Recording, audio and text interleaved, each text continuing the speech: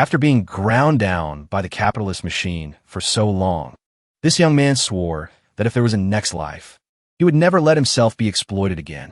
But what he didn't expect was that next life came faster than he could have imagined.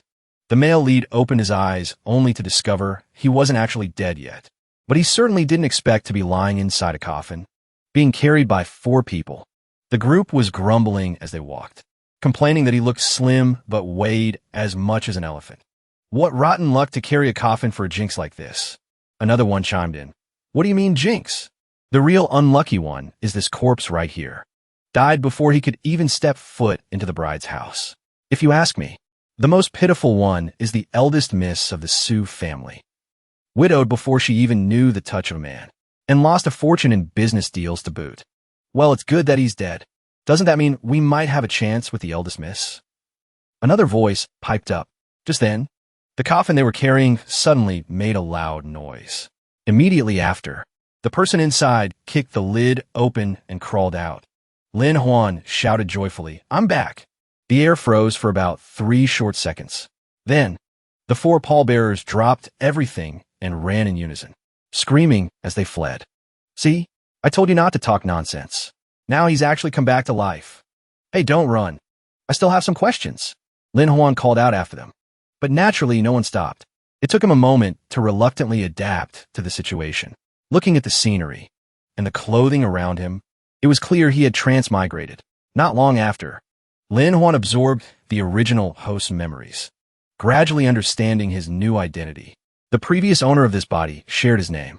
The Lin clan used to be the biggest ceramic merchants in Ningzhou City, but for some unknown reason, they declined rapidly. Life became increasingly difficult, to the point where even food and clothing were issues.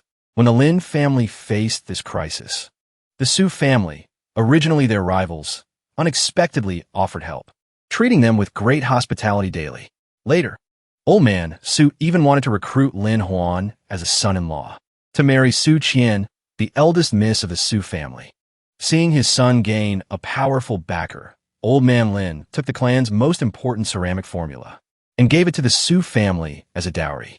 But not long after that, the originally lively and cheerful Lin Huan suddenly contracted a strange illness. Countless famous doctors were summoned, but were helpless. Just like that, the ancient Lin Huan passed away. He was taken to be buried in the mountains outside the city before 7 days had even passed. Coincidentally, that was exactly when the modern Lin Huan died from overwork and took over this body. Come to think of it, this is convenient. Revived and I already have an explanation ready, he muttered. Then, Lin Huan bent down to look at his reflection in a puddle. This face was completely different from the pale, dark-circled face from working overtime in his past life. He clicked his tongue a few times. TSK. How could the Su family bear to harm a peerless, handsome man like this? Whatever. Wait until I wash up, fix up my image, and make a dazzling appearance. Then I'll settle the score with the Su family. No sooner said than done. Lin Huan immediately stripped off his clothes and dashed straight toward the nearby stream. But just as he parted the bushes by the stream, he saw a set of clothes folded neatly, with a sword placed on top. Immediately after, Lin Huan looked down at the stream and discovered a girl bathing in the water. When their eyes met, Lin Huan was the one to scream first. He hugged his chest tightly, his face flushing red. His mouth kept shouting that she was a pervert. Daring to peep at him, the girl immediately jumped ashore. Before her clothes were even properly arranged, she pointed her sword straight at Lin Huan's face. Seeing this, he wailed even more miserably. You're using force to threaten me too? If you want to ravage my body, I guess I'll just have to go along with it. Please just don't take my life. The girl's face turned red as a tomato. Clearly, Lin Huan was the latecomer, yet he dared to play the victim. Truly a case of the thief crying, "Stop, thief." Her eyes reddened as she shouted with a trembling voice. I have never seen such a shameless person in my life. I am Ning Xilan. Dying under my sword is no injustice for you. Ning Xilan, huh? I'll remember that. Lin Huan played dumb and replied, You shameless, naked pervert. What use is remembering? Hearing this, Ning Xilan was so angry she almost went mad. Immediately after, Lin Huan, without changing his expression, fabricated a story. Actually, when I fell from the sky, I was dressed properly. I only took some off because you looked scared." As he spoke, he pointed to the shirt lying by the bushes. "Don't try to play tricks on me." Ning Xilan knew his words were nonsense.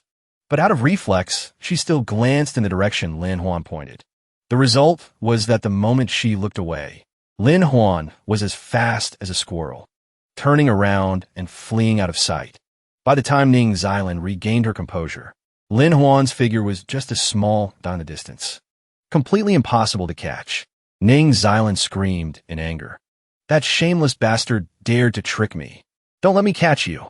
Meanwhile, at the Su residence, Master Su was drinking tea with his daughter on the porch when a servant ran in to report that the 4 pallbearers had returned. Moreover, they claimed Lin Huan had kicked open the coffin lid and come back to life. Naturally, the old man didn't believe such a ridiculous story. He assumed the pallbearers were making things up to demand more money. After all, Lin Huan's illness was caused by the poison he had secretly administered into his wine over a long period. He had watched him drink it all with his own eyes every time.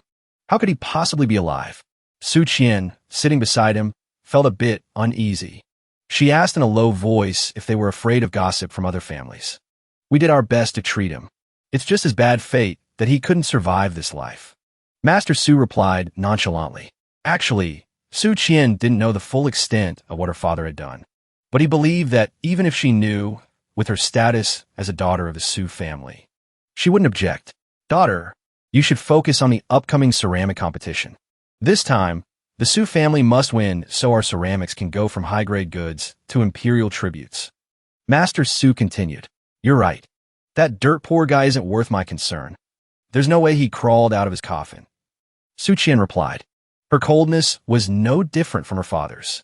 But right at that moment, a hand, cold as a snake, slid gently onto Su Qian's shoulder, accompanied by a gloomy voice that sounded like it echoed from hell. What if it's actually true?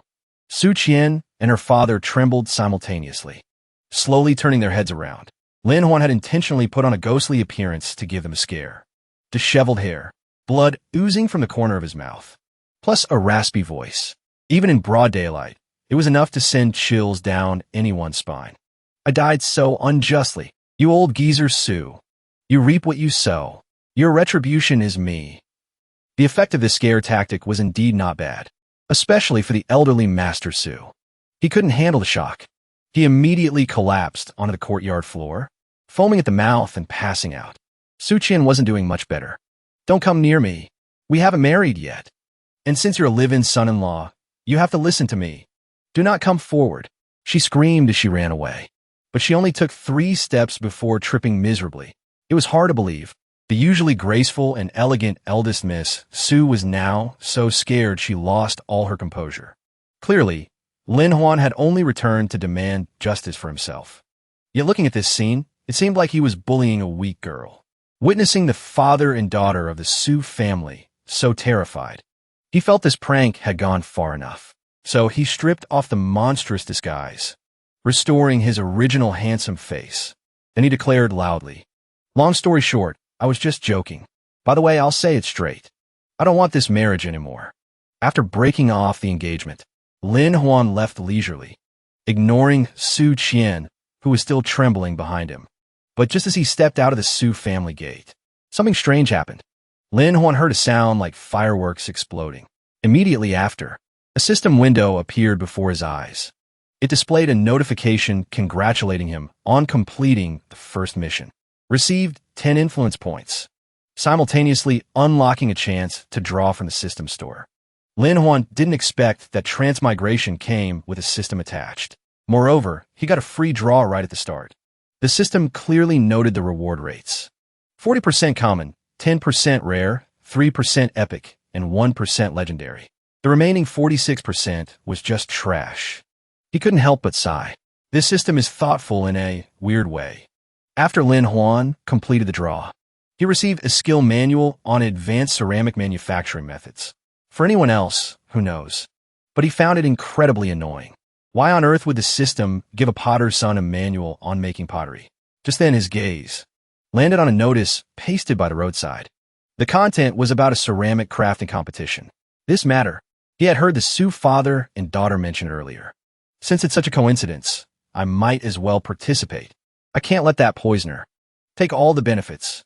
However, before Lin Huan could figure out how to register, a group of burly men suddenly appeared. With fierce faces, they quickly approached him. Although they looked aggressive, their attitude was quite polite. "Young Master Lin, please come with us for a moment." Lin Huan couldn't recall who these people were for the time being, so he followed them. Who would have thought they would drag him to the mountains outside the city, planning to bury him alive? Lin Huan was truly speechless. Other male leads transmigrate and become martial arts masters or have heaven-defying abilities. Meanwhile, he faced a major crisis the moment he arrived. The leader heard him muttering and spoke up. "Young Master Lin, we're just here to collect a debt." Previously, he had borrowed 10 taels of gold. Now, with interest compounding on interest, it had become 120 taels. "Did you forget so quickly?" Lin Huan sighed helplessly. He didn't know what the original owner did before dying to borrow so much money. And now he had to shoulder the debt. Truly unlucky. Seeing him silent, the man continued. "Questions over. Prepare to hit the road. My sword is very fast. It won't hurt." Saying that, he drew his sword. Lin Huan was scared out of his wits. He hurriedly shouted, "Don't. I'll pay. I will definitely pay." The opponent immediately pointed the sword tip straight at his face, coldly warning that of the 120 taels of gold, not a single coin could be missing. Lin Huan didn't have time to think. He nodded repeatedly. Of course. Don't mention 120 taels. Based on our friendship, I'd give you 1,000 taels." A subordinate whispered into the leader's ear. "Boss, is this guy scared stupid?" It wasn't clear what the man was thinking, but in the end, he decided to spare his life for now. The blade slashed down, but only to cut the ropes binding Lin Huan. Then, he ordered a subordinate named Xiao Jiu to follow and monitor him for 3 days. After 3 days, if he didn't pay the full amount, he would take his whole family's lives. I used to be a live-in son-in-law at the Su family. If you're taking the whole family's lives, remember to include the Su family too. Lin Huan tried to call out after them, almost causing the man to slip. But it was useless. He thought to himself that the Su family was truly unlucky to have had a son-in-law like him. Leaving the forest, Lin Huan and Xiao Jiu headed straight for Lin Shunyuan. This place was currently gathered with many young men. None of them came empty-handed. Everyone brought quite a few gifts. Xiao Jiu didn't understand why they had to come here. Lin Huan explained that Lin Shunyuan had a rule. Every month, they held a gift competition. Whoever had a gift chosen by the top courtesan Ling Ji would have a chance to meet her. Hearing this, Xiao Jiu cast a suspicious look at him, worried that Lin Huan planned to kidnap Ling Ji for ransom. Lin Huan was truly speechless. He could only advise Xiao Jiu to stop thinking about violent things all day. He had his own way of making money. Sure enough, just as Lin Huan predicted, not long after, the second-floor window slowly opened. Someone announced that Lin Huan had won this month's competition. However, immediately after, he bluntly refused the chance to meet Ling Ji, leaving many people astonished, because his purpose in coming here was only for her to see the letter he sent. Then he left gracefully. Xiao Jiu saw that he didn't meet the beauty, nor did he plan to kidnap her. His view of him changed completely. He suddenly felt this young Master Lin was actually kind of cool. As for Ling Ji, standing on the second floor, she silently watched Lin Huan's retreating figure. The corners of her lips curled up slightly, revealing a satisfied smile. Lin Huan is indeed quite interesting. Ling Ji held the letter he had just sent. Inside were just a few lines of text. "Do as I say, and I can help you become the idol of the new era. Famous everywhere." Later, the ceramic competition officially began. The father and daughter of the Su family had also appeared at the scene. They sat leisurely in a pavilion drinking tea, surrounded by a few sycophants, constantly praising the Su family ceramics as the pinnacle. On the surface, Master Su appeared humble, not caring much for the praise. But inside, he was incredibly smug about what he had stolen from the Lin family. "You call this a ceramic competition with just this?" Lin Huan's voice suddenly rang out from behind, startling the Su father and daughter. The things they regarded as treasures in his eyes were nothing more than mediocre items not worth mentioning. Master Su already held a grudge from being scared the other day. Seeing his would-be son-in-law, he flew into a rage and shouted, You want to see good goods? Fine. I'll open your eyes. Saying that, he pulled off the silk cloth covering the ceramic piece on the tray Su Qian was holding. Inside was a blue glazed vase. The pattern, the glazed sheen, and the artistic concept were all excellent. One look and you knew it was made by a master. Others would find it hard to compare. Lin Huan stepped forward, directly picking up the ceramic vase to examine it closely. Not bad. This is indeed the item made from the formula the Lin family prepared as a dowry for me. Master Su felt smug inside. He bet Lin Huan didn't expect this. This was the Lin family's secret technique, which he had claimed for himself. Unexpectedly, Lin Huan threw the ceramic vase that everyone considered a treasure straight onto the ground. He even coldly criticized it as an outdated toy. Master Su was provoked to the point of chest pain. Outdated toy? Aside from the Su family, who else can make this? Unexpectedly, Lin Huan immediately replied that here, except for him, anyone could make this thing. Master Su turned his head suspiciously, looking at the faces that had just been flattering him. Everyone now looked awkward. When the old man, Su's gaze swept over them, they all tried to avoid it, playing dumb. Just then, Lin Huan suddenly clapped his hands a few times. All right, merchants, don't hide it anymore. The formula I gave everyone was just a trial version. Now bring out your works. Under his urging, those ceramic makers stepped out one by one to present their items. This scene stunned Master Su, because those ceramic pieces were almost perfect, not inferior to the Su family ceramics at all. Since young Master Lin has spoken, we won't hide it anymore. Thank you, young master, for imparting the Qinghe ceramic formula, creating fortune for the common people. Everyone turned toward Lin Huan in unison, respectfully clasping their hands in thanks. It turned out he had long since shared the formula with other kills. However, right at this moment, Lin Huan suddenly kicked out violently, causing those ceramic pieces to instantly shatter into pieces. The crowd was panicked, not understanding what he planned to do. They thought Lin Huan regretted giving them the formula. Then, he declared loudly, "The thing I gave you was not for creating these outdated items. Now, invite the main character to the stage." As soon as he finished speaking, a beautiful girl carrying a tray covered in blue silk slowly appeared. The crowd immediately buzzed with excitement, because that girl was the top courtesan Ling Ji, someone whom not everyone had the chance to meet. No one expected Lin Huan could invite this fairy-like figure to appear. "You've come." Lin Huan spoke happily. Ling Ji also smiled in response. What the young master said, how could this humble girl dare not follow? Beneath the blue silk was the era-transcending ceramic piece Lin Huan wanted everyone to see. It was a blue and white porcelain statue, sculpted in the shape of Ling Ji playing the zither. The expression and lines were as vivid as a real person. It truly gave people startle. Those present were wide-eyed and open-mouthed, stunned into a daze. It was undeniable. From the color, material to the design, that ceramic piece reached a level of perfection. There were quite a few people who initially just came to cheer for the ceramic competition, or to watch the commotion. Who would have thought they would witness such a rare treasure with their own eyes? So, young Master Lin, how should everyone buy such a beautiful item? Ling Ji turned and asked, actually skillfully yielding the floor to him.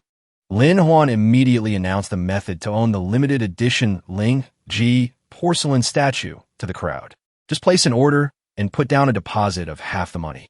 7 days later, the finished product would be delivered to their door. Hearing this, Master Su laughed coldly and spoke up. Young Master Lin is truly good at calculating. You have no money, so you use this method to collect deposits for capital? If you take the money and run, who do we cry to?" Those words immediately sobered many people up. That's right. The Lin family had collapsed long ago. Even with the secret technique in hand, they didn't have enough capital for production. The statue was indeed very good, but paying first and receiving goods later still made people hesitate. Seeing the people's hearts wavering, Master Su continued to attack Lin Huan in public. Are you all going to watch him tarnish the reputation of the ceramic industry? Hearing him shout threats, the small merchants who were just grateful for Lin Huan's formula now turned against him. Young Master Lin, we remember your kindness, but this method is truly unstable. It's safer to sell only after having the finished product. Master Su was secretly smug. In his eyes, Lin Huan was just a green kid, not qualified to fight him. However, this didn't seem to affect Lin Huan's mood at all. Just how stupid are you people? I've already given you the blue and white porcelain technique. Now you just need to come to me to get the design blueprints. You could take orders from me, or you can take orders yourselves. Saying that, Lin Huan tossed out several design blueprints. All were portraits of Ling Ji in various poses and outfits. Naturally, these were exclusive designs owned only by Lin Huan. This confused the small merchants, because doing this was like cutting off his own path to making money. But of course, Lin Huan didn't give anything away for free. He made money by selling copyright. Each design would collect 10% of the final product's value. That was the preferential rate he offered to all the merchants present, except for the old man from the Su family. Lin Huan publicly opposing him in front of the crowd made Master Su furious. But he thought, it's just the blue and white porcelain formula and Ling Ji's drawings. With the Su family's influence throughout the ceramic world, they could obtain it in less than 3 days. Oh, is that so? Lin Huan replied in a provocative tone. Then I wonder if you can get your people to find this next item. So Lin Huan continued to announce the second item he brought. This thing was even more valuable than the porcelain statue before. It was a perfect miniature Ling Ji doll, flawless, with flexible joints in the arms and legs, able to move like a real person. The young men obsessed with Ling Ji, who wouldn't crave to own an item like this. The doll is meticulously crafted by carpenters at every joint. The body uses bright colors. The skin is made from high-grade dragon phoenix ceramic. Lifelike, Lin Huan introduced enthusiastically. Furthermore, the Ling Ji doll can change outfits. Any style of clothing can be used. It had to be said that he really knew how to hit the viewer's psychology. Ling Ji was the goddess in the eyes of every man in the city. Who wouldn't want to own such an item? While the atmosphere was boiling, Lin Huan announced the price. 290 silver taels for one Ling Ji doll. Currently, there were exactly 10 dolls. Whoever paid first got it first. The reaction of the men was even more fanatical than Lin Huan predicted. They started throwing money at him without hesitation. Then, Lin Huan also announced he would franchise the production of this item, just that the fee was higher than the regular porcelain statue. Specifically, one just needed to pay 500 silver taels to get the formula. Revenue afterwards still had to be shared with him.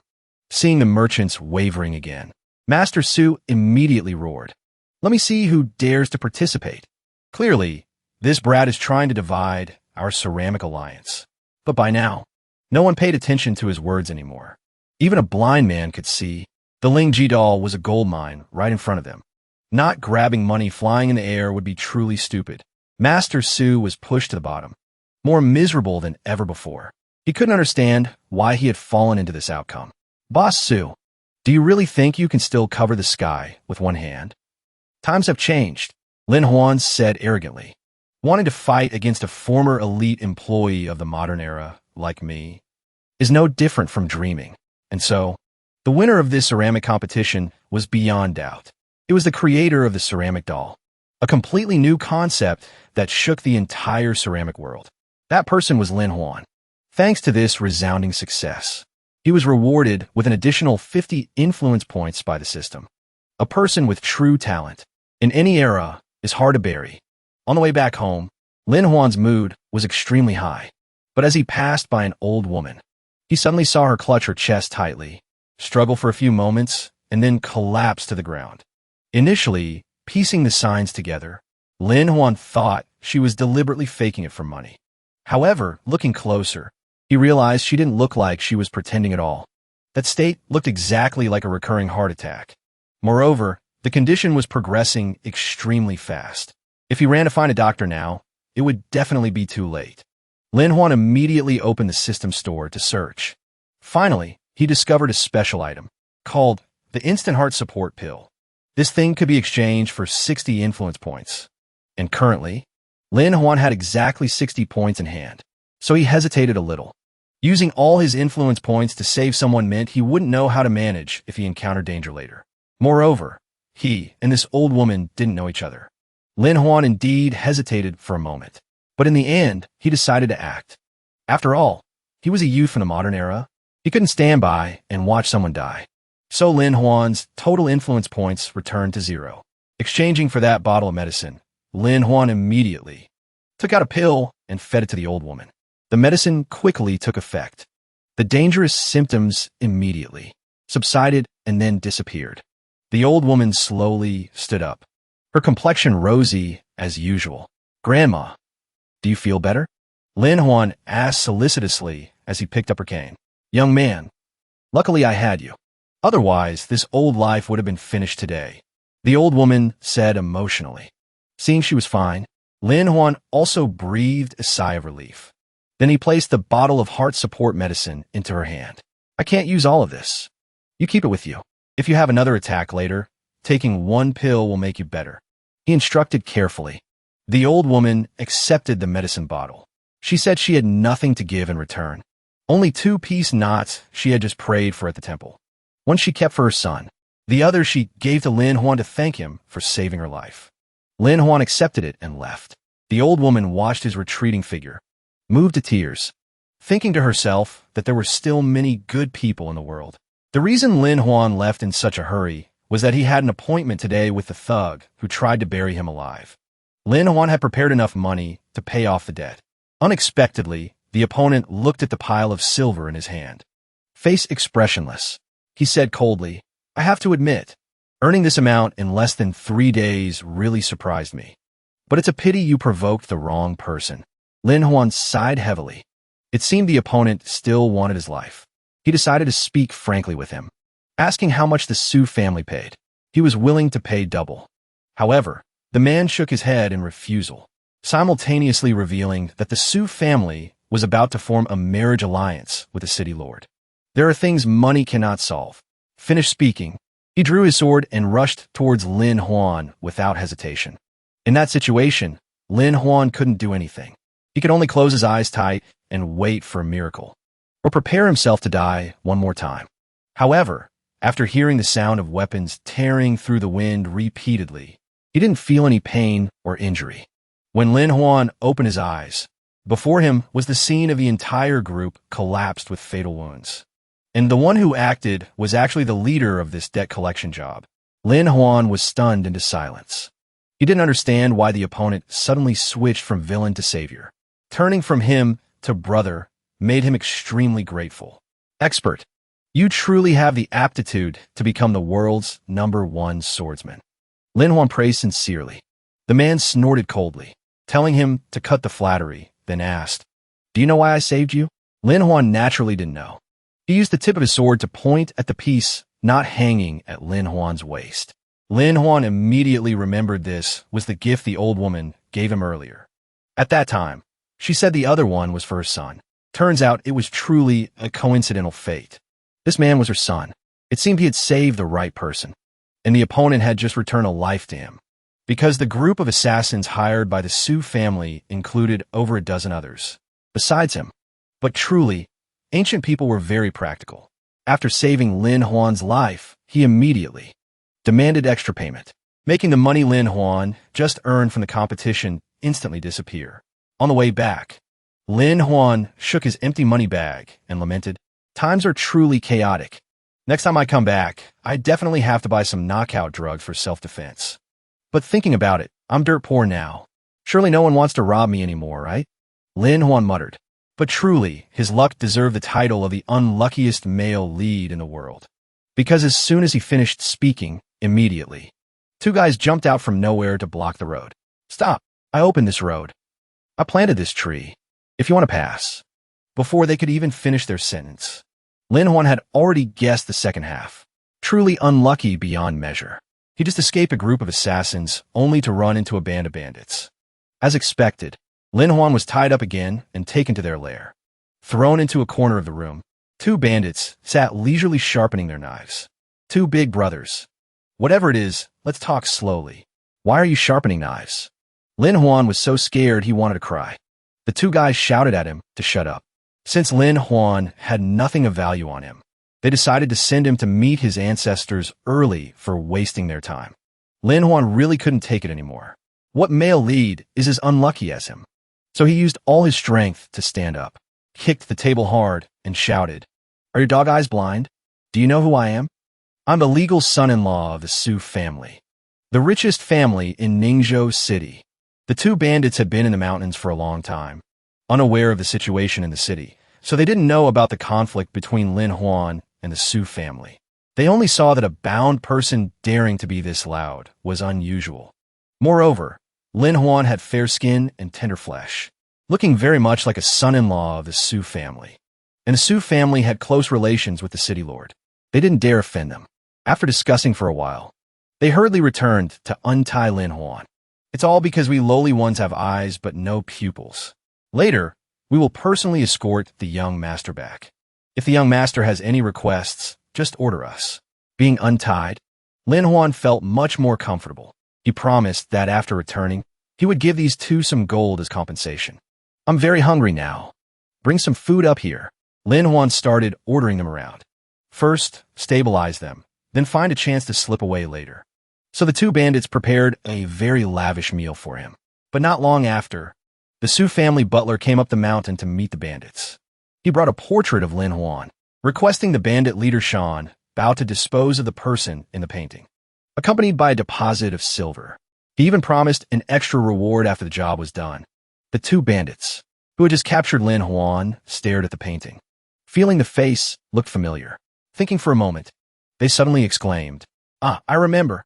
Isn't this the Su family's son-in-law from earlier?" "Son-in-law what? Our young miss hasn't married yet. Where would a son-in-law come from?" The Su family butler immediately retorted. Just then, Lin Huan, gnawing on a chicken leg, casually walked past the room. The Su family butler turned his head. Seeing him, he shouted two words, "Lin Huan." Lin Huan himself didn't expect the Su family to pursue him so ruthlessly. But Lin Huan still tried to keep calm. "You're looking for Lin Huan. What does that have to do with me, Lin Yannan? I'm just a guy drowning in debt. It's getting late. I still have to go back and pack." Lin Huan was just about to turn and run when he was grabbed from behind. Damn it. So, not long after being released, Lin Huan was tied up again. This time he was tied tightly to a large pillar. The whole group of bandits surrounded him. Waiting for Shan Bao to execute Lin Huan. Shan Bao had no grudge against Lin Huan, but since he took the money, he had to finish the job.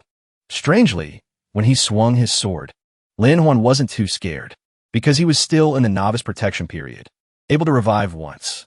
After reviving, all stats would be restored. Only the difficulty of earning fame points would increase. So Lin Huan was still hesitating. If he used it and someone came to save him, it would be a waste. Just then, the sound of galloping horses rang out urgently. Sure enough, someone came to save Lin Huan. It was just that the arrival this time looked quite familiar. Lin Huan took a moment to recognize her. The girl who just knocked away. The blade in Shan Bao's hand was the woman he met by the stream on the first day of Transmigration. Ning Xilan also immediately recognized Lin Huan. After all, she still remembered that day clearly. Ning Xilan snorted coldly, swinging her sword to cut his ropes. "Oomph, your luck is quite big. When we get back, I'll settle the score with you." But the bandits wouldn't let them go easily. Although Ning Xilan defeated the leader, she couldn't incapacitate him for long. Moreover, they had dozens of people quickly surrounding the two. Shan Bao stood up. Seeing the arrival was a beauty. His eyes immediately became greedy. Drool almost dripped out. He had been too lonely recently. Who knew a beauty would deliver herself to his door? How could Ning Xilan not notice his lustful gaze? In the crowd, the Su family butler seemed to recognize her extraordinary identity, but he pretended to look away as if he saw nothing. Just as Shan Bao and his subordinates hadn't yet managed to lay a hand on Ning Xilan, the ground suddenly shook. The sound of horses' hooves roared like thunder. The main gate was kicked open. A squad of soldiers raising red flags flooded in. Seeing the scene, the bandits were so scared their limbs went soft. They were quickly, completely subdued. Shan Bao looked at Ning Xilan with panic, only now realizing that although she looked frail, she was the commander of the troop. Thinking about how he had just insulted her, he knew escape was difficult. He decided to drag her down with him. While she was paying attention to the horse, Shan Bao secretly pulled out a hidden weapon. Then, without hesitation, he launched it straight at her. Lin Huan was the first to detect this danger. Without time to think, his first reflex was to use his own body to shield Ning Xilan. The hidden weapon flew over and stabbed straight into his right flank. An extremely dangerous position. Black blood gushed from the wound endlessly, soaking his shirt. Ning Xilan hurriedly supported Lin Huan's limp body, simultaneously realizing the situation was bad because black blood proved he was poisoned. A carriage was immediately mobilized, quickly taking both of them back to the city. Lin Huan lay in the carriage, his breathing weakening. Ning Xilan judged the poison was acting too fast. Added to the heavy blood loss, the situation was even more dangerous. She was incredibly anxious, knowing that if the poison wasn't neutralized in time, Lin Huan's life would be hard to save. But to do that, skin-to-skin contact was unavoidable. Ning Xilan was originally a noble lady of the feudal era, influenced by the ideology that men and women shouldn't touch. However, after a fierce internal struggle, she couldn't abandon Lin Huan, because after all, he fell into the situation to save her. Thinking this, Ning Xilan reached out to remove Lin Huan's outer garment. But right at this moment, she discovered something very unusual. What she thought was black blood from poisoning on Lin Huan's chest was actually dye. Just then, Lin Huan also opened his eyes. He hurriedly explained, "This is because I just bought some dye. Planning to take it back to research a new product. That's why it's like this." "You aren't injured?" Ning Xilan asked blankly. Although Lin Huan wasn't injured at all, his rushing out to save her was sincere. He immediately rolled over, pretending to groan, crying out that he was heavily injured. It was just a pity his acting was too clumsy, causing Ning Xilan's face to darken with anger. Ning Xilan took Lin Huan back to the Marquis's residence, then immediately sent for a doctor. After a careful examination, the doctor said the injury wasn't serious, just fainting due to excessive fright. Just as the doctor was seen off, a servant came to report that the Marquis had an urgent matter to discuss with Ning Xilan. She left the room, but at the door, she couldn't help turning back to instruct. "Stop pretending. You really did save me. I won't pursue the previous matter." Hearing this, Lin Huan immediately sat up. "If you said that earlier, it would have been great. Lying down made my back hurt. Then let me look around a bit. I want to see what life in the Marquis's residence is really like." Lin Huan opened the door and stepped out. Outside, there were many soldiers guarding strictly, truly worthy of the Marquis's residence, the greatest power in Ningzhou City. Earlier, he heard servants call Ning Xilan young Mississippi. It seemed she was the daughter of the Marquis's residence. Lin Huan wandered around the estate, accidentally overhearing some maids chatting, his gossipy nature rising. He stopped to eavesdrop. According to them, in a few days, Ningzhou would hold a fireworks banquet larger than ever before. All the noble young masters would come to attend. Based on the original host's memories, Lin Huan remembered that Marquis Ning and those noble young masters didn't seem to get along well. Thinking this, he approached and asked the two maids, "Tell me, are those young masters married yet?" The two maids were startled, seeing Lin Huan standing right next to them, their faces flushed red. But they still awkwardly replied, "Not yet." Lin Huan sighed with utter helplessness. Then he turned and ran away, leaving the two maids bewildered, not understanding what just happened. The banquet would open in a few days, and many unmarried young masters would appear. Moreover, Ning Xilan was just called away urgently, and the servants' expressions were very grave. Based on Lin Huan's experience watching historical dramas, he guessed she was likely being forced into marriage. And since he considered himself and Miss Ning to be fated by heaven, he definitely couldn't let this marriage happen. Sure enough, Lin Huan's guess wasn't wrong. When Ning Xilan went to see her father, he informed her that among the noble young masters coming to the fireworks banquet, one had arrived early. Outwardly, he said it was to attend the banquet, but in reality, he wanted to discuss a marriage alliance with the Marquis's residence. Ning Xilan understood clearly. Most of those who wanted to ally with her family through marriage did not do so for affection, but to control the Ning family, dragging them into a power alliance. Marquis Ning naturally knew this too, but he worried that if he refused the marriage, the other nobles would join forces to suppress them. The situation was truly a dilemma. Just as the father and daughter were speaking, a servant entered to report that the son of Marquis and Yu requested an audience. Before the two could speak, that young master had already pushed the door open and walked in.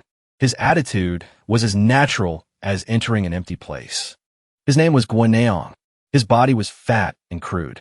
One look, and it was clear he didn't match the eldest Miss Ning at all. As soon as Guaneong arrived, he ordered servants to lug in several chests of solid gold bars. Marquis Ning frowned upon seeing this. You came from afar. My reception has been lacking, which is rude. But what is the meaning of bringing these things? Guaneong didn't hide his intentions at all. He frankly stated he had admired Ning's island for a long time. This trip was specifically to propose marriage. I hope Marquis Ning will approve of this union. Ha! How could such a matter be decided so easily? Marquis Ning tried to keep calm as he replied. But inside, turbulent waves were surging. Ning's island was his treasure. Yet, Guaneong came to discuss marriage just like buying vegetables at the market. However, the Gua guy deliberately pressed on. By the way, this marriage is also my father's idea. That attitude made Ning's island furious. She slammed the table and shouted, So young Master Gua is here to force a marriage today? Guaneong waved his hand and laughed loudly, clearly intending just that, but pretending to say Ning's island misunderstood him. Then he defended himself, saying that recently the upper class in the city was criticizing Marquis Ning, and the fastest way to quell the rumors was to let his daughter marry him. It's a pity young Master Guo arrived a step too late. Before Ning's island could speak, Lin Huan's voice rang out from outside the door. Guaneong turned his head, scanning Lin Huan from top to bottom. Confirming this was a completely unfamiliar face, never seen before. On the contrary, Lin Huan calmly introduced himself as Ning's island's fiancé. A single sentence made the three people in the room freeze like statues. Guaneong was the first to recover. Nonsense. When did Miss Island have engagement? Guards, arrest this madman for me. Guaneong's subordinates were indeed agile. Hearing the order, they rushed forward. Two men held Lin Huan's arms, intending to drag him away. Lin Huan immediately shouted towards Marquis Ning. Please explain for me. Ning's island realized he was helping her. Although the method was a bit reckless, it was still better than marrying that crude fat guy. Before Marquis Ning could understand what was happening, she rushed over and hugged Lin Huan intimately. He's right. This is my fiancé. Seeing his daughter publicly hugging a man in front of him, Marquis Ning was deeply shocked. Is this true? Why did his daughter have a fiancé he knew absolutely nothing about? Ning's island wrapped her arm behind her back and secretly signaled her father to play along with this act. Lin Huan immediately got into character, one arm around Ning's island's waist, the other patting the shoulder of the dumbfounded Guaneong, his attitude full of provocation. Young Master Gua sees it too. Xylan is now spoken for. You are a noble young master. Surely you shouldn't do something like forcing a broken engagement, right? Guaneong ground his teeth. He was angry, but he had no other choice.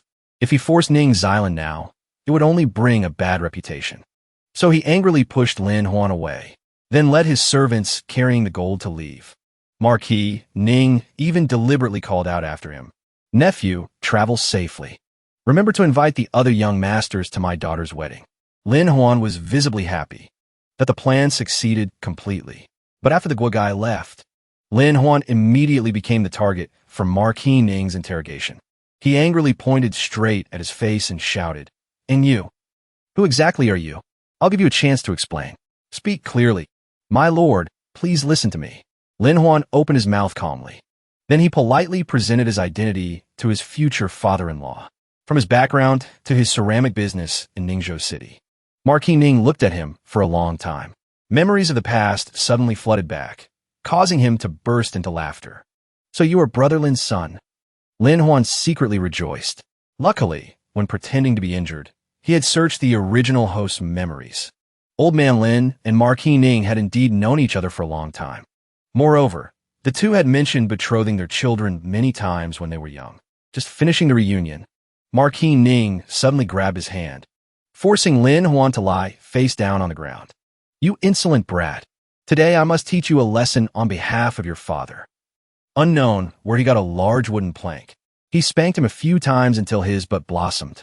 After being beaten, Lin Huan stood up to discuss serious business.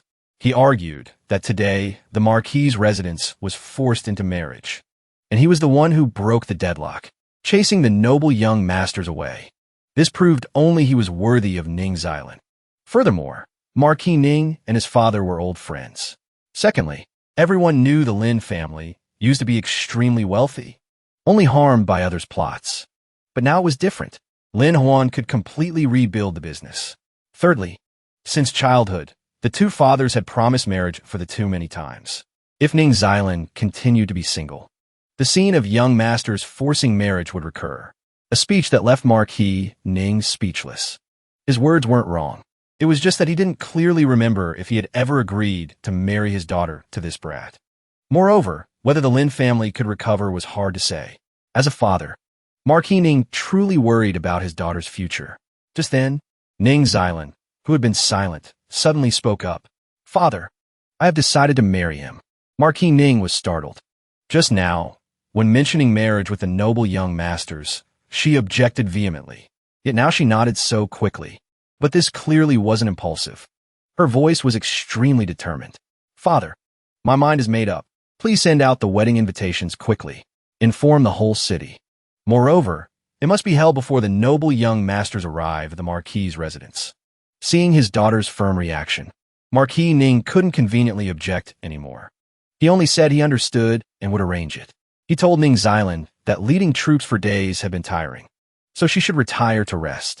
But as she was about to leave the door, she saw Lin Huan whisper something in her father's ear, faintly hearing the two words betrothal gifts. Meanwhile, at the Su family residence, Su Qian was pacing back and forth restlessly in her room. A moment later, a maid entered to report someone wanted to see her. Before Su Qian could react, she saw Lin Huan leisurely walk in. "Miss Su, long time no see. Have you been well lately?"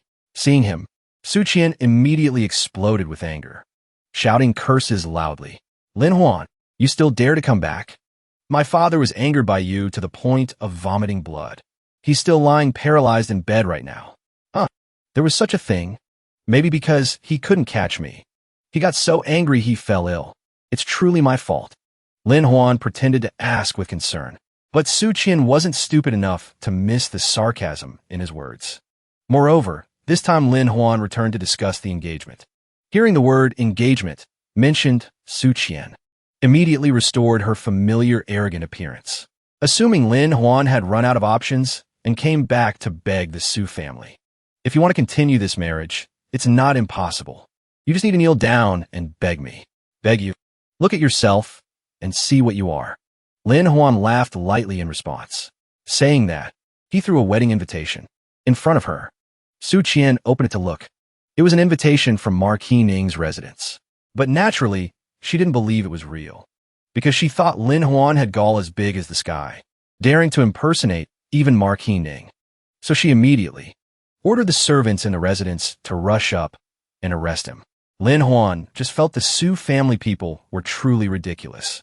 Clearly, they were the ones who plotted to steal the Lin family's things. Yet they always screamed in his face that he was the thief, the imposter. On the contrary, being scolded by him like that, Su Qian wasn't ashamed at all. She cursed even more vigorously. "Lin Huan, do you think I'm stupid? Miss Ning of the Marquis's residence is so noble. Don't mention fiancé. Even the servants in the residence wouldn't be your turn." Saying that, she snatched Lin Huan's fan, threatening him to hand over the Ling Ji doll formula quickly, then she might consider letting him stay. Of course, everything in the future would be decided by her. Lin Huan sighed helplessly, only feeling pity for Su Qian's pretty face. Truly, a pretty face is useless, because she was both vicious and stupid. Immediately after, Lin Huan snapped his fingers lightly.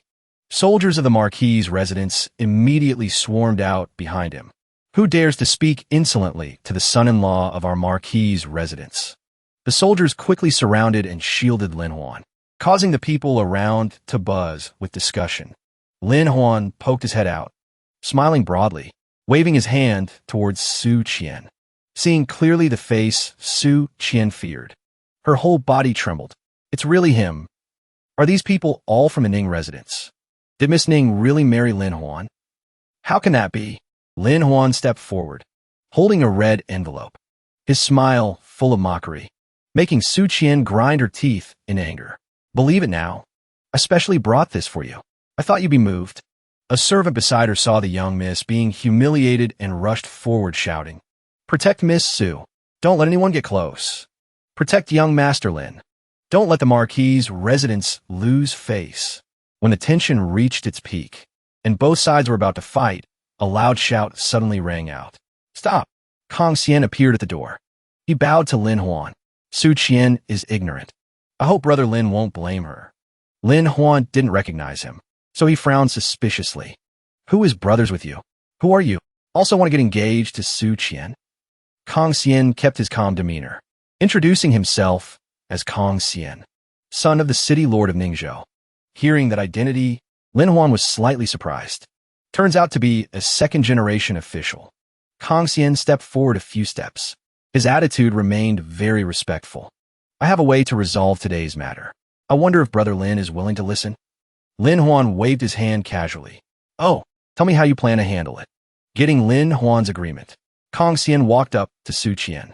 He placed his hand on her cheek, leaving Su Qian confused about what was happening. Immediately after, he unexpectedly slapped her hard, making everyone around stunned.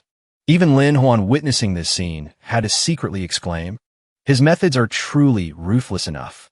Su Qian's cheek immediately swelled up. She stared in disbelief. You dare. Kang Xian ignored the trembling Su Qian, turning to look at Lin Huan and asking, Brother Lin, are you satisfied now? He was clearly trying to shift all responsibility onto Lin Huan's head, making him momentarily stunned. Lin Huan couldn't hold back, pointing straight at Kang Xian and scolding loudly. How can you hit a woman? Are you even human? Only parents can hit their children. Seeing the situation getting more chaotic, Lin Huan turned to leave with the soldiers. Let's go. These people are truly crazy. Kang Xian didn't stop him, just silently watching Lin Huan's retreating back. When the door closed, Kang Xian's face immediately darkened. He ground his teeth, muttering 2 words, Lin Huan. Only then did Kang Xian turn to comfort Su Qian. Don't cry. It was just acting. In a few days, I'll show him. Sometime later, Lin Huan's wedding was held grandly at Marquis Ning's residence. He turned to look at his fiancée, his eyes full of tenderness and care. Marquis Ning was the first to raise his cup, speaking loudly to the guests. Today my daughter gets married. Thank you all for coming. Just then, a woman rushed frantically into the wedding hall, screaming loudly, Lin Huan, you truly are a heartless man. The scene immediately caused the people present to buzz with endless gossip. On the opposite side, Kang Xian held a wine cup, his eyes flashing with surprise. Didn't I say a whole group of courtesans? Why is there only one now? But he still took a sip of wine, lips curling up cunningly. No matter, one is enough to make him lose face. The woman rushed over and hugged Lin Huan's leg tightly, starting to cry bitterly. Lin Huan, that night we shared bed, loving each other all night. Did you forget? You said you would marry me. Why are you marrying someone else now? The sound of a wine cup slamming onto the table rang out. Kang Xian immediately stood up, preparing to condemn Lin Huan in front of all the guests. Lord Marquis is the pillar of Ningzhou. Someone like you doing such depraved things. Aren't you tarnishing his reputation? You are not worthy of Miss Xylan. Seeing the matter getting noisy, the crowd became even more excited to watch. Lin Huan didn't bother looking at him. He bent down to observe the girl, then slowly commented, acting is decent. I give it 9 points. -1 point for being too confident. Saying that, he turned and walked away, leaving the woman standing there with a look of disbelief. Reaching the door, Lin Huan turned to look at Kang Xian, asking leisurely, Brother Kang acts really fast. Could it be this person was sent by you? Hearing this, Kang Xian immediately denied it. Ridiculous. I have no grudge against you. Why would I harm you? Lin Huan kept his calm demeanor, a faint smile on his lips. You have no grudge against me? Then I'm relieved. Right at that moment, he opened the door. A group of courtesans walked in simultaneously, their eyes glazed as if enchanted.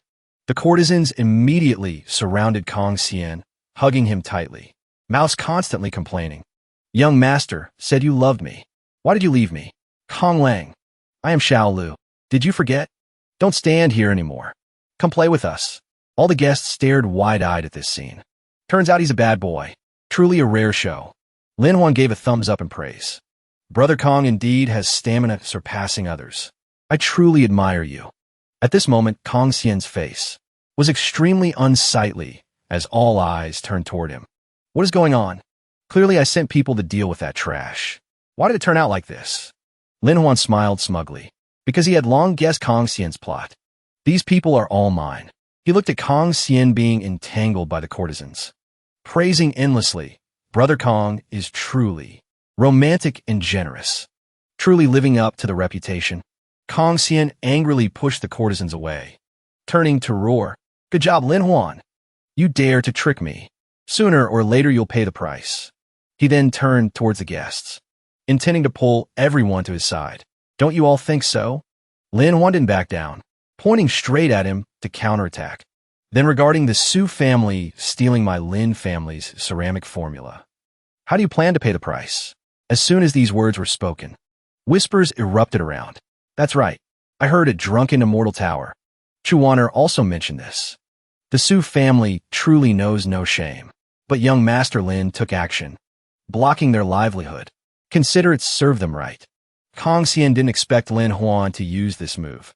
Momentarily flustered, not knowing how to respond. His eyes trembled looking at him, his face full of anger. Glancing at the woman he sent to humiliate Lin Huan, Kong Xian still tried to resist, pointing at the group of courtesans. "Don't change the subject. Talk about this first. First, I don't know them. Second, what about the woman beside you?" Lin Huan still smiled faintly, pulling an object from his sleeve. "I have some documents. Let me read them for everyone." He opened the paper, reading the content aloud. "Wang Su, smuggling with Prince Wang III. Last month in the West City. Secretly traded in the deep forest." Hearing his name, a guest panicked and wanted to stop him. "Stop! Stop it! Brother Lin Huan. Let's just drink." Lin Huan ignored him, continuing to read. Next, Li Lu Gu, self-proclaimed #1 literary man in the inner city. Famous works at Manhwa Tower. But the real author is someone else. Hearing this, another guest stood up in anger. Slamming the table, he scolded Kong Xian directly. "Kong Xian, how dare you frame little brother Lin Huan? Oh no, big brother Lin Huan is absolutely not that kind of person. It must be you wanting to harm him." Scolded into silence, Kong Xian stammered, unable to speak. Xylin stood behind, covering her face, also unable to help being surprised by the situation. "Lin Huan, how do you know the weaknesses of these people so well?" Beside her, another person spoke up. "It's not strange. Since the ceramic competition, he frequently trades with the merchant guild, discussing the establishment of an organization. He probably gathered information during that time." Lin Huan handed another stack of documents to that person. "Take a look. Anyone who dares to stand up and defend them will be exposed." On his face, he revealed clear satisfaction. "Thank you, Xylin, for your help. You helped me with this matter, okay? Because buying information cost me all my money." Su Qian couldn't take it anymore, standing up to criticize. "Lin Huan, even if you frame him, you still haven't explained who that woman is." Without hesitation, Lin Huan turned and slapped Kong Xian hard. "Manage your woman well." Kong Xian held his cheek, screaming in shock. "You dare hit me? Sister Ruer was deceived by you for so long. I was right to hit you." The woman was also stunned hearing him call her true identity. "What did you call me? How do you know my name?" Lin Huan stepped forward and held her hand, voice full of nostalgia. "Did you forget me? I used to live in Iron Egg Village. Big Power Village. Didn't you always think my surname was Li?" He squeezed out a few tears, telling a fabricated tragic story. "Those 2 years I was sent to Big Power Village for refuge. Although I am Lin Huan, I'm still the Iron Egg of yesteryear. Your childhood friend." Ruer was still skeptical, her eyes wavering as she looked at him. Lin Huan immediately reminded her of a private mark. "I remember clearly there is a heart-shaped birthmark on your shoulder." Hearing this, she believed completely, emotionally calling his name. "Iron Egg." Lin Huan immediately played along, looking at her with glistening eyes. "Sister Ruer." The two stepped forward and hugged each other, like old friends reuniting after years of separation. But she didn't know she had long fallen into his trap. Brothels truly lived up to their reputation for fast information. Ling Ji even secretly arranged another identity for me. At this moment, Ruer pointed straight at Kong Xian, exposing everything he ordered her to do.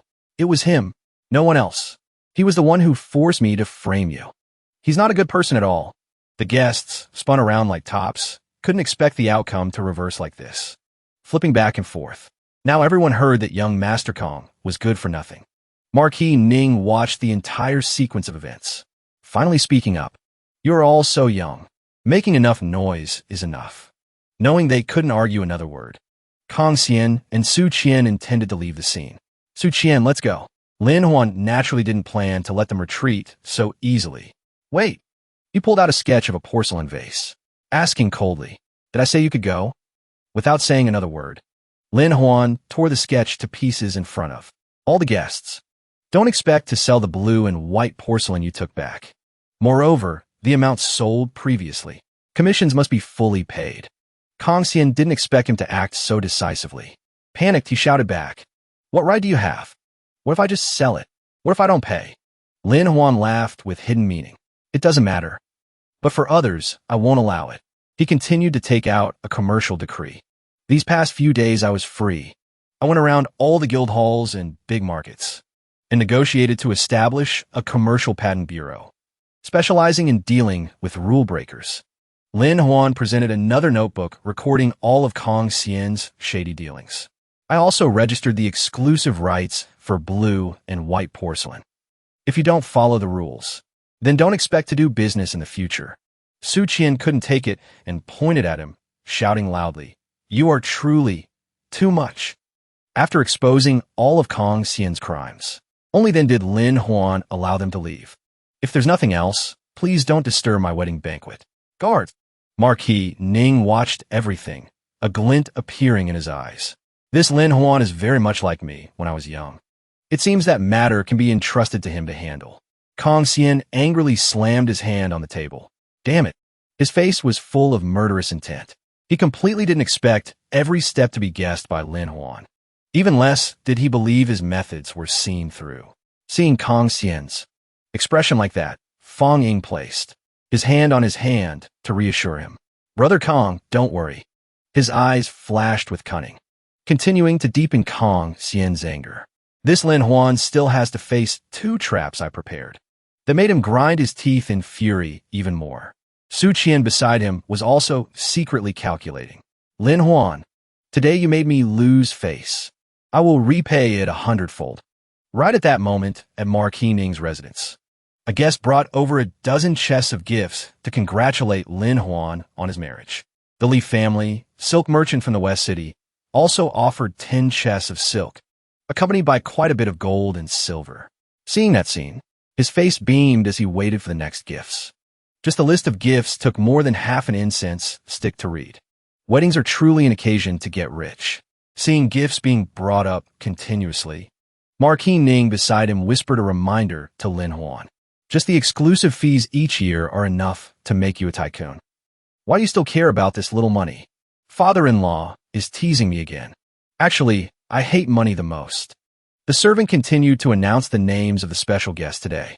The Zhu family, the Yu family, the Yang family, the Ma family. The 4 great young masters have arrived. 4 young masters appeared at the door, looking like notorious playboys of the capital. Their aura was ostentatiously brilliant. The guests below buzzed with discussion. What 4 great young masters? Calling them the 4 great trash would be more accurate. But since they came today, no one dared to offend them. Levi stepped forward to ask what gifts the 4 brought for Lin Huan. Do the 4 young masters need the gifts announced? One stepped out arrogantly. What gift? Naturally, it's the engagement between our young miss and young master Lin. Xian shouted, looking down on Lin Huan. Is there a need to bring gifts for this talentless and immoral person? The whole hall was stunned hearing those arrogant words. Lin Huan could only sigh. On his big day, he was being mocked by others again. Li Bai's face darkened. He patiently explained, today is a day of great joy. If there are grievances, please resolve them privately. If the reception is lacking, please forgive us. Xian suddenly held up a red envelope to show sincerity. But I can't leave yet. I came here today for another matter. He bluntly stated his true purpose. I came here to propose to Miss Ning. Hearing this, Marquis Ning angrily intended to stand up and teach the rich kids a lesson. How insolent! Lin Huan stopped him because he wanted to see these people out himself. Father-in-law, let me handle it. Lin Huan calmly walked up to them, his demeanor composed. Dare to come here and steal my bride?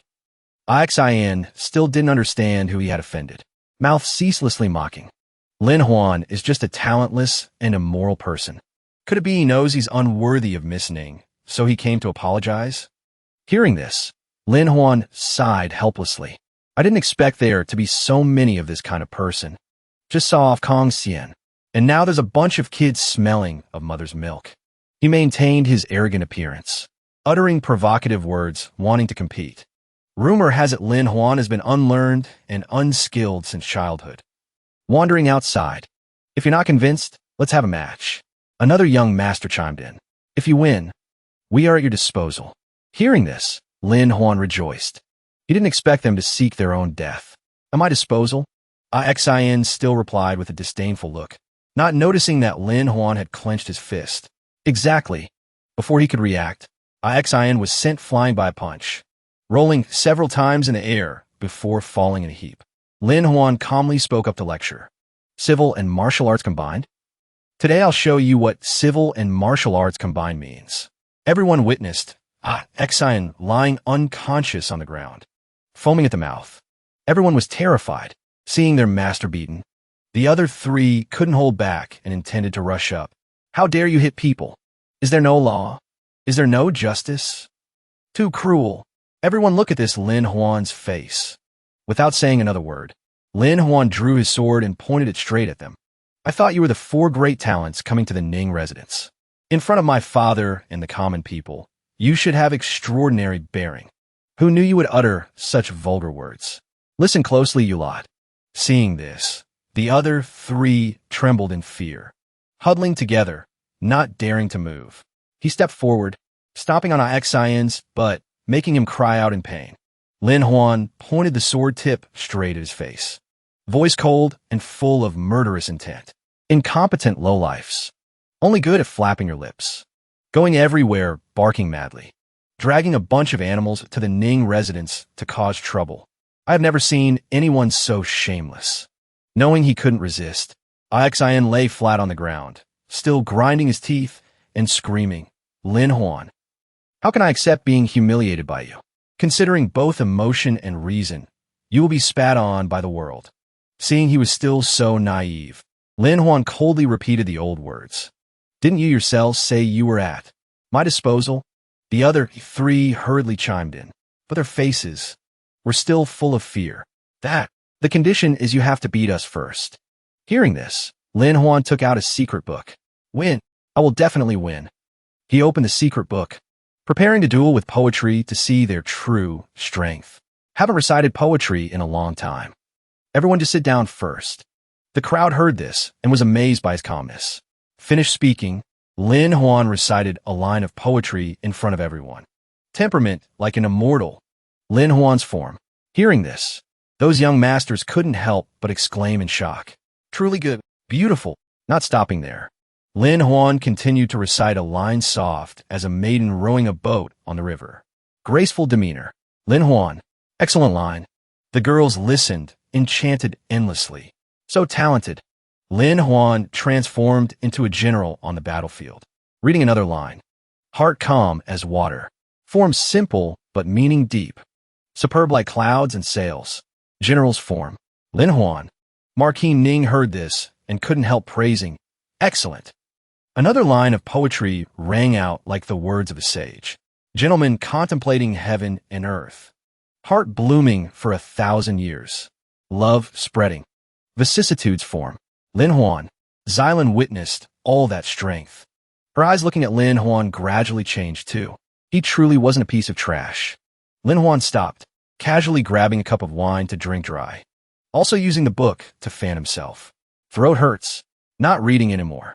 Saying that, he threw the book straight at Ixin's face. The scene immediately sank into silence. The others didn't dare act rashly either. Marquis Ning witnessed it and laughed loudly. Good lad. Indeed extraordinary. Truly my son-in-law, having both talent and virtue. A pure soul. Without hesitation, he threw an ancestral sword to him. Lin Huan caught the sword, eyes full of surprise. Marquis Ning had completely entrusted the legacy to his son-in-law at this moment. This is the sword I took to battle years ago, bestowed by His Majesty. Today I give it to you. Later, follow me to the front lines, fulfilling the wish of the battlefield. Hearing that, Lin Huan was both stunned and unwilling. At this moment, Marquis Ning began to reflect on the poems just now. Suspicion rose in his heart. Why is the style of the poems a bit different? Lin Huan broke out in a cold sweat. He didn't expect him to notice. This is Li Bai. Along with the guest beside him, he was completely conquered. I know. Young Master Lin is truly a rare genius. Eyes sharp as an eagle, analyzing and memorizing from many angles. Every poem is a masterpiece, far surpassing the four great young masters. Lin Huan secretly rejoiced. He didn't expect the memories of his past life to be truly useful. More than 10 years of studying were indeed not in vain. Thank you, mentors. Unexpectedly caught off guard, the young masters from earlier ran towards Lin Huan. What are you planning to do to me? They had been completely convinced by his poetry. They wanted to accept Lin Huan as their big brother. Good poem. Good poem. I, little Zhu, had eyes but couldn't see. Hearing Big Brother Lin's poetry today, I learned there's always someone better. There's a sky beyond the sky. We four great young masters. Oh no, four great little brothers. Please accept you as our big brother. We know we were wrong. After that, the wedding continued smoothly. No one dared to disturb anymore. The two bowed to each other, making the fathers-in-law on both sides extremely satisfied. Husband and wife bowed to each other. Time for the bridal chamber. Lin Huan couldn't wait any longer and carried Xylan straight away, ignoring Li Bai's reminder. Bridal chamber. Young Master Lin, slow down a bit. Don't be too hasty. At this moment, she lay on a bed, her face seductive and enchanting. Lin Huan was like a hungry beast preparing to enjoy a feast. Wife, I'm coming. Xylan blushed, both shy and angry. She sat up and said, just pretending a little. Don't dream of having bad intentions. Lin Huan immediately, solemnly swore in front of her. I, Lin Huan, if I have lecherous intentions towards my wife, may the thunder god strike me dead. Suddenly, a loud thunderclap rang out in the sky, shaking the gloomy heavens. Lin Huan was startled and panicked, while Xylan looked at him suspiciously. Just joking. Don't be angry. Go to sleep. Suddenly, a hidden weapon flew straight in from the window. The hidden weapon aimed straight at Lin Huan. Xylan immediately pulled him aside to dodge. Careful, the hidden weapon missed, sticking into the painting hanging on the wall behind. Lin Huan was furious, not noticing Xylan's face darkening. Who dares to sneak attack? Come out. At this moment, his hands were still placed in the wrong spot, making the scene extremely awkward. Take your hands off first. Outside, the assassin had secretly observed the situation in the room clearly. The black-clad assassin hiding outside saw that scene and smirked. Evil grin. Consider it just a small slip-up. Saying that, he immediately disappeared, leaving only a faint afterimage behind. The news is all in that hidden weapon. I don't care if you live or die. Inside, Xylan and Lin Huan opened the hidden weapon to see the secret letter hidden inside. The opponent warned there was an assassin. He would strike in 2 hours. The arrow pointed straight to the Ning residence garden. Jin Buhuan, extreme assassin, wanted by the southern government, originating from the Yi Shun prefecture. Never failed. Inside was also a portrait of the masked man, making both of them suspicious. This person looks quite familiar. I didn't expect little Ecchi to be such a righteous person. Lin Huan suddenly remembered a figure he had met. This name sounds really familiar. Didn't expect little Ecchi to have honor and loyalty. Saying that, Lin Huan turned to leave, ignoring that today was a big day. Where are you going? It's very dangerous outside. Waiting is not my habit. I will go catch him myself. Xylan turned to question him in confusion. Even martial arts masters can't catch Jin Buhuan. Are you sure you can do it? Lin Huan just smiled to reassure her. Who said catching him would be easy? I'll set a trap so he walks right into it himself. He turned back, his eyes gentle yet determined, softly soothing. Xylan, trust your husband. Looking at that handsome face, Xylan couldn't help blushing. This guy dares to take advantage of me again. Outside the residence, it was unusually quiet. The surroundings were strictly guarded by soldiers. seeing a soldier seemingly dozing off. The person next to him whispered a reminder. Hey, Iron Pillar, don't sleep. Suddenly, that soldier smiled eerily. In his hand, he already held several hidden weapons. In just a blink of an eye, all the surrounding guards were taken down. The assassin also took that opportunity to sneak straight into the residence. He followed the path, skillfully dodging each patrol squad. Jin Buhuan felt the infiltration was harder than expected. Defenses are this strict. It seems my reputation has spread far. Suddenly, a miserable scream from the madam rang out in the residence, attracting the attention of the soldiers outside. Husband, what's wrong with you? Husband, Xylan, with a face full of grief, deliberately shouted for everyone to hear. Is anyone there? Assassin. My husband has been assassinated. The servants panicked, banging on the door to rush in. A crowd immediately gathered outside. Buhuan blended into the soldiers to listen. Could there be another assassin? Not long after, soldiers escorted a suspect to kneel before the two. Knowing the play was about to start, Lin Huan pretended to be dazed. He glanced, signaling Xylan. Catching that look, she immediately got deeper into character. This isn't what I wanted to see either. As she spoke, Xylan pinched Lin Huan's arm, making him pretend to be in pain. She cried miserably. Husband, are you okay? Don't scare me. Lin Huan, face pale, tried to prop himself up, pointing forward. I'm fine. It was him. He harmed me. Unexpectedly, Lin Huan read out a name that shocked the whole venue. Jin Buhuan. Another soldier grabbed the hair of the prisoner and pulled him up, shouting, Raise your head. Let everyone see your face clearly. Jin Buhuan. Unexpectedly, it was just a guy with a vaguely similar face. Even uglier. The famous assassin looks like this? The crowd saw that face and backed away, eyes full of contempt, killing without blinking. No wonder his appearance is already creepy. The real Jin Buhuan, hiding in the crowd, breathed a sigh of relief, laughing inwardly. Want to force me to reveal myself? Still too green. Taking advantage of the chaos, he suddenly launched a hidden weapon towards Lin Huan. A series of hidden weapons flew over while the two seemed unaware of the danger. Just then, Lin Huan pretended to be terrified and shouted, Not good. Seeing the plan seemingly succeed, Jin Buhuan sneered and turned to leave. Only a fool would fall for this childish trick. Merging into the chaotic crowd, he leisurely withdrew from the scene. Suddenly, a pair of legs blocked his path. A blurry figure appeared amidst the smoke.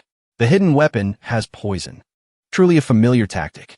As the smoke cleared, Jin Buhuan coughed violently, but still opened his mouth to laugh. Want to learn? I'll teach you. Lin Huan suddenly appeared in front of him, looking confident as if he hadn't been hit at all. Taking advantage of the opponent's surprise, Lin Huan quickly struck his acupoints, sealing the acupoints to prevent the toxin from spreading. He even nonchalantly introduced more. If that's not enough, use taro, carrots, pumpkins. Very good for digestion. Jin Buhuan ground his teeth in anger, his mind in turmoil because his plan had been seen through. However, he still pretended to be innocent. Consider it my mistake. Let me go. I'll help you kill the employer. Lin Huan also played along with the act, pretending to have mistaken the person. Come on, stand up. Jin Buhuan seized the opportunity to strike, launching hidden weapons at him again. Although hit by a few needles, Lin Huan remained calm. You can't hurt me. Only now did Jin Buhuan completely lose color. Impossible. Why isn't he poisoned? Could the toxin have been neutralized? Seeing no chance to act, Buhuan immediately turned to run away. But before he could take another step, his feet were pinned firmly to the ground. Water splashed up from the ground. Suddenly, a powerful force surged up, leaving Buhuan completely unable to defend himself. He was beaten dizzy, head spinning before falling flat on the ground. What the hell is this?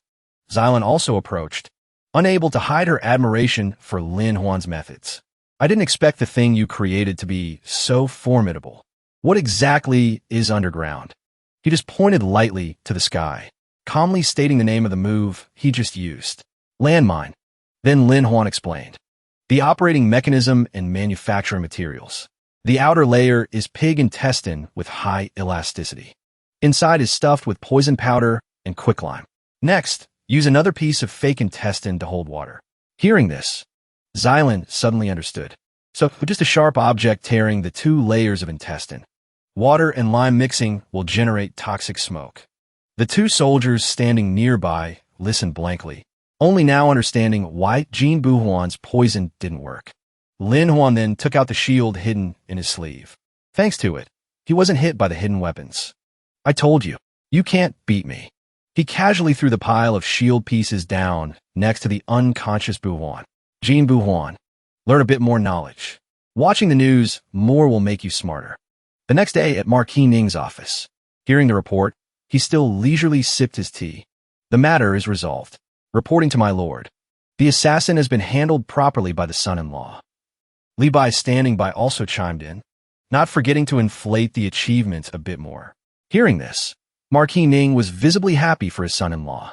So Lin Huan pretended to act to lure Jin Buhuan, then took the opportunity to plant landmines to block his retreat. He clapped his hands and laughed loudly. Very good. Having both courage and strategy. Saying that, Marquis Ning sighed again, still feeling a bit of regret in his heart. If the son-in-law had been willing to practice martial arts earlier, there would be no need for such roundabout ways.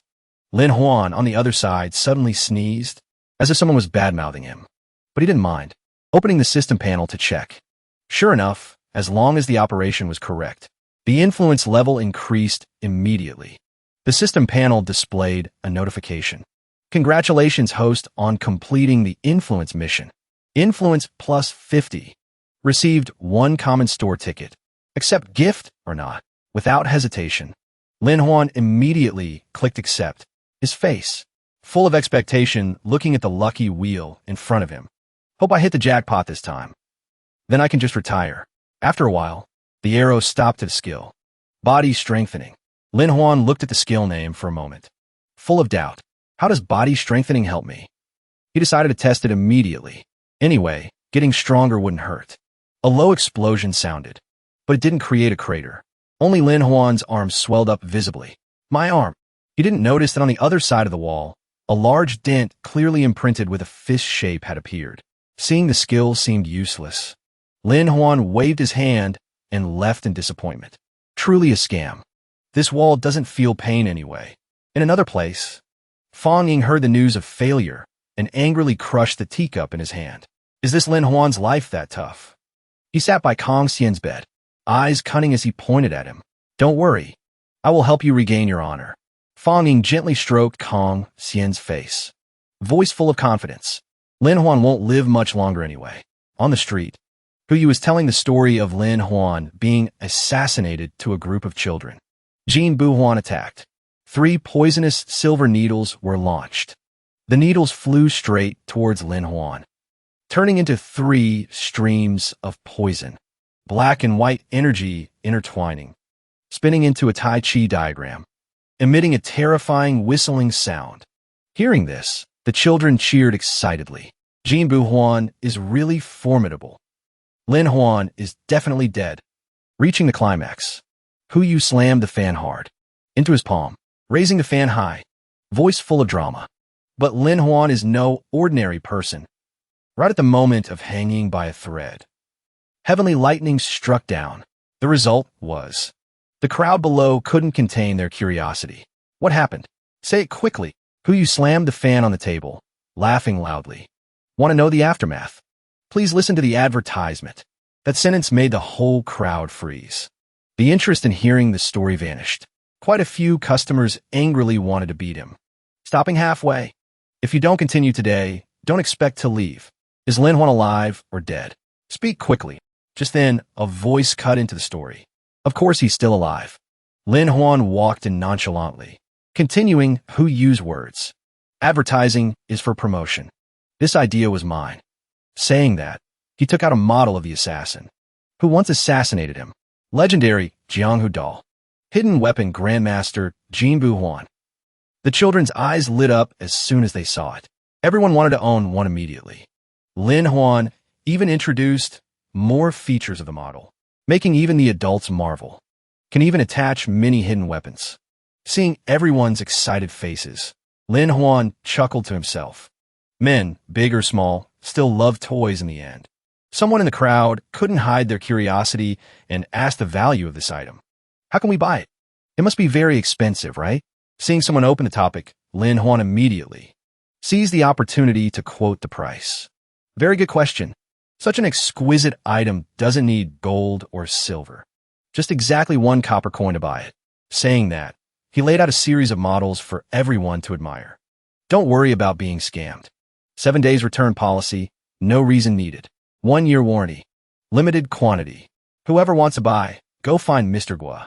Hearing that, the scene suddenly fell silent. No one spoke another word. But just a moment later, the crowd boiled over, fighting to pull out money. I'll buy 3. I want 1 too. Give me a dozen. Ignoring the chaotic scene, Lin Huan paid Xiao Jiao, the one who started the craze. This is the first time I've done this. Didn't expect it to be so fun. Even more fun than fighting. Don't worry, there will be plenty more later. Xylin, standing next to him, looked dissatisfied, crossing her arms to remind him. Don't forget the purpose. Ours is to investigate Jean Buhuan's employer. I've already done it. Lin Huan pointed toward the crowd, calmly explaining, you see, Mr. Gua collects most of the profit. I turn the story into a real toy. They will definitely be grateful to me. On the other side, everyone was queuing in a long line just to buy that item. But Lin Huan seemed unsatisfied. He wanted to harvest even more. Through this assassination, I realized looking with eyes isn't enough. Those wandering storytellers are the best information channel. Their words hide a lot of clues. Saying that, Lin Huan took out a small piece of paper.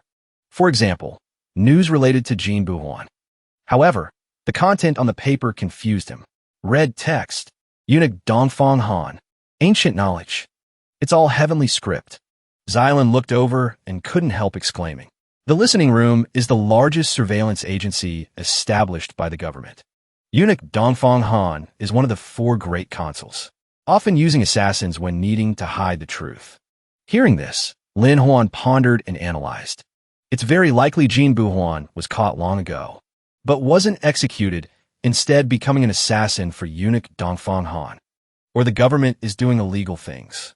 Suddenly, Lin Huan realized something. His face immediately became heavy. He walked quickly to Xiao Jiao, startling him.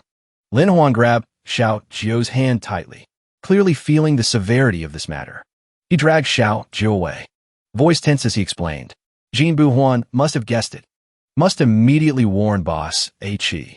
He will be retaliated against. Finished speaking, both rushed back to Xiao Jiao's house, calling loudly. Ecchi, boss. Inside, the room was messy as if it had just been ransacked. Clearly, there were signs of a fight. The person had been taken away. On the overturned table, a symbol was left behind. Next to it was a jade pendant. Xiao Jiao saw it and turned to Lin Huan in panic. Brother Lin, what do we do?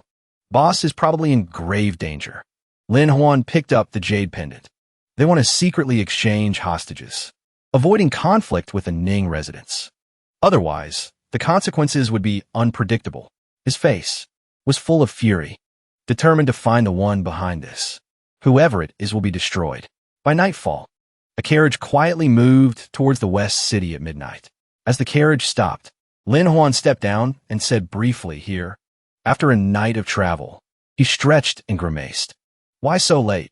It's only midnight, and I'm already this tired. People were already waiting ahead. Leading them was Fong Ying. His handsome appearance made people not too surprised. Lin Huan's face turned serious. He asked coldly, cut the crap. Where is Ecchi? No more words. They threw the tightly bound Ecchi, body covered in wounds, in front of him. Fong Ying arrogantly stepped on his face, ordering Lin Huan, hand over Jean Buhuan. Don't blame me for being cruel to him. Hurry up. Don't test my patience. Lin Huan remained calm, stalling for time. Didn't even report your identity. How do I know if you're formidable or not? If it's just a fake name, I'll just crush you. Fong Ying heard this and laughed confidently, praising back. Big talk. I am eunuch Dongfang's man. Orthodox descendant. Lin Huan burst out laughing, unable to hold it back. Eunuchs have descendants too? Male-on-male transmission? Calling you little brother wouldn't be wrong. Being heavily insulted. Fong Ying ground his teeth in anger. He couldn't take it anymore and threatened. If you dare speak nonsense again, I'll chop off his head. Lin Huan casually turned back to the carriage. reaching inside. What's the rush? Even the emperor isn't in a hurry. What's the eunuch rushing for? He dragged the unconscious Kong Xian out. Lin Huan grabbed Kong Xian by the hair, pointing a hidden weapon at his face to threaten. Watch closely. You kill Ecchi. I kill him. Let's see who loses more. Even I don't have the antidote for this poison. Fang Ying immediately denied it. What does he have to do with me? I don't even know him. No more words. Lin Huan stabbed a hidden weapon straight into Kong Xian's face, making him scream in pain. That scene made Fang Ying freeze. He didn't expect him to actually dare to act. Seeing Lin Huan preparing to stab again, he panicked and shouted, "Stop! Don't stab anymore!" Finally, he was forced to drop his weapon, taking the initiative to sue for peace. Seeing Fang Ying admit defeat, Lin Huan pulled Kong Xian up. How do you think I knew? Who was behind Jin Bu Huan coming to assassinate me? He analyzed coldly. My biggest enemy, besides the stupid Su Qian of the Su family, is only Kong Xian. Only he has enough hatred. But Lin Huan didn't want to drag it out further. He tied Kong Xian up and threw him over the guy. Although, the one who hired Jin Bu Huan must be an even bigger figure, having a close relationship with Kong Xian. Then Lin Huan carried Ecchi and turned back. Predicting these things is too simple. Right, Dong Fang Ying? Fang Ying was now both worried for Kong Xian and furious, wanting revenge. Are you hurt? Kill him. Kill him for me. Hearing the order, the assassins intended to rush up, but were immediately stopped by Fang Ying.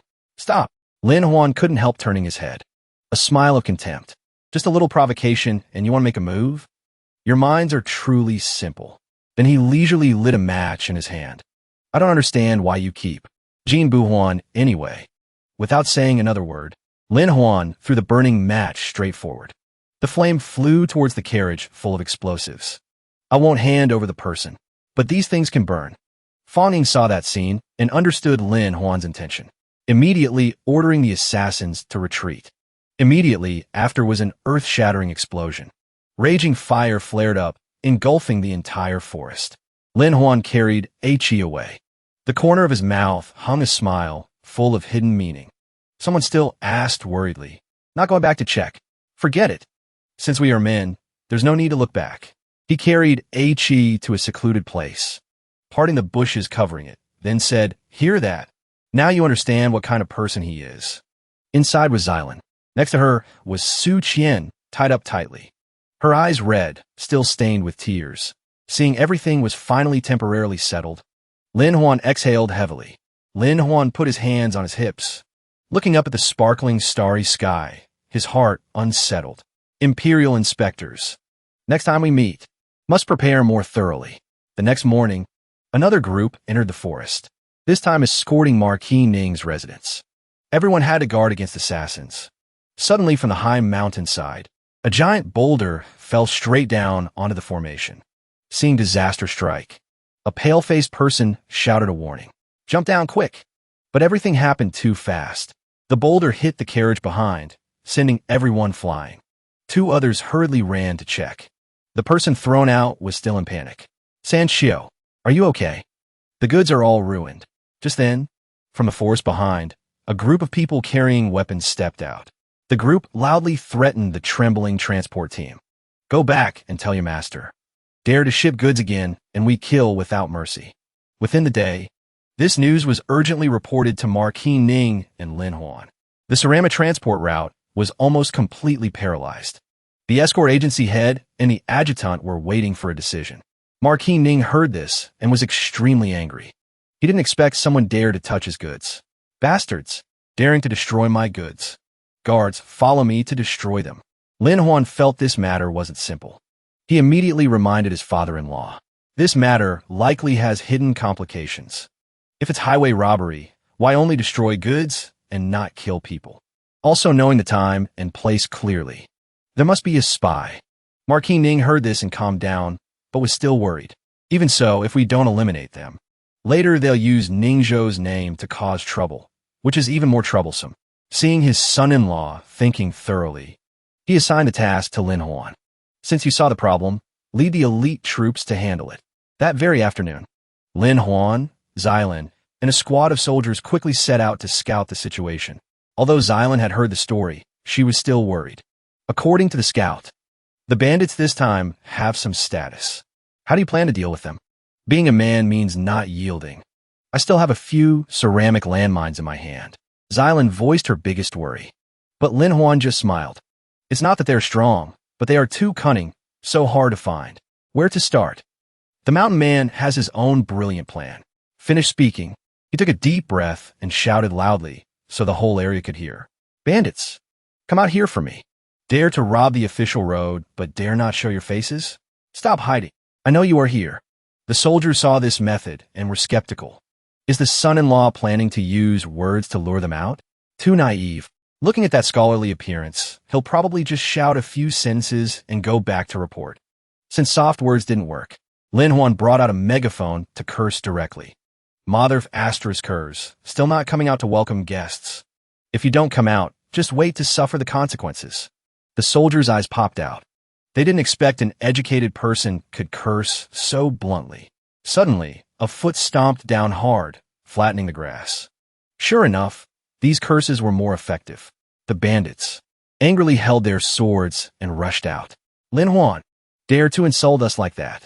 Never been this humiliated. Lin Huan saw their weak reaction and laughed, finally willing to come out. Truly have to speak roughly to get things done. He raised his hand, preparing to give the order. Not playing anymore. All units listened to the order. Charge! In just a blink of an eye, the bandits, unable to react in time, were completely surrounded by soldiers. Suddenly, one threw his weapon to the ground, signaling surrender. The whole group knelt down, raising their hands to beg for mercy. We know we were wrong. Wandering the Jianghu just to make a living. Don't want to kill people. We are willing to surrender and protect the city. Lin Huan didn't want to hear many excuses. Wrong is wrong. No need for reasons. Xylan saw this and rushed out to stop him. Wait, she wanted to recruit them. She sympathized with the bandits' circumstances. Many soldiers had also gone astray before, but after being recruited, they were very loyal. If they haven't committed major crimes. And there were no casualties in this battle. Adding more manpower is a good thing. Lin Huan heard this and handed the task to Xylan and the soldiers. You guys handle them. Then he turned to ask Xylan if she was sure about this decision. She was pensive. They called my name as soon as they came out. How would outsiders know? Also surrendering too easily. Strange. A feeling of anticipation rose in Lin Huan's heart. Everything is going too smoothly. There must be a hidden story. I want to see what tricks they are planning. The next day, Ningzhou City was bustling again.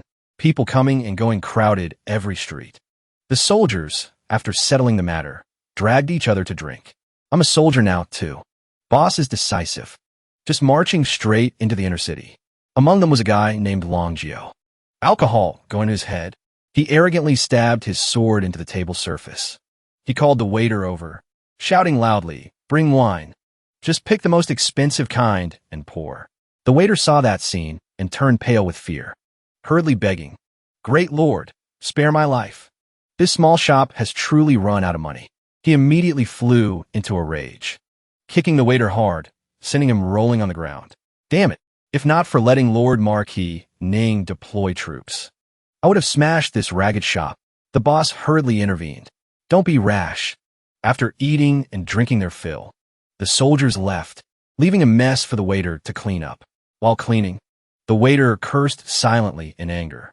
Bastards. They come to eat every day these past few days without paying a single coin. Suddenly, he called the owner out to see the sign they left behind. Accountants, sir. Come see what they wrote here. On the paper were lines of criticism and a strange red streak. The monarch is unvirtuous, listening to slander. The people suffer. Marquis Ning wears the traitor's hat. Advancing on the imperial capital. The waiter was illiterate, so he understood nothing. But the owner's face became heavy. Accountants, sir. This thing is even more important than a secret map. Saying that, the owner rushed out quickly, leaving instructions for the waiter. I have urgent business. No need to open the shop for the next few days. At this time, Marquis Ning and his children were having lunch, chatting happily while eating. Suddenly, someone with gall as big as the sky kicked the door hard, barging straight in. Seeing this, Marquis Ning and Xylan immediately drew their swords, taking a defensive stance. Who is it? A group of indifferent soldiers walked in. Among them, One didn't even bother looking at anyone and gave an order. Imperial inspectors. Arrest all involved. The atmosphere on both sides immediately. Tense like a bowstring. Conflict could erupt at any moment. Just then, a familiar figure walked inside. Kang Xian stepped forward, voice cold as he read the indictment. Marquis Ning, you dare to plot rebellion? Marquis Ning looked at him with slight surprise. Didn't expect you to dare come here. Plot rebellion. Wasn't the humiliation a few days ago enough? Kang Xian pulled out the paper the soldiers left at the inn, asking threateningly, how do you plan to deny this matter? The monarch is unvirtuous. The people suffer. Now Marquis Ning wears the traitor's hat. Advancing on the imperial capital. Lin Huan didn't bother paying attention. Just focus on eating rice. Oh my, why are young people so hot-tempered? Tell me, isn't that rude? His nonchalant attitude made Kang Xian choke with anger. Running out of patience, he ordered, Imperial inspectors, arrest this traitor and behead him. Whoever dares to stop us, kill without mercy. Just then, Long Jiao, the one who caused trouble earlier, walked in, pretending to be pitiful. Marquis Ning, I misjudged you. For the sake of righteousness. Why did you order people to kill the emperor? If you aren't afraid of death, you should think of your parents, wife, and children. Lin Huan couldn't help clapping in praise. Top-notch acting. You guys should go in a theater instead. Marquis Ning saw this and understood the whole situation. He advised Xylan to lower her sword. Put away. I'll go with them. If you don't do anything against your conscience, you don't fear ghosts knocking at the door. Seeing his goal achieved, Kang Xian revealed a cunning look, adding, before things are clear, I won't touch your family.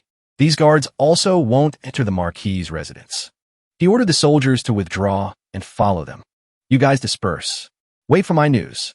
Xylan turned to ask Lin Huan, but he seemed to have other calculations. Will this plan really work? Of course. Just trust me. She still asked worriedly. So how do we find them now? Lin Huan smiled confidently, reaching into his shirt as if to take something out. Very simple. He pulled out a pair of strange sunglasses. An item that shouldn't exist in this era. Extremely modern design. Putting on the thin, light glasses, Lin Huan explained their function. It can distinguish traces of a special powder I made. To prove it, he told her to go outside and take a look. Below was the miracle of these glasses. The glasses helped him clearly see horse and human footprints on the ground. I had Xiao Jiao and Ecchi spread this powder. When Kang Xian entered the residence, he and those bandits stepped in it. Without saying much, Lin Huan led a horse, preparing to set off to save his father-in-law, Marquis Ning, who was imprisoned. He reached out his hand to Xylan, offering to take her along. The action stunned her. Let's go. His face was full of confidence, as if certain this trip would be earth-shattering. Get on the horse. We're going to make a big scene. The next morning, fog covered the foot of the mountain. Dense footprints extended across the ground. Lin Huan and Xylan silently hid themselves to observe. The terrain here is easy to defend and hard to attack. They are definitely hiding behind a mountain. From afar, the two discovered a camp appearing. Xylan impatiently intended to move forward. Can't see clearly from here. I'll go ahead and check. Lin Huan hurriedly grabbed her hand. Wait. He slowly took out a bamboo tube. I prepared everything. Xylan asked curiously, what is this? Why are transparent ceramic pieces attached to both ends? Lin Huan explained they were glass lenses, which could be refined from ceramics. He smiled and handed her one. I made it specially for you. Just right, we make a pair. Consider it a token of engagement. Xylan blushed and stammered. Who's engaged to you? She tried using the lens and exclaimed in surprise. Truly amazing. With this, war wouldn't need scouts to sacrifice themselves. Lin Huan nodded with a slight smile. Follow me. There'll be more interesting things later. Both observed the group below. That's definitely Kang Xian's subordinates. Looks like they're exchanging something. Just need the order to rush in. Xylan looked at the large number of soldiers and couldn't help worrying. So many people, and without Marquis Ning's military power, do we have to fight to the death? Lin Huan remained calm, watching the target. No need to rush. Just fish in troubled waters and hook them. What do you mean? Then he leaned in and whispered the plan in her ear. Trust me. Basically like this. We'll be okay. A few minutes later, Xylan quietly hid behind a large rock. ready to ambush 2 passing soldiers. Seeing the guard down, she immediately attacked. The 2 soldiers collapsed one after another, completely unable to react. Once they were unconscious, Lin Huan quickly stripped off their clothes. Xylan asked hesitantly, "Do we really not need a disguise?" He looked at her with a bit of awkwardness in his eyes. "Conditions don't allow it, so you aren't suitable for disguise." Suddenly, Lin Huan handed Xylan a small box. "What is this?" He explained softly. "Makeup box. All cosmetics I research myself. Just relax. Put on makeup and blend in." Xylan looked at the box for a long time, then shyly refused. "I'm not used to using this. Usually I only know martial arts." Lin Huan twirled the brushes skillfully. "Don't worry. Let me help you with your makeup." A moment later, drawing and powdering completed. "Done. Open your eyes." Xylan asked softly with shyness. "Is it pretty?" Lin Huan looked at the little fairy in front of him, unable to hold back praise. "Beauty, you are truly beautiful." Xylan pinched his cheek lightly to remind him. "Stop staring. Get to work." All right. Doing it now." Lin Huan smiled brightly and appeared in front of the bandits. Truly lucky this time. He held the struggling Xylan in his arms and boasted, "This trip wasn't in vain. I caught a beauty in the city." One of them quickly noticed something strange. "Why does your face look unfamiliar?" Lin Huan immediately rushed forward, putting a sword to his neck. "When I was hanging out, you were still peeing in the street. What right do you have to question me?" Trembling, he backed away. "Just a misunderstanding, big brother. We're all on the same side. Just give a secret code and pass." Hearing this, Xylan started to get anxious. "Not good. They have a secret code. Are we exposed?" Lin Huan raised his middle finger and shouted, "Here is your secret code." The fake finger was immediately chopped off. He screamed in anger. "Want me to report the code? I show no mercy. I, Lin Ironhead, dare to do and dare to accept. Don't believe me? Watch me eat my finger. Don't mess with me or you'll lose your life." The bandits saw Lin Huan's crazy appearance and were terrified. Truly a vicious person. This appearance must be from the mountain peak. Saying that, he stuffed the remaining finger into his mouth and chewed voraciously. "Don't be cheeky with me. Understand. Today I eat my own hand. Next time it's your turn." Seeing Lin Huan's finger still intact, Xylan whispered suspiciously, "Was that finger just now made of ceramic?" He replied softly, "Steamed bun painted with lacquer." They are stupid. Scare them a bit and they're afraid. A while later, the 2 arrived in front of a large tent. "This is the place. I'll go in and lure them. You go find evidence." Xylan instructed worriedly. "Be careful."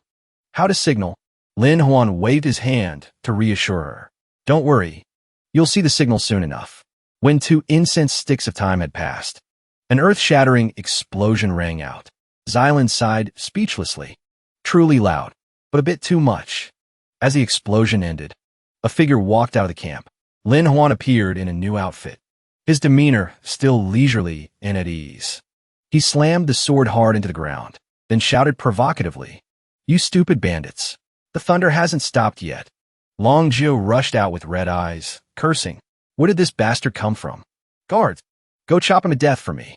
Lin Huan showed no fear, continuing to mock.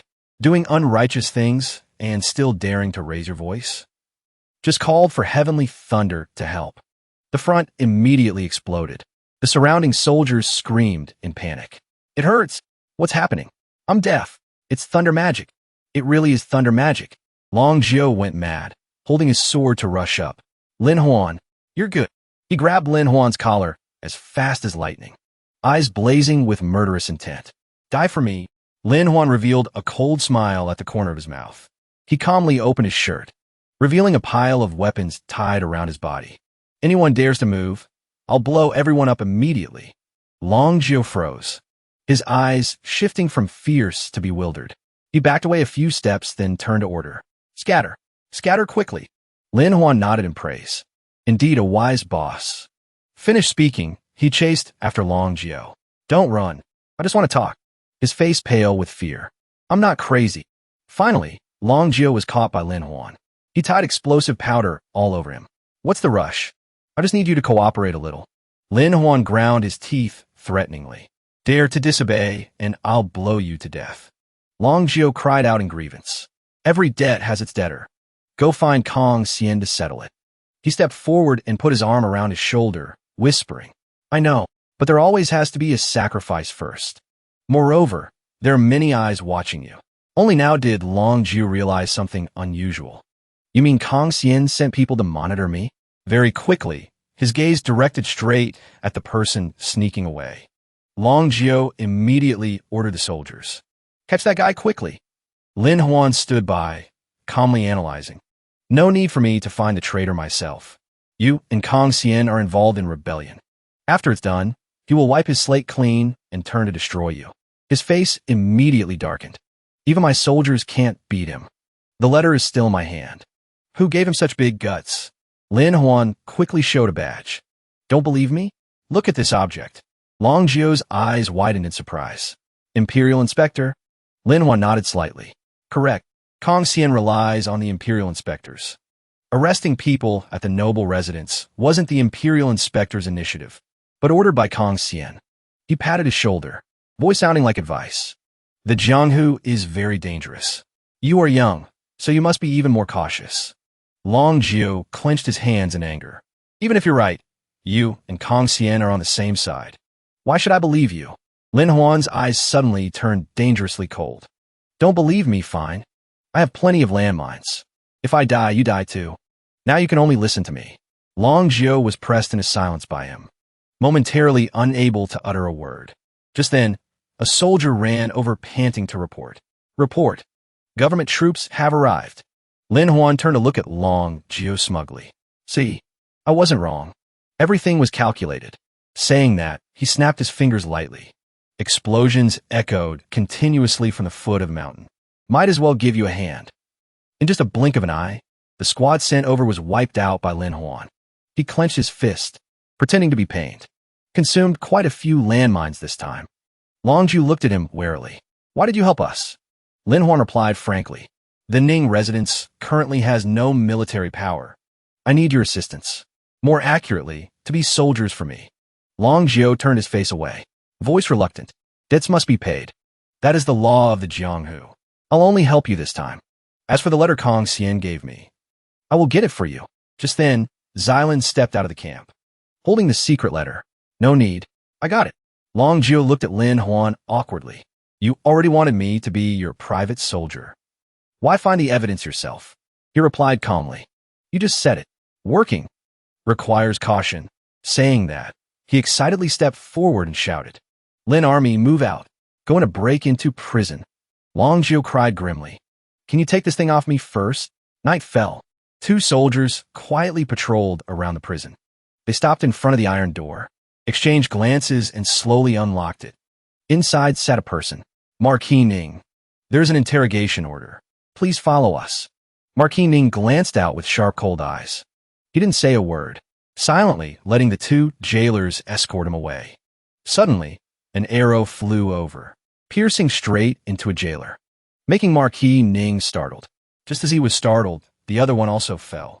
Two figures in black immediately appeared. Marquis Ning, rescue has arrived. Quickly follow us. They jumped forward. Seeing he hadn't moved, they turned back to urge him. Hurry up before we're discovered. But Marquis Ning stood still, eyes icy cold. Done acting yet? The two men in black froze, knowing their identity was exposed. They panicked and ran. Exposed. Run quickly. Just then, the jailer, behind Marquis Ning, woke up. This person immediately ordered to fire arrows. A volley of arrows whizzed straight at the two men in black. The jailer slowly pulled the arrow from his chest. Lying on the ground late at night is truly cool. Lin Huan laughed loudly at this moment. He slowly took off his mask, revealing his identity. Marquis Ning looked at him in surprise. Kid, how did you know they were imposters trying to break into prison? Lin Huan replied leisurely. They have no evidence to convict you. The only way left is to kill Marquis Ning. Then stage a scene of you fleeing prison in fear. Before he could finish speaking, urgent footsteps rang out. Marquis Ning and Lin Huan quickly jumped onto the wall. Below was a troop led by Kong Xian, clearly coming for an execution. He angrily pointed straight at him and scolded, Lin Huan, you colluded with bandits, daring to rob the prison? Lin Huan rested his chin on his hand and smiled faintly. Official Kong Xian, what a coincidence. What are you doing here at midnight? Breaking into prison? Immediately after, a stack of evidence papers was thrown straight at him. Lin Huan jumped down to confront him. It seems official Kong Xian also knows those guys are bandits. Then I should report to the court about your collusion, right? Curling his lips in a sneer. You plan to frame me in front of the Imperial inspectors? He looked straight at Kong Xian. Correct. They are Imperial inspectors. But you are not. Lin Huan clasped his hands towards the Imperial inspectors behind. Brothers, you see it. This matter is quite troublesome. Everyone needs to make a living. No need to cause deaths. Let me and Kong Xian resolve this ourselves. Kong Xian brushed off a shoulder, voice full of confidence. Don't joke. Do you think they will listen to you? Lin Huan didn't answer, stepping closer, making Kong Xian sweat. Brothers, on my way here, I discovered a courier station 3 miles west of the city issuing gold ingots. Why give away gold ingots with so much money for free? This matter is only for Imperial inspectors with merit. The Imperial inspectors looked at each other, eyes clearly showing wavering. Kong Xian turned back and shouted angrily. That is bribery. You work for the court, not as private soldiers. The Imperial inspectors just smiled faintly and turned away. That's right. We aren't private soldiers. Without an official decree, you have no right to command us. Doing a little favor was already giving you face. Lin Huan laughed softly, a smile carrying teasing intent. Big brother Kong Xian. There's no one left here now. He held the confession letter in his hand, voice lowered, full of threat. A guilty person should prepare for the consequences, right? Kong Xian turned angrily, intending to draw his sword. Fine. If anything happens to me, don't expect this whole city to be peaceful. But before he could act, he was knocked away by Lin Huan. Peaceful? You even dare to think of that? Kong Xian was quickly cornered against the wall. Peaceful, huh? Colluding with bandits to harm my father-in-law, and you still dare talk about peace? Lin Huan didn't hesitate to stab the sword hard into the ground in front of him. Peaceful? Messing with me and still dreaming of peace. Under Lin Huan's fierce aura, Kong Xian's body trembled uncontrollably. You. He threw back the confession letter and turned to leave. Running is fine too, but the content of the letter will be made public. Lin Huan suddenly turned his head, eyes sharp and oppressive. Turn yourself in. Otherwise, I will send you to a very peaceful place. The next day, at the Ning residence, the atmosphere became unusually relaxed. Marquis Ning raised his wine cup, eyes revealing satisfaction. Didn't expect in front of me you dare to go that far. Lin Huan smiled faintly and replied, just following heaven's will. While the conversation was lively, a servant entered to report. Reporting, Miss Su requests an audience. Lin Huan frowned in annoyance before hearing the rest. What is Su Qian here for? Begging for Kong Xian? Not seeing her. Kick her out. The servant trembled, intending to continue. It's not that. Suddenly a hand was placed gently on his shoulder. Let me speak. Su Qian knelt down abruptly, voice choked with emotion, pleading. This humble girl, Su Qian, comes here to ask for only one thing. Lin Huan didn't bother stopping, still sipping wine. You have a relationship with Kong Xian. Nothing to talk about. Su Qian immediately kowtowed hard. Indeed, I am related to him. He tilted his head slightly, eyes flashing with suspicion. Not here to beg for mercy. Then, Su Qian's eyes turned cold. Please kill him. Marquis Ning and his daughter looked at her in surprise. Lin Huan immediately stood up, approaching Su Qian. He slowly sat down in front of her. What happened? The story went back to the past. Half a day ago, at the Su residence, Kong Xian handed Master Su a letter. Father-in-law, take a look. Reading it, the old man was shocked, hands trembling uncontrollably. This is... Master Su angrily slammed the table to question. Kong Xian, you dare. Kong Xian revealed a cruel face. If you hadn't touched Lin Huan, I wouldn't be in this state.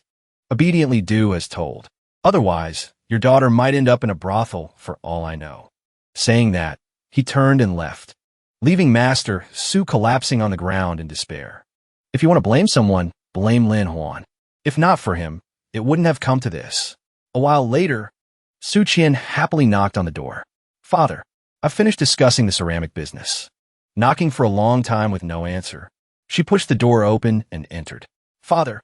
When she saw Master Su, Su Qian burst into tears. "Father, is anyone there? Help him quickly." Master Su had ended his own life. Su Qian tremblingly held the paper on the table. "Confession letter? Admitting guilt? What crime does my father have?" She panicked and turned to ask the servant behind. "Who came just now? Speak quickly." It was Kong, young Master Kong. Unable to keep calm, Su Qian grabbed that person's collar. "What did he say to my father?"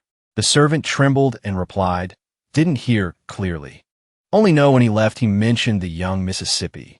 She clenched her fists, eyes filled with resentment. "Kong Xian, the Su family treated you well. Blood debt must be paid in blood. You must pay the price." Returning to the present, Su Qian wiped away her tears. In her eyes, only hatred remained. "Kill him for me. As long as you help, I am willing to do anything." Lin Huan slowly stood up, voice lowered.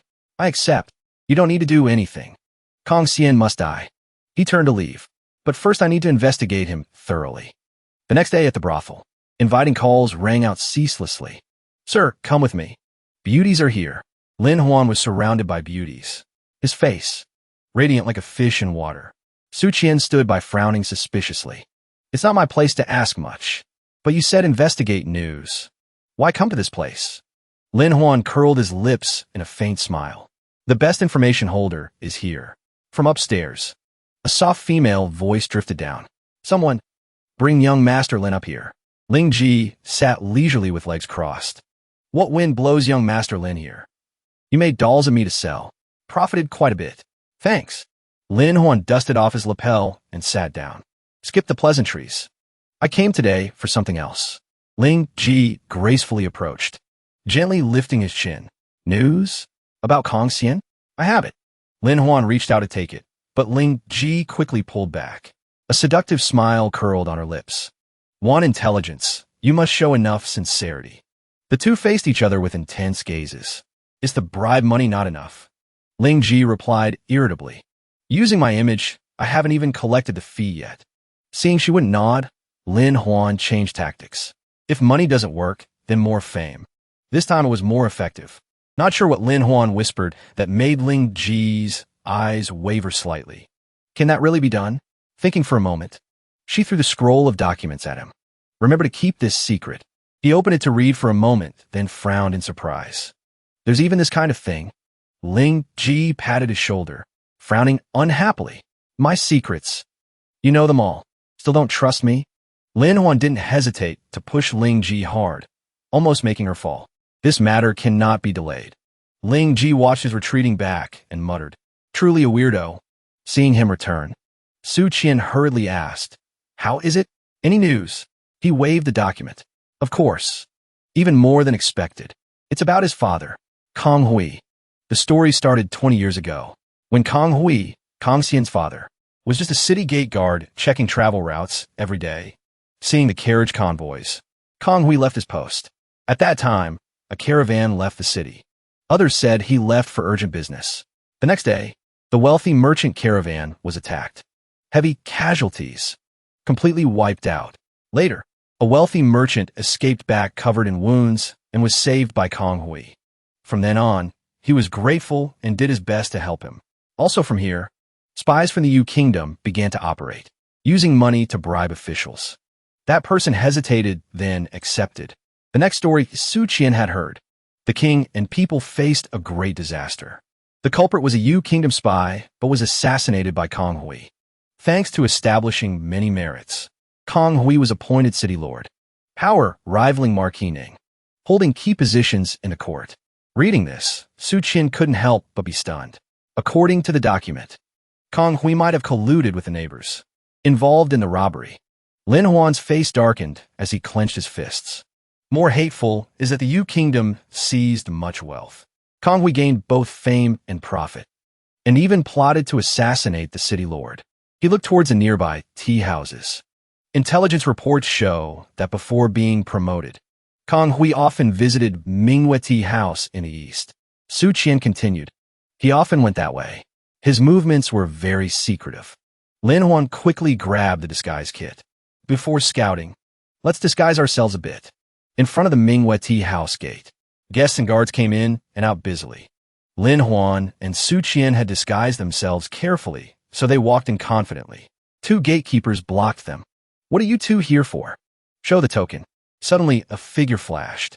Past Lin Huan's eyes, a man fell face down on the ground.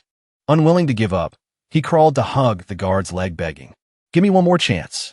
Just one glance, and Lin Huan understood what Manhwa Tea House was. "I know.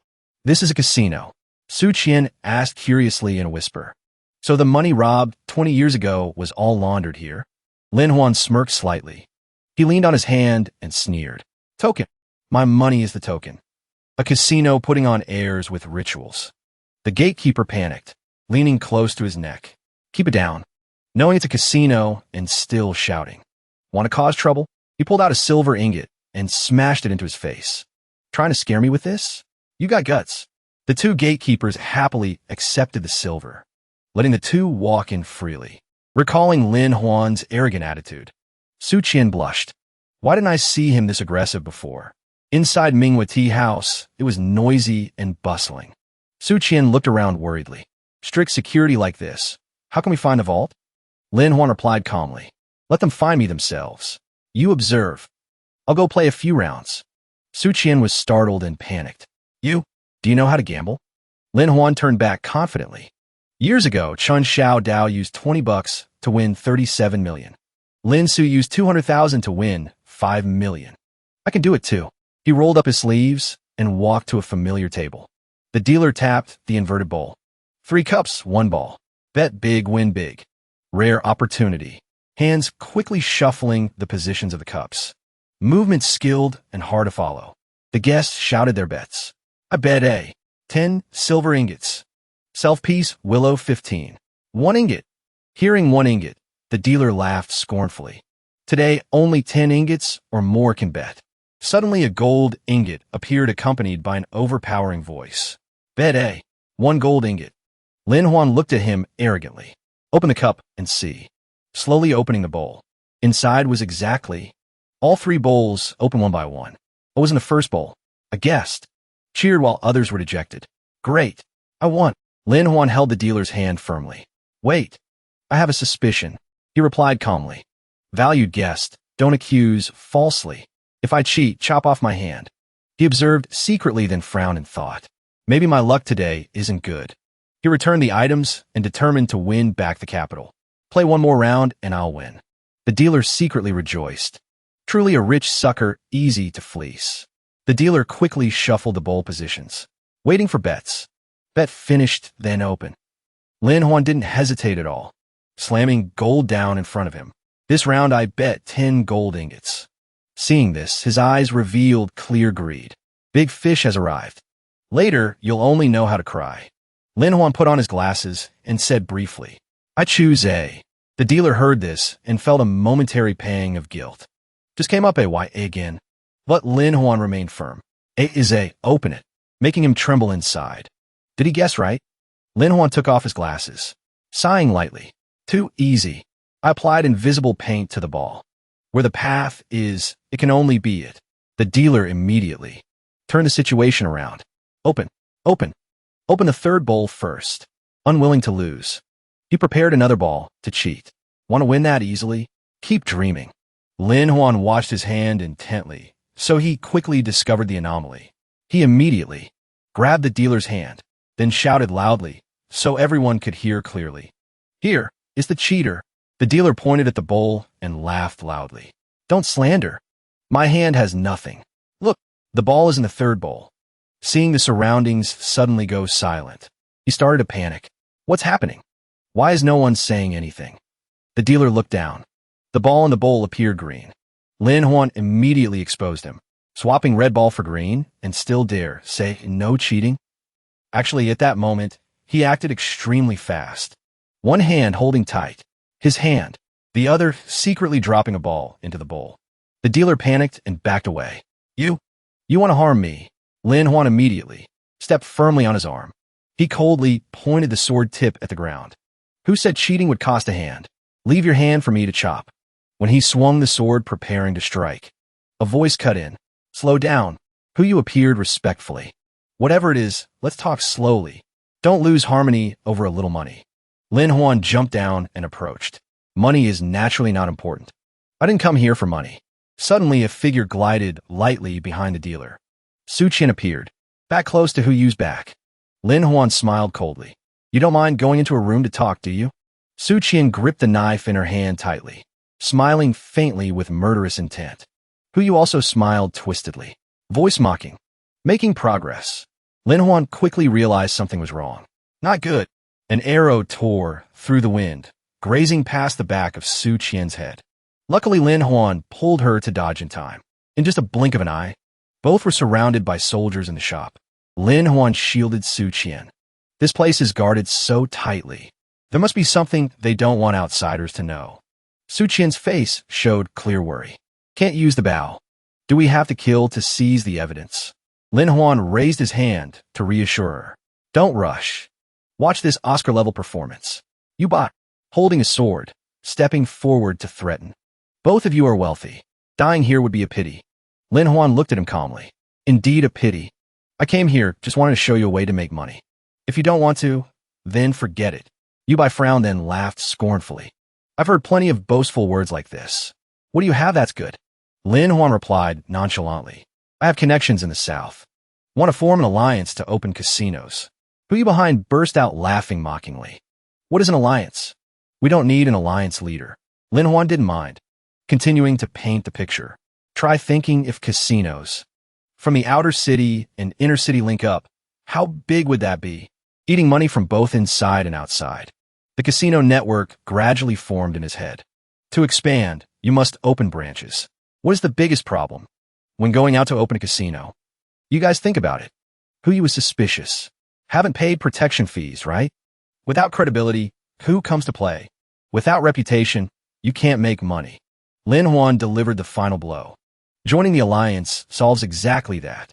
Casinos are everywhere. But what's important is luck and shared reputation. Lin Huan looked at him confidently. Instead of opening each casino yourself, you hire more people to support, gaining both profit and fame. He painted a brilliant future to mesmerize the opponent. At that time, casinos everywhere will treat you like family. Why worry about having no path to wealth? You buy, still hesitating. Why should I trust you? Can you control it? Lin Huan looked at him with sharp eyes. I can't control it. Debtors owing me are spread across north and south. What is there to fear? Yubai pressed the sword tip to his neck. Blood trickled out, but Lin Huan didn't flinch. Yubai couldn't help exclaiming. You are truly a big character. Hu Yu stepped forward to flatter. Young Master Lin, speak more clearly about the alliance. If we join but don't listen, what happens? The more Lin Huan spoke, the more Hu Yu was dazed. Managing a big alliance isn't easy. What is management? What is operation? How to operate and manage. A feeling of indescribable vibration rose in Su Qian's heart. Lin Huan can actually turn enemies into friends. Hu Yu gave a thumbs up in praise. Very good. Indeed, Debtor Lin lives up to the reputation. Today my eyes have been opened. Just guessing wildly. Lin Huan smiled cunningly. This kind of experience, I'm 1,000 years ahead of you guys. He frowned slightly in thought. But now there's one more problem. Hu Yu was impatient. Speak quickly. Lin Huan pretended to hesitate, intending to leave. To succeed, I must see the ledger to grasp the whole situation before taking the next step. The boss doesn't seem to be here. I'll have to go to another casino. Hu Yu hurriedly held him back. Wait, let's negotiate. He turned abruptly to call his subordinate. Someone, bring the ledger here. The servant trembled and replied, Cannot. Must have the big boss's approval. Hu Yu angrily slapped the subordinates, but hard. Scared of what? Go get it fast. Achieving the goal, Lin Huan turned back to wink at Su Qian. He flipped through the book for a while, then nodded. Very clear. Revenue is quite stable. Suddenly Lin Huan slammed the table and stood up. I join the alliance. Joining fee, training fee, management fee. I will list them. Finished sending. Hu Yu nodded happily. Very good. Hu Yu personally saw the guests out to the door. Safe travels. Su Qian asked in a low voice. Did you investigate it? Lin Huan nodded slightly. Done. Lin Huan began to recall and analyze. Every month, the casino transfers a sum to a place called the Linglong Pavilion. He turned to Su Qian with a look of certainty. That's the key to taking down Kong Hui. But Lin Huan didn't know he was being watched. Someone copied the ledger. We have to report this. Prepare to spring the trap. Night falls at the Linglong Pavilion. Two dark figures lurked in front of a room. Lin Huan leaned over slightly, peeking through the crack in the door. Then he quickly ducked down, his face flushed with surprise. This is the Linglong Pavilion. I thought it was a warehouse. I never expected it to be. Su Qian also took a look. The scene inside left her stunned. This is... Inside, a scantily clad woman was sitting and playing a flute. There were many other beautiful women dressed similarly. Their clothes were thin and light. They were dancing to the rhythm. Suddenly, a girl stepped forward and knelt on the floor. The person behind her swung a rod, striking her body hard. Learn it well. If you're not skilled in singing, dancing, and music, who will ever bring you upstairs? Su Qian and Lin Huan were shocked. So this is a training ground for courtesans. Lin Huan frowned, deep in thought. Something's still not right. Before my marriage to Ning Xilan, I hired people from here once. The information on his family was also provided by Ling Ji. Only then did he realize something was wrong. Damn it, it's a trap. Lin Huan quickly pushed Su Qian forward. A volley of arrows flew towards them just in time. He immediately began to calculate. No wonder Ling Ji is so formidable.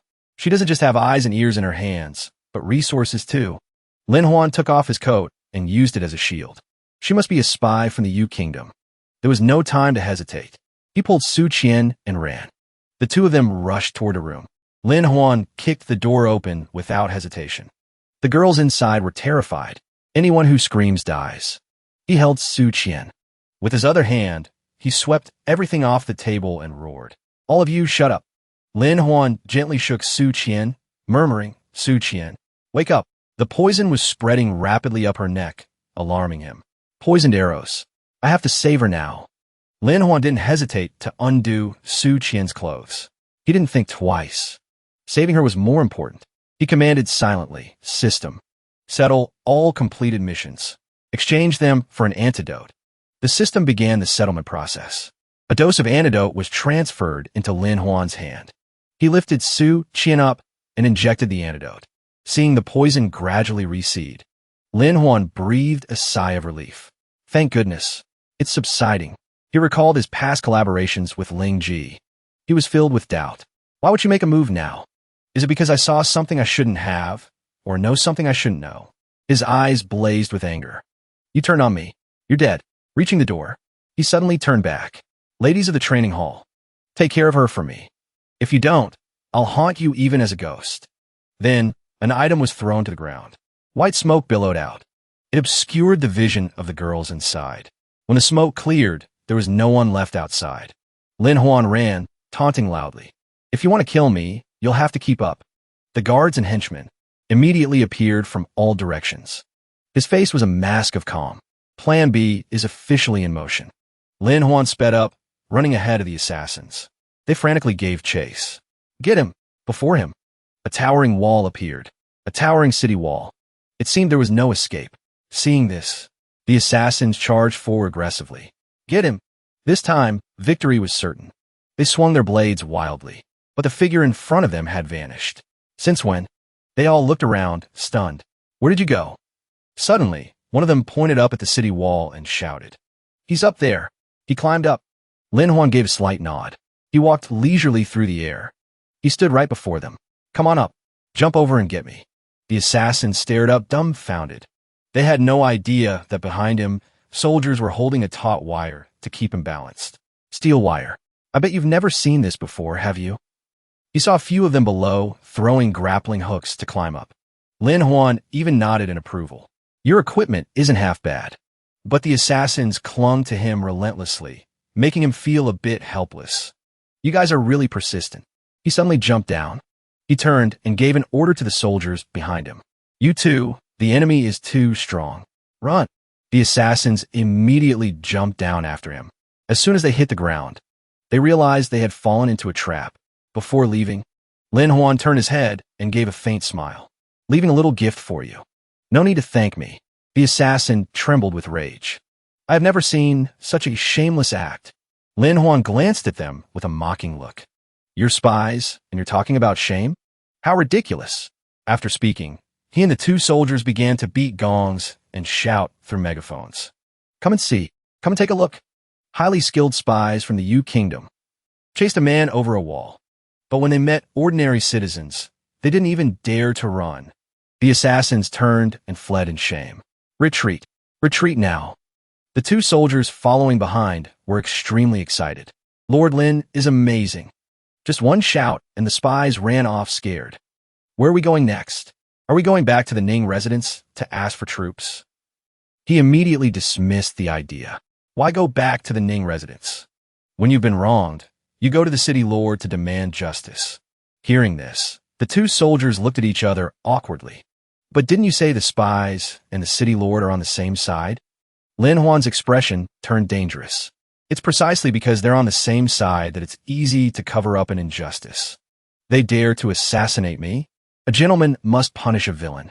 Not long after, at the city lord's manor, Lin Huan crossed his legs, speaking casually. The whereabouts of the Yu Kingdom spies are clear. City Lord Kong, deploy your troops. Kong Hui slowly sipped his tea. There's no need to rush this. I'm afraid your judgment might be mistaken.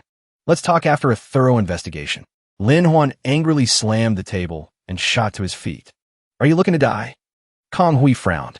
His face was full of displeasure. The servants panicked and shouted at him. What kind of attitude is that? Are you threatening the city lord? I think it a real spy. Apologize now. Kong Hui's face turned cold. He snapped silence. Lin Huan, is it appropriate to threaten a city lord like this? The old man looked at him with threatening eyes. I think you should go to the dungeon to calm down first. Then we can talk. Lin Huan waved his hand without a trace of fear. Fine. I'll go to jail. But Kong Hui, you'll only have one path, death. Kong Hui froze when he saw the object in Lin Huan's hand. Wait, is that jewelry? Sparkling gold and silver were clearly visible. In this era, giving gifts was the fastest way to win favor with the royal family. And the best time of the year was the Empress Dowager's birthday. Therefore, all the high officials were reverent before this day. The tribute gift for the Empress Dowager's birthday even had its own name. It was called the birthday tribute. Lin Huan bluntly exposed him. Kong Hui. The spies attacked and damaged the birthday tribute. In the invitation, if you don't investigate immediately, you will be guilty of a crime. Kong Hui gritted his teeth and waved his hand. Young Master Lin, would you mind letting me see the invitation? Lin Huan looked at him warily. The birthday tribute can also be faked, or has it already been taken by someone else? Kong Hui quickly waved his hands. No, it's just then, Kong Xian stepped out. When investigating a case, we need to verify the birthday tribute. I hope young Master Lin will allow us to see it. Lin Huan didn't think much of it and tossed the bag towards him. Go ahead, take a look. Kong Xian opened the bag and cried out in alarm. This is, Lin Huan began to boast. This is the 5-colored glazed phoenix, a treasure presented by the Merchant Alliance to celebrate the Empress Dowager's grand birthday. A servant couldn't help but ask, the birthday tribute, shouldn't it be gold, silver, and jewels? Rare stones and beautiful jade? Who would give something like this? Lin Huan scolded him without holding back. You're ignorant. He continued to gesture and explain. The 5 colors represent heaven and earth. Black is north, yellow is central. Therefore, the 5-colored glazed phoenix symbolizes royal power reigning over the 4 seas and controlling the 3 realms. The 2 servants nodded as if they understood. So that's what it means. Right. I get it now too. Lin Huan moved closer, looking at them with a strange expression. You still don't get it? Looks like you're not cut out for civil service. The servant shook his head vigorously. Not at all. We understand. Lin Huan immediately turned and pointed directly at Kong Hui. That's why the Yu Kingdom spies attacked me, to destroy the 5-colored glazed phoenix. Kong Xian and his father trembled inwardly. Damn it, we didn't think of this. Suddenly, a soldier leaned close to Lin Huan's ear and whispered, Lord Lin, why didn't you say so earlier? If we had known, we would have protected the birthday tribute with our lives. Lin Huan sighed inwardly. It would have been pointless. I deliberately revealed it for the spies to see just now. Kong Xian composed himself and looked at him. All right, we will investigate. The Merchant Alliance can just change the gift, and that will be the end of it. Lin Huan slapped him without a second thought. Are you an idiot? We've already reported and sent a sample to the capital for the ritual officials to inspect. Are you saying we should just not send it? He angrily shoved the rest of the items into Kong Huey's hands. I'm done with this. You can explain it yourselves. Spies are running rampant in the city. If anything happens, you'll take all the blame. Kong Hui rushed forward to stop him. Wait, who said we weren't going to investigate? Reluctantly, the old man ordered his son to comply with the request. Kong Xian, lead the troops and conduct a city-wide investigation. I obey, father. Soon, soldiers had gathered in front of the city lord's manor. Kong Xian gave an imposing command.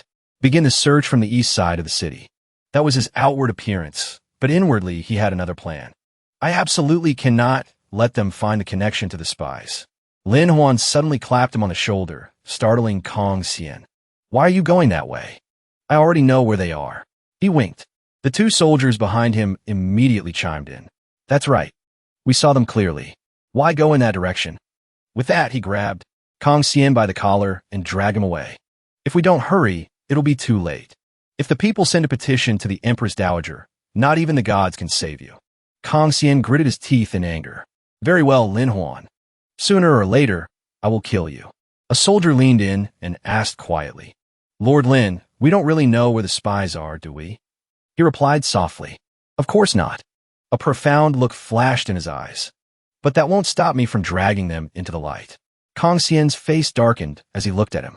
The spy's hideout is so well hidden. How could he possibly find it? He clenched his fists, a murderous intent forming in his heart. I must get rid of this man. Lin Huan pointed to the side. Go right. Kong Xian was momentarily startled. Did he point the wrong way? Is he doing it on purpose? He smirked as if he understood. If he really knew, he would have embarrassed me long ago. It seems he's just bluffing. Suddenly, Lin Huan shouted towards the large crowd. Everyone, the city lord's manor has located the whereabouts of the Yu Kingdom spies. Today, you will witness us eliminating a threat to our nation. Someone responded in support. I've hated those Yu Kingdom bastards for a long time. Another person chimed in. I'll join. Consider it my contribution to the country. Is there a reward? Kong Xian smiled defiantly. Trying to build a reputation, are we? You don't even know the location, so how can you catch me? Lin Huan spread his arms righteously. Everyone, we have arrived. The Yu Kingdom spies are all gathered here. He pointed towards a large casino. It's this place, the largest casino in Ningxing. The guard at the door shouted. Who dares to force their way in?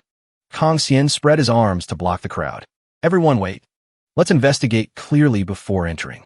Don't be rash. Lin Huan questioned him. Kong Xian, what is the meaning of this?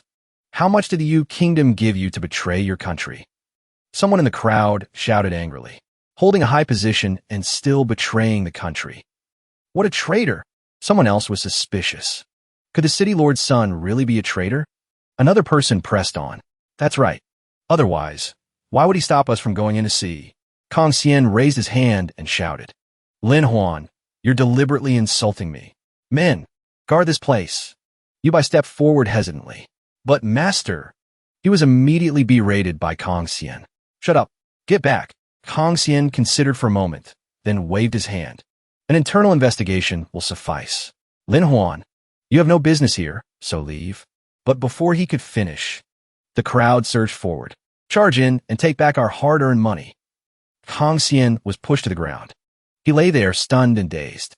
The people smashed things indiscriminately. Lin Huan remarked, not bad. Smash it harder. The gold and silver belong to everyone. Go ahead and take it. He pointed towards the vault. There's money in there. Go get it back. From the doorway, Kong Xian struggled to crawl inside. Have you no decency? He pointed and ordered. Stop. Arrest them all. Lin Huan was unconcerned. They're all relatives and neighbors of the soldiers. Who would be stupid enough to arrest their own family? He took off a nearby soldier's helmet. Kong Xian, have you ever tasted the power of the masses? He slammed the helmet onto the soldier's head, stunning him. Then he ran off, shouting. There's a spy trying to run off with the money. Get him! The crowd, who had been searching for gold, suddenly turned around. Their eyes were blazing. They grabbed Kong Xian and beat him mercilessly. I'm not a spy. Don't lie. Lin Huan stood to the side, looking mysterious. Now, I should deal with the real spy. He landed lightly on the base of a tree just outside the manor. Lin Huan drew the crossbow in his hand. You were hiding here last time. The person hidden in the tree panicked. Damn it, I've been discovered. He quickly jumped from the branch and fled for his life. Ecchi clasped his hands respectfully. Well done, Lin Huan. Do you need me to pursue him? He smiled confidently. Just let him run. He'll eventually return to his den and expose himself. The road ahead was crowded with people. Large manors appeared one after another. Lu Ning glanced around nervously. This is strange. I have a bad feeling about this. It's best not to report directly. He glanced in a mirror and noticed someone was tailing him. Someone is definitely following me. Lu Ning quickly ducked into a crowded restaurant. He casually snatched the outer coat of an unlucky customer. Looking down from above, he saw his pursuer frantically searching for him. Lu Ning sighed contemptuously. Trying to catch me with such childish tricks? Suddenly, the cup in his hand fell and shattered. Lu Ning clutched his head. This tea is poisoned. The people around him replied calmly. Of course it's poisoned. This entire street was set up by Lord Lin Huan. A bowl of cold water was unhurriedly splashed in his face. Lu Ning's eyes shot open. Where is this? He found himself wearing only his trousers. He was tied up tightly with ropes. Ecchi sighed. Following someone like that is just asking to be exposed. But thanks to that, we found their den. Lin Huan stood with his hands on his hips. It's fine. I still have ways to make him talk. Lu Ning looked contemptuous. Dream on, Lin Huan. No matter what tricks you use, it's useless. He gritted his teeth. I won't say a single word, no matter what. Suddenly, Lu Ning's face turned pale. His body convulsed instinctively. Lin Huan gently shook a glass vial in his hand. Are you looking for this? I took it out when I poisoned you. He cried out in alarm. How did you know? Lin Huan smiled smugly. Luckily, I've read quite a few novels. Lu Ning remained stubborn. If you want to kill me, then kill me. I won't talk. Ecchi cracked his knuckles and grinned menacingly. I like stubborn ones. I'll torture you until you wish you were dead. But he was stopped by Lin Huan. No need for you to step in. I have a better way. Lin Huan laid out his tools on the table. Even if he doesn't say a word, I can still get what I need. He inwardly lamented. These items cost me quite a few influence points to exchange for. He began to operate the device. What I'm using here is the most advanced tool available today. A red box and a pen appeared. A lie detector. Lin Huan placed the stethoscope on Lu Ning's chest and gently adjusted it. His body tensed as Lin Huan asked, Are you from Yu Kingdom? Lu Ning's heart rate remained steady. Nothing unusual. Lin Huan continued to lay out the facts. You came here to hide, colluding with the Kong family to seize control of Ningxing. His heart rate became slightly erratic, but not significantly. Ecchi asked impatiently, Lin Huan, doesn't everyone already know this? He waved his hand reassuringly. Just be patient. Lin Huan asked in a soft voice. Is your hideout in the east? Lu Ning's heart rate remained stable. It didn't waver at all. This surprised the guards. He continued to ask, Then is it in the south? His heart rate was still as steady as before. As if he had already guessed. Lin Huan asked the final question. Is your hideout in the north? Lu Ning's heart suddenly began to pound like a drum. Seeing this, Lin Huan nodded. That's it. Head north and we'll find it. Lin Huan was smug. I told you, even if he doesn't confess, I can still find out. As for Ecchi, he stared with wide, uncomprehending eyes. He gave a decisive order. Seize him. A soldier scratched his chin. Who in the world is young Master Lin Huan? To know such a strange technique. The person next to him added, It must be sorcery. He tapped him on the head. Have some faith in science. It's just a lie detector combined with a heart rate monitor. When you lie, your heart beats faster. That's all. The soldier held his head. He was still full of questions. Lin Huan spoke sternly, like a teacher. Listen up. First, ask a normal question. Record the heart rate. Then, compare it when you ask an important question. In his mind, he pictured Lu Ning's panic state from before. When he's flustered, his blood flow will fluctuate. The device will convert that change into a wave. The lie detector will immediately respond. When it senses an abnormal heart rate, the soldier's eyes lit up. So that's how it works. What a brilliant move. But Ecchi was still doubtful. That's not right. Why are you being so gentle about it? He pointed towards Lu Ning. He knows what's happening, so he's using his martial arts to control his blood flow. Doesn't that make it useless? Lu Ning remained stubborn. Lin Huan, so what if you know I'm in the north? It's a big place. Do you think you can find me? He roared. His energy surged. His internal arts erupted. The lie detector went haywire, alarming everyone. This is bad. He's channeling his energy. Someone suggested sealing his acupuncture points. But Lin Huan shook his head. No need. Since I dare to say it, am I afraid of his tricks? He stepped forward. He casually tossed the lie detector aside. Lin Huan jumped up and sat on the table. There are 3 main roads in the north, the west, the central line, and the east. Lu Ning sneered. You think I'm a commoner? Do you think I'll confess? He snapped his fingers. I know. It's the east. Lin Huan spread out a map. It's this road, stretching from top to bottom. He pointed directly at a location. Here. This is definitely the place. Seeing this, he became frantic. No, that's not it. That's not how it is. Lu Ning screamed. You dog Lin Huan. You already knew, and you were still toying with me. Lin Huan laughed gleefully. I asked so many questions not just to detect lies, but also to collect a chart of data. Red circles appeared on his face. The signs of lying were obvious. Every glance, every frown did not escape my observation. Even the way Lu Ning pursed his lips was seen through. The corners of your mouth, your eyes, your eyebrows, every expression betrays you. The soldiers beside him cheered. Lin Huan is so cool. Ecchi was also impressed. So the previous data was for analyzing micro-expressions. This device is comparable to a master. He was embarrassed. I just bought it from a system store. That's all. Lin Huan clenched his fist. Before, I only did some basic physical enhancement. Recently, I realized I was lacking in sensory perception, so I had to make up for it. He dreamed of having a perfect physique. If I enhance my body a little more, I might become the next Bruce Lee. Thinking this, he shook his head. All right, no more daydreaming. Lin Huan smiled brightly and raised his hand. Their hideout has been exposed. We just need to wait for the right moment to wipe them out. His hand casually gestured toward the upper floor where 2 young ladies were standing.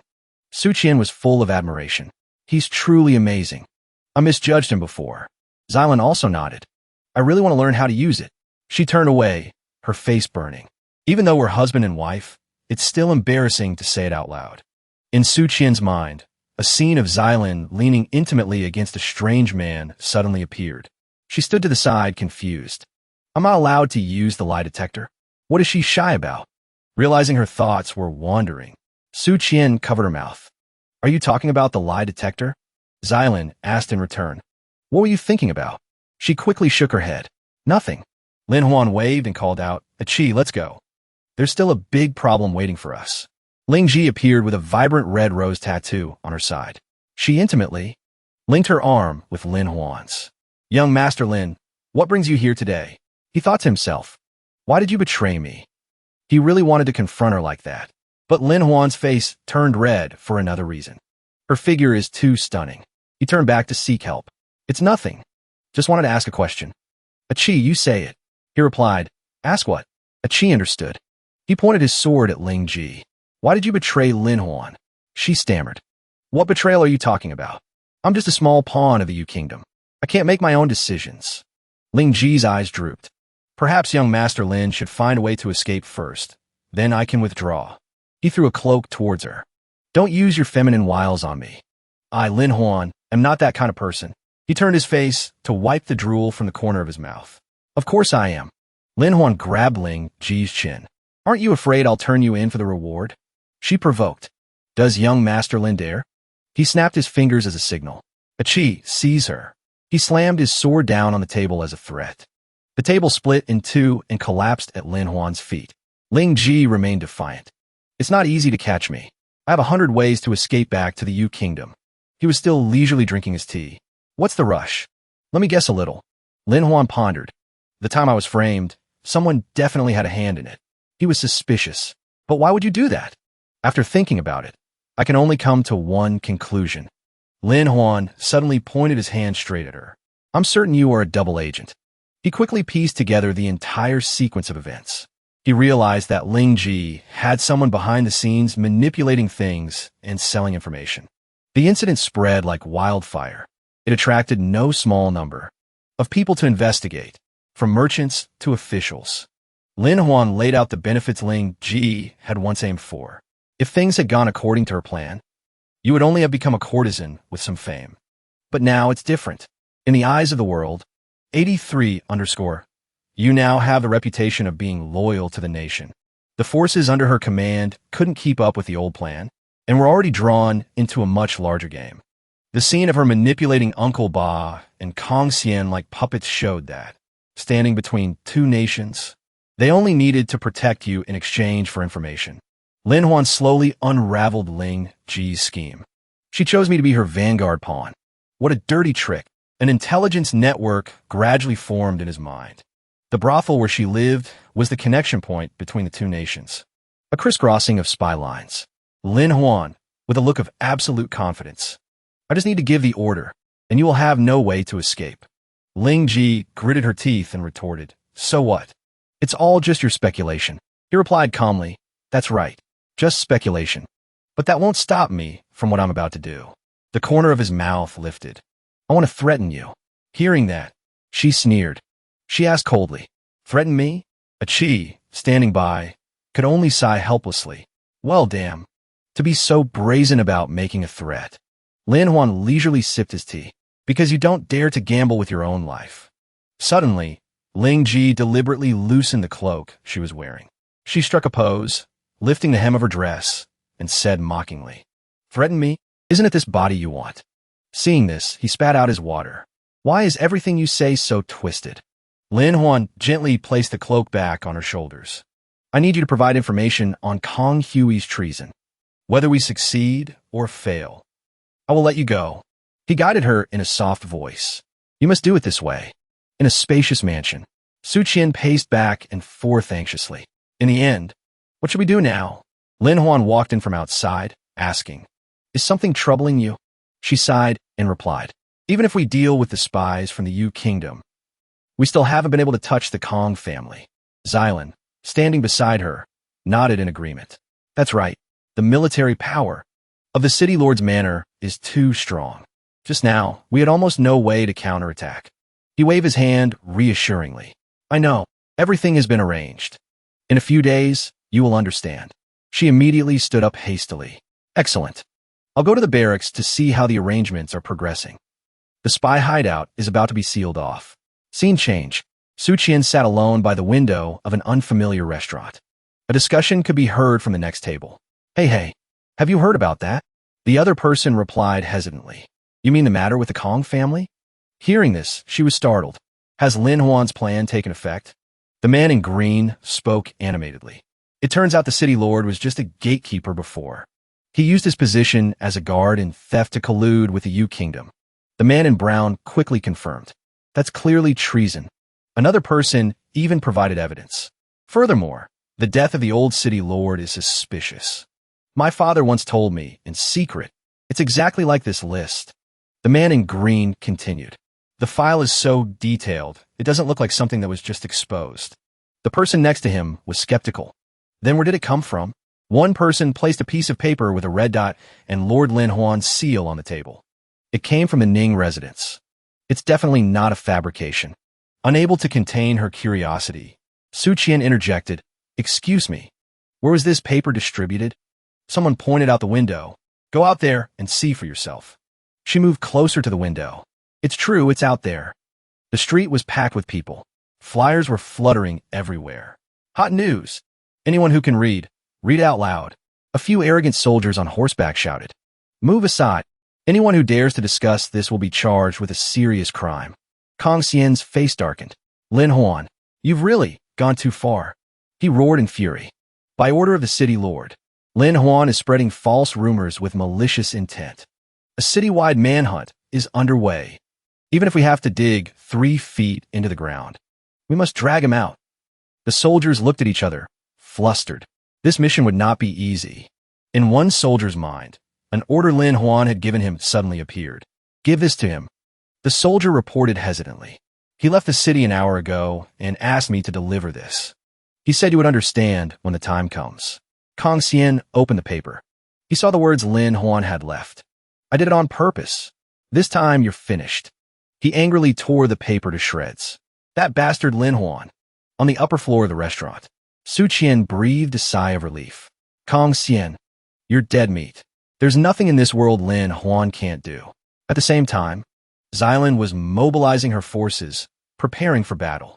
Everyone, listen up. Together, we will capture them all. The spies from the Yu Kingdom. The leader held up a letter. Lord Lin Huan instructed that before we act, he would provide a tip in this plan. She opened it curiously to see. A tip and a plan? What trick is he up to now? The words on the paper were clear. Tip 1. The more you use, the greater the chance of survival. Elsewhere, Lin Huan was still casually chatting with Ecchi. The situation in the city is about to change. We must act quickly. The sky was a mix of clouds and sunbeams, as beautiful as a painting. Xylan led her horse to a stop in front of a small, old-looking tavern. The tavern owner sat listlessly behind the counter. A guest who's checked out but is still hanging around? She stormed in and shouted, "You people from the Yu Kingdom, pay for your crimes with your lives." Hearing this, the tavern owner became enraged. "Shut your mouth." He leaped into the air.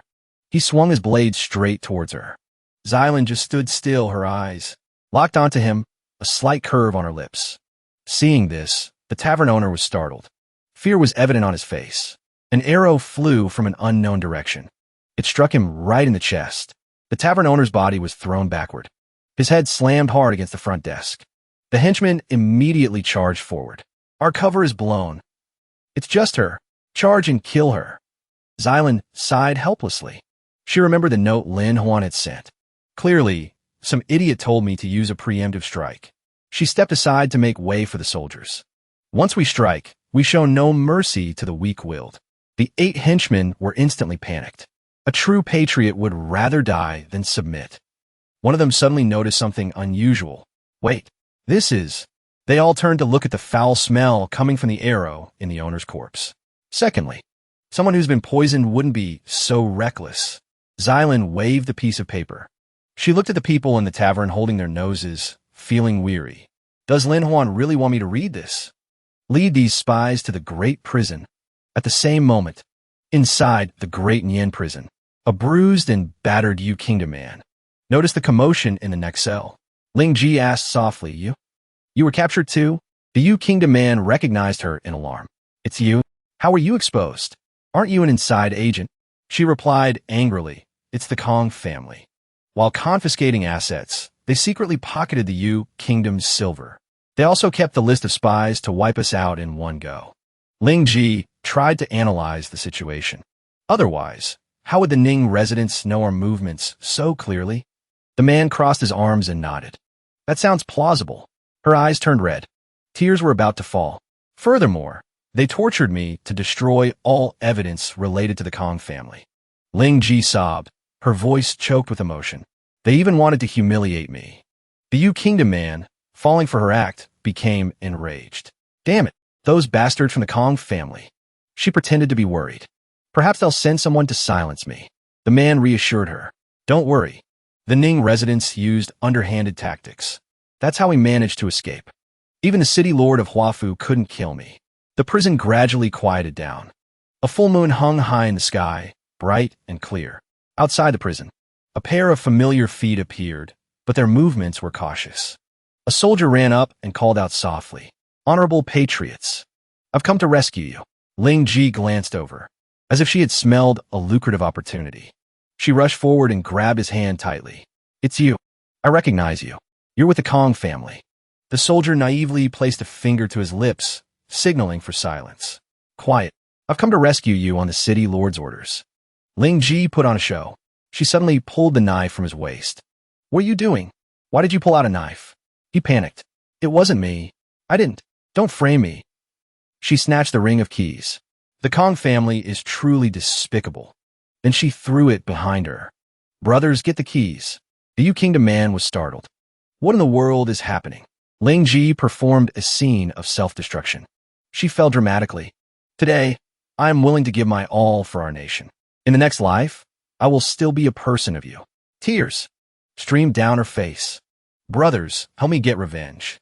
The soldier stood there, stunned, not understanding what was happening. What the hell is this? The Yu Kingdom man went berserk and charged forward. "You animals of the Kong family, you will pay the price." A single slash of the knife. Blood splattered everywhere. All the prisoners were unlocked. Someone turned back gratefully. Ling Ji, the Yu Kingdom will remember your contribution. As the prisoners left, a dark figure quietly slipped in. The dark figure approached Ling Ji. You played your part very well. They were completely fooled. Only then did she slowly drop her disguise and sit up. Ling Ji scratched her head sheepishly. I was just following your instructions. The dark figure slowly removed his hood, revealing the face of Lin Huan. He curved his lips into a sly smile. The second act will be much more interesting. Ling Ji pretended to be weak. My legs are numb. I can't stand. Lin Huan generously offered his hand. Does it still hurt? Then take my hand.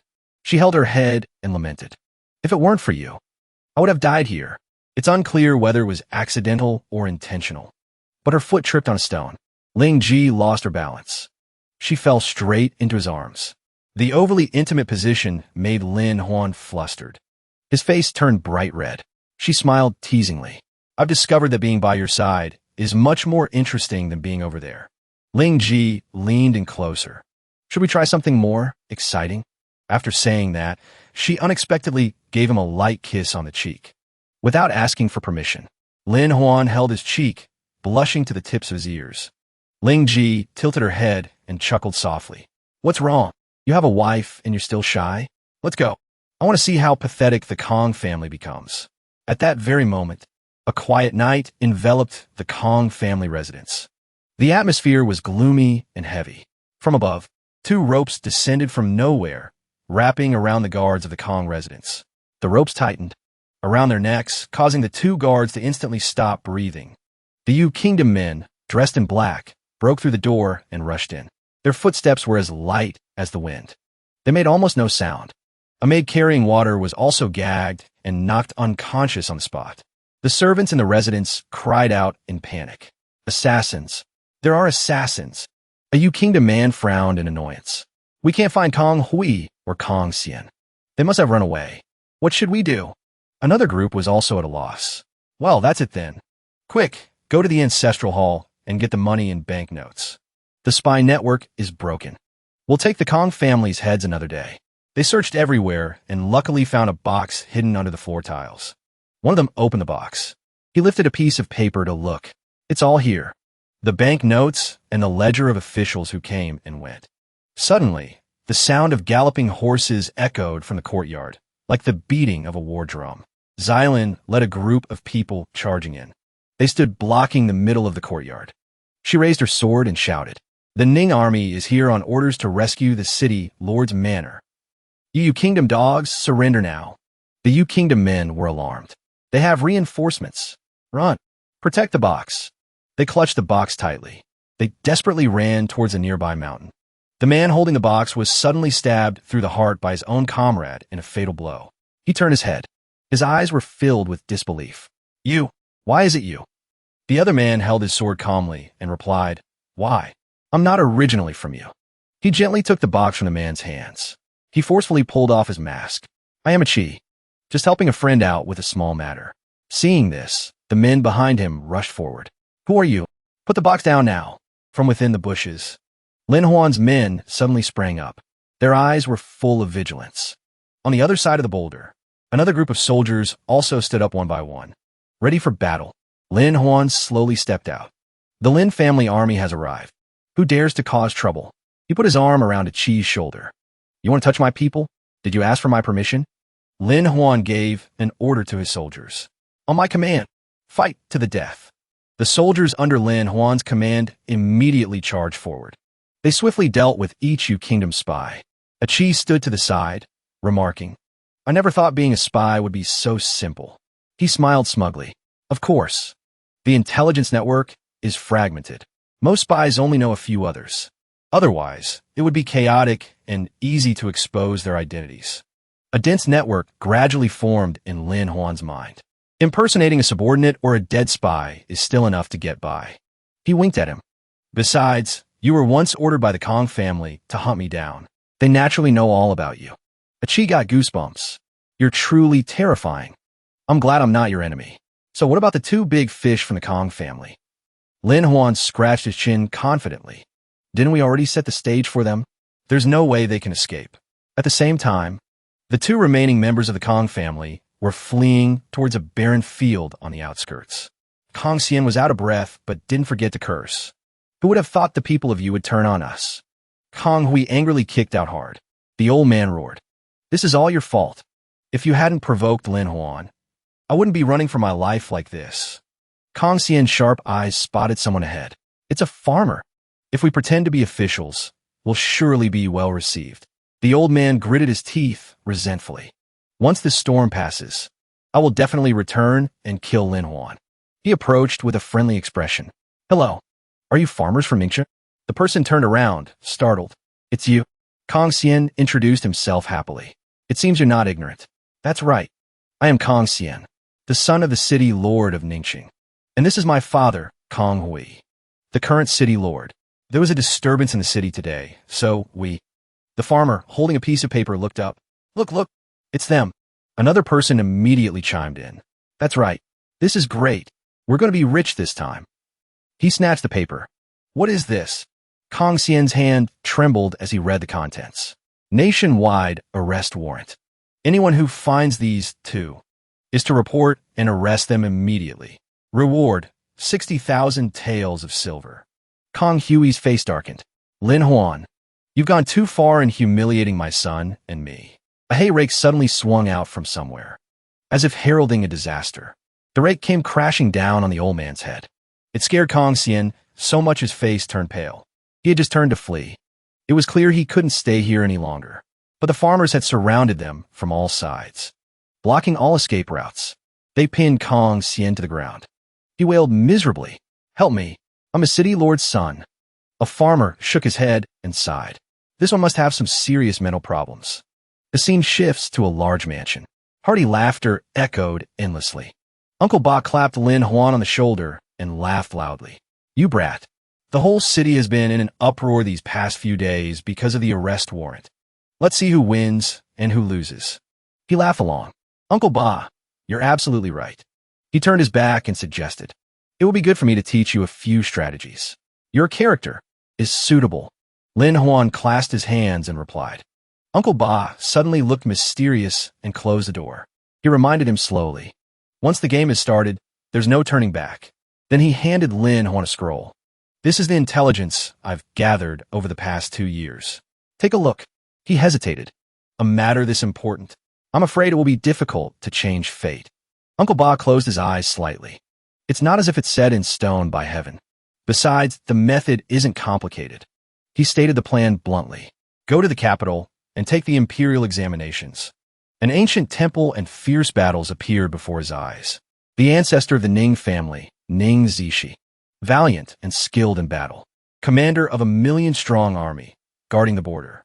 But the Marquis is merely a descendant of the Northwestern king, stationed in Ningxing without his own fiefdom. Behind a strong dynasty are resourceful emperors. Northwestern king, Ning Marquis. Lin Huan raised his head.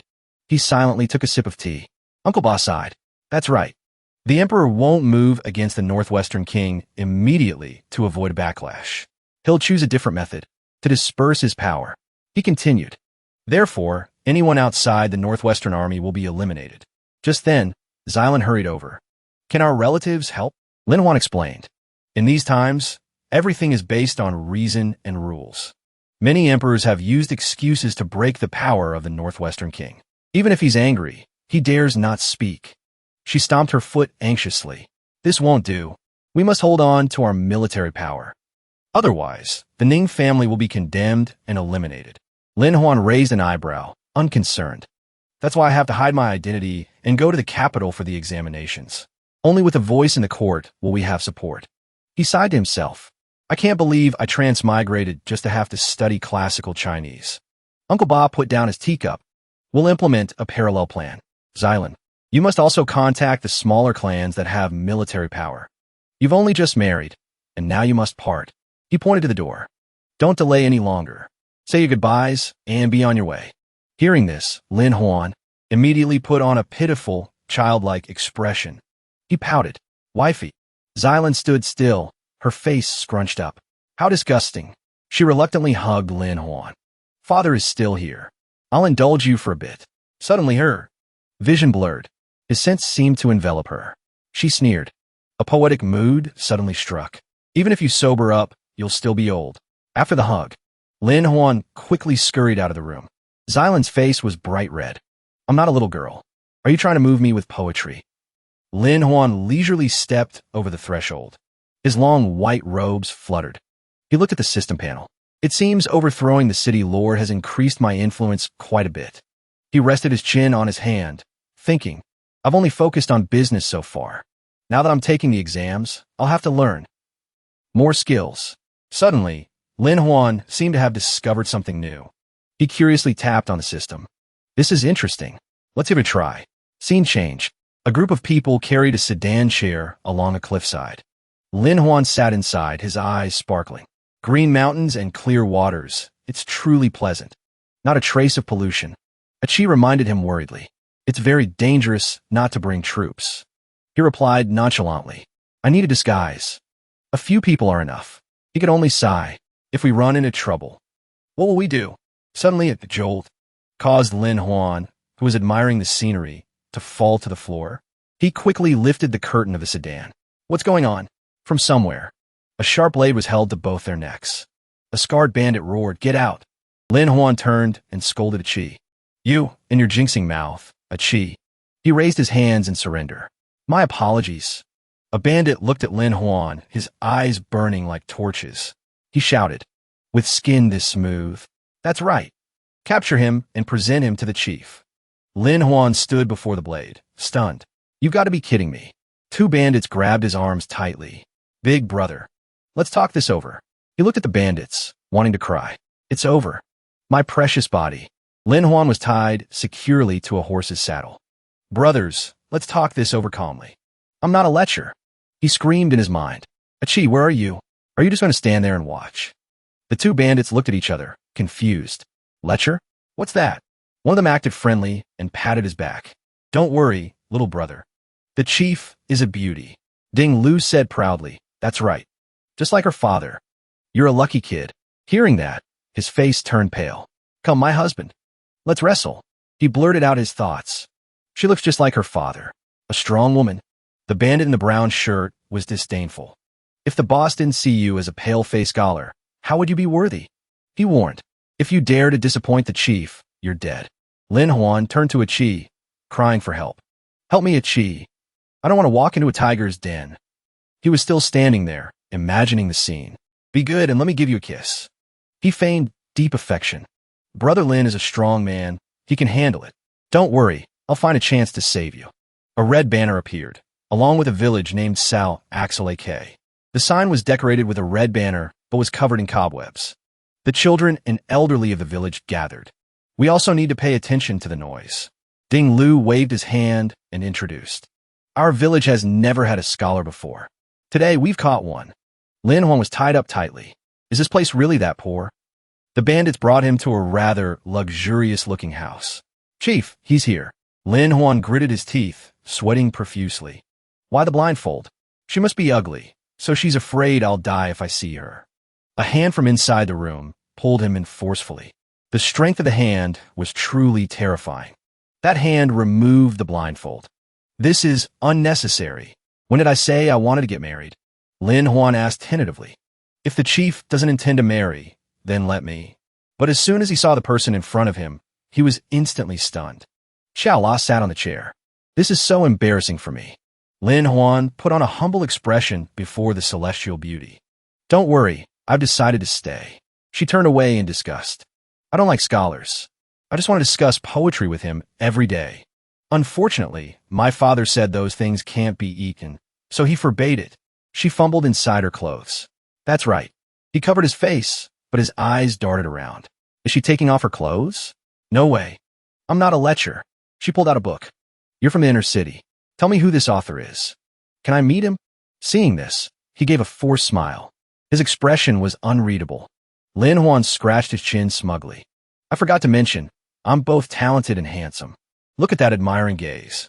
Then he snapped his fingers as if performing magic. Lin Huan is me. After the grand display, there was a deathly silence. Xiao La shot to her feet. Men, drag this liar out and chop him up. He panicked. No, I really am Lin Huan. I'm not lying. She sighed. If you want to impersonate my idol, you have to prove you have skills like Lin Huan. He beat his chest and promised, go ahead and test me. If I can't answer, you can do whatever you want with me. His face was confident, as he had been studying a lot recently. Xiaola crossed her legs. First question, why are we poor? Answer wrong, and you'll be chopped. Lin Huan's eyes sparkled. Is my little fan waiting? But after hearing the question, he froze. This is the kind of question she's asking.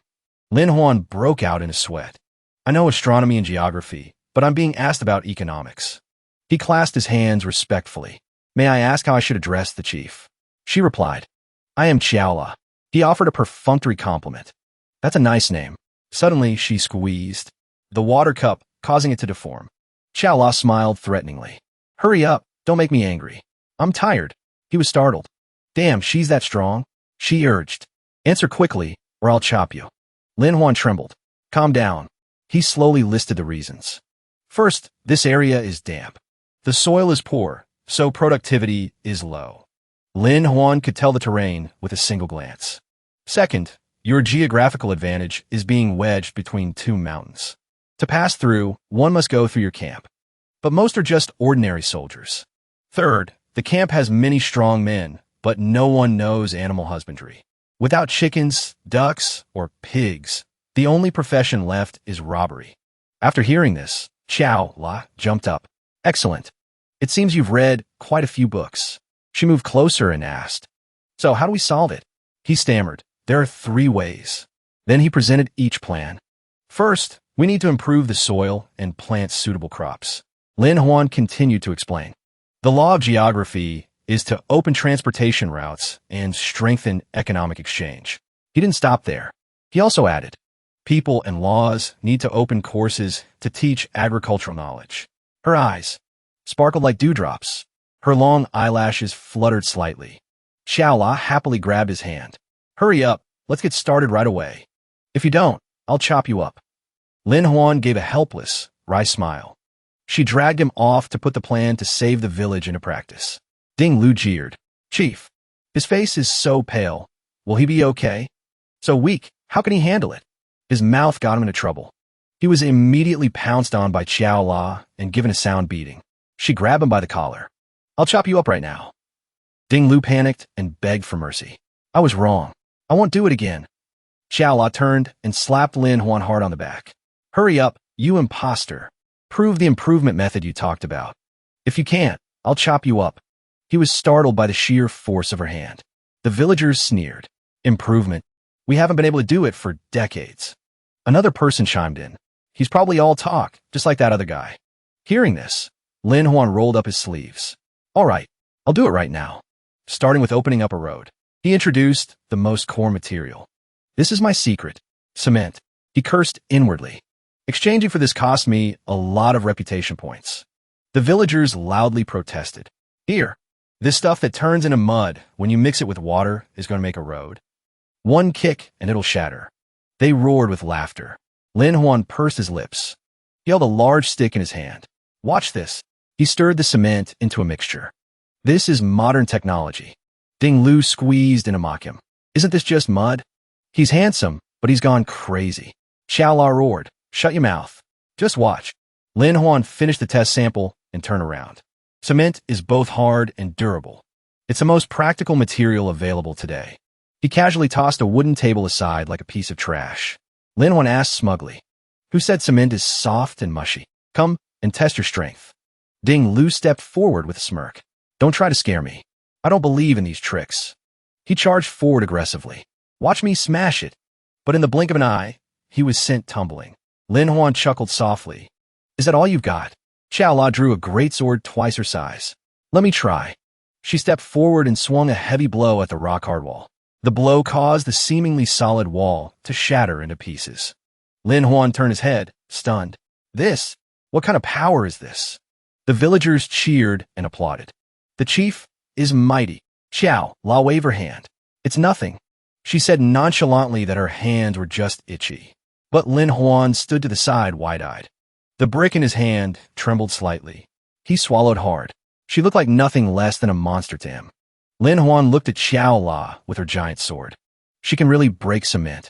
It seems this world has some strange internal energy. She stroked the blade. I only used 80% of my power. Cement is indeed useful. Xiaola pointed straight at him and shouted. From now on, the whole village will obey his orders. Make cement. Improve the fields. Open a school. Lin Huan was stunned. So quickly. She slammed the hilt of her sword down, leaving a large hole. Xiaola warned in a cold voice, be slow and you die. He quickly nodded his head vigorously. Okay. I'll do it right away. The whole village immediately got to work. Lin Huan casually wiped the dirt from his face. Xiaola. This improved her mood. Work efficiency also increased. He imagined himself lecturing until his throat was dry, while Xiaola nodded along. Lin Huan's eyes were vacant. It's good to be a useful person before I run away. Like this. Warm sunlight shone down on the carefully tended fields. Xiaola crossed her arms and said, in a few weeks, I've decided to hold a fake wedding ceremony. He was surprised. I thought you didn't like me. She replied seriously. You have goods in you. If I can keep you, this village will rule the mountains and forests. Lin Huan, really? I'll collect later. She held his hand sincerely. I'm serious. Now, to the bridal chamber. Her words were followed by a breathtaking silence. Her face was bright red. The atmosphere between the two became ambiguous. Suddenly, a whirlwind kicked up. Brother Lin, we're here. Ecchi stood before Lin Huan. Ecchi had overcome countless hardships to find this place. He grumbled angrily from behind. Couldn't you have arrived a little later? Is that her? He naively devised a plan. I brought the Ning family troops. We can capture Xiaola and run. How about it? A commotion suddenly broke out at the village gate. Imperial soldiers were clashing with the villagers. Want to fight? Charge! Ecchi held out a token in front of Xiaola. He lifted his chin proudly. This man is Lin Huan, the son-in-law of the Ning residents in Ningzhou City. You audacious bandits, still not surrendering? She was stunned. You. Then her face, flushed red to the tips of her ears. Is he really Lin Huan? I misjudged him before. She covered her face. She turned and ran away, leaving Ecchi with a giant question mark over his head. He put the token back in his robe. What in the world is going on? Did you go and mess with someone's daughter again? Lin Huan scratched his head helplessly. I've been wronged. This place is really exploiting my labor. He complained. Why did you take so long to get here? And you even brought the Lin family army. Ecchi recounted. While I was looking for you, I heard that a village in the mountains was about to do something strange, so I returned to Ningxing for instructions before leading the troops here. Lin Huan ran out to mediate between the villagers and the soldiers. Everyone, we're all on the same side. The fake main camp is coming soon. Remember to cooperate. From outside the village gate, the sound of galloping horses echoed. The rider shouted, the main camp chief has an order. La Clan camp chief, come out and receive the decree. He slowly stepped forward. The camp chief is not feeling well. My wife and I will receive the order on her behalf. Lin Huan maintained a calm demeanor. I wonder what order the village chief has issued. He threw down a scroll. See for yourself. In 1 week, we gather at Black Bear Mountain to discuss important matters. Failure to appear means death. After speaking, he yanked the reins and left. He didn't give him another word. Lin Huan opened the scroll. Ecchi was curious. What important matters? He pointed to a spot on the map. This is the route. Lin Huan stood stunned. I understand. He looked up at the gathered villagers. Many other camp chiefs will gather here. It's truly a dangerous place. Someone worried, the birthday tribute. They probably want to take our lives. The villagers turned their gazes to Xiaola. Main camp chief is a troublemaker. Messing with him is a death sentence. Camp chief, don't go. If he gets angry, our whole clan will have a hard time resisting. Everyone waited for a decision. Ding Lu urged. Camp chief, make a decision. She held her sword nonchalantly. I think this matter is simple. Then Xiaola held her cheeks and smiled brightly. I'll listen to whatever my husband says. Seeing this, the villagers' faces darkened. They stood rooted to the spot. She tilted her head and asked, why aren't you talking anymore? Did I say something wrong? Lin Huan indulgently placed his hand on her head, patting it gently. He offered his opinion. What the camp chief means to say is if being passive doesn't work, we switch to being proactive. Lin Huan drew his sword. His aura blazed as if he were about to charge into battle. He pointed the tip of his sword towards the mountain in front of them. So what if it's the main mountain camp? I'll cut them down right now. At the same time, the mountain village was still bathed in warm sunlight. Xiong. The campfire burned brightly.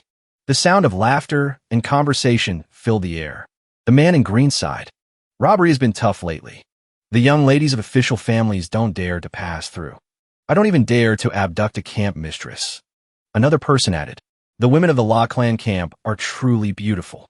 The person next to him laughed. Everyone knows her swordsmanship is formidable. Marrying her means risking getting chopped. The man joked, it'd be worth dying for.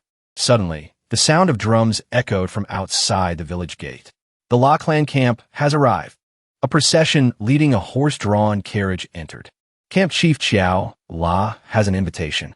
Xiao La, with her slender hands adorned with golden bracelets, parted the carriage curtain and stepped out.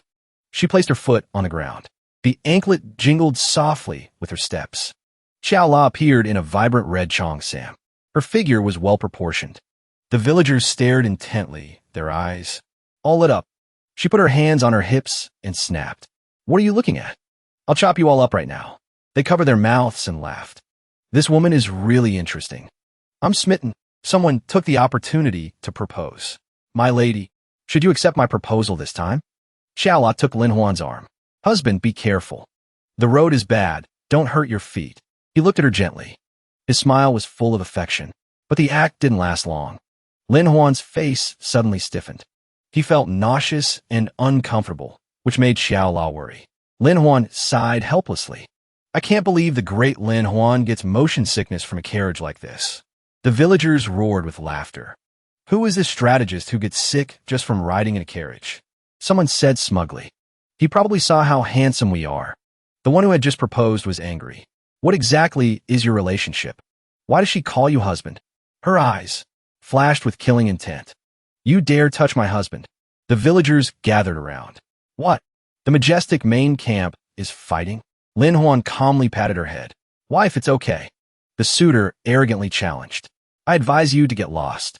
Let me be the La camp's husband. Lin Huan smirked. And what if I don't agree? He rushed forward, throwing a fierce punch, intending to give his opponent a taste of his power. The wind whistled around his body like tearing cloth. But Lin Huan didn't even bother to dodge. He sneered contemptuously. Fine. If you lose, don't go crying to your mommy. Lin Huan coldly watched the man flailing his arms in front of him. The villagers taunted. Damn it. You think you're so tough. If you're going to fight, then fight. Or are you too scared to move? The suitor cracked his knuckles. Don't be hasty. I'll give you a quick, painless death. Not only was he not afraid, but he even clasped his hands in thanks. Thank you. This made him freeze for a few seconds. Lin Huan complained as he casually kicked out. If you're going to fight, then fight. It's taking too long. The suitor's family jewels shattered as a result. The laughing villagers suddenly fell silent. They all clutched their groins. He looked down smugly. Looks like fighting isn't so hard after all. The suitor writhed in pain. This life is as good as over. Xiao La, at his side, clapped and cheered. What a domineering man. I'm so in love. The villagers came to their senses. Someone roared. He fights dirty every day. He doesn't even know martial arts. Another person was indignant. Who would dare to fight like that? Scum. A sneak attack. An angry person charged forward. Let me fight you. Faced with Lin Huan's calm and arrogant demeanor, he couldn't contain his anger. He lifted his leg, intending to knee him. Let me treat your injuries. Lin Huan raised an eyebrow. Is that so? I don't believe you. He grabbed the man's raised ankle. Then he pulled hard, causing him to panic and cry out, Mercy! My jewels! His pants were immediately torn in two. He let out a blood-curdling scream, his eyes rolling back. The villagers were even more terrified. Someone unconsciously clutched his groin. It's over. These two are completely done for. A few faces turned pale. Would even a eunuch accept this move? This is a serious problem. Everyone who charged forward was struck directly in their precious jewels. Some even had them crushed to bits by Lin Huan's own hands. Anyone who rushed forward received a fatal blow to their pair of precious stones. They all lay writhing on the ground. But Lin Huan was still grinning from ear to ear. Anyone else? I'm in a good mood today. I want to play a little more. The remaining villagers shook their heads in fear. Chu Bing clapped in appreciation. Excellent. I've practiced martial arts for 30 years and have never seen someone like you. He introduced himself. You can tell who I am just by looking. Fifth seat of the Black Bear camp. Scarface, old 5. Lin Huan replied politely. I'm the master of the La Clan camp. Oh no, Lin Huan. Chu Bing made a reasonable suggestion. No matter how cunning you are, you're still alone. If you don't want to fight, let's form teams. Let's give it a try. Each person contributes 12 taels of silver. The villagers chimed in. I'm good at group fights. Let's do it. Those greedy for money were enthusiastic. If there's silver involved, I'll give it a try. Lin Huan held up a large, rough stick. All right, let's gather at the La Clan camp. Under the scorching sun, the two sides stood facing each other. Neither was willing to back down. Lin Huan shouted, La Clan camp, assemble. The villagers under his command responded in unison, fight. The villagers on Chu Bing's team were contemptuous. You think you can win with those flashy tricks? He let out a breath. Don't judge others by their appearance. Lin Huan spread his arms. What do I normally teach you? Stand up straight. The villagers of the La Clan camp formed a line. Each person from left to right called out their number. The person at the head raised his hands solemnly. Report. The La Clan camp security team has 21 members. All are present, except for the deserters. The opposing side was still jeering. What kind of act is this? What a strange way to count people. Another person taunted. Standing so straight. They've really trained to be an army. Xiaola stepped forward. She slammed her great sword into the ground, causing dust to swirl up. She angrily pointed at the mockers. If you dare to talk nonsense, I'll chop you to death. Chu Bing sneered. If it weren't for your father holding power and protecting the La Clan camp, you would have been torn to shreds long ago. Lin Huan put his arm around her shoulder and replied, Very well. Let me see how you defeat the La Clan camp team. The enemy drew their swords and knives. It won't be long before we send you off one by one. He gently waved his hand, signaling for his army to advance. The La Clan camp team shouted their slogan in unison. Activate defensive formation. Prepare for battle now. He charged straight towards the villagers. Regardless of anything, I can chop each of you to pieces. A member of the La Clan camp reacted extremely quickly. He raised a cement shield to block the blow. Chu Bing's sword broke in two with a single slash, while the shield remained intact. He stared with wide, horrified eyes. This is impossible. How can there be such a shield in this world? The La Clan camp member explained calmly. We improved it from cement. Even the camp chief has to channel her energy to break it. Hearing this, Xiao La was surprised. That's right. Last time, I shattered it with one blow. Has it been reinforced now? Lin Huan fanned himself with a fan. Because I discovered that cement is hard enough, but lacks flexibility. So, in his mind, the structure and layers of the cement material appeared. Lin Huan explained clearly. I mixed the cement with multiple layers of cotton cloth to increase its flexibility. It still maintains its hardness. It also makes it lighter, stable, and fire-resistant. The enemy team still charged forward recklessly, thinking that if many people stabbed at once, any shield would break. A La Clan villager shouted, Get in position. 2-person teams, 10 teams, form a 4-4-2 formation. Focus on defense. The opposing team was stunned when they saw the tight, gapless formation. They were flustered, as dazed as chickens in a coop. Someone glared and cursed. If you have the guts, fight head-on. Why are you hiding behind shields? Xiaola clapped excitedly. Amazing. I've never seen a formation as solid as this. Lin Huan smiled. I don't understand military strategy, but I understand soccer. It'll do for now. A member of the La Clan camp charged forward, shouting, The opportunity is here. Everyone disperse. A black bag was thrown over the enemy formation. Even our own troops had to dodge. The people on the other side panicked. Damn it, put down your weapons. A sword that wasn't retracted in time accidentally slashed the black bag. Green slime spilled out. A terrible stench rose up. The slime splattered onto the villagers. Immediately, a strong, sour smell spread. They held their noses and screamed.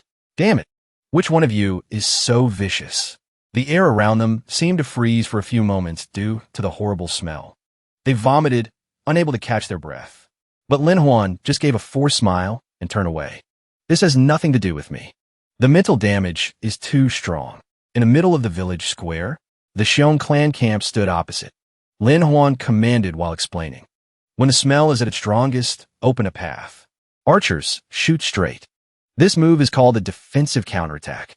Understand? The archer replied, understood, but he still had question. Bowstrings wear out easily. Arrows are hard to recycle. It's very wasteful. Someone suggested using poison. It was immediately rejected. Too expensive. Lin Huan scratched his chin, thinking. It's true that someone once used bows and arrows to attack a mountain camp. This time, we have to use something else.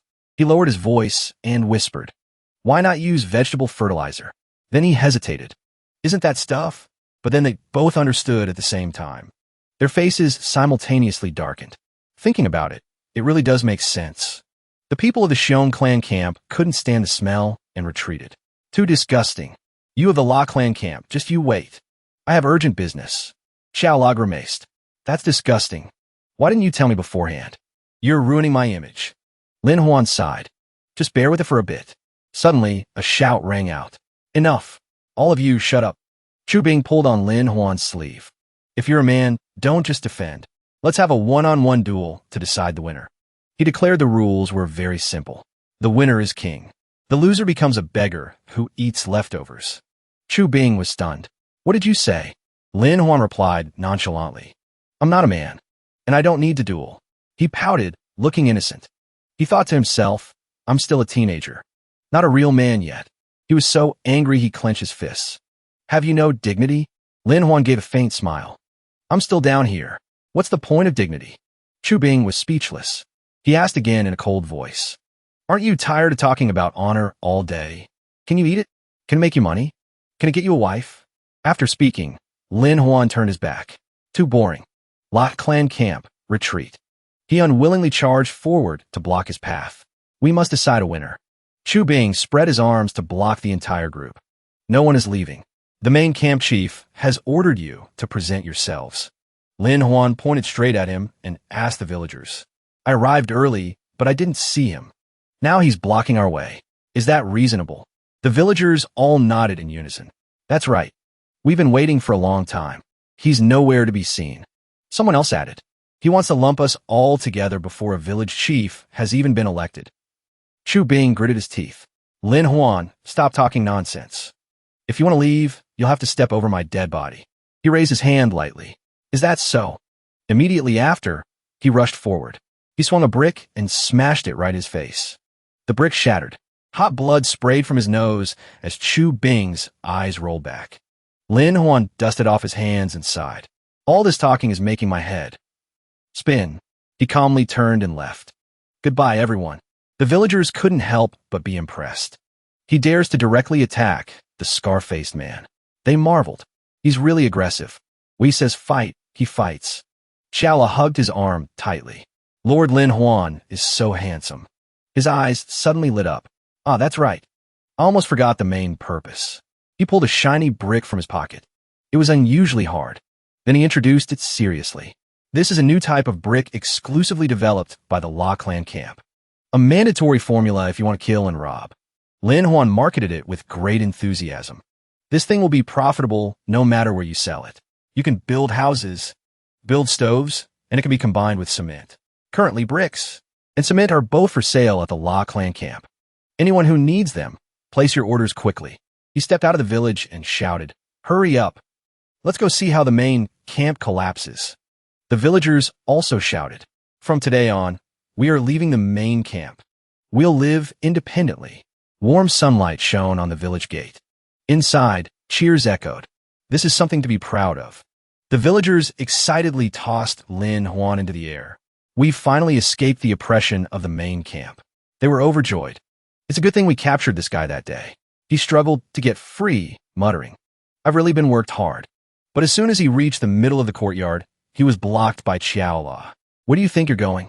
She held an empty wine jug. Her eyes were glazed over. Tonight, you must serve me. Lin Huan picked her up. You've had too much to drink. Go get some rest. Xiaola struggled. Let me go. Let me go. Normally, you wouldn't dare touch me. Why are you so bold today? The villagers were chatting animatedly. Hearing this, they turned their heads to watch the drama. Someone whispered, he wouldn't dare touch her. Could it be that thing is broken? Another person jeered. Look at that. Lin Huan's mind is so sharp, his body must be weak. Everyone who does business makes a profit. Only the camp chief is at a loss. This is great. He delivered a thunderous punch from behind. Lin Huan grabbed the two of them by the collar and dragged them away. You dare to speak ill of your teacher? Have you finished your homework? Someone called after him. Brother Huan, what about the land improvement? We've been waiting forever. He rested his chin on his hand, thinking, that is indeed a big problem. The land here isn't bad, but development is very difficult. A villager shouted in panic. This is bad. Old Du is sick. Ding Lu was worried. This has happened many times before. Lin Huan asked with a serious face. What kind of illness is it? Old Du lay on the bed. His face was haggard. His body was covered in dark purple spots. He stepped forward to inquire. What's the situation? The doctor shook his head. It's truly a strange illness. Before entering the village, I never saw him sick. Although he survives for a while each time it flares up, the patient suffers immense pain. The villagers were all anxious and uneasy. The rumors about the La clan's illness made them even more worried. Almost everyone gets it at this age. A sorrowful expression was evident. That's right. This land must be cursed. The La clan is pale and can hardly avoid it. Lin Huan's eyes suddenly lit up. Wait a minute. You said everyone is like this. Does everyone get sick when they reach this age? The doctor slowly explained. It seems only the two great families, the Liu family and the Zhang family, are exceptions. But their cases have only occurred recently. He asked again, were they middle-aged when they first joined the mountain camp? The doctor nodded. That's right. Lin Huan pondered deeply. I have a theory. I need to check it to be sure. He opened the system panel. The reputation value I gained at the main camp before is just enough to test the chemistry set. Countless complex formulas appeared in Lin Huan's mind, along with a tangled web of ionic bonds. The chemical symbols and covalent bonds confused him. How in the world do I operate this? Lin Huan gritted his teeth and decided to risk it. Whatever. I'll just give it a try and see what happens. The old man's heartbeat appeared clearly in his consciousness. It was somewhat chaotic. Lin Huan gently took the old man's pulse. At the same time, he activated his enhanced five senses. Smell inquiry. He nodded slightly in conclusion. All right, about a general idea. He cracked his knuckles, preparing for the next step. The doctor asked curiously, can you cure it? The villagers were immediately excited. It seemed there was hope. Lin Huan stood before the garden that the entire village had worked so hard to cultivate for so many years. He bent down and picked up a handful of soil to examine, just as I thought. Then he turned back and explained to the villagers. This isn't an illness. It's because the metal content in this region exceeds the permissible level. Lin Huan spoke at length. Heavy metals accumulate in the body over a long period and cannot be eliminated, leading to a decline in organ function. That's what causes the illness. That's why it only manifests in middle-aged people. It only damages the kidneys and nervous system. It also affects fetuses and causes neurological disorders. Copper causes bone deformities and blood poisoning. Mercury damages the liver and nervous system. Arsenic causes anemia and nephritis. Neuritis.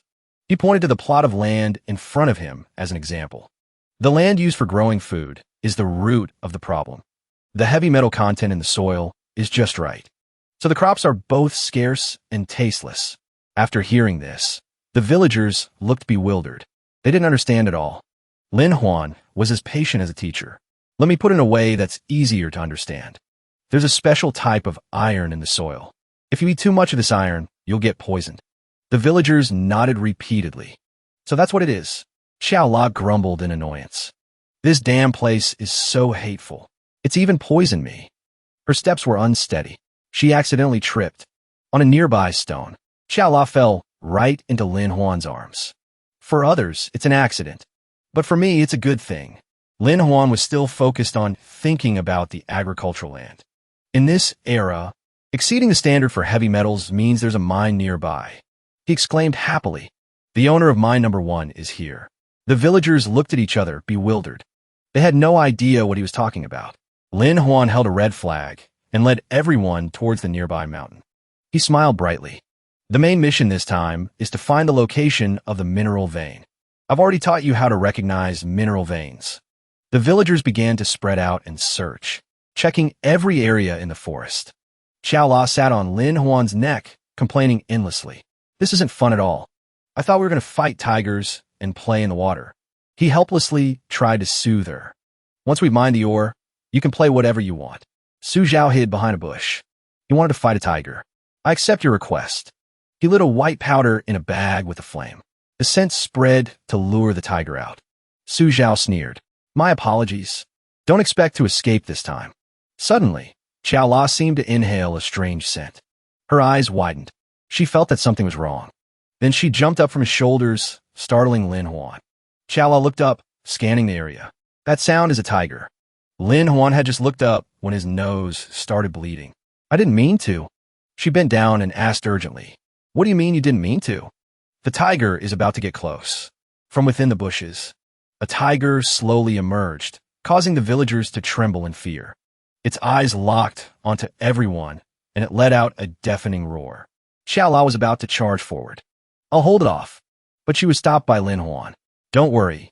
I've already prepared everything.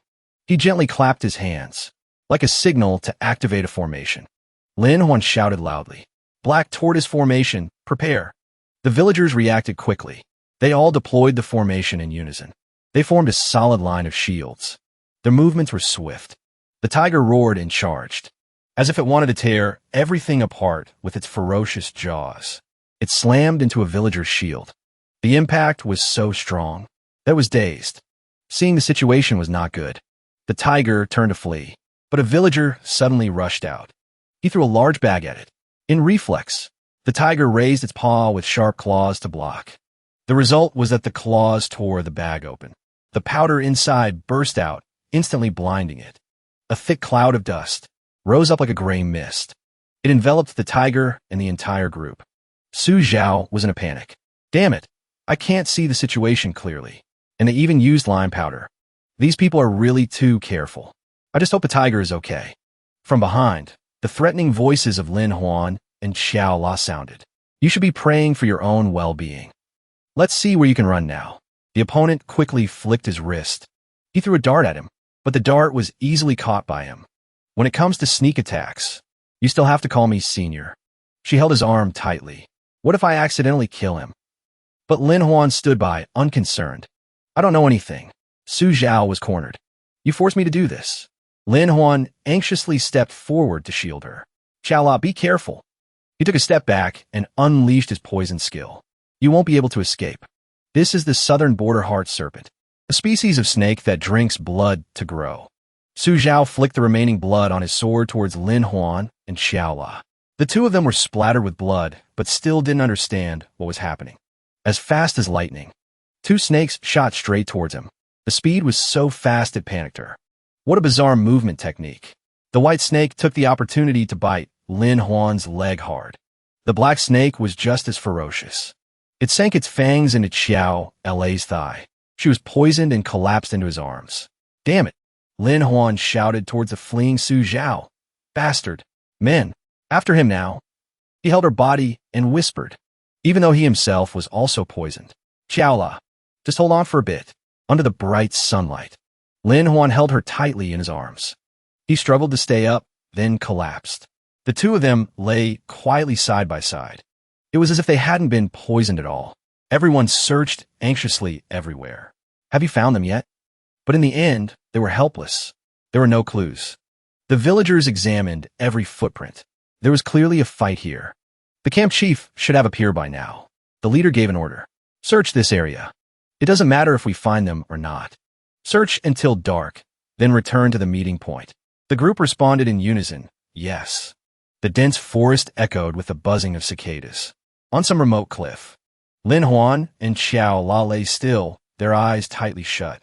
His eyelids fluttered slightly. His face darkened, as if a large amount of poison had just taken effect. Lin Huan's eyes shot open. His pupils contracted. His face was filled with terror. He raised his hand to look and saw that his body was translucent. The memory returned. I was just bitten by a snake along with Xiao La. Lin Huan's gaze suddenly shifted downwards. What appeared before his eyes was his own body and Xiao La's, lying motionless below. Lin Huan's spirit plunged down in terror. My soul has left my body. Could it be that I'm not dead yet? At the same time, the system's voice sounded urgently. Enhanced body is operating. Guide to activate emergency mode. Auto. He looked up, thinking, this is the reward that helped nourish my body before. It's no wonder the initial physical enhancement was ineffective. It turns out I have to manually activate the emergency mode. In his mind, images of tissues, organs, nerves, and blood vessels and meridians appeared clearly, enough to determine the entry path of the venom.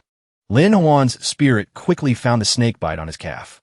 Found it. The system panel displayed every component in detail. The location and extent of the venom's damage were all clear. He immediately pressed on the bitten calf area, as if wanting to heal it instantly.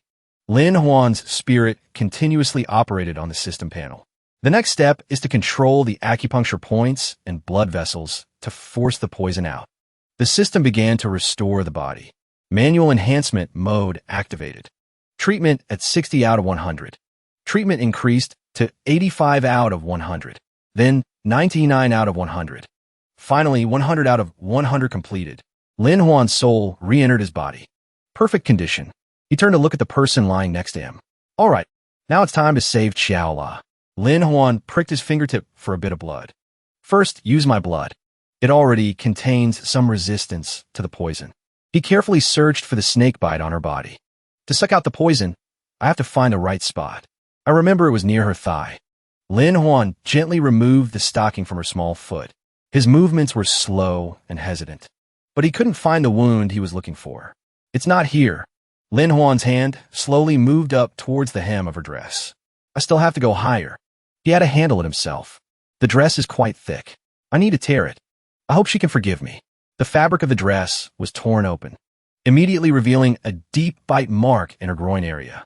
The wound was bleeding and gradually turning purple. It's here. Lin Huan helplessly clasped his hands and prayed. Heaven, please don't blame me. I'm just saving a life. I have to do it. He bent down. He held her legs firmly and sucked the venom from the wound. Xiaola's body trembled slightly. Her lips pursed tightly. Her face flushed an inexplicable shade of pink. A large mouthful of poison blood was spat out. The dark red color was unsettling to look at. He wiped his mouth. This smell is strange. Oh no. It seems the smell of poison is gone. At the same time, behind the dense bushes, a group of assassins was silently advancing towards the village. They whispered among themselves. Xiaola and Lin Huan are both absent. The person next to him had a determined look. Today we must wipe them all out. Immediately after, a short command was heard. The villagers cried out in panic. Enemies! Enemies! Xiaola's fair legs gradually touched the cold ground. She slowly opened her eyes. Her expression was hazy, as if she had just woken from a long sleep. Xiaola tilted her head slightly. Her gaze was unfocused, not concentrating on anything. The first thing she saw was Lin Huan holding her leg to suck out the poison. Her face immediately turned bright red. What is this? Xiaola suddenly remembered the black snake. I really was bitten then. She closed her eyes tightly and told herself, this is detoxification. It's just detoxification. Don't think about anything else. But in her mind, Lin Huan's face appeared.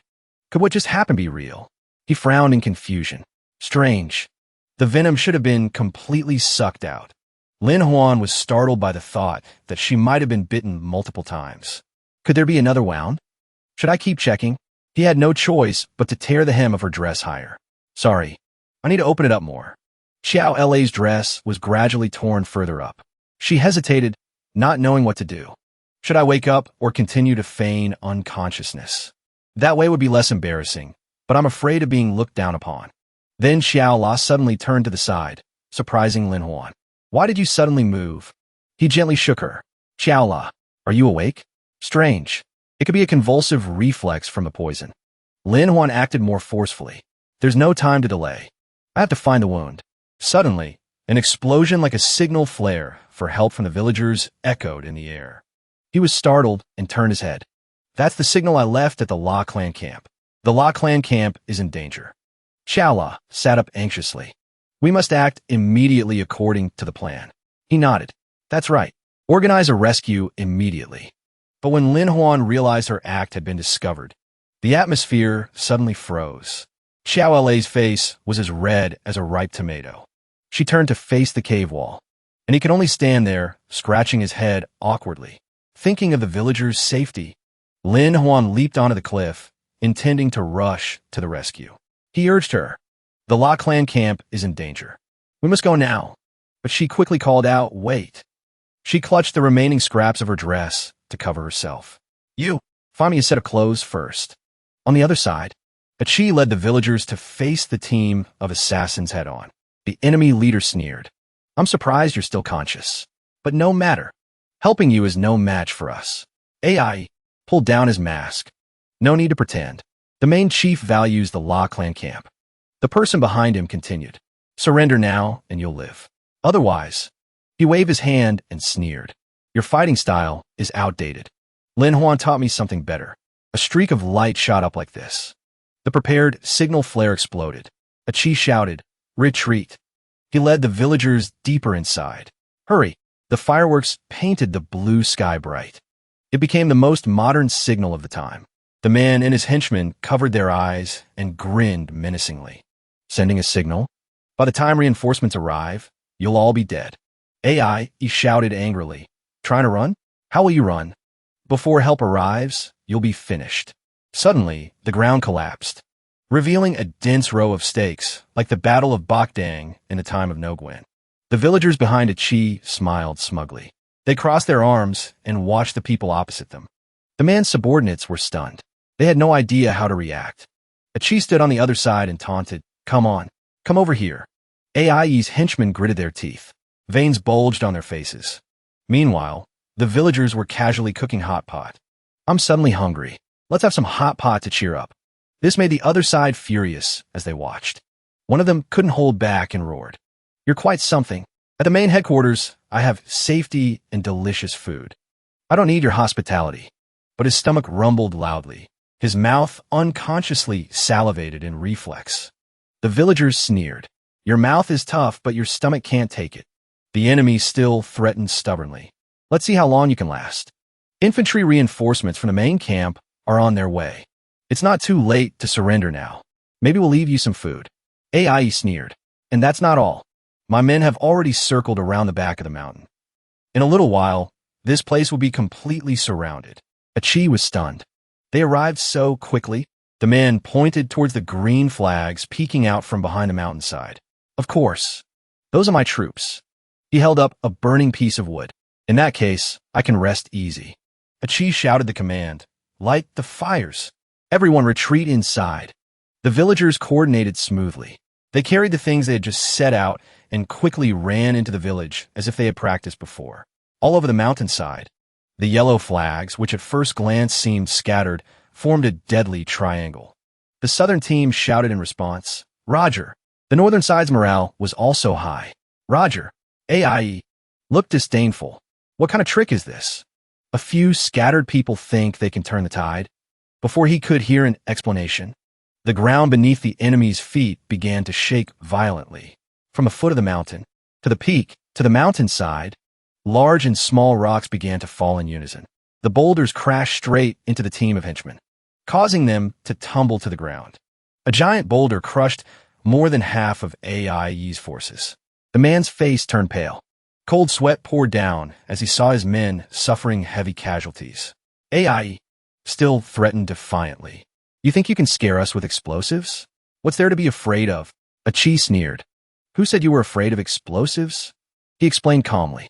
"Just a little scare. If this continues, this place will become your grave." The man stubbornly argued back. "So what?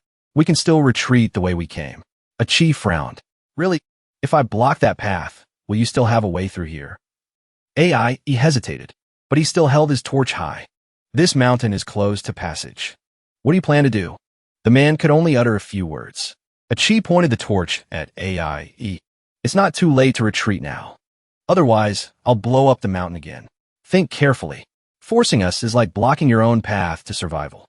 Hearing this, the man trembled with anger, but he didn't have the guts to charge forward. The men behind him were also frustrated by his hesitation. He was completely helpless, muttering, "Playing dirty. We're retreating. The birthday tribute is more important. Forget these lunatics." Seeing him leave, the villagers burst into laughter. This plan is truly vicious. Someone wondered who came up with it. It must be Lin Huan because he's too smart. But Ecchi was anxious. Lin Huan, everything is going according to your plan. How are things on your end? The sky was a deep blue, vast and high. The lush green canopy of trees covered the entire space. The villagers assigned to go up the mountain stood by a boulder, waiting for Lin Huan to appear. He walked leisurely. His arrival brightened everyone's eyes. You're out. You're back. Someone else asked. Where's the camp chief? Xiaola, wearing his oversized coat, peeked her head out and replied, I'm here. She said shyly. Quick, give me another set of clothes. The villagers' eyes widened. Where are your clothes? Could it be? Lin Huan blushed and coughed lightly. Let's drop that. There's not much time left before Qi blows up the mountain. We have to act. He repeated the slogan to reassure them. What's our slogan? The group responded in unison. The mountain camp is ours. Peace is maintained by us. Lin Huan raised his hand high with determination. Let's go. Surprise attack the small mountain camp. Give him a heavy blow. At the small mountain camp on a mountainside, the guards patrolled regularly, leaving no openings. Xiaola, disguised as a bush, whispered, Why are you launching a sneak attack now? He kept his eyes glued to the guards. Today is mainly for scouting the ore. And while we're at it, we'll ambush the small camps. They're probably related to the La clan camp. Isn't this an opportunity? She was still suspicious. How do you know they've gathered troops to attack the La clan camp? If they know I'm out, won't the plan be ruined? Lin Huan was indulgent. My lovely camp chief, don't you know they planted a mole in the La clan camp? Hearing this, Xiao La's face showed anger. That's right. If there's a mole, they must have sent word to attack us. Just then, 2 guards walked by, forcing him to stay alert. Lin Huan picked up a small stone. He signaled to follow. Then he threw the stone straight at the head of an unlucky guard. He cried out in pain and anger. Who threw that? The guard rushed into the bushes to search. Huh? Where did he go? He had already approached from behind. Brother, my apologies. Lin Huan changed into his clothes. Done. Drag him inside. He blended in with the guards outside the gate. He walked straight into the camp. Lin Huan approached a house that still had 2 guards. He was cautious. This place is heavily guarded. Guang Lai is here. I have to wait for a cheese signal. In the room, palace maids with soft, flowing dresses were dancing gracefully. Guang Lai sat below, constantly exclaiming, Excellent! What a great dance! His obese body moved closer to embrace a palace maid. Gulme, Gulme. Let's get down to business. Suddenly, an explosion was heard. It was indeed the signal Ecchi sent to Lin Huan outside. The fat man, Guang Lai, jumped in fright. In reflex, he pushed the palace maid away forcefully. He was furious. He kicked the door open and shouted, What the hell is going on? Lin Huan rushed out from his hiding place and shouted, This is bad, camp chief. There's an urgent secret report from the main camp. Guang Lai's face darkened. He berated, Shut up. Are you an idiot? Shouting out a secret report like that, without any guard. He pulled him into the room and slammed the door shut. He ordered coldly, Speak. What's the secret report? Lin Huan acted his part perfectly. It says the main camp has dispatched troops to attack the La clan camp, and they've specially sent a team to guard the Dao altar. He leaned in and whispered mysteriously, I heard this pill helps strengthen the body. Improves blood circulation, especially good for men. The effect is miraculous. In short, it enhances. Guang Lai drooled at the thought. Is that so? Let me try. He cherished the pill as he brought it to his mouth. His mustache twitched with excitement. But just then, Guang Lai suddenly realized something was wrong. Wait, there's something wrong with what you said. He pointed straight at Lin Huan and laughed loudly. Trying to trick me? Tell me who sent you here. Lin Huan calmly slapped his hand hard. The pill flew straight into his mouth. Take that. Guang Lai's face darkened. What the hell kind of medicine is this? He clutched his stomach, writhing. It hurts so much. Poison. It's definitely poison. Guang Lai hastily grabbed a cup of water and gulped it down. Lin Huan reminded him, I advise you not to drink water. This medicine gets worse the more you drink. His eyes bulged. His pupils contracted. His breathing became rapid. Guang Lai rolled on the floor, screaming. It hurts so much. Help me. Lin Huan put on a merciful expression. He threw him an antidote pill. It's effective for 1 day. He was a mess of tears and snot. He hastily opened his mouth and swallowed it. Guang Lai crawled on the ground, asking tremblingly, "Who are you, sir?" "I'm just a nobody. Why would you poison me?" Lin Huan leisurely pulled out a chair and sat down. He rested his chin on his hand, looking arrogant. "I'm the poison master." Lin Huan patted his shoulder. "If you want the antidote, hand over all the assets of the Chun clan camp. Then we'll talk about betrayal." Guang Lai trembled. "Betrayal?" He fanned himself with a fan. "That's right. The matter of betrayal can be negotiated. After all, I'm not a bad person." The quiet night fell upon the small village. The guards outside chatted in low voices. Guang Lai's eyes were filled with tears. "You want to clean out my entire family fortune?" Lin Huan rolled his eyes. "Clean it all out. That money will be used to buy the antidote. Is your life more important, or is money more important?" Hearing this, he had no choice but to order his subordinates to bring over barrels of heavy gold. Having achieved his goal, Lin Huan tossed him a vial of antidote. "This is what you need. Take 1 pill a day. Enough for 2 courses of treatment." Guang Lai clutched the vial as if his life depended on it. He tugged on Lin Huan's sleeve and pleaded, "What if I run out of medicine? What if I don't have money to buy more?" He smiled threateningly. "If you take it all, you'll be fine. But if you don't listen, I can take your life at any time." He trembled. "But you want me to betray the main camp?" Lin Huan covered his mouth and laughed. "Don't worry. You just need to withdraw and find an excuse not to provide aid." Guang Lai quickly clasped his hands. He left the room to deal with the gold. He found a safe place to hide it and use it as the operating fund for the La Clan camp's next move. Xiao La's eyes sparkled as she looked at him. "Lin Huan, can you lend me some of your miracle poison?" Lin Huan smiled slyly. "What miracle poison? It's just flour mixed with ginseng and bean powder. Drink water and you'll get a stomachache." He turned and walked away. "Let's go. We still have 3 more mountain camps to deal with tonight." The villagers sighed helplessly. "He's really a swindler. It's a good thing he's not our enemy." Suddenly, Lin Huan froze, his eyes wide. He took out a small spyglass and observed the distance. "I hear something." From a foot of the hill, the faint sound of a woman's cry could be heard. A woman. The men in front laughed. "Huh, Camp Master Li is truly cunning. Making us escort a young lady." Another person chimed in. "Just the woman is enough." Suddenly, the horse's hoof stepped on something hard, causing it to neigh loudly. The horse panicked and reared up, throwing both the kidnapper and the woman to the ground. She screamed tragically. Tears streamed down her face uncontrollably. The fall didn't result in her hitting her head as expected, but instead she landed right in Lin Huan's arms. The woman opened her eyes.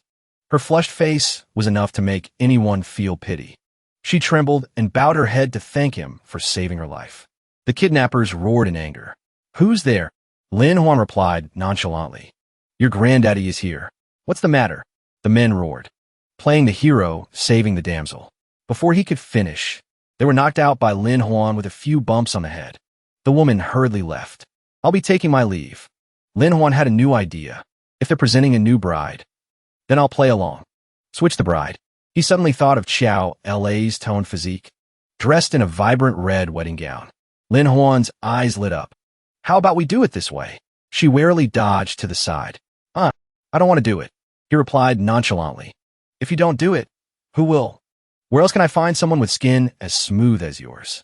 Hearing this, Xiao La burst out laughing contemptuously. "Oh, you guess."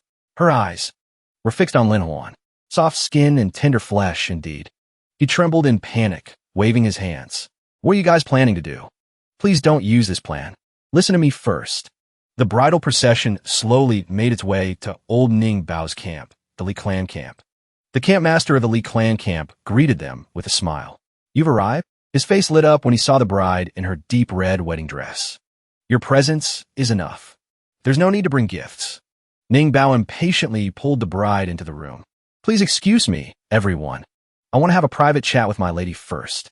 The old wooden door slammed shut, signaling that something bad was about to happen. The old man eagerly embraced the bride. "My lady, that's right. We have to drink first." Without any suspicion, Ning Bao tilted his head back and drained the cup of wine from the bride's hand. The wine took effect quickly. He mumbled, "I and Ning Bao finally get to be a man today." Ning Bao lifted the veil and froze for a few seconds. The hand holding the veil trembled violently. You are Lin Huan in his wedding dress, sneered. If you want to be a man, you have to detoxify first. That night, at the Li clan camp, strange thudding sounds came from Ning Bao's room. The guards asked worriedly, "Campmaster, is something wrong?" A stammering reply came from inside. "No, nothing. Don't come in." Lin Huan gently shook the bowl in his hand. "They say if a man wears women's clothes too many times, he'll be ruined." Ning Bao rolled on the floor in pain. "My lord, spare my life. I'll die from the pain." He used the poison to control him. "All right, I'll give you the antidote." Ning Bao nodded repeatedly. "I agree." Lin Huan scratched his chin and smiled with interest. "Wait a minute. I find your attire a bit strange." He leisurely walked outside, causing the guards to turn and look. They shouted warily, "Who are you? And since when?" The person next to him pointed a weapon. "He must be an assassin." Lin Huan put on a tearful expression at their reaction. Xiao La appeared from nowhere and stood in front of him. "Who dares to touch him?" The guards roared. Suddenly, the sound of footsteps came from inside the room. "Stop right there." Ning Bao, dressed in women's clothing, came out and shouted. "No one is to stop him. Quick, get a horse for him." The guards were stunned. "But," the old man stomped his foot. "But what?" Once Lin Huan got the horse, he threw the antidote to the old man. "Very good. Here's the rest of the medicine." The guards behind him whispered, "I never knew the campmaster had such a hobby." Lin Huan and Xiao La rode their horses over several mountains. Finally, they reached the mountain near her village. The gentle morning sun spread across the space. His eyes were glazed over from lack of sleep. Working all night is really too tiring. Xiao La, walking behind, grumbled, "Don't get cocky.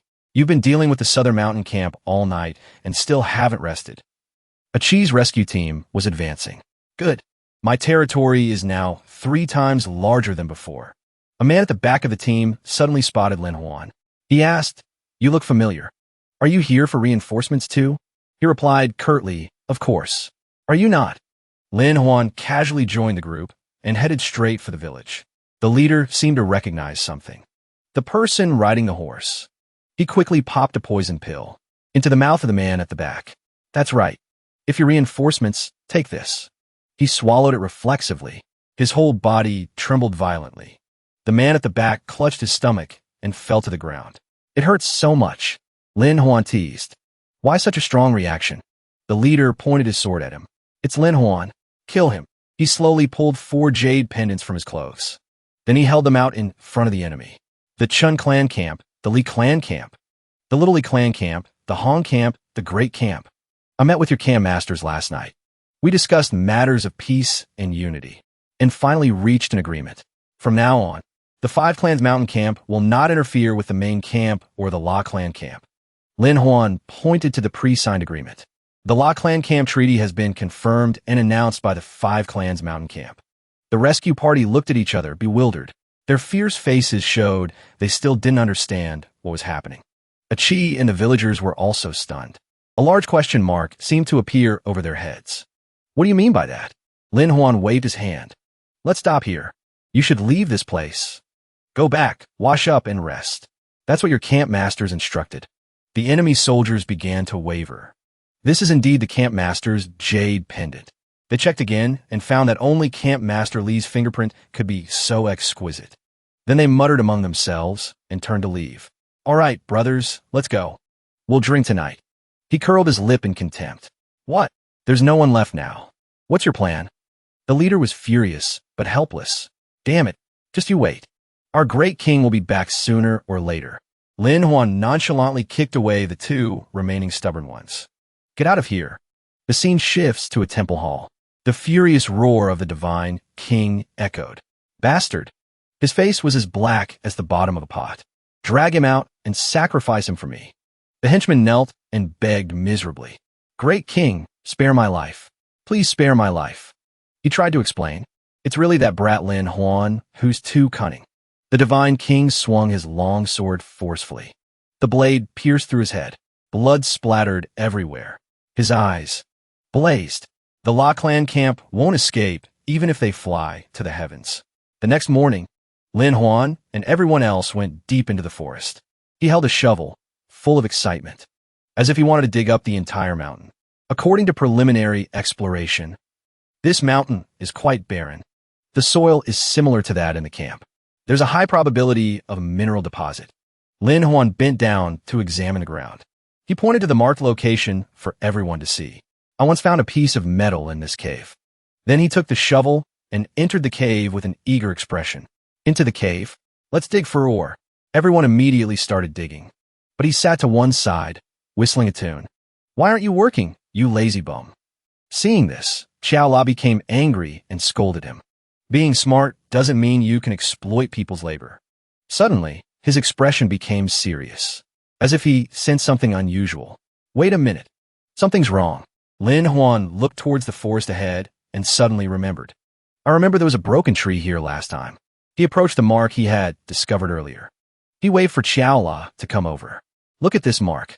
Was it like this before? She observed it and commented. This mark is different. My cut is clearly smoother.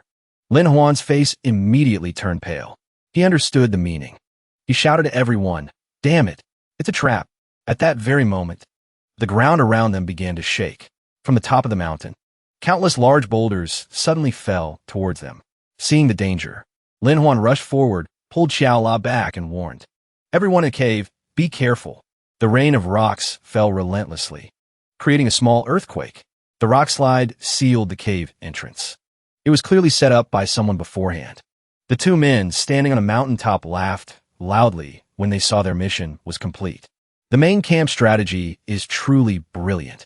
Trapped in there, they'll only have death waiting for them. Who can save them? After the terrifying rock slide, Lin Huan and everyone else were trapped in the cave. He asked urgently, Xiao La, are you okay? Xiao La lay face down on the ground. Her expression was embarrassed. I'm fine, but can you move your hand? The situation became awkward as his hand was resting on her chest, making it hard for her to breathe. Realizing his impolite action, Lin Huan quickly withdrew his hand. His face flushed with embarrassment. I'm sorry. The people in the cave were in a panic, not knowing what to do. Camp Chief, what should we do? My wife and children are still waiting at home. In contrast, he was extremely calm. He lit a torch and reassured them. Don't worry. There must be another way out. Lin Huan held the torch and observed the flame in the direction of the wind in the cave. Look, the wind is blowing the flame in that direction. The group immediately followed the light from the torch, hoping to find a way out. A moment later, Lin Huan pointed to a nearby rock crevice. This place might lead outside. Xiao La immediately rushed forward, intending to break it open. Let me try. He didn't hesitate to pull her leg back to stop her. Wait, losing her balance. She fell into his arms. But Lin Huan calmly explained. It's true there's wind coming from outside. But if we break the structure, it could cause a collapse and bury us. Xiao La pouted, looking annoyed. So what do we do now? He observed the surroundings and then explained to everyone. This crevice has a structure like a flowing stream. It was formed along the path of water. Lin Huan approached the spot and slammed the shovel into the ground. Hundreds of years ago, there must have been a stream here. Fresh water immediately gushed out. He had hit the underground water source. That's right. There's an underground water system that leads outside. We can swim along it. Without another word, Lin Huan ordered everyone to keep digging. Come on, dig deeper. While everyone was digging hard, Xiao La pulled on his sleeve from behind as if she wanted to say something. That, Lin Huan. She confessed shyly. I really don't know how to swim. And I don't know how to dive either. Lin Huan showed a calculating expression. The corners of his lips curved up. I have a way to help you dive. As long as you agree.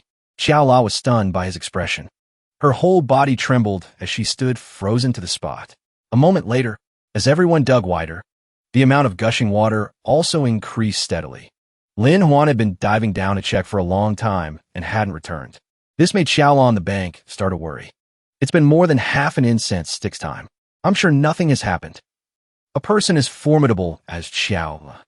Suddenly, the water's surface stirred. Lin Huan emerged, taking a deep breath. He still maintained his handsome appearance. He opened his mouth to report, there's a way out. We just need to dive for a few more minutes. Xiao La looked annoyed, but she was actually worried about him. Just a few minutes? You made us wait this long. He sat by the edge of the hole. His clothes were soaked, but he still smiled and explained, haha. I was in a hurry just now, so I had to come ashore to take care of some business. Hearing that, everyone froze. They all realized they had been worrying too much. Then Lin Huan ordered everyone to line up and get into the water, one by one, in order. But when it was Xiao La's turn, she showed clear hesitation, not wanting to go down. Lin Huan then extended his hand towards her. This made Xiao La slightly stunned. On his face was a gentle reassurance. Don't worry, there's no problem with my plan. At this moment, Xiao La's emotion was no longer fear. It was shyness that made her cheeks blush. But suddenly, Lin Huan stepped forward. He cupped her face and gave her a series of light kisses. Xiao La was completely immersed in that sweet feeling. She couldn't pull away. Immediately after, the two of them jumped into the water together, swimming with the current. Thanks to Lin Huan's kiss, she also successfully passed the dangerous section. The two of them continued to stay close, as if they couldn't bear to part their lips for a moment. Taking that opportunity, Lin Huan wrapped his arm around Xiao La's thigh to guide her faster.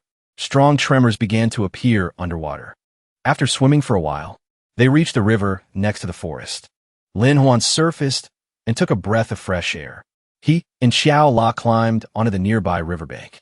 She was soaked, and he was rummaging in the bushes. A moment later, Lin Huan brought out a cloak made of leaves. He explained that he had prepared it in advance, afraid she would get cold. I made it in my spare time. Xiao La was moved by his concern. Her face turned red. Thank you, Lin Huan. You're so good to me. Suddenly, a member of the team approached. He held Lin Huan's breathing tube with great joy. Young master, this tube is amazing. I can't swim, but with this, I'm fine. Lin Huan was startled, realizing his secret was about to be exposed.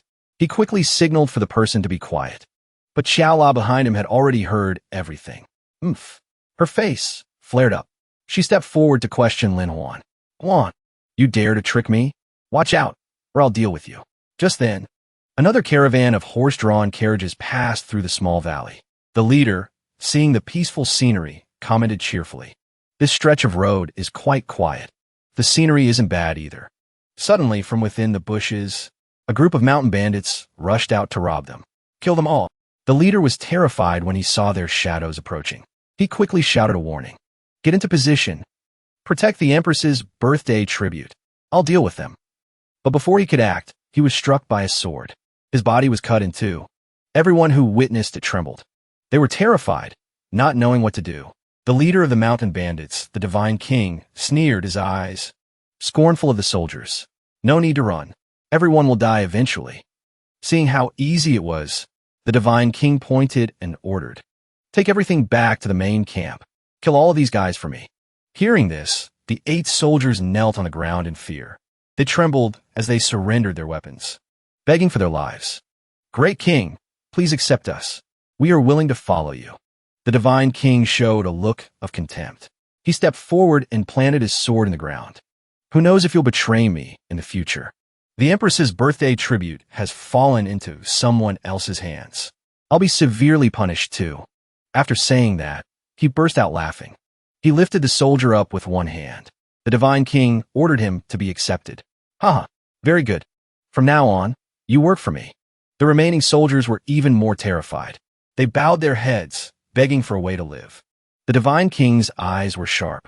As he scanned them, I need you to redeem yourselves through meritorious service. The soldiers trembled, but were forced to answer if they wanted to live. We await your command. With that, he pointed to a distant direction. The Divine King ordered them to cross that mountain and go on a raid. A cruel, sinister smile appeared on his face. He wanted to use them to slaughter the La clan camp. Not long after, the Divine King led the group to a large city gate. The city gate was sturdy. A sign hanging high above was clearly visible. His face was cold as he ordered the soldiers. His underlings also chimed in with a challenge. This is the place. Smash it for me. Didn't you hear me? Break it down. The soldiers immediately broke into aggressive smiles, thinking that if they performed well, they would live. Leave it to us. After years of practicing our techniques, this gate is too easy. Without another word, they charged forward, intending to ram the city gate with their bodies. Charge! But just a moment later, the whole group was numb with pain and rolled on the ground. Damn it, why is it so hard? It must have an iron core. Seeing the difficult situation, One of them turned back to report to the great king. I've never heard of a wall this hard. Maybe we should have someone sneak in and open the gate. Hearing this, the divine king slapped him. Useless. He didn't want to say more. He raised the spiked mace in his hand. Let me do it myself. With just one blow, the divine king split a large crack in the wooden gate. The wooden beam was then knocked down. The divine king shouted at the soldiers. Lift this log. Let's smash it together. With a weapon in hand, the soldiers' morale soared. They charged straight ahead with the log. Charge! The very first hit caused a crack to appear in the wall. Hurry! Seeing a glimmer of hope, the soldiers became even more frenzied. They put all their strength into hitting it again. After a few powerful blows, the wall shattered, creating a large hole. They immediately grabbed their weapons, ready to plunder the common people. La Clan camp, die. Don't even think about running. But before them was only an empty city. There wasn't a single person in sight. The scene left the entire group bewildered. An inexplicable fear rose in their hearts. One of them turned back to report to the divine king. What's going on? Reporting to the great king. The La Clan camp must have fled in fear of your reputation.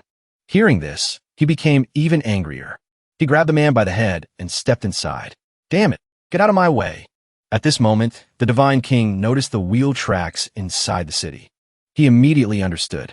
He realized the people in the city had already fled with their assets. He grew even more furious. They haven't gone far. You need a cart to carry silver.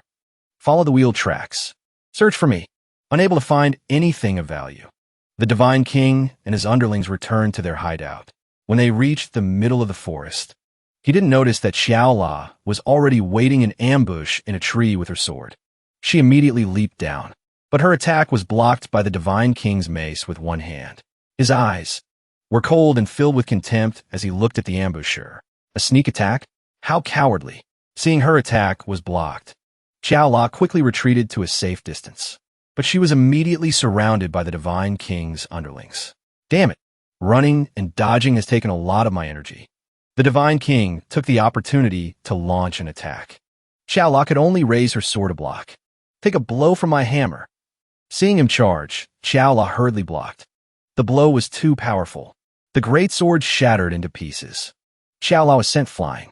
Luckily, Lin Huan managed to catch her. He held Xiaola in his arms. He carried her in his arms. Not only is the great king highly skilled in martial arts, but he was also able to track us here. Virtue, wisdom, and strength are all complete. Truly formidable.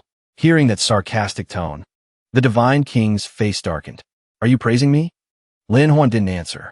He just smiled calmly. He slowly descended in front of him. Seeing this, Xiaola was also stunned. Lin Huan, why are you floating in the air? He replied, it's just a technique. You wouldn't understand. He said that. But in his heart, he was thinking, it's too high. I don't dare to jump. In reality, someone behind him was using ropes and tree branches to keep him suspended. The divine king sneered. Are you done flirting? I'll teach you a lesson in a moment. I'll give you two choices. Become my slave or die. Choose. Lin Huan gently landed on the ground. He approached him. He didn't hesitate. He chose another path. I choose the third option. A challenge. Everyone around them froze when they heard that. A challenge. Even Xiaola was too stunned to speak. Seeing their reaction, Lin Huan repeated the rules. According to the ancient rules, whoever defeats the main camp chief has the right to succeed him. The divine king's face turned black. He strode closer. Damn it, you dare to challenge me? Lin Huan calmly asked back. Are you afraid? The two men were about to explode with energy under the scorching sun. Xiaola was worried sick, but the others placed their full trust in him. Will he be okay? Don't worry. Lin Huan is a genius. How could he lose? Lin Huan raised his hand. He signaled, provoking the divine king to strike. He didn't say another word. He immediately threw a straight punch. The fist was already in front of him. Even Lin Huan had to praise him silently. So fast. But it seemed he had anticipated it. He pivoted his foot to dodge. However, I'm even faster. Lin Huan silently appeared behind the divine king after the punch. This shocked his opponent considerably. The divine king turned his head. His eyes were full of suspicion. Where did you learn this movement technique? Realizing he had underestimated his opponent, he immediately analyzed Lin Huan's attack pattern. I really did underestimate you. Your movement technique is too strange. The coordination seems chaotic, but it's extremely effective. It's as if his upper and lower body are two different people. Lin Huan was a bit surprised that his movement pattern was seen through. Not a bad judgment. It turns out he was using his enhanced body to split control, letting the upper half dodge while the lower half moved on its own, separating the upper and lower body. But the thought of the bridal chamber gave him a headache. The weakness is that the upper body has difficulty controlling the lower body. It's easy to twist the waist randomly. He immediately got into a serious fighting stance. Next, it's my turn to attack.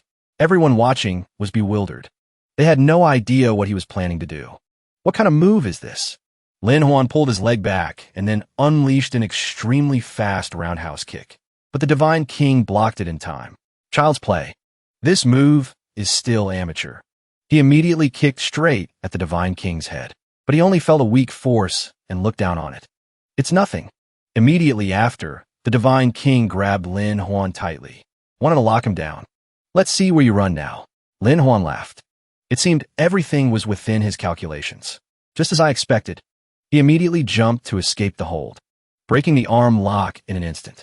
Using the momentum of his fall, he kneed him straight in the face. Eat this. After that blow, the Divine King's face was covered in blood, but he still refused to submit. Damn it, it's not over.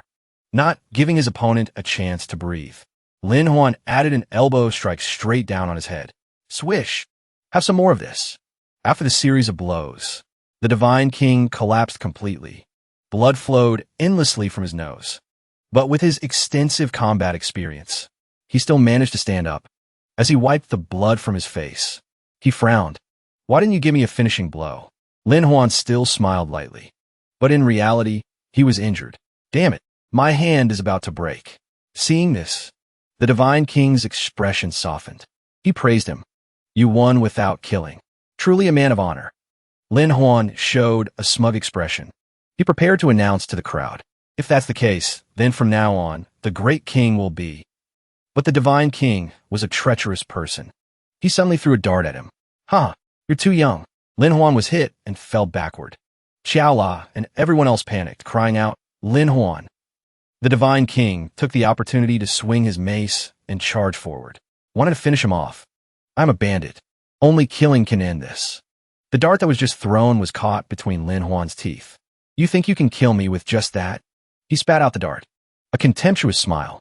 You're the one who said it. No one knew where he got such a strange treasure. Suddenly, Lin Huan pulled a large cannon from behind his back and hoisted it onto his shoulder. Men, light it up for me. The cannon's muzzle was pointed straight at the Divine King, startling him for a moment. Before the Divine King could understand what it was, a terrifying beam of light shot out. It left him completely stunned. Everyone who witnessed the scene was speechless. They couldn't believe their eyes.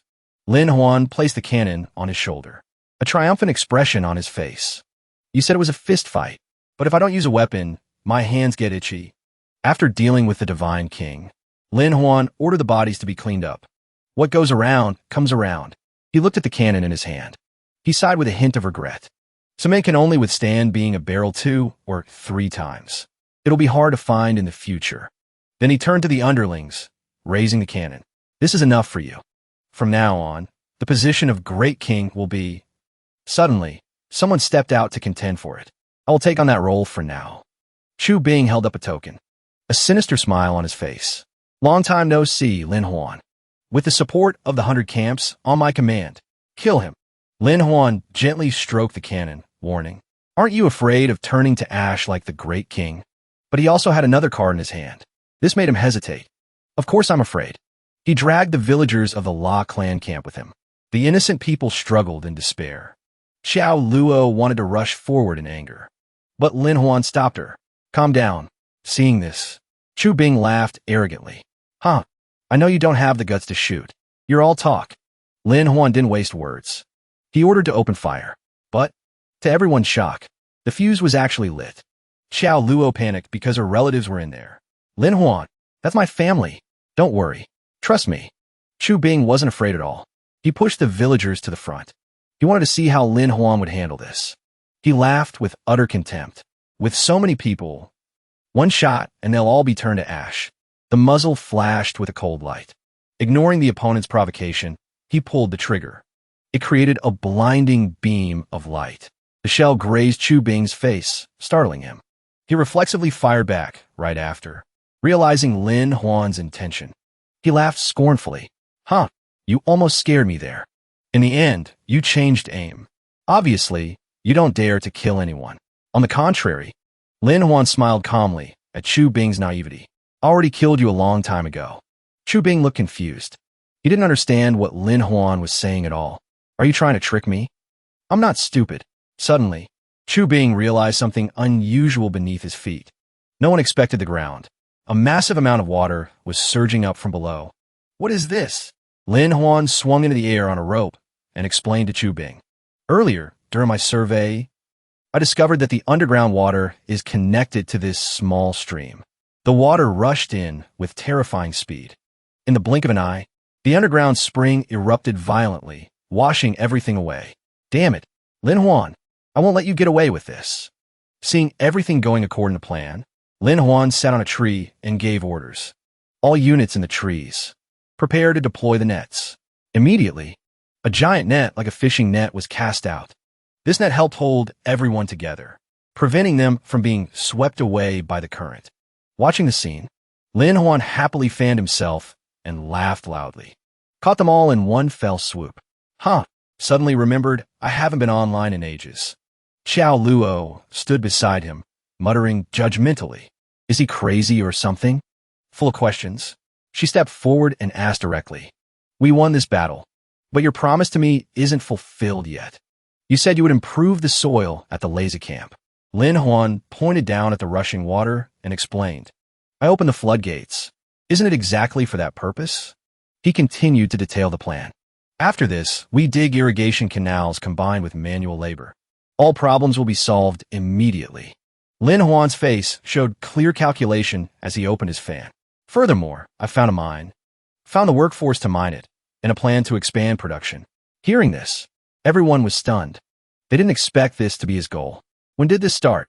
When the water receded, Lin Huan immediately separated the villagers and the bandits to two sides. This part belongs to Laser Camp. The land here. Dare to betray us? However, Xiao Luo's expression was heavy. Her eyes. She stared intently at him. Seeing this, Lin Huan felt a bit helpless while she was full of worry. Do you have a fever? Or did the gunpowder fumes damage your brain? Everything I said is true. He immediately changed the subject, pointing to the cave entrance where they had come out. Do you remember the time we dove down there? Recalling that awkward scene made Xiao Luo blush and cover her face. Yikes, why bring that up? But back then, Lin Huan had discovered something else while diving with her. It was right then that I pinpointed the location of the minerals. It's just that underwater mining is too troublesome. Hearing this, Xiao Luo felt a bit annoyed, but he didn't seem to notice. You were thinking about this back then? Really? A moment later, Lin Huan continued explaining, ignoring the fuming Xiao Luo. After blasting here, the water flow will change direction, and we can start mining.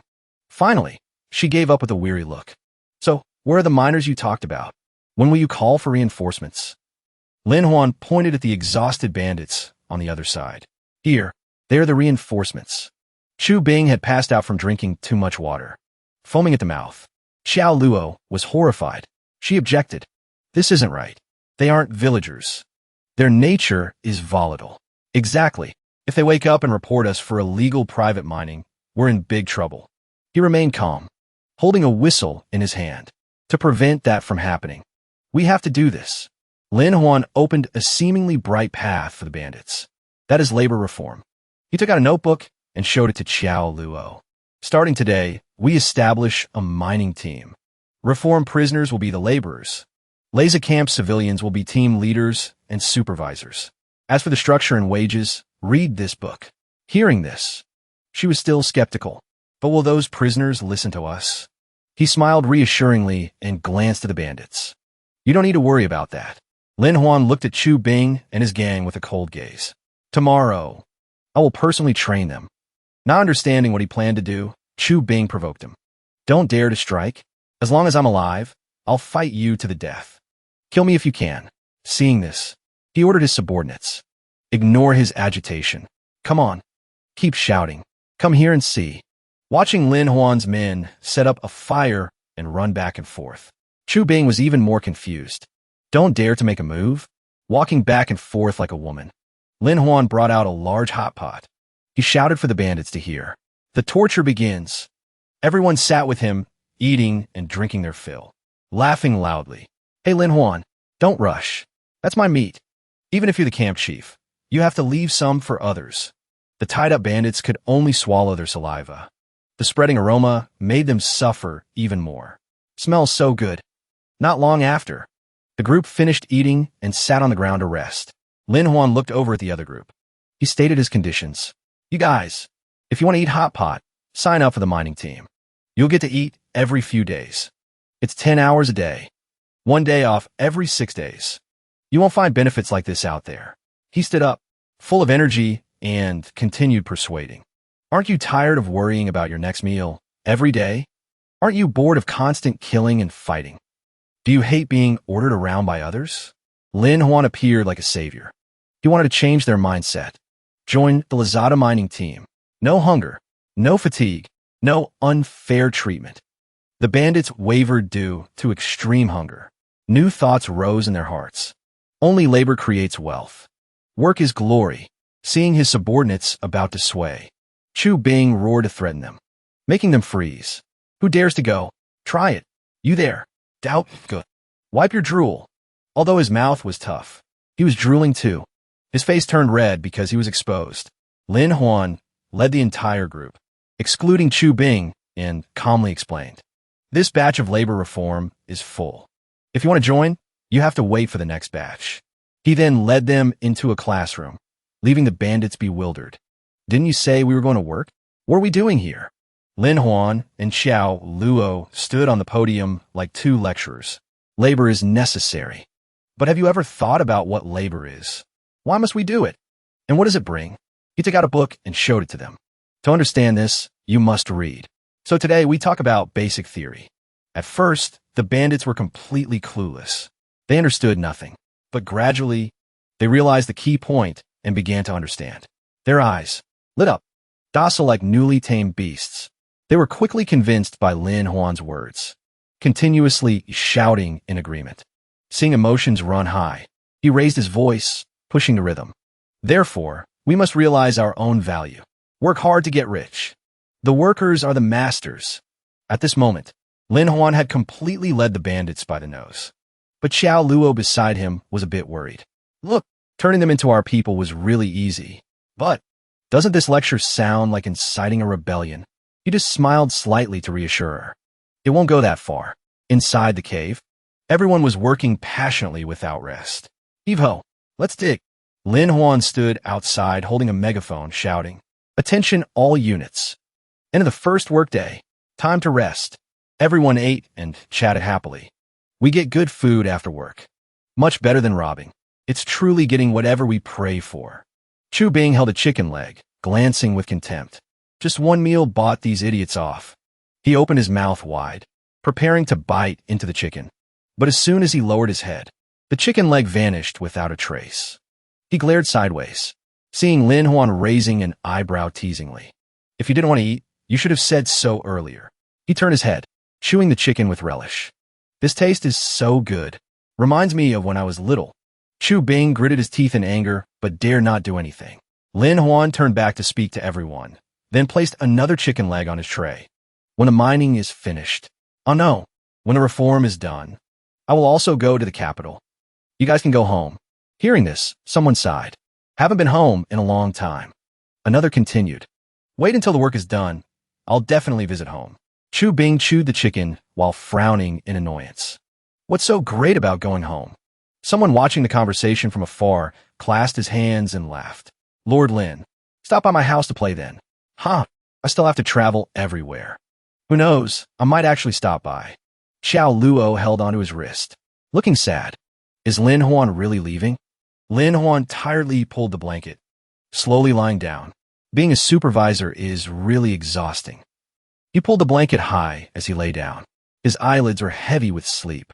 Suddenly, he felt something was wrong. He stiffened. Lin Huan hurriedly sat up, lifting the blanket to look inside. Before his eyes was Xiao Luo in a seductive pose lying on top of him. You? She casually pulled the blanket aside. Calling softly, Lin Huan. The proximity made him blush and stammer. I'm a decent man. Xiao Luo pressed closer, whispering, Husband, it's dark. He lightly touched her. Lin Huan laughed awkwardly, advising, It's normal to be excited after winning a battle. But you should calm down. Suddenly, he froze as he felt a few drops of water fall on his face. Xiao Luo burst into tears. Looking aggrieved, Lin Huan, I can't take it anymore. Is there nothing about me that you like? He hurriedly wiped her tears, his voice softening. How could that be? You are so lovely, of course I like you. But she interrupted him resentfully. If so, why do you still want to leave? Lin Huan gently hugged her to comfort her. I'm sorry. There are things that someone has to do. Before, I only cared about my own happiness. Now seeing everyone trying to live, I want to do something more than that. He sighed helplessly. Plus, I'll stay for a while to explain things to the authorities, helping everyone settle down. Xiao Luo angrily gripped his shoulder. Liar. Lin Huan closed his eyes and smiled softly. Besides, I have this gift I want to give you. The next morning, everyone gathered, discussing, not understanding what was happening. Lord Lin already said so. Just listen to him. Suddenly, a voice rang out, attracting all attention. All reformed prisoners and villagers. Today is the first confession symposium. Lin Huan pushed up his glasses, raising his hand to instruct. Everyone split into teams. 10 people per team. Talk about life, ideals, mistakes, and future expectations. Everyone quickly sat in circles. Someone asked curiously, Is the symposium just sitting and talking? What do we say? Another replied, That's right. Looking at each other awkwardly. Chu Bing turned his head, muttering, Nonsense. Lin Huan smiled brightly, raising a finger. Let me start first, speaking about myself. Having said that, he recounted his past. When I was little, I refused to study. Got beaten often. Once during a festival, I broke a neighbor's lamp. I was so scared I jumped into the river and drifted very far. And then guess what? Everyone held their breath, listening intently. What happened? He placed his hand on his chest, his voice lowering. My mother didn't scold or hit me, but hugged me and cried for a long time. Back then, I didn't understand. But now I do. He slowly opened his eyes, glancing secretly at the small piece of paper prepared in his hand. Lin Huan closed his eyes to concentrate. He squeezed out a few tears. Being parents is all for the children. Only home is the final harbor. Mom, Dad, I miss you too. Everyone listened and was moved to tears. I miss home too. I should have stayed home. Shouldn't have followed. From the mountain running wild. Chu Bing, face covered in snot and tears, hugged the person next to him tightly. Hoo-hoo, Mom, I miss you.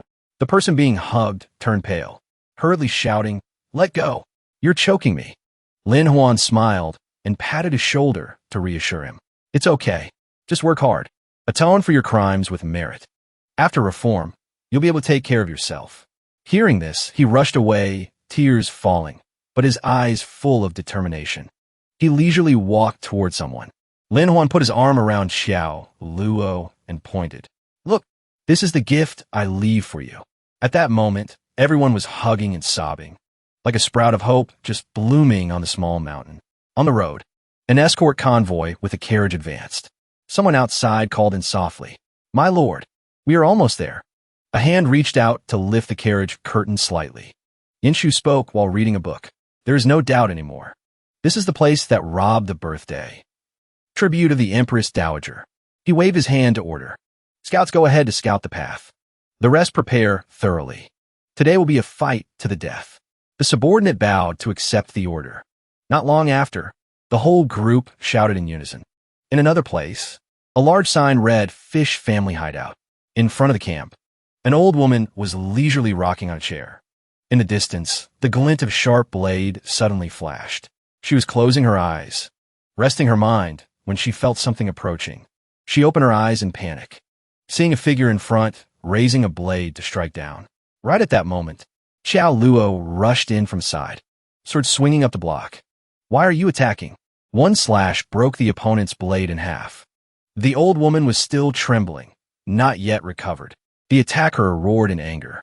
Who dares to interfere? Lin Huan appeared beside Xiao Luo, smiling gently. This lord, please calm down. What is your commander's name? What is his rank?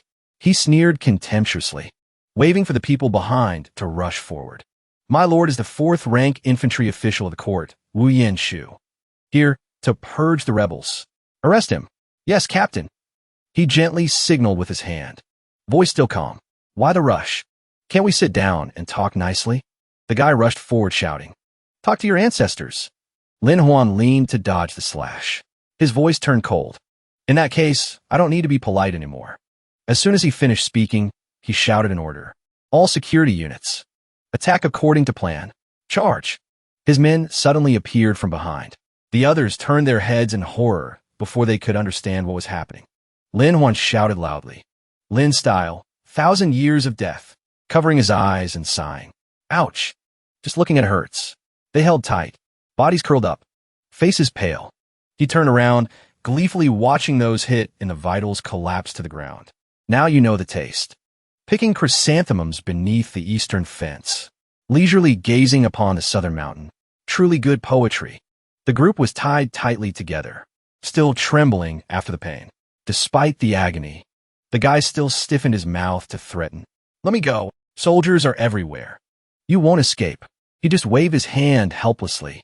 You came here yourself, yet you tell me to release you. Truly weird. Lin Huan silently watched the group clutching their butts running away in panic. Xiao Luo tilted her head in confusion. Why let them go? Wouldn't keeping them as hostages be better? He pointed and explained. With normal officials, yes. But not with military leaders. He is clearly a corrupt official. He doesn't care about the lives of this bunch. She still didn't understand and asked further. What? Lin Huan continued. Normally, bandits would spare innocent civilians, but they used blades to kill indiscriminately. That was an order from the official. Normal people wouldn't dare to do that. Xiao Luo looked up with admiration. How did you come up with such shameless tactics? He started, retorting. I had no choice. This is called strategy, not shamelessness. She opened her eyes wide, waiting. So what do we do next? Lin Huan looked in the direction the group fled. Gamble once with my reputation. On the other side, a man rushed over. Report, my lord. Yanshu was sitting on a subordinate's back, drinking tea and reading a book.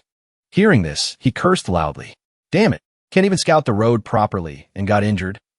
He reached out and snatched the sword from his subordinate's hand, raising it high, preparing to strike down. Truly useless trash. The other side panicked, hurriedly thinking of a way to save his life. Report, my lord. There's intelligence. This matter has hidden details. Trembling, he knelt down. The mastermind is Lin Huan. He told me to report back. Yanshu heard this and stopped his hand. Who is Lin Huan? The subordinate respectfully presented an object. This is his token. Yanshu took it, examined it. Lin Huan. This jade pendant looks familiar. Perhaps it belongs to the Marquis Ningbo. Yanshu took the letter and opened it to read quickly, reading every line inside. Glassware. This pattern and style cannot be underestimated. Mentioning the army and the Marquis Ningbo residence. He looked interested. Interesting. Truly a genius. Lin Huan, Marquis Ningbo. He waved his hand to order. I remember now. Quickly bring my poetry collection from last time here. The guy immediately ran off and respectfully presented a book. Volume 3. Yanshu held the book, stroking the tassel. Marquis Ningbo's son-in-law. Also the little poem Immortal Lin Huan. Interesting indeed. Regardless of why he is here, since he sent a poem, he must want to ask me for something. He waved his hand excitedly. Then let's go meet him and see. Outside, several soldiers guarded strictly. From inside the residence came the sound of hearty laughter. Lin Huan and Yanshu sat next to each other in the room, raising cups to toast lightly. Yanshu laughed loudly. A true master never reveals his face. Little poem, Immortal Lin Huan. To think I would meet you too. He waved his hand, smiling humbly. I dare not. I dare not. I'm still far inferior to Lord Wu. He pointed to the pile of precious jewelry in the distance. But what about the birthday tribute? You know I cannot disobey orders. Without a reasonable explanation, it will be hard for me to be merciful. Lin Huan replied with confidence. I will explain this clearly to you. He glanced at the system and touched the confirm button. Influence 830 mall points. 7 orifice exquisite heart. Increases persuasive expression ability. Duration 2 hours. Consume 100. Confirm. Lin Huan was secretly excited. I've been waiting for this skill for a long time. The exquisite heart is indeed acting. In just a moment, sparkling light covered his body. The 7 orifice exquisite heart officially activated. Lin Huan leaned in close and whispered, "Isn't Lord Wu curious about me? Why the little poem immortal appeared here?" Yinshu immediately had an idea. Is there a secret? He held his head, feigning shyness. In the eyes of outsiders, I am indeed a talented and handsome young gentleman. Then he switched to pitiful puppy eyes. But at home, I'm just a nobody. No money, no power. Treated coldly. Enduring scornful looks every day. Yinshu startled, taking half a step back. I understand. But what does this have to do with the bandit camp? Lin Huan rushed forward, holding his hand sincerely. I came here exactly for that matter. He gestured towards the pile of luxury gifts far away. Perhaps you don't know yet. My family trades in porcelain. In the birthday tribute, there's also a share from my family. So I arranged a plan. Lin Huan recounted clearly. Bribed the escort team. Borrowed the identity of a guard to go to the capital, thereby becoming an aid to you. He added embellishments. Suddenly there were attackers. Forced to reveal my strength. Fought for 300 rounds before it settled. Yinshu's eyes sharpened, staring at him. Bribing and wanting to be an aid? You know, just that is enough to get beheaded. Lin Huan immediately pushed the box towards him.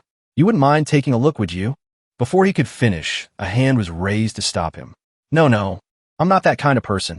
But the other hand opened the box. He looked at the glittering items arranged neatly inside. What is this? So beautiful. He smiled and explained. Not a bribe, just a small gift. Lin Huan pointed excitedly. I heard His Majesty likes exquisite things, often bestowing small items to subordinates. This badge is specially crafted. Yinshu casually closed the box.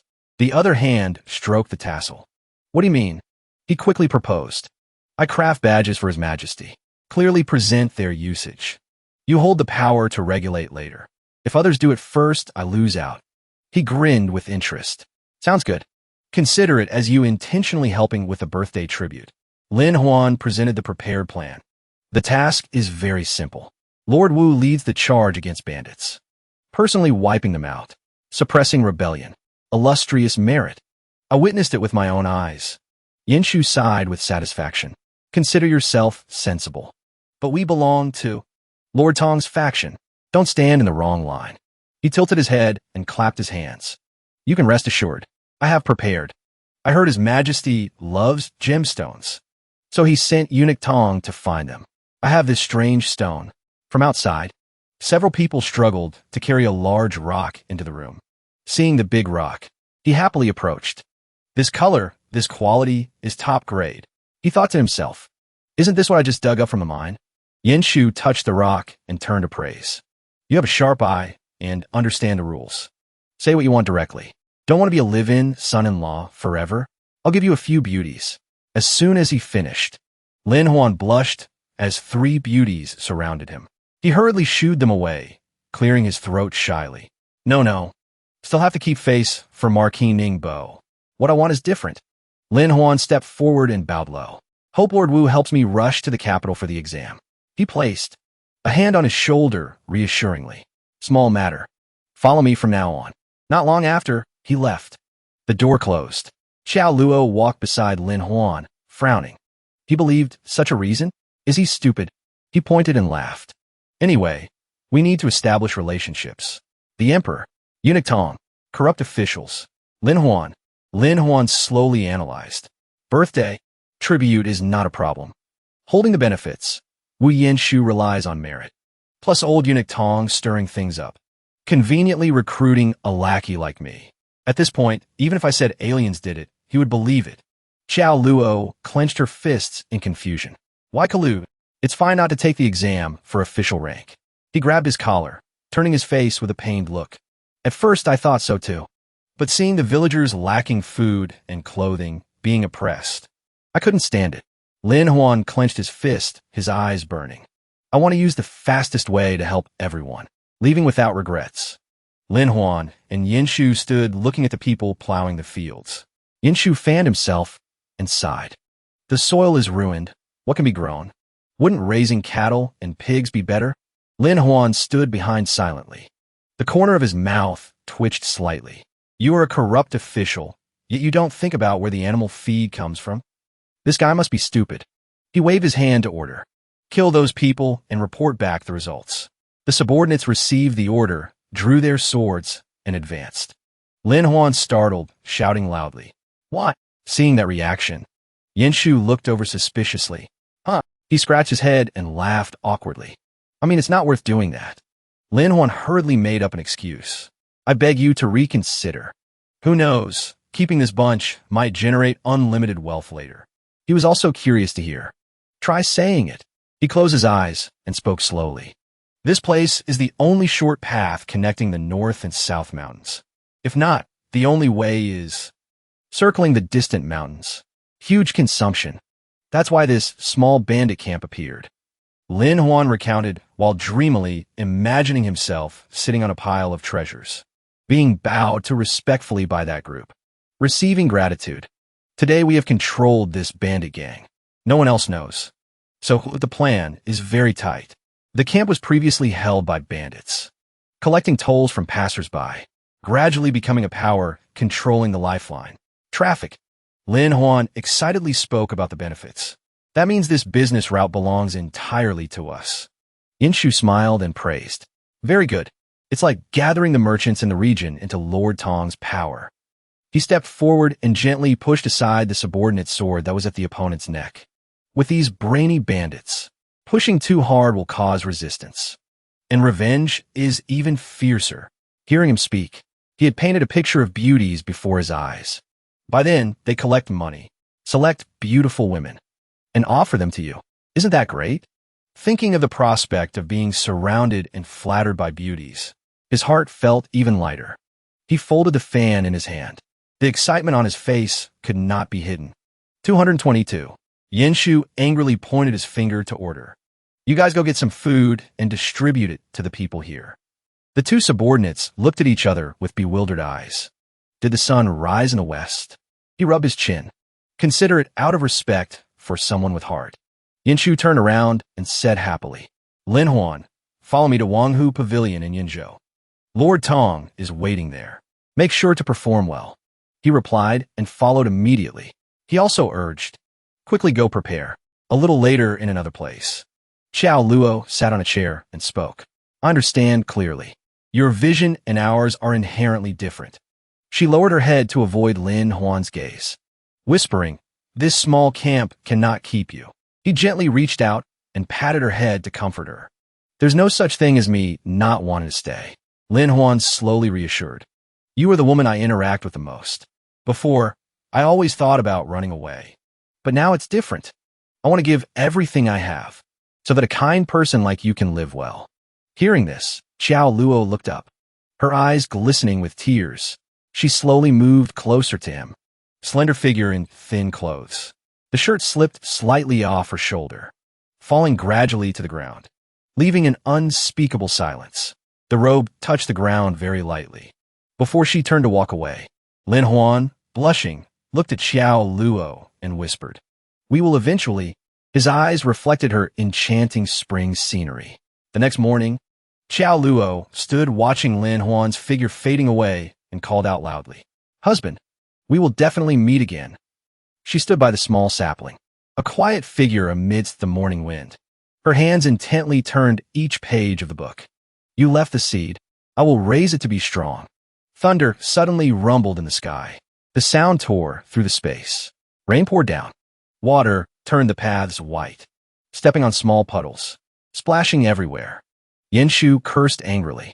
Damn it, raining right at this time. Quickly find shelter. Lin Huan pointed to a distant inn.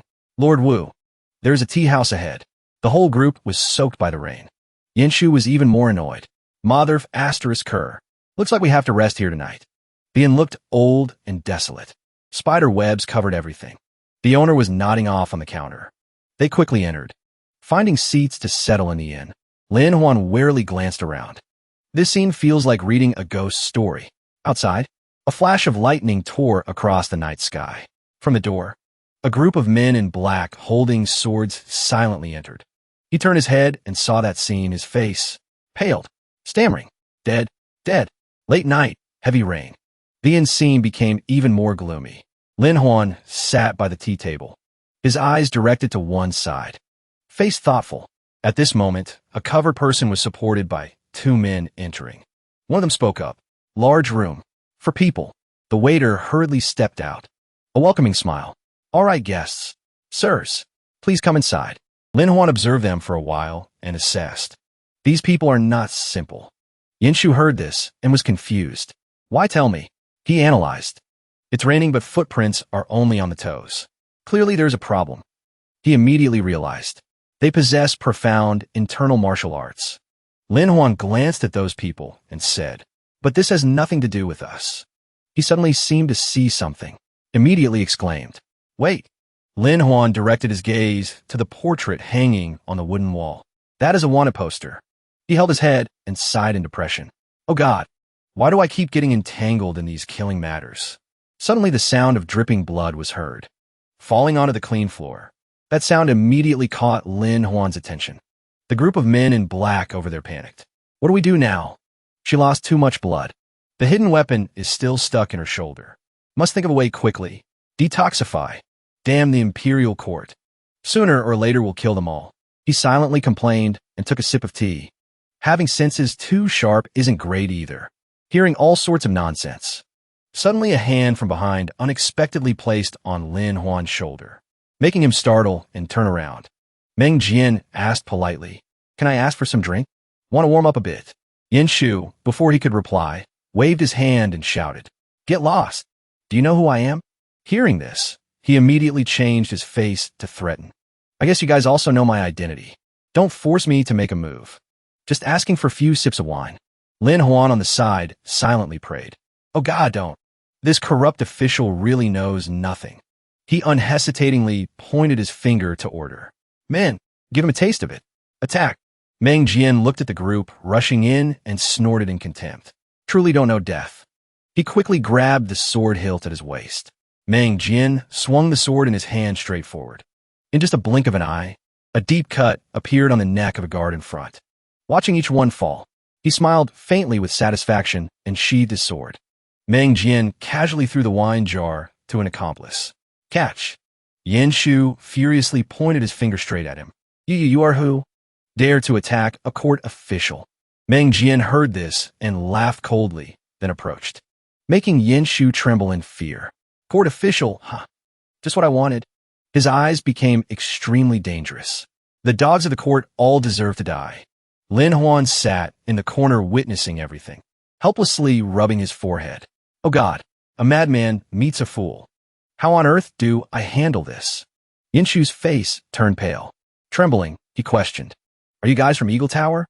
Meng Jian sneered. Good that you know. Still want duel with me? He bowed his head, closed his eyes tight, and sighed heavily. Just a second later, Yin Shu collapsed to the ground, continuously kowtowing. Bang, bang. Grandpa, spare my life. Lin Huan watched that cowardice and turned pale. Good heavens. Ancient people really have no backbone. On a small street 20 years ago, martial arts prevailed everywhere. The world wasn't as stable as it is now. People on the street back then all gathered, amazed to watch the excitement. The authority of the government couldn't even compare to the martial arts sects.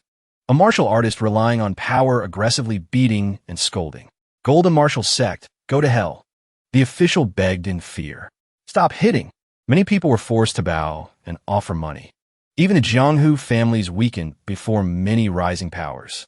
And right at that moment, a great change silently began. On the arena, consecutive killings took place violently. Arrows shot like rain. The court used all kinds of benefits as bait to lure major families. Then suddenly ambushed. At the martial arts tournament, each one fell one by one.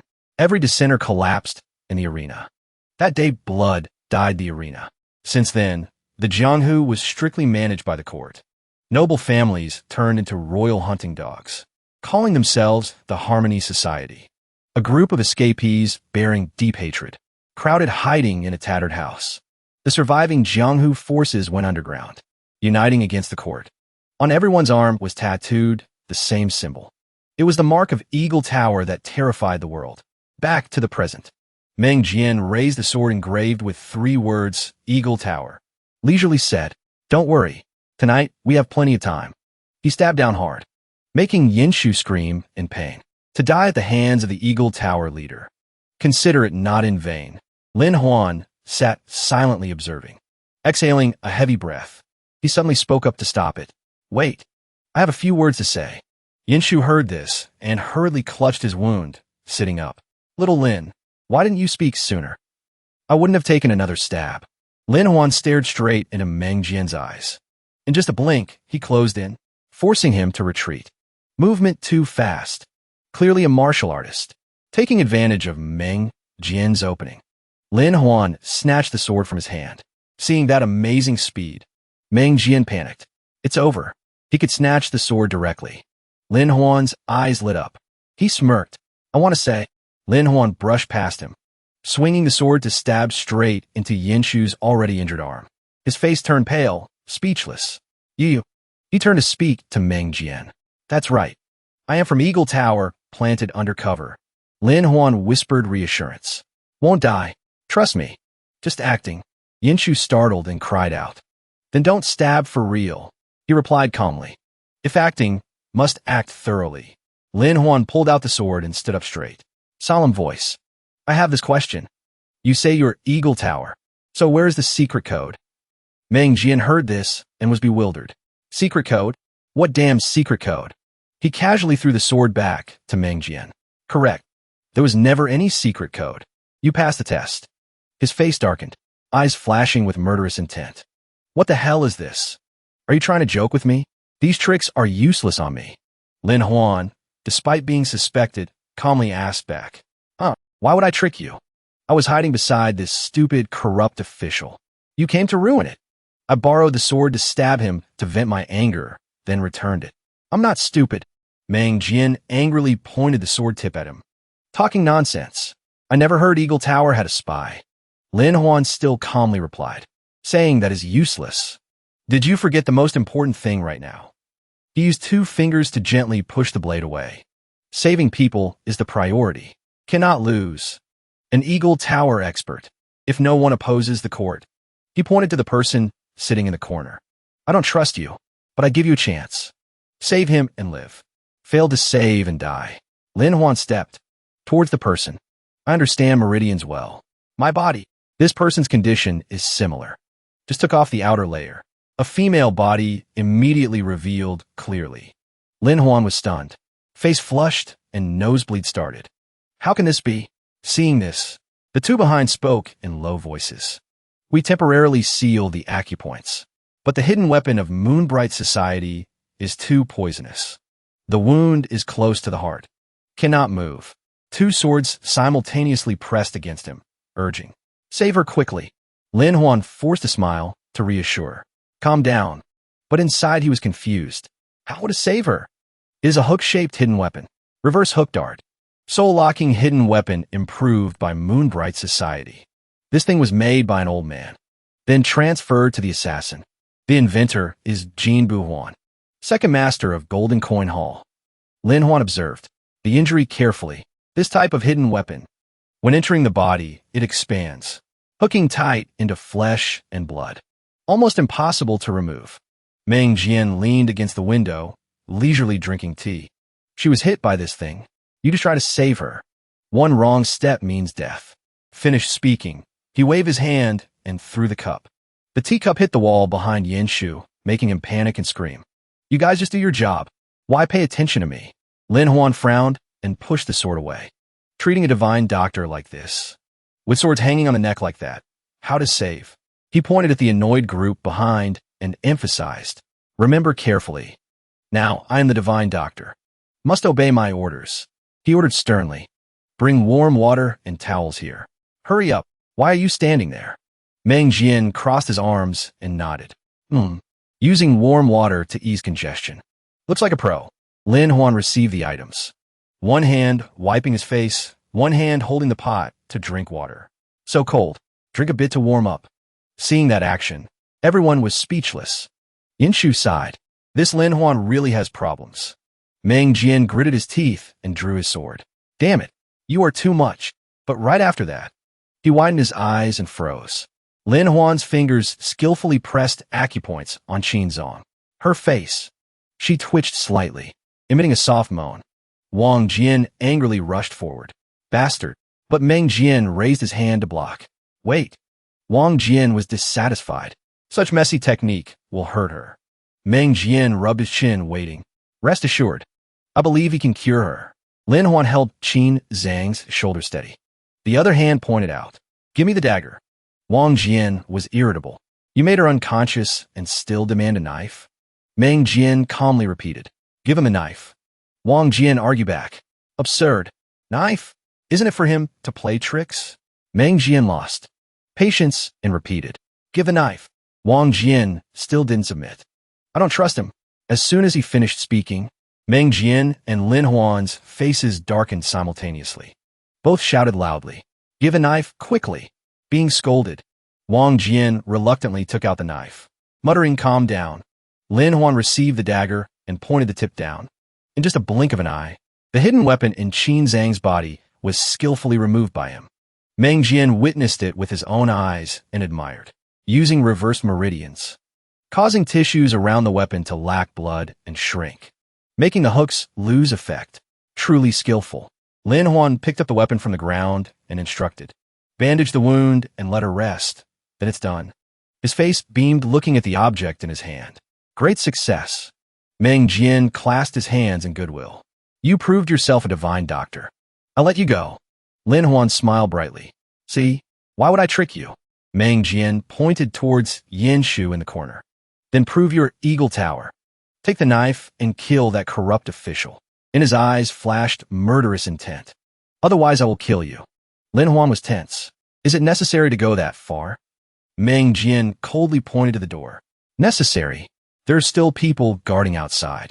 You can't run. Wang Jian stared blankly outside. What is that? Where did this person appear from? Lin Huan suddenly laughed loudly. You guys are truly stupid. Meng Jian was suspicious. What? Are you pretending? Wang Jian gritted his teeth, clenching his fist. Dare to scold me? Lin Huan strode in front of Yinshu and roughly grabbed him. Grabbing his collar, he said coldly, hard to have a high official right in front of our eyes. Yet you want to kill him immediately? I have a way, making him live a life worse than death. Lin Huan lowered his voice to reassure. Rest assured, just follow my lead. Yinshu's face was pale. Why do I feel you aren't trustworthy at all? Outside, wind and rain raged. Thunder roared, shaking the earth and sky. Lin Huan's face briefly showed a dangerous look. You have committed too many crimes. This time I will handle it thoroughly. Meng Jian forced a smile in response. I want to see how far you push it. He went behind Yinshu, reaching into his shirt to search. Movements extremely neat. Lin Huan's eyes lit up. He pulled out a stack of banknotes. Here it is. Wang Jian waved his hand in disdain. Vulgar. We Jianghu people walk the path for righteousness. Money is useless. Enough to live is fine. Hearing that, his expression changed completely. He pushed Yinshu hard and patted his chest. Righteousness, my foot. Who here talks about righteousness? Lin Huan smiled a half-righteous, half-evil smile, approaching Wang Jian. Or is that the reason for your existence? Or is it the vague justice of poor people with no martial arts? Wang Jian awkwardly stepped back. Oh well. He nudged his elbow into Meng Jian behind. You help me. I can't out-talk him. He took advantage of the victory to continue lecturing. Eagle Tower exists for hatred, for cruelty, or just self-satisfaction. Meng Jian hurriedly explained. Don't misunderstand. We aren't that noble. Just seeing injustice and taking action. Lin Huan leaned in and smiled slightly. Huh? Meng Jian nodded and repeated. Correct. Before he finished, he was interrupted by him. Even if 10,000 people call themselves heroes, if benefits are generated, it is still heroism. Today, whoever is strong is also a hero. Sacrificing for the country is also called heroism. Lin Huan's demeanor was full of righteousness. Forget it. You guys find it hard to understand. Simply put, fighting for the well-fed life of humans. Standing up against the court. That is what Eagle Tower should do. Those words left the group bewildered. No one could reply. But where does the people's well-being come from? If you resist, what do you need? Qin Zong, who was in a coma, suddenly staggered up. You were right. It's money. Seeing her wake up, everyone was overjoyed. Master is awake. Still hurt. Need to eat or drink anything? She ignored the inquiries, walking straight to Lin Huan. Great kindness cannot be thanked enough with words. Continue. We really need money. Then what? Lin Huan didn't dodge, but approached Qin Zong. What is most important to a corrupt official? She was momentarily confused, then replied. Also money. He pointed to Yen Shu. Is that right? Do you see him looking like a private bank? Qin Zong understood. You mean? Lin Huan intimately patted his shoulder. Rest assured. If you don't believe, find his whole family. This guy is Wu Yenshu. You can go to the capital anytime to find him. See if he cooperates. Yenshu stammered and nodded. Willingly. The next day, just as the sky brightened, she asked suspiciously, You aren't from Eagle Tower? Lin Huan replied. Correct. But I don't mind helping you guys. Qin Zong proposed. Then join Eagle Tower. He bluntly refused. I want to be a court official. Hearing that, she was stunned. Saying that so directly? Lin Huan calmly waved his hand. A gentleman keeps his word. I am inherently ambitious. Qin Zong blushed, smiled and replied. You are very ambitious indeed. Lin Huan reached out to shake hands. Reintroducing. I am Lin Huan. She smiled and replied. I am Qin Zong. Her eyes were firm. Our standpoints are different. Whoever blocks Eagle Tower must die. If we meet later, I won't be lenient. He waved goodbye to them. Rest assured, good people will be safe all their lives. Yenshu, being dragged away, also chimed in. Safe, safe. Ouch, it hurts. Qin Zong smiled, watching Lin Huan's figure leave. Great chivalry for the country and people. Truly an interesting person. Finished speaking, she waved her hand to order. Let's go. Time to complete the mission. Everyone responded in unison. Yes. Not long after, Lin Huan and Yenshu arrived at Moon Whisper Tower. He instructed carefully. I told you, first time meeting Lord Tong, don't let his aura scare you. Lin Huan laughed it off. Don't worry. Mouth said so, but inside he was smug. Who can a little eunuch scare? The two pushed the door and entered. Lin Huan exclaimed in surprise. Ah, a man was leisurely playing with three beauties. Calmly spoke up. I wonder who it was. Turns out it's Wu Yenshu. A girl leaning on his chest asked. General Tong, you didn't say there were guests today. The lady in red also chimed in. That's right. Isn't it just you? Tong, he slid his hand and slapped the girl's but hard. She blushed and pouted. Oh my, General, why hit me? Didn't you say you love me? He laughed loudly. I love you all. But court matters are still more important. The courtesans obediently left the room under the awkward gaze of Lin Huan. Tong, he stood up, smiling and asked, Wu Yenshu, you brought a strange guest again? Yenshu bowed and replied, Lord Tong. He is named Lin Huan, son-in-law of Marquis Ning Bo. He leaned in to flatter. This person also intends to follow my lord. The old man heard this and patted his back with satisfaction. Huh. Both brave and resourceful. If only I met you sooner. Lin Huan suddenly doubted life. Am I dreaming? Is this eunuch Tong? Looks just like a martial general. Yenshu saw him dazed and got annoyed. Lin Huan, what are you thinking? The old man waved his hand, smiling. It's okay. Anyone meeting me for the first time is like that. He confusedly raised his cup. This humble one has truly never seen such bearing. Just getting close, I was terrified by the authority. That reaction made Tong, he burst out laughing, praising. Huh, you are quite sensible. The old man looked out the window with nostalgic eyes. Speaking of Wu Yuan, originally a small general in the army, committed a crime, sought survival, then entered the palace as an internal official, completely different from those who entered the palace since childhood. On his face, showed clear, sincere admiration. With such will and endurance, you deserve to be a general. Such a majestic person, yet bent. Lin Huan silently understood. No wonder he is more formidable than me. Must be a eunuch castrated halfway. Tawny asked suspiciously. Little Wu said you want to join the group. Where exactly is the difficulty? He humbly replied. I dare not. Just heard the general wants to recruit talents. And I also have a big matter to do, so I asked to serve. The old man heard this and glanced at Yin Shu with hidden meaning. He smiled brightly. Yes. Lin Huan stood aside watching the two with a knowing smile. He grasped the right moment, taking out a yellow-covered book and placing it on the table. I'm just a small person, so I want to negotiate a little. Tong, he immediately waved his hand to refuse. I don't handle trivial matters. Let others do it. Men, kick him out. But words barely fell. Tong, he had picked up the book and read intently. Lin Huan frowned, looking at the old man, while the old man read engrossed. Your little eunuch thought I wasn't enough. I also don't know what that rock looks like, so... He suddenly shouted loudly. I can't take it anymore. Yin Shu panicked. You? What's wrong with you? Lin Huan dipped 2 fingers into the water cup. Today, meeting my idol. Losing composure is unavoidable. He wiped his hand on his face, creating 2 streaks of tears. But I can't hold it back anymore. I want to recite a poem. Lin Huan raised his voice to read. East wind, cold night, piercing frost brush. Stars fall like scattered salt. Silent night, sound of carts breaking the silence. Where is the peace in this place?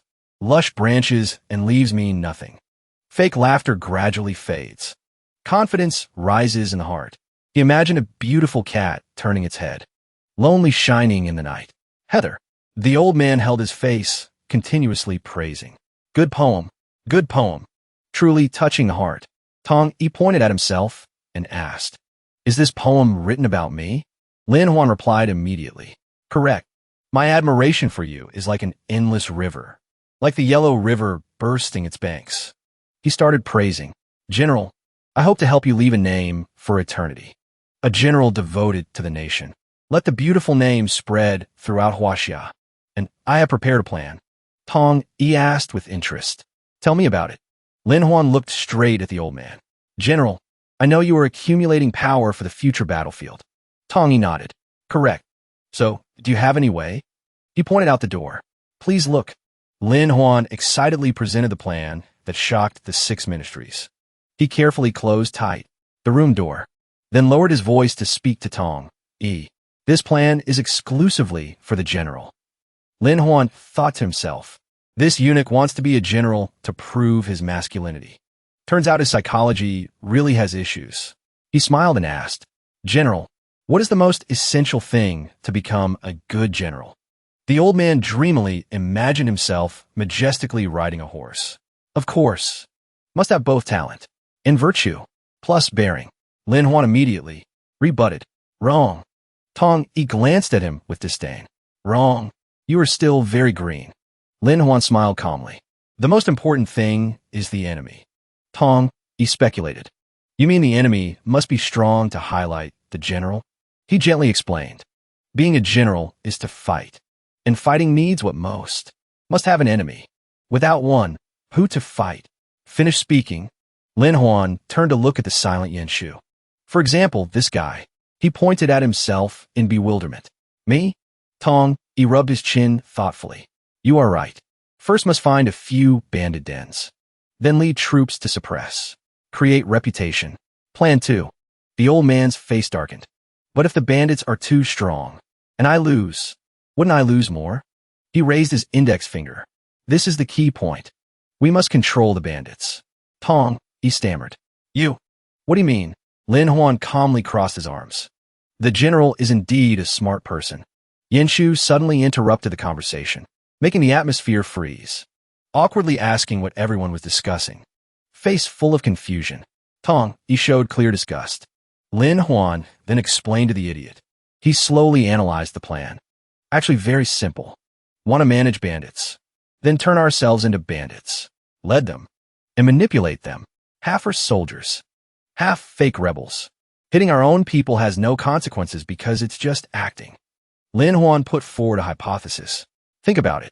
Staging this trick is just to lure the officials gathering to find gemstones. When bandits cause chaos, the people panic, and the general rushes into battle for 300 rounds. He continued to paint the scenario. You will be hailed by the people, finally leading the army and people to defeat the cruel bandits, returning peace to Yunzhou. Later, even praised and thanked. Fame resounding throughout the world. Lin Huan probed Tong. General Tong, am I right?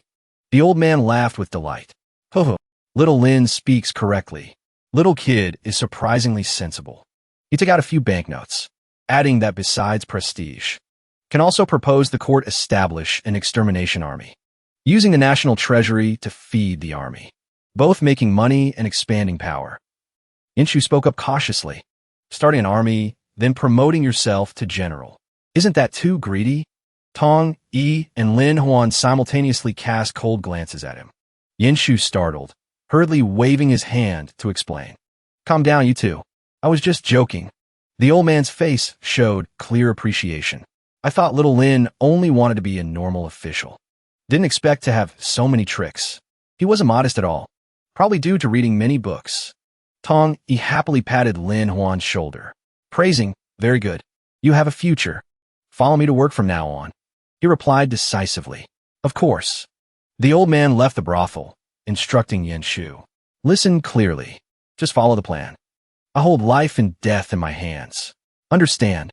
He bowed and replied. This humble one understands. When the two were out of sight, Lin Huan's face immediately turned cold. Just follow my words. When exposed, I'll throw you all in jail. Suddenly a hand reached from behind. Lord Lin, I'm here. 3 girls dressed sexily surrounded Lin Huan. General Tong said to treat you well. Lord Lin has a strong body. Play with us a little. The clothes on his body were quickly pulled off. Lin Huan, nose bleeding, glanced at the 3. So this is the price of being a villain. He blushed, enjoying it. Well, since I'm already bad. If I'm not bad, who dares to be bad? At the outskirts of Yinzhou, a carriage slowly moved towards the city gate. Wang Jian followed closely outside the carriage to report. Miss, we have arrived. Qin Zong, wearing casual clothes, lifted the carriage curtain. Lin Huan was indeed right. Being a hero is to help the people survive. He nodded in agreement. That's right. That arrogant emperor won't be able to do whatever he wants this time. She frowned and ordered. The first day will kill the eunuch and the group seeking office. A few days later, at the harbor, divided into 2 groups of people. One side was civil officials. One side was commoners. An old official holding pen and paper called loudly. Next person. Then an old man and his grandchild pulled a cart full of minerals. Yahello urged, hurry up. Time is almost up. Can you bear keeping the Lord waiting? The old man clumsily apologized. Lord, please forgive me. The goods are brought. He angrily scolded. Long road, hard to travel, hence the delay. Tong, he standing aside, suddenly spoke up. Hey, little Lin, look at that stone. He followed the old man's pointing hand, looking at the rock with strange colors. Is there something special? Tong, he explained. That stone was picked up in the marsh. Considered a precious item. The old man said to the other old man. This rock isn't worth much. He clasped his hands, pleading. Lord, please accept it. My grandson and I haven't eaten for days. Before the old man could finish speaking, Tong, he stuffed 2 silver coins into his hand. Stop talking. Take it. I have a heart to help fellow villagers. He continuously thanked, waiting for the grandfather and grandson to leave. The old man turned to instruct Yahello. Know how to record it. He smiled fawningly in response. Yes, my lord. Market price recorded as 200 silver. Tong nodded. Just do that. Lin Huan, hiding in the corner, heard this, and his face darkened, cursing silently. Damn it. Bought for 2 silver, sold for 200. Truly a corrupt official. Sooner or later I'll give you a taste of it. Suddenly a hand placed on his shoulder. Just became my man and already thinking of a plan to destroy me? The old man asked Lin Huan softly. Why are you getting into character? Later, it's not you going to assassinate and rebel. He hurriedly dodged. I'm not getting into character. If exposed, I'll blend in with the commoners. Tong, he ordered. All right, start the plan. Lin Huan smirked, glancing to signal a person in the crowd. The person understood and nodded. He immediately rushed up shouting, Brothers, those officials oppress good people. Attack to teach them a lesson. The crowd simultaneously took off their commoner clothes, shouting, Sweep away the traitors. Sweep away the traitors. Sword points aimed at the officials, making everyone panic and beg for mercy. I am a high official. Let me go first. I still have small children. One person rushed forward, making the official hold his head trembling. It's over. This time it's really over. The sword striking down was suddenly blocked in midair. accompanied by a reassuring voice. Don't be afraid. I'm here.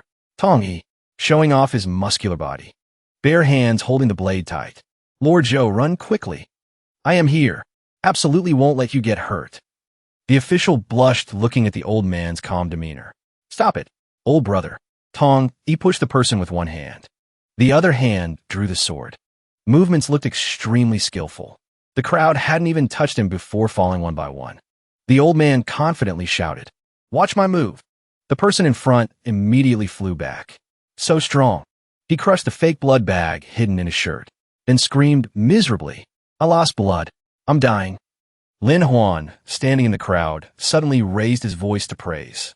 General Tong is indeed formidable. The old man gleefully waved his hands and feet. Everything is truly too easy. Suddenly an object flew past the group, pretending to be rebels, making everyone freeze simultaneously. The officials standing around couldn't help but marvel. Eunuch Tong, is that formidable? A eunuch with such terrible martial arts. Taking him to lead the army is more than enough. According to the script, those people immediately knelt down on the ground, loudly surrendering. The old man laughed heartily. Even if you admire, my troops have arrived. Only death awaits. Right at the next moment, Tong Yi's eyes suddenly flashed with surprise. A slender figure swiftly took action, gently slitting the throat of the leading corrupt official. The old man and Lin Huan, witnessing that scene, were dumbfounded with shock. Qin Zong turned her head. Her ice-cold eyes swept over them. All of you must die. Tong Yi panicked, watching each person fall. What on earth is going on? Qin Zong swung her sword, killing people while warning coldly. Eunuch Tong, kill them all. Then it will be your turn. Lin Huan saw the situation and got anxious. Not good. Calculated everything, but didn't expect Eagle Tower to intervene. He hurriedly picked up a sword dropped on the ground. If I let Eunuch Tong react in time, reacting would be big trouble. Lin Huan rushed to block in front of the old man, shouting loudly, General Tong, I come to protect you. The scream rang out at the same time. Two swords clashed. The shock force numbed the body. Lin Huan approached Qin Zong, introducing himself. I am Lin Huan. She questioned in confusion. What are you doing here? Didn't you say you wouldn't be lenient if we met again? He leaned close to Qin Zhang's ear, whispering, Calm down. This won't bring any benefit. She was still full of suspicion.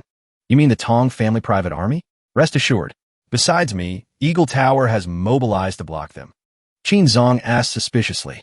Today the commoners rioting is a good opportunity. Why do you want to stop me? He wrapped his arm around her waist, tightening. Careful. Lin Huan explained. The commoners lying on the ground are mostly old, weak, or dead. Qin Zong heard this and was stunned. You're joking at the wrong place. Joking like that leads to wrongful death easily. She immediately pushed him away and hid his acupoint. You clearly want to lure me to death. Trusting you was indeed a mistake. Lin Huan was dazed. What happened? He rubbed his forehead helplessly. Why is this little beauty so stubborn? Moreover, sealing meridians is useless on me. Just a waste of effort. Lin Huan closed his eyes in annoyance. Seems there is only one way. To make her calm down. His eyes suddenly opened wide, directly releasing the meridian seal. Lin Huan rushed towards Qin Zong, holding her tight from behind. Qin Zong, calm down. Her face blushed, words broken due to shyness. You, he stammered, explaining. Sealing meridians has no effect on me. I'm worried about you. Can you listen to me for a bit? Qin Zong struggled out of Lin Huan's grip. What do you want to say? He reminded. If you kill all these civil officials, the soldiers pretending to be dead will block the way. By then it will be hard to escape. Not only you, but Eagle Tower will also be destroyed. Tong family private army isn't just this few people. She didn't waver at all. Eyes firm. So what if it's dangerous? Eagle Tower's goal is inherently killing corrupt officials. Lin Huan suddenly covered Qin Zhang's mouth with his hand. Not like that. He smiled a smile full of murderous intent. Face cold. Eagle Tower's real goal is to kill the emperor. She asked back in surprise. Lin Huan replied calmly. That's right. This cord is rotten to the bone. I will help you kill him. The conversation was abruptly interrupted by a curse ringing out. Tong Yi roared loudly. All white shirts charge for me. Kill those two. The crowd then joined in rushing forward. The two looked at each other at the same time. Faces both changed. Not good. The people behind raced to run over. Little Lin, we come to help you. Qin Zong turned around hugging Lin Huan, taking advantage of the momentum to say softly, "Let's go." The leader in black shouted. Brothers chased them. Another person exclaimed in disbelief. Little Lin's skill is that strong? Not long after, in a desolate cave, the two escaping leaned on each other panting. Qin Zong lamented, "You are truly strange. Clearly bone structure and meridians are top grade, but martial arts are deviant." Lin Huan avoided her gaze. "I just didn't want to practice martial arts. Miss Yi, you should change into other clothes." Hearing that, she looked down ashamed at her dirty clothes. A while later, Qin Zong had changed clothes. Lin Huan looked outside and said, "Looks like I should learn a few martial arts moves. Staying at Eagle Tower, are there any exercises suitable for me?" She smiled brightly. "Yes. Can even help you become the #1 expert. Just have to pay a price." In the deep forest, a group of people performed lightness skills, consecutively gliding past tree canopies. 3 people knelt down before Qin Zong to pay respects. "Master, Master," she spoke up asking, "did the pursuing troops catch up? Was anyone captured?" Wang Jian reported, "All escaped. Others have settled their lives." Meng Jian added, "We brought the eunuch's head for his brothers to see. They hate it very much." Qin Zong heard this and hesitated, glancing at Lin Huan. "This matter."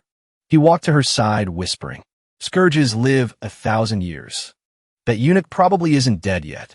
Just seeing Lin Huan appear, he immediately flew into a rage and roared. "It's Lin Huan again." Meng Jian immediately pointed his sword tip towards him. "High alert. Beware of ambush." Wang Jian also prepared to draw his sword. "Yes." He quickly accused Lin Huan. "You intended to block our way and wanted to deceive the master." He waved his hand, pretending to be innocent. "I was wronged. Clearly I saved you guys. If you don't believe, ask Little Yi." Meng Jian heard this and was even more angry. "You dare to joke about Little Yi?" Qin Zong pushed his sword away. "Lin Huan is not wrong. Although the assassination failed, before that he saved us. Not to the extent of confronting Eagle Tower directly." Meng Jian was still suspicious. "I still don't trust him, especially reporting the news in advance. What if it's self-scripted and self-acted?" Lin Huan sneered. "Fighting Eagle Tower relying on reckless people like you? You still don't understand why this assassination failed." He was about to rush up again. "Huh? What do you mean?" Wang Jian held his hand back, advising, "Big brother, calm down." Lin Huan posed, "A question. Want to fight Eagle Tower? Walking the Jianghu. What is the most important thing?" Meng Jian aggressively replied, "Of course it's force. With strength, even demons and ghosts aren't feared." Lin Huan shook his finger, smiling with hidden meaning. "Muscle thinking. The key thing is intelligence." He explained, "Intelligence lets people know how to analyze the situation, set traps effectively, predict opponents' actions, even hide and retreat safely." Qin Zong nodded in agreement. "That is true, but we fight Eagle Tower with weak forces. Hard to even keep ourselves safe. So how to gather intelligence?" Meng Jian chimed in, "Right? You only talk, while we lick blood on the blade edge." Lin Huan reached into his shirt, searching. "Very simple. I waited here exactly for this thing." He took out a golden token. "This is the identity card of storyteller at Manhwa Tower." Meng Jian was suspicious. "What does a storyteller do?" Lin Huan showed the card to everyone and explained, "This is the identity I arranged beforehand. Manhwa Tower spreads everywhere. The storytellers inside are actually eyes and ears collecting news. Joining this organization will solve the intelligence problem. Of course, not low level. I want to differentiate storytellers into comrades. Developing more professional sources." Qin Zong looked at the token in confusion. "What are comrades?" Lin Huan replied, "Are people with the same ideals as us. For ideals, they will be absolutely loyal." Meng Jian frowned. "Assassinating court lackeys is our ideal. What ideals do commoners have?" Lin Huan smirked. "That matter is very simple. Face." He momentarily became serious. "Overthrow the emperor. Redistribute royal power. Revolution. Let the people be masters of a nation." The others heard this and were stunned. Mouths agape, speechless. Lin Huan turned to leave. "It's almost time. Meet everyone in the capital." Qin Zong hurriedly called. "Wait." He turned back, asking, What's the matter? She smiled, stepping forward. Leaving like that isn't real enough. So, not long after, Lin Huan, bruised and battered, ran back crying. General Tong, please seek justice for me. Just finish speaking. He fell backward. This humble one couldn't match the Eagle Tower remnants, so got beaten. Tong, he hurriedly ordered. Quickly save him. The old man impatiently urged. Immediately return to the residence. Call the doctor here. A few minutes later, Lin Huan lay still on the sickbed. Tong, he blamed annoyedly. Lin Huan, the idea you came up with. Merit not established yet caused me to lose face. The old doctor checked the injuries carefully. Could he be faking pursuit and intentionally getting injured to slack off? The doctor respectfully replied, obeying orders. I will examine. Carefully. Lin Huan opened his eyes, slightly thinking. Although not a big deal, this old man is probably annoyed with me. Tong, he said coldly, if he fakes injury to claim reward, I will castrate him, then throw him into the cold palace. Lin Huan shuddered inwardly. This eunuch is truly cruel. He secretly adjusted his body. Luckily, I have enhancement. Using will to control pulse. This acupoint closed. Meridian, that one sealed. This one also sealed. The doctor finished taking the pulse and stroked his chin thoughtfully. Strange. Tong, he stood behind, frowning, asking, how is it? Is he faking? The doctor awkwardly replied, Sir General Tong, this pulse. Tong, he was impatient. Speak quickly. He looked at Lin Huan in disbelief. According to the pulse. Image. We're just finished. Making Tong, he freeze. He is already a dead man. Suddenly Lin Huan sat up straight. General Tong. He clasped his hands solemnly. The incident happened too suddenly. Therefore, General Tong, congratulations to you. The two looked at him with heads full of doubts. The next day, the officials gathered discussing. Old and young alike were interrogated thoroughly. That's right. Oldly and I were classmates. Died in vain under the blade. If they come again, aren't we finished? Lin Huan and Tong unexpectedly stepped into the room. Lord, haven't rested yet. The group saw the old man and angrily questioned. Lord Tong, you must give us an explanation. You are a martial general. Why couldn't you protect us? Tong, he pushed Lin Huan forward. My subordinate will explain from beginning to end. Lin Huan coughed lightly. Please calm down, everyone. This humble one will speak clearly on behalf of the Lord. He recounted. A few days ago, General Tong's confidant, Lord Wu Yenshu, sharp eyes and ears discovered traces of Eagle Tower in the neighboring province. Knowing they came to assassinate the officials, Lin Huan painted a scene of being pursued. On the way running to Wu City with Lord Wu Yenshu to report, engaged in fierce battle with them, crushed their morale. Lord Wu was also injured because of that. He continued fabricating. Then forces split in two. Wu Yenshu guarded outside the city to stop Eagle Tower from harming people. General Tong held the harbor to protect everyone. And I am not good at using troops, so only acted as liaison and spy. Lin Huan looked pained. General Tong set up a dragnet ambush at the harbor. Not only caught the ambitious ones, but also drove away the ignorant crowd. The plan was inherently perfect. Who expected the mastermind to be a woman? Pretending to be harmless to bewitch the masses. He lamented heartbrokenly, then clapped his hands to signal. Men, bring Lord Wu in. Lin Huan pointed at Yenshu covered in injuries, lying on a stretcher. Everyone look. Lord Wu was heavily injured yesterday by the demonist scheme. The officials saw this and buzzed. These guys act truly ruthlessly. Lord Tong is truly painstaking. Performed the bitter flesh stratagem. He secretly gave a thumbs up to Tong. Done. The old man looked at him with satisfaction. Good job. Yenshu muttered. Who am I? Where am I? Why am I here? Lin Huan excitedly announced. This battle, although had losses, broke Eagle Tower's conspiracy. This is the court's biggest victory against Eagle Tower in many years. Great merit belongs to Lord Tong. Tong, he laughed heartily. His Majesty will surely be pleased. After returning to court, I will put in a good word for you all. The officials bowed in thanks. Troubling General Tong. Later, if you need help, we will risk our lives. Tong, he stroked his chin thoughtfully. There's one more thing I don't know if I should say. One person spoke up. Please speak, General Tong. The old man looked troubled.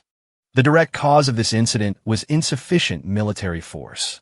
If numbers were greater, the bad guys wouldn't have had a chance. The group immediately understood and reassured. General Tong, don't worry. After returning to court, we will petition His Majesty to increase troops. Leave this matter to us.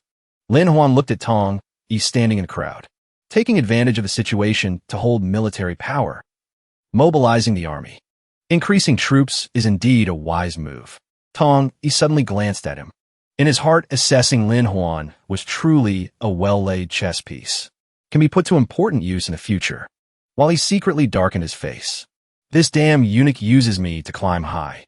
Sooner or later I will treat him very thoroughly. Tong, he excitedly shouted. Today Lord Wu invites everyone to Moon Whisper Tower to drink celebratory wine, congratulating him on establishing great merit protecting the stone. The group immediately responded. As the general wishes, Lin Huan lightly pushed Yin Shu to add to the excitement. The tradition of keeping mistresses of this feudal empire is truly hopeless. Yin Shu could only cry silently. What did I do wrong? A period of time later, on a boat cutting through water rushing in the middle of the river, Lin Huan stood at the bow looking into the distance, going round and round, finally have to enter the capital. In his eyes flashed cunningness. Just in time to use this period to handle a few private matters. He casually pulled a red silk cloth from his shirt, then froze. What is this? Lin Huan blushed, shaking his head continuously. Wrong one. Not this one. This is Qiao Luo's bib. He hurriedly took out a book. Cover says Inner Sutra Technique. Evolution Method. Right? This is it. Lin Huan sat cross-legged. His whole body gradually emitted a faint golden light. Time to cultivate. At the same time, at Ning residence, Marquis Ning asked if there was news about the kid Lin Huan. Zilan replied that he seemed to be at a camp outside the city and befriended a female camp chief. He chuckled with hidden meaning. Jealous. An outstanding man like Lin Huan, who wouldn't like having opportunity but not knowing how to grasp it? Zilan immediately denied. Who cares to be jealous?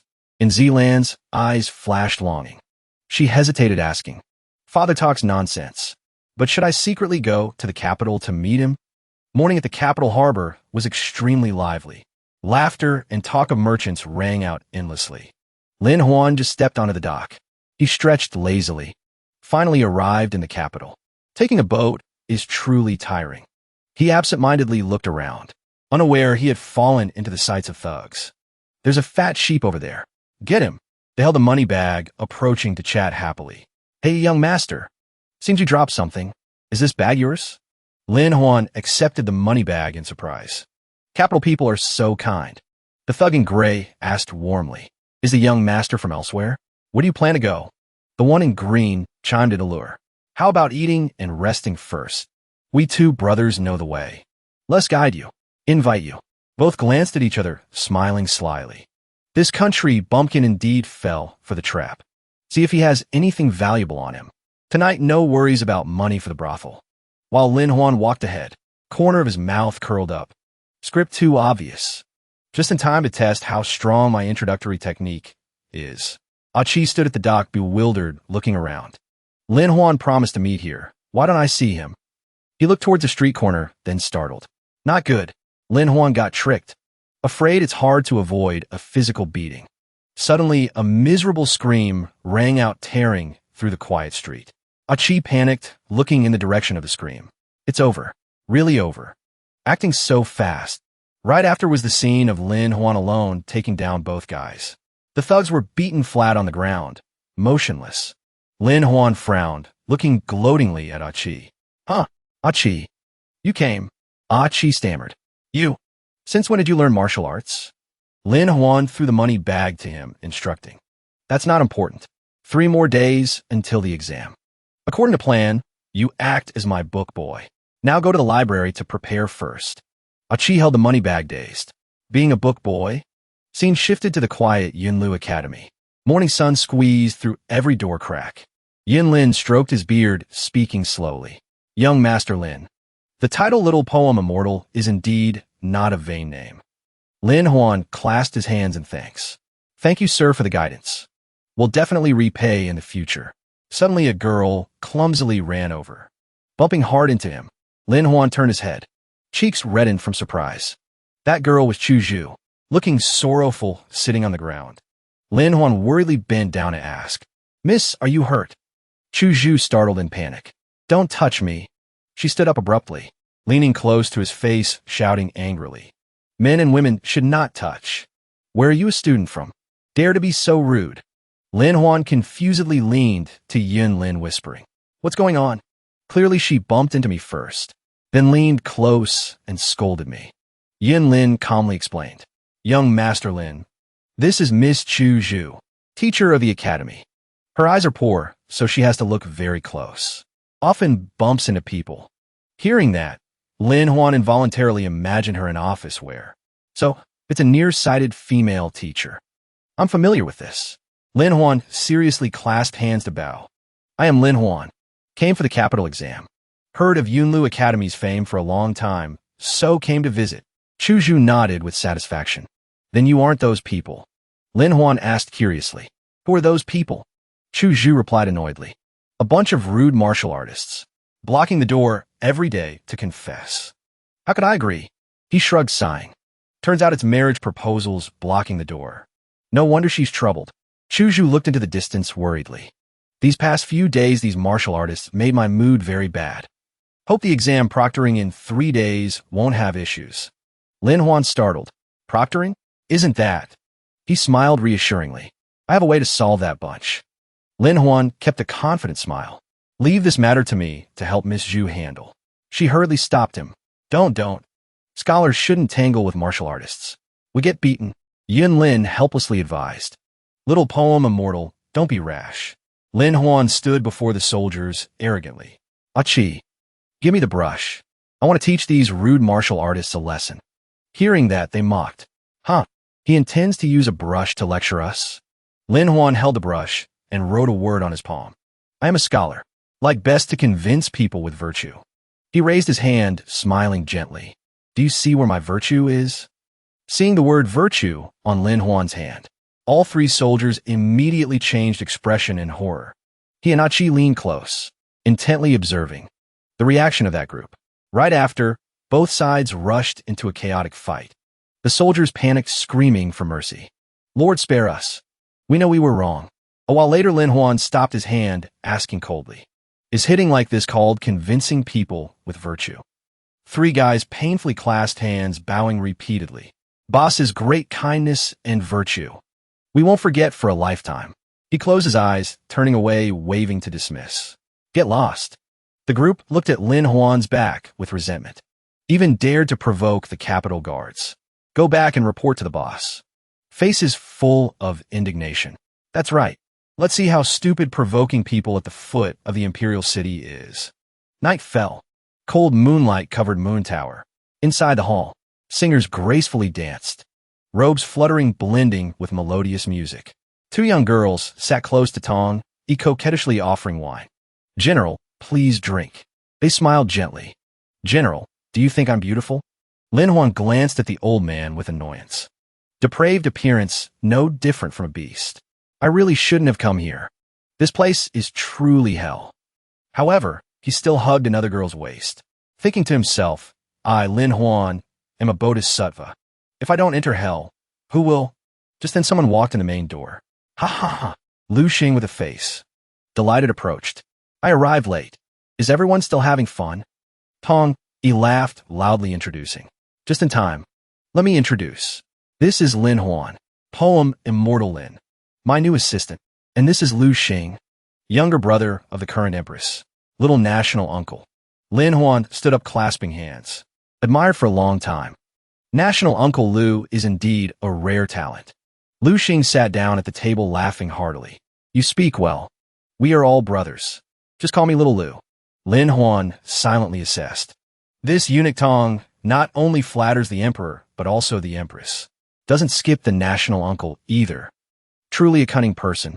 And the little national uncle has high status, but isn't arrogant. Lu Xing curiously looked at him. "Heard young Master Lin is a poem immortal. I'm not good at poetry. Prefer listening to stories. Any more stories to tell me?" Lin Huan opened his eyes wide in surprise. Turns out also a person fond of warfare. No wonder eunuch Tong has a hold on him. His eyes unconsciously stopped at the sword on Lu Xing's waist. Lin Huan stood up, coughing lightly, to start conversation. Has little Lu ever heard of tunnel warfare? Lu Xing urged with interest. Tunnel warfare? Tell me quickly. Calling me little Lu is fine. He smiled, slowly recounting. Once upon a time, there was a war against foreign invaders. In a small village, only old, weak, and sick people remained. Couldn't escape in time. Forced to save themselves. So they thought of tunnel warfare.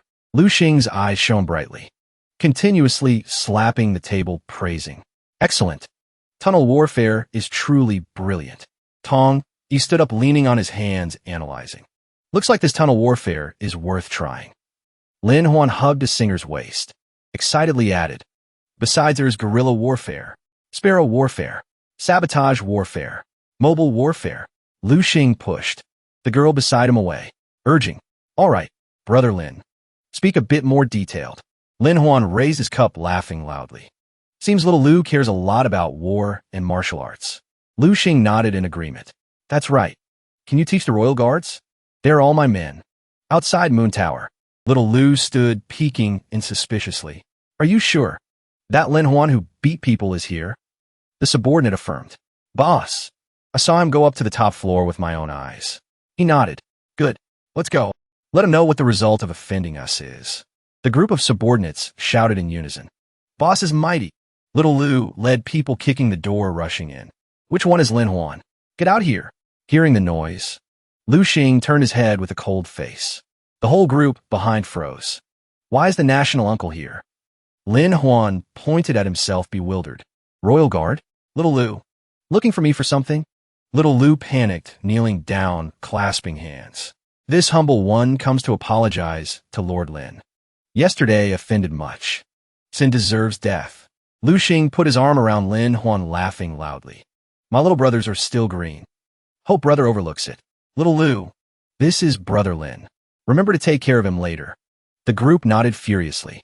Yes, brother Lin's business is also my business. Lu Xing waved his hand, sighing. If nothing else, then get lost. Don't disturb me listening to stories. Gone outside? The subordinate asked curiously. Boss, how was it? Did Lin Huan beg us? One guy sneered. Boss takes action. Who doesn't have to kneel and beg?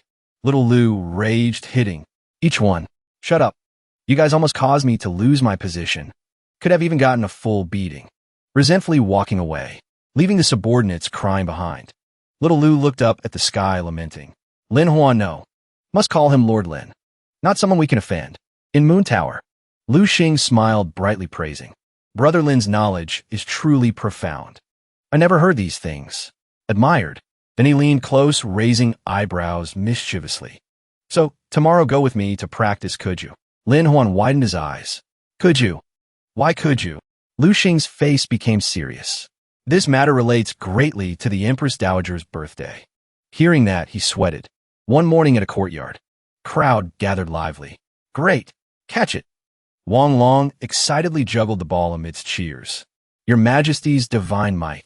When he kicked the ball into the net, shouts rang out. Long live your Majesty. A girl in pink holding a towel stepped forward. Your Majesty, let this servant wipe your sweat. But Wang Long indifferently snatched the towel from her hand. He scratched his head, leaving the girl standing dazed. My Kuju skills are invincible in the world. She couldn't help being depressed. The emperor sings, dances, and plays Kuju every day. Our harem isn't looked at. Truly hopeless. The palace's quietness was broken by shouts. Royal guards working. Unauthorized personnel, stay away. In the carriage, Lu Xing spoke leisurely. The emperor likes Kuju so much. If on the Empress Dowager's birthday, we present a spectacular match, wouldn't it make the dragon face greatly pleased? Rare opportunity. Lin Huan listened intently. So that's it. He glanced aside, assessing silently. This emperor born in modern times would surely be a versatile idol, both rapping and playing football. Don't know how beautiful little Lu's sister is to be favored like that. Must be like a fairy descending. Arrived. Lu Xing stepped off the carriage, stretching comfortably. Here we are. The Royal Guard Kuju team is training here. A group of soldiers hurriedly ran over, complaining. Lord Lu, finally you came. Please seek justice for us. Hearing that, Lu Xing rubbed his forehead tiredly. You guys again, because of poor learning, got the training ground occupied by others, right? The soldiers showed fear. Can't say it like that. Sweat poured all over faces. Skills inferior to others basically doesn't count as human. Lin Huan laughed understanding. So little Lu brought me here, wanted me to train your Kuju team. Lu Xing turned back, smiling awkwardly. Hard to speak indeed. But you saw it too. Now training is afraid too late. Just need Brother Lin to think of a way. Using strange stratagems like tunnel warfare to help our team not lose too miserably is fine. He rubbed his chin thoughtfully. Competition's so fierce. Wanting to increase strength quickly is indeed not easy. Lin Huan leaned close, face showing clear cunning. Then only one way left. Wait for me a bit. He walked towards a noisy crowd, shouting loudly. Everyone wait a moment. The yellow shirt soldier team burst into mocking laughter. What? Want to beg? You guys have no door to win. We'll lose miserably on the Empress Dowager's birthday. Over there the orange shirt team smugly retorted. Just yielded earlier. Really think we can't win? Simple. Bet a match. Each side 100 taels of white silver. Zhuge turned his head, laughing mockingly. Turns out giving away silver. An old man stepped out saying, then let this old man be the referee. Start. Lin Huan smiled silently analyzing. Kuju's scoring and positioning is quite like volleyball. But foot technique leans toward soccer. No body contact. Wanting to improve performance only has one path. The match started. The ball was tossed into midair. Immediately, attracting all gazes. An orange team person used hand to smash the ball hard. Yellow team immediately cried out, reporting to referee. No, foul. He used hand. The old man held a magnifying glass examining. Then this round doesn't count. Do over. Zhuge angrily kicked the ball hard. Let you see what technique is. Serve. Fierce tiger style. Suddenly his face twisted in pain. Tears welled up. Lian Nam hugged his leg falling down. Teammate pointed accusingly. Foul. They touched again. Orange team raged objecting. Constantly shouting foul. Can't play. Referee punished them. They slander us. The old man stood between two teams, holding his face awkwardly. What to do about this? Lu Xing looked at Lin Huan worriedly. So, the only way to improve performance is to foul. He calmly shook his head. No, you understood wrong. Fouling only makes the opponent angry. The real way is different. Then Lin Huan analyzed. Want to win, then must change rules. Change the form too. Competition. Lu Xing startled in panic. Turns out wanting to beat Moonbright Society means secretly editing Kuju rules to benefit us. Lin Huan held him back. Wait. Say that again. Who is the opponent? Moonbright Society. Atmosphere on both sides immediately tense like a string. Could explode anytime. Lin Huan pointed at the opponent in surprise. Moonbright Society claims to be Jianghu Supreme, right? Why go play Kuju? Lu Xing awkwardly replied. This matter has a hard-to-say reason. He recalled, after Jianghu was suppressed, Moonbright became the only force, not controlled by the royal family. To prevent martial artists causing trouble, the court gave them a few idle titles and unimportant jobs. Lin Huan narrowed his eyes, smiling slyly. Image of Sun Wukong, riding a horse, immediately appeared in mind. Understood. Letting Sun Wukong hold the reins. Old trick. Lu Xing gritted his teeth furiously. They play Kuju to get attention before His Majesty, wanting to humiliate the Royal Guard, even taking the opportunity to weaken the Royal Guard's status, even replacing with Moonbright forces. His face burned, pleading. Brother Lin is talented above others. Must help me. Lin Huan looked serious. Don't talk about me. I can't beat them either. But in his heart, he silently calculated. Borrowing confrontation with Moonbright Society. Conveniently handle Eagle Tower. Also tighten relationship with Little Lu. Step by step, controlling key benefits. Thinking done, Lin Huan coughed lightly. I have a word. Hope everyone listens. Kuju is to make Empress Dowager happy. His Majesty laughed. So I have a plan. He confidently held the ball. Have you ever heard of football? Both sides widened eyes in surprise. Football. Name sounds simple and easy to understand. Is it like Kuju? Lin Huan took off his coat, stepping out majestically. Let me demonstrate for everyone. Right at the moment, he took action to demonstrate. Soldiers around jumped in surprise. Lin Huan's body gracefully glided past the ball, making everyone wide-eyed. before amazed gazes. He lifted the ball, jumping up, kicking hard into midair. Both teams simultaneously gaped in shock. Lu Xing sweated in disbelief. Turns out I can play like that. Have technique, then use technique. Lack technique, then use body. No body, then use tactics. Yellow shirt person beside nodded. This football is more complex than Kuju, but much more interesting. Lin Huan spoke coldly. More people opposing. Each position has own task. Everyone has a shining point. That is the true meaning of football. Moreover, benefits brought are extremely huge. Lu Xing asked blankly. Brother Lin, what are the benefits? He covered his mouth, whispering. Lu Xing heard and panicked. What? Betting? Sponsorship? Tournament? Then he trustingly placed hand on Lin Huan's shoulder. All right, I understand, although haven't understood fully. Just listening to you is fine. Lin Huan smiled, brightly pointing forward. Look, they can't resist starting to play football. Right at that moment, team members on both sides, full of belligerence, rushed to fight for the ball. Legs kicking like rain. Orange shirt person rushed headfirst to fight for ball. Eyes lit up with determination. Attack like iron head skill. Lin Huan held a book in hand excitedly. Everyone, here I have exclusive football manual. Not long after everyone surrounded him. 1 move, 5 silver coins. 1 tactic, 20 coins. Penalty kick. Curveball. Shooting technique, 30 coins. Don't panic. Just need money, then have everything. Lu Xing excitedly ran over, pointing at himself. I also want to try. Any move really poisonous? Lin Huan smiled. Yes. This is the bottom of the box move. Suddenly he rolled on the ground, hugging his leg, screaming miserably. Ouch. His face changed color, pointing at Lin Huan, judging. Truly have no shame left. But right after 2 people looked at each other, then burst out laughing heartily. Anyway, I like it. Just then an arm placed on Lin Huan's shoulder. Hello. He turned back surprised. What's the matter? The comer was Zhuge with a serious face. I am from Moonbright Society. Heard your high opinion. Can you explain clearly about sponsoring this football tournament? Hearing that, he smiled radiantly. Moonbright Society, indeed, people in Jianghu. High martial arts. Ears sharp like Martin. Speaking softly, also heard. You guys also want to share? In a flash, 3 people leaned heads together, discussing, whispering. Zhuge and Lu Xing glanced at each other worriedly. This matter. Zhuge clasped hands. I serious. Please teach me. If this succeeds, it will be a big mark of Jianghu in 100 years. Lin Huan crossed arms, smiling smugly. Luring Moonbright into the trap isn't hard. Lu Xing put strength into leg, kicking the ball hard, full of spirit. The ball flew away. Suddenly a loud shout rang out. Careful!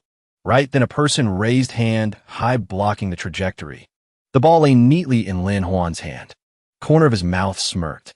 Small matter. Have goalie gloves, then nothing to fear. Lu Xing's eyes shone brightly, approaching. Brother Lin finally came. These past few days, what were you busy with? He pointed to where someone just put down a large box. Of course, taking care of welfare for everyone. Don't believe, then look. Crowd immediately rushed over. Everyone's eyes lit up. This is...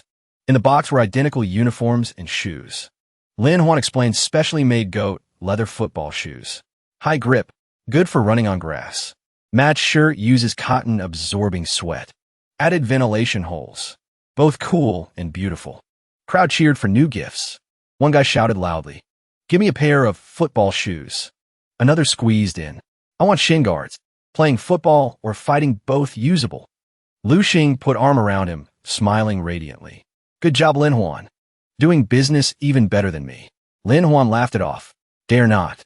I only spent effort researching because Brother Lu's subordinate was injured." Suddenly from the gate rang out a fierce shout. "Who dares to block me? Taste the move, toppling mountains, overturning seas." 2 people joking immediately fell silent. Simultaneously, turned eyes to look. AI Ru furiously rushed over. Waving hand, pushing guard aside. Her eyes burning, hand clenching fist tight. "Lu Xing, get out here." Hearing that, Lin Huan asked in surprise. "Brother Lu, is she your enemy?" But Lu Xing had already run away long ago, leaving him standing there helplessly, realizing. "Looks like it is." Lin Huan smiled with interest, thinking to take this chance to test how much my internal energy improved. He raised index finger, provoking. "Come here." AI Ru exploded in anger, rushing straight over. While he was ready in stance, standing still like a mountain, Baji Quan just approached. Lin Huan turned his body, using his back to knock her far away. Iron Mountain lean. He stood scratching his head confused. This feeling isn't right. Too light. Am I that strong? AI Ru was knocked flying, falling to the ground. Cheeks flushed red. Tears welling up. Suddenly, she covered her face, bursting into sobs. Hoo-hoo. Lin Huan widened his eyes, looking at the scene before him. What is this? I only threw one punch. Lu Xing didn't know where he crawled out from, whispering in ear. My fault.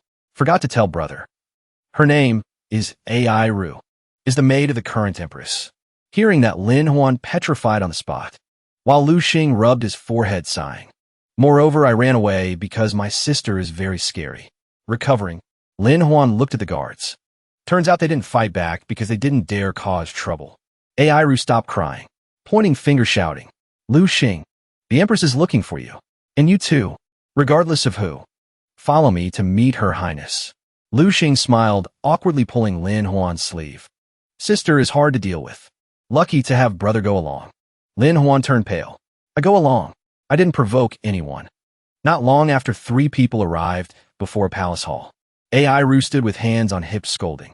Turns out you are Lin Huan. Grand little poem, immortal, daring to hit a woman. Lin Huan imagined the empress angry, holding a weapon. In his heart, couldn't help being depressed, made already this fierce. Empress must be a fierce tigress-level old hag. Just then a figure gently stepped, approaching the 3. Turns out it was the noble empress. Not only beautiful, but also exuding gentle benevolence. Lin Huan opened eyes, wide, looking up at the jade-like face. Cheeks unconsciously reddened. Lu Xing showed annoyance. Sister, what exactly is urgent today? Making me leave busy guard duty like this? Ru Yu slowly raised the teacup. Voice calm. No matter then, can I call you over? She gently closed her eyelids. Long curved eyelashes trembled slightly, then leisurely took a sip of tea. Lin Huan outwardly awkward, inside crying silently. The emperor truly wastes creation. She put down the teacup, tilting head, looking at him, frowning, asking. Conversely, it's you. Why hit my maid? At that time, Lin Huan was still dazed. Even drool almost flowed out. Seeing that, Lu Xing slapped his shoulder hard, making him wake up. Ask you. Lin Huan startled, stammering. Ru Yu's eyes coldly stared. Lin Huan, do you know where you were wrong? Lin Huan sighed. Crossing arms, frankly replied. I'm not wrong. He raised his hand, speaking loudly. At that time, AI Ru's aura was majestic, just looking new, not ordinary.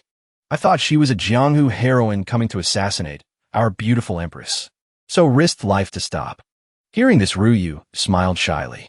Little kid has a glib tongue. AI Ru laughed in disdain. What heroine? I looked down on it. Lin Huan frowned, thinking. Calling me little kid. Clearly she's only 2 years older than me. Lu Xing leaned over, asking. Today, exactly urgent for what matter? Ru Yu calmly replied. What else could it be? Fingers leisurely peeling a grape. Empress Dowager's birthday banquet is coming. Ordinary gifts hard to put on table. You also aren't good at this. Let me ask you. Lu Xing laughed, he pointing at Lin Huan.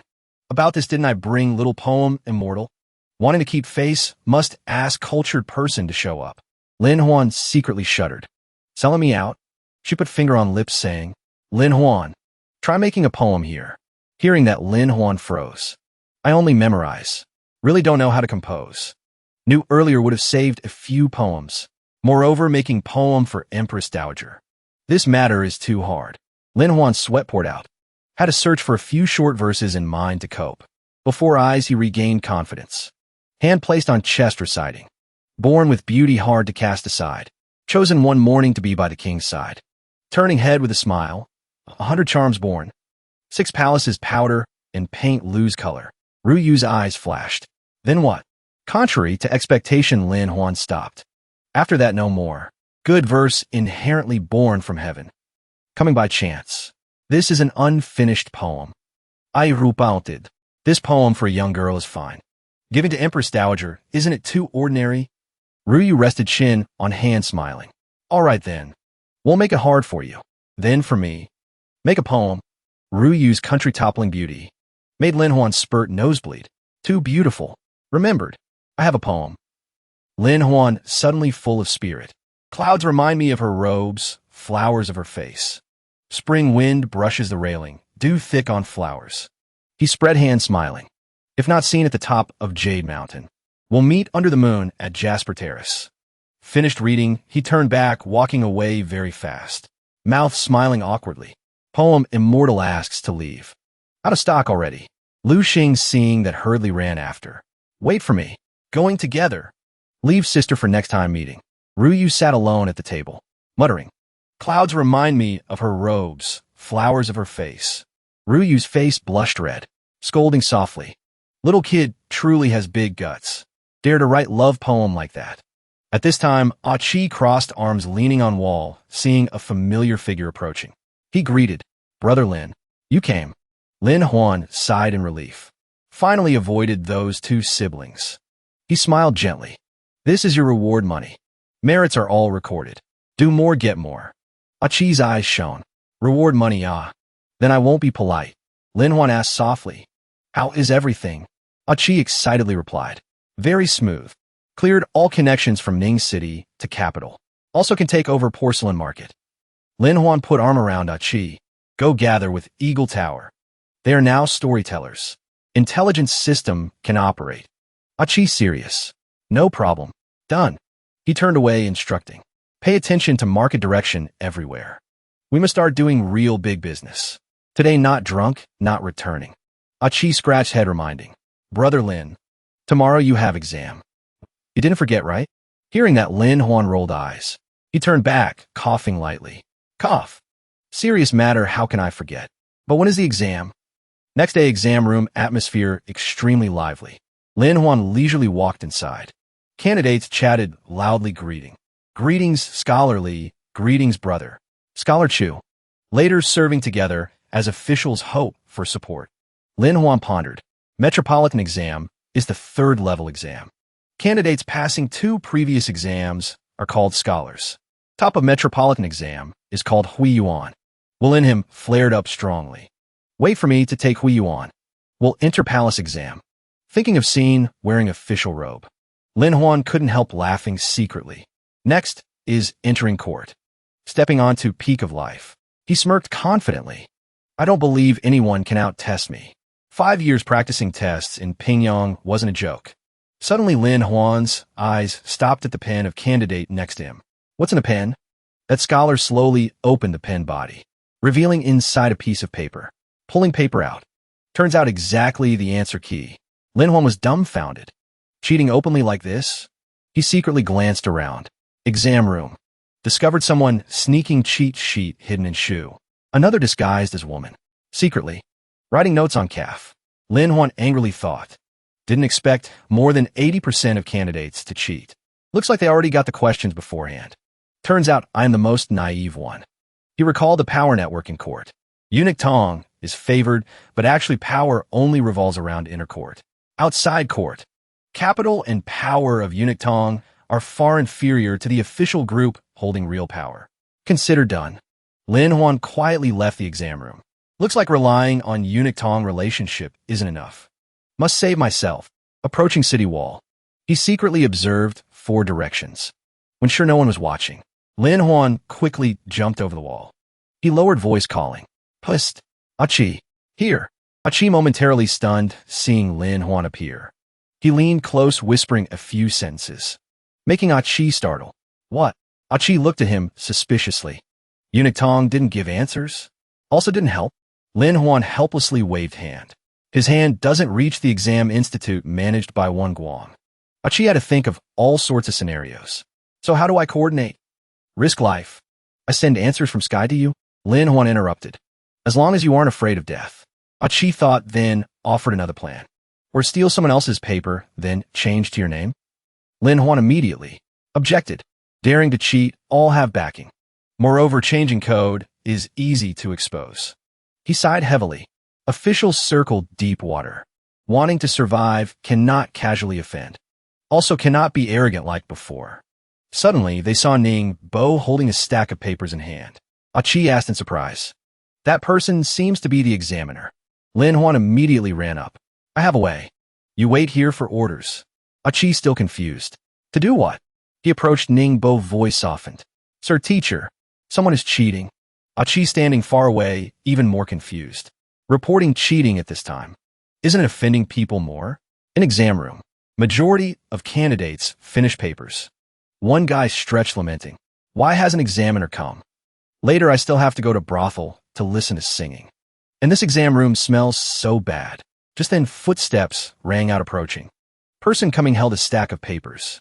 Candidates immediately straightened up. Here. This time I'll take Hui Yuan for sure.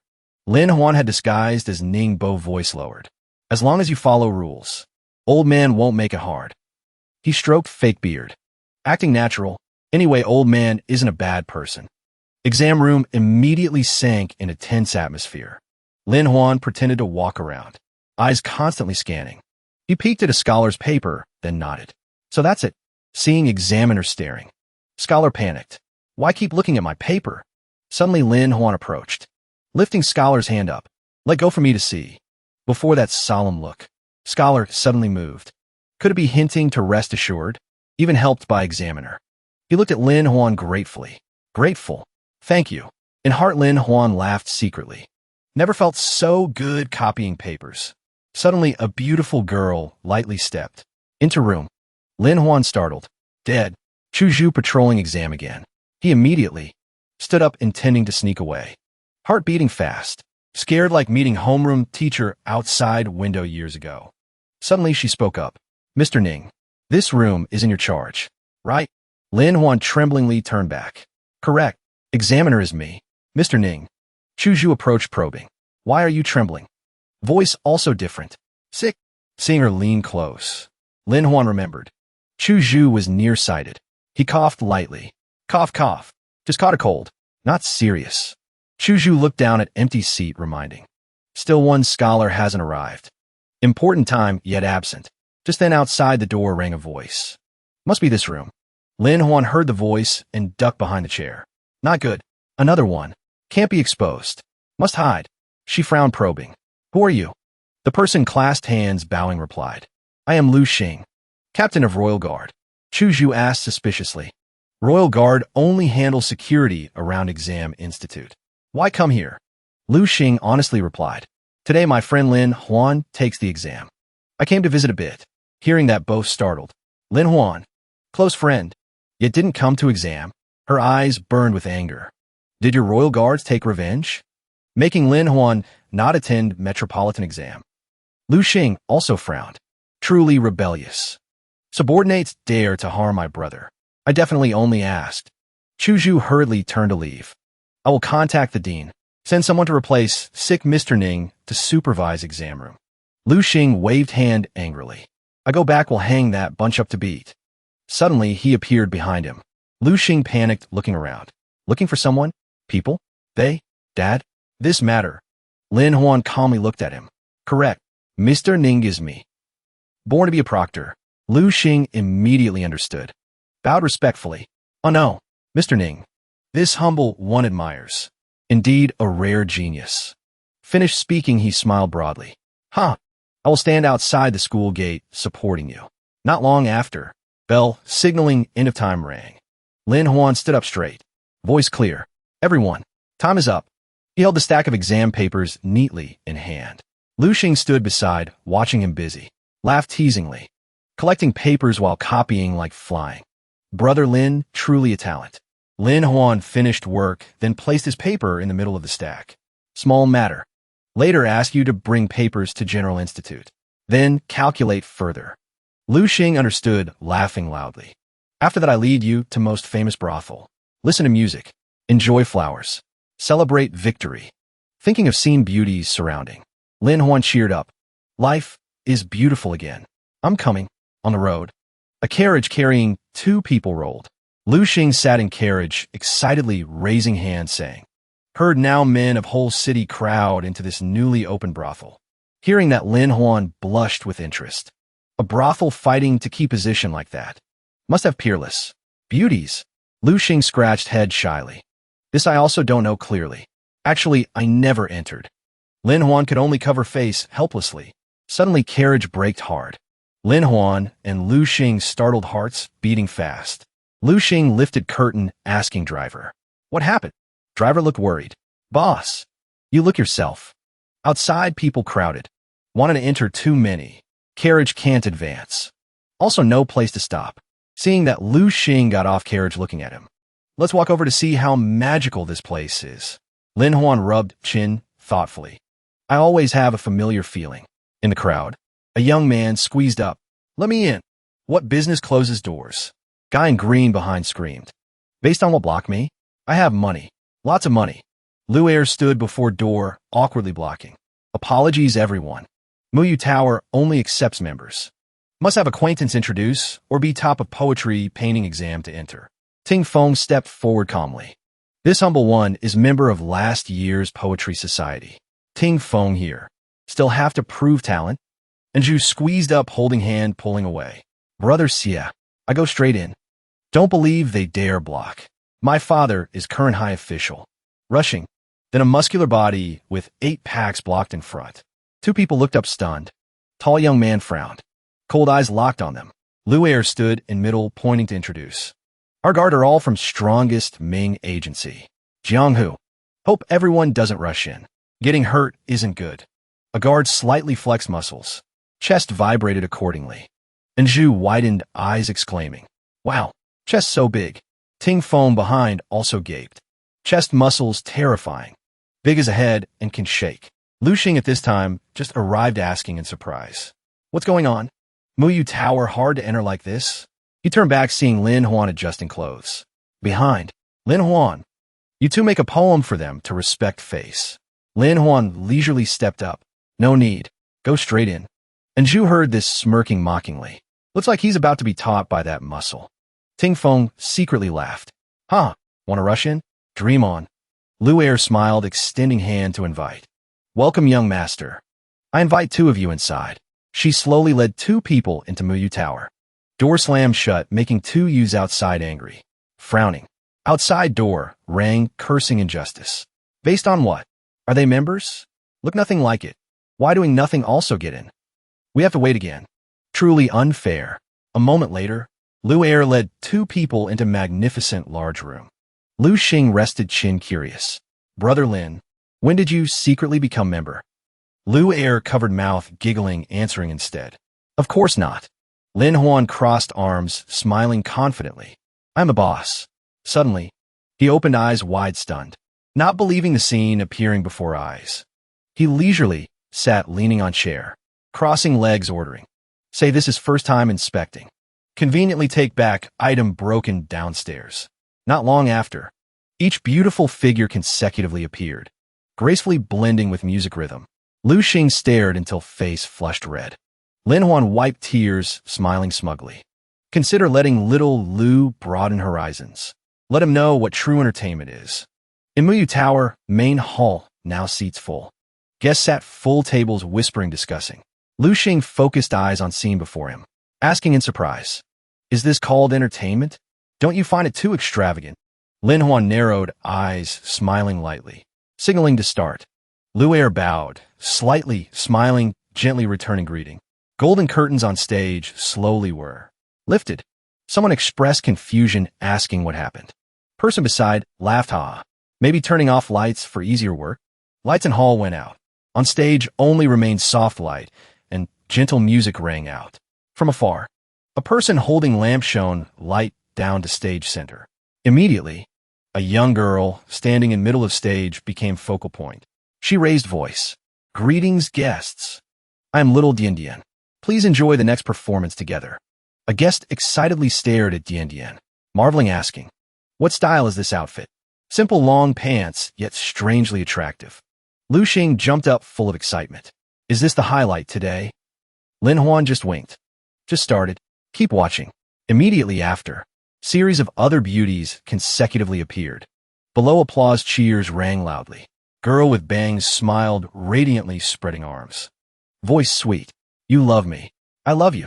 Moonlight girl's debut. Below stage, several guys blushed faces. Emotions revealed, clearly not hidden. Another girl blinked. Gently. Voice soft rang out. You love me. I love you. Guess we all love you. Confession from beauties made yous, no matter how tough, almost melt from love strike. Girls simultaneously smiled radiantly. Happily introduced. We are Moonlight Girls. Girl in green dress bowed shyly. Softly called senior brother. Brother forgot me? I am Ayu, your childhood junior sister. Girl with white hair. Kim's slightly tilted head. Smiled gentle. Little brother? Today let's sister teach you some adult knowledge, okay? Another girl playfully made heart shape. Laughing saying, if your wife sees this scene, will she hit you? I only know to feel sorry instead. Beside, remaining girls also smiled friendly. Showing off saying, guests don't forget us.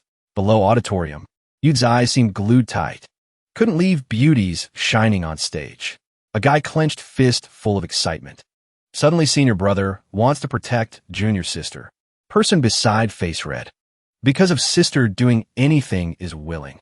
At another table, someone pulled out stack of money, slamming on table. Loudly bidding. Demand to redeem Ayu. Others laugh shouting.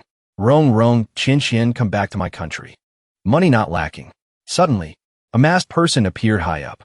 Voice deep and calm. Please guests don't rush. Our Moonlight Girls don't do things like that. She slowly announced rules here. Moonlight Girls don't sell bodies. Also don't serve wine for amusement for anyone. Lu Xing eyes lit up. Couldn't help exclaiming. Truly beautiful. When did capital have beauty like this? Lin Huan truly hid treasure well. Person holding money looked annoyed, asking. Not selling, then how do you make money? I only need Ayu. Whatever price I pay. He turned raising hand saying. That's right. Not selling, then take what to maintain. Also member system. Picky guests. Usually how to support. Person opposite beauty in red smiled slightly. Eyes gentle not wavering. Ling could gently lifted curtain stepping out. Saying wanting to support Ayu or Moonlight Girls actually extremely simple. Finished speaking, she turned back, smiling mysteriously. Invite everyone to watch on. Before eyes were wine jars displayed neatly. Making many surprised. All our wine. Lin Huan laughed gleefully. Calmly said, in this world, only wine doesn't disappoint people. In the tavern, shimmering lights reflected on each beautiful face awaiting gazes. Ling held wine jar in hand explaining. Each jar bought comes with a vote for the member you like. Someone angrily shouted. What I need votes for? I only need my Ayu. She smiled replying. That's not certain. Lights above shown. Highlighting each beauty face below stage. Currently total 48 people. All are reserve members. First selection performance of Moonlight Girls is about to officially start. Ling continued explaining. Every week Moonlight Girls organize performance. Based on votes to rank. Those ranking low will be eliminated. And 9 leading people will appear together as official members. First batch. Ayu bowed head. Tears welling up. Choking saying no votes. Afraid hard to meet again. Preparing to say goodbye. Hearing that, he momentarily froze. Muttering calling name of his Ayu. Without hesitation, pulled out banknotes immediately. Loudly calling for wine. Each jar 1 vote. Immediately let Ayu perform on the spot. Crowd below hall immediately became lively. Person calling 10 jars. Person calling 5 jars. Even asking if host counts. Someone generous, open mouth. Directly bidding 100 jars for Qian Qian. Lin Huan's eyes immediately lit up. A man truly liking someone absolutely won't haggle over a few wine jars like that. Startled, turning back, stammering. Who said I'm stingy? I'm just stirring up atmosphere. Later we'll buy 10 jars. No, 20 jars. Rong Rong seeing that hurriedly flew out. Fawning appearance clearly shown. Looks like this sister already lost chance to perform. Completely left behind by Qian Qian and Ayu. Crowd below immediately panicked. No way. Only Rong Rong. Buying so much wine, how to drink it all? He crossed arms calmly replying. Manhwa Tower isn't running away. Buying then, leaving there's fine. Lu Xing immediately chimed in. Moreover, this wine is truly very delicious. Before countless surprised eyes, Lin Huan slowly stepped to front of Sister Rong Rong. Might as well let me buy Sister 100 jars. In exchange, Sister chooses me as support chairman. Crowd below simultaneously popped eyes. What is support chairman? He nodded slightly. Leisurely began to explain. Every female member of the group has her own fan club. The club president can organize events. They even get a chance to get up close and personal with the beauties. This rule was set by me. It immediately piqued the interest of that guest. Don't laugh, my friend. I will definitely be the president of Rong's fan club. At another 150 shells. Lin Huan chuckled to himself. The patrons of this luxurious place are indeed all wealthy tycoons. He looked at him with admiration. Brother Lin, this move is just too wicked. You're truly a genius. Lin Huan waved his hand and smiled lightly. This is just the beginning. This is just a script for selecting a girl group. He couldn't help but sigh as he recalled the fan culture of the modern era. If they saw it with their own eyes, they'd probably be scared enough to run away. A look of surprise flashed in Lu Xing's eyes. Brother Lin, can you teach me? Let me get a piece of the action too. Lin Huan nodded. Of course, I won't treat you poorly, little Lu. From now on, you'll be the general agent. You'll be in charge of contacting the major merchants. In the future, we won't just sell wine, fabrics, and porcelain. We'll sell everything. There's a bonus for every deal. He puffed out his chest confidently. It's just building relationships. In this capital city, I know all the major merchants. Lin Huan secretly praised him. Little Lu's network is truly a valuable resource. Killing two birds with one stone. Lu Xing also smiled to himself, overjoyed. Once I make some money, my sister will definitely stop scolding me. Thinking of Ru Yu's adorable appearance, Lin Huan silently refuted. Empress Lu is so lovely. How could she bear to scold anyone? A while later, at a small tea house, someone reported, Boss, we've investigated the reason for the spring courtyard slump. A deep, cold voice rang out. Speak. Han Wu embraced two beauties. His fierce gaze fell upon his subordinate, making him tremble. They said a new brothel just opened, called Muyu Lu. The subordinate stammered before he could get the sentence out. All of our regular customers have gone over there. Han Wu's eyes darkened. His voice was as cold as ice. Muyu Lu dares to steal my business? We have to teach them a lesson. In another mansion, lively laughter rang out. Huh, cheers! The two raised their cups and clinked them gently, the wine sloshing. Ba Lung scratched his head in embarrassment. General Lu, I still find what you said hard to understand. Buying the vouchers is fine. But I sell writing brushes. The price is even cheaper than the vouchers. How can they be sold in a brothel? Lu Xing quickly waved his hand to explain. First of all, Muyu Lu is not a brothel, but a social platform. He exclaimed in surprise, socializing? He suddenly remembered Lin Huan's instructions. You have to understand the concept first. Socializing is the core. The added value of the platform is the key. Lu Xing secretly nodded in admiration. As expected, Brother Lin truly sees things with divine clarity. His sales training skills are truly formidable. He described the scene of beauties playing instruments, masters discussing the Tao, and swordsmen drinking wine. What do the rich do when they gather? Of course, they drink wine, listen to music, and chat. That's true enjoyment. Muyu Lu is precisely such a place for pleasant and wholesome socializing. It's a wholesome place like that. It's for everyone to gather and interact. Ba Lung stroked his beard deep in thought. That sounds reasonable. But what does socializing have to do with selling writing brushes? Isn't it just about watching the girl group perform?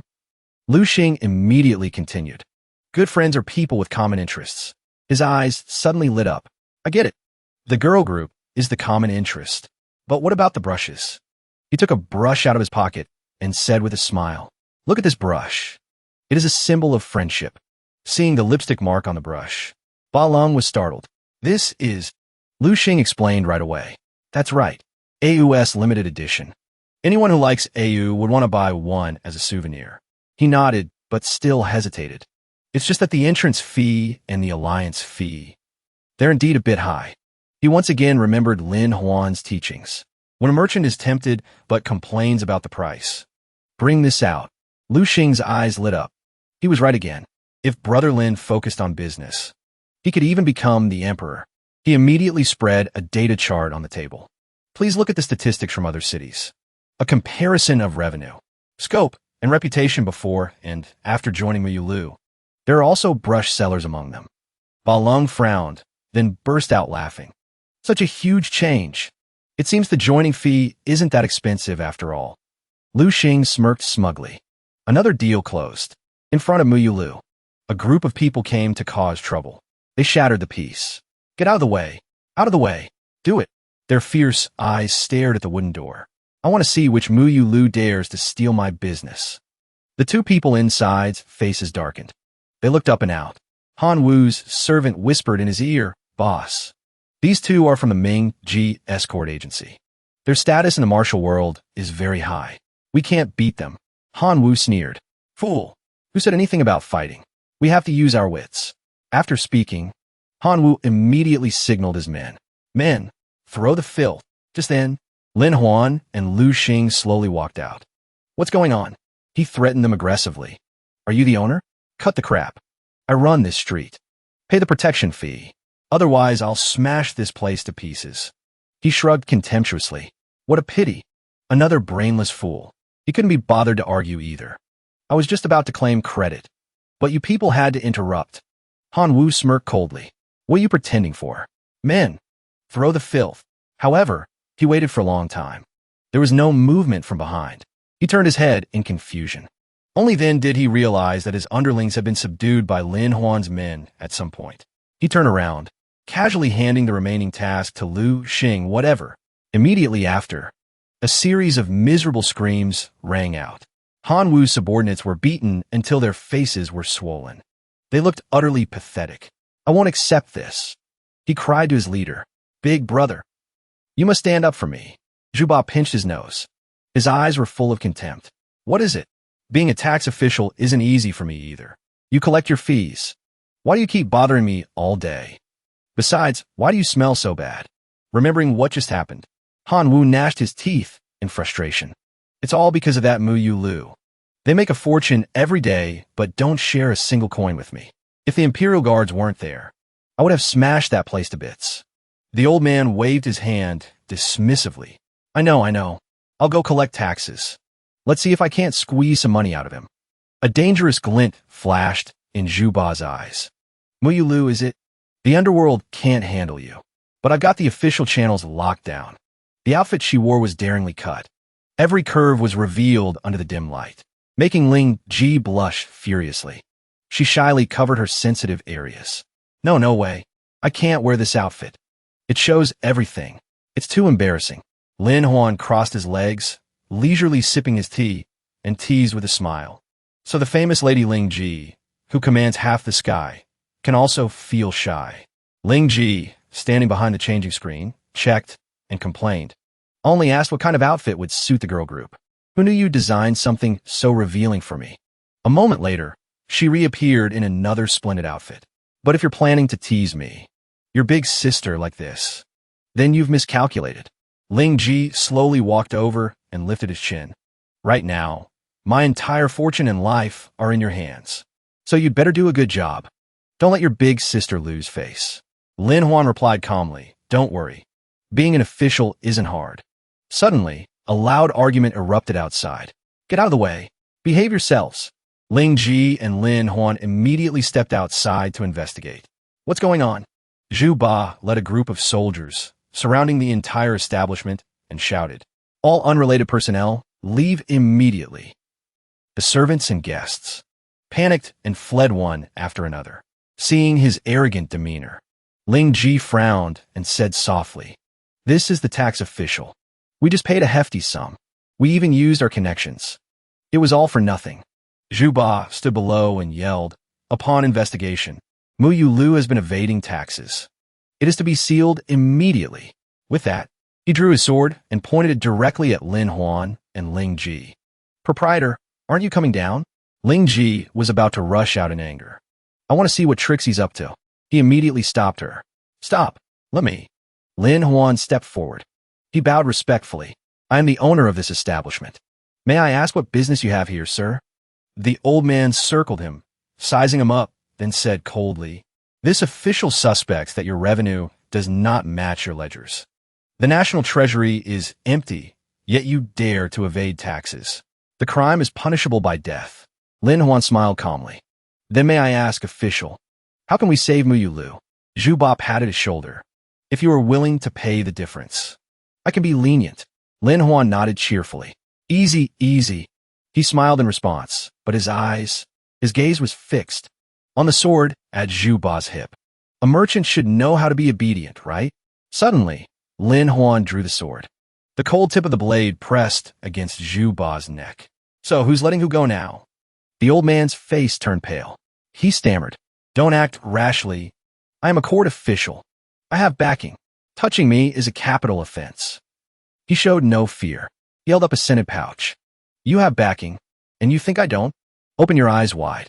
I am General Tong's aide. Muyu Lu is also partly his." Zhu Ba's eyes widened in terror. He recognized Eunuch Tong's scented pouch. Something no one would dare to fake. What on earth is going on? Lin Huan coldly threw the sword to the ground. "Are you sure you want General Tong and me to bribe you?" The old man was so angry he was speechless. He couldn't utter a single word. Finally, he turned and left under the astonished gazes of his soldiers. "Let's go." Ling Ji approached and asked softly, "Will it be okay to anger them like that?" He calmly brushed off his clothes. "Just some small fry." Outside, Zhu Ba cursed as he walked. Lin Huan has such strong connections, yet he opens a brothel. There's definitely something wrong with his head. Just then, Chu Lu walked by, smiling. "Brother, what took you so long? Teaching a small merchant a lesson took this long?" Lord Wu was just thinking you'd gone off for a drink. Zhu Ba immediately grabbed his shoulders and shook him hard. "What are Lord Wu's orders? Speak quickly. He's the Prime Minister's aide. We're about to strike it rich." The old man clutched the letter in his hand. His voice was full of excitement. "He told us to go recruit new members. This department is an easy way to squeeze money from the poor." Zhu Ba eagerly opened the letter. "That's great. With the two of us taking the lead. Everyone will have to show us respect."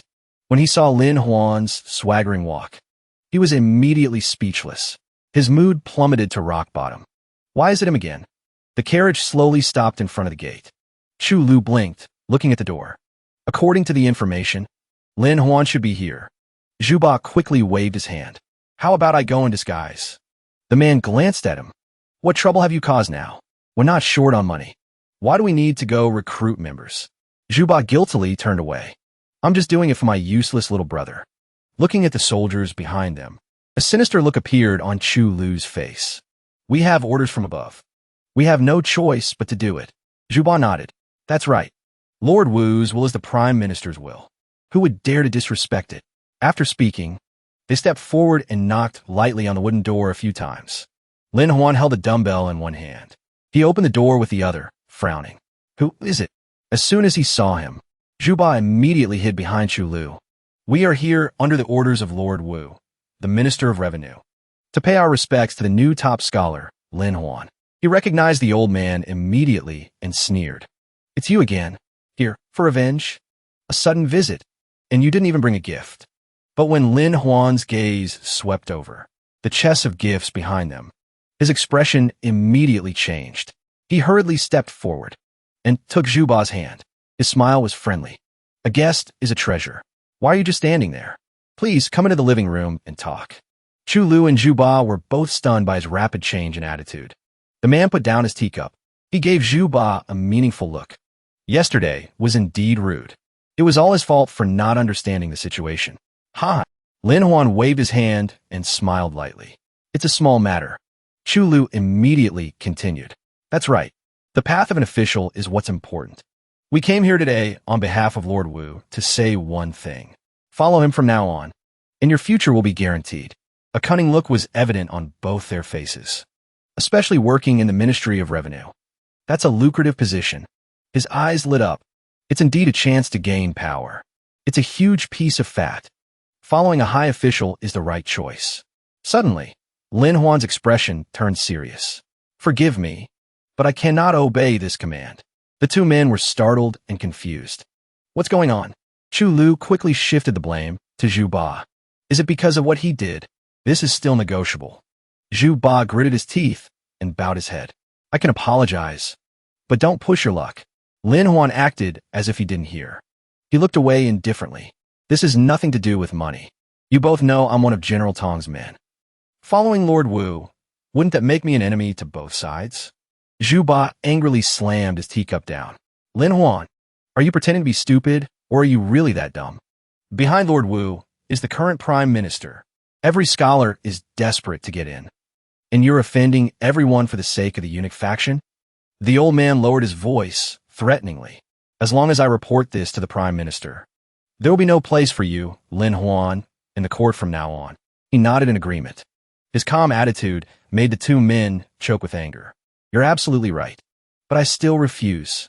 Lin Huan already had a plan in mind. To protect myself, I must choose the favored and powerful faction. The Prime Minister's faction is complicated, with tangled interests. It's hard to navigate.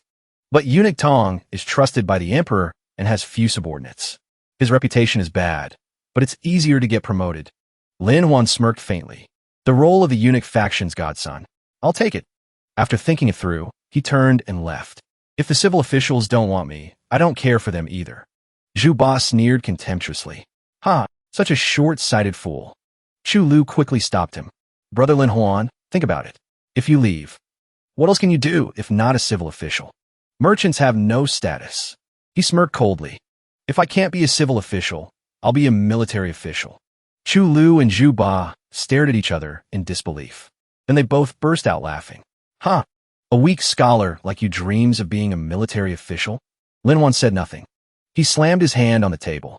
The table instantly shattered into pieces. He glanced at the two men with a cold gaze. Do you want to try me? Zhu Ba and Chu Lu's faces turned pale. They turned and fled for their lives. Help! Only then did he look at his own bruised hand. He grimaced and complained. Damn, that hurts like hell. Lin Huan quickly composed himself. His eyes were full of anticipation.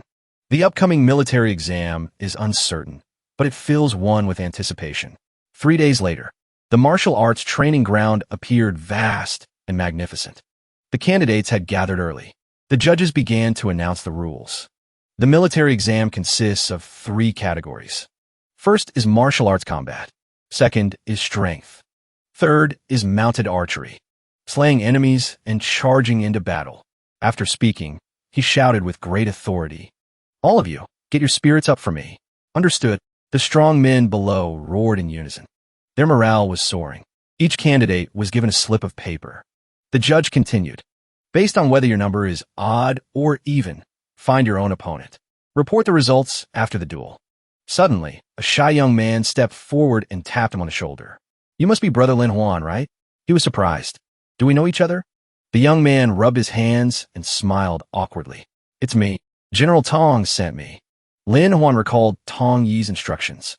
In the first round, someone will be arranged to act. The opponent will concede on their own. A smile formed on his lips. So you're the actor. He then put on act. Then there's no need for pleasantries. Let's make this quick. The surrounding crowd immediately grew excited, waiting for the match. Only Zhu blushed, embarrassed. Her eyes were full of conflict. She remembered Lin Huan's gentle demeanor, the person who had made glasses to cure her eye condition. In her heart, she still hoped he would win. But if he really won, wouldn't it be a waste of his rare talent? The court would lose a literary genius. Perhaps Lin Huan should be a civil official instead. Thinking of that, Zhu clasped her hands in prayer. Please don't win. Don't become a military official. In another place, someone held a pair of binoculars behind a window frame. Can a weak scholar like Lin Huan really win? Ryu couldn't help but wonder. He can create such a marvel as a telescope. Why would he still want to go to the battlefield? Isn't that pitting the weak against the strong? Lu Xing shrugged reassuringly. Sister, don't be fooled by Brother Lin. With his martial arts plus the Ming Yu Hui, it's absolutely not a problem. Her eyes widened in surprise. Is he really that formidable? The person beside her said calmly, just watch and you'll see. Yan Yan immediately took a defensive stance and said seriously, Brother Lin, I'm about to make my move. He just smiled faintly and replied, come on, let's just take a few steps first. He rushed forward to attack, but still reminded in a low voice, be careful. I'm making my move. Dodge to the right. This thoughtfulness couldn't help but startle Lin Huan. Suddenly, a sharp blade flashed from within his sleeve. Before he could react, Yan had already swung the knife at him. Lin Huan immediately dropped to the ground. His opponent, however, twisted his wrist, looking embarrassed. Now how should I handle this? All 3 of them, Lu Xing, Ryu, and Zhu, were stunned by the scene. Yan Yan turned and blinked subtly. He signaled to Chu Lu and Zhu Ba. It's done. Very good. Just then, he suddenly appeared behind him. His aura was dark and dangerous. Lin Huan slowly adjusted his collar. He looked at his opponent with a mocking gaze. Got bribed again, huh? Business really does put profit first. With that, he tore off the lower flap of his own robe, revealing the protective gear underneath. Good thing I've always cherished this waist of mine.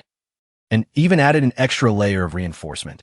Lin Huan casually tossed the robe aside, revealing his sturdy physique. Come on, now I have to get serious. Zhu Zhu blushed and quickly covered his robe with her hand. A thought flashed through her mind. Being a military general doesn't seem so bad after all. Lin Huan immediately assumed a martial stance.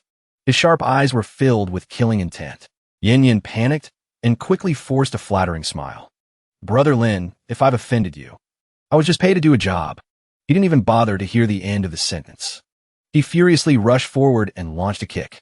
Yin Yin couldn't react at all to Lin Huan's astonishing speed. The kick sent him flying back several feet. Yin Yin angrily drew his knife. His eyes were cold. Lin Huan, a sneak attack isn't honorable. You're unarmed, you're sure to lose. He was not intimidated in the slightest. He clenched his fist and charged forward. You talk too much. The opponent was both shocked and angry. You bribed someone to cheat, and now you dare to fight for real? Lin Huan easily blocked the blow with 2 fingers. Don't get it twisted. Cheating is despicable. As for me, I'm just getting started. With that, he threw a punch straight into his stomach. It was enough to knock an ordinary person out on the spot. After landing the blow, he immediately snatched the knife from Yan's hand. Give it here. Lin Huan showed no mercy, leaving several cuts in quick succession. Zhu Zhu was completely stunned by the scene before her. Lu Xing and Ruyu also couldn't hide their shock. Those few slashes scared Yin out of his wits. All the surrounding candidates trembled in fear. Yan's voice trembled as he managed to say, You're too vicious. If you kill me, you'll be arrested too. With that, he collapsed to the ground. He only managed to whisper one sentence. I'm dead. Yixing shouted angrily, stop. He rushed forward and grabbed Lin Huan's hand. But he just glanced over calmly. The weapon was his. I just took it back. Everyone saw it. Yixing confiscated the knife and had someone restrain Lin Huan. This is a martial arts exam, yet you show no martial virtue. You nearly took a man's life. Seeing this, Zhu Ba immediately added fuel to the fire. That's right. This is a serious incident. The law will not tolerate it. A life for a life. The candidates below discussed among themselves in confusion. Should we save him? It still depends on Lin Huan. Another said, let's just wait and see what happens. Hearing this, Lin Huan burst out laughing. A life for a life? I wouldn't dare. I guarantee, in the name of General Tong and Imperial Guard Liu, that this man is not in danger. Sir, you can ask the military doctor who is treating him. Yixing turned to ask the Imperial physician. What's the situation? The Imperial physician replied awkwardly, it's very strange. There are many wounds, but no damage to his blood vessels or meridians. They're all minor external injuries. The candidates below were all stunned. He faintly suppressed his smile. I can see blood vessels and meridians, so I avoided all the vital spots. Knowledge is power. Just then, Yin Yin woke up with a dazed expression. This astonished Yixing. I'm not dead. It's truly miraculous. Lin Huan stood behind him and raised his hand slightly. Sir, if you still don't believe me, I can perform it one more time. Then he pointed at Zhu Ba. Why don't we let the first one try? Come on up. Zhu Ba waved his hands in terror, crying, no, don't. Lin Huan cracked his knuckles, as if declaring war. I'll prove it again. It's your turn. He advanced step by step. Zhu Ba trembled more as he retreated. No, I believe you. But Lin Huan's gaze wasn't on the old man. His real target was still Yin Yin. Listen up. You're only slightly injured. That means this match isn't over. He looked at him with a sinister smile. Why don't we continue the competition? Yin Yin turned and fled in a panic. He screamed as he ran, no more fighting. I surrender. Lin Huan shouted teasingly from a distance. Hey, why are you running? 2 other candidates looked at each other and shook their heads. If it were me, I'd run even faster. The other replied, exactly. A white knife goes in, a red knife comes out, and he says it's nothing. He's clearly just playing with people's blood. Yixing frowned slightly, deep in thought. This Lin Huan is truly a talent worth paying attention to. The scene just now made Zhu Zhu shudder. Too scary. Brutish warriors are indeed all about fighting and killing. Lin Huan is still better suited to be a civil official. At this moment, he announced loudly, Lin Huan wins. Proceeding to the next round. Test of strength. Everyone dismiss. Not long after, a giant stone was brought onto the competition field. A martial artist doesn't speak empty words. There is only one purpose for testing strength: pushing the stone. The official placed his hand on the stone and said in a deep voice, "A true man must pass this test." He glanced at the candidates and instructed, "Everything depends on your true strength. Whoever wants to go first is free to do so." A tall, burly man stepped out confidently. "Let me go first. Let me show you what the strength of a true man is." He channeled all his strength into his hands. The veins on his arms gradually bulged. Then he let out a roar. He desperately pushed the boulder. But after a long struggle, the result disappointed him. The boulder only moved 0.2 of an inch. Yixing didn't scold him. He just encouraged him gently. "That's also good. It's good enough to be a soldier." The next person to step out was Ningba. Lin Huan watched and assessed him. "This young man looks even younger than me." Seeing his slender frame, the first contestant sneered.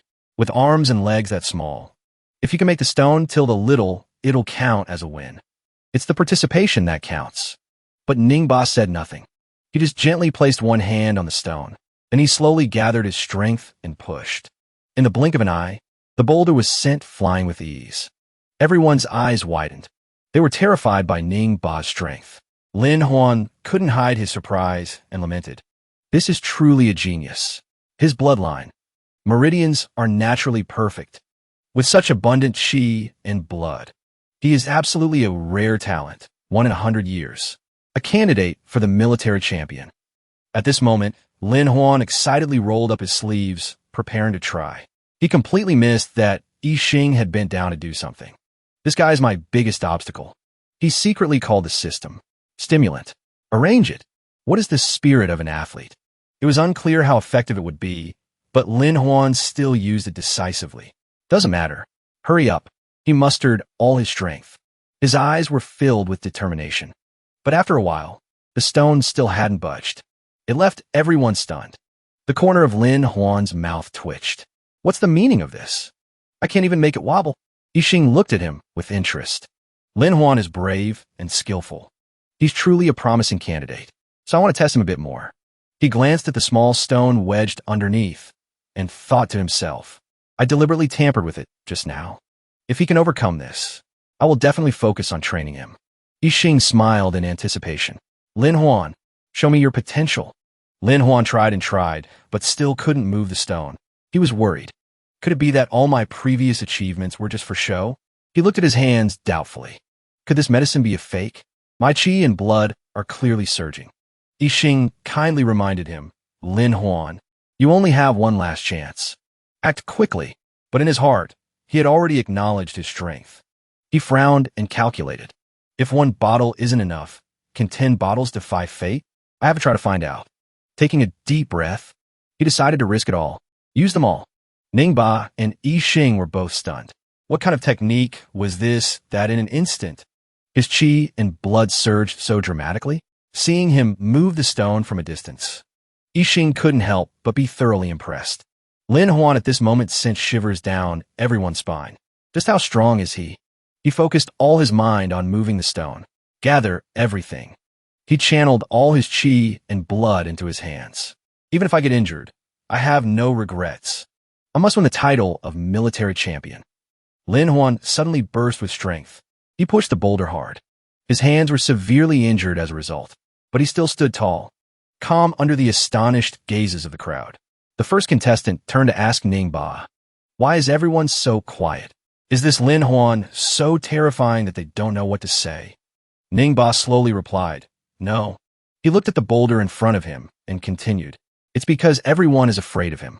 The giant boulder instantly cracked and shattered, leaving Yixing stunned. He looked at Lin Huan's hands and whispered, "Is this a top-tier martial artist?" Yixing quickly turned and shouted, "Men, where are the military doctors? Treat him immediately." A while later, Lin Huan was already sitting and sipping wine with Lu Xing, brother Lin. "You really scared me to death just now." The corner of his mouth twitched. Both his hands were heavily bandaged. "Little Lu, I'm really injured." The force was too great. Even my hands couldn't take it. Lu Xing slapped him hard on the shoulder. Brother Lin, tomorrow is the mounted archery. I can pull some strings. I'll make sure you pass safely. Just then, Ruyu appeared with a sharp gaze. How dare you discuss cheating in front of me? Lin Huan quickly raised his glass and laughed it off. The Empress is right. Little Lu is just worrying unnecessarily. I would absolutely never cheat. Besides, the judge will be watching closely. At that moment, Yixing also approached. He looked at Lin Huan with eyes full of admiration. I think very highly of you. I'll be keeping an eye on you. He broke out in a cold sweat.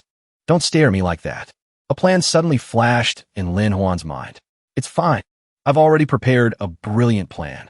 Tomorrow, I will definitely pass the mounted archery round. Ruyu looked at him doubtfully. The corners of her lips twitched slightly. Later, in the Empress's chambers, Aya, seeing her mistress lost in thought, asked Sister Yi, "What are you thinking about?" But Ruyu was still lost in her own thoughts. Does a true man have to be like that? She puffed her cheeks in annoyance and looked over. What is Sister Yi thinking about that she's not even paying attention to Aya? Ruyu quickly turned her head. Her face was beet red. No, it's nothing. Suddenly, she gave an order. Aya, go summon the Imperial physician. Bring a few bottles of top-grade healing medicine. Aya asked in surprise. Why get medicine so late at night? Are you injured, sister? Ruyu frowned and scolded. What? Do you dare to disobey me now? Just go when I tell you to. Aya muttered resentfully. I'll go. Why are you so fierce? Watching Aya's retreating figure, a thought formed in Ruyu's mind. I want to see how he passes the mounted archery round without using his hands. The next morning, at the mounted archery examination field, the fine steeds in the stables were ready and waiting. Yixing sat majestically on his horse.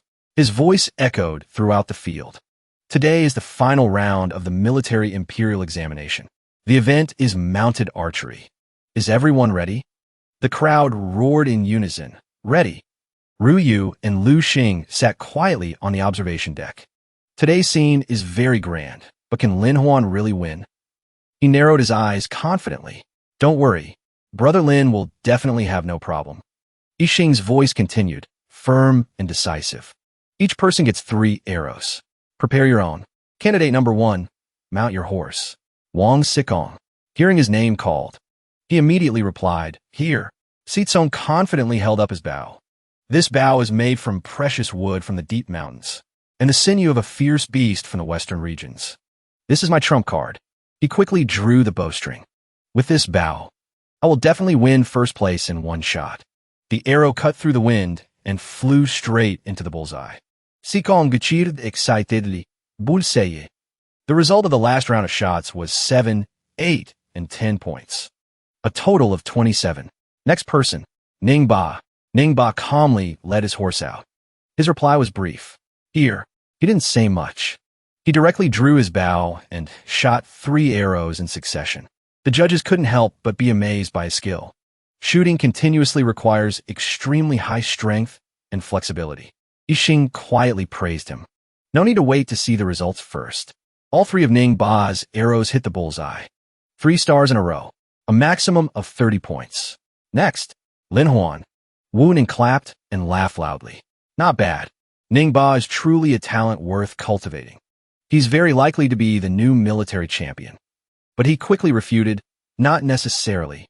I think more highly of Lin Huan. Woonan looked at him with a skeptical expression. With one hand injured, how can he do mounted archery? Isn't it a wasted effort? But Yixing still had great faith in Lin Huan. I still feel there's something strange about him. Ruyu couldn't hide her confusion either. Why didn't Lin Huan bring a bow? Did he give up because he knew he couldn't do it? Lin Huan took out a small square block. He placed it in front of him and let it slowly transform. Before long, a complete, new-style crossbow appeared. What is that thing? Lin Huan narrowed his eyes. He focused on aiming at the target. After hearing that, Ruyu turned to blame Lu Xing. You don't even know what a crossbow is. Using a crossbow on horseback lacks power and stability. It's very easy to miss the target. Tell me, what on earth is going on? Lu Xing awkwardly averted his gaze. Well, to be honest, I'm not too sure either. Maybe. The surrounding atmosphere suddenly became unusually quiet. The other candidates all stared with wide eyes. They looked at Lin Huan's creation with a mixture of fear and curiosity. He leisurely put away the crossbow and said calmly, Done. You can tally the results. The target only showed 1 arrow, surprising everyone. Only 1 arrow. The score is 1, 0, 0. A total of 10 points. Ryu slapped her forehead in disappointment. See? Both the power and stability are insufficient. The other 2 shots missed the target. Lu Xing also sighed. What a failure. It's useless no matter how fast the horse runs. Yixing couldn't hold back and slammed the table, standing up. Wrong. That's not right. It absolutely can't be that simple. Wunan glanced over and reminded him softly, even if this kid is strange, he wouldn't go so far as to make such a ridiculous scene. He refused to give up. He began to analyze it again. Think carefully. How much force was in that arrow? What's the range of the shot? What's the difference? Wu Nin calculated silently. The crossbow bolt is only about 1/3 the size of a long arrow. The remaining candidates also quickly noticed the abnormality. This made him burst out laughing. Could it be? That's right. Everyone stared intently at the target. 1 arrow was stuck in the target. The other 2 had pierced straight through the nock of the first one. Lin Huan leisurely walked towards Lu Xing and Ryu. I told you, this is absolutely not a problem. Lu Xing gave him a thumbs up in admiration. His eyes were full of pride. As for Ryu, she blushed. An indescribable feeling welled up in her heart. Yixing laughed excitedly. Huh, all 3 arrows hit the target, and they were lodged in the nock of the previous arrow in succession. Give Lin Huan an extra point. A total of 31. Sitsong gritted his teeth and protested. This is unfair. On what grounds? His martial arts skills are poor, fine. Lin Huan clearly won because of his equipment. He immediately pointed at Lin Huan. I suspect the 3 explosions just now, accompanied by purple smoke, are clearly southern barbarian witchcraft. Yixing had no choice but to call Lin Huan over. Someone doesn't believe in your skills. I'm also curious. How can a hand crossbow be both stable and powerful? Lin Huan smiled and explained. Actually, the principle is very simple. It can be divided into 2 parts, firing and flight. He began to analyze in detail. The propulsive force of the arrow from this hand crossbow is extremely large. It can almost pierce through a body. Let's just call it pistol for now. First is the firing mechanism. Second is the spiral crossbow barrel. He drew a comparison to the structure of a gun. I've added gunpowder under the arrow. When the firing pin strikes the gunpowder, it creates an explosion. It is this explosive force that dramatically increases the arrow's speed and penetration power. Lin Huan gently pushed up his glasses. Next, the arrow doesn't fly straight like from a bow, but travels through a spiral chamber. It spins as it goes. The arrow spins powerfully in the air. Spinning rapidly on its own makes it less affected by external forces. At this moment, Lin Huan looked exactly like a teacher giving a lecture. I've covered the main points. Does everyone understand? The candidates were all bewildered after listening. They didn't really understand much. Yixing found it very interesting and patted him on the shoulder. I only have one question. Is this pistol any good? His determination was clear. If all the soldiers had pistols, what would there be to fear from foreign tribes? Lin Huan, the manufacturing method. Give me a copy. Lin Huan deftly shifted the responsibility to Lu Xing. I can't decide this. The pistol was jointly researched by me and Imperial Guard Lu. How to handle it must be decided by him. Lu Xing asked awkwardly, huh? Me? Lin Huan gave him a subtle wink, signaling, go on, little Lu. Help me raise the price. Yixing clasped his hands and bowed. Imperial Guard Lu, I have always held you in high regard. I wonder if you would be willing to part with something you love. At this moment, Lu Xing's heart was blooming with joy.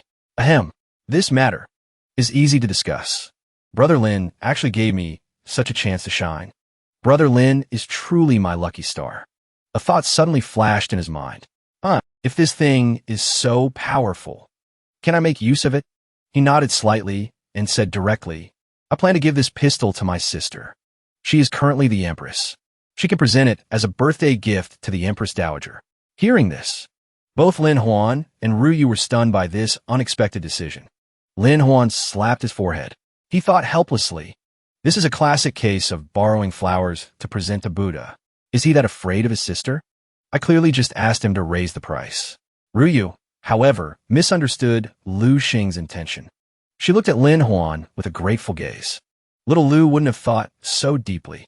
It must have been Lin Huan's plan, because I once asked him to help me think of a gift. Vague speculations couldn't help but surface in her mind. Lin Huan is so considerate. Could it be that he has feelings that cross the line? After hearing this, Yixing just waved his hand slightly. His voice carried a hint of regret. Forget it then. If it's not convenient to say, let's drop it. But if this thing is truly useful, at least the soldiers will live longer. Lin Huan took the opportunity to add, actually, I have quite a few more inventions like this. Yixing and Lu Xing turned to him in unison. Their faces were full of astonishment. Yixing put his arm around Lin Huan's shoulder. His voice couldn't hide his excitement. Let's go. I'll treat you to a meal. Lin Huan was embarrassed. What about my injuries? What about my hands? Lin Huan suddenly remembered the unfinished competition. Yixing, but the mounted archery isn't over yet. Are we just leaving like this? Yixing shouted angrily. What's there to compete for anymore? I declare right here and now. You are the military champion. The others can do as they please. The remaining candidates stared blankly as the two left. The dual champion of civil and military exams has appeared. In a crowded restaurant, the common folk were chattering endlessly. Did you hear? The military champion has just been announced. Another person replied nonchalantly. What's the big deal? It happens once every 2 years. Someone whispered in refutation. That's not right. This time, the military champion is Lin Huan. The person next to him was startled. What? The dual champion of civil and military exams? That's unprecedented. Ningba, sitting at the next table, gritted his teeth. His strength is average. His foundation is not outstanding either. To lose to him, I am not convinced. Ning Wei patted his shoulder to comfort him. Even so, he always knows how to use a small force to defeat a large one. Using skill to overcome power. One can only say his mind is superior. His skills are outstanding. He is truly a genius. He murmured with a sigh. This is the first time our Ming Yuhui has failed in the military exam. We didn't win the championship.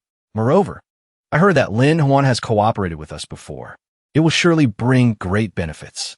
Hearing this, Ningba didn't think much and drew his sword. He raised the sword, his voice low. I am ashamed of the training the Ming Yuhui has given me. I no longer have the face to continue working. Ning Wei quickly stopped him. Don't be rash. You must think carefully. The old man's eyes suddenly became profound. In my opinion, this person will be very useful in the future. The Ming Yuhui must establish good relations with him. Let's pay him another visit. Ning Wei led him to an ancient village with a strong Chinese style. He carefully instructed, remember to maintain your etiquette. Do not be rude. Ningba bowed his head in response. Not long after, they stopped in front of Lin Huan's house. Ning Wei raised his hand and knocked on the door. Lin Huan came out and asked, who are you looking for? Ning Wei respectfully congratulated him. I am Ning Wei of the Ming Yuhui. Congratulations, Lord Lin, on winning the dual championship of civil and military exams. Ningba also clasped his hands in salute. I am Ningba. Greetings, Lord Lin. Lin Huan was overjoyed. I remember you. Your performance during the military exam was outstanding. Ning Wei followed Lin Huan inside. Although Ningba is still young, he is indeed someone the Ming Yuhui is focused on training. The old man recounted an old story in a deep voice. Years ago, I was a messenger for the Ming Yuhui. Traveling the martial world, I once encountered a murder case. Several middle-aged beggars died tragically. The murderer was the young beggar, Ningba. Ning Wei added an explanation. Later, I found out that group of people not only stole his food, but also insulted his deceased relatives. The old man marveled at his innate talent. I named him Ningba, meaning to kill one to warn 100. His martial arts talent is truly outstanding. But he pleaded, today, I have nothing left to teach him.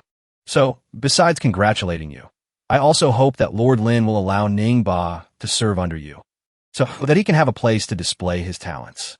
Ningba took the opportunity to bow his head. Greetings, Lord Lin. This made Lin Huan's face turn slightly pale. I'm afraid this is not appropriate. Lin Huan hesitated undecided. He sneered inwardly. On the surface, it's pledging allegiance. But in reality, it's planting a spy. And also building a relationship. Truly a masterful move. Ning Wei skillfully pushed Ningba forward. With him serving you, it will also be more convenient for the Mingyu Hui and Lord Lin to interact. Lin Huan had no choice but to nod. All right then. In that case, I won't refuse. However, he clapped his hands and called, Xiao Zhou, come here. A person walked in from outside. Yes. Lin Huan gave a brief introduction. Since you have brought someone, I will also return the favor. Xiao Zhou is my capable assistant. His strength is not inferior. From now on, he will be in charge of contacting and handling cooperation with the Mingyu Hui. Hearing this, Ning Wei was startled. He thought to himself, he's using my own trick against me. Truly skillful. But he still waved his hand outwardly. There's no need for such trouble. Lin Huan shook his head regretfully. A pity. The matters he handles are not trivial. They're all business transactions. He lowered his voice and added, speaking of the pistol design, I still have some left. To trade with you. Don't we need someone in charge? The old man's eyes immediately lit up. Lin Huan continued, of course, if the Mingyu Hui thinks this thing that increases combat power is not worth it, I won't let Xiao Zhou follow. Ning Wei quickly laughed it off. Lord Lin, you're exaggerating. We'll take it. I agree on behalf of the Mingyu Hui. Lin Huan pushed Xiao Zhou's shoulder. Go and greet your new master. Xiao Zhou replied helplessly, yes, yes. Xiao Zhou stammered as he bowed. Greetings, Lord Ning. Ning Wei smiled kindly. No need to be so tense. From now on, just follow Lord Lin's instructions for our cooperation. Ning Wei smiled and took his leave. Thank you, Lord Lin. I'll take Ning Ba back to get settled, and then he will come to serve you. Lin Huan replied politely. No problem. Xiao Zhou, standing behind him, said softly, Lin Huan, you still haven't forgotten the promise with our Dang Lu. Lin Huan smiled calculatingly.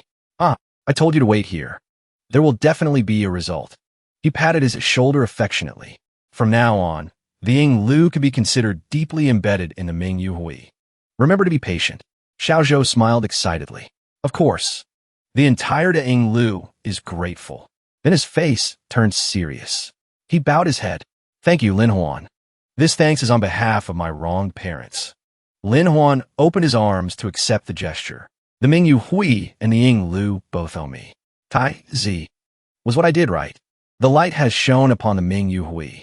Suddenly, someone pounded on the door as if trying to break it down. Lin Huan thought with frustration. Who's here to thank me again? I'm really living more and more like a god. Zhu Zhu stood outside the door, panting. Lin Huan. She crossed her arms in front of her chest. Her gaze was sharp. Do you know where you went wrong? Zhu Zhu angrily pushed him. Lin Huan. Do you know your mistake yet? He was startled back to his senses. What do you mean by that? Cold sweat broke out on Lin Huan's forehead. Could it be that Zhu Zhu found out about the cheating in the civil exam? He hurriedly tried to explain. You know about this. I just took the civil exam for fun. It doesn't count. I originally wanted to be a military official. She shouted loudly, What you're doing is completely wrong. Lin Huan became more and more confused. Where did I go wrong? How did it suddenly become wrong? Zhu Zhu's eyes were red. Your mistake is that you clearly have literary talent, yet you insist on being a military official. A brute will always be a brute. How can they compare to a scholar who governs the country and brings peace to the people? Lin Huan rubbed his forehead helplessly. Sister Zhu Zhu, so you came here all this time to persuade me to give up the military for literature, she said while crying. What's not good about it? Being a civil official is the righteous path. This made him nod his head repeatedly. Right. Civil officials are the truth. Zhu Zhu's face was stern and righteous. I came here today to make you take the upcoming palace exam seriously. Becoming an official in the future will not be a problem for you. The 8 gossiping villagers whispered. Look, that guy must be up to no good. Without even verifying, they made scornful remarks. The moral standards are declining. Truly shameless. Hearing this, Lin Huan whispered some advice. Let's talk inside. Outsiders might think I've wronged you and you've come to cause trouble. But she snorted coldly. A clear conscience fears no accusation. Let's just talk here. Helplessly, he had to agree to her unreasonable request. All right, I promise. I will definitely do well in the palace exam. I'll put the military exam aside for now. Zhu Zhu's eyes immediately lit up. A teachable child. Then I'll wait for your good news. She waved goodbye. Farewell. I wish you success. Lin Huan turned to chase away the gossiping villagers. Go, go. Don't spread false rumors. The Lin residence is not a lawless place. On the day of the palace examination, the examination hall had an ancient style. The exquisite patterns were mesmerizing. Lin Huan looked around and couldn't help but exclaim, "This is truly extravagant. So luxurious." The announcer shouted, "His Majesty, the Emperor, has arrived." All the court officials prostrated themselves. "Long live your Majesty. 10,000 years. 10,000 years." Wang Long sat listlessly on the dragon throne. "All of you rise. What's going on today that you had to drag me out to the square?" Several high-ranking officials stepped forward to report. "Your Majesty, today is the Civil Service Palace examination. Naturally, it requires your Majesty to preside over it." Wang Long yawned. "All right, I know. Guaziqian. Can't you do it yourself? What do I keep you all for?" The high official bowed his head. "This subject obeys." The announcer declared loudly, "Today's palace examination will be presided over by Prime Minister Guaziqian." The candidates came forward one by one. Two high officials stepped out. They began to announce the examination topic to the entire hall. The chief examiner stated clearly, "The exam topic is the war between our country and the southwestern Qin kingdom. Anyone with an opinion may step forward and present it."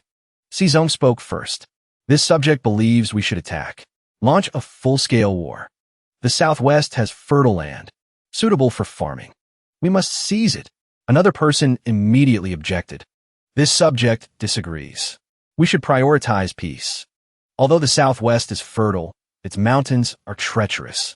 It's disadvantageous for military campaigns and could easily lead to troop losses." While the debate raged below, the emperor slept soundly above.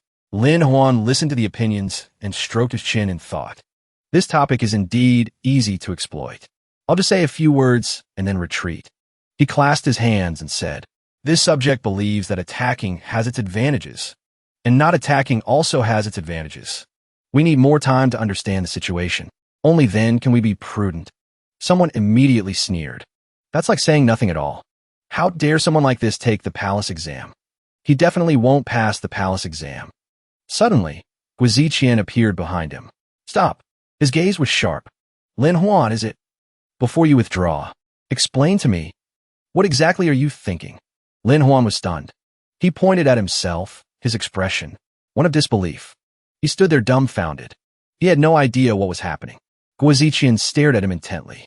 "You have already broken the precedent by becoming the dual champion of civil and military exams. Aren't you going to show off your scholarly talents a little?" Lin Huan's mind was in turmoil.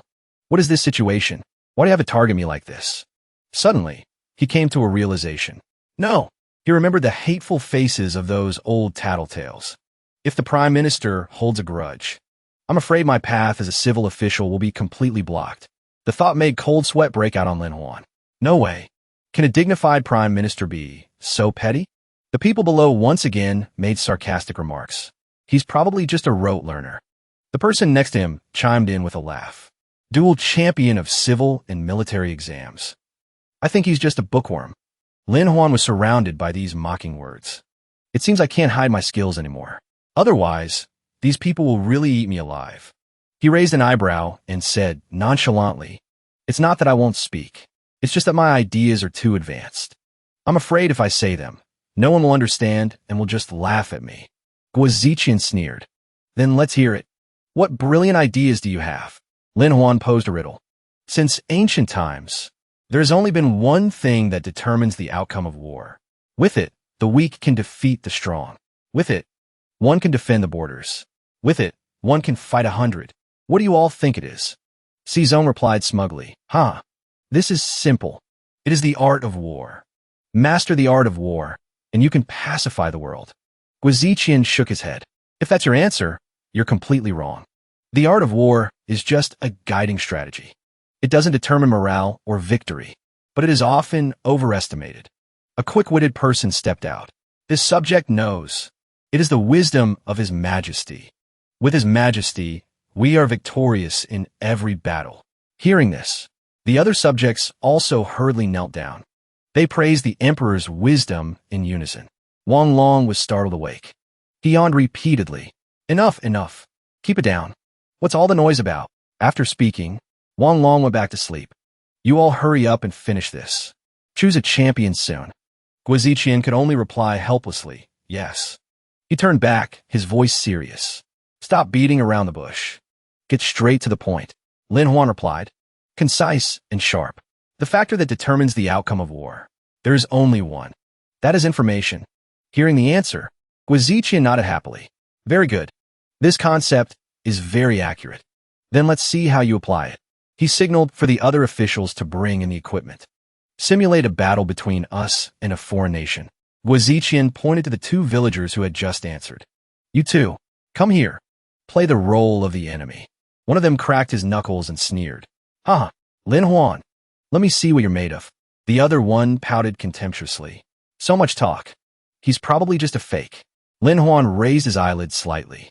Prime Minister, information warfare isn't done that way. He glanced at another villager. You, come here. Lin Huan smiled and recounted.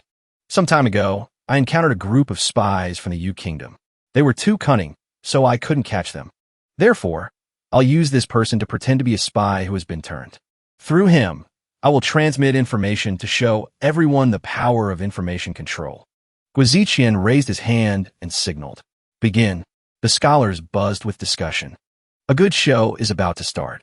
Everyone waited with curiosity. Lin Huan whispered his plan. The other villager just nodded blankly. Okay. Si Zong analyzed thoughtfully. Lin Huan will definitely spread false information. I just need to do the opposite. The person next to him refuted, not necessarily. He knows you think that. What if he spreads real information? Lin Huan signaled with his eyes. Do it. The other villager, according to the plan, approached the two Si Zong. He whispered a few words. After hearing them, their expressions immediately changed. Each of them came up with a different plan. The two sides argued fiercely. One insisted he would attack from the east. The other immediately countered that it would be from the west. They argued back and forth, neither willing to give in. Guiziqian observed calmly. So how do you decide to advance? The two stammered, unable to speak. He let out a soft humph. He turned to Lin Huan. And you? What is your decision? He presented the paper he had prepared, with everything clearly written. From beginning to end, it has not changed. After reading it, Guiziqian burst out laughing in praise. A dual champion of civil and military exams who knows how to fight a war. It's not surprising at all. He immediately concluded.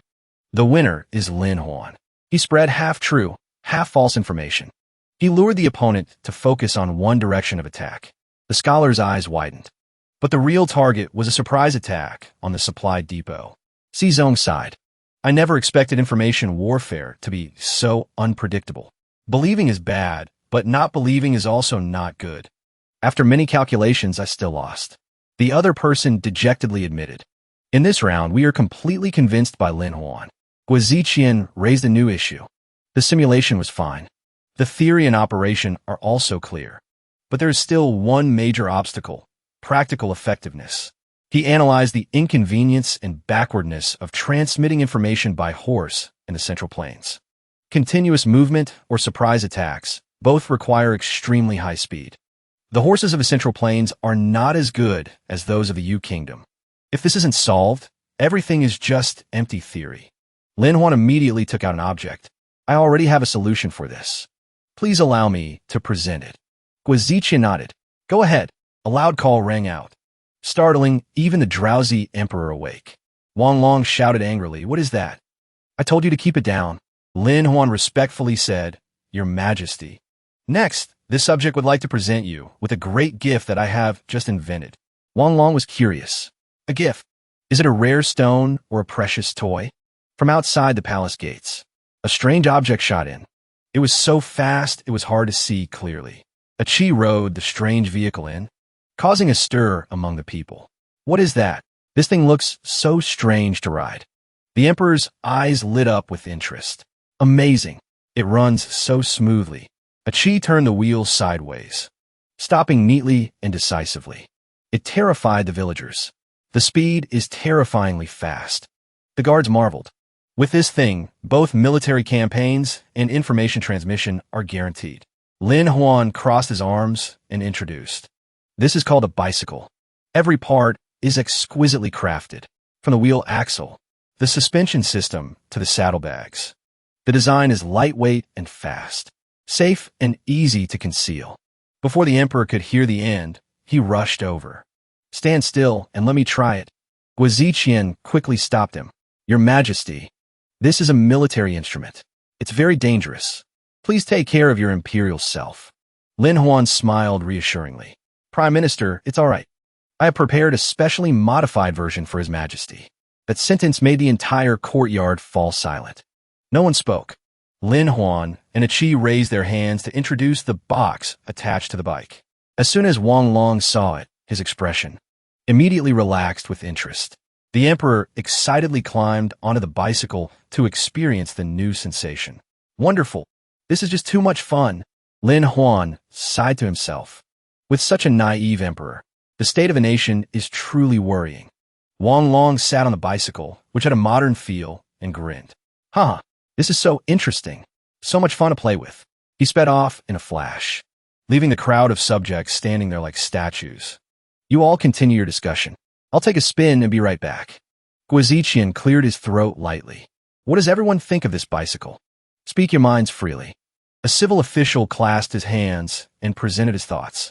The bicycle is quite simple to operate. Its structure is not complicated, but it still feels strenuous. I'm afraid it's not suitable for scholars. Another high official nodded in agreement. You pedal and it goes. Steering is also flexible. I don't see any major problems with using it. Lin Huan spoke up. You have to try it to know. I have a few more. Everyone, please experience it. Ecchi, bring them out. Ecchi bowed and replied, yes. Guiziqian stroked his beard thoughtfully. It's true that you only know by trying. That saying is indeed not wrong. Lin Huan reminded everyone. Everyone, check your own bike carefully before riding. A row of modern bicycles was displayed before them. The design was exquisite yet very compact. The subjects' eyes widened. Their mouths hung open in an O shape. They were too shocked to speak. Lin Huan blew a whistle to signal.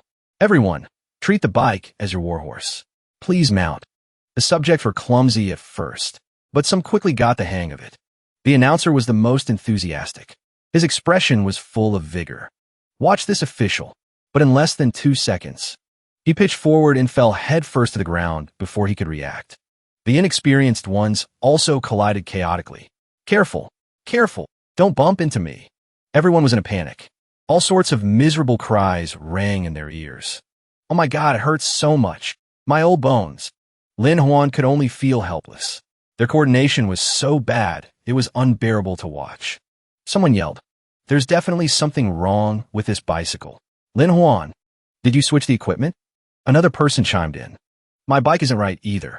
This proves that bicycles are fundamentally unusable. On the contrary, the guards and military officials were completely different. They sped across the field like the wind. This is good stuff. Really good stuff. Lin Huan also had to sigh in admiration.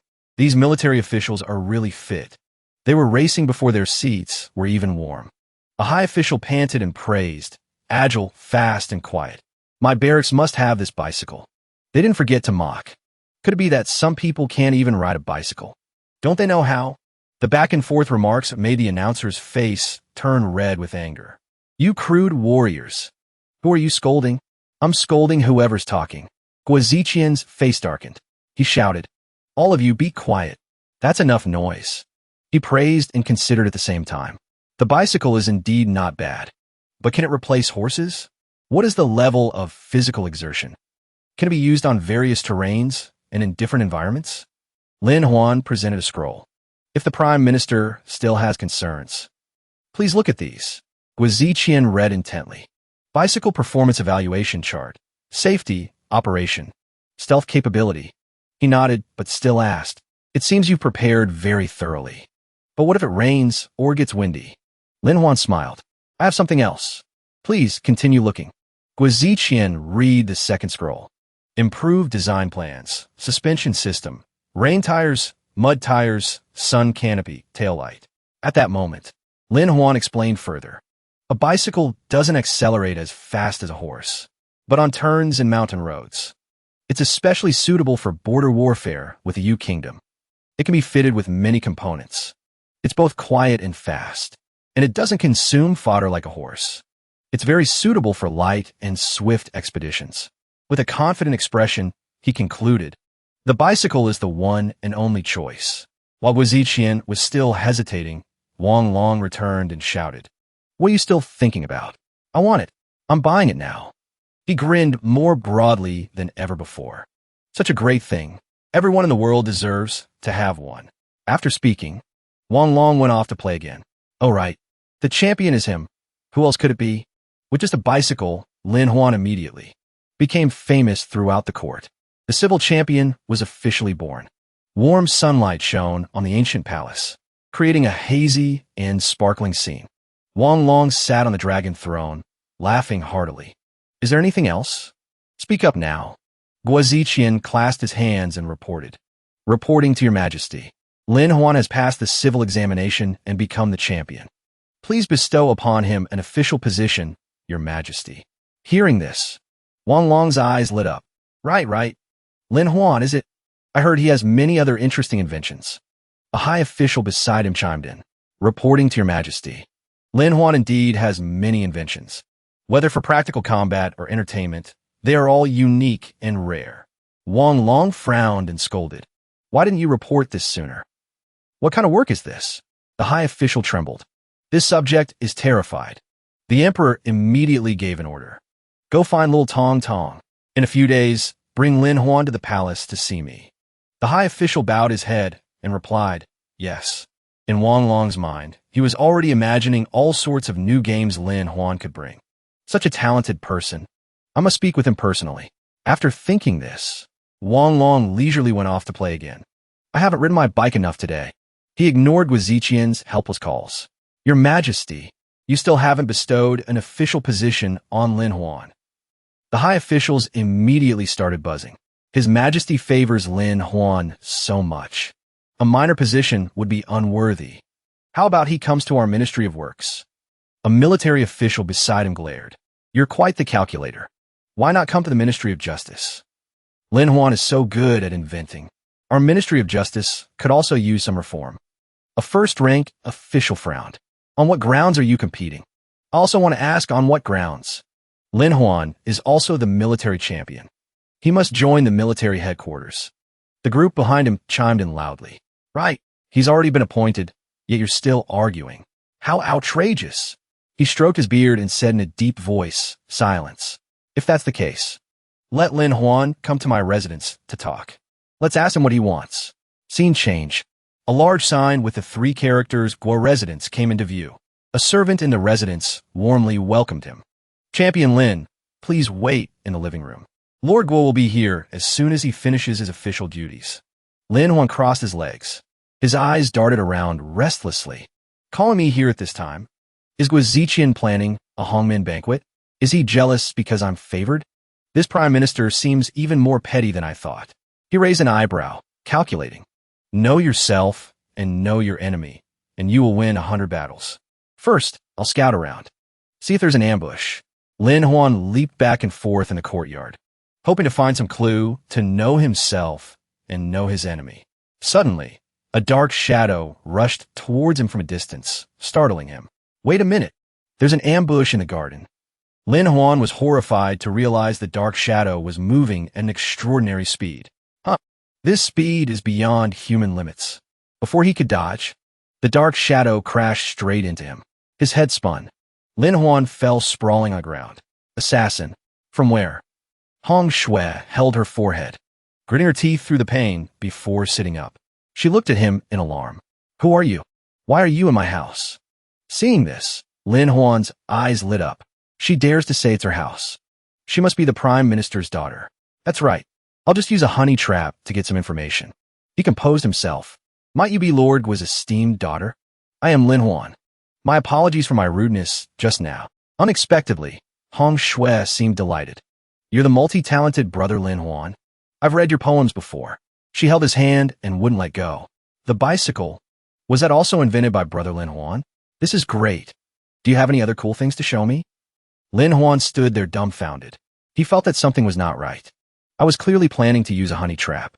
How'd I end up getting caught in it? Hong Shui smiled brightly. Are you here to see Father? Don't worry. Father may look strict, but he's actually very gentle. That smile made Lin Huan's heart pound. I'm really falling for her. I can't escape that gaze at all.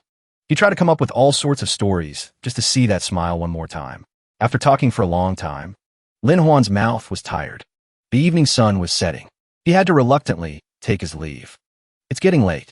I have to go see Father now. Hearing this, Hong Shui tilted her head in confusion. Huh, Father is what I call him. Why does Brother Lin Huan call him the same way? The atmosphere where Guiziqian and Lin Huan sat suddenly became silent. They sat for a while without anyone speaking. Lin Huan glanced at him from the side. He spoke up in frustration. You called me here, but aren't saying anything. We've been drinking tea for over 10 minutes. You're deliberately making things difficult. At this moment, Guiziqian finally spoke slowly. I originally intended to discuss your official appointment with you. Hearing the mention of an appointment, Lin Huan was immediately excited. No rush, no rush. I'm still waiting to become the military champion. A profound smile touched the corner of his mouth. But his next words left Lin Huan disappointed. You're confident, but I don't plan to discuss that today. He frowned. Are you planning to turn on me? Bring it on. I'm not afraid. Guiziqian's voice suddenly deepened. The nation is in peril. Lin Huan was startled to hear this. Guiziqian proposed, therefore, work for me. Or more accurately, do something for this nation. Lin Huan hesitated. I am grateful to the Prime Minister. But I am already... He cut him off.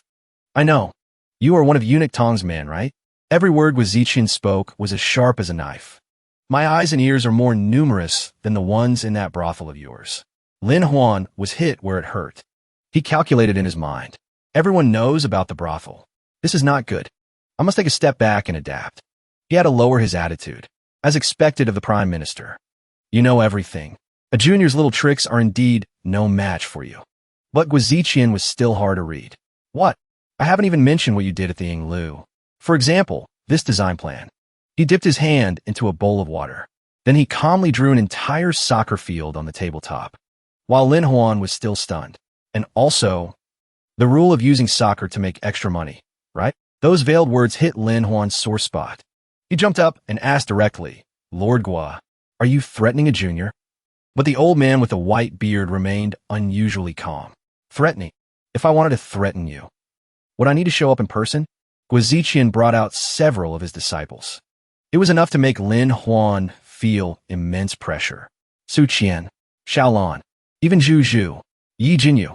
I only need to touch a few of them, and you'll obediently listen, won't you? Lin Huan, boiling like a fire weasel, rushed up to confront him. Then you just try it. Guiziqian calmly poured tea. I already said. Drink your tea first. You're still young. What's the rush? Lin Huan tilted his head back and drained the teacup as if to challenge him. Drink, then drink.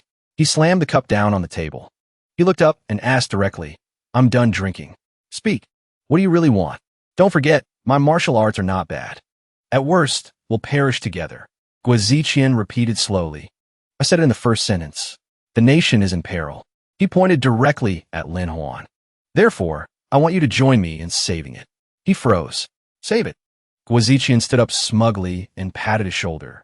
I know. We're doing step by step. You want to be a treacherous official, right? I'm the great treacherous official. But I don't care. Lin Huan, you old. He laughed coldly. As long as I can save this collapsing world. What does it matter if I become a sinner?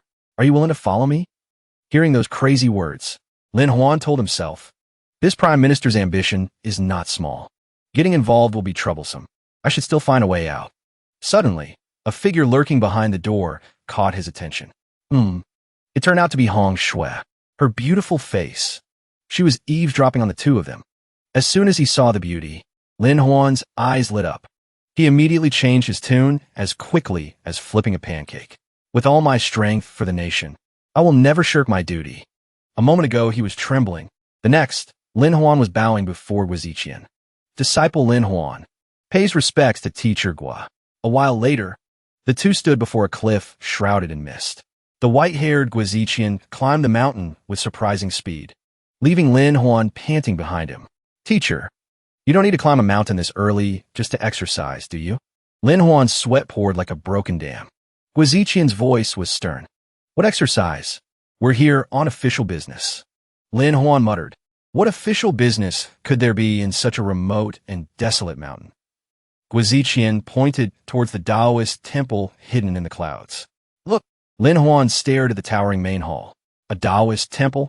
He asked in surprise. So what should this disciple do next? Cultivate peerless martial arts here? Guiziqian replied calmly. Learn the Tao. Lin Huan was stunned. The crazy idea left even Lin Huan speechless. Learn the Tao. He was already complaining to the heavens. I haven't even enjoyed enough worldly happiness, and now I have to become a monk? Lin Huan told himself again, wait a minute. Why am I even dragging the Empress into my thoughts? No, this is too treasonous. Guiziqian's face was serious. Little Lin, do you know what the Emperor has been worried about lately? He was still in a daze. Empress Liu. He glanced at him out of the corner of his eye. What nonsense are you talking about? Guiziqian lightly tapped him on the head. Wake up. What Empress Liu? A few years ago, after Empress Li passed away, the Emperor remarried, but never consummated the marriage. He has never cared about matters between men and women. Lin Huan held his head, bewildered. There's such a thing. He still hasn't touched her? Is the Emperor blind? At Tiamu Temple, Guiziqian warned this girl-crazy brat. Disaster comes from the mouth. Let's talk business. What the Emperor cares about most right now is longevity. Lin Huan became serious. I understand. Be an official and learn the Tao at the same time. Build a reputation. Cater to the Emperor's interests. Publicly oppose the teacher, but cooperate in secret. Guiziqian nodded. You catch on quick. Do you need me to invite the old Taoist master to teach you some Taoist studies? Lin Huan puffed out his chest. No need. If the Imperial examination tested Taoism, I would definitely be number one. Lin Huan was both angry and smug. When I first transmigrated here, I thought I could cultivate immortality. After years of memorizing Taoist scriptures, it's finally time to use them. He was puzzled. It's just that this disciple doesn't understand. One can also cultivate the Tao in the temples in the city. And it's even colorful. But a place like this, Guiziqian probed. Do you know why I made things difficult for you several times? Lin Huan immediately ran over to give him a back massage and flatter him. To hit is to love. To scold is to care. It's clear that teacher values me. Guiziqian held up a chess piece and smirked. Actually, I had two purposes. One was to test your true abilities. The other was to use chess as an example. He pressed. In your opinion, what is the most important thing in chess? If there was a move that guaranteed 100% victory, what would it be? Lin Huan was flustered. A guaranteed win. But he quickly answered, I understand. You have to hide your moves. Teacher means I shouldn't show off in the palace exam. I must be patient. Guiziqian snorted. Completely wrong. Hiding is right, but not hiding your moves. He continued with delight. It's about hiding your pieces. For example, if I suddenly pull out a chariot, I'm guaranteed to win. Lin Huan's eyes widened. Isn't that cheating? Who has 3 chariots? Guiziqian slammed the chess piece on the board, startling the young man. No matter how well you hide it, someone with a keen eye will still see it. He softened his tone. But if you have a piece that others don't notice, then they can't counter you. Lin Huan finally understood. A pity. My performance was too outstanding. I can't hide it even if I want to. His words made Guiziqian laugh smugly. Truly despicable. He continued. Yesterday, I already arranged everything. You will go and become a disciple of the Tiamu Taoist. This way, you can avoid the high officials and protect yourself, and not get caught up in internal strife. Guiziqian reminded him. I've arranged everything in secret. From now on, in front of others, you and I are enemies. Don't let it slip. He said again as he walked. You and I are political enemies. Remember that. Lin Huan bowed, gritting his teeth. This disciple understands.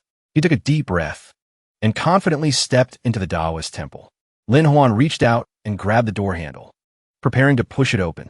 He thought smugly, the day I succeed in my Taoist cultivation, Lin Huan will definitely catch all those little demonesses in one net. He knocked on the door cheerfully. Excuse me, is the Tiamu Taoist in the temple? At this moment, he paused and realized, the door was never closed. Lin Huan pushed the door open and walked straight inside. Suddenly, his eyes widened. He couldn't close them for a long time. The scene before him, was too beautiful. It made Lin Huan stand there stunned for a long time. His expression suddenly darkened. It seems that Taoism in this world has really been severely suppressed. I remember hearing Ning Xila mention it before. Lin Huan stood there foolishly wondering, I wonder if one can truly cultivate immortality in this world. He had no idea that behind the curtain, Zilan was frowning. Cultivate immortality? How is that possible? She pushed aside the curtain and stepped out. Zilan looked at him, a little embarrassed. She bluntly commented, a person with only a bit of cat-like martial arts like you, who can't even be sure of winning a fight, shouldn't dream of cultivating immortality. Zilan then praised. You should just focus on your inventions. The towel you made is quite comfortable to use. With that, Zilan climbed onto the bed. She gently called, husband, come and massage me. Use that massager from last time. I find it very comfortable. These words made Lin Huan freeze. My lady, I'm coming. He bowed and massaged his wife. Zilan gently reminded him. It's best not to get involved with those Taoist sects and studies. Lin Huan's eyes widened. Why is that? Zilan slowly recalled the past. Years ago, an evil figure appeared in the court and caused chaos. He specialized in studying magic and strange arts. Controlling the court wasn't enough for him. He also developed ambitions. Eyeing the Imperial throne, he used all sorts of dirty tricks. That person ruled the court, and even declared himself emperor. At that time, my Imperial brother was still guarding the remote borders. Later, the Grand Ancestor, revered by the people, led an army back to the Imperial city. Zilan pondered. That evil Taoist didn't know how to fight a war. How could he be a match for the Grand Ancestor? In the end, he was beheaded in the Imperial city. The court gradually stabilized. But that turmoil left severe consequences. From then on, all Taoist sects were implicated. Their vitality was severely damaged. Lin Huan sighed with pity.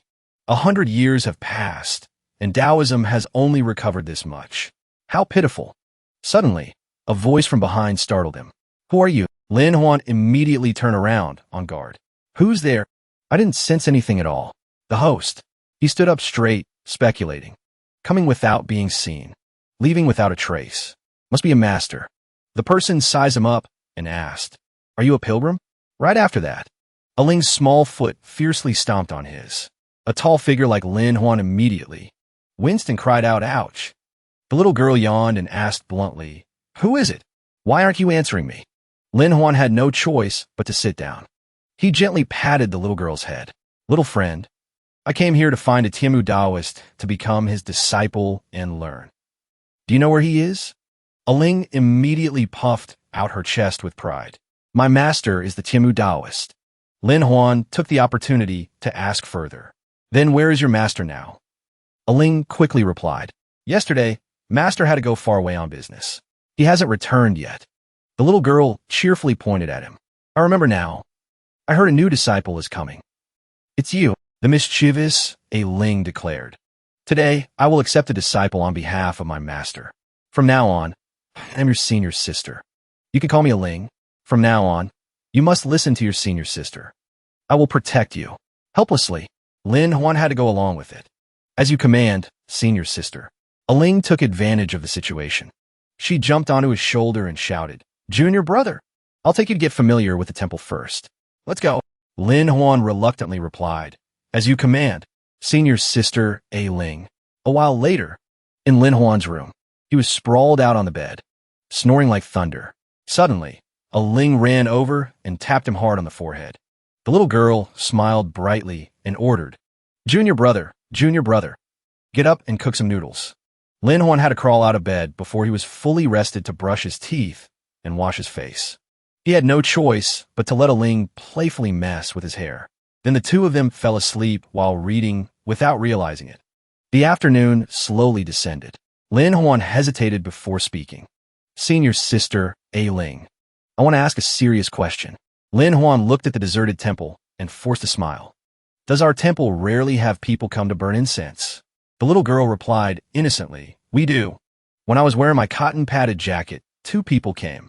When I was wearing my short-sleeved shirt, a family of 4 came. And also, after hearing this, Lin Huan could only shake his head in resignation. The total number of pilgrims in a year doesn't even exceed double digits. He sighed. To revive the temple, The only way is to spend my own money. Oh, my wallet. I'll have to sacrifice it for the greater good. Ling innocently ran over and tugged on Lin Huan's sleeve. Junior brother, hurry up and tell me a story.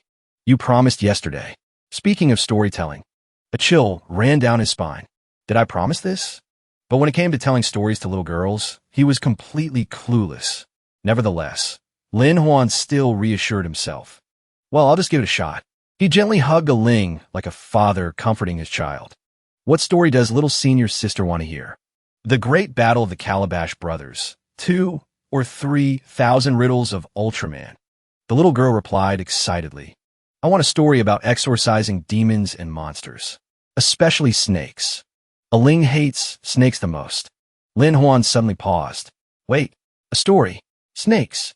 Reviving the temple. He smiled kindly. Has little senior sister ever heard of the legend of the white snake? The next day, in the temple, Ling trotted towards her junior brother. The little girl shouted with joy. Junior brother, a pilgrim has come. Lu Xing took heavy steps up the temple stairs. He panted, Brother Lin, this place is really hard to find. I almost got lost. Lu Xing showed off. I brought everything you need. Remember to treat me to a meal. Lin Huan nodded in satisfaction. He promised without thinking. Don't worry. Today, I'll open your eyes. The mischievous Ling slipped from his grasp. She ran to the chest full of food and toys. The pastries in front of her made the little girl's mouth drop open. The little girl hugged all sorts of things. So delicious. And there are cloth dolls too. Ling asked curiously in a low voice. Junior brother, is it possible that we'll become immortals and ascend to the celestial realm? Ruyu suddenly appeared behind the two of them, startling them. She laughed with delight. This little one is so adorable. Even Ling was captivated by Ruyu's beauty. A fairy. Ruyu sat down and patted the little girl's head. Ling, right? So cute. Next time you want to eat something, just tell big sister. Hearing the mention of food, Ling rushed over and hugged Ryu tightly. Fairy. Big sister is a fairy. Lu Xing asked curiously. Why did you call me here in such a hurry? Lin Huan replied without hesitation. There's a big business deal. We're to let you be the first audience. A while later, he stepped forward with a mysterious smile. Then he slammed a piece of wood on the table. He looked like a master of ceremonies. Lin Huan's voice was solemn. Today, I will tell a strange tale called The Legend of the White Snake. Everyone immediately focused and listened. He continued. The story goes that once upon a time, there was a Mount Qingqing. Lin Huan's emotions guided the atmosphere. His voice was sometimes cheerful, sometimes filled with indignation as if blaming someone. And at times, he would just shake his head and sigh. The listeners were also drawn in. Their moods fluctuated, but he suddenly stopped midway. If you want to know what happens next, please come back next time. After hearing this, Lu Xing was furious. That Fahai is so cruel. The Buddhist sect is no good either. Of course, everything was within Lin Huan's calculations. Create competition, elevate Taoism, and suppress Buddhism. Telling stories is enough. The warm morning sun shone into the Taoist temple. The procession escorting Lady Hong Shui was approaching. They hurried along, shouting. The common folk also gathered curiously to see what was happening.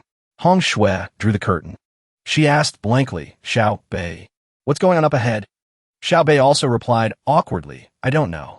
It seems like everyone is surrounding someone in the tea house. Seeing the dense crowd surrounding the tea house, Hong Shui couldn't hide her curiosity. She excitedly ran over to see. Xiao Bei chased after her in a panic. Miss, don't run around. The master won't be happy if he finds out. An old man with a bushy beard stood on a platform. He was telling a story animatedly. He said that when the water flooded Jinshan, the treacherous Fahai took out something. Hong Shui squeezed into the crowd, bewildered. What kind of show is this? Why are there so many spectators? Someone turned around and explained. Little miss, you don't know. This is the legend of the White Snake. It's the most popular storybook right now. Mao Lu even chimed in. That's right. We've listened to it for the third time. Hong Shui was still as confused as a chicken. What on earth is so captivating about it? Suddenly, the bushy-bearded old man slammed the piece of wood on the table. Then he uttered a familiar sentence. Exactly like Lin Huan's words a few days ago. If you want to know what happens next, please tune in next time. An old woman cheered excitedly. Here it comes, here it comes. The best part is here. It's time for the OSD to appear. Hong Shue's eyes widened. Ost? What's that? Isn't it over already? Right after that, a singer unexpectedly walked onto the stage. She stirred up the atmosphere. 1,000 years of waiting, waiting forever. 1,000 years of waiting. I have no regrets. This singer really knew how to fire up the stage. Someone whispered in her ear, let's all sing together. The female singer was engrossed in the melody. The crowd below sang in unison. My love for you will never change. The old ladies were even more enthusiastic than Hong Shue. Westlake, my tears. I am willing to become a burning flame in your heart with you. Hong Shue was a little embarrassed. It's good, really good. But it's also a bit too enthusiastic. Just then, she suddenly noticed something unusual. Hong Shue looked up at the second floor. She was surprised to realize that the people standing there were Imperial Guard Lu and Lin Huan. Lin Huan was chatting and laughing with Lu Xing. It seems the effect is quite good. Let's continue to expand. Just seeing him brightened Hong Shue's mood. So that's how it is. Only Lin Huan could come up with this kind of storybook. Just then, the mischievous Ling peeked out. This scene was like a thunderbolt to Hong Shue. Since when did Lin Huan have a child? She suddenly blushed like a tomato. Whether he has a child or not has nothing to do with me. Hong Shue hurriedly left. I should go home. I'll come back tomorrow. She turned and left, ignoring the chattering crowd behind her. Jingbei narrowed his eyes and smiled. This storybook is not bad. What do you guys think? Wei Yin nodded. I think it's good too. Even Mao Lu behind them agreed. Jingbei smiled sinisterly. Add this half-baked part, and we've completely copied their legend of the white snake. He distributed a copy to each person. Wei Yin was already boasting smugly. I alone am enough to develop this storybook. They've never tasted being suppressed by the old tea houses. Mao Lu smiled slyly. As long as we add a little something. The next day, the carriage carrying Lady Hong Shue was once again speeding towards the tea house. She thought to herself, I wonder if I'll be able to see Lin Huan there today. Xiao Bei suddenly turned back in panic and reported, Miss, I've returned the tea house, but Hong Shue froze. But what? She stepped down and looked at the desolate scene before her. Hong Shue was confused. No way. Yesterday, it was packed with people. Why is there no one here today? Lu Xing's voice from behind startled her. Don't say it. Our storybook has been pirated. At the same time, Lin Huan also appeared and greeted her. Miss Gua, we meet again. The mischievous Ling introduced herself. I'm Ling, Lin Huan's senior sister. Hearing this, Hong Shue was immediately stunned. But she quickly pinched the little girl's cheek. So you're the little senior sister. A pleasure, a pleasure. Lin Huan suggested. Miss Gua, if you're free, why don't you come with us to take a look? His voice became firm. Let's see what this pirated storybook is all about. A while later, they arrived to see the pirated version. What caught their eye was a scene of a young woman exposing her body. It was this detail that attracted the curiosity of the public. Seeing the crowd pouring in, the three of them stood frozen. Lin Huan thoughtfully covered Ling's eyes. It seems the pirated version deliberately added some vulgar details to attract customers. The tea house under the sun became even more dazzling. Inside, Jingbei enthusiastically presented his pirated version. At that time, Su Shun brought Lady Bai No, Lady Huang home. A single man and a single woman in a room. What do you all guess happened next? The lecherous crowd swallowed their saliva repeatedly. What happened? What happened? Could it be that thing? Behind the screen, a dancer in a revealing costume added to the drama of the performance.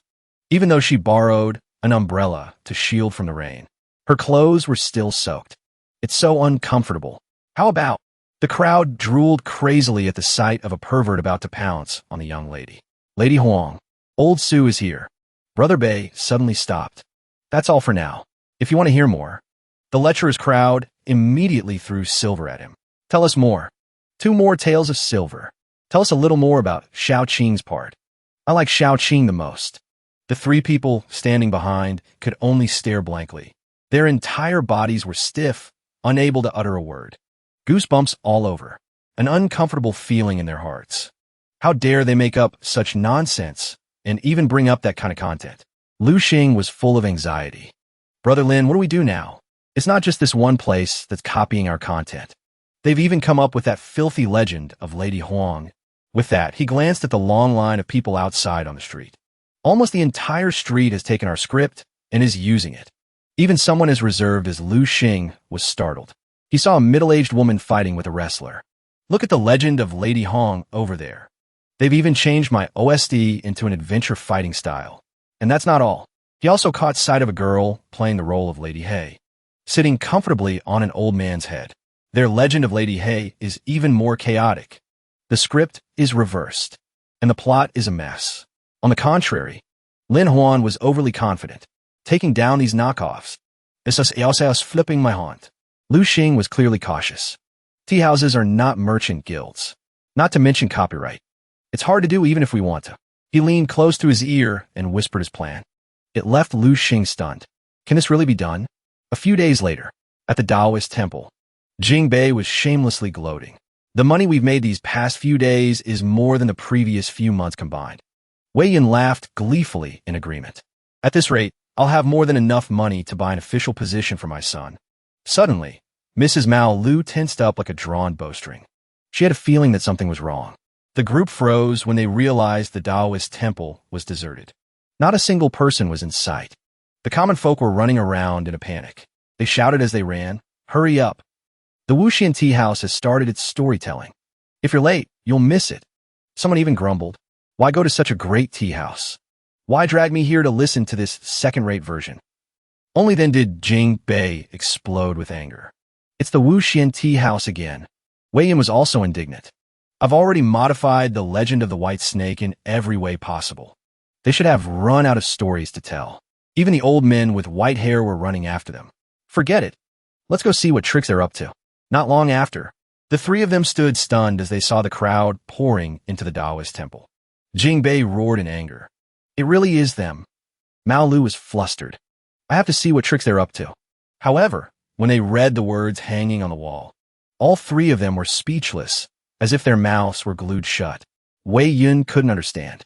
Tell one chapter of 4 stories every day, and even have a storyteller retell it for those who arrive late. Mao Lu, standing beside him, was also stunned. To be able to write so many stories. What level of talent must that be? Lin Huan suddenly appeared. He smiled humbly and replied, "Being praised like this makes the writer feel embarrassed." Seeing the talented young man, Wei Yin shamelessly approached. "Have you heard these stories? What do you think?" Lin Huan then bluffed to play the part. "Explosively good. It's extremely satisfying to listen to." Jing Bei still maintained a dignified appearance. "A good story does attract customers. But young man, I advise you to leave this tea house soon. It has a fatal flaw." Seeing the other party acting profound, Lin Huan played along for fun. "A fatal flaw? Please enlighten me." Jing Bei took the opportunity to lecture. "This kind of ongoing story, if you miss a day, you can't keep up." The over-the-top performance almost made Lin Huan burst out laughing. He then asked in return, "Are you talking about the VIP subscription? What's so great about that little thing?" Lin Huan played his role to the end. "Our VIP subscribers can listen to private storytelling sessions to catch up on what they missed. Not only that, there are also exclusive illustrations, private content analysis, VIP discussion groups, and countless other benefits." Jing Bei's eyes widened and his mouth dropped open. What kind of business model is this? Can you even do it like that?" Lin Huan casually put his arm around the two old men's shoulders. "Bosses, to be honest, in terms of business," he sneered, "you don't stand a chance against the Wuxian Tea House." The gentle yellow light of the early morning sun filled the entire Taoist temple. A Ling skipped and danced while watering the flowers. Lin Huan had no choice but to run after her helplessly. "Slow down. Be careful not to slip and fall." The little girl opened the door. A Ling suddenly froze. She noticed something unusual. Too panicked. Her hands trembled so much that she dropped the flower pot on the floor. A Ling ran inside in terror. Junior brother, help!" Outside, a noisy crowd surrounded the temple. "The door is open. Open the door. Everyone, go in and burn incense. I'll go first. Don't push." She was so scared she started crying. "Junior brother, there's so many people. Are they planning to take over our temple?" On the contrary, Lin Huan remained calm and clear. "Don't worry. Everything is under control. He thought to himself that his storybooks had already implicitly elevated Taoism. He realized with satisfaction. The incense in the temple is finally flourishing again. Lin Huan broke out in a sweat when he saw two young attendants stumbling in. More strange characters. The fat attendant, out of breath, pleaded for the Taoist priest to save Master Su Xian. The other one sobbed, begging for help to restore his human form. A while later, he offered an incense burner and invited everyone inside. Everyone, please don't push. Please line up in an orderly fashion. Lin Huan made an announcement. Please pass this on. Starting the day after tomorrow, the temple will be closed for 3 days. Don't bother coming. A Ling asked blankly. Junior brother, why are we taking a 3-day break? Are we going on a trip? He had to reply that he was going to compete for the title of military champion. Seeing her junior brother about to leave, the little girl clenched her fists with determination. Then I want to go too. I want to go too. Lin Huan maintained a calm demeanor. He whispered to a Ling not to cause trouble. The emperor is also present here. 3 days later. In the end, he still had to reluctantly carry his little senior sister on his back. The little girl was overjoyed. She cheered with excitement. The scrutinizing gazes from all around made Lin Huan want to find a place to hide. I can't believe I brought a Ling to the military champion selection exam. He suddenly remembered Guo Ziqian's instructions. Lin Huan, when you compete for the military champion title, remember to wear your Taoist robes, and you must bring your little senior sister. Just thinking about it made Lin Huan want to dig a hole and crawl into it. Not only was he isolated among the military officials, but he also had to play dumb. He shuddered as teacher was words echoed in his ears. Furthermore, you must win the title of military champion.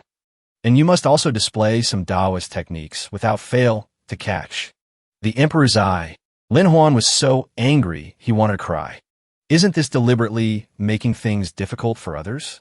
What a hateful old fox. Yixing also appeared and interjected. Lin Huan, this is the palace examination for military officials. Why are you wearing Taoist robes? The question unexpectedly gave him more confidence. If I don't wear Taoist robes, how can I use Taoist martial arts to sweep away everyone? Just then, Guo Ziqian, the one who instigated Lin Huan to wear the Taoist robes, made a sarcastic remark. This is completely improper, and you've brought a little girl with you. What kind of reasoning is this? But Lin Huan was not one to be easily pushed around. He immediately retorted, if the law doesn't forbid it, it's allowed. The Prime Minister has read so many books. Surely you understand this? He was cornered and speechless. He could only purse his lips, stammering without being able to say a word. Yixing was smug before the fight even started. I guess you're up to some of your deviant ideas again. The group quickly went inside to report to the emperor. Wang Long sat comfortably on the dragon throne. He fanned himself and complained about the heat. Hurry up. Let's get this over with. Yixing immediately tried to curry favor. Your Majesty, please rest assured. This time, the competition is guaranteed to be exciting. Extremely interesting. He stepped forward to explain. This year, we are adopting a new mechanism. The rules are the same as before. 3 people form a team. Yixing was already delighted before the match even began. This is not a one-on-one duel. It's a struggle for survival. He spread his arms and shouted in the middle of the field. We will use red silk to mark a circle. With each incense stick, the area will shrink. Whoever stays within the circle finds the hidden weapons and tries to survive. Understood? Gao Qing asked hesitantly. Does that mean we don't have to fight, just run? The person next to him shouted, you idiot. Running all the time is more tiring than fighting. Lin Huan glanced at Guo Ziqian from a distance. I can't believe the old fox managed to trick the military officials into adopting the exact rules I suggested. He smiled with a calculating look. It seems even the heavens are on my side. A few days earlier, Lin Huan was fetching water by the river.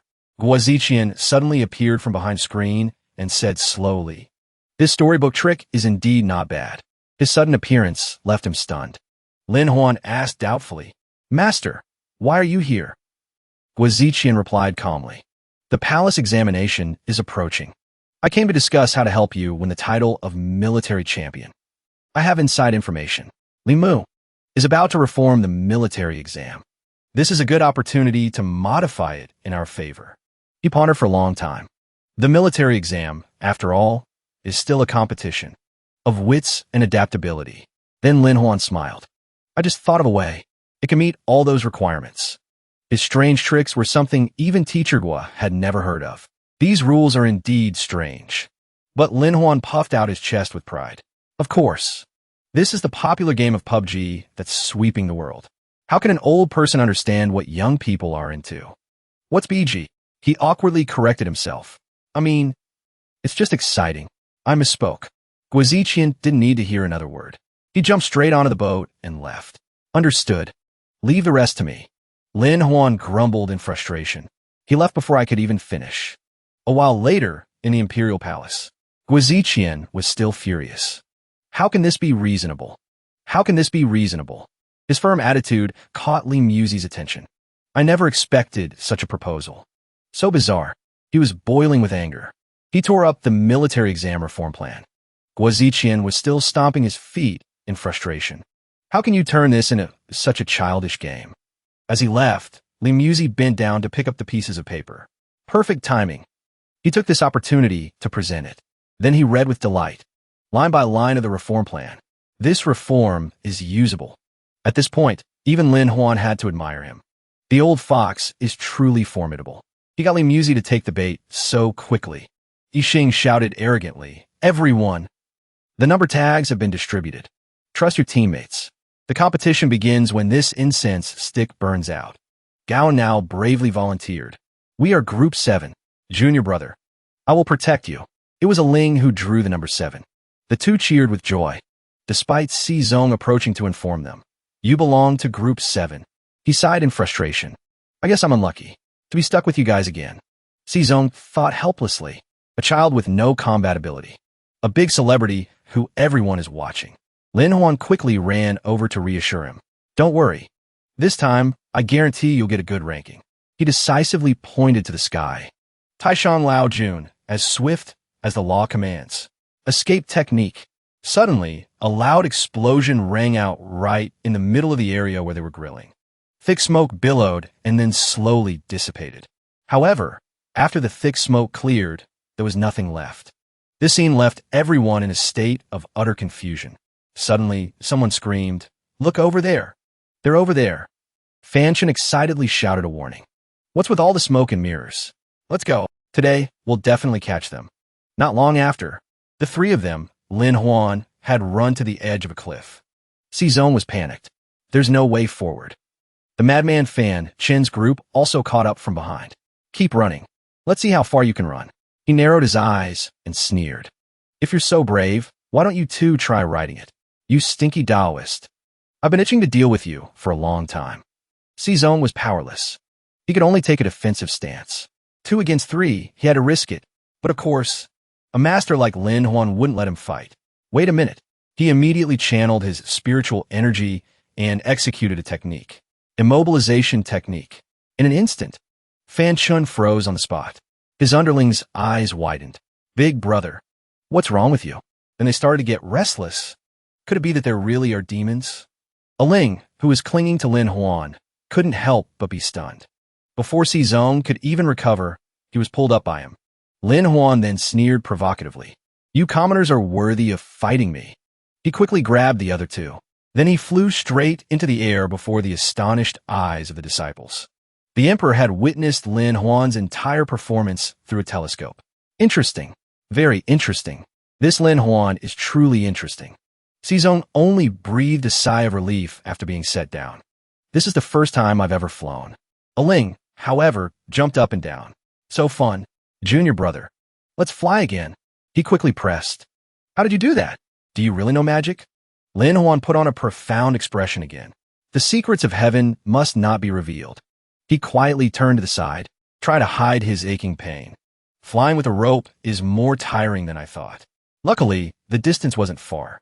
Just then, bright red fireworks suddenly bloomed in the sky, attracting the attention of all three. Yixing immediately assumed the posture of a commander-in-chief. Begin closing the circle. Si Zong cried out in panic. Oh no. The circle is really closing. Do we need to run? But Lin Huan remained unusually calm. Don't worry. Let me cast a divination. He chuckled to himself. I saw the plan for the closing circle early on.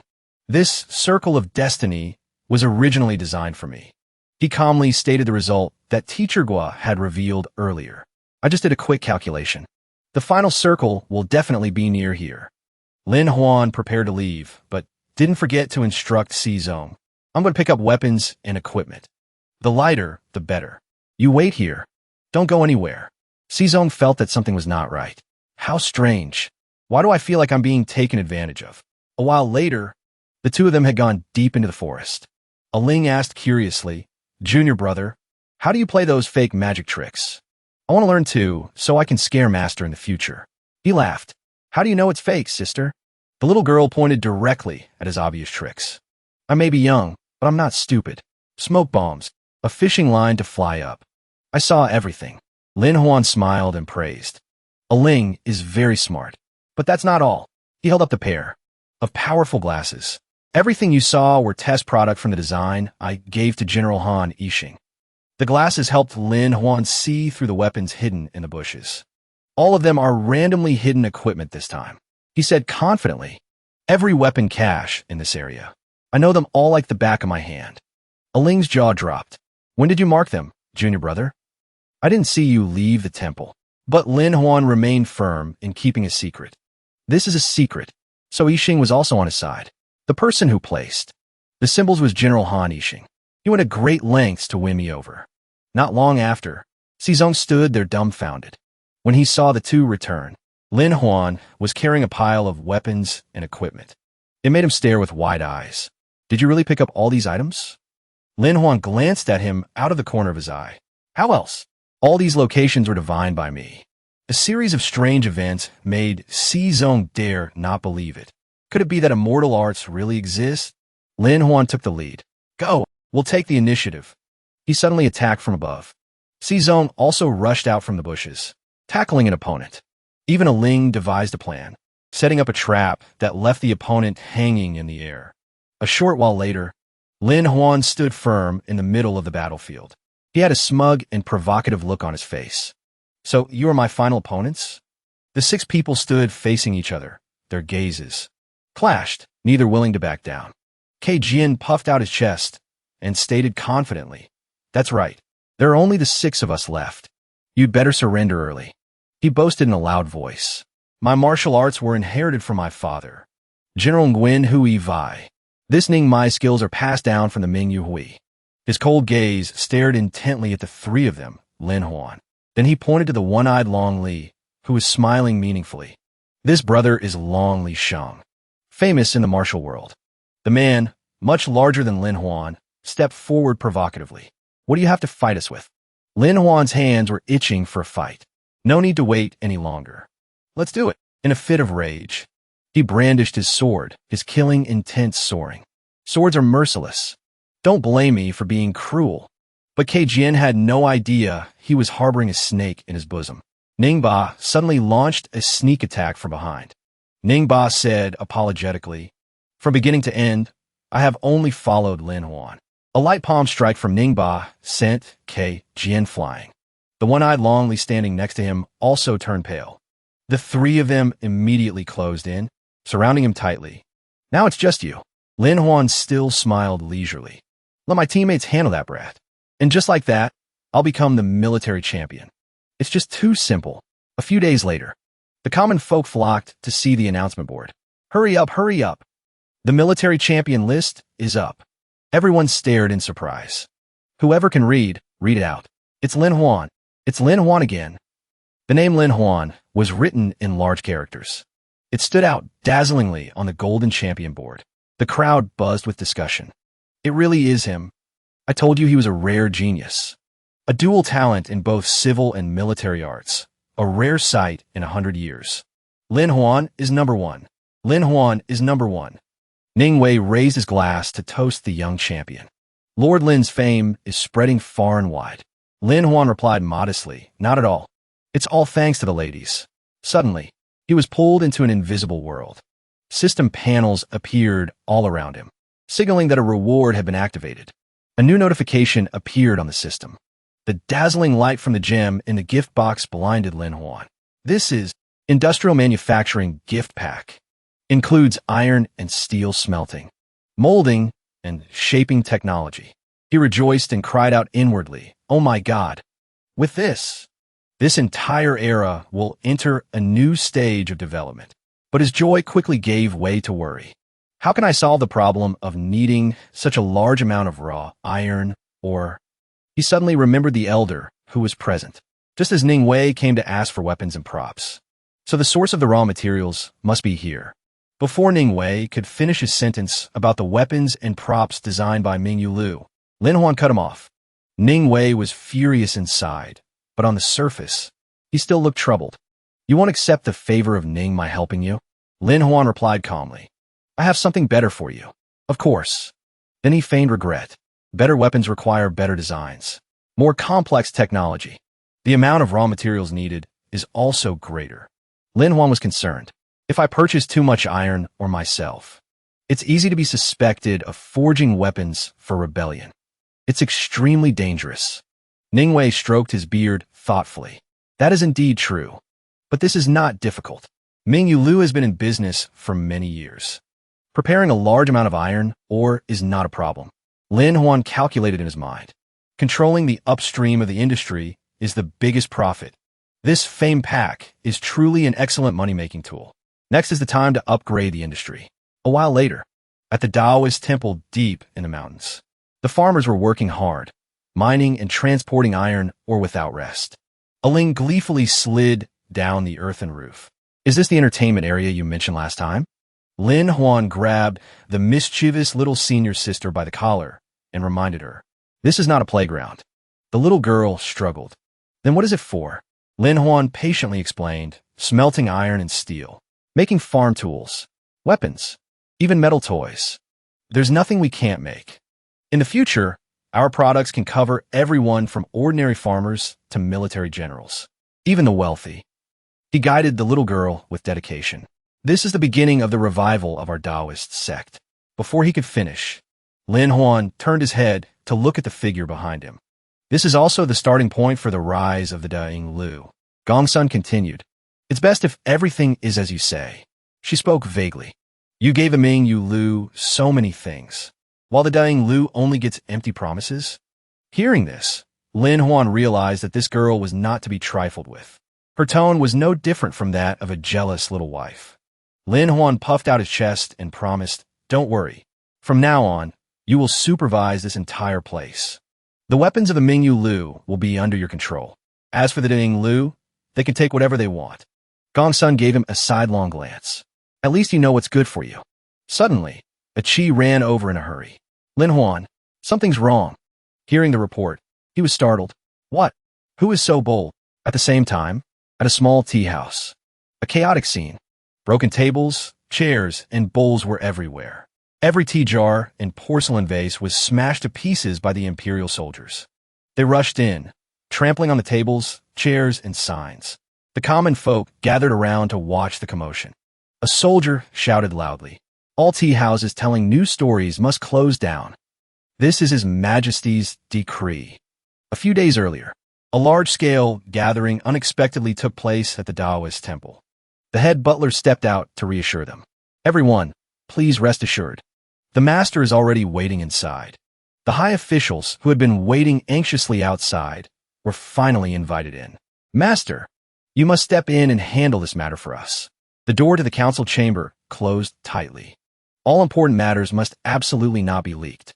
The old man sat comfortably in his chair, frowning and scolding. "What's all the noise about? You're all adults. You should know how to remain calm." A high official hastily interjected. "This new storybook must be managed." He hurriedly explained. "You may not know, but recently, a type of storybook has been spreading everywhere. The negative influence is immense." Chun Lin leisurely took a sip of tea. The old man glanced around. "Tell me the details." That high official immediately presented some pictures. "Of course, we must talk about the new legend of the White Snake. Not only does it tell a story of a human and a demon, it's also full of obscene and corrupting images." The scribe interjected worriedly. "What if the common folk believe everything in the storybook? In the future, if everyone likes snakes and not people anymore, who will bear the responsibility?" Chun Lin picked up the picture and examined it carefully. A wave of emotion stirred in his heart. Truly an eyesore. I'll confiscate this for now. I'll deal with it later. The scribe clenches fists. In addition, there are quite a few storybooks with treasonous ideas. He continued angrily. And that water margin thing they tell every day. It's all about a bunch of rebels gathering, occupying a mountain and proclaiming themselves king. That Wusong character is also a rebel. Another high official spared no words in his criticism. This kind of tea house must be sealed. The scribe beside him even added fuel to the fire. In the end, this is a matter for scholars.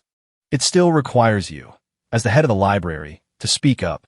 Shenlin cleared his throat to calm himself. It's not that I don't want to. It's just that my power is limited. The high official stepped forward and discreetly handed him a thick envelope. This is all we can offer to show our sincerity. Chunlin nonchalantly stuffed the envelope into his sleeve. The old man stood up, putting on a righteous act. For the sake of the people of the world, I will not shirk my duty. Chunlin turned and ordered, literally, call all the old teachers in the library here. The head butler bowed his head in response. The old man continued, each of you, write a complaint.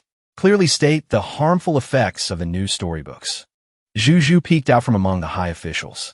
Her eyes were full of hesitation. Chun-Lin continued coldly. Tomorrow, I will report this directly to His Majesty. The girl protested indignantly. Master, this matter should not be initiated by the library. The Imperial family has its own monitoring system. The old man waved his hand dismissively. If we don't take the initiative to do something, what voice will we have in the court in the future? A woman's opinion. The hierarchy is clear. This is not the place for you to speak. Zhu stammered, trying to say more. But Chun-Lin turned and walked away. He didn't even look back. The task I've assigned is clear. Just do it. No more nonsense. A while later, in the Emperor's palace, Chun-Lin bowed before His Majesty. Reporting to Your Majesty. Recently, the Imperial capital has become increasingly decadent. A new type of shameless storybook has appeared. The ancients once taught that. Wang Long sat leisurely and cut him off. Get straight to the solution. Stop citing classics. The old man immediately got to the point. Seal them. All new storybooks must be sealed. The emperor turned to Guiziqian. Old Gua, what do you think? Guiziqian bowed his head and replied. This subject also agrees. Guiziqian calculated in his mind. This is quite interesting. I can take this opportunity to add fuel to the fire. Not long after, at a dilapidated tea house, Chun-Lin shouted, Speak. Who is the person behind you? To be able to produce so many storybooks, he must not be an ordinary person. The commoner stammered, This humble one really doesn't know. The old man's eyes were full of cunning. Take them all back for thorough questioning. I must deal with the mastermind severely. At the same time, at the Taoist temple, a chi peeked out from the window. He asked in a low voice, Brother Lin, are we not going to do anything? He said he wants to deal with you. Lin Huan just sneered contemptuously. He didn't even bother to look at this bunch of clowns. I want to see what they can really do. Teacher Gua is probably waiting for me to use this as an opportunity. Not long after, in the Emperor's palace, the young champion, Lin Huan, walked in majestically. The high official beside him flattered him endlessly. Dual champion of civil and military arts. After today's investiture ceremony, you will truly be like a fish in water, a bird in the sky. Lin Huan replied politely. Not at all. My achievements today are all thanks to your consideration and support. It's truly good fortune. Guiziqian walked by and made a sarcastic remark. Fame without substance. The high officials immediately changed their tune. They rushed over to flatter him. Prime Minister Gua, wait for us. Then they turned to criticize. I also think there's something wrong with this champion. Lin Huan could only smile bitterly. Teacher Gua, why do you have to act so deeply? In the end, he had to accept it. This is my fate. Chun-Lin slowly stepped forward. Wait a moment. He asked politely. May I ask why you have stopped me, sir? The old man put on a stern face. Of course, it's official business. Chun-Lin spoke vaguely. A few days ago, I investigated the person behind those new storybooks. Guess what I found? The old man excitedly pointed directly at his face. Unexpectedly, that person is the new dual champion. A rare sight in 100 years, Lin Huan. Do you have anything to explain? But Lin Huan remained calm. It was me. So what? Lin thought too highly of himself. An explanation is meaningless. Unless you. The old man's eyes widened in shock. You admit it? Lin jumped up in anger. This is a major matter that has alarmed His Majesty. Aren't you afraid the Emperor will get angry and throw you in prison? The old man stubbornly played his last card. It's fine if you don't understand. I'm head of the library. This matter can be overlooked. As long as you are willing to work for the library, everything can be resolved. Lin Huan turned and walked away. So much nonsense, I can't be bothered to listen. Feeling insulted, Lin roared. How dare you look down on me like that? Just you wait, I'll show you.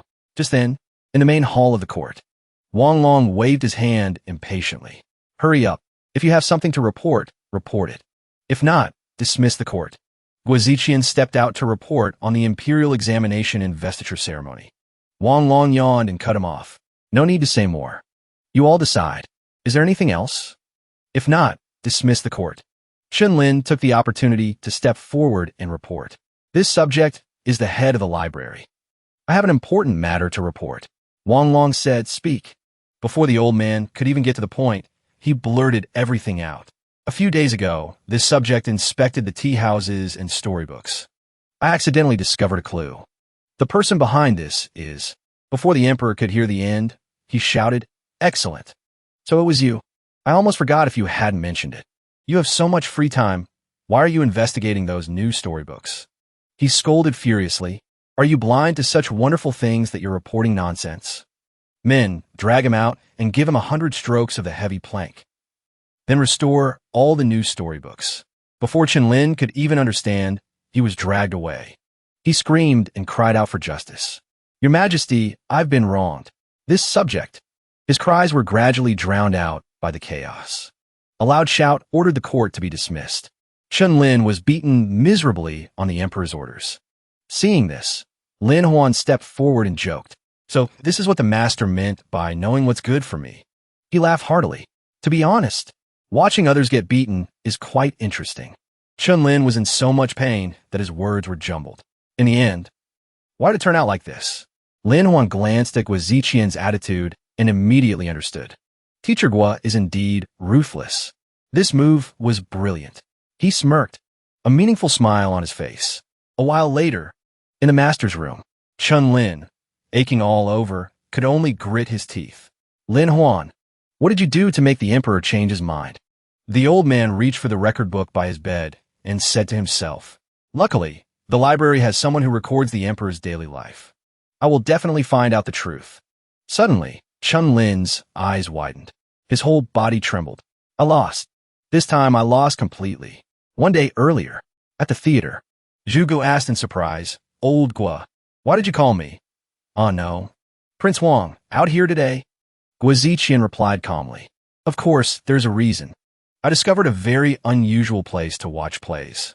Hearing this, Zhuge was overjoyed. There's such a great thing. Hurry up and take me to see it. Guaziqian took Zhuge to a dark theater. This is the place. Zhuge was puzzled. Isn't it closed? Guaziqian calmly knocked on the door. He slowly explained. This is a newly emerged format. It specializes in receiving esteemed guests. Esteemed guests only need to knock with the right rhythm, and the door will open. Ordinary people who don't know how to appreciate it can't get in. Zhuge was excited. How interesting. A gentle palace maid stepped out to welcome them. Welcome to the Lin Shin Theater. She led everyone on a tour and introduced. Esteemed guests, please come this way. The play Legend of the White Snake will begin after one incense stick. The palace maid led them to the main stage area for the play Legend of the White Snake. Zhuge muttered, I think I've heard this name before. Zhuge, she remembered. Legend of the White Snake. I think I've heard of it.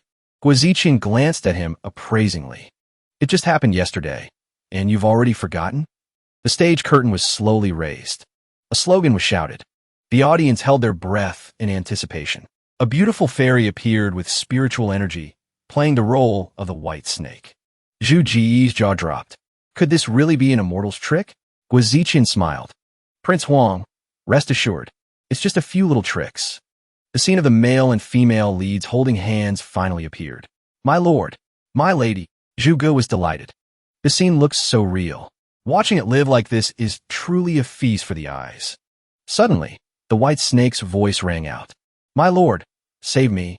Zhuge was startled. This is bad. Lady White drank the realgar wine. She's about to reveal her true form. A giant black snake suddenly appeared behind the hazy artificial smoke. Young Master Huang, unable to compose himself, turned pale and hugged him tight. Mr. Gui yelled out, Snake! On the stage, the actress playing Lady White let out a miserable shriek as an old monk shone a harsh light on her face. I can't take it anymore. Seeing this, Zhu Gu immediately shouted in support. Hang in there. You can do it. The girl collapsed onto the stage floor in pain. Choking back tears, she called out his name like a dying wish. My lord. Today, Lady White no longer has the strength to resist. I only hope my lord continues to live well in the mortal realm. If fate permits, we shall meet again in the future. Zhu Gu was immersed in the role to the extreme. He roared loudly. What virtue does this young master have? He was so angry his liver hurt. It's all because of that bald donkey. Guazi, sitting next to him, whispered triumphantly. The plan worked. First step, use the play to charm the emperor. Conveniently attacking Buddhism at the same time. A moment later, at young Master Huang's room, he smiled brightly and spoke softly. I'm afraid it's not looking good. This theater troupe must disband tomorrow. The palace maid asked sadly. Why is that? Zhu Gu immediately flew into a rage. Such a wonderful play. How can you say disband just like that? The girl who played Lady White burst into tears. It's all because the library director said our play is obscene. They sealed the tea house already. The theater won't escape either. Seeing the fairy-like girl looking so fragile, Zhu Gu quickly comforted her. Lady White, don't be afraid. This young master will definitely demand justice for you all. He lowered his voice and muttered. The library director didn't seem to mention this a few days ago. I'll have to settle the score with him later. But he quickly brushed it aside to calculate the next step. Step 2 is borrowing external forces to deal with those officials who have their own agendas. Clearing the path in the royal court. At the back mountain of the Taoist temple. In the workshop, little A Ling asked worriedly. Junior brother, you're an official now, right? Do officials get candy to eat? Do you have to leave the temple? Lin Huan rubbed the little girl's head to reassure her. Don't worry, I'm not leaving here. Without little senior sister's permission, how would I dare leave? Then he explained further. If nothing goes wrong, I will accept a leisurely position, conveniently managing the Imperial city's craft workshops. In his mind, he was already imagining it. All the nation's weaponry will be in my hands in the future. People flocked to the Taoist temple in droves, blocking the road. I was here first. The sound of arguing was deafening. So what if you're first? I'm a distinguished VIP member. Lin Huan spoke up to calm him down. Everyone, don't worry and don't fight. In the next few days, we will open branches in all 8 directions of the capital. Guaranteed that everyone will have plays to watch. There will be new scripts every day. The crowd immediately cheered loudly. That's great. He turned to the elders, smiling. See that? With this many viewers, the advertising effect is obvious. Do you gentlemen need to inspect any further? An elder hesitated. Well, let's finish watching the play first. Lin Huan gave side-eye. We can discuss it later. But the terms won't be as good as they are now. Everyone quickly took their seats, waiting orderly for the play. The actor playing the husband gently poured wine for his wife. My dear wife, drink this cup. The female lead asked suspiciously. Husband, what kind of wine is this? The male lead smiled and praised. Heirloom realgar wine. Delicious and just right. Even immortals would be enchanted by it. Lady White still looked at the cup with hesitation. Although realgar wine reveals my true form, this scent is truly irresistible. Finally, she drained the cup.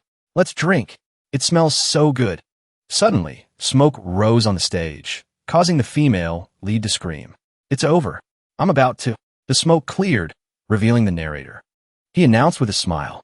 Want to know what happens next? Please do not leave. We will return shortly. If you gentlemen want to try the realgar wine, as seen in the legend of Lady White, the grocery store on the left is selling it. As soon as the narrator finished speaking, the crowd immediately surged forward. Chaos ensued. First come, first serve. Give me 2 jars. No one was willing to yield. I'm a member. Give me a whole pot. Lin Huan looked with amusement at the elders standing there, stunned. I guess I don't need to explain any further, right? The group of old men immediately scrambled. I want to register for advertising. Me first. Others refused to give way. I always support new scripts. I want to advertise too. He pretended to calmly count the registration forms.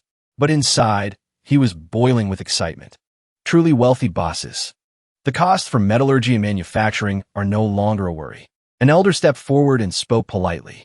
Lin Huan. Missy wants to meet you to discuss business. He smirked provocatively. Oh, is your Eagle Tower finally willing to show some sincerity? The man smiled and replied. Naturally. The scripts are spreading wide. Many nobles of the Moonbright Society have invited us to perform at their residences. The elder bowed his head and muttered. What we've scouted in the past few days is more effective than intelligence gathered over many years. A while later, at the Taoist temple, Lin Huan went to the open field and called out, Miss Yi, I'm here. Come out. Suddenly, Qin Sang's voice rang out from behind, catching his attention. Initially, I only intended to try collaborating. I didn't expect you to bring such a big surprise. Lin Huan smiled and reached out his hand. As long as we continue to cooperate, there will be many more surprises in the future. Forging a peerless divine weapon for each of you won't be a problem. Suddenly, she threw 2 scripture books at him, startling Lin Huan into stuttering. What are you giving me these for? Looking at the titles of the 2 books, he couldn't help but be astonished. Lin Huan awkwardly dodged. I don't want them. What do you mean? Divine Wind Jade Maiden and that fist technique. Do you want me to train alone forever? Qin Sang spoke sternly. Read both of these books. Don't overthink it. Your body technique is too strange. Immeridians, but young blood. This is the only way to harmonize them. Lin Huan could only sigh at the system of knowledge. Cultivation is completely alien in this place. But how exactly do I cultivate? What if I train wrong and suffer chi deviation? Qin Sang stepped behind him, wanting to instruct him directly, making Lin Huan blush slightly. I will guide your hand through the great strength Vajra fist once. Remember it well. Lin Huan thoroughly enjoyed the feeling. His face relaxed with delight. I definitely won't forget this feeling. She continued to explain the foundations and core of the practice, while correcting his posture as he struck. Qin Sang was so engrossed in teaching that she didn't notice Lin Huan's hand touching her chest. When training, focus your power into your arm. Hold it back, don't release. Just like how I'm holding your hand tight like this. Lin Huan startled and let go, his face slightly embarrassed. Martial arts. Shaolin is indeed formidable. The next day, behind the tower at the back mountain of the Taoist temple, a group of people escorting goods marched forward. Carts and horses in a line. The leader instructed, stick to the formation. Once we deliver this batch of weapons to the military camp, we can rest. Absolutely no negligence allowed. Suddenly, a light flashed. Something rushed straight towards the soldiers in the back. A soldier was hit instantly. He cried out in pain. Less than 2 seconds later, he fell from his horse, stunning everyone. The leader had just stepped up when the whole team went on high alert. Captain! Seeing the captain foaming at the mouth, a soldier panicked and shouted for help. Captain, where's the medic? Come quick! Suddenly, a series of ghost fires appeared around them, causing panic among the soldiers. It's ghosts! A soldier fearfully drew his blade and slashed at the flying ghost fire. It's really ghosts. The ghost fires immediately transformed into monstrous shapes, scaring the soldiers into fleeing in disarray. Screams echoed everywhere. Run! Impossible! How can there be ghosts in this world? One soldier tried to remain calm, holding his sword against the ghostly shadows. Calm down. Must stay calm. Now is the time. Saying that, he swung his sword straight at the ghost fire in front of him. Instantly, something flew straight into his hand, startling him. A dart embedded in his hand made him realize. It's the same kind of hidden weapon used by those Jianghu fakers pretending to be ghosts. Must protect the weapons. If the weapons are lost, the squad leader who fled earlier had also disappeared. Only weapons lay scattered on the ground. Seal the acupoints. Must report for reinforcements. The soldier immediately sealed his own acupoints to stop the poison from spreading. I must report this to the Imperial court. With his remaining strength, he risked his life to run back and deliver the message. Lin Huan was training in the courtyard at that time. His mind still lingered on the morning practice scene with Qin Sang. If she teaches me every day, I'll become a master in no time. This feeling is truly different. An unusual sound echoed from afar, putting Lin Huan on immediate alert. He ran to the soldier who was dying from poison. Weapons, Rob. Lin Huan supported the soldier and quickly asked about the situation. But he had already stopped breathing. Weapons, Rob. Where are the others? Damn it. Fainted. He immediately took a carrier pigeon, tied a note to its leg, and released it. Hope it delivers the message as fast as possible. Must fight for every second. Send a letter to Teacher Gua. Someone who knows the weapon transport schedule so well. There must be a mole. Watching the bird fly away, Lin Huan immediately deployed the next step. Notify the intelligence network. Full effort to hunt down the spy. They definitely left traces. Lin Huan's face was full of killing intent. Whether it's a demon or a traitor from any faction, I will drag them all into the light. The next morning, he appeared in front of the Wu Xian tea house. Lin Huan went inside and asked Ruyu, "What's the situation? Any clues yet?" "I'm afraid it's not very optimistic." She reported the gathered news. Recently, indeed, many strange faces have been entering and leaving the tea house, seemingly to probe for news in the city. Lin Huan looked out the window. Did those people appear today? Just saw one. But he looked like he just came to drink tea and listen to stories. Looking at the crowd gathering downstairs to listen to the play, he sighed. I didn't expect people to actually come and listen. Well, it saves some work. Suddenly, Lin Huan noticed a suspicious face. That guy's name is Hu Dao. Lin Huan's eyes turned cold. Identifying the target, he decided to follow. I'll follow him. You guys continue to look for other suspicious people. I might as well test my new body technique. A moment later, Hu Dao walked to a desolate area just outside the city. He stopped in front of a strange-looking figure and bowed to report. Boss, I've arrived. The other person covered his body completely, only revealing a cunning smile. It's fine if you go for a stroll, but why bring a tail? What? Someone is following me? That's impossible. Just realizing something was wrong, the guy immediately fired a hidden weapon outwards. Show yourself, little rat. The hidden weapon was thrown straight at the tree where a shadow was hiding behind. The sharp object pierced through the tree trunk, making Lin Huan stunned. He was forced to step out. I didn't expect the opponent to have such amazing arm strength. May I ask for your distinguished name?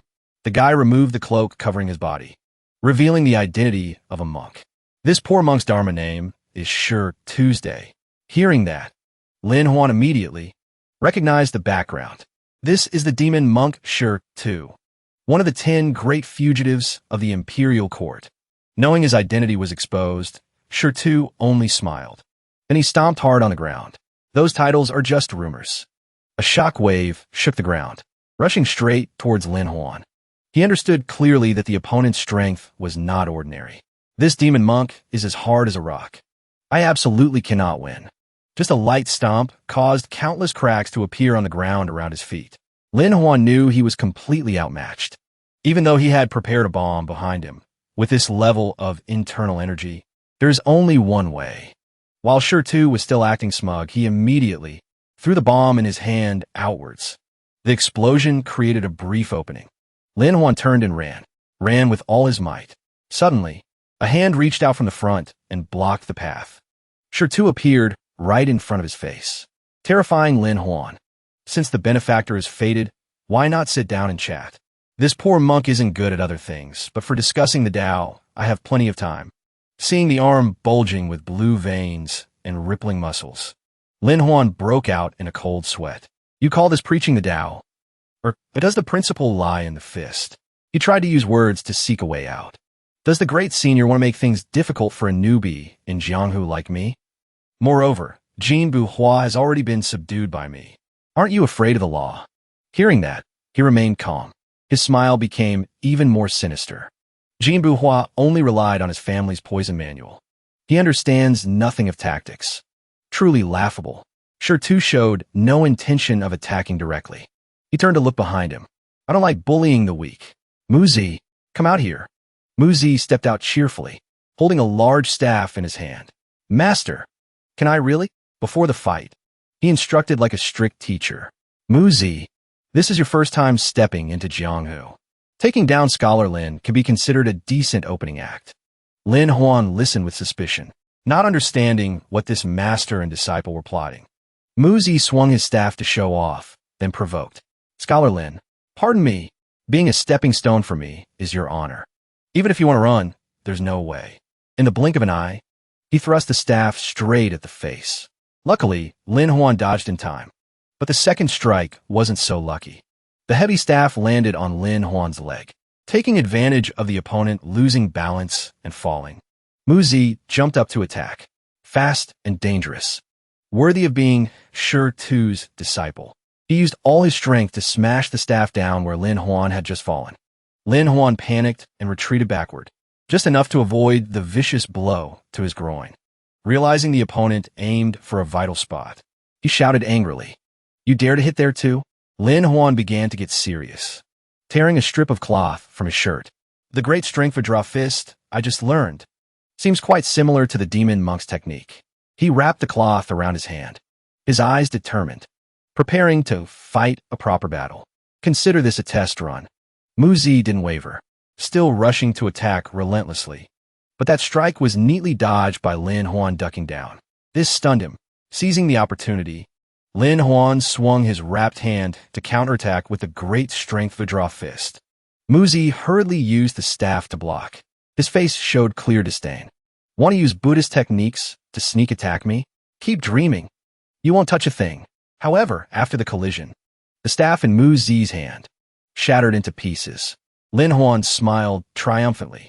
From the start, I only aimed to break your weapon. Mu Zi charged forward in anger, abandoning the staff to use his fists. Then taste my authentic great strength Vajra fist. The fists of both sides collided violently again and again, neither willing to back down. But immediately after, Lin Huan was pushed back. Mu Zi's strength was clearly superior. He sneered mockingly. A fake will always be a fake. Lin Huan was unwilling to accept this, continuing to rush forward. Come again. Then don't blame me for being ruthless. Two fists collided violently once more.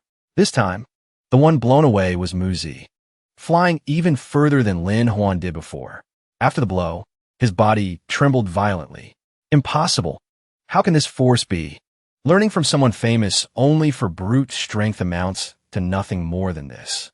Mu Zi was defeated by Lin Huan right in front of his master. He began to doubt. Where did the power he just used come from? His moves aren't even as proficient as mine. How could he unleash such great force? Lin Huan walked up to Mu Zi. His eyes responded with contempt. Unproficient is still better than you, simply because I'm stronger than you. You are basically unworthy of practicing the great strength Vajra fist. Being insulted to his face, he gritted his teeth tight, anger rising, unable to bear the humiliation. Mu Zi rushed forward desperately, screaming, "Liar! The unworthy one is you." In contrast, Lin Huan remained calm, looking at him coldly. Words spoken cannot be swallowed back. He put his hands into a defensive stance, steadily blocking Mu Zi's attack. Lin Huan's face was full of scorn. The same move. Yours I don't bother dodging, but mine you have to dodge. Believe it. The more he listened, the more his blood boiled, gritting his teeth to retort. Boasting. I absolutely will not dodge. Lin Huan took this opportunity to show him what great strength Vajra really was. Sand Cloud Palm. However, instead of throwing a punch, he threw sand straight into Mu Zi's face. Oh no, it's a target. Hit by sand in the eyes, Mu Zi clutched his face and screamed. His other hand pointed at Lin Huan. You play dirty. Despicable. This isn't great strength Vajra. While he was confused, Lin Huan circled behind and removed the cloth. Formless fist. Black cat or white cat, it doesn't matter. Catching the mouse makes it a good cat. Without another word, he unleashed a combo of punches straight into Mu Zi's face. Knocked down to the ground, he screamed in pain. You sneak attacked me. Are you convinced yet? Or do you want me to reward you with a few more punches? Seeing blood flowing from his nose, Mu Zi lost all will to fight, hurriedly surrendering. I yield. Lin Huan turned to look at Shi Tu, waiting for his reaction. Senior, victory and defeat are clear. Shall we end it here? Shi Tu chuckled softly. I've never seen anyone as thick-skinned and shameless as you. Suddenly, he stepped behind him, patting his hand on his shoulder making Lin Huan freeze. Using tricks to beat my disciple and then wanting to leave? With just a light press on the shoulder. Tu made Lin Huan pale with pain. Lin Huan collapsed to his knees, hands clutching his shoulder, but gritting his teeth not to make a sound. He tremblingly looked up at him. Tu asked pressingly, "What was that move just now?" Tu replied smugly, "This is also great strength, Vajra. I just focused my chi into my fingertips. Just now I dislocated your acupoints." Despite the pain, Lin Huan still tried to provoke, saying that means I beat your disciple. But you still don't intend to let me go. Tu's face darkened. I still keep the Jianghu code, but you must give me a reason to let you live. Lin Huan gritted his teeth and sat up, body trembling. A reason. While the opponent was distracted, he pulled out the gun hidden on his body. I only have one single reason. Lin Huan's face was cold as ice. Even though injured, he continued the dialogue. "Sure, Tuesday, even if I'm heavily injured." He pointed the gun barrel straight at him, eyes emotionless. "I still have a killer move." Tu immediately realized something was wrong. His face showed a flash of surprise. A burst of explosions rang out, shaking the entire forest. Tu was hit, falling backward right before his disciple's eyes. Seeing his master injured, Muzi panicked and screamed. "Master!" Tu lay face down on the ground. Blood soaked through his clothes, spreading across his chest. Lin Huan wore the cold face of an assassin. Times have changed. Lord Tuesday. Lin Huan escaped death by a hair's breadth. Holding the gun in his hand, Lin Huan looked at the opponent. The 10 great fugitives are indeed too strong. Luckily, I managed to clear my meridians and fire in time. Muzi panicked seeing Tu lying motionless. He rushed over, running and screaming. "Master! Master!" Then turned to Lin Huan, crying and screaming. "Lin Huan, I won't share the same sky with you." As he spoke, he channeled his internal energy. "Even if I die, I must take a bite out of you." Just then, a hand from behind grabbed tight Tu's collar. A cold voice rang out. "What's the rush?" Hearing the familiar voice, both of them were stunned simultaneously. The person had sharp eyes, staring intently at the opposite side. Tu lifted Muzi up. "How many times have I taught you? Observe the situation clearly before acting." Seeing his master still standing firm, Muzi burst into tears. "Master, that's great. You scare me to death." Lin Huan couldn't hide his astonishment. He blurted out, "How could you block my bullet?" Tu tore open his shirt, laughing arrogantly. "For a monk like me, practicing Golden Bell cover is nothing strange, like being struck by lightning." Lin Huan looked at him. His eyes couldn't hide the horror. Tu held the bullet up to examine it, marveling. "It's been a long time since I felt pain like this. An ordinary person hit by this hidden weapon would find it hard to avoid. But I am no ordinary person." Saying that, he focused his internal energy into 2 fingertips and threw it straight at him. Unbelievable. The bullet thrown by hand knocked the gun out of Lin Huan's hand.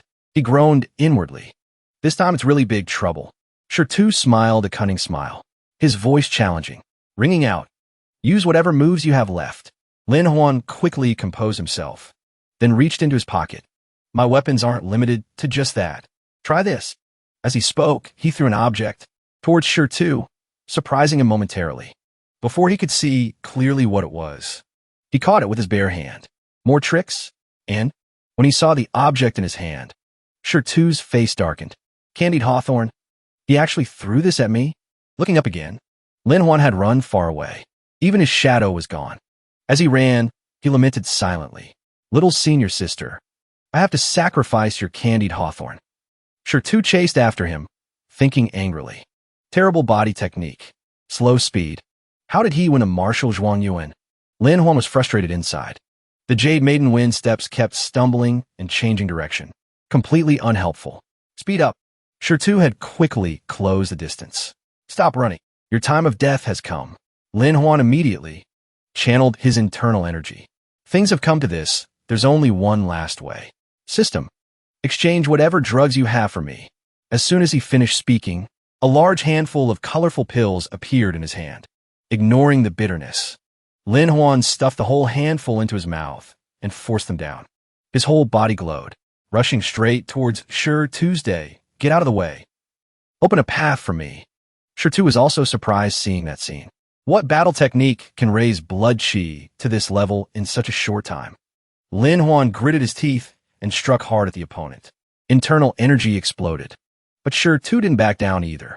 In the blink of an eye, he appeared behind him. What a pity. I understand the acupoints of the great strength Vajra fist very well. Saying that, he swung his hand and hit the acupoint on the back of Lin Huan's neck, leaving him unable to react in time. Lin Huan's body immediately became paralyzed. Every movement was heavily restricted, collapsing to the ground. He cried out internally, "It's over." Blood chi blocked. Black veins popped out all over. Acupoint stagnated. Side effects of the drugs. Kicking in. Shi Tu looked at the motionless opponent and smiled treacherously. "Let me see the secret on your body." Lin Huan gritted his teeth in panic. Losing to the demon monk isn't scary. What's scary is what comes after. Lifting his shirt up, Shi Tu pretended to be gentle. "Amit ba. Marshal Zhuang Yuan Lin Huan. I'll give you a chance to live. Do you want it?" Struggling to open his eyes, Lin Huan spoke with difficulty. "What do you want to do?" Suddenly remembering what Nin Zi Lan once told him. This demon monk has no taboos regarding men or women. Zilan once said, among the 10 most notorious wanted criminals, there is definitely the demon monk Shi Tuesday. According to the story, there was a guy named Wang Ergo, a martial arts genius famous in the countryside, renowned since he was young, mastering many schools, once invincible among the youth. The city lord of Yun City valued him highly, even wanted to marry his daughter to him. But before the wedding night, his personality changed. It is said Wang Ergo committed a capital crime, not only assaulting good women, but also killing the witnesses' entire families. Finally, he fled to a temple, shaved his head, and became a monk. Dharma name, Shi Ren. Since then, news of him vanished from Jianghu until he reappeared. The officials rumored that after becoming a monk, Shi Ren began to crave male beauty. Discovered by the abbot, he killed everyone in the temple and disappeared without a trace. From then on, he changed his name to Shi Tu. Wang Ergo and Shi Ren were no more. Only a devil stepped into Jianghu. Remembering it all, Lin Huan tried to prop himself up, stuttering, "Don't come near. I'm very ugly. Not worth it." Shi Tu listened and understood immediately. "You only listen to rumors. I don't like men, nor do I like women. I only look towards Buddha." He blandly stated his condition. "Bow to me as master. Become my disciple, or die." Lin Huan went cold. Becoming a disciple isn't impossible. But he thought to himself he had to stall for time. Shi Tu snapped 2 fingers, releasing internal energy, laughing delightfully. "Fine. Master will help you decide quickly, giving you a greeting gift." Lin Huan didn't have time to react before the force struck straight into his forehead without hesitation. His body began to change. Despite extreme fear, Lin Huan couldn't do anything. Clutching his chest in pain, he trembled thinking of the burning acupoints and meridians, but could only utter a single "ah." "Shitu spoke slowly. I have transferred a stream of lifeless internal force into you. After this, follow me to learn the arts. Every day I will give you 2 strands of life force to reduce the pain." Pain so intense his face contorted. Lin Huan stuttered, "No." Shi Tu looked at him with interest. "Others don't have the fortune you have. Hurry up and kowtow to your master. I will help you ease the pain." Lin Huan trembled, smiling scornfully. "Fortune, bow to you as teacher, truly a demon monk. Are you that short of believers?" He laughed loudly. "Being accepted by me as a disciple is your blessing. If you don't bow, your meridians will be destroyed." Martial arts shattered, even though he couldn't bear it, and spat blood. Lin Huan still struggled to reply. "All my life I've been upright and open. No means no. Even if I die, no." As soon as he finished speaking, his body collapsed completely to the ground. "I can't understand why there's someone so unafraid of death." Shi Tu gritted his teeth in anger. Immediately after, his eyes widened, clenching his fist towards Lin Huan. "Then die." Suddenly, a voice rang out from behind, making Shi Tu freeze. "Stop. Stop immediately for me." The person walked over leisurely. An imposing aura. Shi Tu faltered momentarily. The voice continued coldly. "You dare." Shi Tu looked at Lin Huan with a dark face. Unwillingness clearly shown. "Consider yourself lucky." Immediately after, he and the girl turned and left, without even looking back at him once. in pain but still conscious. Lin Huan glanced at that retreating figure. A vague guess rose in his heart. The girl suddenly turned her head back. Just a glimpse was enough for Lin Huan to realize. That is Nin Zilan. The scene suddenly shifted to another room. Two figures entangled on a bed. A scene that would make anyone blush. The person on top was naked. Eyes full of passion. Voice full of desire. Husband, love me more. Lin Huan laughed delightfully, grinning. Wife, take this move of mine. In the delirium, Zilan suddenly pulled a knife from her body. Husband, why not try this first?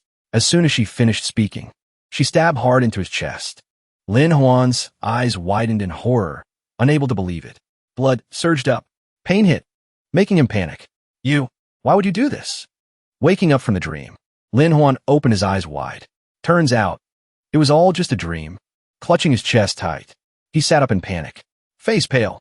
Instinct made him scream loudly. Xiao Jiu immediately ran over. Brother Lin, you're awake? What exactly happened to you? When I found you, I almost didn't recognize you. Just woke up. Lin Huan hurriedly grabbed Xiao Jiu's hand. How long have I been unconscious? Has anyone seen Nin Zilan? Xiao Jiu held him down and replied. About 2 days. Lady Nin has also entered the capital. Why hasn't she come to visit you? Lin Huan jumped off the bed. Immediately mobilize all resources. From the theater troupe, the brothels to the Eagle Tower. Must trace the whereabouts of the White Lotus sect. I'm going to see the Prime Minister. Xiao Jiu hurriedly reminded. Brother Lin, tomorrow is a big event. Better rest early. Lin Huan asked in surprise. What big event? Xiao Jiu explained. The Zhuangyuan Parade. It's a national ceremony. A top priority event. Lin Huan sighed dejectedly. I completely forgot. The next day, Lin Huan was forced to participate in the ceremony, wearing bright red robes. Standing out in the crowd, he sat on a white horse. Servants following behind. The streets were decorated with lanterns and flowers. Looking at that back, the girls couldn't help but blush. Is this the legendary civil and martial Zhuangyuan? A chubby woman dressed gaudily smiled happily. So handsome. Wonder if he has eyes for us. Some young men whispered maliciously. I see this Zhuangyuan looks a bit weak. Did he battle in the Red Tower for 300 rounds last night? In reality, Lin Huan was indeed yawning repeatedly. His face clearly showed fatigue. Dark circles under his eyes like a panda. He lamented silently. So tired. Shouldn't have gone to see the Prime Minister and stayed up all night. Recalling the scene of Guo Zi scolding him all night. Rushing in without knowing the situation. Bringing trouble upon yourself. At that time, Lin Huan argued back. Isn't it because I'm loyal to the country? Guo Zi finally softened his tone. Adjusting his clothes, while grumbling. Clothes all messy like this. How do you look like my student? Lin Huan grinned. Teacher truly says one thing, but means another. Back to the present. Wearing bright red in the middle of the parade, Lin Huan only felt annoyed. Just then, 2 young men stepped up and clasped their hands. I'm the second young master of the Leaf family from the Dongsheng Poetry Society. This is Cha Jiahui. We hope to make acquaintance with the Zhuangyuan. Lin Huan didn't bother to reply, only hoping for it to end soon. Riding a horse is so tiring. The lifeless internal force is about to act up. Cha Jiahui was furious at being ignored. Too much. Looking down on our Dongsheng Poetry Society, young Masterly chimed in. Not taking the civil exams doesn't mean we are inferior. That Lin Huan is truly arrogant. They all accused him together. Young Master Qi. He looks down on our poetry society. Please teach him a lesson. The 7th princess, disguised as a man, fanned herself. Hearing that, she replied, small matter. Saying that, she turned and flew up. Internal energy surging. The crowd cheered. Great! Stopping in front of Lin Huan. She spoke disdainfully. Your Excellency is indeed arrogant. Not even regarding the Dongsheng Poetry Society. The white horse, seeing someone suddenly appear, panicked and neighed loudly. Kicking wildly, Lin Huan clutched his chest in pain, gritting his teeth. Old wound opened up again. He glared angrily and shouted. Who dares to act recklessly? The shout startled the opponent. Tears welled up. The 7th princess pouted and asked, Why are you shouting so loud? Looking at the face in front of him, a familiar feeling made Lin Huan stunned, even though disguised as a man. That aura couldn't be hidden. Lin Huan hesitated. You are. A flash of thought. He blurted out, "Seventh princess?" According to Lin Huan's knowledge, the seventh princess was the only beloved daughter of the late emperor, pampered since childhood.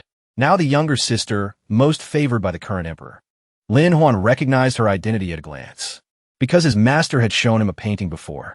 It was the portrait of the seventh princess. At that time, his master even laughed cheerfully, teasing his silly disciple. Marrying her would only bring benefits, no harm. Lin Huan immediately darkened his face, hurriedly waving his hands. I dare not. I dare not. My wife isn't someone to be trifled with." Getting off the horse very quickly, Lin Huan was secretly amazed. I didn't expect to meet the seventh princess disguised as a man here. Looking at the person in front of him, Lin Huan couldn't help but ask directly, "Seventh princess, is it you?"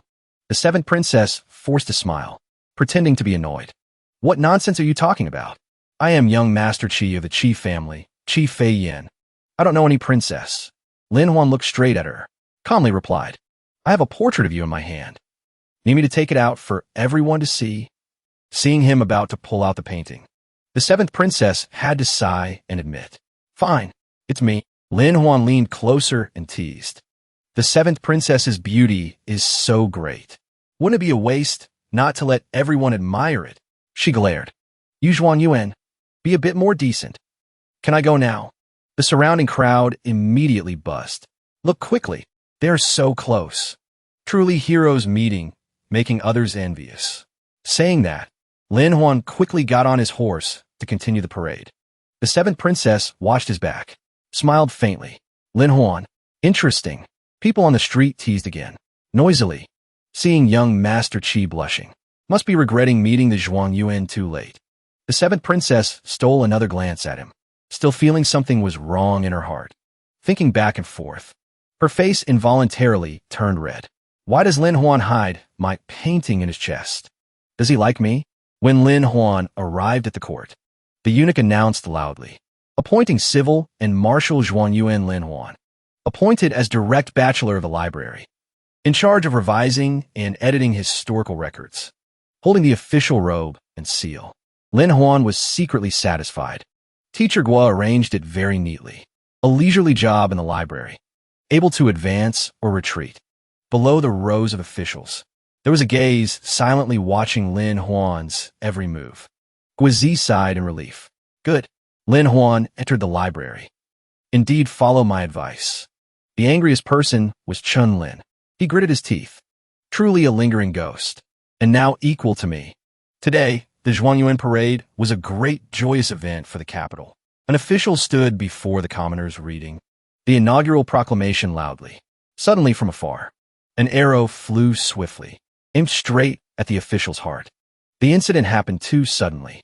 Even Lin Huan was startled and couldn't react in time. Those people immediately subdued the civilians and rushed up shouting, "The world is unjust. White Lotus descends to the world." Imperial soldiers were cut down one after another. Lin Huan looked closely. Their target is clearly Lin Huan. The scene immediately fell into chaos. Screams echoed everywhere. Immediately after, the assassins simultaneously fired signal flares straight into the sky. Seeing white lotuses blooming in the air, Lin Huan immediately realized. White Lotus sect. People screamed in panic. The White Lotus sect entered the capital, killing everywhere, blood flowing like a river. Lin Huan held Chu Zhu tight, gritting his teeth, thinking, damn it, did that demon monk really join the White Lotus sect? They slaughtered countless officials. Almost no one escaped. Those for the people live. Those who are officials die. One of them stepped on a high-ranking official, roaring. White Lotus descends. Amidst the chaos, a person accidentally bumped into a White Lotus member. That person turned pale with fear, hurriedly apologizing. I didn't mean to. Please spare me. Contrary to the fierce appearance, the assassin just smiled gently. It's okay.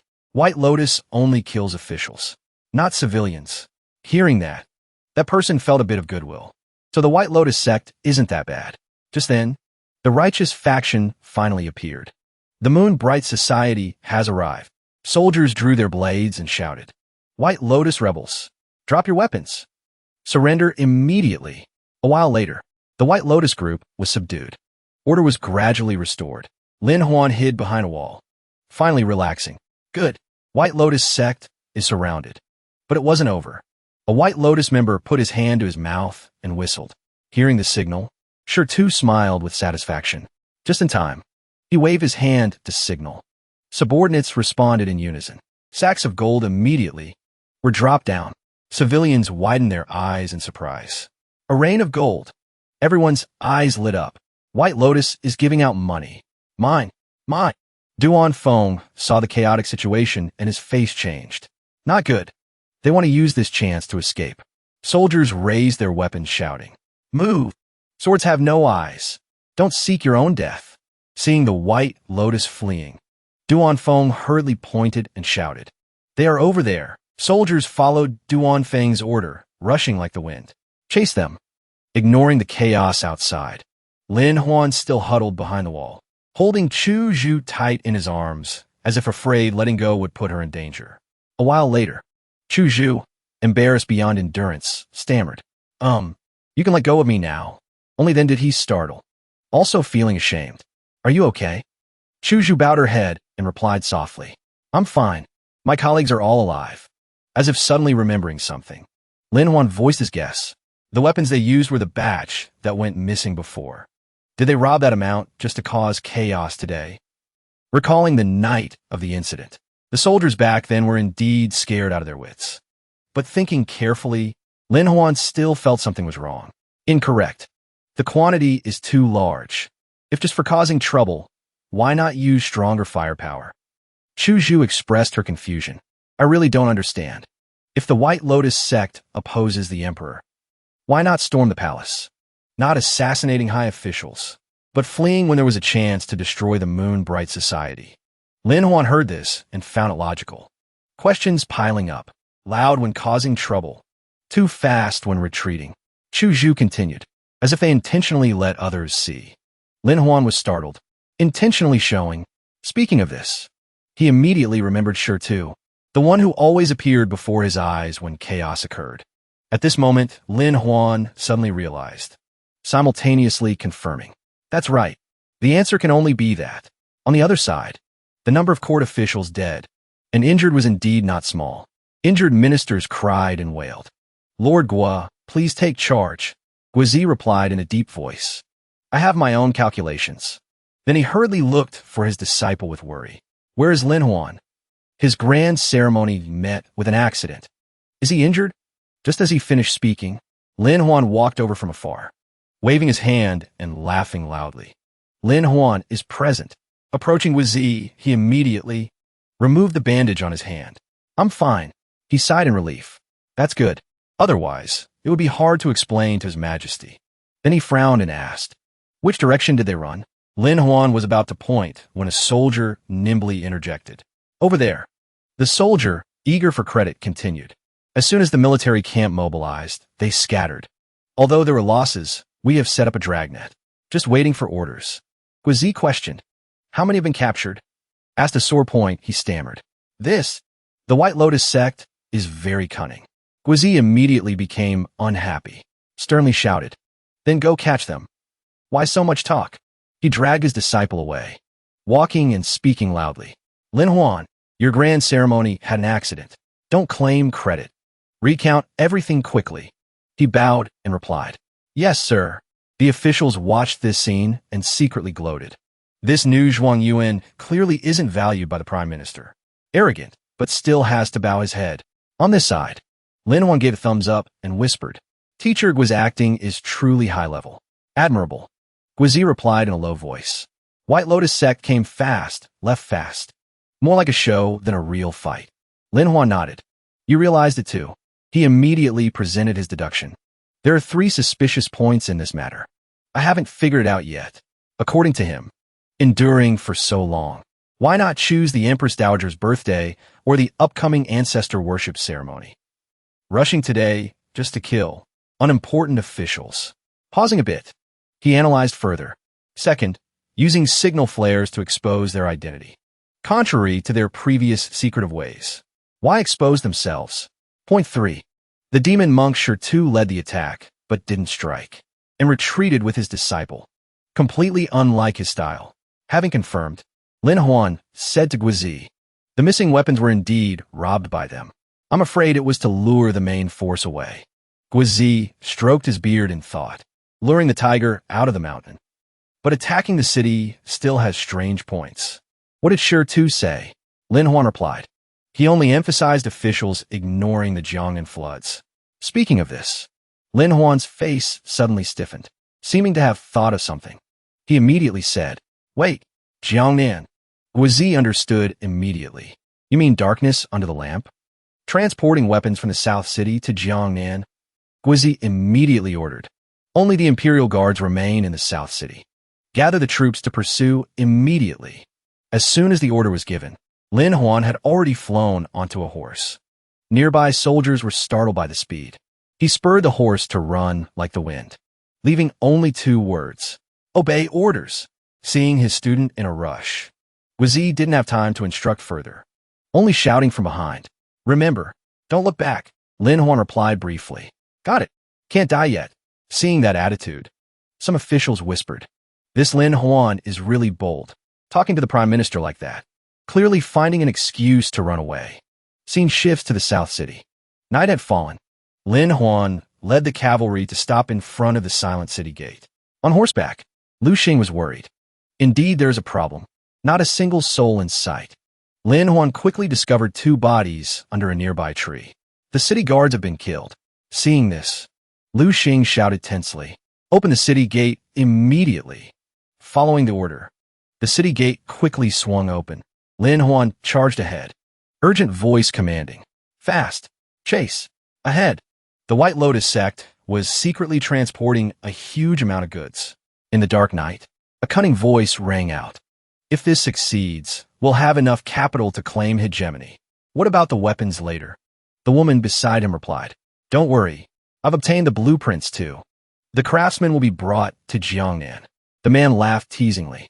Why cover your face as soon as you enter the capital? So tight. Disfigured, the woman replied annoyedly. Focus on escorting.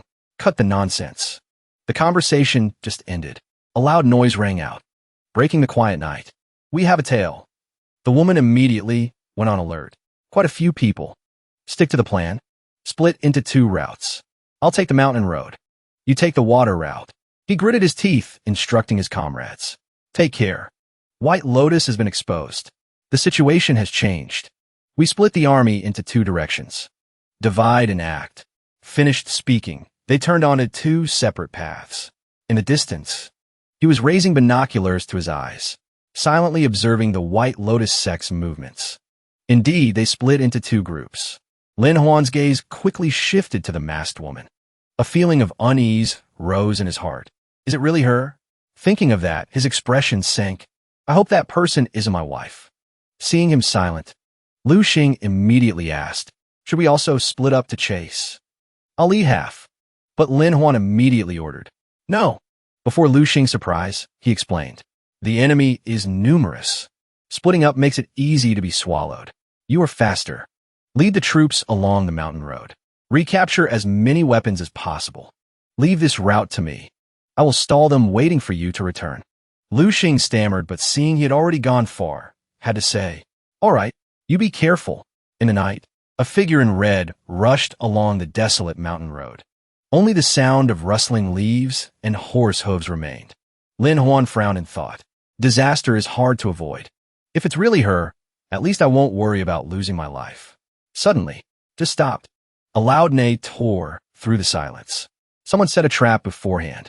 A large tree trunk swept straight towards him from afar. Lin Huan only had time to glance.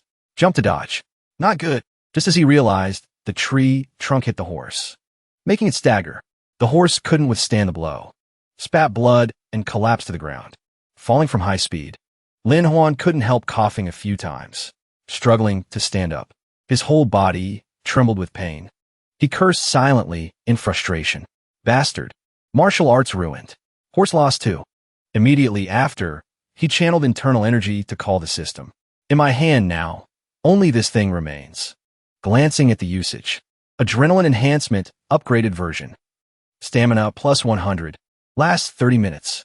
Without hesitation, Lin Huan immediately chose it, even knowing the side effects were not light. Even if it cost my life, I must catch up. Looking at the vial in his hand, he felt a momentary unease. Side effects unknown. But now this is the only way. Saying that, he gritted his teeth. Stabbed hard into his left chest. Decisively. Fine. Immediately after, Lin Huan's eyes turned bright red. Power surged through his body, rushing fast in the night. He gritted his teeth, thinking to himself, I risk my life like this just to confirm one thing. The image of that strong girl appeared in his mind again. Lin Huan's heart ached. His inner self screamed, Is it really you? Nin Zilan. Ahead, the White Lotus group was still silently transporting goods. When approaching a small river, they paused temporarily. The masked woman supervised the progress while shouting impatiently. People in front, hurry up. Just then, a loud sound rang in the air, startling her. What sound is that? From above, a red figure rushed straight down, making the masked woman terrified. Anxious to verify the identity, he immediately reached out towards the headscarf. Seeing him, the woman gaped in surprise. It's you. Lin Huan didn't say a word, gritted his teeth, and rushed to hug her tight. His eyes sharp and cold, trying to push the opponent down, causing her to panic. Detecting the commotion, the surrounding people immediately turned around. Action also stopped, not wanting to be exposed. She grabbed his hand and squeezed hard. Then she used force to press back. Lin Huan momentarily fell into a disadvantage. The woman quickly turned to her accomplices and ordered, Retreat. Move the goods first. They responded in unison. Then she stood blocking Lin Huan. Want to take back the weapons? You have to get past me. At this moment, his eyes had gradually calmed down. Don't worry. I'm not chasing those goods anymore. He pointed straight at the masked woman. I came for you. She was stunned. What exactly do you want? Immediately, Lin Huan sprinted in front of her. You know very well what I want to do. But ironically, that hand went off course, accidentally touching her chest. The unexpected soft sensation made Lin Huan freeze for a moment. Something sudden happened. The woman blushed and slapped his hand away, shouting loudly, You pervert! Just as she was distracted, Lin Huan seized the opportunity to snatch the headscarf off, leaving her no time to react. Immediately after, he tore her outer garment. This is a feint. The face he had etched in his mind day and night finally appeared clearly. Zilan was momentarily stunned. Having the answer he wanted, Lin Huan was slightly satisfied. Indeed, it is you, Nin Zilan. Immediately after, he stepped forward, gently lifting her chin, speaking coldly. So now I need an explanation? Zilan awkwardly stepped back. Explanation? What? What I do has nothing to do with you. Lin Huan hesitated, then asked. Last time, the person who saved me from the demon monk. It was you, right? Zilan replied quickly. That's right. He continued to question. And my celebration ceremony? Those who caused chaos and killed officials. Were they also White Lotus people? Zilan said. That wasn't the original plan. Sure, Tu acted on his own. Other sect members aren't like him. Lin Huan's breathing was heavy. One sentence, not like him, is enough to wash away responsibility with your husband. Do you think I'm a fool? Although his body was trembling, he still tried to stand firm. But Zilan didn't seem to mind. Her eyes looked slightly sad. Actually, from the moment you stepped into the Nin family, everything had already begun. The truth, finally revealed. Back then, my father took advantage of the feudal lords coming to the capital for tribute to hold a secret meeting. Lin Huan's heart ached. He lowered his voice. I remember there were rumors then that the court intended to limit the power of the feudal lords. So that meeting makes sense. Zilan nodded. That's right, although no action has been taken yet. But with the emperor's weakness, the feudal lords have long harbored ambitions. According to her, everyone is secretly raising troops, waiting for the time to attack the Imperial city and divide the world. Since then, the White Lotus sect became an important pawn to attract the court's attention. Zilan's face darkened. The Great Desert, northwest, was once the place where the Nin family rose. But the glory of the past is gone. She continued, although transferred under the guise of promotion. In reality, the Nin family has lost power. Only superficial wealth remains. But there is one thing that never changes. That is the loyalty forged through mountains of corpses and seas of blood. It is loyalty tempered in life and death. Zilan recounted painfully. Before getting engaged to you, I returned to the northwest, gathered the old generals and descendants of the Nin family. They discussed great matters together, but because of being restrained by the court, we couldn't take major action yet. And your appearance accidentally became a breakthrough for the Nin family. A few months ago, Father once said, Lon, Lin Huan has been making big moves lately. Seems to have realized something. What do you think? I replied. I said, we can use his influence to attract attention from above, while we secretly gather old forces. Prepare to raise an army. Lin Huan pointed at himself, face dejected. So, I'm just a human tool? Zilan paused. She sighed and replied, you could say that. Without the Nin family secretly pushing, how could everything go so smoothly for you? Pausing for a moment, she explained further. The only thing unexpected was that your intellect far exceeded imagination, making me unable to react in time. So, when you entered the capital, I was forced to meet the White Lotus sect to negotiate. Lin Huan breathed rapidly. He said, this can't be blamed on me. Clearly you guys used me first. Then he analyzed. The White Lotus sect is originally a frontline pawn of the feudal lords. Purpose: to restrain the court. That demon monk didn't dare touch you. Proves he is just a representative. Zilan said helplessly. He is a force from a neighboring country in the southwest, near where the Tianbu is rumored to be. She turned to look at Lin Huan. My turn to ask you. Having your martial arts crippled by the demon monk, but still catching up to me. How? Lin Huan laughed coldly. Don't worry about me. Worry about yourself. The White Lotus sect has murdered officials. With the royal family, it's an irreconcilable stance. Have you thought about the consequences if you fail? Zilan shouted angrily. Consequences? If we don't resist, should we just watch the people of Jiangnan suffer? Watch the world decline. Lin Huan tried to use his last bit of breath to retort. But Jiangnan is open on all sides for trade. Easy to be attacked. Who gave you such a terrible plan? Zilan replied calmly. It was the White Lotus sect strategist. Moreover, the new nation won't be like the current one. She said. The strategist once said the White Lotus new nation will be a mobile kingdom, making Lin Huan gape in astonishment. Mobile kingdom? Zilan explained. The strategist said when confronting royal power, the most important thing is not military strength but the people's hearts. She spoke loudly. White Lotus is born from the people, so it must go with the people. Where people suffer, White Lotus is there. Enemy doesn't move, we don't move. Enemy just starts, we strike first. That is called guerrilla warfare. Lin Huan startled, stammering. What? Guerrilla warfare? Thinking of this, he broke into a cold sweat. Could that strategist also be a transmigrator? But immediately after, he rejected it. If that were true, White Lotus wouldn't lack resources, even less likely to be a pawn for feudal lords. Of course, he didn't say this thought out loud, just concluded.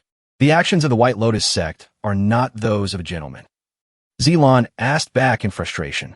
So you are a gentleman? Don't think I don't know about the Lazada camp. Her eyes were sharp and cold. La right? Camco right? And even little Empress Dowager Lu. Dare you say you don't have dark thoughts? Before the series of questions, Lin Huan was embarrassed. Good question. While speaking, severe pain struck again, making him startle. Immediately, Lin Huan collapsed, clutching his chest. Damn it. Side effects are here. Zilan saw this and panicked. Hey, don't play dead. Just now you were holding my hand. Even if we have to clear things up. But his condition was getting worse. Foaming at the mouth. Breathing rapidly. Looking over, Zilan immediately realized something was wrong. Her eyes showed clear surprise. She rushed to support him. Hey, what's wrong? Don't scare me. White foam kept pouring out. Lin Huan's eyes gradually became lifeless. Sweat poured like rain. Zilan panicked, calling out repeatedly. Lin Huan, what's wrong with you? He gradually lost consciousness, so he pushed her hand away. Stay away. Conversely, she became even more worried. No. In this state, how can I leave you alone? His whole body was burning hot like fire. Lin Huan held his head in pain. I told you to go. Don't interfere in my business. Zilan was confused, vision blurring. Seeing her confusion, he couldn't bear it. Whispered. Sorry. Finally, Lin Huan's body slowly collapsed. Before closing his eyes, he whispered, I'm just afraid of hurting you. As soon as he finished speaking, his whole body fell into Zilan's arms. She hurriedly reached out to catch him. Looking down at the man in her arms, her gaze became complex. Consciousness gradually returned. He smelled a familiar scent. Lin Huan muttered softly, "Smells so good," realizing something was wrong. He opened his eyes. The scene in front of him, startlingly familiar. Striking his eyes was a full bosom and a gentle voice. "Lin Huan, you're awake?" Zilon worriedly wiped the sweat for him. "Just now you fainted. After all, we are husband and wife. I could not save you." He struggled to sit up, stammering. Recalling those lips and that soft body, he involuntarily blushed. "Why are you dazed like that?" Seeing his face wasn't okay. Zilon continued to gently wipe his sweat.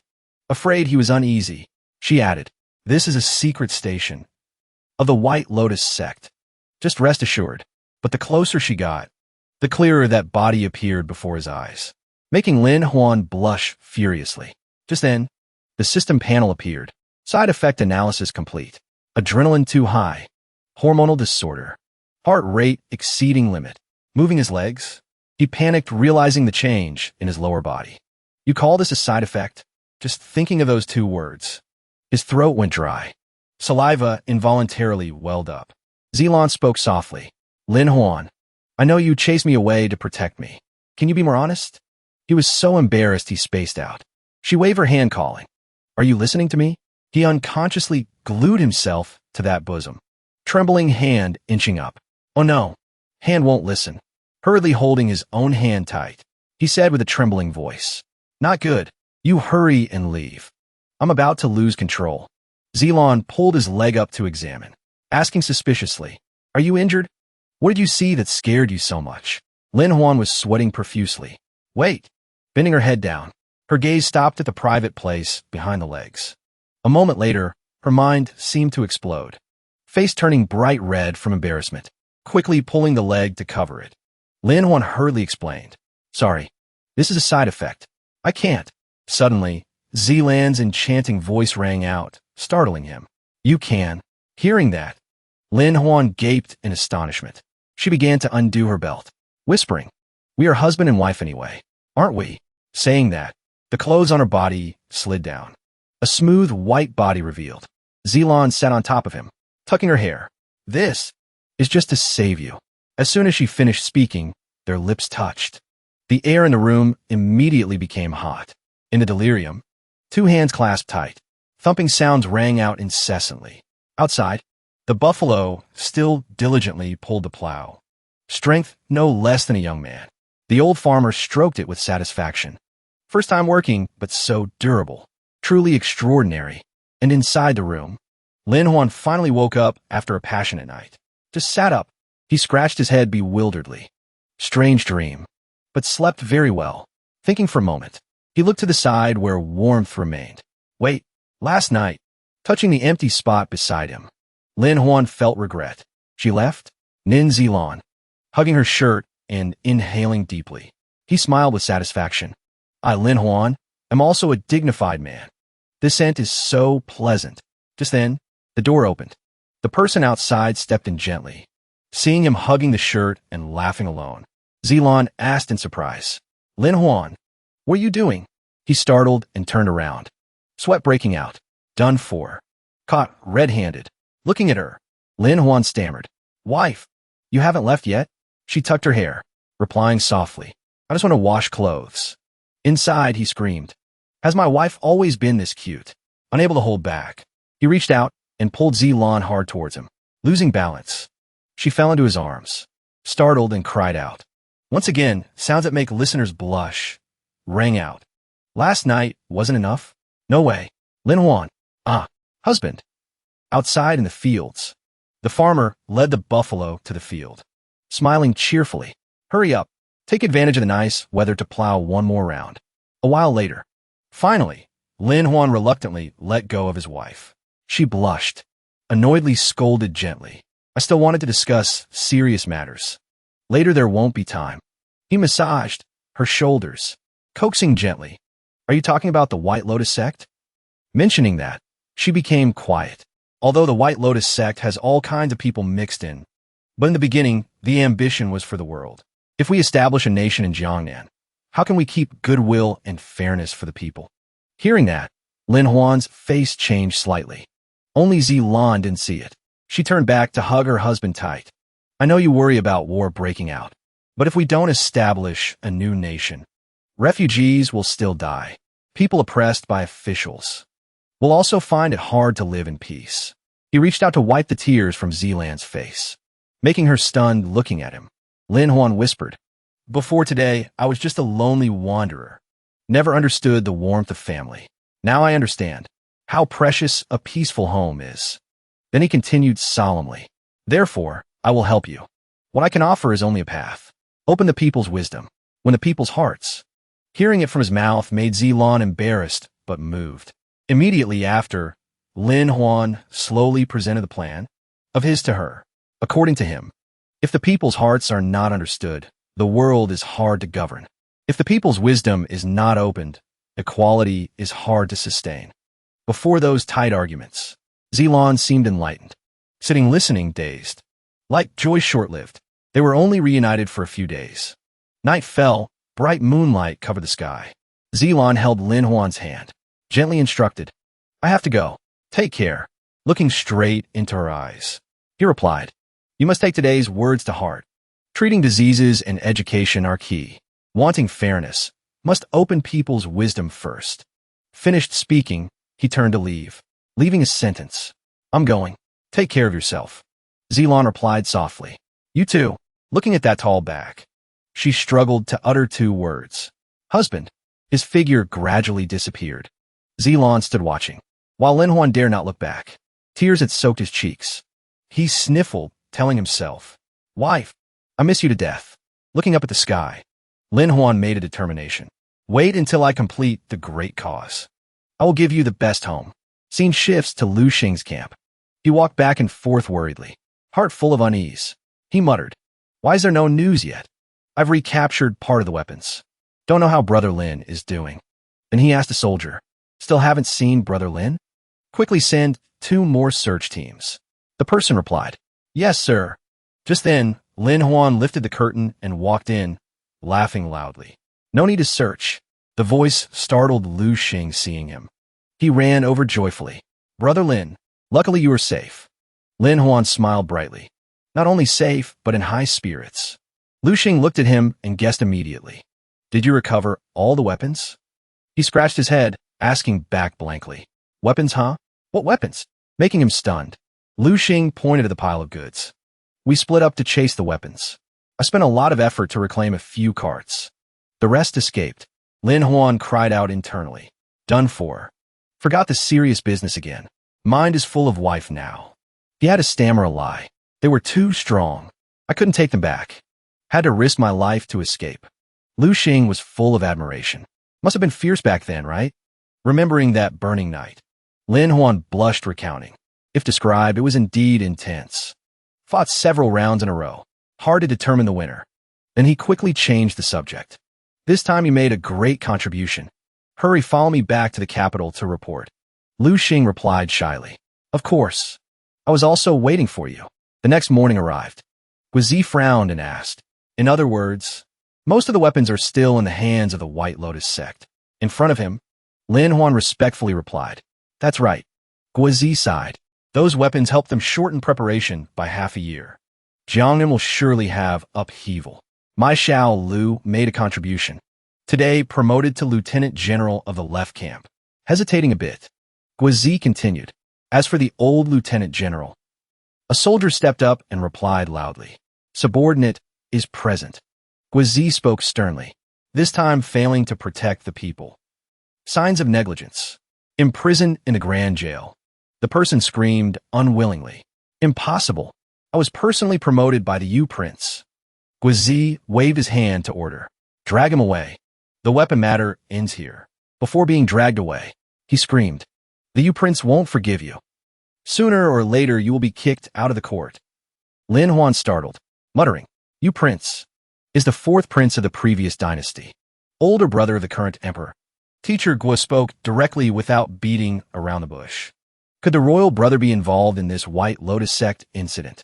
Then Guizi immediately interrogated the person in charge of Jiangnan and the Southern Direct Administrative Region.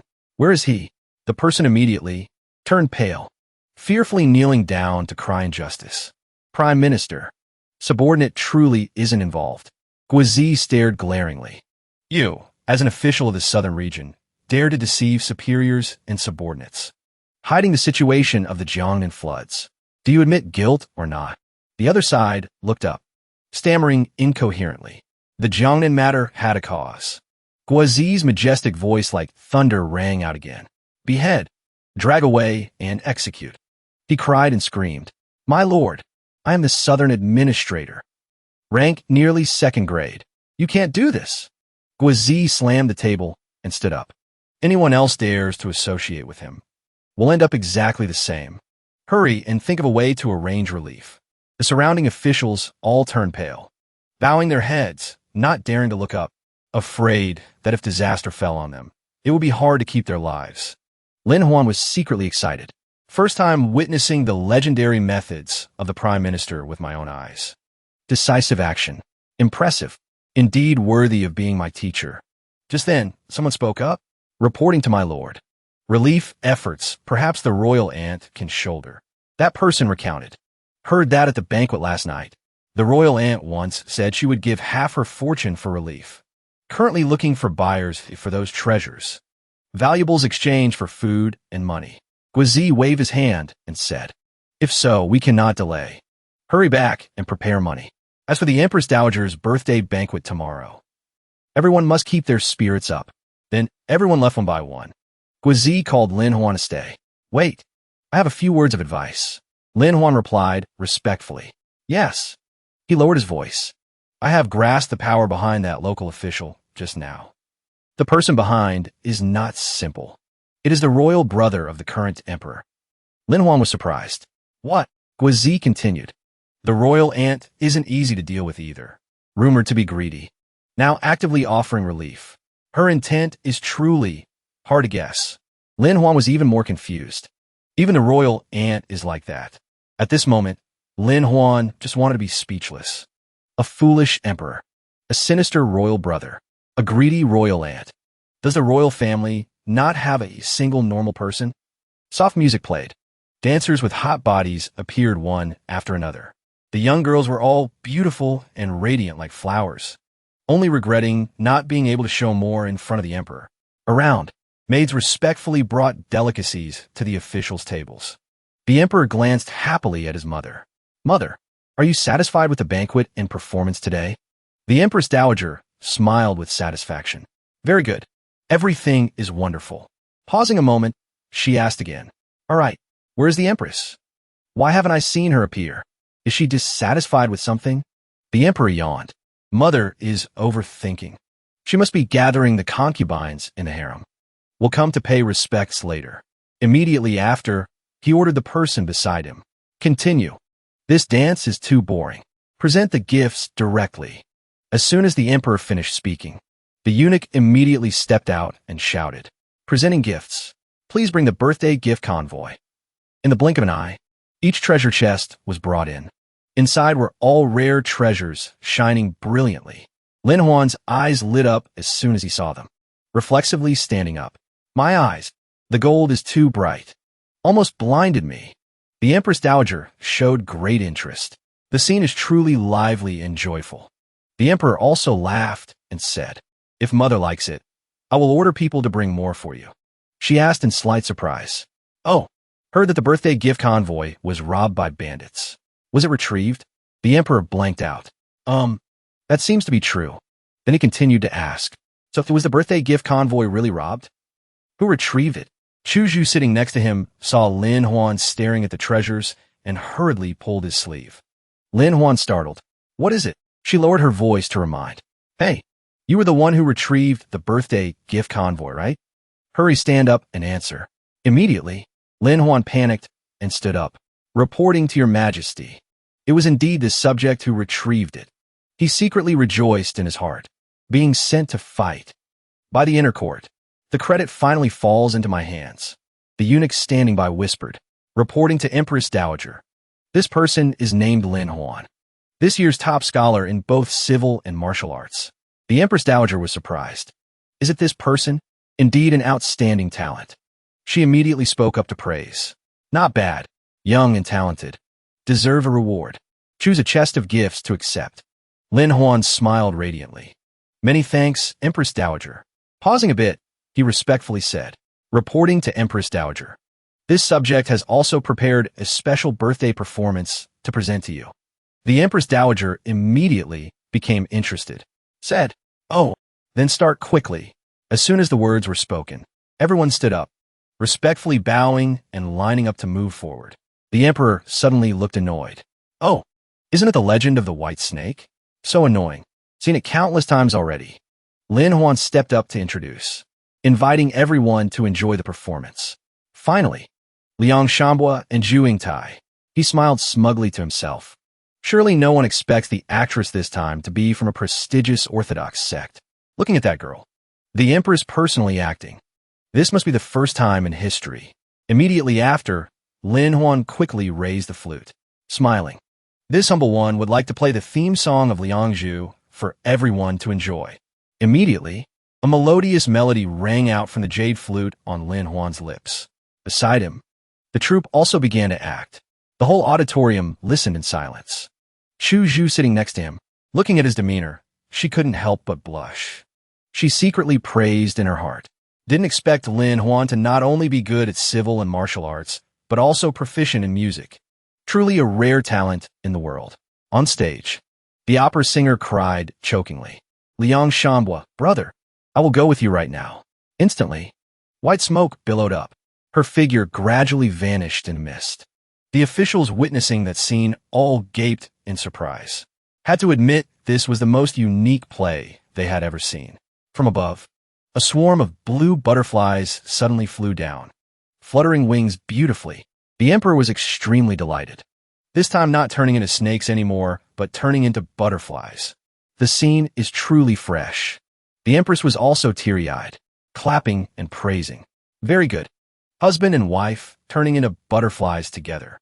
Enjoying the immortal scene is truly a beautiful love. Reward. Must reward generously. The Emperor was extremely excited at this moment. Moved to the bottom of his heart. Reward all. Everyone must be rewarded.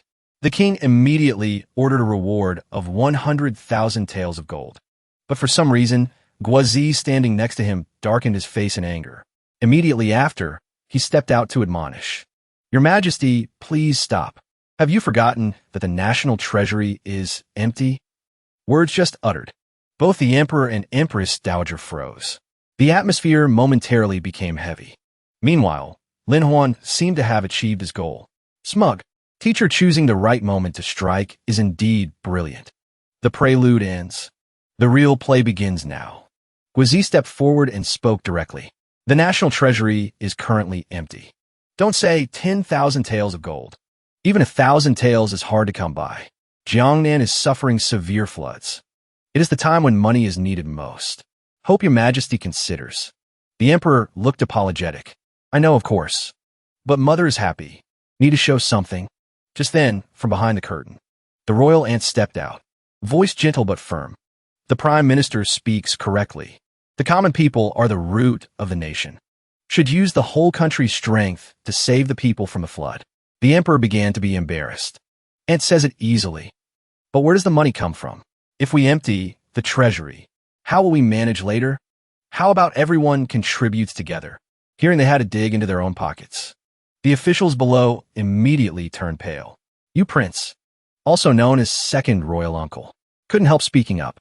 Speaking of donations, we subjects don't have as much silver as your Majesty. The entire hall fell into silence. He revealed a disdainful, triumphant smile. The royal aunt turned pale with anger, while Lin Huan quietly pondered. Princess Jianwu is indeed a favored royal aunt. Her power is not ordinary. According to his guess, this person is not easy to deal with. Adding the current royal brother and other princes.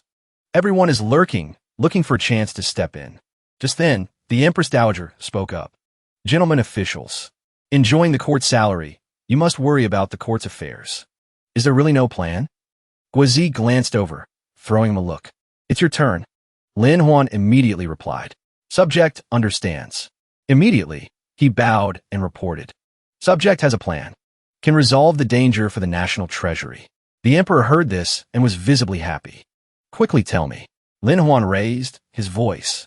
Inviting your majesty, Empress Dowager, Grand Princess. You prince and all officials to move to the Imperial Garden.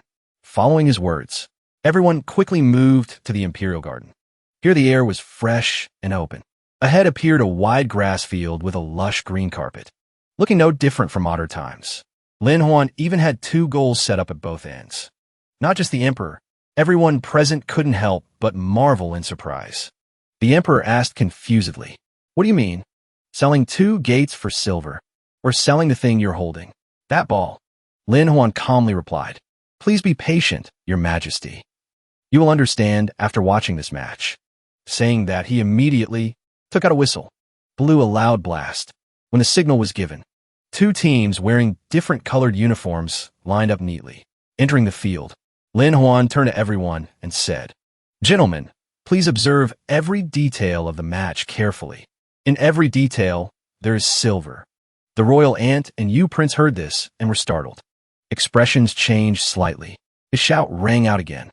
The match begins. The ball immediately rolled fast on the field. The blue team and red team rushed into a fierce dispute. It was unclear since when they had been trained. Young strong men fought for the ball with unceasing enthusiasm. The ball just rolled to the goal. The goalkeeper leaped and caught it very skillfully. The score on both sides was tense. The atmosphere around the field also heated up. Witnessing the scene, the emperor laughed delightedly. "Truly interesting." The Empress Dowager spoke up. "The match is indeed attractive. But what does it have to do with the national treasury's finances?" The emperor heard this and sulked. Isn't this excitement enough? The officials buzzed with discussion. Truly hard to understand. This football, I'm afraid, is hard to generate profit. Chen Lin was even more impatient. Could you? Kicking a ball. How exactly does it make money? Lin Huan glanced at the officials. The corner of his mouth couldn't help but curl into a disdainful smile. Truly conservative minds. Just then, Lin Huan and the royal aunt simultaneously uttered one word. Betting. He paused, looking at her. Turns out she understands too. This woman is truly not simple. Extremely sharp. Hearing that, the officials immediately discussed noisily. Some even didn't understand what betting was. The Empress Dowager couldn't hide her curiosity. Asked immediately, "Then what?" Lin Huan explained. "We can open a national football league. Wealthy merchants pay to establish teams. Compete for prizes. The court organizes and hosts. Forming legal betting." The officials immediately objected fiercely. Chaos. If all kinds of people join in, what decorum is left? Moreover, if teams fix wins and losses, wouldn't the court suffer huge losses? Lin Huan smiled and reminded. Remember what I said earlier? Money lies in the details, not in the result of winning or losing. Just then, the royal aunt realized. Like a new idea flashed. Wait, I understand. She looked at the players on the field. Manipulating victory is easy, but manipulating details is hard. Betting is not just winning or losing, but also who scores first, who fouls, who throws in. Is there a brace? Is there a one-on-one? The royal aunt clapped in praise, splitting risk into details, combining into a whole. Then winning or losing the whole match is no longer important. Brilliant plan. The Empress Dowager also couldn't hold back praise. Truly clever. If the court is the house, it absolutely won't lose. Lin Huan immediately replied. Yes, exactly as the Empress Dowager says. Immediately after, the emperor asked a blank question that silenced everyone. What do you mean? Why are you sure of winning? He then voiced the doubt in his heart. Betting on details, I understand. But what is the meaning of guessing those things? Will the common people accept it? Lin Huan stepped up, presented a paper, and explained happily. Your Majesty, please let this humble subject give a specific example. These categories can all be recorded in the betting book. He presented the rules clearly. For example, how many yellow cards in this match? Red cards. Who scores? Who is substituted onto the field? Want to bet on anything? Just bet. At this moment, the emperor finally understood. So that's it. Like that, guessing a few things for fun doesn't matter. He pointed towards the 2 football teams and continued. From this moment on, The match is tied to your majesty's honor and disgrace. On the other side of the field, two teams competed extremely fiercely. Some even recklessly tried to cheat. The emperor immediately stepped up and shouted, "Foul! Clearly a foul. Must send off immediately." Lin Huan leaned in and whispered, "Reporting to your majesty. The category you bet on is that no one gets a red card and sent off." The emperor froze. "Is that so?" At this moment, the emperor began to consider. "I suddenly feel that action might not count as a foul." Lin Huan showed interest. "See that? This is the attraction of micro-betting, making viewers immersed. Hard to withdraw. No one can resist." The Empress Dowager also chimed in. "Indeed. Like that. This matter is very worthy of widespread promotion." An official nearby cautiously contributed. "But generally, it still goes against moral principles. Gambling is inherently low class. If the court gets involved, I'm afraid it's hard to keep prestige." Lin Huan waved his hand laughing. "Remember the Warring States period? State of Qin used clear rewards and punishments to govern. Won people's hearts. Only then had the great cause of unification. A fair house. Clear rewards and punishments. Wouldn't that make the people trust even more?" The royal aunt appeared very satisfied. "This is a great opportunity to enhance the court's prestige. Scholar Lin thinks thoroughly." Lin Huan smiled shyly. "All thanks to everyone's support, remembering the famous emperor." The emperor laughed and said, "You mean I am no less formidable than Qin Shi Huang?" Lin Huan scratched his head and replied, "Could be considered so." Hearing him praise himself, even Lin Huan and the royal aunt were momentarily speechless. Didn't know what else to say. Then the emperor quickly nodded. "Great." Immediately opened the Football League and official betting book. "This matter is fully entrusted to Scholar Lin." Lin Huan respectfully replied, "Subject obeys the decree." He glanced at Guizi triumphantly. "Success." He also smiled meaningfully, nodding in praise, seeing him praised by officials until he couldn't stop smiling. Yu Prince stood far away, gritting his teeth in anger. Lin Huan snorted inside. "Very well, Lin Huan. Just established merit and gathered profit. Calculation truly high level. If you're the cicada, I will be the oriole stalking behind." Not long after, the Empress Dowager smiled and said to the emperor, "I'm a bit tired. Returning to the palace first. Tell the empress and concubines to come to my palace to pay respects." As soon as the Empress Dowager left, the emperor sighed in relief. "Finally done. I must go see the strange stone just brought into the palace." Just then, a cold voice rang out, startling the emperor. "Your Majesty, please stop." He forced a smile, turning back to ask, "Is there something else?" Guizi shouted in anger, "Your Majesty, the Jiangnan matter cannot be delayed further. Floods are raging. People are displaced. Must act immediately." The emperor awkwardly hurried away, walking and talking. I know. This matter is entrusted to you to handle fully." Beside him, some officials looked at Lin Huan with even more annoyance. Hateful. The fat job of managing the official betting house fell into this young man's hands. I'm afraid he won't be at peace. Lin Huan naturally understood those malicious gazes clearly, but he wasn't afraid at all. No need to guess to know these greedy people had targeted him. Immediately after, he clasped his hands and reported, "Prime Minister, subject was originally a Taoist. Request permission to go to Jiangnan to set up an altar to pray to heaven. Praying for heavenly peace." Guizi immediately replied, "Granted." Hearing like a thunderclap, those officials secretly groaned. Ruined. This guy takes the chance to slip away to avoid the storm. Lin Huan watched their reaction and secretly gloated. "Master and I are on the same side. Don't expect to take advantage of me." Soon the day came for Lin Huan to leave the capital. His group waved red flags leading the way. Looking extremely majestic, a soldier shouted loudly, "Depart." That very day, the 100-man army officially set off. Lin Huan held the reins tight, turning back to say goodbye, determined not to fail the mission. "Until we meet again." Guizi looked at his disciple, expression unchanged, only said blandly, "Go." The officials were furious to the point of exploding, whispering and discussing. Hateful. Lin Huan escaped again. This betting house was originally a gold mine without capital. On the other side, Yu Prince also asked angrily, "Aunt, are you letting him go like that? Wait until he returns. We probably won't have a share." The royal aunt replied coldly.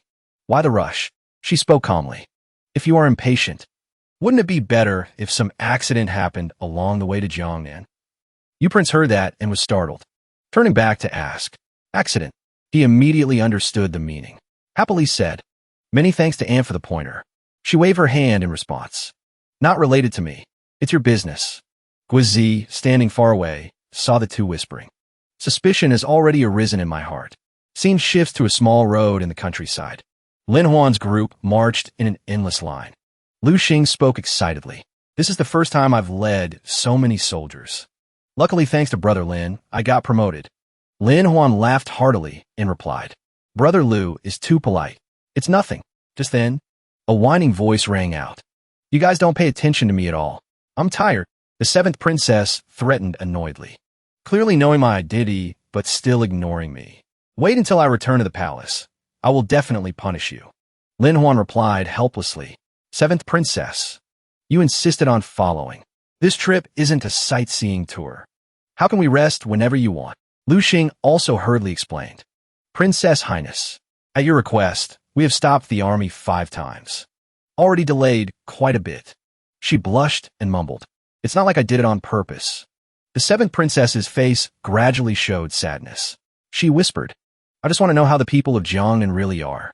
Also want to contribute a little effort to help them. Lin Huan's opinion of her changed somewhat. The royal family is full of weirdos. Only the seventh princess looks weak, but still cares for the country. Then he took the initiative to speak. How about this? You go to the supply wagon in the back to rest temporarily. I will send someone to take you there. The seventh princess was a bit shy. Consider yourself sensible. Very quickly he ordered. Little Yi, come here. The princess awkwardly added. Don't slow down the group later. I can endure it myself. Hearing the order, that person immediately stepped up. Any instructions? Lin Huan lowered his voice. Little Yi, take young Master Qi to the wagon. Qin Sang heard and replied briefly. Yes. Saying that, she quickly led the seventh princess away, while Lu Xing had been staring at their backs. He muttered curiously, I keep feeling like I've seen your subordinates somewhere. Maybe saw from afar when visiting the Taoist temple. Lin Huan didn't want to explain. Wave his hand. Don't mind it. Continue moving. Rewind to a few days ago. He met Qin Sang on a remote mountain. She said directly, this time go to Jiangnan. I want to go too. Arrange an identity for me. Hearing that, he was slightly surprised. Want to provide relief or conveniently rebel? Qin Sang replied calmly to that question. Is there any difference? Looking at her back, Lin Huan continued. Also true. Rebelling at least won't have food withheld by corrupt officials. Qin Sang cut in. In short, you don't need to worry about other things. Just give me a public identity. Pausing a moment, Qin Sang smiled faintly. After all, I'm still not sure if you are truly on our side in your heart. A moment later, their army arrived at the transit station. Wu City. An official was waiting, respectfully smiling brightly. Gentlemen officials, this lower official finally waited for you. He introduced himself. City Lord of Wu City, Du Zitong. Greetings to Jiangnan Ambassador, Lord Lu. Vice Ambassador, Lord Lin. Please, please. Lin Huan also clasped hands in return. City Lord is too polite. Please come inside. Du Zitong continued. This lower official has prepared good wine and precious food to wash the dust and welcome you gentlemen. Inside the wine storage room. Seems like some strangers are acting sneakily. They secretly put something into the wine jar. One look and you know it's nothing good. One guy whispered, done yet? Stuffing the vial into his chest. The other replied, don't worry. Everything is prepared properly. Outside, Lin Huan's group had settled around the table, preparing to start the feast. 2 assassins exchanged words. This Hongmin banquet tonight guarantees no return. The other nodded. Gather, everyone. Act together. When everyone just sat down, a person respectfully welcomed. Welcome, gentlemen officials. Especially Vice Ambassador Lin. Coming to our city. The crowd buzzed. Long heard the name of the civil and Marshal Zhuangying. Today must drink until drunk. Lord Lin. A toast to you. Lin Huan lamented silently. Why is everyone coming to invite like this? Just then, Lu Xing nimbly stood up to rescue him. Because Brother Lin has an injury. Not convenient to drink wine.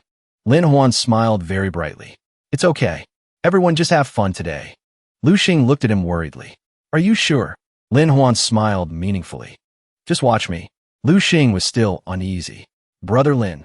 Right then, Lin Huan stood up. You are kind. I will drink first. Everyone please. Finish speaking. He raised his sleeve to cover his mouth, pretending to drink wine. In reality, he secretly poured the wine behind his back very skillfully. Putting the cup down, Lin Huan pretended to praise refreshingly. Wine is truly good. Everyone seeing him so generous was delighted. Great. Truly a heroic drinker. Only Lu Xing stood frozen, because all the wine was splashed all over him. Lu Xing darkened his face and whispered, Truly, Brother Lin, if the exams tested thick skin, you would definitely be the Zhuang Yuan of all three. After that, everyone focused on eating and drinking happily. No one guarded against anything else. Lin Huan glanced at Qin Sang. At this moment, she was still calmly eating as if nothing happened. Unable to hold back, he stood up and asked softly, Little Yi, why do you only gnaw on dry bread? Not even touching a piece of meat.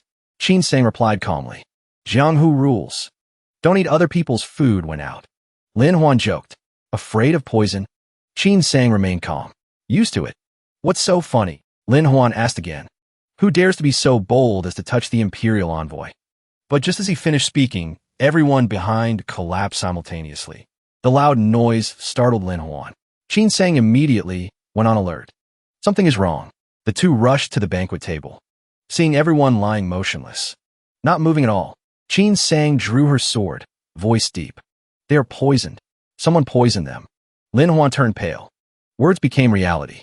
Looking at the cup rolling on the ground, Lin Huan concluded, I'm fine. Proves the poison was in the wine. Placing his hand before Lu Xing's nose, he continued, Little Lu is still breathing. Not dead. The poisoner is very careful. Only used colorless, odorless knockout drug. Definitely has a follow-up move. Just then, a strange sound rang from outside the door, making both startle. Lin Huan quickly pushed Qin Sang down, whispering, Movement! Play dead quickly. As soon as he spoke, the door was pushed open hard. About 6 men in black appeared, holding long swords in hand, aggressively rushing in. Qin Sang squinted and whispered in his ear, What should we do? Lin Huan replied sternly, Wait for my signal. His face involuntarily turned bright red, being so close. Lin Huan couldn't help muttering, So fragrant. No, I mean so itchy. Suddenly a cough rang out, making the assassins jump in surprise. Lin Huan reluctantly sat up, face darkening, touching his nose, then lamenting. Unlucky enough to choke on water. Seeing him still safe, one of the group immediately rushed forward aggressively. Corner of his mouth lifting in a faint smile. Lin Huan turned to dodge the incoming attack neatly. Qin Sang reacted extremely fast, stabbing straight into that assassin from behind. One sword through the heart. The opponent collapsed on the spot. The remaining one saw this and became much more vigilant. Standing blocking him, Qin Sang couldn't help praising. Your signal is truly dangerous. At this moment, the assassins signaled each other. Kill them all. Charge! Qin Sang pushed Lin Huan back and gripped the sword tight, rushing up. Get back. Lin Huan secretly blushed. So fierce. I like it. Her body technique moved fast like the wind. The assassins fell after just one fatal strike. Blood splattered everywhere. The remaining few panicked. Can't underestimate them now. Tough opponent. Call him out quickly. Saying that, the guy pulled a firework tube from his chest and pulled the fuse hard. Light pierced through the window, shooting straight into the sky, accompanied by a loud explosion. Fireworks bloomed, looking extremely flashy and beautiful. But that was the signal for help. Seeing the scene, Lin Huan startled. Damn it, they still have backup. A bright lotus flower appeared in the sky. So it's White Lotus assassins. Cannot confront. Must let him handle it. Retreat quickly. Lin Huan also recognized the opponent's identity. Qin Sang pulled his hand. They will definitely call more people. Let's leave. Just ran a few steps. Lin Huan suddenly shouted. No. Qin Sang turned her head in confusion. He spoke urgently. The 7th princess and little Lu are still inside. I can't leave them. She clicked her tongue helplessly. Fine. You've always been like this. Today I'll risk my life to accompany the gentleman once. Lin Huan quickly calculated. The enemy retreating simultaneously proves the person coming is extremely violent, attacking without distinguishing friend or foe. Just then, from afar, a figure approached. Every step made the ground beneath crack. His whole body emitted a demonic aura. You hold a banquet without inviting me. Not even a sip of wine. He stood in front of the two, smiling cunningly. But it's okay. Now I'm here. Just no longer in the mood for wine.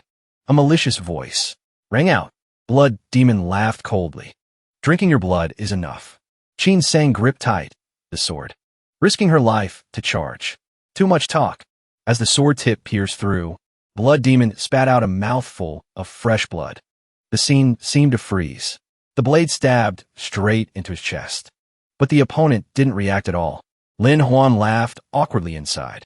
Came out with sky-high momentum. Result is just this? Fast beyond belief. Blood Demon gripped tight the sword, speaking coldly. Very good. But his tone showed no panic. A force wrapped tightly around Qin Sang, making her change expression. Now you can't escape. As soon as he finished speaking, he exerted force to fling. Qin Sang was thrown away. Lin Huan panicked and rushed over, catching her in his arms. He was shaken. Qin Sang is so strong, yet was blown away in just one move. She pushed his hand away, stubbornly said, I can still fight. Just now was a slip-up. But immediately after, fresh blood gushed out from her body unceasingly. Qin Sang was horrified. This is Qi blood reverse flow. Placing her hand to seal her danti on, she warned urgently. Lin Huan, run quickly. He can cause blood Qi to reverse, sealing meridians, crippling martial arts. She spoke with difficulty. He is the Blood Demon. Almost certain death. On the other side, Blood Demon exerted force to bend the sword in his chest like mud. The wound closed quickly. Exactly as Qin Sang said. Number 1 wanted demon. The only one using bizarre internal arts. Blood Demon. The soft sword blade fell to the ground, not even making the familiar metallic sound. Blood Demon stepped in front of Qin Sang. This little girl has good eyes.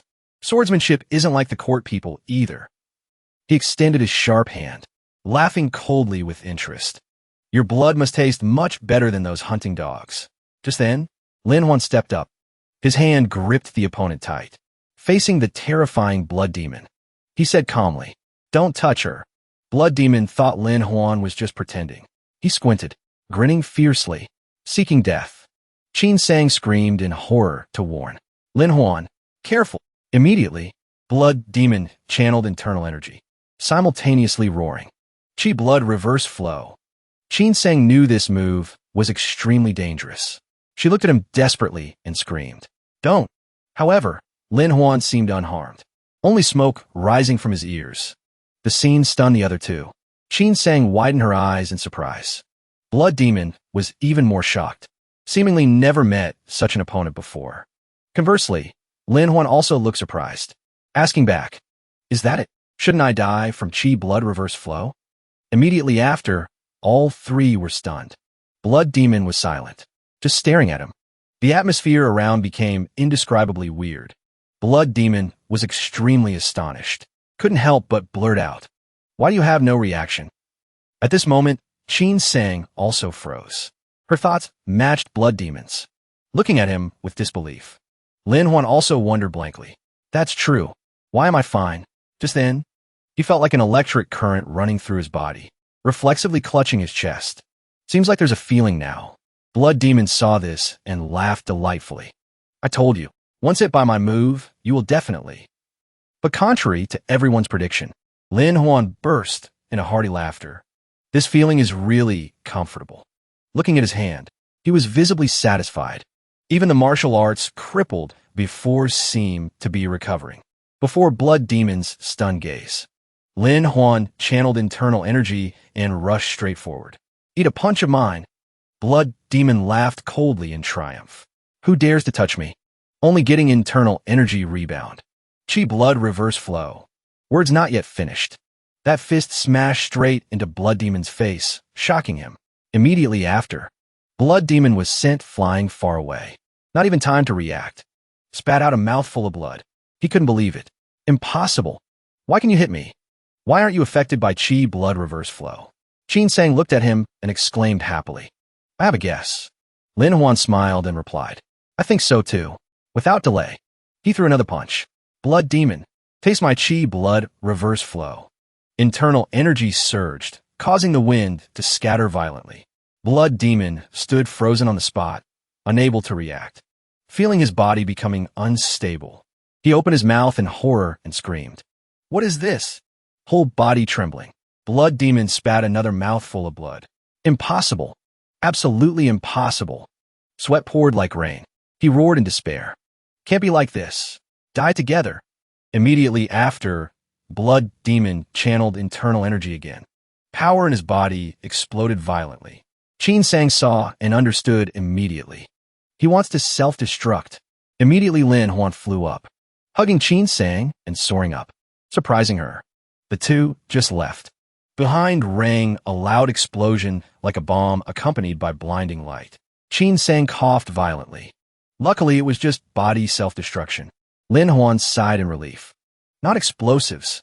Otherwise, we would have lost our lives. Lin Huan explained. Blood Demon didn't expect my internal energy was already zero due to heavy injury. The reverse flow he injected just happened to become nourishment, helping me possess reverse internal force. In other words, his power transferred over automatically converted into my force. Qin Sang nodded. That's right. Your pulse has stabilized. Acupoints reactivated. Only. Qin Sang reached out to check his pulse. Beside what you learned before, from now on you can only cultivate reverse arts. Pausing a bit, she continued.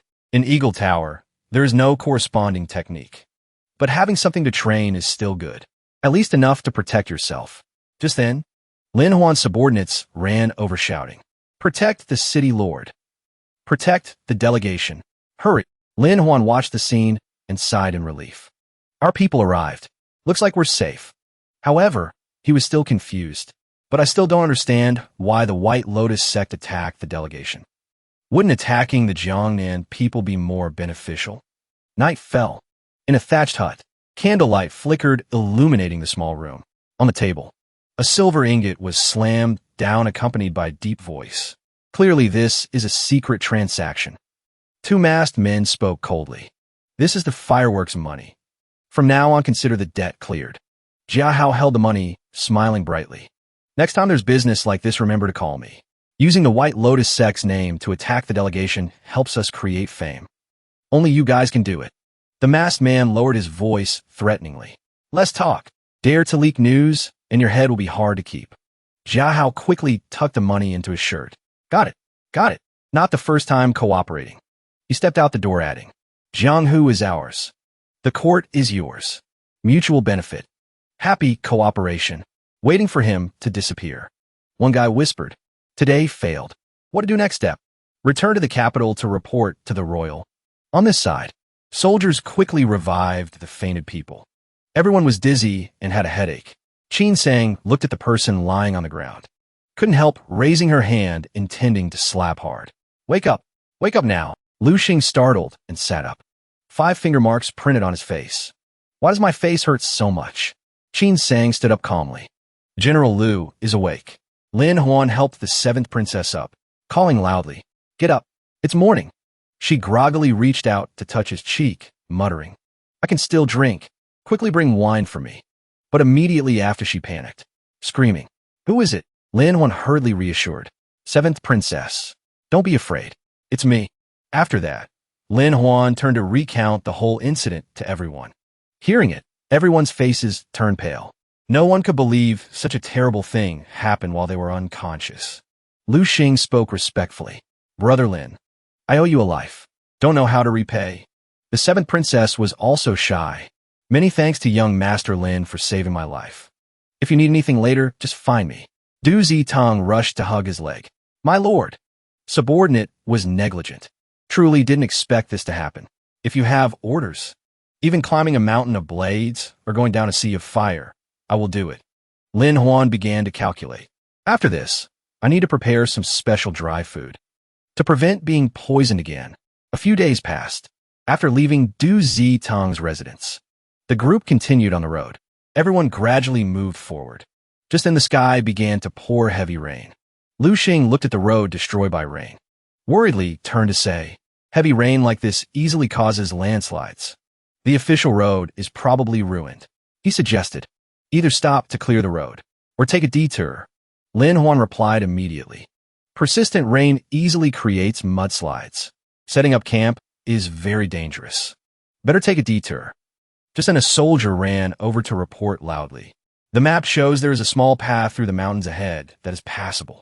Lin Huan nodded. Then take that path. It's getting late. Speed up the march. Lu Xing heard and gave the order. All troops listened to the order. Detour along the small path. Rear guard follow closely. Soldiers responded in unison. Yes, very quickly.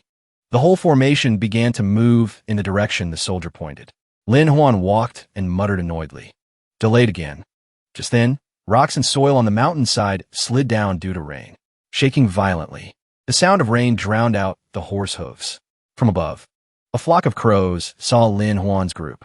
They let out piercing cries, making the scene even more desolate. Lin Huan darkened his face and said, looking at the wheel tracks and hoof prints on the ground, there is definitely a village ahead. Lu Xing continued, it's already dark. Why not stay in the village? Save time setting up camp. Decision made. They and the soldiers quickly moved deep into the nearby village. Lu Xing stepped in and was surprised. Strange. Clear carriage tracks. Why is there no one in the village? Lin Huan replied. Find a house and ask. He chose a nearby house. Pushed the door open and called out. Is anyone home? We are. Before he could finish, the scene in front of them stunned everyone. Not a single soul in the house. Dishes still on the table. Food still fresh. This scene was too unusual. Lin Huan lowered his voice. Rice half eaten, but the whole village has not a single soul. Too bizarre. Something must have happened here. Could this be a ghost village? Soldiers were sent to scout around, but all four sides remained terrifyingly silent. Although the rain had stopped, some people walked and whispered. Strange. Could it be a ghost village? Sure. Don't talk nonsense. Scaring people to death. There are no ghosts in the world. The seventh princess appeared tense, hurriedly pulling his hand, hesitantly calling, Lin Huan. She was teary-eyed, looking panicked. But Lin Huan's gaze accidentally swept over the heaving chest and blushed, thinking of her true identity. Lin Huan secretly exclaimed, the seventh princess is indeed someone hiding her talents. He gently rubbed her head, lowered his voice to reassure. Don't worry. I will protect you. No demons or ghosts can hurt you. The seventh princess blushed, touched, then whispered, in that case, I have a suggestion. Hearing this sentence, Lin Huan immediately had a bad feeling, secretly crying out inside. What now? Turns out the seventh princess wanted to sleep with him for peace of mind. She was relieved, while Lin Huan stood frozen. I didn't mean protection like this. Like this, how can I sleep? The dark night finally receded. The new day's sunlight made the scenery less eerie than yesterday. But before they could relax, Lu Xing rushed in from outside, calling Brother Lin, saying there was big trouble. Soldiers in the village encountered an incident. He rushed out before even changing clothes. Seeing the soldiers panicked and pale, my subordinates suddenly fell ill. Treated all night with no improvement. You are the patrol captain. Explain the situation clearly. He recounted in shock. Last night on duty, everyone was still alert. Then one by one cried in pain and suddenly fainted. At this moment, the soldiers lying on the ground were convulsing continuously. Both eyes closed tight, not opening. He looked around and asked, the patrol team isn't just this many people. Did everyone meet with misfortune? The soldier replied there were still a few unaffected. People of the patrol team, come out for the Lord to check. Present. Me too. Right then, a hand raised in the crowd. That person loudly claimed he was also on the patrol team, then reported he only caught a cold. Insomnia all night. The person next to him held his stomach stammering. I'm lighter than them. Just a bit of stomach ache. As soon as he finished speaking, he couldn't hold it and ran off, speaking while asking the Lord to wait a moment. Soldiers began to buzz with fear, thinking they saw something taboo and were followed. This is truly a ghost village. At the same time, Qin Sang raised a suspicion. Could it be the White Lotus sect poisoning again after the previous plan failed? Lin Huan sat down next to the soldiers lying on the ground and said calmly, this matter is very simple. Let me check and it will be clear. The soldier next to him panicked and stopped him. afraid that if it was ghosts, it would be too dangerous. He smirked faintly, saying he had an imposing aura and feared no evil spirits. Inside, he secretly activated the scanning ability. In just a moment, he concluded, blood chi disordered, meridians damaged but still flowing. Looking at the result, he guessed this wasn't poisoning, but an epidemic. Short incubation and not contagious. A soldier heard this and spoke up. Can't be the food because the dry rations were freshly made. Then only one possibility remains. His eyes glanced at the water flask nearby. Everyone heard and discussed noisily. What exactly is going on? Lin Huan immediately asked a person. Where did you get water yesterday? He replied that while patrolling they saw a well, so they drew some to use. Another person looked at the water flask in his hand and turned pale, tremblingly asking if the water had a problem. Lin Huan hurriedly ran off, calling Little Yi to follow. The seventh princess panicked and chased after, insisting on staying by his side. Soon they arrived at the well, where the soldiers got water to verify the guess. Lin Huan looked at Qin Sang and asked urgently, Little Yi, how is it? Hearing the sound of flowing water from afar, she tilted her head to listen. Replied she was sensing it. Immediately after, Qin Sang pointed in a direction and said, Over there. Everyone followed the direction she pointed and entered. Deep in the cave emitted a strange smell. The seventh princess couldn't stand it and covered her nose. What smell is so awful? Lu Xing stammered, guessing wildly. Not waiting long, Lin Huan quickly lit a torch to shine inside. The scene before them stunned everyone into silence. In front of them was like a mountain of corpses. Bodies piled up. Fresh blood reeked everywhere. Lu Xing and the seventh princess couldn't take it at first glance, vomiting on the spot from horror. Lin Huan was shaken, realizing why this village became a ghost village. Someone slaughtered everyone. Qin Sang trembled with anger. Just then, a black shadow flashed by, detected by Lin Huan. He shouted, loudly asking who it was.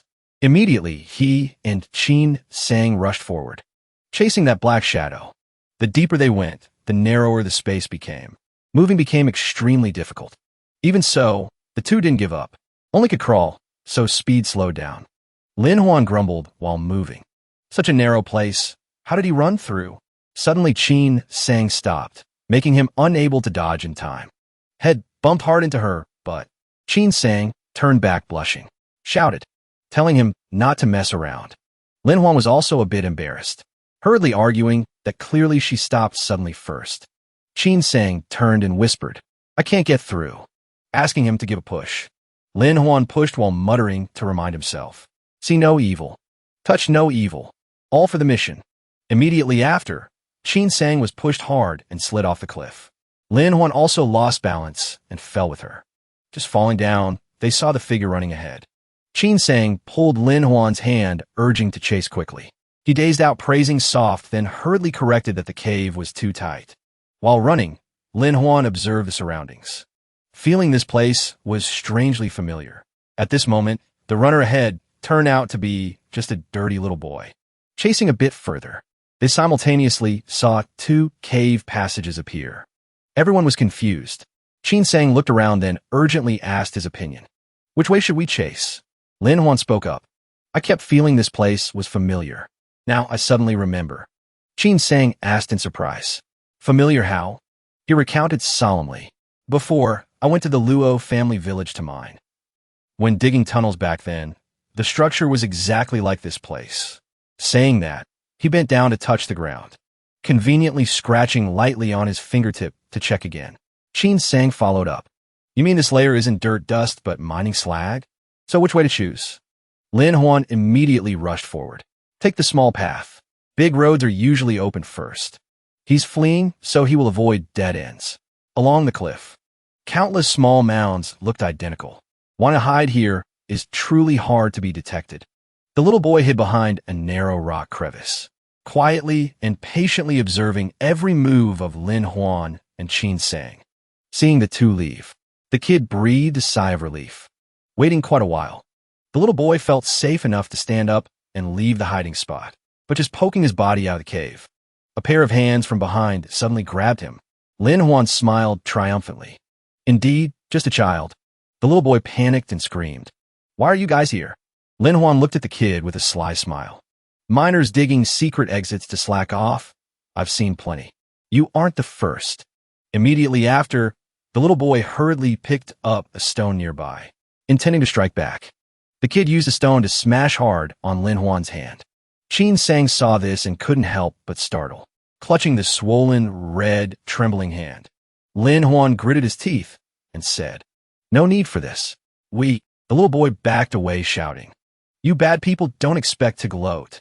Lin Huan hurriedly explained he just wanted to ask a few things. Pulling out a firecracker, the little boy cried and stammered a prayer. "Father, Mother in heaven, your son is unfilial. Have to postpone revenge for another day." Seeing this, Lin Huan panicked and rushed over. "Don't do that. The cave will collapse." But the fuse was lit. The firecracker quickly burned bright, tears falling like rain. He gritted his teeth, telling himself, "This time I won't run anymore." Just then Lin Huan lunged forward, knocking the firecracker out of the little boy's hand. The firecracker flew into the rock wall, hit hard, so it immediately exploded. The loud explosion shook the cave violently. The cave ceiling finally couldn't hold. Rocks fell down crashing, terrifying all three people. Outside, Lu Xing and the seventh princess heard the loud noise and were startled. What happened? Memories flooded back. That night the village drowned in a sea of blood. Soldiers slaughtered everyone without sparing anyone. That day the little boy's mother panicked, dragging her son to run, coaxing her son to be good and follow mom. She stuffed him into a small rice barrel and said, "Son, let's play hide and seek. Close your eyes and count in your heart. No matter what you hear, don't make a sound. Promise, Mom." He innocently nodded yes. So the little boy obediently sat still, silently following the instructions. Count to 1, count to 3. He couldn't take it, gradually falling into a deep sleep. Don't know how long later, he groggily crawled out of the barrel, calling Mom. "I overslept. Are you still there?" Before his eyes was a horrific scene. Fire burning to the sky, blood everywhere. He panicked, screaming for his parents. Outside rang a cold voice ordering, "Throw the dead behind the mountain. Drag the living to dig mines." Understanding everything, he tremblingly covered his mouth, ceaselessly calling Mom silently. That nightmare woke him up. "Didn't expect I'm still alive." At this moment, he lay snugly in Lin Huan's arms, while Qin Sang was unconscious. Lin Huan was still delirious, mouth muttering, "No one is allowed to die. Must not die." The kid stared blankly at the rock wall, telling himself back then it was him. He remembered the chaotic scene just now. Lin Huan hugged both of them and rushed away, shouting loudly, "Careful! Dodge quickly!" At that time, the little boy aggressively bit hard on Lin Huan's arm, pain piercing to the bone. Lin Huan said angrily, "I risked my life to save you and still get bitten." The little boy stammered, arguing back, "Who asked you to save me?" Saying that, he turned away sulking. "Lucky for you guys not wearing official uniforms." Lin Huan gently rubbed his head. "Dare to bite again? Truly stubborn." The little boy argued back, "Who's stubborn?" Qin Sang beside them was trembling with anger. "Take your hand off, then say who's stubborn or not." But suddenly Lin Huan's hand squeezed tighter, making Qin Sang panic. Scream, "Hey, stop squeezing." He looked at his hand, then awkwardly explained, "Can't blame me. Hand is numb, so it's shaking." Qin Sang shook her head, letting it go. "Fine, don't mention it. Why aren't we dead? Could it be?" Lin Huan replied, "Because I brought everyone into the triangle of life." She asked in surprise, "Triangle of life?" Lin Huan explained, "When a mine or building collapses, heavy objects create a space next to the obstacle. That space is the triangle of life." Finished speaking, he even asked smugly, "Now do you understand?" Qin Sang frowned and replied, "Sounds not too complicated." He conveniently rubbed the kid's head and asked, "What about you? Why dig a mine tunnel? What exactly happened?" The little boy replied angrily, "Isn't it all caused by you officials and soldiers?" After that, the little boy began to slowly recount the story from half a year ago. Behind the mountain of Tran family village, human bodies, back then piled up, many like a small mountain. The little boy's name was Tran Hoa. According to his story, it was that moment that forced him to grow up, learning to face reality. He witnessed his parents being killed with his own eyes, bodies thrown in disarray, secretly swore to take revenge. Over time, Tran Hoa discovered they were secretly transporting or and trading with a mysterious person. He hid in the mine, mixing mountain-splitting explosives with dry rations, step by step preparing the revenge plan. Half a month ago, all of them withdrew, but Tranhoa sensed they would definitely return. When Lin Huan's group appeared, Tranhoa cried and said, "At first I thought you were on the same side, because not many people know the mine is here." Lin Huan began to deduce. That time coincides with the White Lotus sect stealing weapons. Perhaps not a coincidence. Immediately after, Qin Sang used her sword to stab hard into the rock slab in front. A loud sound immediately echoed through the cave. She looked at the two and said, "Let's get out first." Tranhoa replied nimbly, "Let me lead the way." Lin Huan reassured, "Tranhoa, rest assured. I will investigate clearly and help you take revenge." The little boy replied grumpily, "You are also an official soldier. Not necessarily different from them." Lin Huan pulled his hand, walking and laughing. "Truth and justice are the most powerful things. Little brother. By the way, what's your name?" The little boy turned away saying, "My surname is Tran. No name yet. In the village, you only get named when you're 10. Haven't taken revenge, don't need one." But as soon as they got out, everyone froze. The road ahead was completely blocked. Qin Sang felt the rock wall and shook her head helplessly. "Temporarily can't get out." Tranhoa took out a bag of food. "Eat a bit. I still have some dry rations." Just seeing the piece of cloth, Lin Huan immediately recognized something unusual. He reached out to hold it back. "Wait, that handkerchief." Lin Huan asked in surprise, "Where is this from?" Tranhoa replied honestly, "I stole it from a soldier." Lin Huan said to Qin Sang, "I seem to have seen this symbol before." She nodded. "In Eagle Tower, there are also people from there."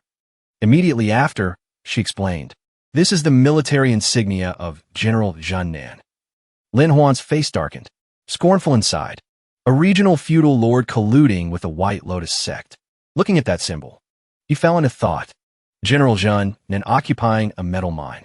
The purpose can only be forging weapons. Qin Sang added, "Perhaps seeing the White Lotus sect uprising, he's hoarding military power, waiting for the chance to march into the capital." She continued to guess. Or he has long colluded, wanting to divide the empire, using the world as a bargaining chip. Lin Huan made a determination. No matter what, General Zhun Nan has ambitions. The village massacre is definitely related to him. Thinking of this, Lin Huan bent down to pick up the sword on the ground. He stabbed hard into the rock, decisively said, "Later, I will definitely kill him. Demand justice for the people of Tran Family Village." Qin Sang reminded, "Your swordsmanship can't break the rock yet." He explained, "We channel internal energy together. Using the sword as a medium will create resonance." Qin Sang replied with interest, "That's right. Our opposing internal energies will become a shockwave." Immediately after, the two coordinated smoothly, simultaneously transferring internal energy into the sword. Soon, there was an effect. A large crack spread from the sword tip, followed by a loud explosion. The cave entrance was finally blasted open. Outside, Lu Xing had deployed troops to rescue. Seeing the cave shake, he couldn't help but startle. Seeing the cave entrance open, Lu Xing said joyfully, "I said the exit was here. Brother Lin, rest assured. I will save everyone right away." The seventh princess urged the soldiers to hurry up. Immediately after, Lin Huan turned to look at Tranhoa. "Let's go. Hiding and sneak attacking forever isn't the righteous way." While pulling the little boy's hand, Lin Huan affirmed, "I will lead you to take revenge openly and uprightly." Tranhoa nodded happily. Everyone returned to the village together. At this moment, Lin Huan was cooking when someone knocked on the door hard. He quickly replied, "Come in." At the sound of his voice, the main door immediately swung open. The person stepped inside. Lu Xing walked in with a smile, leading the boy. "Chenhua, come and let Brother Lin see you." The boy had been washed. He was dressed in clean clothes. He looked completely different. Lu Xing said, "The clothes are still a bit big, but everything else is fine for now." Lin Huan ruffled his hair. "See, the Imperial Army and the Jinan Army are not the same. We're all good people. Let's go. We still have to deal with the plague." Chenhua looked at him and asked, "Can the plague really be cured? My parents said we could only endure it." Lu Xing sighed. "Just watch. Brother Lin is amazing." By now, everyone had reached the well. Sickness enters through the mouth, so clean water is the key. He explained as he worked. Use bamboo charcoal as a filter core. Filter the water, then boil it again. That way it will be safe. He instructed the soldiers. Just as we discussed, anyone who drank from this well must be quarantined and monitored separately. The medicine has been distributed according to the severity of the illness. Lu Xing looked at him with admiration. His eyes sparkled. Brother Lin, you're truly incredible. You're worthy of being my idol. The surrounding soldiers showered him with praise. Lord Lin is truly brilliant. If it weren't for you, we would have died. Truly a pillar of the nation. He wiped the sweat from his brow and gave instructions. Those who still have strength, follow me. Let's give the unfortunate villagers a proper burial. On the way, Chunhua hesitated before changing how he addressed him. Brother Lin, thank you. But are you really going to confront the great general of Jinan? After a short pause, the boy continued worriedly. I've heard he's the god of slaughter on the battlefield. He kills without blinking an eye. Lin Huan immediately cut him off. So what? Lin Huan looked at Chunhua with a firm gaze. Death on the battlefield is due to differing allegiances. But slaughtering innocent civilians is a crime that heaven itself will not forgive. Hearing this, the way Chunhua looked at Lin Huan began to change. His initial resentment had vanished. The boy clasped his hands and said seriously, You work for the sake of the people. You are both talented and courageous. My surname is Chun, and I wish to take Lin Huan as my master. Just then, a sudden commotion among the soldiers made Lu Xing curious. What's going on? He immediately tensed up and ran outside. At the same time, he told everyone to go to the fork in the road outside the village to investigate. Soon, Lin Huan and the others were outside. Before them was a troop of soldiers. The leader was still on his horse. He had a ferocious face. One of his eyes was blind. It was Wu Shitian. Chunhua hid closely behind him. He's the one who led the massacre of the village. Lin Huan asked again. It was him. Chunhua gritted his teeth, trembling. He's the one who killed my parents and all the villagers. Shitian looked at Lin Huan and shouted, Who are you people? He answered calmly, Are you asking me? Immediately after, he drew his sword. The Southern Inspection Delegation. By Imperial decree. To see this sword is to see the Emperor. Lin Huan shouted his command. You see the Emperor, yet you do not kneel? The tip of his sword was pointed directly at his opponent. If you don't kneel, you'll have a hard time keeping your head. Kneel now. His soldiers were furious, but no one dared to make a move. Lin Huan glanced at them and said coldly, Are you planning a rebellion? Shitian immediately raised his hand to signal them. Stop, all of you, follow my command. With that, he jumped off his horse. His attitude became more respectful. The moment he touched the ground, he knelt and said, This humble one is Wu Shitian. Greetings, your majesty. Before Lin Huan, all the soldiers knelt in unison, shouting, Greetings, your majesty. Sheathing his sword, Lin Huan said nonchalantly, The surname Wu is rare. I only know that the great general of Jinan has this surname. Could it be that you are one of his men? Shitian approached with a sycophantic smile. This humble one belongs to the Jinan army. Just a distant relative. Lin Huan sneered inwardly. He changes his tune so quickly. He glanced at the group and asked, What are you all doing here? What's in the carts? Shitian stammered in response. He explained respectfully. On the occasion of the Empress Dowager's birthday, the great general was busy with campaigns, so the gifts were not sufficient. We are now supplementing them. The main road was blocked, so we had to take a detour. Lin Huan paced back and forth, assessing the situation. This excuse really doesn't give me the authority to investigate. He secretly asked Qin Zong, How strong are they? She replied immediately. They're highly disciplined. Their killing intent is strong. They are all seasoned veterans, difficult to deal with. One of Shitian's subordinates whispered, General, that smell of smoke, it's like they're burning bodies. He quickly cut him off. Stand down. Lin Huan pretended to be relaxed and said, It's all right, Captain Wu. You may all proceed. He smiled and replied, Thank you, my lord. I wish you a safe inspection tour. Then he turned to Lu Xing. Have someone follow them. I'll see them off. He immediately accepted. As you command. Lu Xing stepped forward to see Shitian's group off. But very quickly, he sensed Shitian's subtle vigilance. A hint of it was revealed. His gaze fell upon Chunhua. Why is there a child in the Southern Inspection Delegation? Looking closer, only the boy was covered in scratches and blood. completely different from the other soldiers. Then his gaze lowered to Chunhua's shoes. They were covered in dust. He immediately recalled the words. No witnesses. A sense of alarm rose in his heart. Shi Tian gave a low command to his subordinate. The fish is in the net. Lin Huan didn't hear clearly, but he saw the soldiers reach for their weapons. A chill ran down his spine. This is bad. Immediately, he shouted a warning. Little Lu, get out of the way. Knowing he had been exposed, Shi Tian spun around and slashed at Lu Xing with killing intent. The others charged forward in unison, shouting kill. Shi Tian delivered a fatal blow. Fortunately, Lu Xing managed to dodge in time. Although he avoided the fatal strike, he was still injured. Clutching his wound, he yelled, Rebels! They're rebels!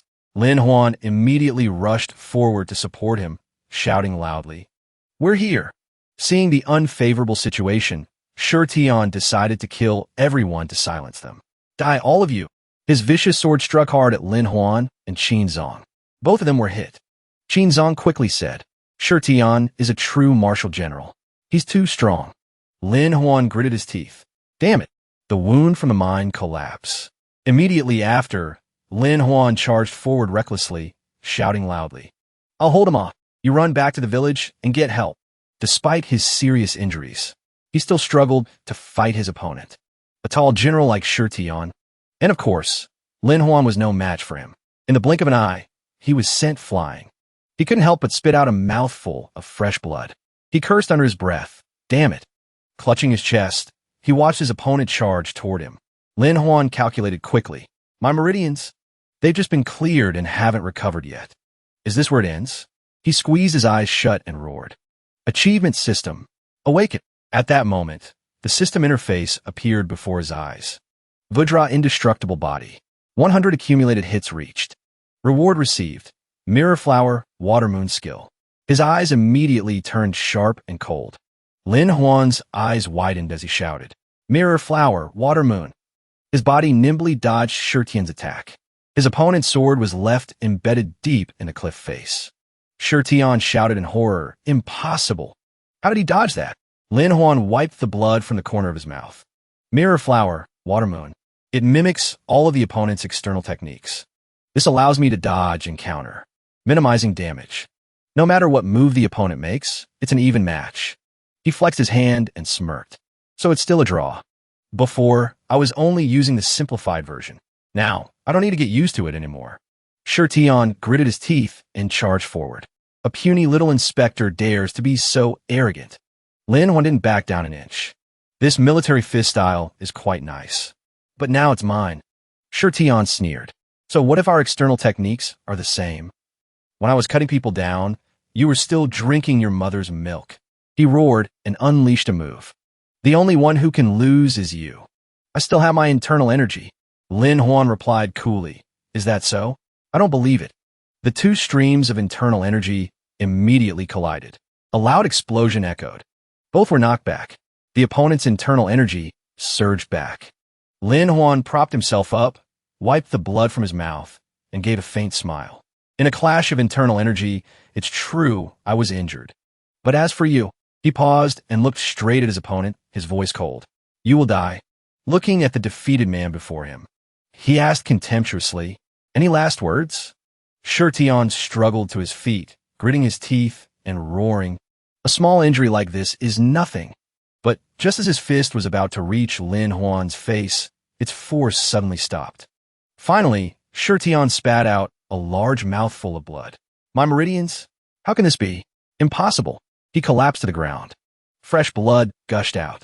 He couldn't believe he had been crippled. In a trembling voice, Shi Tian asked, How did you do it? Lin Huan sat down and explained, Your internal energy only damaged my meridians, but my internal energy caused your qi and blood to flow in reverse. There's no need to say which is stronger. Shi Tian was still defiant. Even if I die, your subordinates will lose sooner or later. The outcome is already decided. Lin Huan pulled something from his body. Not necessarily. As long as I have this key item, it's enough to lure the tiger out of the mountain. Shi Tian was so angry he was speechless. He held up a piece of paper and smiled. Here's the travel permit. Without it, you can't transport anything or move a single step. looking at the dying man at his feet. Lin Huan said coldly, "Don't worry. I'll soon send your subordinates and brothers to join you." Immediately after, he held up the travel permit and shouted, "Jinan Army, the permit is here. If you want it, come and get me." He ran while carrying Chunhua. At the same time, he shouted, "Catch me, and I'll give it back." The soldiers immediately shouted, "After him! We can't lose the travel permit. The goods are very important." Chunhua looked at him and said urgently, "Master, put me down. I can still fight. I want revenge." Hearing this, Lin Huan's pace immediately slowed. He ruffled the boy's hair and gave a faint smile. "We're here for revenge. If we're going to play big." Chunhua was confused, not understanding. Lin Huan explained, "This is the entrance to the mine, the place where you were hiding before." Chunhua was stunned. "You mean?" The soldiers were in hot pursuit from behind. "They're there. After them," he said as he ran. "Exactly what you're thinking." Lin Huan continued, "We'll lure them deep inside and then take them out one by one." The soldiers behind them were having a terrible time. Their large statures made it difficult to move inside the mine. Chunhua said as he ran, "I understand now. We're using the terrain to our advantage. Let me lead the way." Lin Huan replied, "No need. I remember the way." The master and disciple duo rushed deep into the cave. Behind them, the sound of pursuing soldiers thundered. Lin Huan handed something to Chunhua. "There are some things that are only meaningful if you do them with your own hands, like getting revenge." The boy was moved to tears. He took the object, his voice trembling. "Master, facing the soldiers who were ready to tear them apart." Lin Huan said calmly, "Go ahead and do it. We will definitely survive." They looked at him with sinister smiles. "You have nowhere left to run. Hand over the travel permit, and I'll spare your life." Just then, the boy threw a bundle of explosives, accompanied by a loud shout. "Qinjia Village. Chunhua is here. For my parents and fellow villagers. I've come to demand justice. The heavens are my witness." As soon as the cloth bundle left his hand, the explosives inside immediately flew towards the enemy. A flame erupted. Seeing it, the soldiers panicked and yelled, "Explosives! Get back!" But before they could finish, an earth-shattering explosion rang out. The shockwave was so powerful that the entire mountainside shook. Terrified birds flew about in chaos. Inside the mine, the frightened soldiers shouted to each other, "They want to take us down with them. Run!" The mountain rocks began to collapse. They had no time to escape. All of them were buried. Lin Huan sat calmly with a slight smile. "Take you down with us? What nonsense. As long as you hide in the triangle of survival, you'll be fine. It's an old trick, but it still works." Chunhua burst into tears, sobbing, "Master, I've got my revenge. Can my parents see this from heaven?"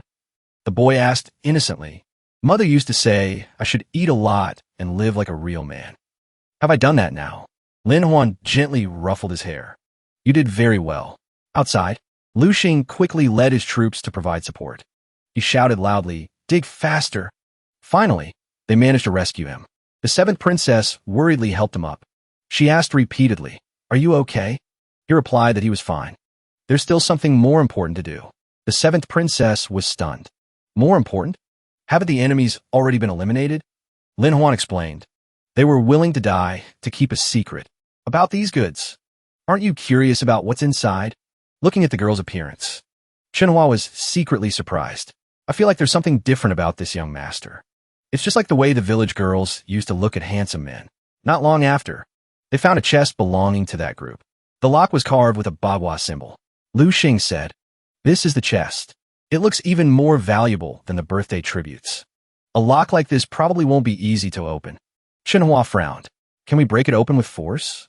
The seventh princess immediately objected. "No, what if there are explosives inside? We'll all die." Lu Xing looked at the lock thoughtfully. "A mechanism this complex. How long will it take to open?" In contrast, Lin Huan smiled faintly with confidence. "It's just a lock. Simple. A bowl is all we need." Hearing this, all three of them exclaimed in unison, "What?" Lin Huan explained as he worked. "This is a combination lock. Use the bowl as a stethoscope. Listen carefully, and you'll know how to open it." He followed his senses, carefully turning the lock back and forth. Suddenly, Lin Huan let out a soft cry. "That's it. That's the sound." Sure enough, The chest opened. A faint golden light emanated from within. Lin Huan excitedly leaned down. Let's see what kind of treasure this is. But as soon as he saw what was inside, he immediately froze. His eyes were vacant for a long time. Seeing his silence, he quickly slammed the lid shut. Chenhua asked in confusion, Master, what's inside? Lin Huan's face was pale as he muttered, Impossible. I must have seen it wrong. His reaction made everyone even more curious. What on earth could it be? He opened the chest again. Everyone gasped in astonishment. Inside was a girl, fast asleep. She seemed to have been drugged. Her long hair and soft lips. A strange fragrance emanated from her body. Her skin was fair, smooth, and rosy. It was hard for anyone who saw her to look away. Lin Huan was startled and thought to himself, the sleeping beauty of the White Lotus sect. Immediately after, he gritted his teeth in anger. They dare to traffic women. The Jinan army deserved to die. Time passed quickly. The next day, everyone discussed as they walked. Lu Xing spoke up. The secret of the Jinan army has yet to be uncovered. The seventh princess asked, What is that woman's identity? Lin Huan was frustrated. I've tried everything, but I still can't wake her up. He had checked her pulse earlier.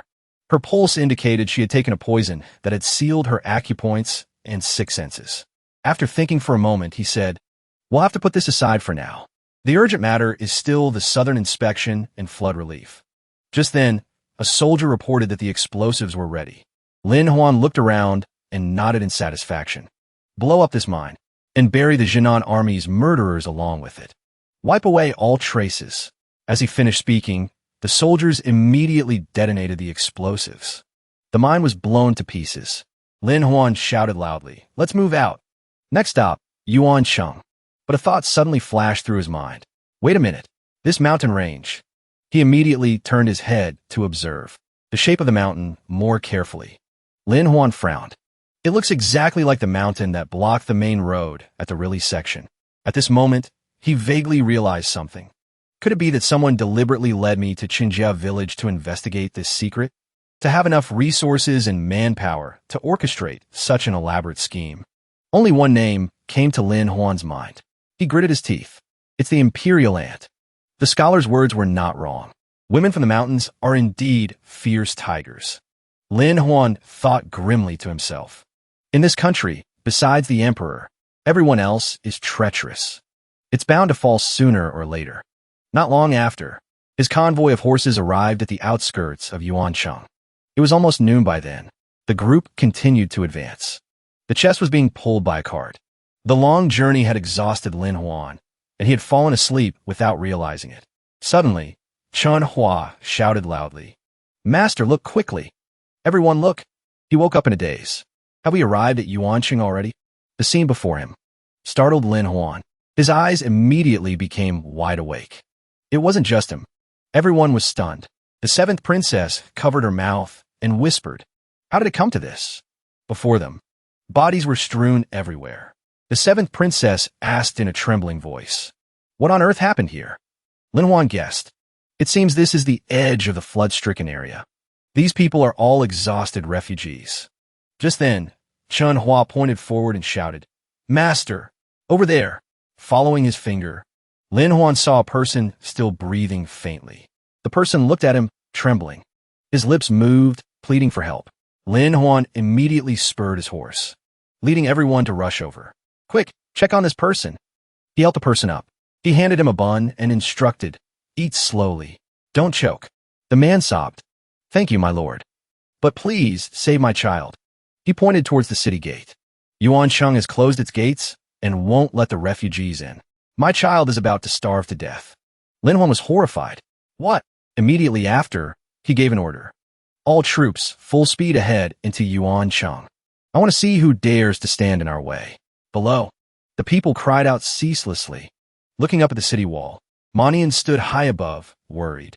The refugees are about to break through the gate. Should we open it and save them? But Wudu immediately stopped him. Absolutely not. He made an excuse. Once the gate is opened, the refugees will flood in and cause chaos. It will endanger the people inside the city. Just then, the sound of a blaring horn startled Manian. What's happening? The soldiers below shouted in unison. The Southern Inspection delegation has arrived. Open the city gates. The people stirred. The southern inspector is here. They're about to open the gates. Push harder. Manian was flustered. This is a tricky situation, but Wudu remained stubborn. City Lord, you absolutely must not open the gates. The refugees desperately pushed against the gate. We can only get food if we enter the city. It's our only way to survive. The strong vibrations caused the pin on Monian's hat to fall off. He was terrified. He held onto his official's hat tightly. He said decisively, "You are right. This mob has lost its reason. Quickly, refuse the delegation." Wudu immediately shouted, "We asked the Southern Inspection delegation to take a detour." Seeing this, Qin Zong couldn't help but curse under her breath. Bastards. Lu Xing turned to Lin Huan. They even dare to block us. What should we do? Should we bring the grain from afar and distribute it? Lin Huan shook his head. No. Distributing it on the spot will cause chaos. Only by opening the gate can we stabilize the situation. His gaze darkened. Then he said, I have another way. Seeing the silence outside, Manian asked worriedly, Where is the Southern Inspector? Wudu sneered. They probably got the message. After all, they're just refugees. Just then, a sword was held to his neck. A cold voice rang out. Who said it's not our concern? Those are refugees. You are not worthy of being officials.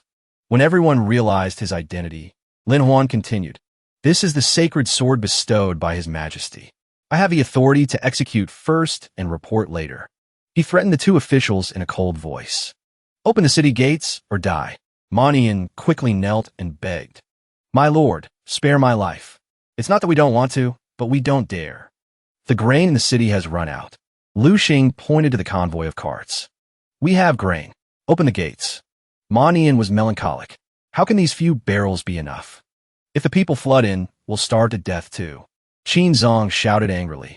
Are you opening it or not? Just one word. Manian was stubborn. For the people of Yuancheng. I will not open it, even if I die. Just then, an object was thrown, hitting him on the head. Manian cried out, Who dares to attack me? Lin Huan said calmly, That's not a brick. It's a compressed ration bar. There are only a few carts, but it's enough. 10 portions of grain compressed into one.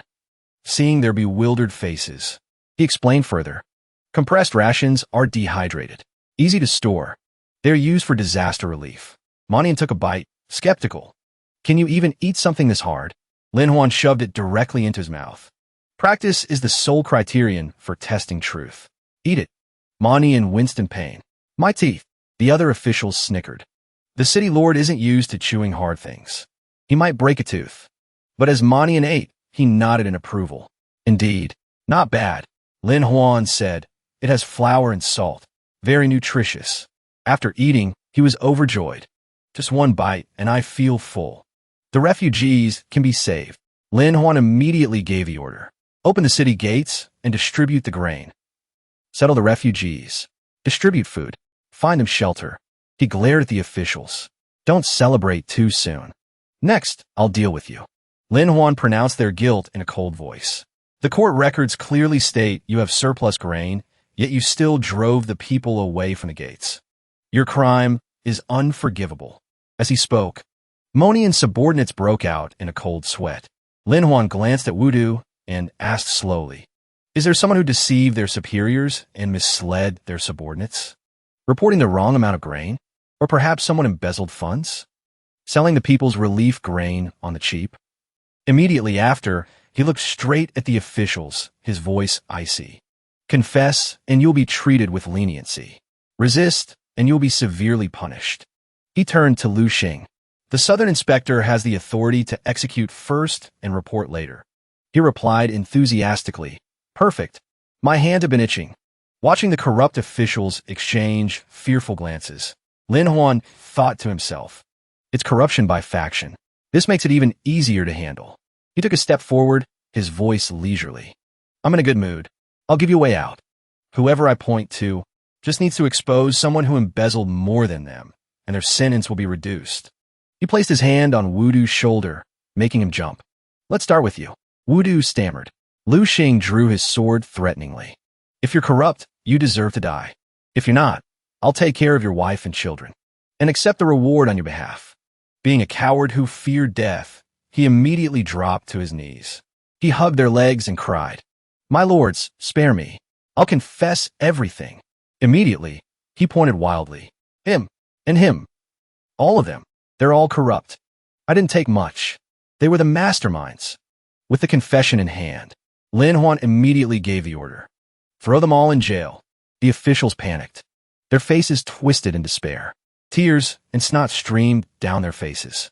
Manian felt as if cold water had been poured over him, surrounded by corrupt officials. Another one sighed in relief. "Luckily, I argue a lot, so I was excluded."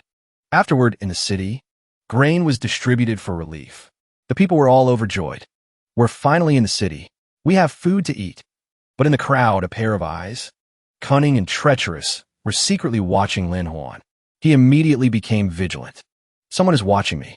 Ever since he started cultivating internal energy, he had become particularly sensitive to killing intent. Just now, someone clearly wanted to kill him. Night gradually fell over Yuancheng. Two soldiers chatted as they changed shifts. "Time for the shift change.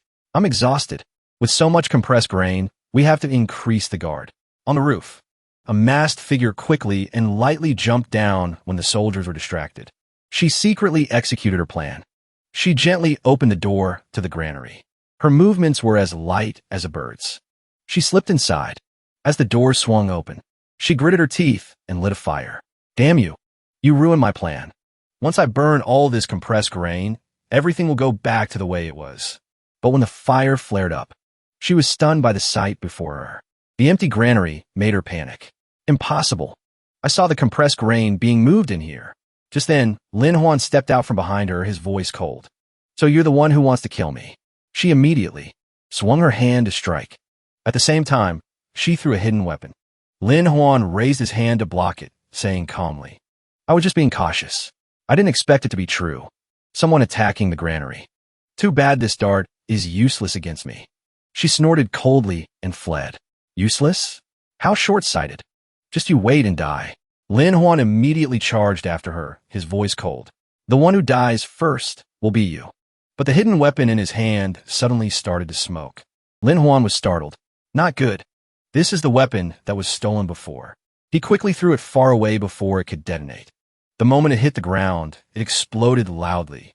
Fortunately, Lin Huan had been prepared. He gritted his teeth in anger. The White Lotus sect again. Recognizing her identity, Lin Huan immediately gave chase, shouting loudly, "Stop!" She angrily grabbed a weapon from the roadside. "Damn it, he's still chasing me after that explosion. This guy is so annoying." She threw all the weapons straight at Lin Huan. But she wasn't done. She threw again. "My last 3 Thunderfire darts. I'll send you on your way." The 3 darts flew forward with astonishing speed, whistling through the air. Danger was imminent, but Lin Huan remained calm. This again. He dodged gracefully while speaking. "If you can use the same trick twice, so can I." His figure flickered in and out of sight. He executed the reverse cultivation technique. Jade Maiden footwork. The 3 darts collided and exploded violently. Fortunately, he was unharmed. In the quiet night, Lin Huan shot straight up into the air. She looked at him resentfully. "You know how to use it too? Stop showing off." Just then, a voice rang out. "Correct answer. Congratulations. I'm really going up to the sky now." The female assassin stared in disbelief. "What? How is that possible?" Lin Huan descended from above with a cold smile. "Have you ever seen a palm strike that descends from the heavens?" A palm strike landed with a loud bang where the female assassin stood. His voice was cold. Reverse cultivation technique. Vajra fist. The weight in his hand was thrown as if it were weightless, flying straight towards his opponent. The female assassin was now off balance. Sitting precariously, she saw her perilous situation and cried out in distress. "Oh no!" Lin Huan looked over coldly. "Can you still run?" Immediately after, he reached out to pull off her mask. "Behave!" But the weight accidentally slammed into her clothes, making it harder for the female assassin to move. She clutched her clothes and shouted coldly, "Don't even think about it." However, the curves of her body were clearly visible. Seeing this, Lin Huan couldn't help but feel embarrassed. He thought to himself, "It's a woman?" Her face had a long scar, but her overall features were still quite attractive. Seeing his awkwardness, she sneered contemptuously. "Pervert, Men are all the same. Lin Huan cleared his throat a few times. I didn't know if you were a man or a woman. Besides, even if you were a woman, do you think you can escape? The girl replied with a cold smile. Then do you dare to take a good look at me? After speaking, the clothes on her body were torn apart. A tantalizing scene was revealed before his eyes, catching Lin Huan completely off guard. His nose started to bleed. Smelling the faint fragrance, he unconsciously blurted out, "It smells so good." But while he was still stunned, the girl took the opportunity to escape. He gritted his teeth, realizing his mistake. I've been tricked. Wiping the blood from his nose, Lin Huan thought in frustration, using a beauty trap to distract my mind and then poison me. What a chain of schemes. Luckily, I came to my senses in time. His face darkened. I've seen this type of poison before. It's the same formula that I gave to Ning Xilan. Could the masked person be one of her people? The scene shifts to Lin Huan's camp. It was still shrouded in silence. The seventh princess was washing a towel while sighing. I never thought I'd have to serve someone else one day. She comforted herself as she wiped the body of the girl on the bed. Oh well, consider it experiencing the hardships of the common people. This trip wasn't in vain. Thinking of that, the seventh princess felt a little sad. If I weren't here, would Lin Huan have bathed her himself? Suddenly, a strong force struck the back of her neck, startling her. Immediately after, the seventh princess fell unconscious. The attacker was the female assassin from before. She looked at the seventh princess and said softly, "Sorry about that." Seeing the girl on the bed, she was stunned. "Why is the saintess here?" "I was just hiding from pursuit, but I made an unexpected discovery." She immediately knelt down. "I am Yu Fun, the left emissary of the Pure Hall of the White Lotus sect. I was unaware of the saintess's plight. Please forgive me. The Southern Inspection Delegation dares to imprison the saintess. They deserve to die." As she was speaking, Lin Huan appeared behind her, startling her. "It's not nice to talk about people behind their backs." Yufan looked at him as if she had seen a ghost. "It's you. How did you know?" Lin Huan tossed her a brown robe. "Put this on. With your personality, the most dangerous place is also the safest, so it's only natural that you would hide in the camp." Instead of being grateful, Yufan reached for the seventh princess. "Don't move, or else I'll." He held up a token and said, "Want to take a hostage? No need. Your thoughts are very simple. Isn't this the token of the Pure Hall?" Yufan's eyes widened. "How do you have this?" Lin Huan cut her off. "Let me introduce myself. I am Lin Huan from Ningcheng, the current top scholar in both civil and military exams. I am married." He leaned close to her ear and enunciated each word clearly. "My wife's name is Ning Xilan. She is the hall master of the Pure Hall of the White Lotus sect." With the token in his hand, Lin Huan said confidently, "I provided the secret signal just now. If you don't believe me, take out your left emissary token and compare them." Yufan was shocked. "You even know about that?" She then took out her token. "Well then, let's verify it." Sure enough, the two tokens fit together perfectly. Yufan was overjoyed. "It's real." Lin Huan added, "My wife instructed me to use this token to make contact if I encounter an emissary of the White Lotus sect." Yufan immediately changed her form of address. "So you have been protecting the saintess all along."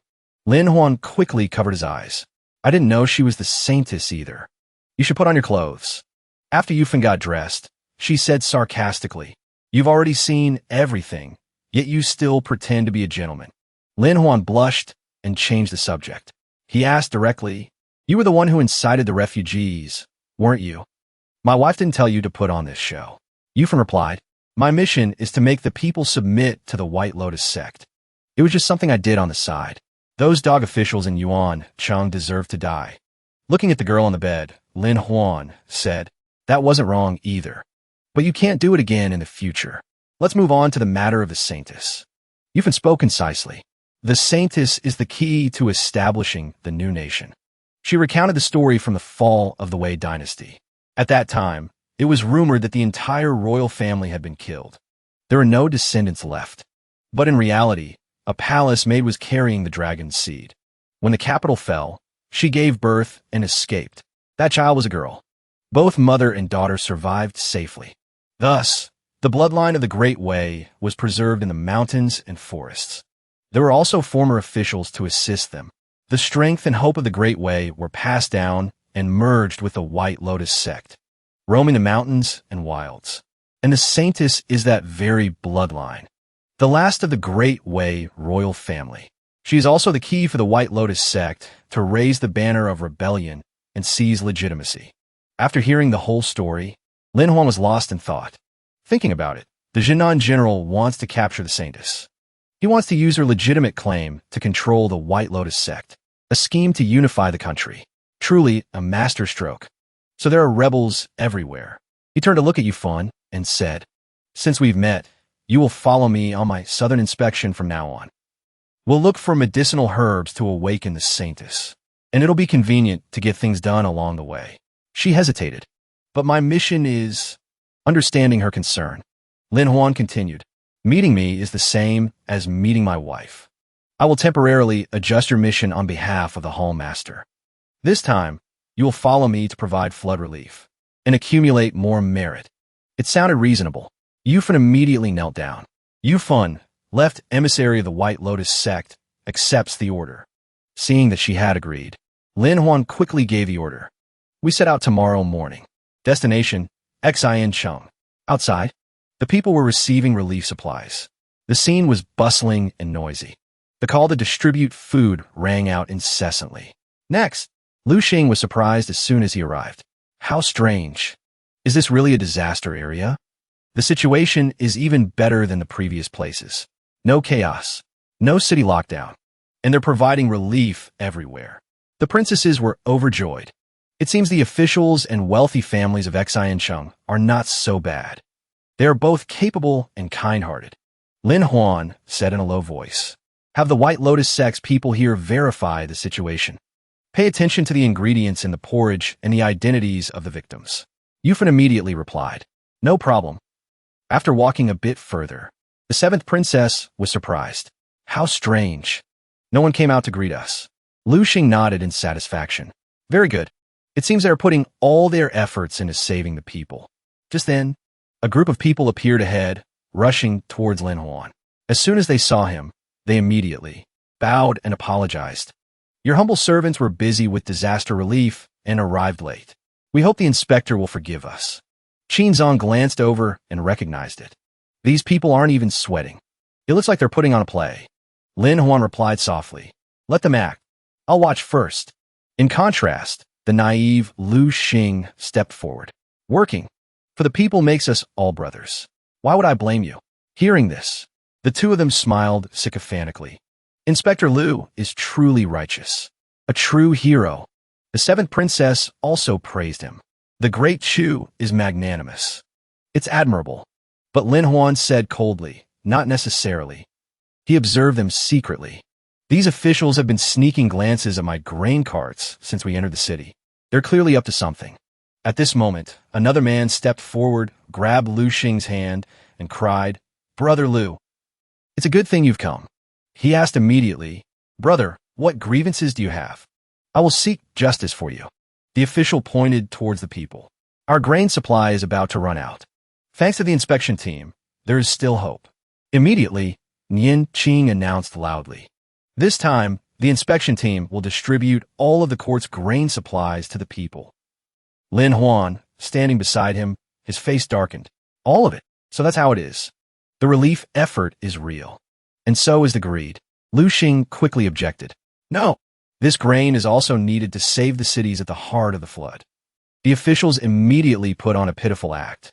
"Inspector Lu, is the court abandoning Xiancheng? Are the victims here not its subjects?" Hearing this, the people became indignant. "That's right.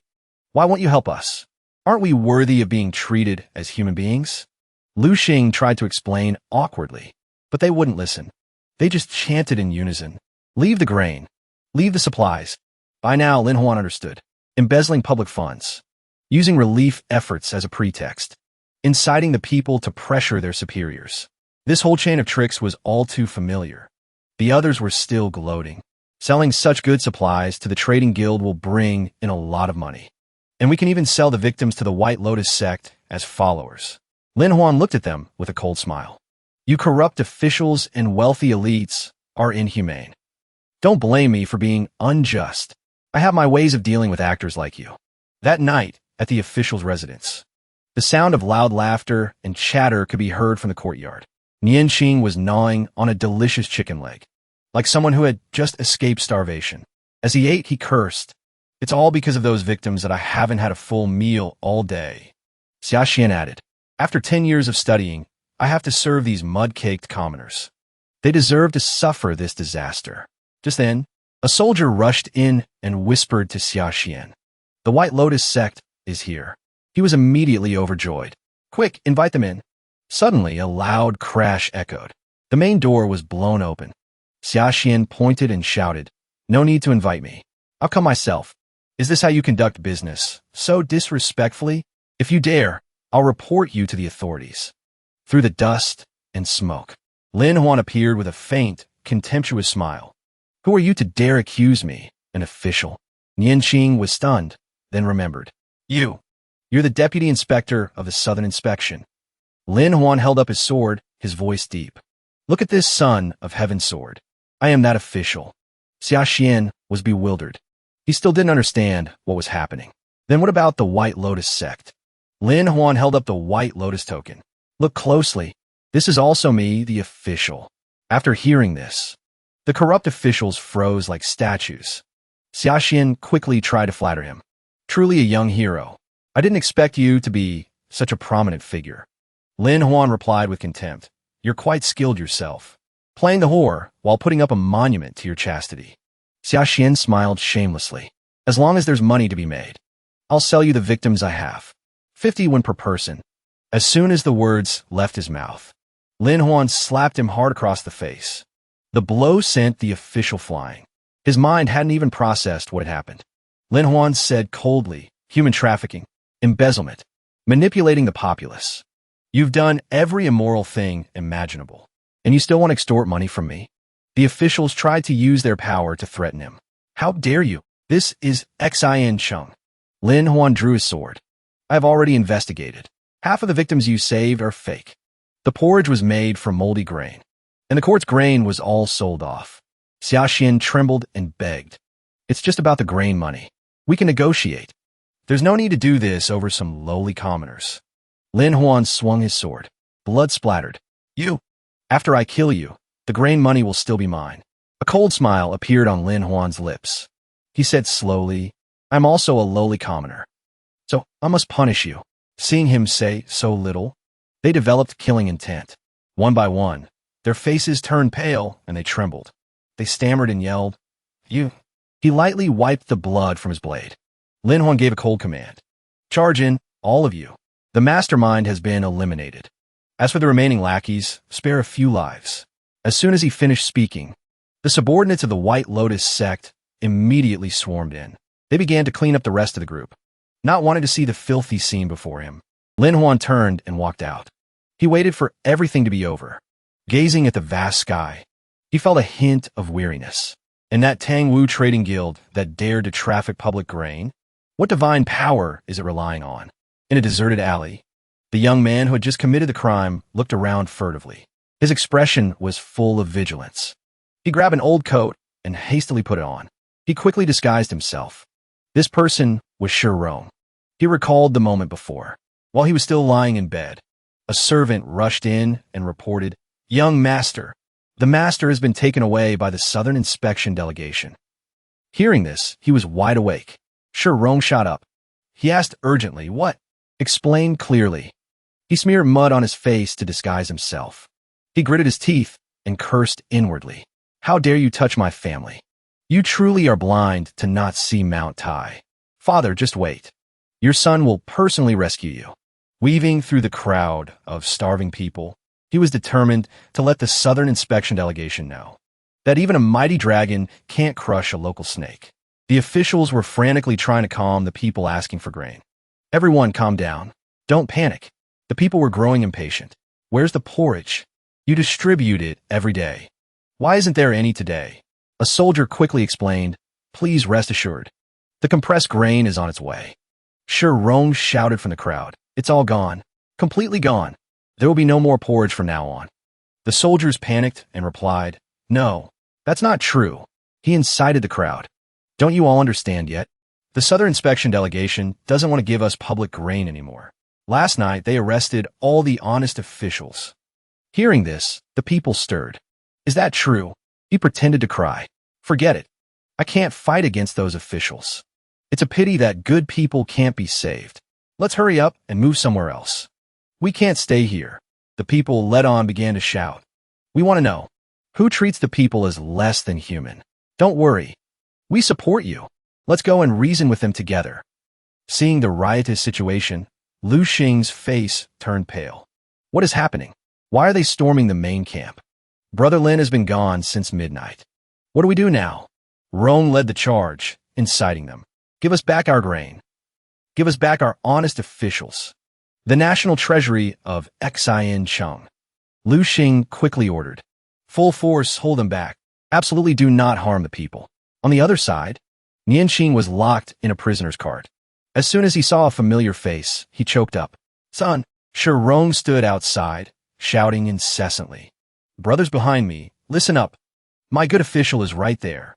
Follow me and charge. He couldn't contain his joy and cried out. That's my son.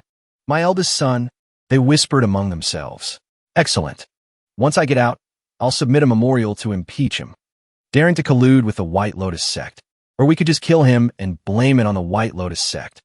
Kill two birds with one stone. Seeing that the people were out of control, a soldier panicked. General Liu, if you don't give the order, it'll be too late. In these special circumstances, we have no choice but to act. Lu Xing hesitated. If only Brother Lin were here. Just as the soldiers were about to make their move, everyone suddenly flinched and stepped back.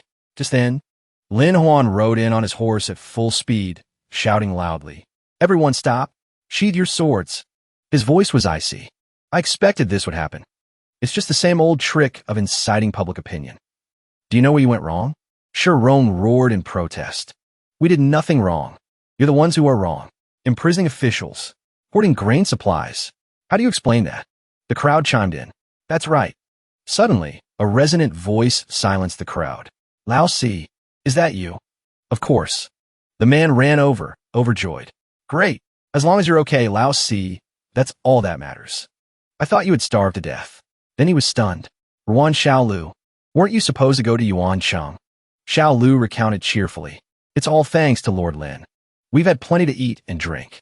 We're even healthier than before. Lao Si hesitated.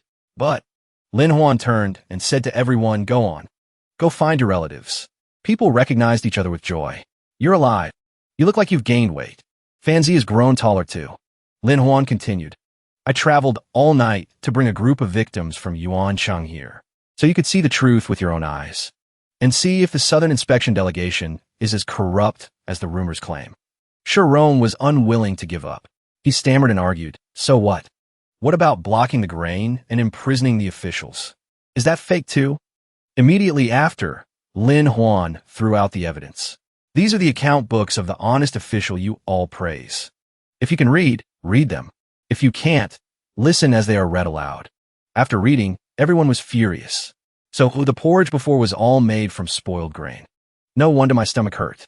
Heavens, they even sold people. They've lost all humanity. The tip of the sword was at Rong's throat. Lin Huan said coldly, you want to play public opinion with me? Kid, you're still too green. The people read, and their blood boiled with every word. Corrupt officials. Dog officials. We believed you. If it weren't for Lord Lin, we would still be deceived. Besides, this compressed grain is really delicious. Looking at Rong, Lin Huan began his interrogation. Speak. Whose descendant are you? You must have embezzled quite a bit yourself. Nianqing knelt down in fear. Lord Lin, spare my life. My son has never done anything evil. Please be lenient. He's still young. Rong, on the other hand, refused to give in, shouting, Enough, father. Have some backbone.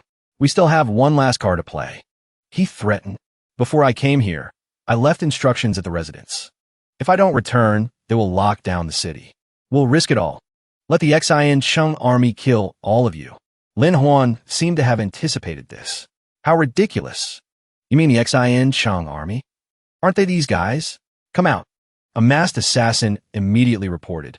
The rebel army of Xiancheng has all been captured. Not a single one escaped. Lin Huan said smugly. I predicted that you would need backing to act so recklessly.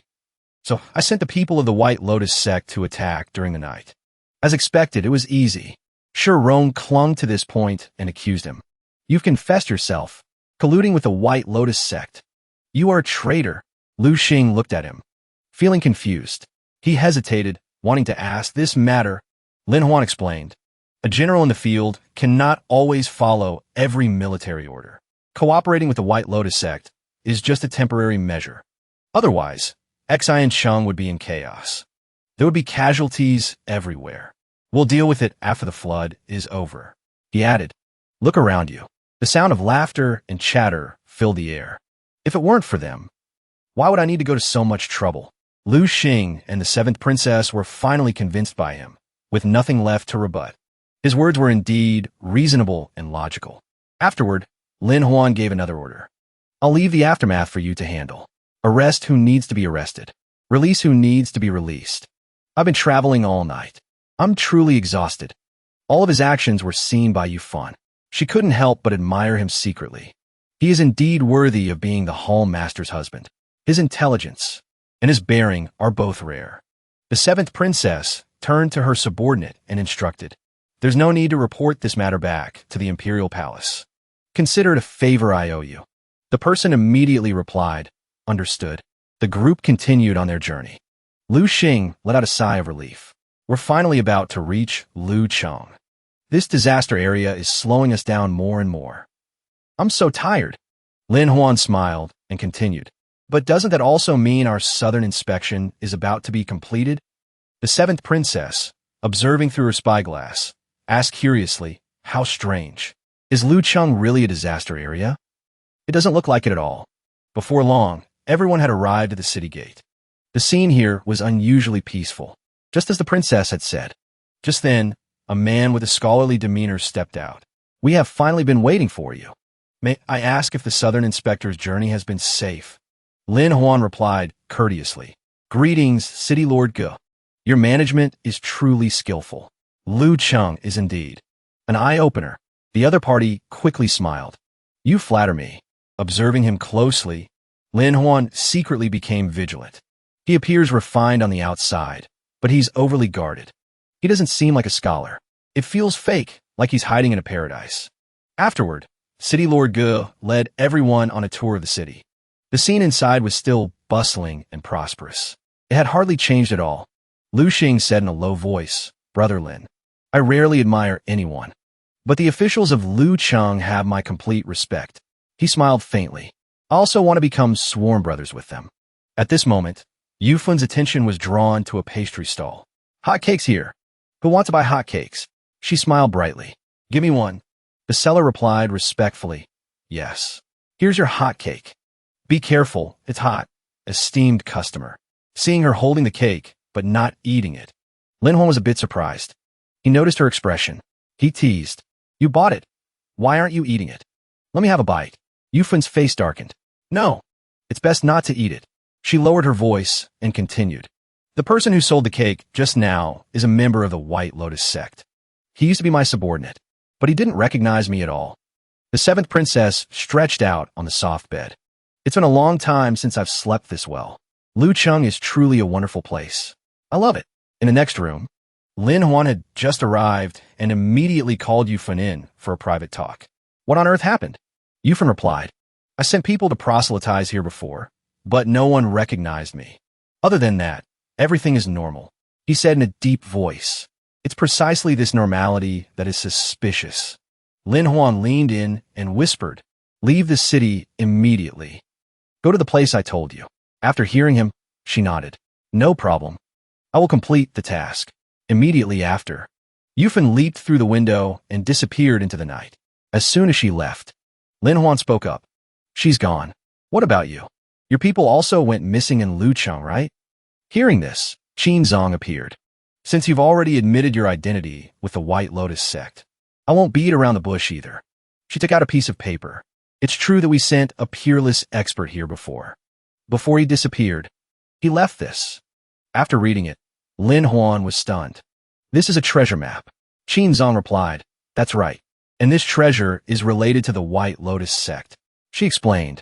Ranked 4th on the divine weapons list is the Demon Zen staff. This surprised Lin Huan. He asked immediately, what's so miraculous about this weapon? Qin Zong recounted. In the years before the Wei dynasty, a high monk from the western regions was escorted by martial monks to the central plains to spread his teachings. The White Lotus sect still uses those doctrines to this day. But as soon as they entered the central plains, the group of monks was met with difficulties from many forces. Horse bandits, mountain bandits, the martial world, even the Imperial court. It's unclear who was behind it, according to the information she gathered. That night, the high monk used his own life as the price to unleash the Demon Zen staff. For the first time, it revealed its true power. In just one night, the Central Plains was filled with death. Only a few lucky ones escaped. However, all the survivors went insane. From then on, the whereabouts of the Demon Zen staff and the group of martial monks completely vanished. After hearing this, Lin Huan shook his head. The story sounds too absurd. Qin Zong continued. You may not believe all of it, but no one can deny the power of the Demon Zen staff. That's why the organization sent an old man skilled in investigation, Mr. Yun Xuanji, to search for its whereabouts. As a result, he discovered it in Lucheng and then disappeared as well. Lin Huan was startled and asked, what do you plan to do? We don't have much time. Qin Zong said coldly, don't get any ideas. Change your clothes and follow the map. Night fell. The two of them quickly followed the directions on the map to the marked location. Upon arrival, they checked again. Qin Zong pointed ahead. That's right. This is the place. Lin Huan shivered. There's nothing in this desolate wilderness. Are we supposed to just dig randomly? Qin Zong summarized, wait. There's movement. A dark figure appeared in the night. It was unclear what they were doing, but it looked extremely suspicious. She whispered, look. Those people all seemed to have lost their minds. Not only that, they were also carrying a large sedan chair. The person sitting on it was City Lord Ge. The two of them looked at each other. They exclaimed in unison, it really is him. After walking a bit further, he stepped onto a high place and gave a loud command. Begin the ceremony. The City Lord read aloud. The Heavenly Buddha Sutra records. All living beings are mired in filth and suffering. Only by burning away the physical body can one be liberated. After speaking, he held an object in his hand. It was a scepter. It was inlaid with sparkling gold all around. Raising the object high, the cunning city lord shouted, the sacred fire descends upon the world. The crowd immediately followed suit. Torches were lit and thrown into the prepared pile of straw. When the flames erupted, the people went into a frenzy. Everyone screamed and cheered, as if they had been possessed by a lingering obsession. Lin Huan's heart pounded. The problem isn't the Demon Zen staff. It's clearly an evil cult at work. Qin Zong is only about as strong. Does that mean all the people in the city have been brainwashed? On the other side, City Lord Ge continued to speak. The people of Lu Cheng must all undergo the baptism of the sacred fire. Offer your blood as a sacrifice, to be transformed into holy warriors. The eyes of the crowd immediately turned crazed. They roared like wild beasts, pouncing on each other, biting and tearing. Kill them all. The others surged forward as well. City Lord Ge was filled with satisfaction. That's right. Kill them. Only the survivors will be worthy of being warriors in the end. Qin Zong gritted her teeth. Even though revealing ourselves now is extremely disadvantageous, we can't let the common people continue to slaughter each other. Lin Huan said in a deep voice, I understand. When you see injustice, you must draw your sword and help. He immediately signaled to Qin Zong. Charge forward and attack the city lord. He himself charged forward at the same time. Seeing the two of them appear, City Lord Ge immediately noticed them. He muttered with contempt. Just two fish that slipped through the net. He raised the object in his hand and smiled coldly. I've been blessed by the sacred fire. How can you escape my senses? Heavenly soldiers attack. As he finished speaking, the crowd immediately saw the two of them as enemies. Their killing intent filled the air. They charged forward in unison, unable to kill innocent civilians. Lin Huan and Qin Zong were immediately constrained, seeing the situation become passive in an instant. The two of them couldn't find a way to break free for a moment. Both of them were hit by heavy blows and had to retreat. Qinzong was horrified. These heavenly soldiers. No, they're demon soldiers. What kind of techniques are they using? Lin Huan replied. I don't know either. It's completely different from the martial arts of the Central Plains. Look closely at their hands. Qinzong said urgently. They don't even need weapons. Just their fingernails are enough to cause injury. Just then, a person with a dazed expression spoke in a robotic voice. Heavenly soldiers by command. Lin Huan gritted his teeth. Their bodies are as hard as iron, almost impervious to ordinary blades. The only way is to hit them hard. Qinzong nodded. Use poison. Immediately after, he threw a red cloth bundle to her. Qinzong caught it. Her eyes were full of surprise. Seeing her hesitate, Lin Huan said quickly, It's exactly what you think. I've also added poison. We can't show mercy when dealing with these guys. Charge! After hearing this, Qinzong leaped into the air. She unleashed her move. Falling leaf saber. The other side raised their hands to block the saber, still shouting the slogan, Heavenly soldiers, exterminate the demons. Qinzong immediately seized the opportunity. Now is the time. At the same time, Lin Huan struck hard at the person he was fighting in close combat. He looked straight at his opponent and shouted, Die! He gathered all his strength. A fist slammed straight into his stomach.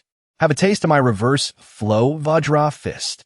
The poisonous smoke began to seep into every fiber of their flesh. Seeing this, Lin Huan couldn't help but get excited. It hit. On the other side, Qinzong was also visibly pleased. She said happily, My hands are also coated in poison. But immediately after, the man unexpectedly struck Lin Huan straight in the stomach. He didn't have time to dodge. In the blink of an eye, Lin Huan was thrown back. His body slammed hard against a tree trunk. The surging pain made him spit blood. Qinzong was no better off. With just one blow, she was sent flying toward him. Qinzong! Lin Huan quickly leaped up. He tried to catch the powerless Qinzong as she fell. The demon soldier on the other side was emitting a thick black aura.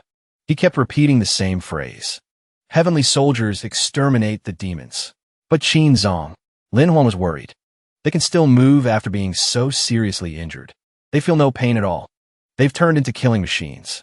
She immediately said, You should retreat. This is my grudge. Lin Huan not only didn't retreat, but he also cursed her. Don't be stupid. Luckily, I still have one last card up my sleeve.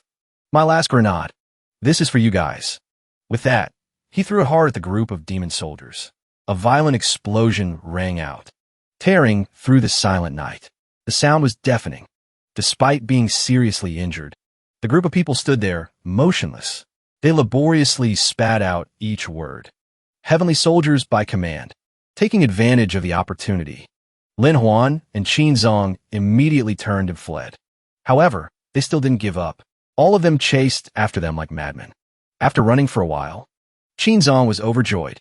It's the Southern Inspection Patrol. We're saved. Lin Huan quickly shouted, Over here! Quick! But Qinzong quickly covered his mouth.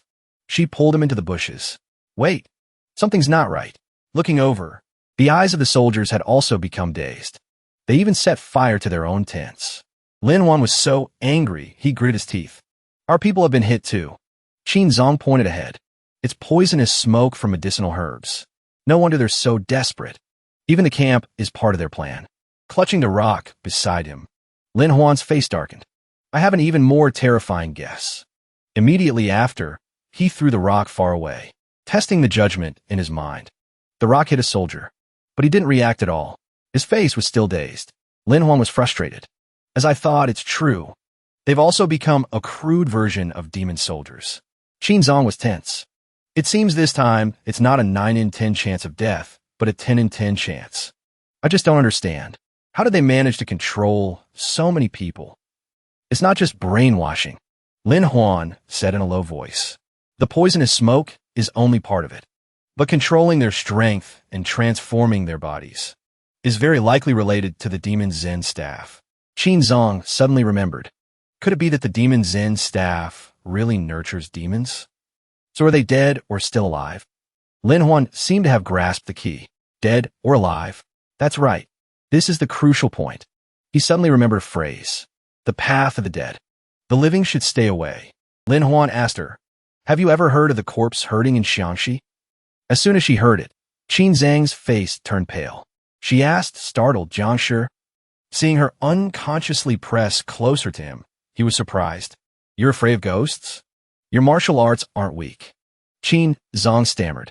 I'm not afraid of people. It's just that I can't fight ghosts. Lin Huan's expression became serious. All right, no more joking. Do you understand the principle of corpse herding?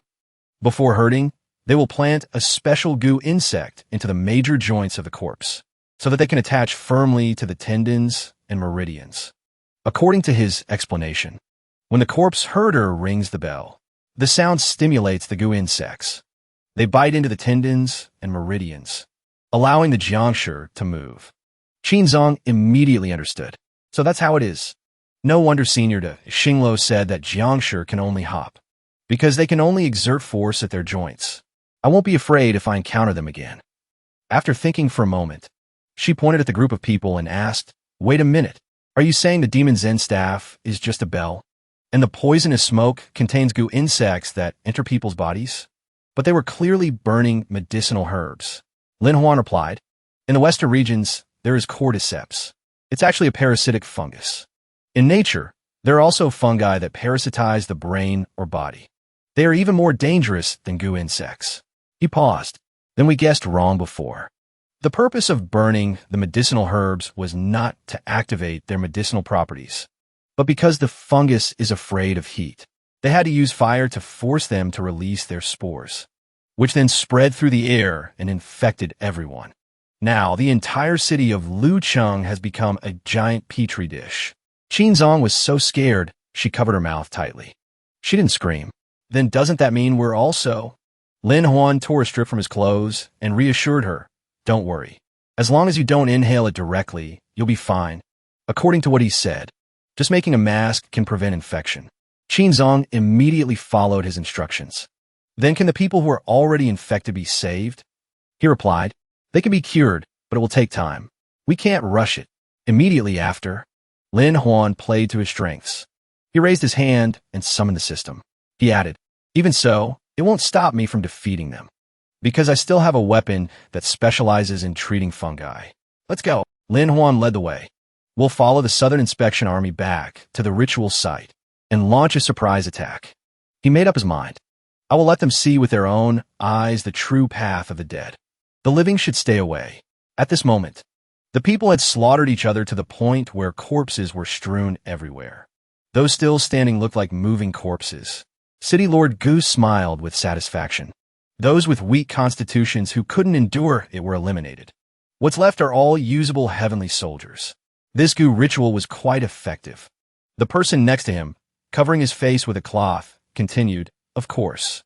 Our trading guild keeps its word. The grain and supplies have been moved to the warehouse. You've seen my sincerity. Now it's your turn to keep your promise. Looking at the controlled soldiers, he said smugly, no problem. The Southern Inspection delegation you wanted is already in my hands. City Lord Go spoke up. From today on, they belong to you. I will transfer the control incantation to you later. The other side laughed gleefully. Very good. The Southern Inspection delegation's daily distribution of supplies has made business difficult. From now on, the disaster-stricken Jiangnan region will be back in our hands. Just then, from within the ranks of the soldiers, a fierce hand reached out and grabbed his throat. Lin Huan took off his helmet, his voice cold, making money off the blood and sweat of others. You've calculated it all very well. He panicked and cried out, stop. I'm from the Tang Wu Trading Guild. You can't touch me. Lin Huan sneered. Tang Wu. Immediately after, he punched him hard, making him spit blood. Then it's right to hit you. Seeing this, City Lord Ge's face darkened. I really can't stand it anymore. If you had remained hidden, I might have been ambushed. With that, he slammed his weapon on the ground. At the same time, he shouted, Heavenly soldiers, hear my command. Immediately, the heavenly soldiers seemed to be infused with a strange power. Their entire bodies began to twitch.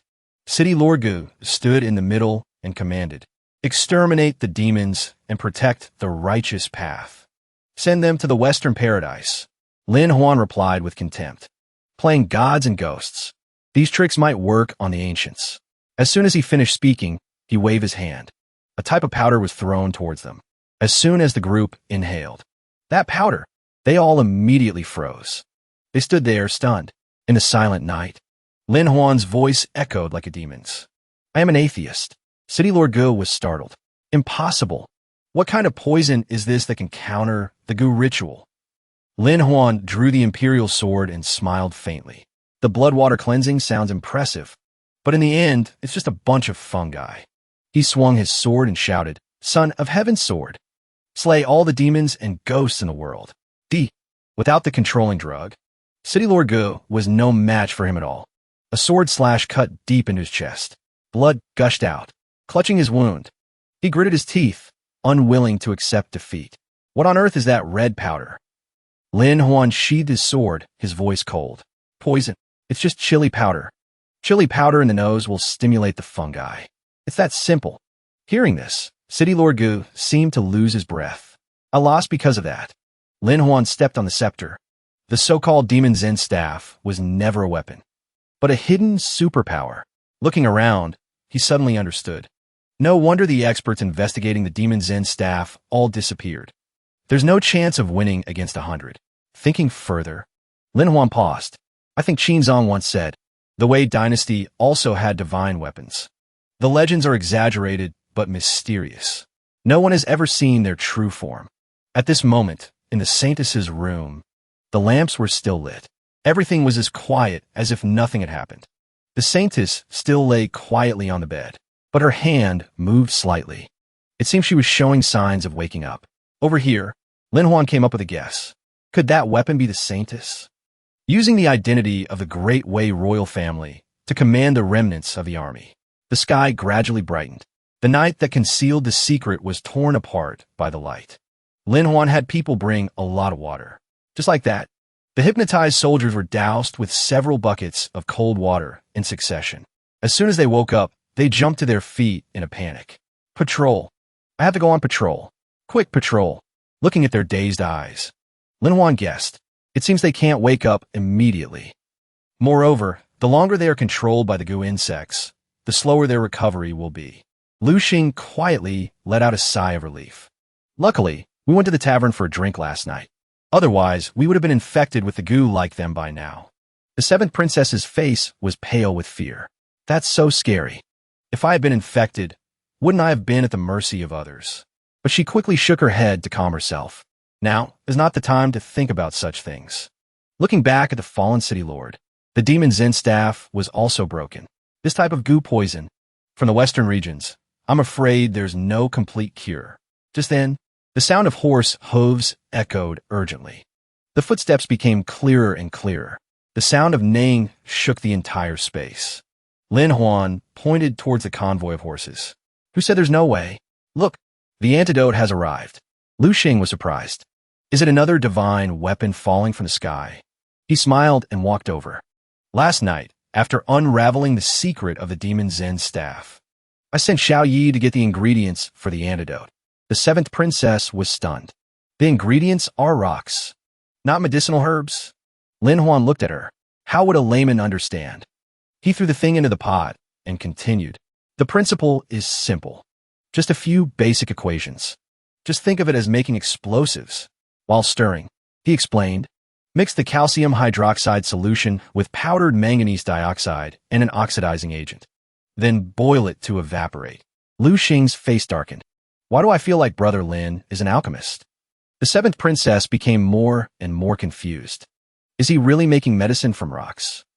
He scooped up a spoonful of the black solution, a sly smile on his face. Success! Potassium permanganate is ready. With this, we can produce oxygen. And pure oxygen is the key to the treatment. Lu Xing stepped forward and asked, is that thing true qi or internal energy? Lin Huan burst out laughing and replied, you've been reading too many cultivation stories. Oxygen is just a part of the air we breathe. It's what sustains life. Immediately after, he inserted a tube into a soldier's nose, a faint smile on his face. Let the treatment begin. As soon as he inhaled, the soldier's eyes immediately regained their spirit. His complexion also became rosier. Not long after, he vomited up several strange insects. Their general shape resembled centipedes. As soon as they were vomited out, they started wriggling. It was an extremely gruesome sight. Lu Xing was amazed. There's a reaction. The seventh princess was also stunned. How miraculous! Could it be that His Majesty collects strange rocks for this purpose? The soldier looked around in a daze. Huh? Why is it morning already? I was just on night watch. Lin Huan quickly crushed the goo insects on the ground. He made sure they didn't survive. Lu Xing couldn't help but praise him. This oxygen is truly amazing. To solve it so simply, it's unbelievable. The seventh princess sighed. How many books has Lin Huan read? Lin Huan smiled and said, it's just 9 years of compulsory education. The western region's plateau lacks oxygen. Increase the oxygen concentration, and the poisonous fungi will naturally disappear. The people were grateful and came forward. Thank you, Deputy Inspector Lin, for saving our lives. Without Brother Lin on this southern inspection, it would have been hard to keep our lives. After a pause, Lin Huan continued. The final stop of the southern inspection is Yancheng, the epicenter of the flood. Although they had been detoxified, the soldiers were all still listless. They had no vitality left. A more clear-headed soldier reported, My lord, 9/10 of our brothers have not fully recovered. Lu Xing was worried. We can't march like this. He turned and said to him, the team can't endure another ordeal. Lin Huan shook his head. We can't delay. Every day we delay, more people will die. A soldier reported, Yin Cheng has fallen. The officials and people have retreated upstream, but their specific location is unknown. Lu Xing gritted his teeth. To provide aid, we must find where they are taking refuge. He held his head and sighed. The clues have all been burned. Lin Huan said in a deep voice, wait, there's still one clue. He immediately began to search. Moreover, this clue is extremely reliable. Lu Xing was surprised. How come I didn't know? Holding the account books, he analyzed. The Tangwu Trading Guild has profited from many natural disasters. They wouldn't have overlooked Yin Cheng. The confiscated account books must have records of it. Lin Huan held a piece of rotten wood. He pointed to the map and explained, we can deduce the distance from the transportation costs, then use the surrounding cities and towns as reference points and calculate further. Lu Xing was impressed. Triangulation. The seventh princess nodded. The location of the refuge has been determined. He is indeed a learned man. I've seen records of an abandoned granary from the Wei dynasty. Lin Huan composed himself. Urgent matters cannot wait. Let's set out immediately. When Lu Xing and Bo Jun had just arrived, the people in the granary were overjoyed. It's the Imperial Army reinforcements. You finally arrived. They burst into tears. If you had been any later, we would have starved to death. Lu Xing was stunned. Why do you all look like this? Lu Xing continued to ask. Where is Su Yuwu, the magistrate of Yin Cheng? The man stammered, this. Bo Jun said with a choked voice. Lord Su has already sacrificed himself. Lu Xing was stunned. What? He? When we retreated upstream, we discovered the dam was about to break. To buy more time, Lord Su risked his life and jumped down. He used his own body to plug the crack. Lu Xing gritted his teeth, his voice trembling. Yuwu and I have known each other since we were children. I never thought he would. Lin Huan was deep in thought, then asked, wait a minute. Using one's body to plug a dam only works for earthen dams. But the court has already transported concrete here. Why wasn't it used? Bo Jun replied. We heard about that, but we haven't received it yet. Lin Huan was startled. Prime Minister Gui's order should have arrived 10 days earlier. Suddenly realizing something, he said softly, wait a minute. The main road. Lin Huan's eyes lit up. That's right. The main road was deliberately destroyed by someone. The purpose was to steal the concrete formula and materials. He gripped the hilt of his sword and raged. Forgetting righteousness for profit, twisting black and white. This must be the work of the Tangwu Trading Guild. He continued to ask. The grain and supplies you've been buying recently are all from Tangwu, right? Bo Jun nodded. That's right. They were the only ones willing to help. He recounted it in great detail. There were even people who lived and ate with us. They understood every one of our needs, big and small. The seventh princess suddenly remembered. I think I heard a palace maid mention it. The Tangwu Trading Guild has a close relationship with the Imperial Ant. Bo Jun was extremely grateful. We must also thank the Imperial Ant. She still helped us in our time of need. She is truly a person of kindness and righteousness. As soon as Lin Huan heard this, his face darkened. He asked in surprise, where are you all going? Lin Huan's eyes were sharp and cold. His voice was icy. Where are we going? We're going to find your good person and drag him into the light. Everyone panicked and tried to stop him. You can't, Lord Lin. The Tangwu Trading Guild cannot be offended. We still have to buy stones from them to repair the dike. That is our lifeline. Lin Huan pressed the tip of his sword against the neck of a person nearby. The Tangwu Trading Guild is still supplying goods regularly. They must have a base of operations. Speak. Where is it? Bo Jun turned pale. He quickly begged. Please spare my life. My lord, calm down. The other official, on the contrary, was trembling but smug. See? It's not so easy to touch me. Hearing him say that, Lin Huan's expression grew even colder. So what if I do touch you? With that, the sword in his hand flashed, making several cuts on his body. The man stood there, stunned. When the sword was sheathed, Lin Huan said with contempt, killing people is easy. Your trading guild wouldn't even care. I want you to beg me and then confess yourself. He clutched his naked body and roared. How can you be so despicable? Are you even worthy of being called a scholar? Lin Huan smiled faintly. If you don't talk, you'll be paraded through the streets in shame. His name was Jing Ding. Only then did he finally speak. I'll talk. Lin Huan patted his face in satisfaction. Wouldn't it have been easier if you had just talked sooner? Being dragged away, he still turned his head and shouted. Which merchant is kind? Wait until the way you escort agency kills all of you. It'll be too late for regrets then. At the same time, at the Trading Guild's camp, a group of people were gathered around, roasting meat. A fire blazed in a corner. While they were eating and drinking, a dart suddenly flew through the air, embedding itself in a tree trunk. Seeing Lin Huan appear, the whole group panicked and shouted, Enemy attack! There's an enemy attack! Lin Huan got straight to the point. You're the ones holding the cement formula and materials, aren't you? Profiteering from a national disaster, a crime punishable by beheading. Hearing this, one of them recognized the other party's identity. He calmed down and sneered. So, it's the naive Southern Inspection Group. The leader spoke up. Do you think a large trading guild like mine wouldn't have martial escorts? Way you escort agency, make your move. He smiled smugly. You can't win in a fight. They're all elites from the military. If you dare to be stubborn, just wait for the dikes to collapse. Lin Huan replied calmly. You're so used to being arrogant that you've forgotten how to reason? Still making threats?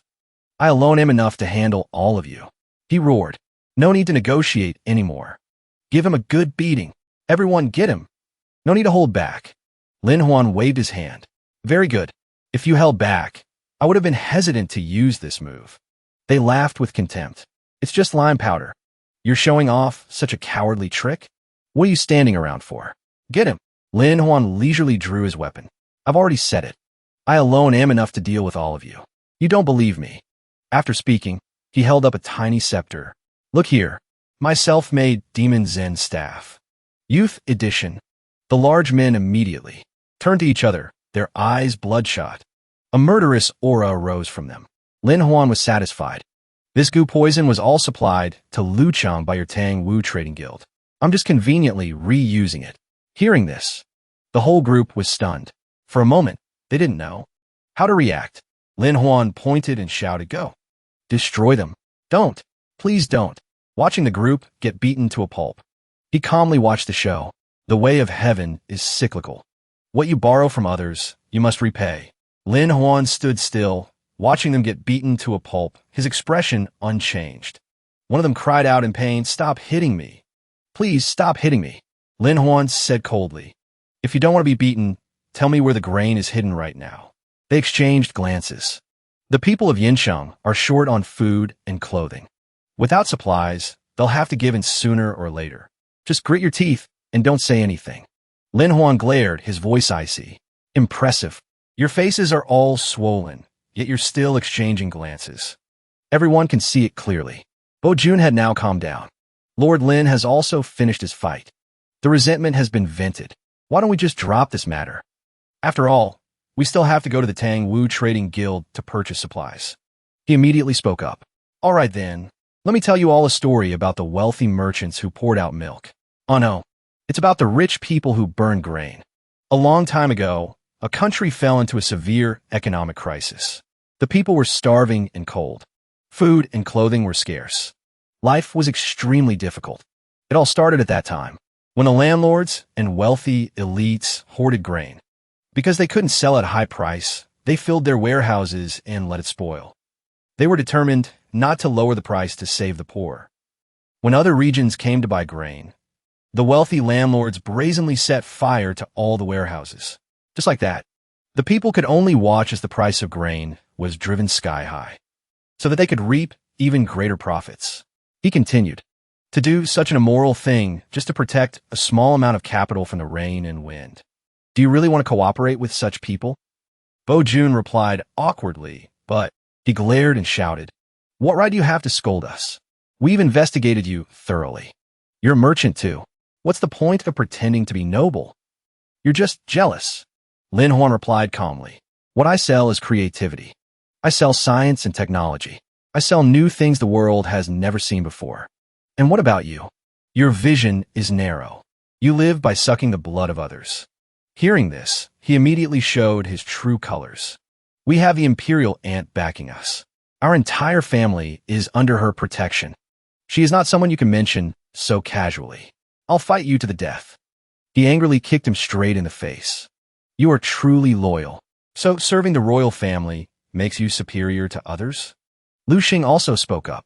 After mastering both literature and martial arts, you still end up selling yourself to the emperor. Isn't the royal family also a merchant? On what basis do you consider yourself noble? The world belongs to the people of the world. It doesn't belong to a single family. After hearing this, Bo Jun and the others were scared out of their wits. How can he say such treasonous words? Could it be that Lord Lin has never read the books of the sages? Then how'd he pass the exams? The person standing by took the opportunity to add fuel to the fire. Did everyone hear that? Did you hear that? Lin Huan is rebelling. He's committing treason. Quick, arrest him. Bo Jun's group suddenly hesitated. To arrest or not to arrest? I feel like there's indeed something unusual about Lord Lin. Perhaps we should detain him first and let the royal family decide later. Just as everyone was being confused by the villain, a decisive voice rang out. Enough! The seventh princess raised her hand. She decisively untied her hair ribbon. Her long, shiny hair immediately fell loose. Immediately after, she spoke up. What Lin Huan said is indeed not wrong. Along the way, I have witnessed too much suffering among the people. Only then did I understand Lord Lin's heart. Lin Huan held out the precious sword before him. He smiled in satisfaction. Seventh princess, you have truly matured. The princess took the sword bestowed by the emperor and replied with a slight smile. I have a very good master. After speaking, she stood before the man. Her eyes were cold. I am the current seventh princess. You have no right to represent the royal family. Only I have that right. With that, she didn't hesitate. She swung the sword and struck the villain hard. Before everyone's eyes, he fell to the ground on the spot. His stubborn resistance ended in death. Only then did Lu Xing sigh. You hit it well, Brother Lin. You knew all along, didn't you? And the seventh princess? Could it be that you two are also... Lin Huan covered his mouth to cut him off. Stop talking nonsense. Hurry up and focus on repairing the dike. Just as everyone was heading to the dike to check the situation, the water level had already risen very high. Lu Xing asked worriedly, Brother Lin, what should we do now? The seventh princess added, Brother Lin, I trust you. I will immediately go to Lu Chang to ask for help. Several officials spoke up in fear. This is foolish. Lord Lin is being foolish. Right now, there are no materials, and no manpower either. It's fundamentally impossible to repair the dike. Perhaps I should go to the Tang Wu Trading Guild to apologize on your behalf. But Lin Huan didn't even bother to pay attention.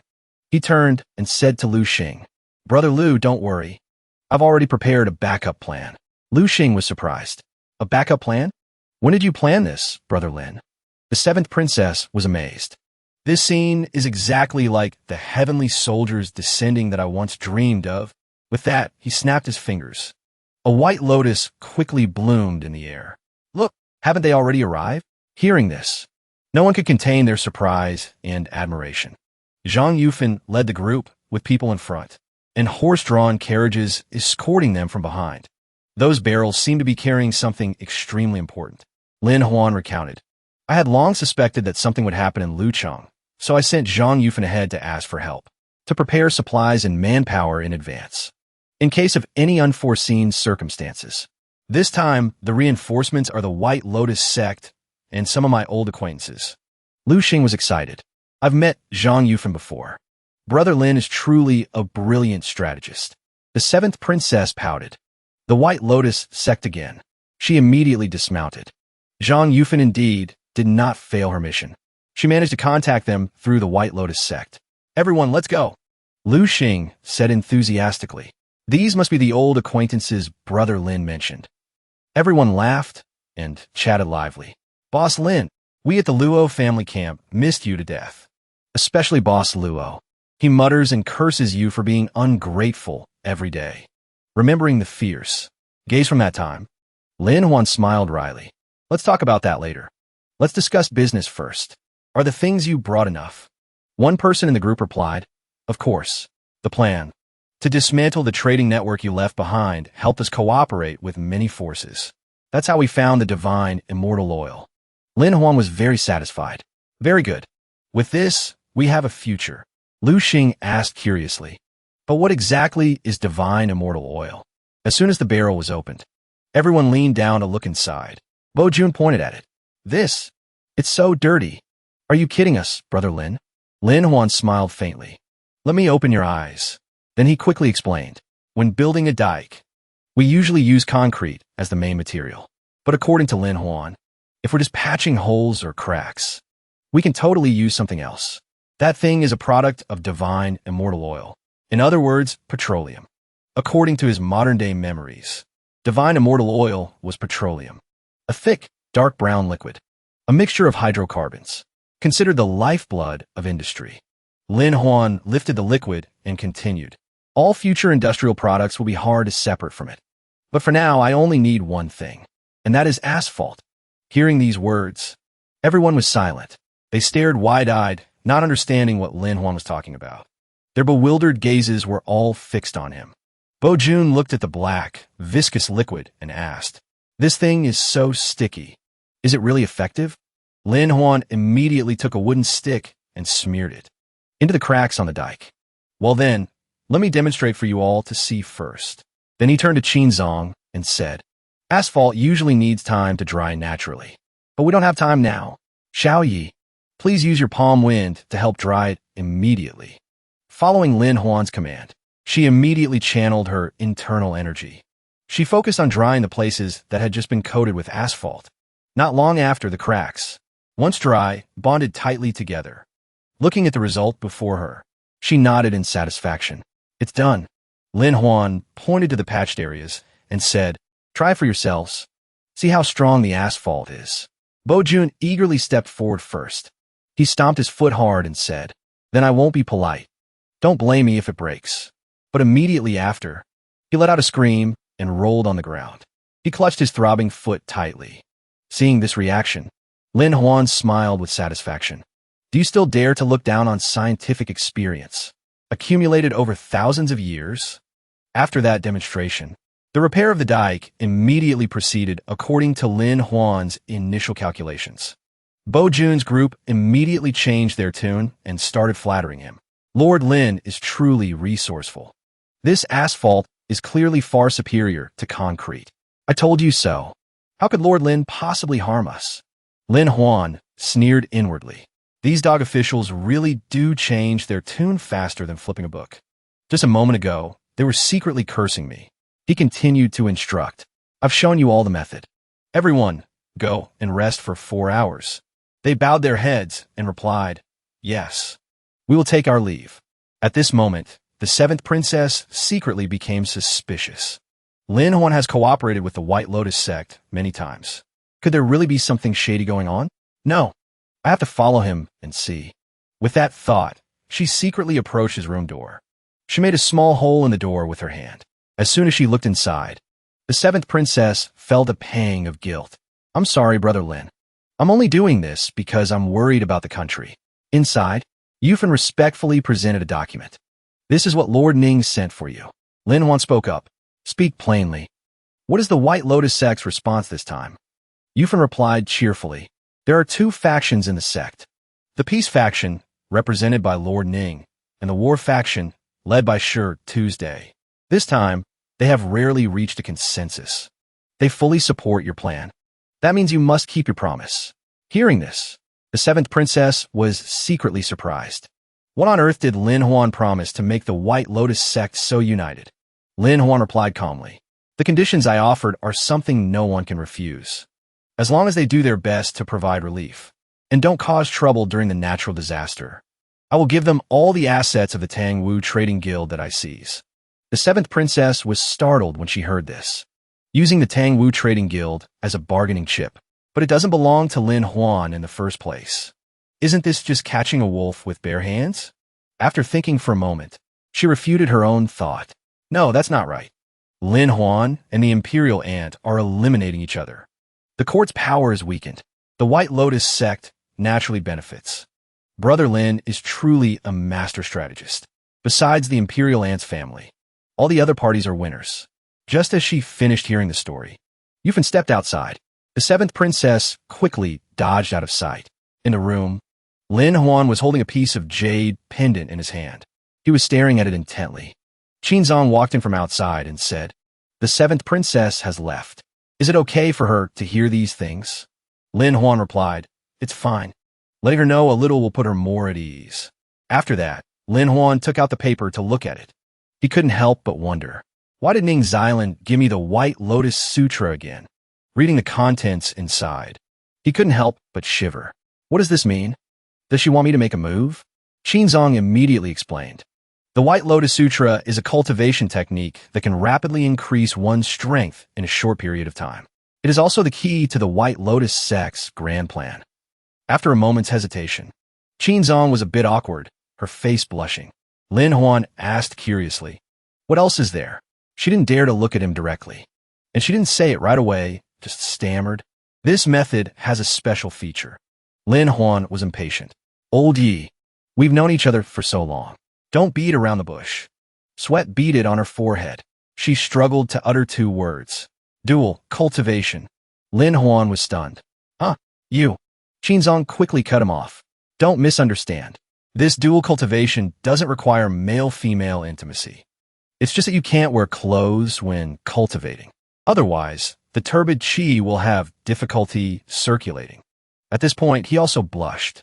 "I understand. It's fine if we don't practice it," Qinzong said in a low, worried voice. "But you have so many enemies. Isn't it a waste not to use such a good cultivation technique?" After speaking, she pushed him to turn his back. In that case, no peeking. Her reaction surprised him quite a bit. After that, Qinzong quickly removed her hairpin. Her long hair immediately fell over her shoulders. As she undressed, she urged, "What are you waiting for? You should take yours off too." Lin Huan replied, startled, "All right." In the quiet night, Lin Huan's room became unusually lively. "Why did you turn your head?" "Sorry. I didn't mean to. Is there anything else?" The short spring night passed just like that. Before the sun had even shone on the roof, Lin Huan woke up feeling refreshed. He stretched and yawned. The White Lotus Sutra is indeed powerful. The qi and blood in his body were surging. It seemed his strength was boundless. Looking at his hands, he was satisfied. No wonder the White Lotus sect is so prosperous. This cultivation technique is fast and effective. It can be used for mass training. After thinking for a moment, Lin Huan smiled wryly and looked at the girl beside him. After all, this method of dual cultivation is easy for others to misunderstand. The sight of Qinzong sleeping naked beside him all night was indeed hard to explain. Her face was flushed. It seemed she was awake. Qinzong didn't open her eyes, but said coldly, "If you look again, I'll gouge out your eyes. Get out." Lin Huan quickly got dressed. As he walked out, he said, "I'm going out now. I'm leaving right away." Unexpectedly, just as he left the room and walked a short distance, the sound of hurried footsteps echoed. Everyone ran over, calling out loudly, "Lord Lin." Being surrounded by a group of people early in the morning, Lin Huan was a little flustered. "What are you all trying to do?" The people were extremely moved. Hearing him speak, they all thanked him in unison. It was as if their hearts were warmed on this day. Lin Huan waved his hand, embarrassed. It was just a small matter, but everyone spoke up. "No, Lord Lin will definitely be recorded in the annals of history." Bo Jun then asked respectfully, "Lord Lin is leaving for Jean due tomorrow. Before you go, could you sell this humble one a few secret formulas? He replied calmly, Huh. We don't sell them. He sighed with regret. I see. Indeed, precious things cannot be sold casually. Lin Huan smiled and continued. It's not that we don't sell them. It's that we don't take money for them. We only give them away. You just need to visit the Deluo Trading Guild to receive them. The people were bewildered. Deluo Trading Guild? Why, we never heard of it before. He cheerfully handed out a few flyers to each person. Of course, because it was just established yesterday. Following his words and out of curiosity, everyone took the papers and quickly skimmed through them. He continued to introduce. The Deluo Trading Guild only does one thing. Whatever the Tangwu Trading Guild sells, we sell too. Moreover, joining the Deluo membership will give you free formulas for asphalt, concrete, telescopes, and many other creative products. The people cheered enthusiastically. Long live the parent official. Lin Huan was secretly pleased. This is the first step in attacking the Tangwu Trading Guild, helping the firewood from the bottom of the pile rise up. Just then, Zhang Yufan and her group suddenly knelt before him. White Lotus Sect. Zhang Yufan and all the disciples pay our respects. After a pause, the group shouted in unison, We swear to follow Lord Lin to the death. We swear to follow. Yufan said sincerely, We in the White Lotus Sect are for the sake of the world. Now, our internal affairs are in chaos. Yet Lord Lin remains dedicated to the people, bringing real benefits. From now on, Zhang Yufan is willing to follow you to the death. I will only listen to your commands. Just then, the system suddenly rang out, startling Lin Huan. Influence achievement has been reached. A series of notifications appeared. Achievement name, Absolute Veneration. Content, cause more than 3 factions with at least 100 people to voluntarily follow and support you. Reward, Bull's Robe, which allows you to see through talent and spheres of influence. System quest updated. Bull and the 1,000-Mile Horse. Lin Huan read through it. Content, nurture followers to create influence. This influence will in turn increase the host's abilities. No time limit. He pressed accept and was stunned. Bullseye in a new quest line. The system is secretly allowing me to form a leadership team. Looking at everyone, he continued. The final stop of the southern inspection is Jindu. I must question the provincial governor there and overthrow the headquarters of the Tangwu Trading Guild. Let me see what talents each of you has. Applying them in the right places will greatly increase our chances of success. The 3 people updated by the system were ranked respectively as Makeup Master, Propaganda Ambassador, and Sales Agent. Lin Huan's face darkened. Where are all these weird talents? Even Bull would be astonished. According to Lin Huan's understanding, Jindu was the capital of Jiangnan, a center of trade and a paradise for merchants. It was originally named Taiwei Cheng. It was compared to a golden capital. Over time, it was changed to Jindu. Since becoming a commercial center, Jindu expanded its territory. An outer city was built. Merchants and officials and nobles lived in the inner city, while the common people lived in the outer city. A clear division. Lin Huan's group had now arrived at the city gate. Lu Xing introduced. Before us is the outer city of Jindu. The 7th princess was impressed. Its grandeur is indeed no less than the capital. With that, everyone entered the city together. The atmosphere here was unusually quiet. Lin Huan observed his surroundings and asked doubtfully. The outer city gate is wide open, yet the patrolling soldiers' defenses are so lax. Just then, a thin woman approached and offered him a cake. My lord, would you like a cake? Freshly baked, guaranteed to be delicious. It's still hot. Suddenly, a shout rang out. You dare to sell grain privately. Stop. The old woman was startled. It's the city guard. Seeing her run away, the soldier immediately gave chase fiercely. Stop. Stop right there. Lu Xing quickly dismounted, shouting angrily, You're the one who should stop. The soldier looked at him and growled. Who are you? I'm a guard of Jindu. I'm in charge of all matters in the outer city. Lu Xing was furious. You have a lot of nerve. Lu Xing took out his token and shouted. I am an inspector of the southern inspection. I am your honored guest. I have come here this time to... But the soldier replied nonchalantly. All honored guests are personally welcomed by the provincial governor. What are you pretending to be? Get out of the way. Lin Huan drew his sword without another word, his voice icy. I said stop.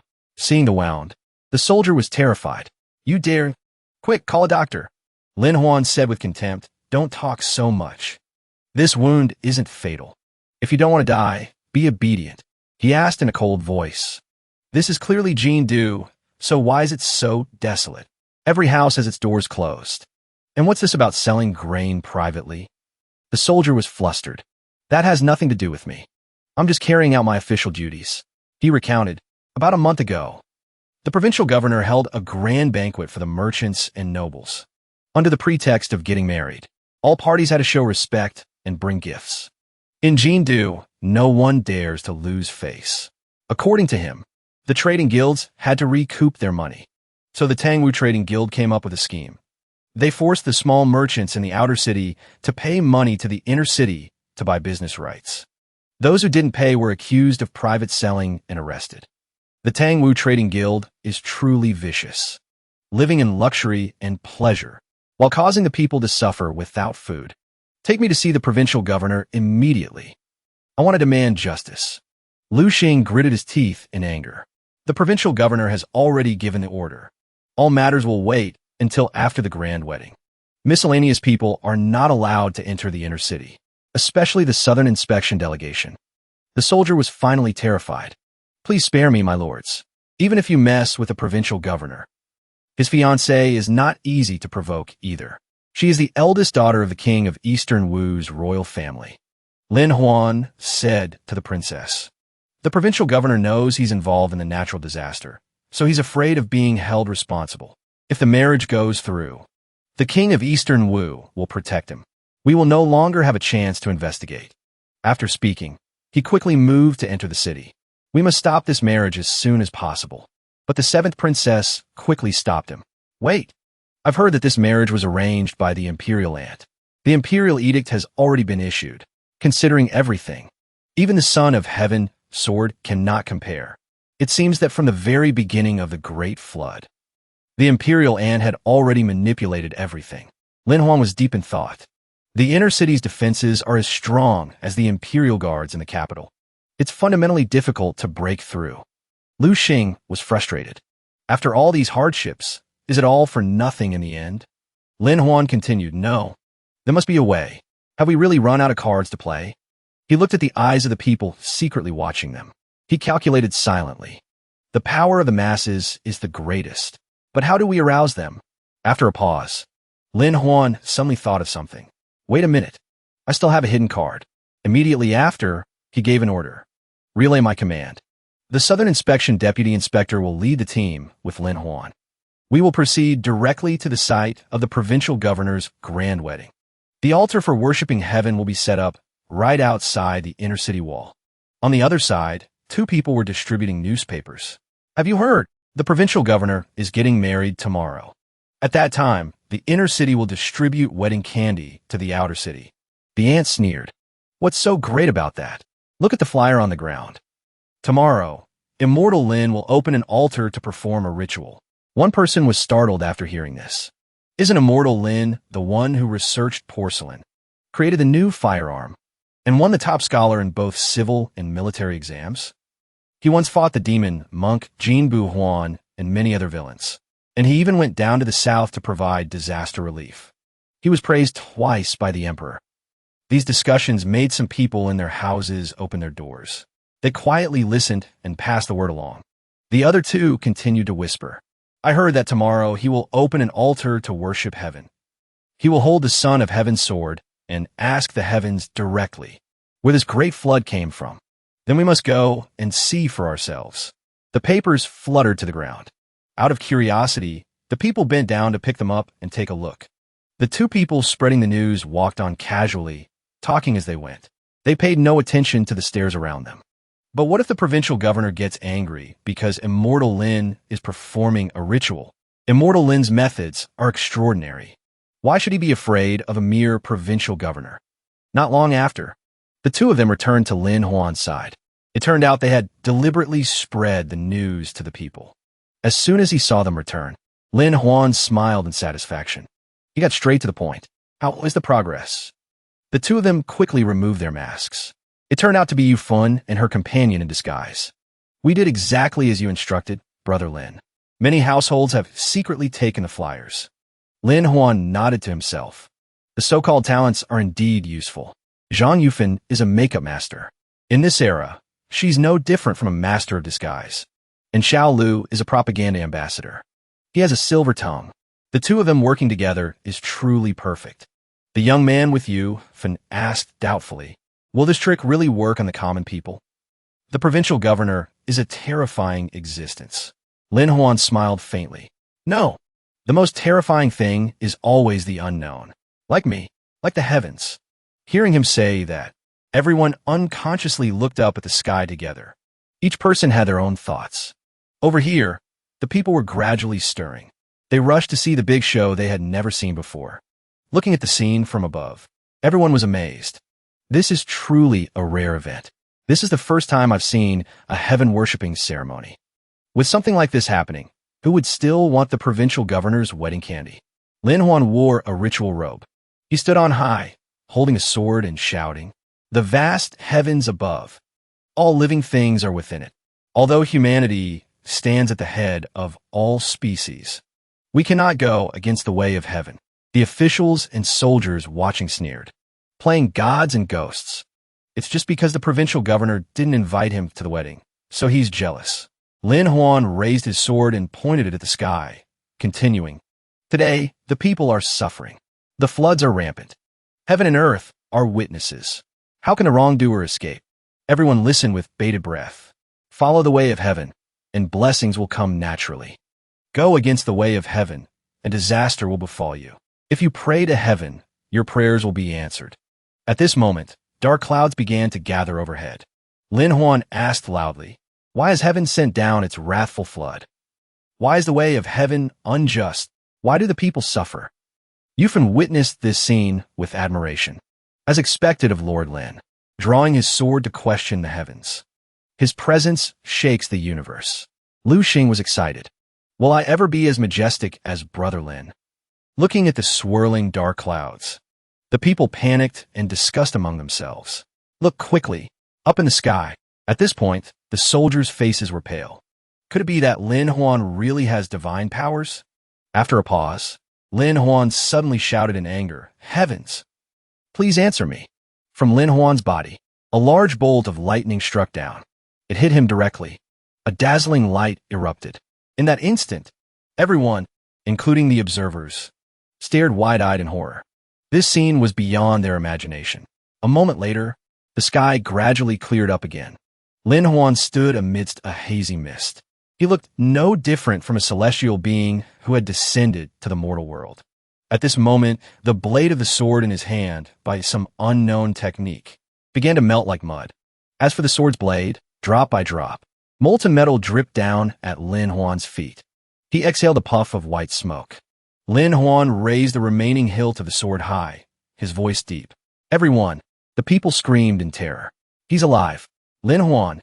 Immortal Lin is still alive!" That was clearly real, heavenly lightning. The two officials who had been mocking him earlier were now pale with fear. "He's a real immortal. Sir, that was too scary." Lin Huan's resonant voice rang out again.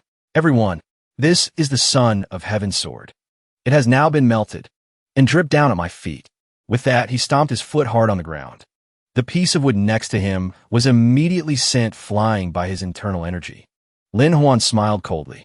His eyes were full of danger. "Look and see what it has become." As soon as he finished speaking, he kicked the piece of wood hard towards the people. "This is the answer I received when I questioned the heavens." The piece of wood flew through the air, straight towards the soldiers. Even though they believed Lin Huan was an immortal, the sight still made them panic and dodge. On the surface of the wood, the liquid that had flowed from the sword gradually formed 4 characters. The people read them, aloud, and were stunned. "Duan Yu brings disaster." Heavens! Isn't Duan Yu the name of the provincial governor? The flood was caused by the provincial governor. The heavens are punishing him. Lin Huan pointed forward and shouted, "That's right. I have just received a decree from the heavens in the thunder and lightning. The one responsible for this disaster is the provincial governor of Jiangnan, Duan Yu." After speaking, he demanded in a cold voice, "Everyone, open the city gates." The two officials were scared to death. But hearing this request, they still hesitated. This, I'm afraid. Lin Huan replied calmly, it's fine. Even if you don't open it, the city gate will be broken down. The people were now completely stirred up. They all cheered in unison. Open the gate. Open the gate. Duan Yu, don't hide in there and play dead. We know you're in the city. The soldiers on the city wall glanced at each other and cried out, Commander, this is the will of heaven. No matter how great the provincial governor is, he can't be greater than heaven. Our relatives are down there. I also agree to open the gate. The other side had to give in. All right. There's nothing left to resist with anyway. We're just gatekeepers. There's no need to be stubborn. Let's all go and open the gate. The two soldiers replied joyfully, as you command.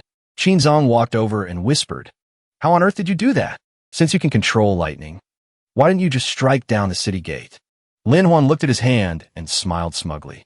Actually, there was no heavenly lightning from beginning to end, because it didn't descend from the sky, but was an electric spark I created and released myself.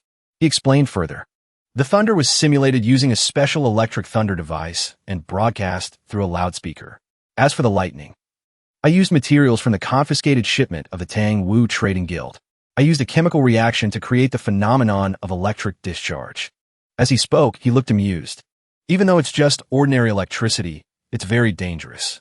So, I strung up many iron wires to form a Faraday cage. The inside is completely unaffected. After a pause, he continued, taking advantage of the bright light of the electric spark. I easily swapped the Son of Heaven's sword and took out the prepared sword hilt and piece of wood. Qinzong held her head and sighed in distress. You really are something. It would be a waste if you didn't go into the martial world to make money. Lin Huan laughed happily. In any case, the goal has been achieved. Now, let's go and catch the provincial governor. With that, everyone moved forward together. The light shining on the road seemed to herald a bright future. At the same time, a loud shout came from inside the provincial governor's residence. The provincial governor's residence is an important place. Strangers are forbidden to enter. Back away. The officials and soldiers drew their swords and stood in front. They aggressively blocked Lin Huan's group. Behind them were soldiers ready to receive orders. The people roared in anger. The provincial governor's crimes are heinous. Even the heavens will not tolerate him. Hand over the provincial governor to appease the wrath of heaven. The soldier swung his sword and shouted, You are truly audacious, daring to cause trouble right here in the capital of Jiangnan. You rebels, you will be killed without mercy. Just as the blade was about to strike, a foot viciously kicked him straight in the face. Lin Huan said calmly, You can't do your main job, but you're very good at pinning the rebel hat on others. I'm very familiar with this trick. He pointed to his leg and questioned, You attacked the deputy inspector of the Southern Inspection with a saber, causing my leg to be seriously injured. It seems you want a rebel, don't you? Arrest him for me. The soldier was immediately restrained. He cried out in panic, Who are you? You can't do this. Hearing this, Lin Huan didn't answer right away. He bent down and leisurely picked up the sword. He looked straight at him, his voice cold. It's none of your business who I am. Rebels will be killed without mercy. I am arresting you on the spot, which is in accordance with the law. Just then, Duan Yu, dressed in a bright red wedding robe, walked out, his voice cold. Silence. Who dares to make a scene here? Duan Yu said leisurely, I'm the provincial governor, appointed by His Majesty. I command all of Jiangnan. Who dares to cause trouble on my wedding day? Before he could finish his sentence, an object suddenly flew straight at his face, and Duan Yu couldn't react in time. As soon as he saw him, Lin Huan charged forward and struck. Fortunately, Duan Yu dodged in time. The official's hat on his head was knocked off. Lin Huan smiled faintly, as expected of a provincial governor with a military background. Your reflexes are indeed fast. Duan Yu growled, Lin Huan, you have a lot of nerve. He continued, Since you called my name correctly, you must have been prepared. You clearly knew the Southern Inspector was coming, yet you still close your doors and refuse to see me. You're trying to evade responsibility and punishment, aren't you? Lin Huan pointed to the sky. Now, the heavens want to take you. Just come with us obediently, and it'll be over. Duan Yu was stunned and asked, The heavens want to take me? Duan Yu sneered. Gods and ghosts are just stories. All tricks of Taoist priests to deceive people. Lin Huan turned to the people and mocked. He's panicking. He's panicking. The people shouted angrily. You can't just make baseless accusations. If you have the guts, show us the evidence. That's right. Show us the evidence. Duan Yu was startled. This, he stammered. You say the heavens want to take me, but you have no proof. On what grounds can you arrest me? Just then, Lin Huan's soldiers quickly carried the wooden plank with the 4 characters carved on it and placed it in front of him. A soldier said loudly, Brothers, Lord Lin is not deceiving us. This is a heavenly decree. I witnessed it with my own eyes while defending the city.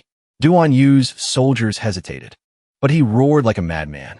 Don't listen to his bewitching words. It's all fake. Over here, the official said respectfully, Lord Lin, I have already persuaded them. Lin Huan waved his hand. Understand. Since you've started, see it through to the end. Consider it as you all join in my side. I will not treat you unfairly. Lin Huan shouted loudly. The matter is clear. Arrest the provincial governor. Arrest Duan Yu. Charge. Duan Yu panicked and fled. You all, let me into the residence. Retreat. Retreat quickly. But his soldiers acted as if they didn't hear him. Duan Yu roared in anger. I raised you. I taught you. And you dare to disobey my orders? On the contrary, the people charged forward in unison. Get him. Charge. Catch that dog. Lu Xing was excited. Brother Lin, we've won a great victory. Lin Huan replied quickly. No. This is just the first step. Next is the Tang Wu Trading Guild. The red wedding robe was torn off by the people. Duan Yu was tied to a high pillar. He was covered in filth thrown by the crowd. Lin Huan looked at him straight and said, Duan Yu, are you still refusing to reveal the location of the Tang Wu Trading Guild's treasury? You've been colluding for so long, yet you claim not to know? Who would believe that? Duan Yu roared in frustration. In your dreams. You think this is enough to make me submit? Don't underestimate me. Lin Huan smiled slyly. It's fine if you don't talk. Why get so worked up? The more you refuse to talk, the more I can earn. He stood up and announced loudly to the people. The 4th round of punishment officially begins. Admission fee is 2-1. First come, first served. No cheating the old or the young. An eye for an eye. A tooth for a tooth. A rare opportunity. Once it's gone, it's gone. The people couldn't contain their anger. I'm in. I hate Duan Yu the most. Me too. Lin Huan fanned himself with a bamboo fan and said with a smile. This time, I even bought the rottenest eggs from afar. Guaranteed to be effective. 1 per egg. If you want to buy, be quick. Everyone responded in unison. Give me one. I want one too. After distributing the rotten eggs, Lin Huan shouted, I declare, the punishment officially begins.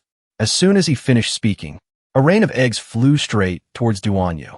Seeing this, Duan Yu was so panicked that his face turned pale. Not long after, his whole body reeked of foul stench. He was no different from a latrine that hadn't been cleaned for a long time. Finally, he couldn't take it anymore. I'll talk. I'll tell you everything, okay? The Tang Wu Trading Guild's treasury and all the account books. We know everything. The scene changes. At the residence of the head of the Tang Wu Trading Guild. Outside, it was as quiet as usual. But in the room, the head of the trading guild paced back and forth anxiously. This is bad. That brute Lin Huan has arrested Duan Yu. All the fake evidence we painstakingly prepared is now useless. He planned to escape. I must report back to the capital immediately. Why haven't the servants finished preparing yet? Just then, Yufan flew in. Are you looking for this book? Seeing the stranger before him, the head of the trading guild immediately became highly vigilant. You? Who are you? Yufan replied calmly. I'm the person from the White Lotus sect sent to take over the Tang Wu Trading Guild. I also bring a message from Lord Lin. He said, the Tang Wu Trading Guild is not yet worthy of his personal attention. He invites the Imperial Ant to come down in person. The head of the trading guild was so scared that he fell backward. After speaking, Yufan turned and left. Then she quickly went outside and handed the scroll to Lin Huan. Completing the mission made Yufan smile brightly. Lin Huan said to Lu Xing, you see, it's done. Unexpectedly simple. Lu Xing was happy. Brother Lin didn't even have to lift a finger. Truly brilliant. Just then, a voice rang out, accompanied by the sound of hurried footsteps. You all, stop right there. I've been looking for you for a long time. The 7th princess immediately recognized her. That's the eldest daughter of the king of Wu, Princess Qing Xian. Lin Huan secretly cried out in distress. I'm screwed. I forgot about her. Qing Xian pointed her hand straight at Lin Huan. Today is my wedding day, and you all came to cause trouble. Who is responsible for this? Come out and face me. Lin Huan stepped out and said in a low voice, Princess Qing Xian, everyone is outraged by what Duan Yu has done. This marriage cannot continue. She replied nonchalantly. Who says it can't? I can just marry someone else. Qing Xuan's eyes scanned the surroundings. I'm only getting married to get away from my father. I don't care about Duan Yu. Marrying anyone is still marrying. Lin Huan sighed to himself. Is she going to latch onto me? This damn charm of mine. Qing Xuan's gaze fell on Lu Xing. The so-called matching social status or complementary personalities are all nonsense. What matters is finding someone pleasing to the eye. At first glance, Qing Xian felt like she had been struck by lightning. Hello there. I am Xian Xian. Are you married yet? What do you think of me? Lu Xing replied in a low voice. Hello. I am Xiao Lu. I'm not married. I think you're very nice. Qing Xian leaned in and whispered, Young Master Lu, you're not married. I'm not married. Lu Xing cut her off. Sister Xian. In that case, there's no better day than today. Lin Huan looked at them like a pair of lovers who had been separated for decades and was bewildered. This is also possible. The youth of ancient times were really bold. Immediately after, Princess Qing Xuan's wedding was held in a grand manner. A large sedan chair was paraded through the streets.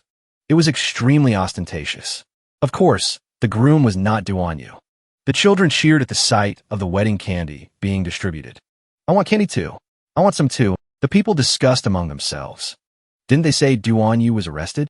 Why is there still a wedding like this? The heavens are high and the emperor is far away. It seems even immortal Lin has a hard time managing this place. Just then, the master of ceremonies said loudly, Fellow villagers and elders, today is a day of great joy. Let's invite the groom to say a few words. Lu Xing stood in the middle and spoke in a loud voice. Everyone, today is the day Princess Qing Xian and I get married. I hope everyone will do me the honor of attending the banquet and celebrating with us. The people were even more surprised. So it's Lord Lu, the southern inspector, who is getting married. Then there's nothing more to say. Are we going to let that dog official Duan Yu benefit? He was arrested yesterday. Hearing this, the people were all overjoyed. That's great. Lord Lu and the princess are truly a talented man and a beautiful woman, like a golden boy and a jade girl. But right at this moment, several hidden weapons shot straight towards Lu Xing from a distance. Almost instantly, a person immediately rushed out to block Lu Xing. The people cried out in horror. It's a firearm.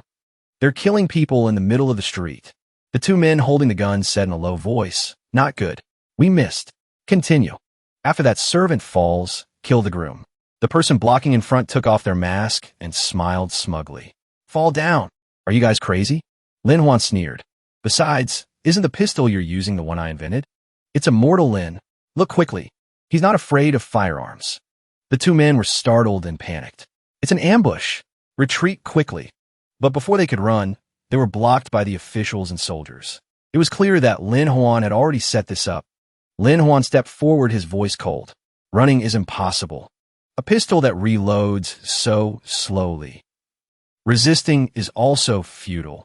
What's more, all the attendants of the sedan chair are soldiers of the Southern Inspection. He pulled at one of the men's clothes to check the symbol.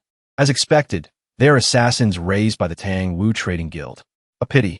I happen to like fishing. You guys are the fish that slipped through the net. The two men roared, Cut the crap. If you want to kill or cut, just do it.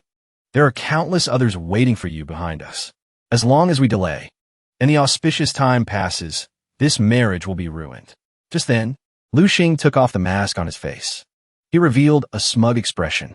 The person just now was Yu Fun in disguise. Lin Huan continued. The Imperial aunt acted as a matchmaker for Duan Yu and the King of Wu, so she must have a scheme. She will definitely try to stop Xiao Lu and the princess from getting married. But you didn't expect that even the groom in the sedan chair was a fake. The two assassins were so angry they spat blood. But Lin Huan laughed loudly. Everyone, please feel free to go and drink the wedding wine. Don't let the Tang Wu Trading Guild spoil your good mood. They were furious. Yu Fun approached and asked softly, Lord Lin, I haven't seen Lord Lu since yesterday. Where on earth is he? Lin Huan stammered this. He recounted. He went straight to the princess's place yesterday. Perhaps they have already become a real husband and wife. Hearing this, Yufan covered her mouth in embarrassment. A real husband and wife. Lin Huan tapped her forehead lightly. Don't be dazed. I can't guarantee that I can block weapons for you every time. Yufan stammered, why yes. Watching his retreating back, she was so moved that her face turned red. Blocking weapons for me? I will repay this kindness sooner or later. They gradually disappeared from sight, but it seemed they were completely unaware. Someone was secretly watching them from behind. That person in the crowd smiled slyly. I've finally found you, Lin Huan. The familiar figure stared at him intently. Her face gradually darkened. The girl pursed her lips and smiled coldly with satisfaction. I won't let you go this time, Lin Huan. But just then, for some reason, Xylan also appeared here. As soon as she saw the two of them go upstairs, she immediately recognized them. Jiao Luo suddenly felt that something was strange. She paused slightly. Her gaze unconsciously turned towards Xylan. The two pairs of eyes suddenly met and stopped at the same time. On the other side, the engagement of Lu Xing and the princess went smoothly. The guests who came to congratulate were numerous and lively. Raising his wine cup, Lu Xing smiled and said, Brother Lin, if it weren't for you, Xian and I could never have become husband and wife. I toast you. Qing Xian also added, I also toast you. If you need anything in the future, just say the word. My father will definitely support you. The end. Lin Huan smiled and replied, once you take a wife, you must care for the family. That is what truly matters. Lu Xing was surprised. I heard Brother Lin is a matrilocal son-in-law. Why have I never met? Wait, head of the household. Lin Huan gave a forced laugh. Well, about that, I'm not entirely sure myself. Just then, a familiar voice rang out. I'm here. Lin Huan started and turned around, stammering. Ning. Xylan. Xylan smiled gently. Husband, I have arrived. The two looked like the cowherd and weaver girl reuniting after a long separation. Lin Huan reached out his hand. Xylan also paused and responded, Lin Huan. Suddenly, a figure dashed straight in, slamming into Lin Huan before he could react, knocking him to the ground. Seeing Lin Huan sprawled out, Lu Xing panicked, rushing over and shouting, Assassin! Qing Xian was terrified. Where are the guards? There's an expert attacker. Lin Huan sat up, looking at the person hugging him tightly, surprised. Not an assassin, but definitely an expert. Xiao Luo buried her head in his chest, whispering softly, You wouldn't come find me, so I had to come find you myself. And it's not just me. The people in Aleza village have many things they want to ask you. Lin Huan patted her head like he was soothing a little sister. Aleza is doing fine without me. You are strong enough to shoulder it on your own now. Just then, Lu Xing let out a fake cough, glancing over to signal him. Brother Lin. Sensing a terrifying aura, Lin Huan turned his head to meet a face. Xylan was furious enough to burst into flames. Xylan glared at Xiao Luo with cold eyes. Very good. You dare to sneak all the way here.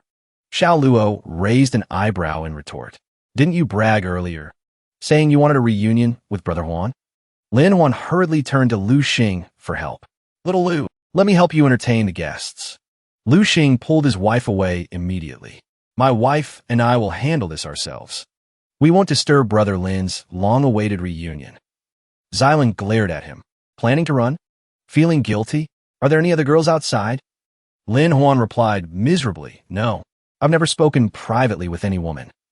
Just then, the seventh princess spoke up happily.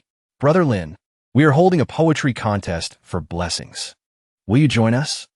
Yufan continued, Lord Lin, the soldiers are preparing a sword dance for entertainment. Please serve as the judge. Oh, Lord Ning has arrived as well. Xylan shot him a look sharp as a knife. Never spoken to a woman, huh? Lin Huan immediately took to his heels. Yikes, today is the Southern Tour inspection. I'll go check it out and be right back. Yufan looked at Xylan without saying a word. On her face, a look of awkwardness flashed briefly. But Xiao Luo turned and grabbed Yufan's hand, demanding, Who are you? What is this thing? Explain it to me clearly. Xylan frowned. Xiao Luo, I know you're upset, but there is no need to threaten my subordinate. Xiao Luo cut her off. No, this is very important. Look closely at the insignia on this silver ornament. Looking at the bracelet on her hand, Yufan suddenly remembered. This is something I'm keeping temporarily. Should I speak about this? Xylan was astonished. This is the Saintess's jewelry. Xiao Luo, do you recognize the insignia of the White Lotus Saintess? Xiao Luo shook her head. No, this isn't the Saintess's insignia. It's the insignia of the laser blade style. Seeing the pattern on the hilt of Xiao Luo's blade match perfectly, both Xylan and Yufan dropped their jaws in shock. Then Xylan slowly recounted. In the past, every time the Emperor traveled, a shadow guard with supreme martial arts would protect him. A special identity, a hereditary duty. But no one knew who they were. Later, when the dynasty collapsed, the crown prince could hardly escape. So he entrusted the final hope to the shadow guard. The shadow guard accepted the order and left alone, carrying an item, with a mark matching the hilt of Xiao Luo's blade right now. According to what she knew, that shadow guard eventually settled in the remote laser region.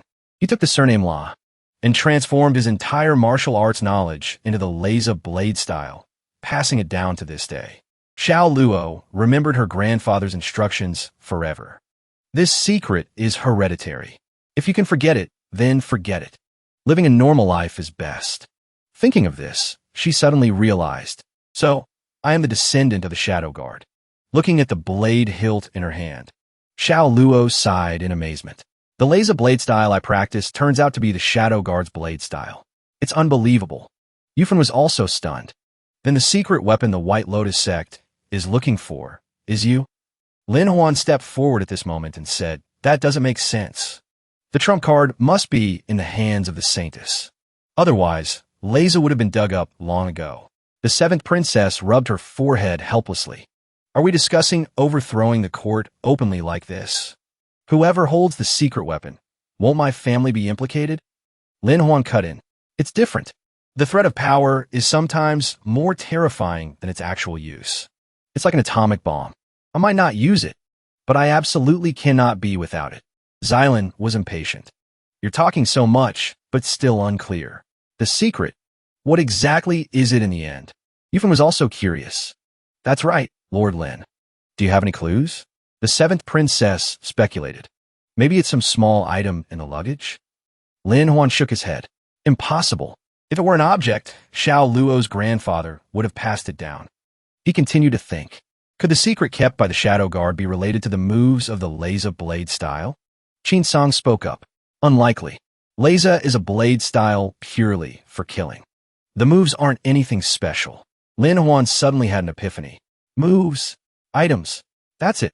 Why couldn't it be a combination of both? He happily draped his arm around Xiao Luo's shoulder. Bring the laser blade style manual. Let me see it. Xiao Luo immediately took it out. It's just an old book. Many people in the village have seen it, she said as she handed it over. I've read it for years and never saw anything strange. Lin Huan read it carefully and said, the problem is actually very simple. Think back to the root. Why is the laser blade style insignia identical to the Saintess's insignia? After thinking for a moment, he concluded, the insignia itself is a form of code. Suddenly, his gaze stopped at a strange detail on the page. Wait, what is this place? Xiao Luo looked in surprise and asked, isn't that just an ink stain? Lin Huan flipped back and forth, then shook his head. No, these pages don't have marks like that. We are very close to the answer. He ruthlessly swept the papers aside, scattering them. This is it. It's right here. Lin Huan pointed it out to Xiao Luo. Look, the entire manual is printed exquisitely. Only these few pages have ink stains like this. She asked hesitantly. You mean? He continued. If these ink stains are pieced together, they will definitely reconstruct into a hidden mark.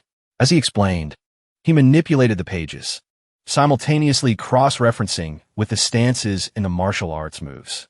The ink strokes gradually formed a new shape. It's clearly a treasure map. Yufan was amazed. It can be done like that? How did Lin Huan think of this?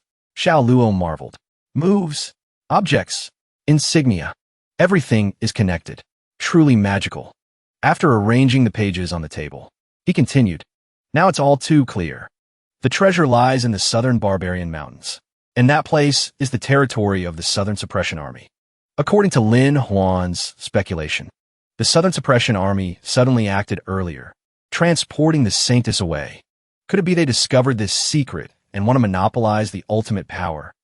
Back in the Saintess's room, she still lay motionless. There were no signs of positive change. Yufan was anxious. It's a pity the Saintess hasn't woken up yet. We can't ask anything. Lin Huan continued. It's unclear who administered the poison. Even I haven't seen any clues yet. Just then, the system interface appeared. Kimdu area. Reputation has been recorded. List of reputation increasing events. Defeating Zhou Duanyu, plus 1,000. Clearing the Tang Wu Trade Guild, plus 1,500. Manifesting saintliness in the sky, plus 500. Feast to reassure the people, plus 300. Feedback promotion for Bai Luo, plus 1,000. Reputation points met the upgrade condition. Can upgrade the system mall. Unlock new products. Confirm upgrade? Lin Huan was overjoyed. The mall can be upgraded?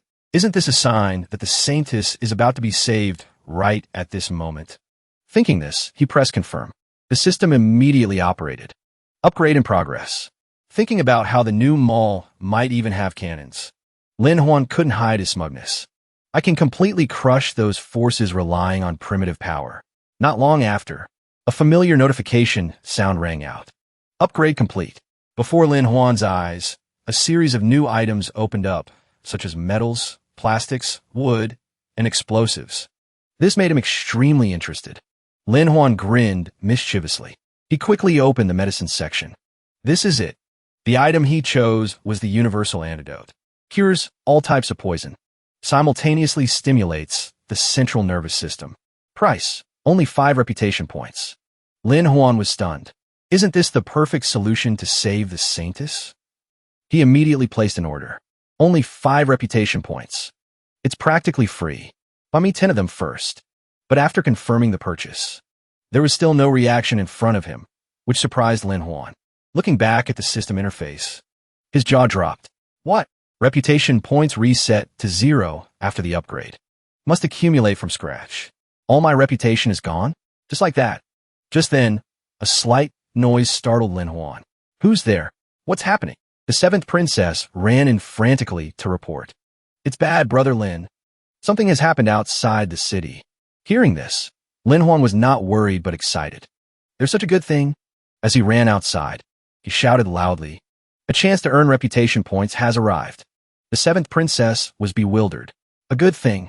Did Brother Lin get overstimulated or something? Yufan was also confused. Just now, Lord Lin was crying and laughing at the same time. The 7th princess was suspicious. Could the pressure of fighting for favor with the 2nd madam be too much for Brother Lin? Yufan played along. That's right. A good man like Lord Lin is indeed something people crave. Outside, a group of foreign merchants stood blocking the gate. Officials seemed to be refusing them entry into the city. The crowd shouted in frustration. Give us justice. Kim Du must give an answer. Isn't this forcing us to our deaths? Lin Huan stepped out and asked, what exactly happened? Are they all merchants from outside the city? Lu Xing replied, yes. They only gathered after the new Commerce Guild took office. Du Cheng announced loudly, protesting is useless. The entire Kim Du Commerce Guild has agreed. From today on, we will not trade with outsiders. No buying, no selling. A merchant lamented unjustly. Before, when the Tang Wu Trade Guild was in charge, this never happened. I worked hard to transport fruits here. Now they're all ruined. The Tang Wu Trade Guild is gone. If you want to blame someone, blame him, Lin Huan. Du Cheng pointed straight at him maliciously. He disrupted the commercial order as soon as he arrived. He set a condition. As long as the people unanimously accuse him, we will immediately restore trade. Du Cheng stared at Lin Huan. The Imperial Ant only has 1 Tang Wu Trade Guild. Let's see how you handle this. Lin Huan, on the contrary, smiled brightly. That's right. Blame me, the more the better. He rejoiced inwardly. This is the fastest chance to increase reputation. Seeing Lin Huan not angry, but happy, the crowd around was stunned. Although Du Cheng didn't understand, he continued his attack. He shouted, did everyone hear that clearly? It's all because of him. Whether goods are sold or not is his responsibility. The Kim Du Commerce Guild is not involved. Without us, you can keep your goods until they rot. Facing this lackey, Lin Huan spoke coldly. A dog of the Imperial ant dares to bark here? Du Cheng gritted his teeth in anger. You? Lin Huan replied calmly. What about me? Dare to touch an Imperial court official and see what happens. He hoisted his sword onto his shoulder. Standing amidst the crowd, he spoke loudly. Everyone, it is true that I won't let them buy the goods. Hearing this, the merchants were immediately furious. Blocking our livelihood is no different from taking our lives. If you don't give an explanation, we'll fight you to the death. Lin Huan continued, I agree. Cutting off financial paths is indeed murder for money. But think about it. Whose hands does your sweat and labor ultimately fall into? He turned and pointed at Du Cheng. It is them. The middlemen who suck dry the fruits of your labor. Lin Huan exposed further. The goods are fine, but they disparage them to force the price down. Buying low, selling high. Secretly raising prices so the common people have to grit their teeth and bear it. Hearing this, the merchants whispered among themselves. The reasoning sounds fair, but if we don't sell to them, we have no outlet to sell it ourselves. Du Cheng laughed smugly. See? Without us, who will they sell to? Do they have a network? Lin Huan replied nonchalantly. It's just setting up a new distribution channel. I am more than capable of that. Lin Huan drew his sword and pointed it at them, shouting loudly. Regarding what is called commerce, you people truly don't understand a single word. Du Cheng started and stepped back. What do you want to do? Killing people in a crowded place is a serious crime. Lin Huan glanced at him with disdain. Stop thinking you're so important. You aren't worthy of me lifting a finger myself. Having said that, he channeled internal energy to carve something quickly onto a wooden board. The corner of his mouth curled into a confident smile. Raising the wooden board, Lin Huan announced loudly, in 2 days, a treasure market will open outside the city. Citizens and merchants will trade directly. Sellers hand over goods personally. No more middlemen exploiting you. Du Cheng burst out laughing in mockery. How was this different from a temporary fair? It's the same in the end, Lin Huan calmly explained. The treasure market will have huge discounts. Buy 20 when worth, get 1 when off. Buy 50 when worth, get 3 when off. Du Cheng's face darkened, then he sneered. This trick is indeed attractive, but the merchants definitely can't afford it.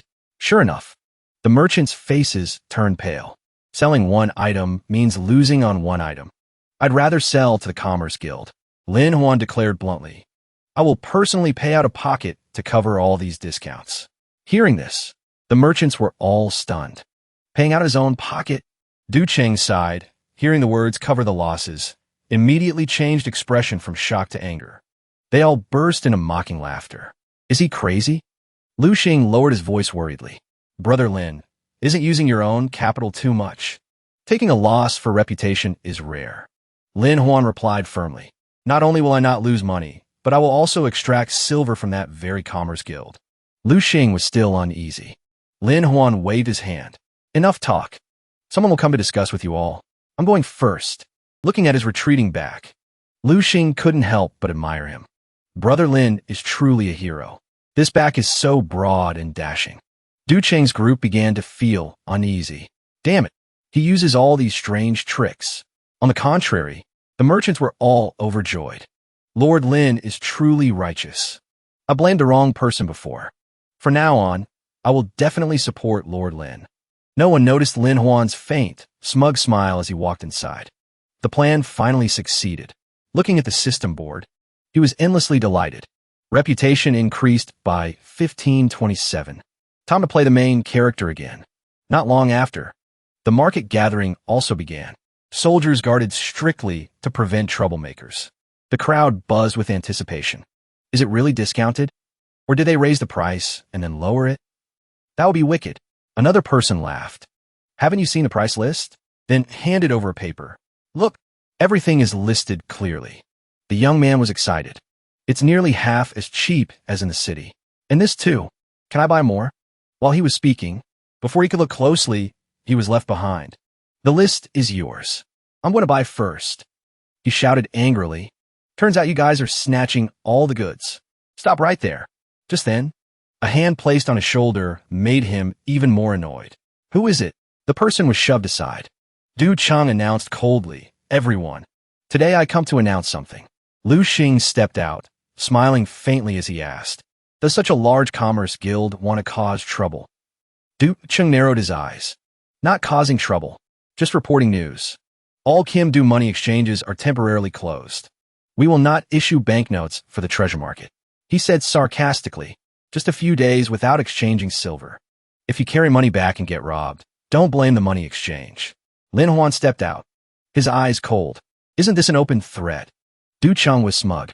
"Lord Lin has great power, but a strong dragon struggles to suppress a local snake. We still decide things here." The merchants sighed dejectedly. "That's right. Lord Lin is only here for a few days.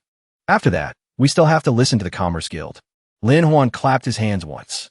"Strong dragon struggles to suppress a local snake? I already know your weight. Today I'll open your eyes." Immediately after, soldiers rolled out a red carpet along the road. The atmosphere was incredibly majestic. Lin Huan smiled confidently.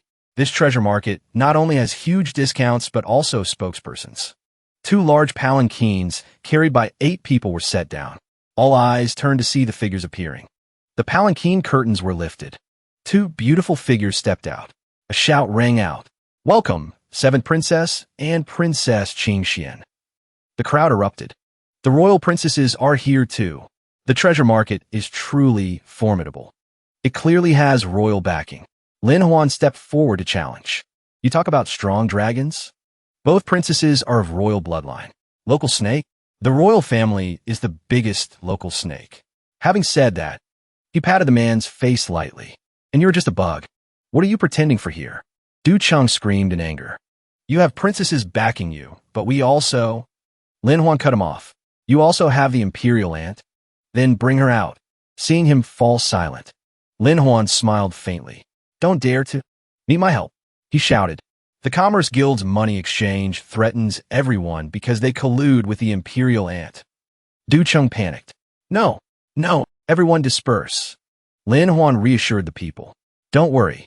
The royal family will stand as a guarantee." The crowd shouted. "That's right. How can a Commerce Guild compare to the royal family?" Du Chung was furious to the point of helplessness. Holding a grudge, he turned away. "You're good. Let's go." But right then, Lin Huan shouted, "Did I say you could leave?" Du Chung stammered in panic. "What do you intend to do?" "I'm warning you. Everyone is watching. Don't be rash." Lin Huan turned to the people. "Have you all seen clearly? Is there anyone so brazen as to block the livelihood of the world?" The crowd responded in unison. "No, we saw nothing." Lin Huan smiled with satisfaction and ordered, "Good. Get him." Immediately, the sound of whips cracking rang out from behind. Du Chung was beaten black and blue. He screamed in pain. "Stop hitting! Stop hitting! The Kim Do money exchange has really run out of money." Hearing the miserable screams, Lin Huan waited a while before waving his hand for the soldiers to stop. The man trembled and confessed. "Last night, all the gold and silver in the money exchange was moved away by the people above." Lin Huan smiled faintly. "It seems the Imperial aunt is truly panicked. To guard against me to this extent." Du Chung hurriedly chimed in. "That's right, Lord Lin. We didn't mean to cause trouble. We were forced to do it. How about you don't open the market at a loss anymore? Let's cooperate." Lin Huan replied calmly. "Cooperate? I don't need to. And losing money is even more impossible. Today I will open your eyes to see how top-tier merchants operate distribution channels." The crowd was momentarily bewildered. Merchants? Distribution channels? What are those? Before they could understand, boards were erected before their eyes. On the boards were images of the 2 princesses, accompanied by a series of notices issued by Lin Huan. Everyone gasped in admiration, pointing and buzzing with excitement. "Look quickly. What is that?" Someone discussed. "This watermelon has the treasure market certification. That's no different from a princess certification. It's truly a royal certification. Run quickly to save a spot." In just an instant, the crowd rushed forward to fight for positions. Du Chung stood watching, his face pale. Lin Huan explained, letting the world know.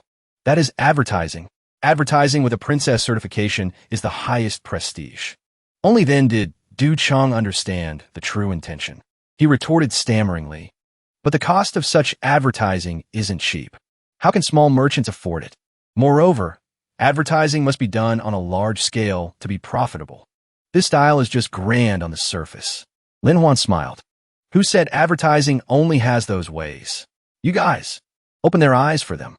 Following the order, soldiers immediately brought out a series of boards introducing different advertising packages. Lin Huan stood before the crowd and shouted, "Advertising space for rent in bulk. Merchants, come and see." Before they could react, the crowd squeezed forward. "I'll buy. I want to advertise. Don't fight with me." Seeing the scene of people crowding around Lin Huan, Du Chang sighed dejectedly. "I give up. We admit defeat." He was forced to admit. "We lost this round. From business thinking to methods and attitude, we are far inferior." Just as they were about to withdraw, Lin Huan stepped forward and called them back. "Gentlemen, please stop." He held out a book and said, "You must be curious why I created so many business miracles. The secrets are all in here. I give it to you. Money to be made together, blessings to be shared together." Du Chang was stunned. "The secret? Something so important, and you're handing it to us?" Lin Huan continued, "Just one condition. From today, cut off all business with the Imperial ant. I will establish the Lin Family Commerce Alliance. I welcome you all to join, to discuss business together." The group immediately changed their attitude. "I'll join. Just Lord Lin's few moves in Kim Do are enough to convince me." "Me too. In business, I only respect Lord Lin." Lin Huan was satisfied. The Imperial Ant's forces in Kim Do were considered wiped out. Finally, he could rest assured for the next leg of the journey. Thinking of this, he chuckled inwardly. The Lin Family Commerce Alliance became famous as soon as it was established. The reputation points earned this time are not small. Scene changed to the Saints' quarters. Lin Huan immediately went there after handling matters. Looking at the system board, he sighed in relief. "Finally, I could do serious business." Taking out the medicine bottle, Lin Huan told himself, "New Mall, don't let me down." Carefully feeding her the medicine, he silently hoped. "Saintess, wake up quickly." While waiting, Lin Huan thought curiously, "What secret are you hiding after all? Before long, we will know." The system quickly updated. "Very good. Blocked meridians have been cleared. Pulse has recovered stability. The blood and qi in the Saints' body are finally circulating normally." Lin Huan placed his hand to check her pulse, carefully finding the key point on the meridian. Then he channeled internal energy to prick for blood gently. Satisfied to realize the toxin had been completely forced out, Lin Huan couldn't hide his joy. "Wake up. Now is the time."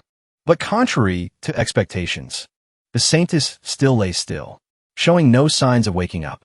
Lin Huan started to sweat. Not right. She should be awake by now.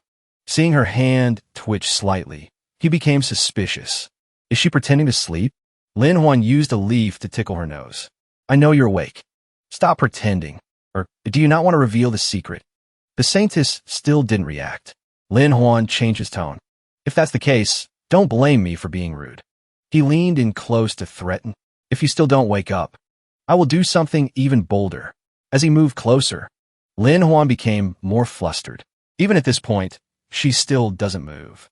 He still didn't give up, switching to try other methods. "I don't believe there's no way." Lin Huan smiled mischievously. "You chose this yourself. When I make my move, even I get scared." Having said that, he used the leaf to tickle the soles of her feet repeatedly. The Saintess completely didn't expect him to think of this method. Finally, unable to endure any longer, she immediately pulled her feet back and shouted loudly, "Enough!" The Saintess scolded angrily. "You pervert! A mere prison supervisor dares to offend a noble princess of the royal family?" Lin Huan replied coldly, "No, I should say, a former princess of the royal family. Moreover, one who understands and loves to use poison." The Saintess was stunned. "You? Don't you slander me." He immediately retorted, "If you were truly wrongly accused, you would have spoken up to deny it immediately, instead of frantically cursing at people like that."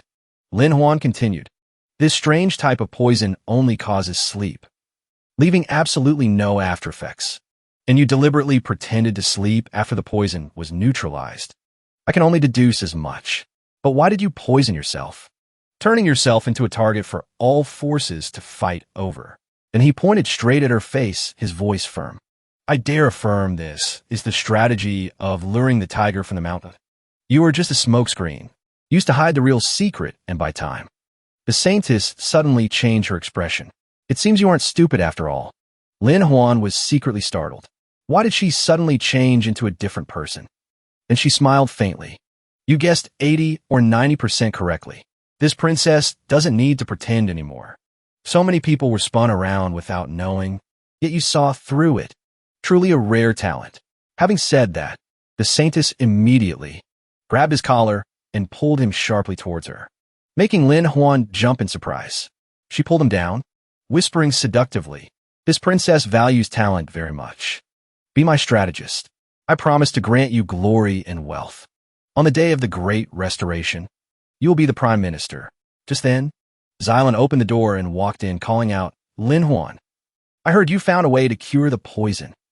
Seeing the blushing scene before them, both she and Xiao Luo froze, gasping in shock.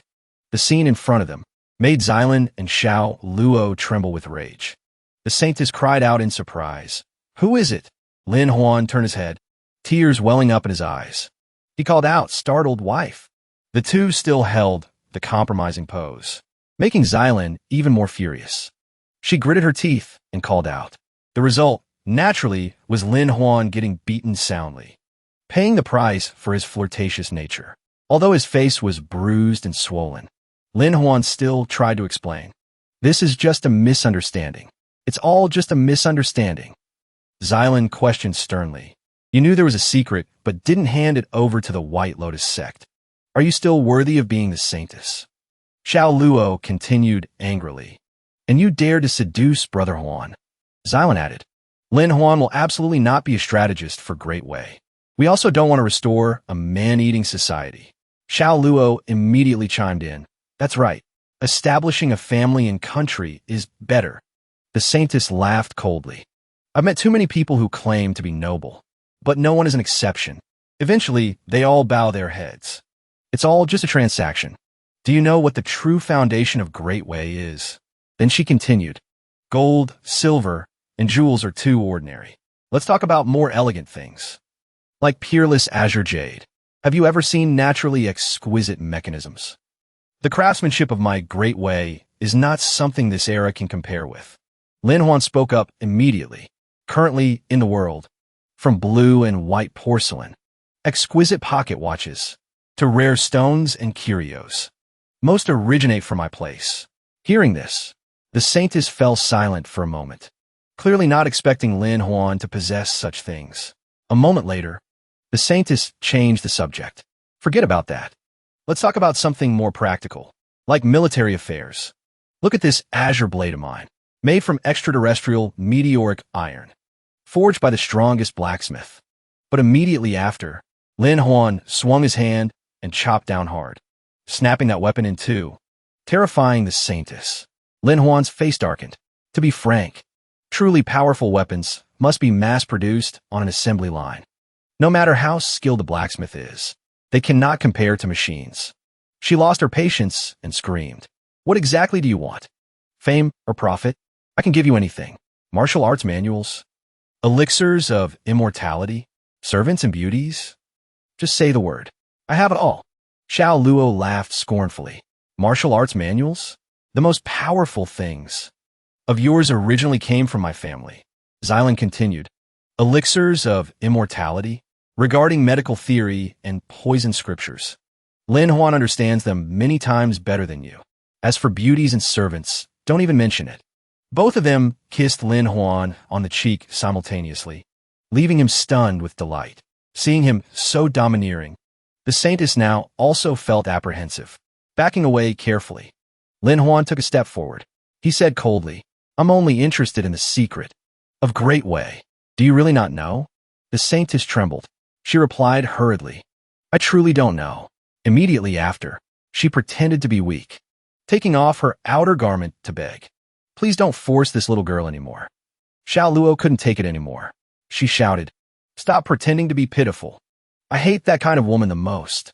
Xylan was also angry. "Don't seduce my husband. You wicked woman. Take this." Immediately, the two girls rushed at the saintess together. A chaotic fight broke out, startling Lin Huan. Finally, the saintess had to admit defeat. I'll talk. I know the way. Let me lead you there. Stop hitting." Lin Huan smiled smugly. If you had just talked, nothing would have happened. You brought this suffering on yourself. But just then, something suddenly pulled Lin Huan into the air, scaring him. It turned out to be Qin Song. She threw Lin Huan straight onto the roof, making him cry out in pain. Qin Song, Lin Huan asked immediately, "What's so urgent that you drag me away like that?" She held out the letter in her hand.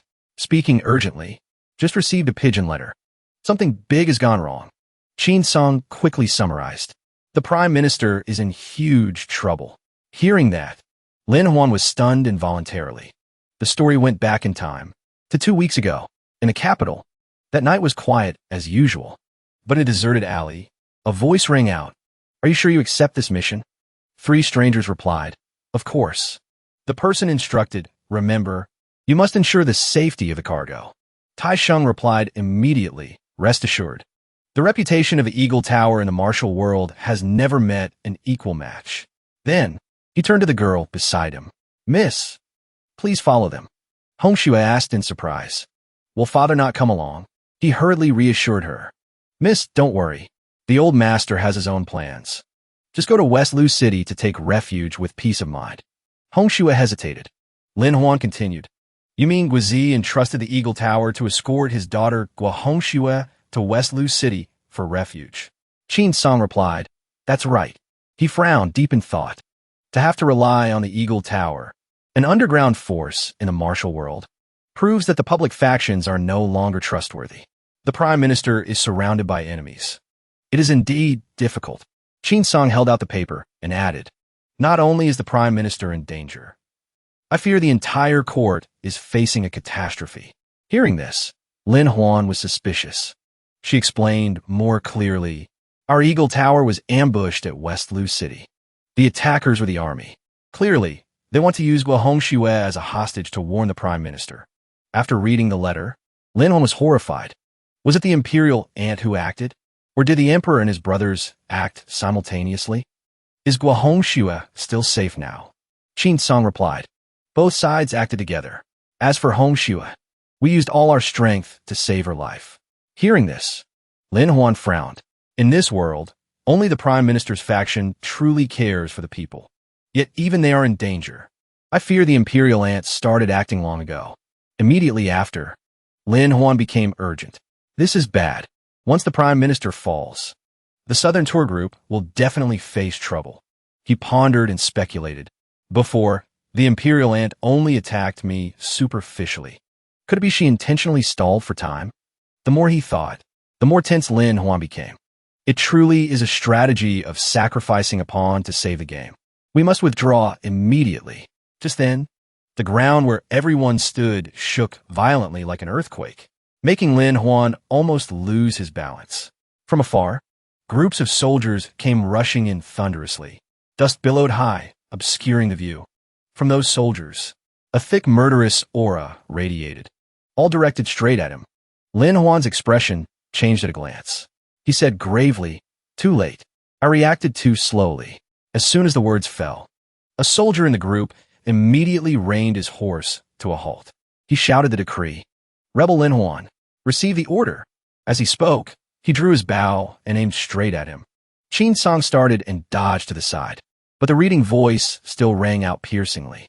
Lin Huan colluded with rebels, causing disaster for the state, harming the common people, colluding with foreign powers, crimes that cannot be forgiven. He reached out to draw an arrow. The soldier continued to shout loudly, "Lin Huan, step out immediately. Don't force us to take action." Lin Huan laughed coldly. "This is good too. The title I've been waiting for so long has finally arrived, even if it's not very glorious." Looking at the wanted poster, he thought disdainfully, "Sure enough, it's the Imperial ant's trick. Isn't this exactly how she declares she has seized power over the world?" Xylin spoke loudly, "Lin Huan, we will break the siege and leave. I will follow you to the end." Xiao Luo immediately responded, "That's right. We follow you." He turned back and replied seriously, "Everyone doesn't need to force themselves to come with me. This trip is clearly a near-death experience. Few will survive." Lin Huan kept his arrogant smile. "Since heaven won't tolerate me, then I might as well rebel." In the imperial court at this moment, The throne had changed owners. The person sitting on the dragon throne was no longer the emperor. The prince announced loudly, "Currently, my royal brother is still recovering from illness. Let me temporarily take charge of court affairs. If anyone has business, present it. If not, dismiss." Just then, a slight cough rang out from behind the curtain, startling him. The Imperial aunt sat lazily behind the jade curtain, only slightly raising her hand to point forward as a subtle signal. The prince was momentarily flustered, then hurriedly continued, "That's right. There is one more matter to announce. On the occasion of this natural disaster, there will be some personnel adjustments. After that, I will summon each of you individually for detailed discussion." The loyal officials below turned pale upon hearing this.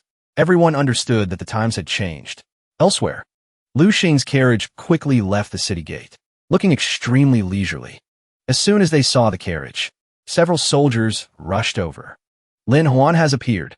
Surround them tightly." "There!" Lu Xing shouted simultaneously. "Who dares to be rude? You are bold, daring to attack Princess Qing Xian and the 7th princess of the Imperial court."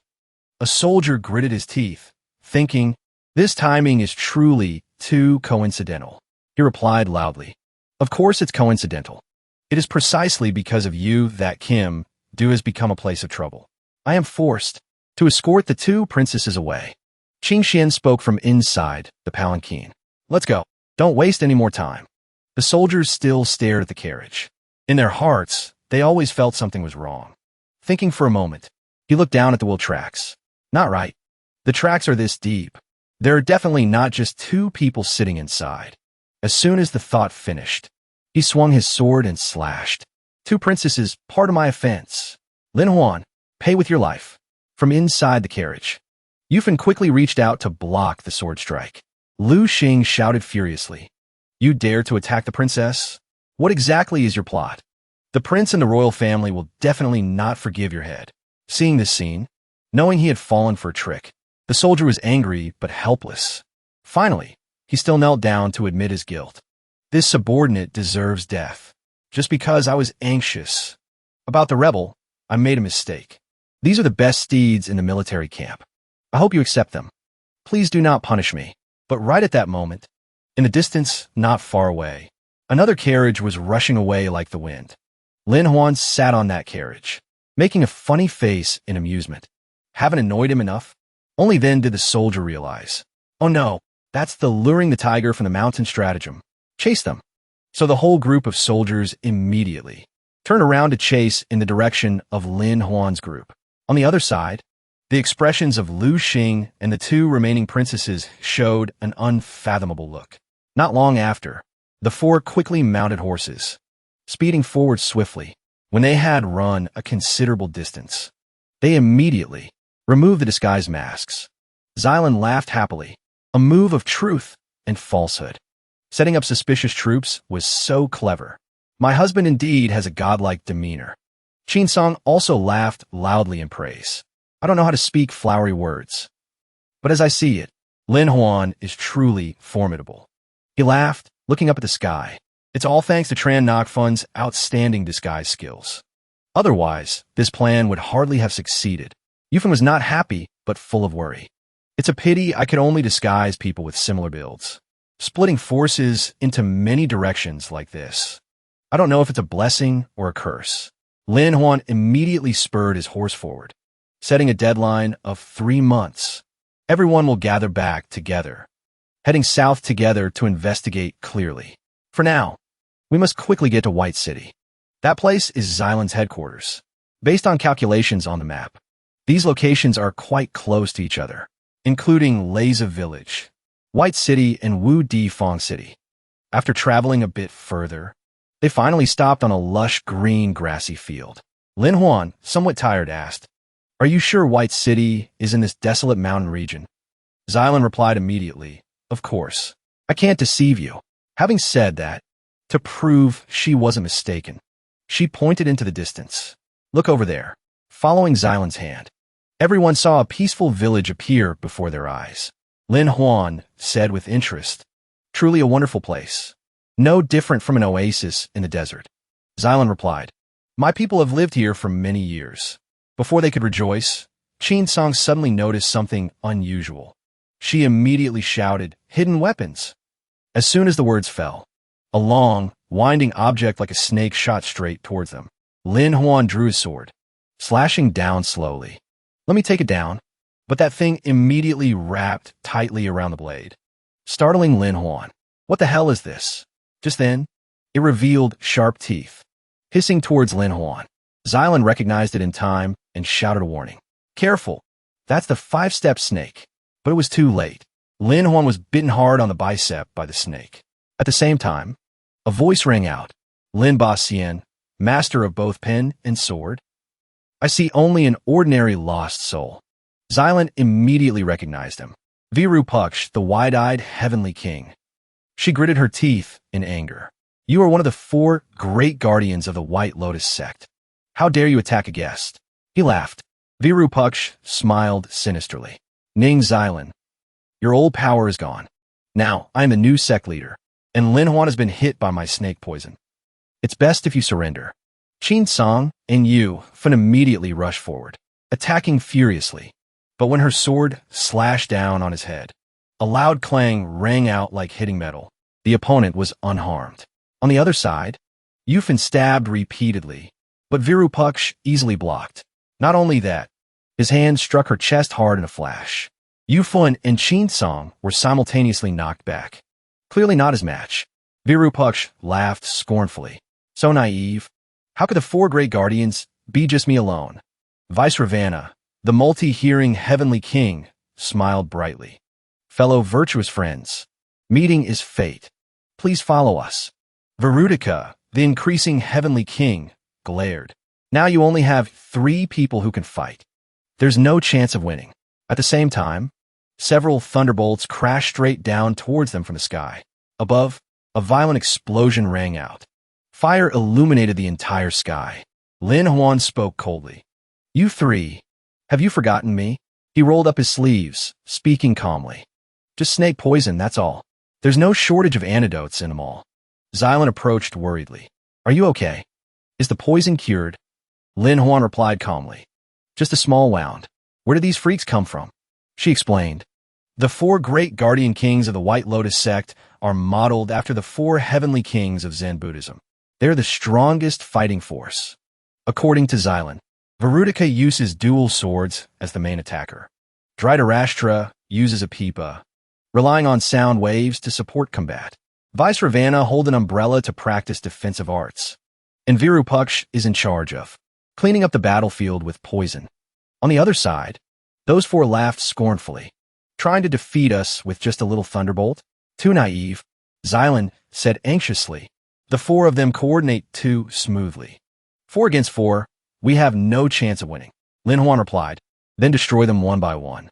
He quickly calculated. Ning Xylan with fierce swordsmanship. Deal with Vice Ravana to break the defense. Qin Song has high martial arts skills. Fighting Verutica is a fair match. As for Yu Fen, he instructed, "You endure the snake venom first. Let me go take down the support." Having said that, Lin Huan rushed straight towards Dhritarashtra. The opponent looked disdainful. He laughed coldly. "Even though I am just support, I am not someone a junior like you can suppress." Immediately after, Dhritarashtra unleashed a powerful strike, knocking Lin Huan back. Lin Huan quickly rolled and stood up, staring intently at the opponent. Xylan said hurriedly, "Not good. Their strength has skyrocketed. Completely different from before." Qin Song speculated. "The moves are ordinary, but the internal energy is unusually strong." Lin Huan immediately summoned the system. "Since it's an internal energy issue, let me investigate myself." In just a moment, he discovered an anomaly in the meridians within their bodies. Lin Huan was astonished. "Is this a hidden auxiliary meridian?" And it operates in reverse to the main meridian. He looked straight at them and asked, "What kind of evil art did you practice to have 2 meridian systems in your bodies?" Verutica laughed with amusement. "You can actually see it." Lin Huan smiled confidently and replied, "Not only can I see it, I can also directly break it." Hearing this, the group burst into loud laughter. This is the peerless art we just comprehended. Just a nameless nobody, daring to call himself a big shot. Truly laughable. Lin Huan answered calmly, simultaneously throwing a pile of medicines out. Just using my poison is enough. Vice Ravana raised the umbrella in his hand, laughing smugly. Not to mention whether those poisons can get close to me or not. Virupaksh held the snake in his hand, speaking arrogantly. Even if you get close, I can neutralize the poison. If your scheme only amounts to this, I advise you to give up early. But just then, his nose suddenly bled incessantly. Virupaksh froze, his mouth stiff. Seeing that scene, Lin Huan smiled maliciously and teased. Keep talking. Why did you fall over like that? Virupaksh was now lying sprawled on the ground, foaming at the mouth continuously. Seeing this, the other three panicked. Lin Huan, what trick did you pull? He replied calmly. You can block the medicine bottles, but those little monsters can't handle it. Then Lin Huan glanced around, adding venomous snakes and poisonous insects. Xylan asked in surprise. As far as I know, Virupaksh is immune to 100 poisons. How did you do it? Lin Huan held up a white medicine bottle and explained, because this poison is very special. Sometimes it even increases combat power. It's called a forbidden drug. Xylan was curious. Is that the thing you used before? Then why didn't Virupaksh get stronger but collapsed immediately? Lin Huan replied, because they just finished learning the chakra internal art. The auxiliary meridian isn't stable yet. He analyzed further after using stimulants. The stability of the auxiliary meridian decreases further, even affecting the main meridian, leading to overload. Dhritarashtra scolded angrily. Despicable wretch. Even missing one person, you cannot defeat us. The remaining three attacked simultaneously. We won't fall for the trap again this time. As they rushed forward, the leader stepped hard on a medicine bottle under his foot without realizing it. Lin Huan was waiting for that very moment. He acted immediately. He quickly shot a flame over. Now is the time. As soon as the flame touched the ground, it flared up violently. The three heavenly kings turned pale. Not good. Lin Huan spoke coldly. Forgot to remind you, half the bottles just now were explosives. I threw them straight onto the ground. Explosives are also a form of poison. Verutica laughed scornfully. Just waving your hands and feet. Just ordinary fire attacks. We aren't afraid. Lin Huan smiled sinisterly. You use iron weapons, so you aren't afraid. But your assistant is different. Dhritarashtra on the side was taking off his clothes to put out the fire while screaming. My pipa, my pipa. Lin Huan gave colorful medicine bottles to the three girls. This is Red Bull, a mild stimulant. No side effects. Use it to increase combat power.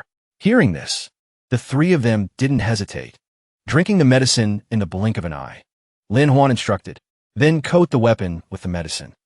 Just touching them is a win. Don't hold back. Charge. Vice Ravana asked in panic. What do we do now?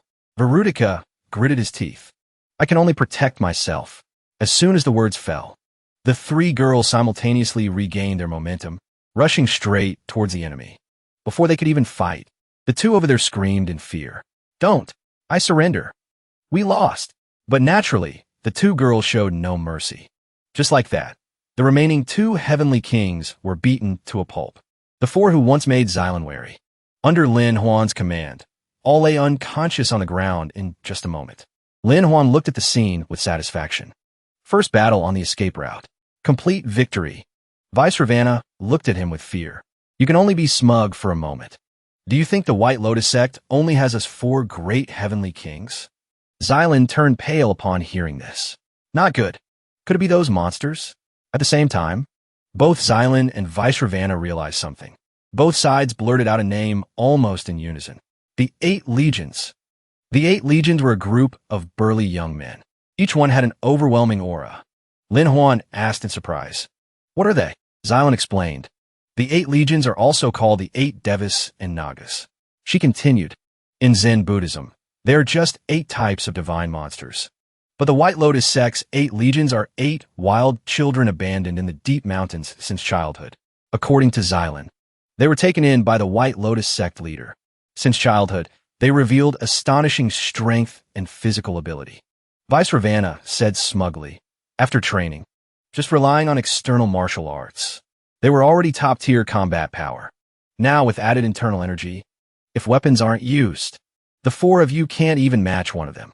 Lin Huan became tense. Can you guys still fight? I've used everything I have. Stimulants are probably useless against these external martial arts monsters. Xylan replied honestly. Injuries haven't healed. It's very hard to hold on. Lin Huan gripped his blade tight. Gritting his teeth, he said, then we have to risk our lives and charge. Simultaneously, he shouted loudly. Does anyone dare to step out? We'll go one-on-one.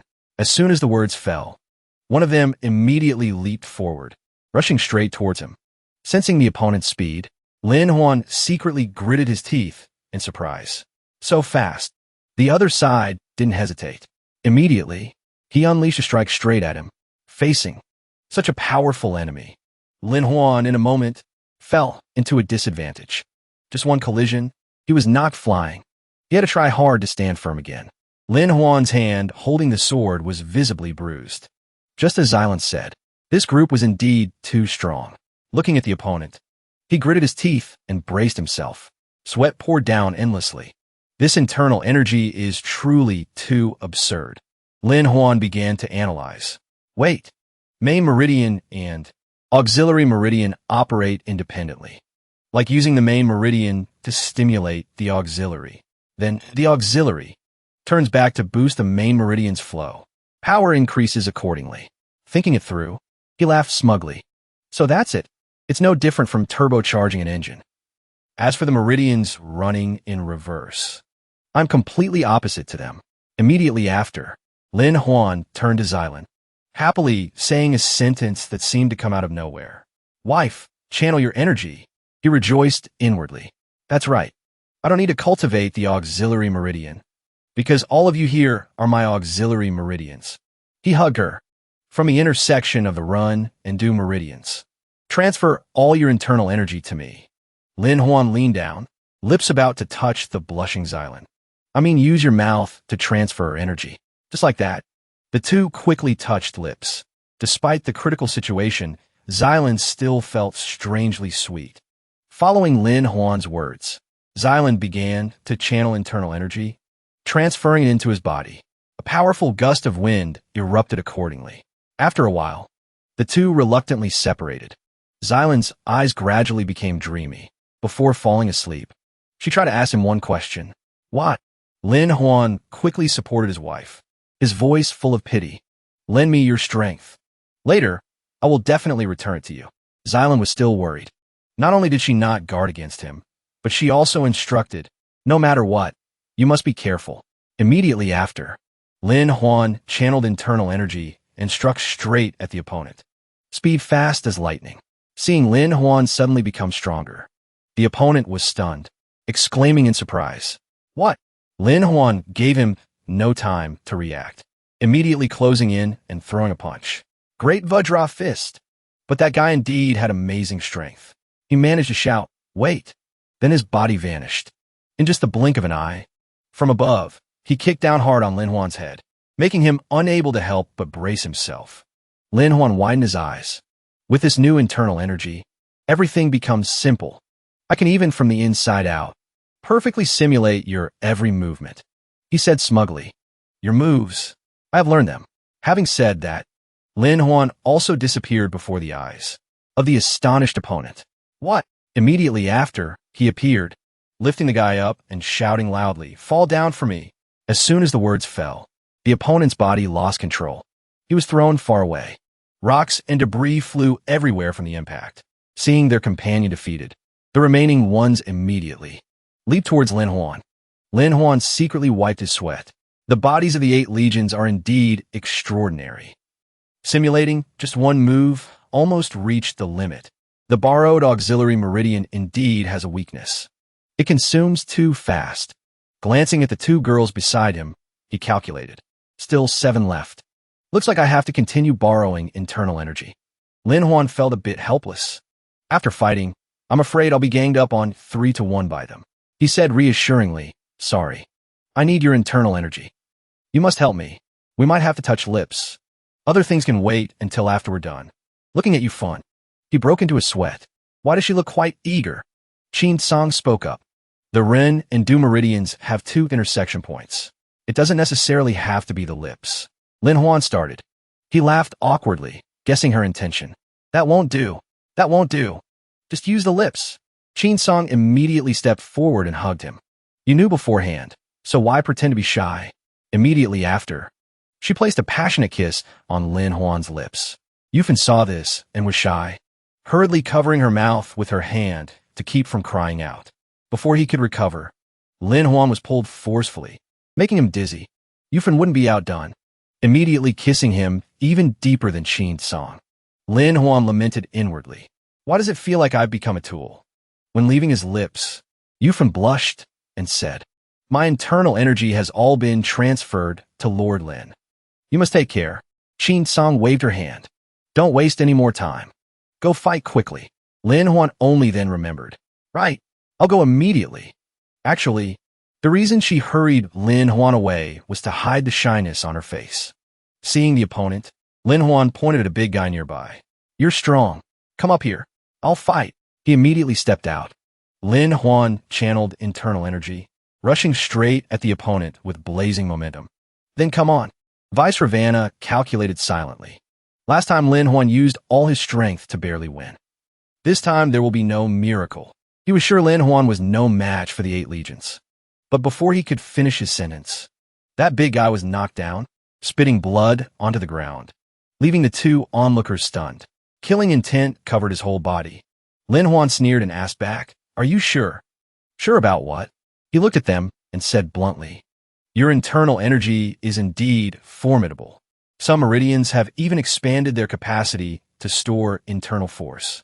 The group turned pale upon hearing this. This aura? You. Since when did you learn the ancient true art? Lin Huan glanced sideways, smiling mockingly. Ancient true art? That name sounds really bland. Then he looked at the rest of the group, his voice indifferent. No need to keep so-called martial ethics. Just come at me together. I'm not afraid of 1 against 6. Virupaksha gritted his teeth. Truly young and arrogant. Even with the ancient true art, you shouldn't be so haughty. Lin Huan calmly provoked. Try it and you'll know.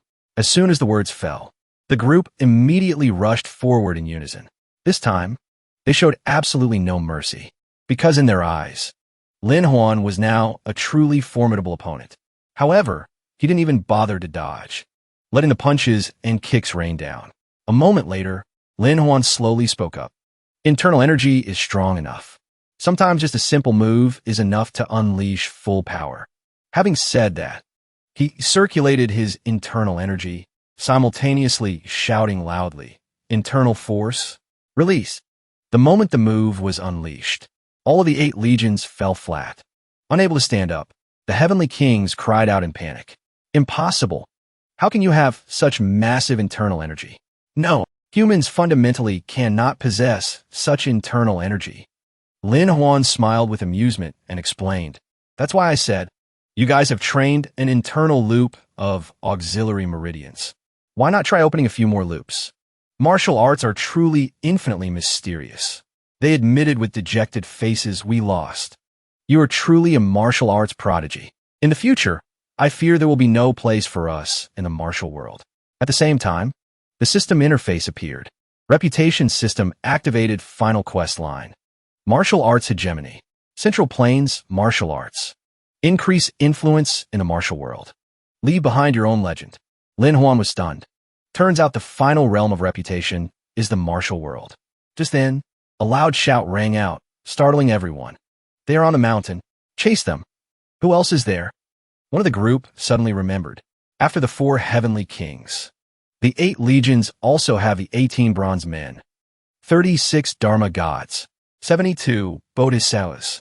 Facing the prospect of endless enemies arriving, Lin Huan turned pale. Not good.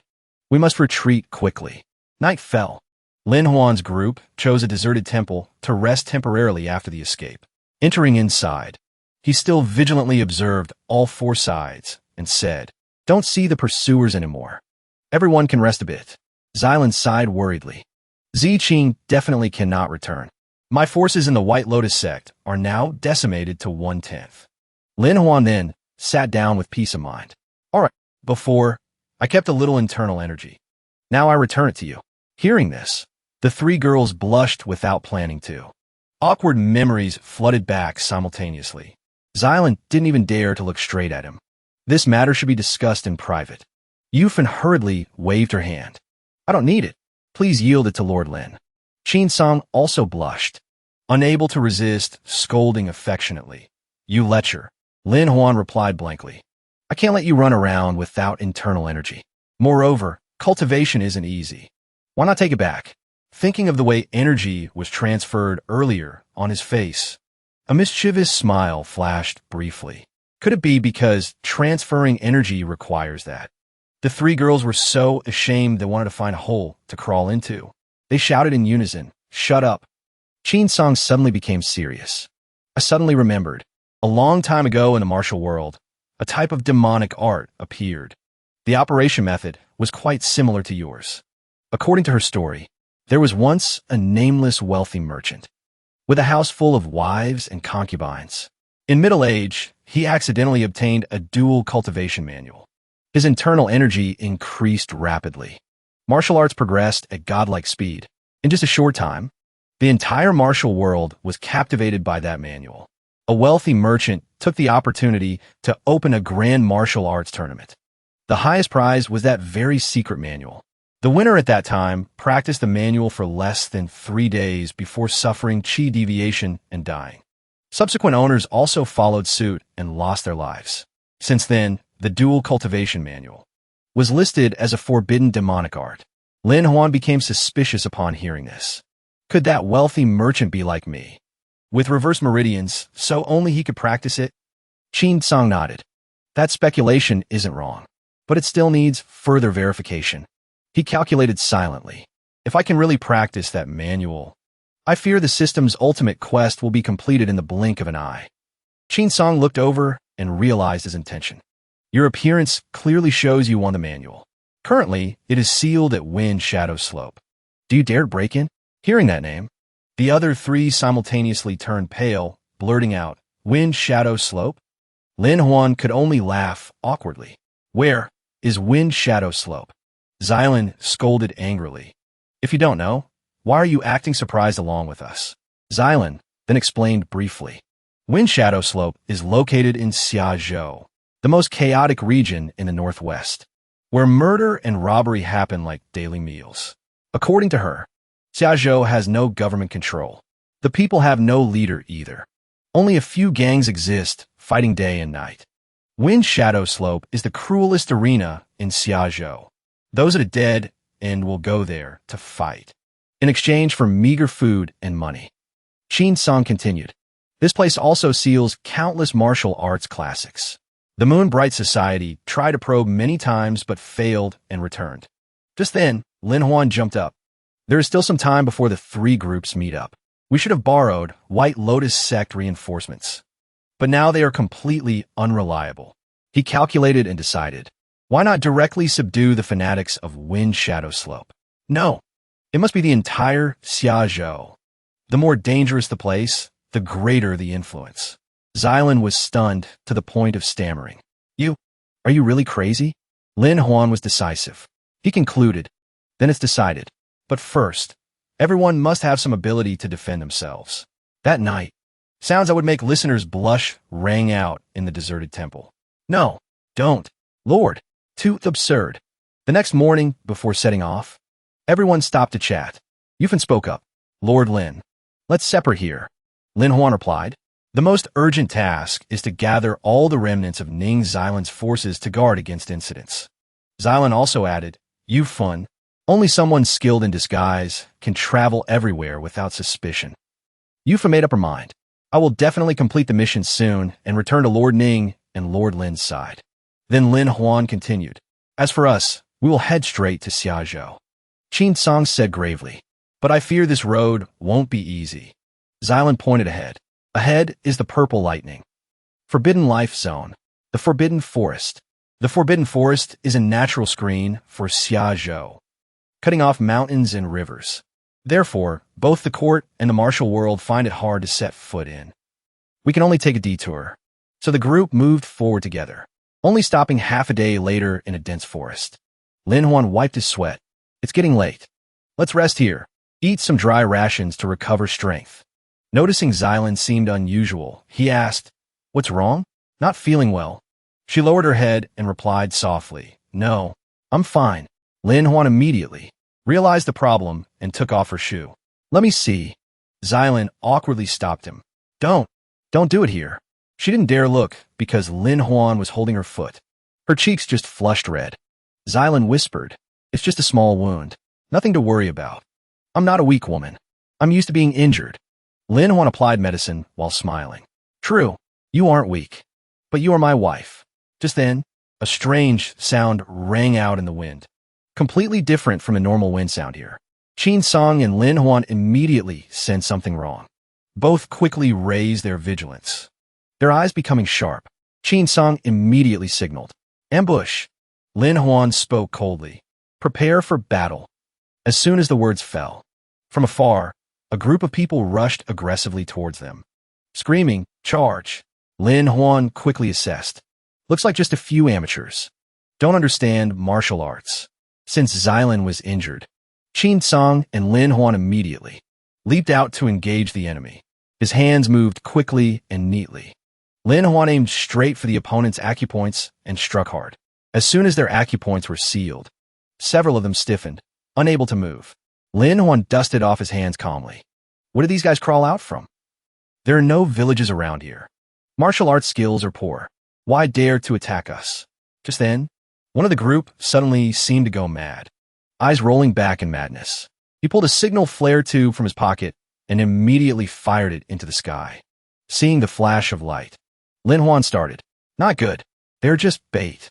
Hearing the piercing explosion and eerie sound, he immediately became alert. They want to lead something here. From the distance, a pack of giant wolves appeared. Ferocious aura. Their glowing red eyes locked onto Lin Huan, and they charged madly. Observing closely, he discovered this beast pack was in a state of frenzy, roaring as they ran. The scene made one's hair stand on end. Looking at the unusually stout wolves, Lin Huan cried out inwardly, Not good. Something bad has happened. Lin Huan immediately told everyone. It could be confirmed that this beast hide is controlled by someone. Someone is hunting us. Must leave immediately. Just then, a violent tremor rang out.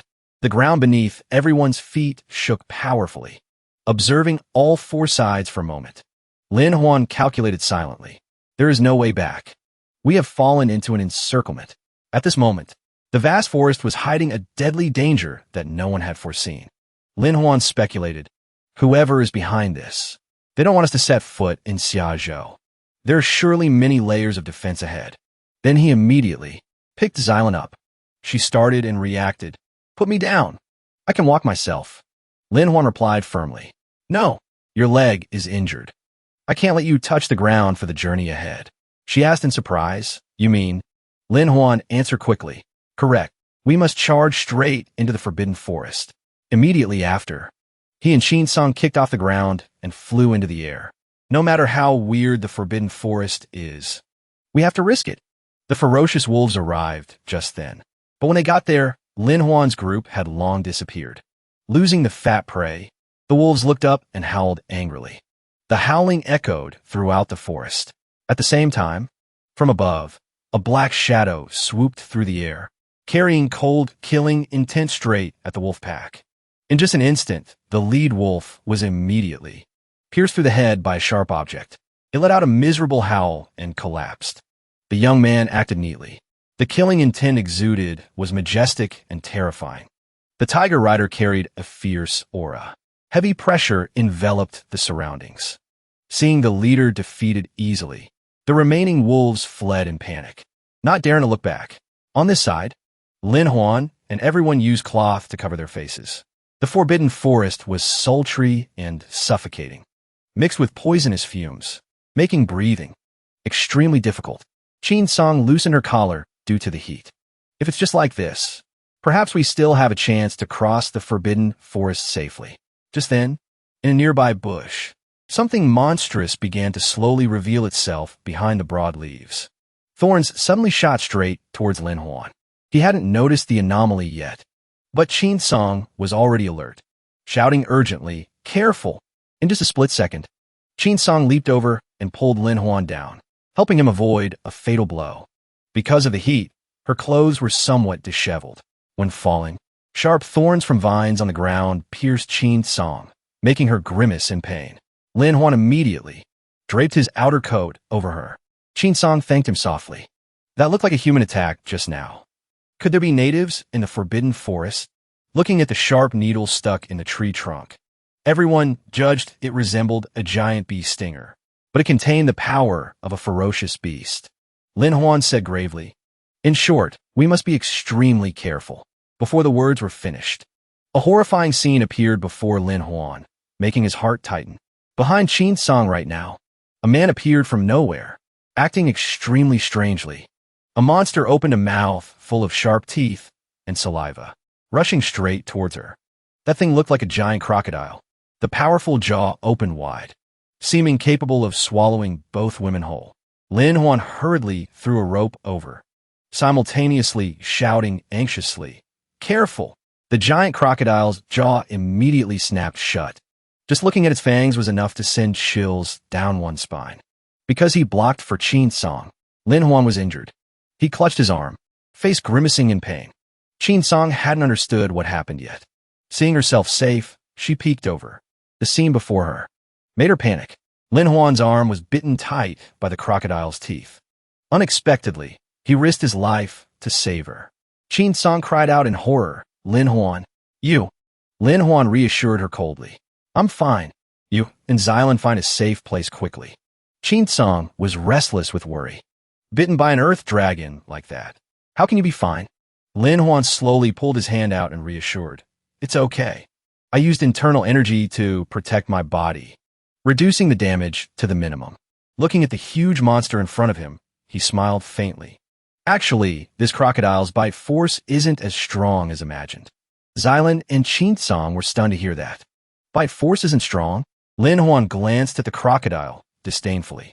Here it comes. This is its real hunting move. Immediately after, he knelt, channeling internal energy. Crocodiles rely on rotational force. That is the key when attacking prey. So I will meet hardness with hardness. As soon as he spoke, the crocodile indeed clamped down on Lin Huan's arm and spun its body violently. The two girls watched in amazement. Can this move be used like that? Traveling the martial world for over 10 years. This is the first time seeing this. Lin Huan held a sharp rock and pointed it at it. "Little croc, your arms are this short.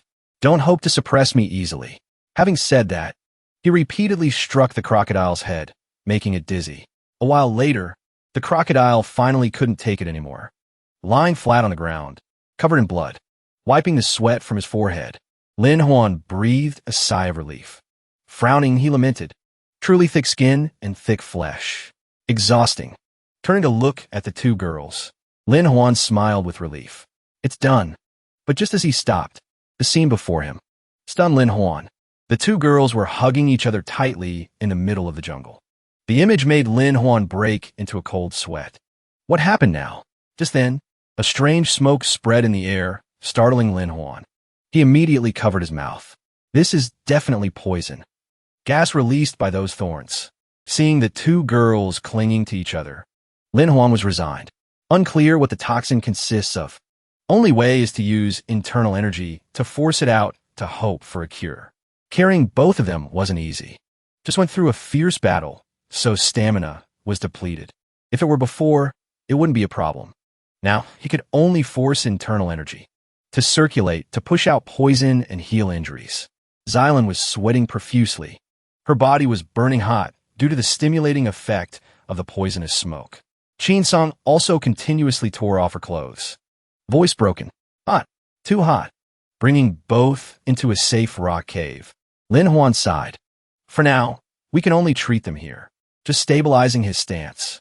He channeled internal energy into the two of them, reminding them to keep their minds steady. Coordinate to guide the qi. Immediately after, Lin Huan guided internal energy through Xylan's hand, slowly transferring it to her body. Xylan endured with difficulty, sweat soaking her. The pain truly spread through her body only now. A while later, Xylan finally woke up, unable to help coughing a few times. Lin Huan asked anxiously, "Are you okay?" Xylan replied quickly, "I'm fine. Hurry and save Qin Song first." On the other side, Qin Song was still unconscious. Her complexion was even worse than Xylan's by a few degrees. Lin Huan concentrated his spirit, focusing internal energy on his fingertips, and began treating Qin Song. However, for some reason, that force was continuously pushed back from within her body.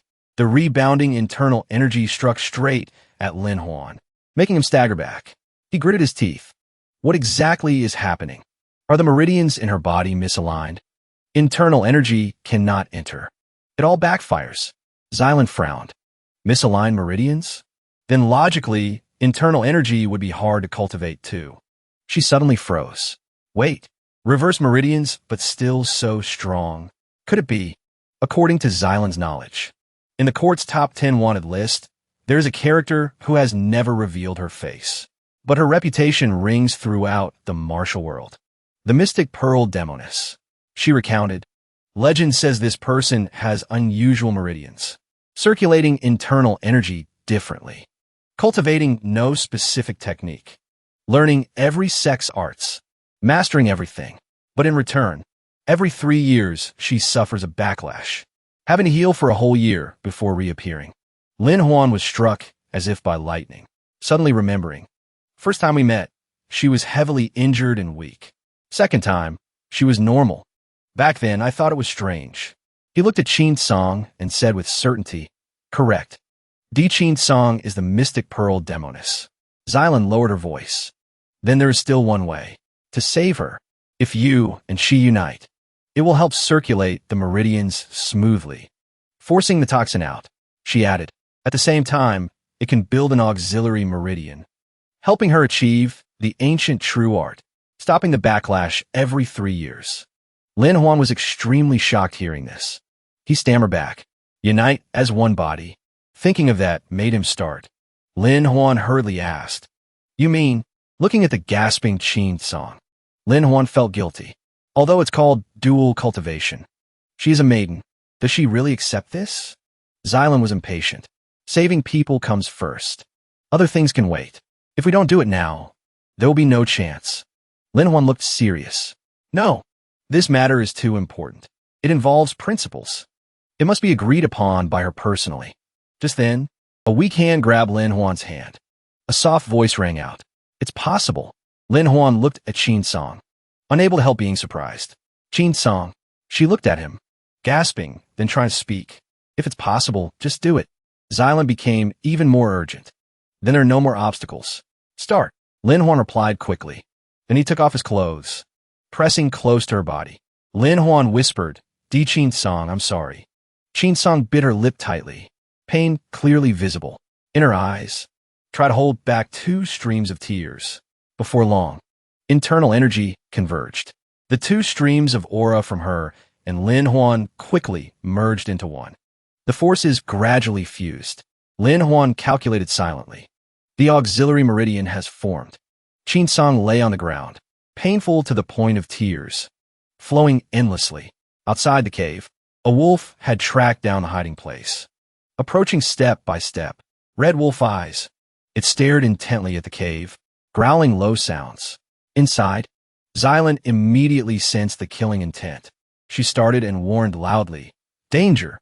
At this moment, Lin Huan was somewhat dizzy after the treatment. He held his head, trying to stay awake. Qin Song reminded worriedly, don't move. Your internal energy is helping me dissolve the poison. Rest. Immediately after, Xylan took her sword and rushed out to face the enemy. Qin Song also nodded in response. Lin Huan looked at the 2 girls protecting him and sighed. Oh heavens, I've become a dependent person. But just stepping out of the cave, both simultaneously exclaimed in horror. What is this? Outside, a monkey with glowing red eyes stood blocking the way. It sat leisurely on the back of a giant wolf. As soon as it saw the 2 people, the monkey quickly drew a sword, rushing straight to attack.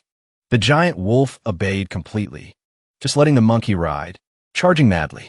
Xylan and Qin Song were momentarily stunned by the scene, standing frozen for a long while, unable to react. Not stopping there. When the distance was close enough, it immediately leaped high into the air. Not only that, it fiercely swung the sword straight at the 2 people, forcing close combat. Xylan and Qin Song were still dazed. It must be said this was the first time they witnessed such a bizarre scene. Both stood frozen on the spot, seeming to have never seen a monkey capable of fighting so fiercely. Its blade slashed down at Xylan. She immediately channeled internal energy to block the blow. Even so, even she couldn't help but be amazed. Just a monkey, yet its strength is so terrifying. After the first collision, the monkey knocked Xylan flying far away. In that moment, it completely held the upper hand. Song's turn. She rushed up with her sword, shouting, "Xylan, move away. Let me handle it." However, both seemed to have underestimated the opponent. That monkey suddenly disappeared right before their eyes. Song looked around in horror. How is this possible? What kind of movement technique is this? Does it have internal energy? Before she could recover, the monkey swung its sword straight at her again. Xylan started, immediately shouting a warning. "Behind you! Dodge quickly!" Hearing the reminder, Song turned to look, but everything seemed too late. The monkey now looked like a demon, opening a mouth full of sharp teeth, looking at the two with extreme smugness. The sword slashed straight down. Song started and hurriedly raised her sword to block, but the force was too strong. She immediately was knocked flying. Seeing this, Lin Huan rushed over to catch her. Luckily, Song wasn't seriously injured. Thinking it had defeated the opponents, the monkey threw its head back and laughed loudly. Just then, the sword in its hand suddenly cracked and broke in two. Seeing the sword break unexpectedly, it cried out in bewilderment and scratched its head in confusion. Xylan explained, "If I hadn't used a steel sword, I fear we would have lost our lives." Lin Huan frowned. "Is this monkey really that strong?" Xylan continued, "Not only does it know martial arts, but it is also extremely tough." Song added, "Both external martial arts and movement techniques are excellent, no different from having internal energy." Hearing the two's comments, Lin Huan furrowed his brows, secretly probing its chi meridian. He quickly deduced, "There's a meridian loop in this monkey's body. Moreover, it is the ancient true art." Immediately, Lin Huan pointed straight at it and shouted loudly, "Then let me take you down personally." Having said that, he took out a small milky white medicine bottle from his person. Xylan asked suspiciously, "Isn't that elixir all used up?" Lin Huan sweated, stammering, "I don't understand why there's still some left either." System appeared. Influence on Song reached 92%. Love increased by 1. Reward, Dragon Tiger Pill. Lin Huan thought to himself, hearing the name, "I know it's indecent." Without hesitation, he tilted his head and drank it all. Anyway, it just increases blood and chi. Not much difference. As soon as the elixir entered his stomach, Lin Huan's whole body erupted with dense killing intent. "I'll let you know the consequence of daring to bully my women." Hearing this, Song blushed shyly.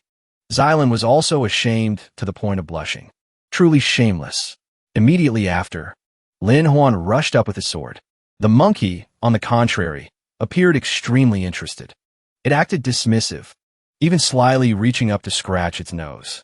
Seeing that expression, Lin Huan exclaimed in surprise, "Heavens, you can still laugh?" He threw a rock over, but the monkey immediately batted it back. In just a split second, the rock flew straight toward his face, making Lin Huan start and break into a cold sweat. Fortunately, his agility was quick, managing to raise his dual blades to block in front of him. Not stopping, the monkey continued to utilize the rope, whipping it hard towards him. The sword fell from his hand. The remaining arm was tied tight. Lin Huan unexpectedly fell into a passive position. After just 2 moves, his dual blades were completely knocked away. Lin Huan stared at it in astonishment. This monkey not only uses hidden weapons, but is also proficient in boxing. Song hurriedly reminded, "Careful, movement technique," and its moves form a system of their own. Extremely high flexibility. Lin Huan began tearing his shirt. Internal energy has no advantage. External martial arts lose in speed. Then there's only one way. As he spoke, he wrapped cloth tightly around his hands. Looking at the monkey in front of him, Lin Huan calculated, "Just need to be more agile than it." He began shifting his footwork. Didn't use fists before because of many openings. Speed too fast, hard to generate force. But now it's different. Before he could finish speaking, the monkey threw the rope, making Lin Huan struggle to dodge. However, at this moment, Lin Huan's speed began to increase noticeably. Dodging left and right continuously, Lin Huan was now as agile as lightning. His opponent started momentarily. Unexpectedly, the punches and kicks were that fast. Immediately after, it immediately chose to run away. But Lin Huan wouldn't let it have its way. He chased closely behind. "Wanna run? No chance." As he spoke, Lin Huan grabbed the monkey's tail and pulled it back hard. He threw punches relentlessly, speaking quickly. No need for heavy hits. Just hitting a lot is enough. But just after that flurry of blows, the monkey was foaming at the mouth, its whole body beaten limp. Seeing that scene, the wolf also panicked, unconsciously backing up a few steps. Lin Huan glared at it threateningly. "What? You want the same?" Seeming to understand the meaning, the wolf immediately became obedient, sticking its tongue out like a house pet. After tying the monkey up tight, Lin Huan began to get curious. This guy is truly formidable. Proficient in both internal and external martial arts. Definitely has a secret. He stood observing for a long time, then thought. The ancient true art must have clues. First, must find its lair. Xylan took charge of leading the monkey ahead. Everyone spread out to search the surroundings. After walking a distance, she turned to ask Lin Huan, "Found it yet?" Lin Huan bent down to pick up a rock. Smiling, he said to Xylan, "Done." Just then, noisy cries rang out, amusing Lin Huan. "Looks like the martial monkeys have arrived." Sure enough, as he said, monkeys wearing armor, riding horses, advanced aggressively. In just a blink of an eye, Lin Huan and everyone were surrounded by the monkey generals. One leading them stepped out, pointing its weapon forward as if signaling something. Around were the cheers of the little monkeys. Lin Huan immediately understood. He spoke coldly. "Want a duel? Little monkeys? Then I'll give you a free lesson." Holding a few rocks in his hand, Lin Huan continued. "First, the rock I took is called flint. Grind it into powder, and it's extremely flammable." Then he took out another item. "Second, the weapon I hold is a pistol. Combined with flint, it works." Aiming the gun barrel at them, Lin Huan added, "Within 10 steps. Gun is faster than sword." Having said that, he pulled the trigger without hesitation. The bullet immediately shot out, accompanied by an ear-splitting bang.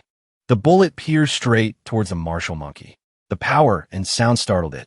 It stared wide-eyed at the weapon in its hand, which had a hole punched through it. Lin Huan asked scornfully, "Still want to duel now?" Hearing this, the monkey raised both hands in surrender. It's been a long time since they met such a strong opponent. Immediately after, the whole group of monkeys simultaneously knelt down to bow to Lin Huan, as if meeting a deity. The system immediately announced, gained 100% influence over the monkey army. Reward, monkey fist technique, monkey army command. Lin Huan was startled. This works too. Excited. He beat his chest like a monkey king 100%. These monkeys truly submit to the strong. Then I declare my identity as the Monkey King. Then, Lin Huan pointed and ordered, "Little monkey, lead me to the base." Watching him joke with the monkeys, Qin Song's face darkened. "Why is the man I follow so childish?" Xylan sighed. "Don't mention it. I'm starting to regret it too." Finally, after a long while, the group arrived at a place with incredibly beautiful scenery. Lin Huan marveled. Truly flower fruit mountain, water curtain cave of legend. Everyone crossed the waterfall in front and quickly entered the cave behind. Inside was indeed another world. The surrounding scenery was strangely quiet. On the cliff walls, countless long swords and martial arts. Manuals were stuck everywhere. Qin Song flipped through one and was amazed. These are all top-tier martial arts lost to the world. At the same time, everyone also saw a large character carved on a nearby rock, standing out prominently. Lin Huan understood at a glance. There are even weapons and arms from the previous dynasty. What exactly is this place? Lin Huan sat down, meticulously observing that rock to see if there was anything unusual. At the same time, several monkeys quickly brought martial arts manuals to Lin Huan. They flipped the pages, pointing at the drawings inside and smiling radiantly as if wanting to explain something. Lin Huan immediately understood. So, the monkeys learn martial arts by mimicking the manual drawings. But it's strange, why are there so many ultimate arts? According to his findings, not just ultimate arts, these moves are also considered legends of the martial world, unexpectedly mastered by monkeys. Lin Huan frowned. The ancient technique the monkeys practice is very similar to the White Lotus sects. Clearly, this is not the only treasure cave. He continued to calculate. Moreover, this treasure cave definitely hides secrets. That stone steel must be the activation mechanism. Just then, Lin Huan discovered a small hole on top of the rock. He was surprised. Could this be the switch? Lin Huan's face darkened as he made a guess. Could it be? Xylan asked curiously. Isn't it just a water groove? He replied, correct. But coincidentally, the Sainus's ornament fits this groove perfectly. Immediately after, Lin Huan quickly inserted the hairpin into the small hole on the stone slab. It fit surprisingly well. He held his breath waiting, secretly hoping all secrets would be revealed quickly. As soon as the words fell, the stone door slowly opened. The hidden things were finally revealed. Lin Huan exclaimed happily, done. Xylan asked in surprise, why did the Saintus's ornament open this mechanism? Could the items be of the same type? Qinsong spoke up. Just go in and see, then talk. This made Lin Huan extremely excited. He picked Xylan up. Let's go. Go in and see first. He smiled meaningfully. It's very dark inside. Be careful. Xylan cried out shyly. The one who needs to be careful is you.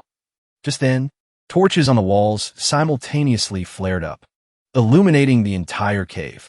Qinsong frowned, exposing his bad intentions. There's light now. Can you let go yet? Just stepping inside? Lin Huan marveled. There's even an automatic lighting system. Truly exquisite. Xylan continued. Then it really is an ancient tomb. Sounds reasonable. Qinsong observed and said, this place has 3 forks. Split up. Each person explore one direction. Lin Huan immediately shook his head in objection. These kinds of ancient tombs usually have only one real path.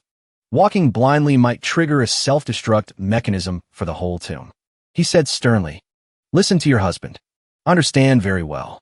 Qinsong laughed coldly. Only shameless tomb raiders are skilled in these things. Lin Huan smiled mischievously. Put that aside for now. I need to craft tomb raiding tools. Oh no, it's specialized archaeological equipment. Xylan asked bewilderedly. Archaeological equipment? Is it a weapon? Lin Huan held up the object in his hand. Much stronger than a weapon. Called the Luoyang shovel. Used in Luoyang shoveling. Immediately after, he took a deep breath. Preparing himself. Time to dig dirt. As soon as the words fell, Lin Huan quickly dug 3 holes. Movements neat and decisive. Soil and rocks were churned up by him, soon piling up into 3 large mounds beside the cave wall. Lin Huan affirmed with certainty, the fork on the far right is the real path. Xylan exclaimed in astonishment. How do you know? She asked hurriedly. Lin Huan, how did you realize? Qinsong also chimed in. I only see the soil color is slightly different. Lin Huan hugged both beauties, teasing. Want to know the answer? Call me husband once. Qinsong was annoyed. Stop talking nonsense. Xylan also pulled a long face. Speak quickly. Lin Huan replied calmly.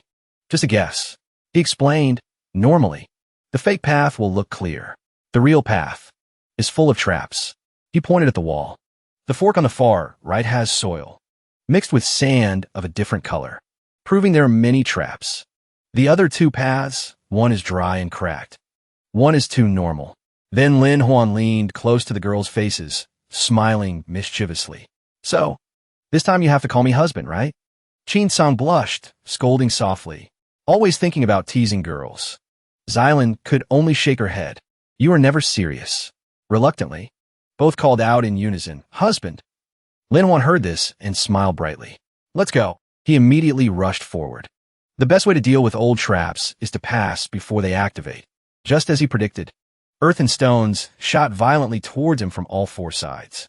The group passed safely amidst joy. Xylan cheered. Almost there. Right ahead. But Lin Huan suddenly raised his hand to stop the 2, simultaneously shouting, careful! Before them appeared a precipitous abyss. Luckily no one fell. Lin Huan started, hugging Qinsong. Heart beating, thump thump. What is this? Looking down below, there seemed to be a chest buried deep underneath. At the bottom, something looking like a small house was revealed. Everything around was rotten. Strange. Lin Huan slowly descended. According to his understanding, this place doesn't look like an ancient tomb. Why set up a fake tomb? observing around once. He speculated. Seems there are no living creatures. Probably safe. Qin Song replied curiously. Then go in and check. Just then, behind their backs appeared a pair of glowing red eyes staring intently at Lin Huan. Sensing the killing intent approaching, he immediately startled and dodged. The stone thing rushed straight towards Lin Huan, swinging its arm preparing to attack. Lin Huan dodged, but was still horrified. Is it a living creature? At this moment, the opponent was fully revealed. It was a giant stone golem looking extremely bizarre. Lin Huan was stunned. A stone man? Since when did this place have technology? Strange like this. Without time to think further, Lin Huan rushed forward. Only way is to defeat it. The three split up to take attack positions. But the problem was the stone body was very hard to damage with swords. Immediately after, the stone man swung internal energy, knocking Lin Huan flying backwards. Lin Huan widened his eyes in horror. What is this? It even knows how to use internal energy? All three were knocked flying in 3 different directions, while the stone man was completely unharmed. Lin Huan gritted his teeth, calculating. For now, must find a way to destroy these god ghost things first. He began scanning the system again. To possess this ability, there's only one thing in the world that can do it. The aura of the stone man gradually became clear. Exactly as I predicted. Sure enough, it's artificial aura. Inside the stone block is not just martial arts, but also exists a chakra, clearly a product made by humans. Seeing him observing intently, the stone man suddenly turned its back. This startled Lin Huan. Could it be it sensed the gaze? When actually engaging, Lin Huan began to be confused. Its body is too thick, cannot see the weak point. So how to handle it? Seeing him taking risks like that, the 2 girls simultaneously shouted loudly, "Careful!" Just then, the stone man showed an unusual reaction, making Lin Huan suspicious. This reaction isn't right. Thinking of this, he smiled faintly, secretly understanding the problem. At the same time, the stone man preparing to attack suddenly halted. Whole body stood motionless. Xylan asked in surprise, "It's not fighting anymore?" Qin Song frowned. Did Lin Huan do something? But right after, the stone man changed targets, turning towards Xylan and Qin Song. Lin Huan immediately shouted, "Now! Stop channeling energy immediately. Do not mobilize qi. Just breathe normally." Xylan didn't hesitate, immediately doing as told, quickly suppressing internal energy. Done. On the other side, Qin Song also sealed her power exactly as Lin Huan instructed. Sure enough, the stone man became confused, turning its head around, looking for a target. Detecting no one, it slowly left, not continuing the attack. Xylan watched, unable to help wondering. Just that simple, just like that. The group cautiously followed behind the stone man, not letting it detect anything unusual. Lin Huan explained, "This type of stone mechanism must belong to an automated system. It definitely has a complete reception and processing structure." Xylan didn't care much. "Don't understand." He smiled and said simply, "Meaning it must have a way to sense the outside world." Lin Huan spoke deeper. "With stone material and ancient technology, the only thing it can sense is qi. Without channeling qi, it cannot detect." Qin Song pointed ahead, then looked smug. "The door is open. Keep up quickly." Everyone looked at that door and couldn't help but marvel. Even Lin Huan was stunned for a long while. Looking down below, he ran over, and blurted out, "This." The stone man now began to glow, looking extremely bizarre. The group approached. Lin Huan looked more and more amazed at the glowing stone. Not only that, on the surface appeared a few lines of mysterious, incomprehensible text. Lin Huan glanced at it and was stunned. He blurted out, "Dragon Vein Node." Only now did he realize this place was not an ancient tomb, but one of the 30 nodes of the Dragon Vein. According to his understanding, each Dragon Vein has 30 nodes. Turns out the previous speculation wasn't wrong. The flood exposed a part of the secret manual, causing the true art to be lost. Lin Huan hesitated and asked, "But what exactly is a Dragon Vein?" Xylan spoke up. "I remember hearing about it when I was small." Xylan recounted thoughtfully. The Ning family originated from a foreign tribe. In childhood, I often played with princes and princesses. According to her memory, once a prince held an ancient map and told the legend of the dragon vein secret. Legend says the dragon vein symbolizes the nation's destiny. If severed, the world will be divided. The people will suffer. Furthermore, a peerless expert, if controlling the dragon vein, can even dominate the country's luck. More interestingly, places the dragon vein passes through are holy lands for cultivation. Too bad we can't channel energy right now. Qin Song regretted. Otherwise, we could test if the qi is pure. Just then, a strange noise rang out from Lin Huan's direction. The two immediately turned their heads to look. He was using a stone chisel tool. Face smug, he said. You guys just try. It's fine. Lin Huan commented gravely. These patterns are truly too exquisite.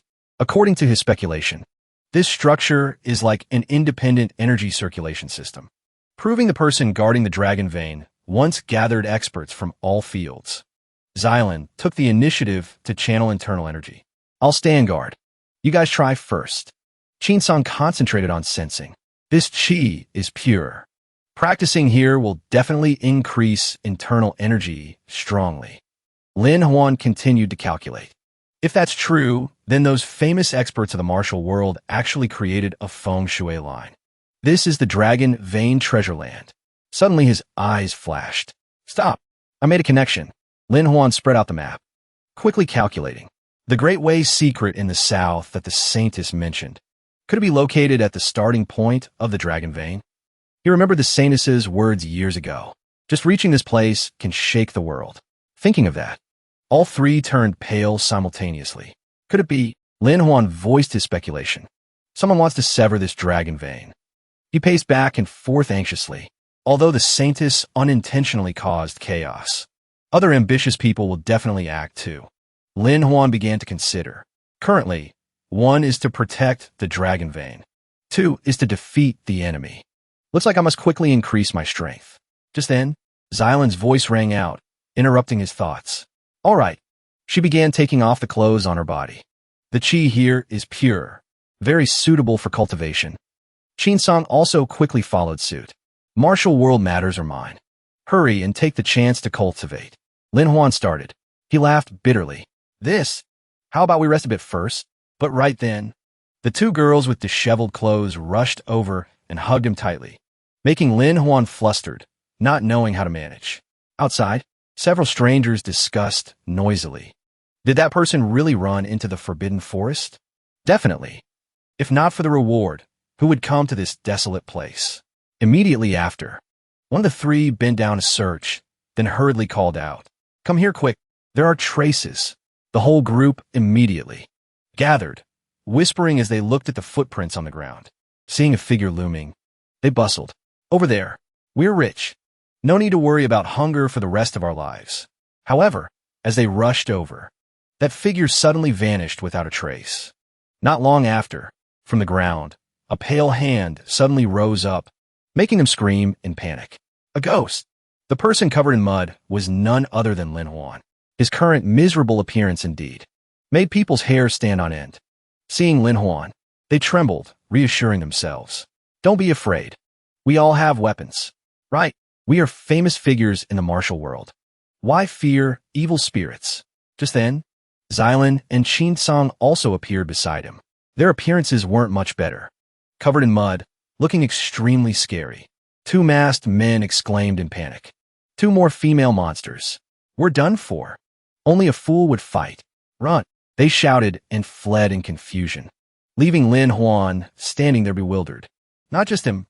Even the 2 girls didn't understand why those people were so afraid of them. Lin Huan pretended to be pitiful, lamenting, Don't look at me like that. I didn't expect the exit to be like this either.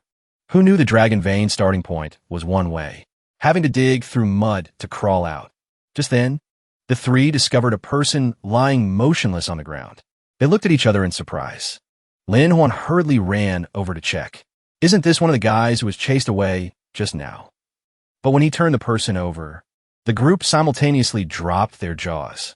Turns out it's an acquaintance. Lin Huan broke into a cold sweat, a bad premonition rising in his heart. It's the 7th princess. The princess's eyes were hazy. She tried to whisper a few broken sentences. Stop, Tam Vu.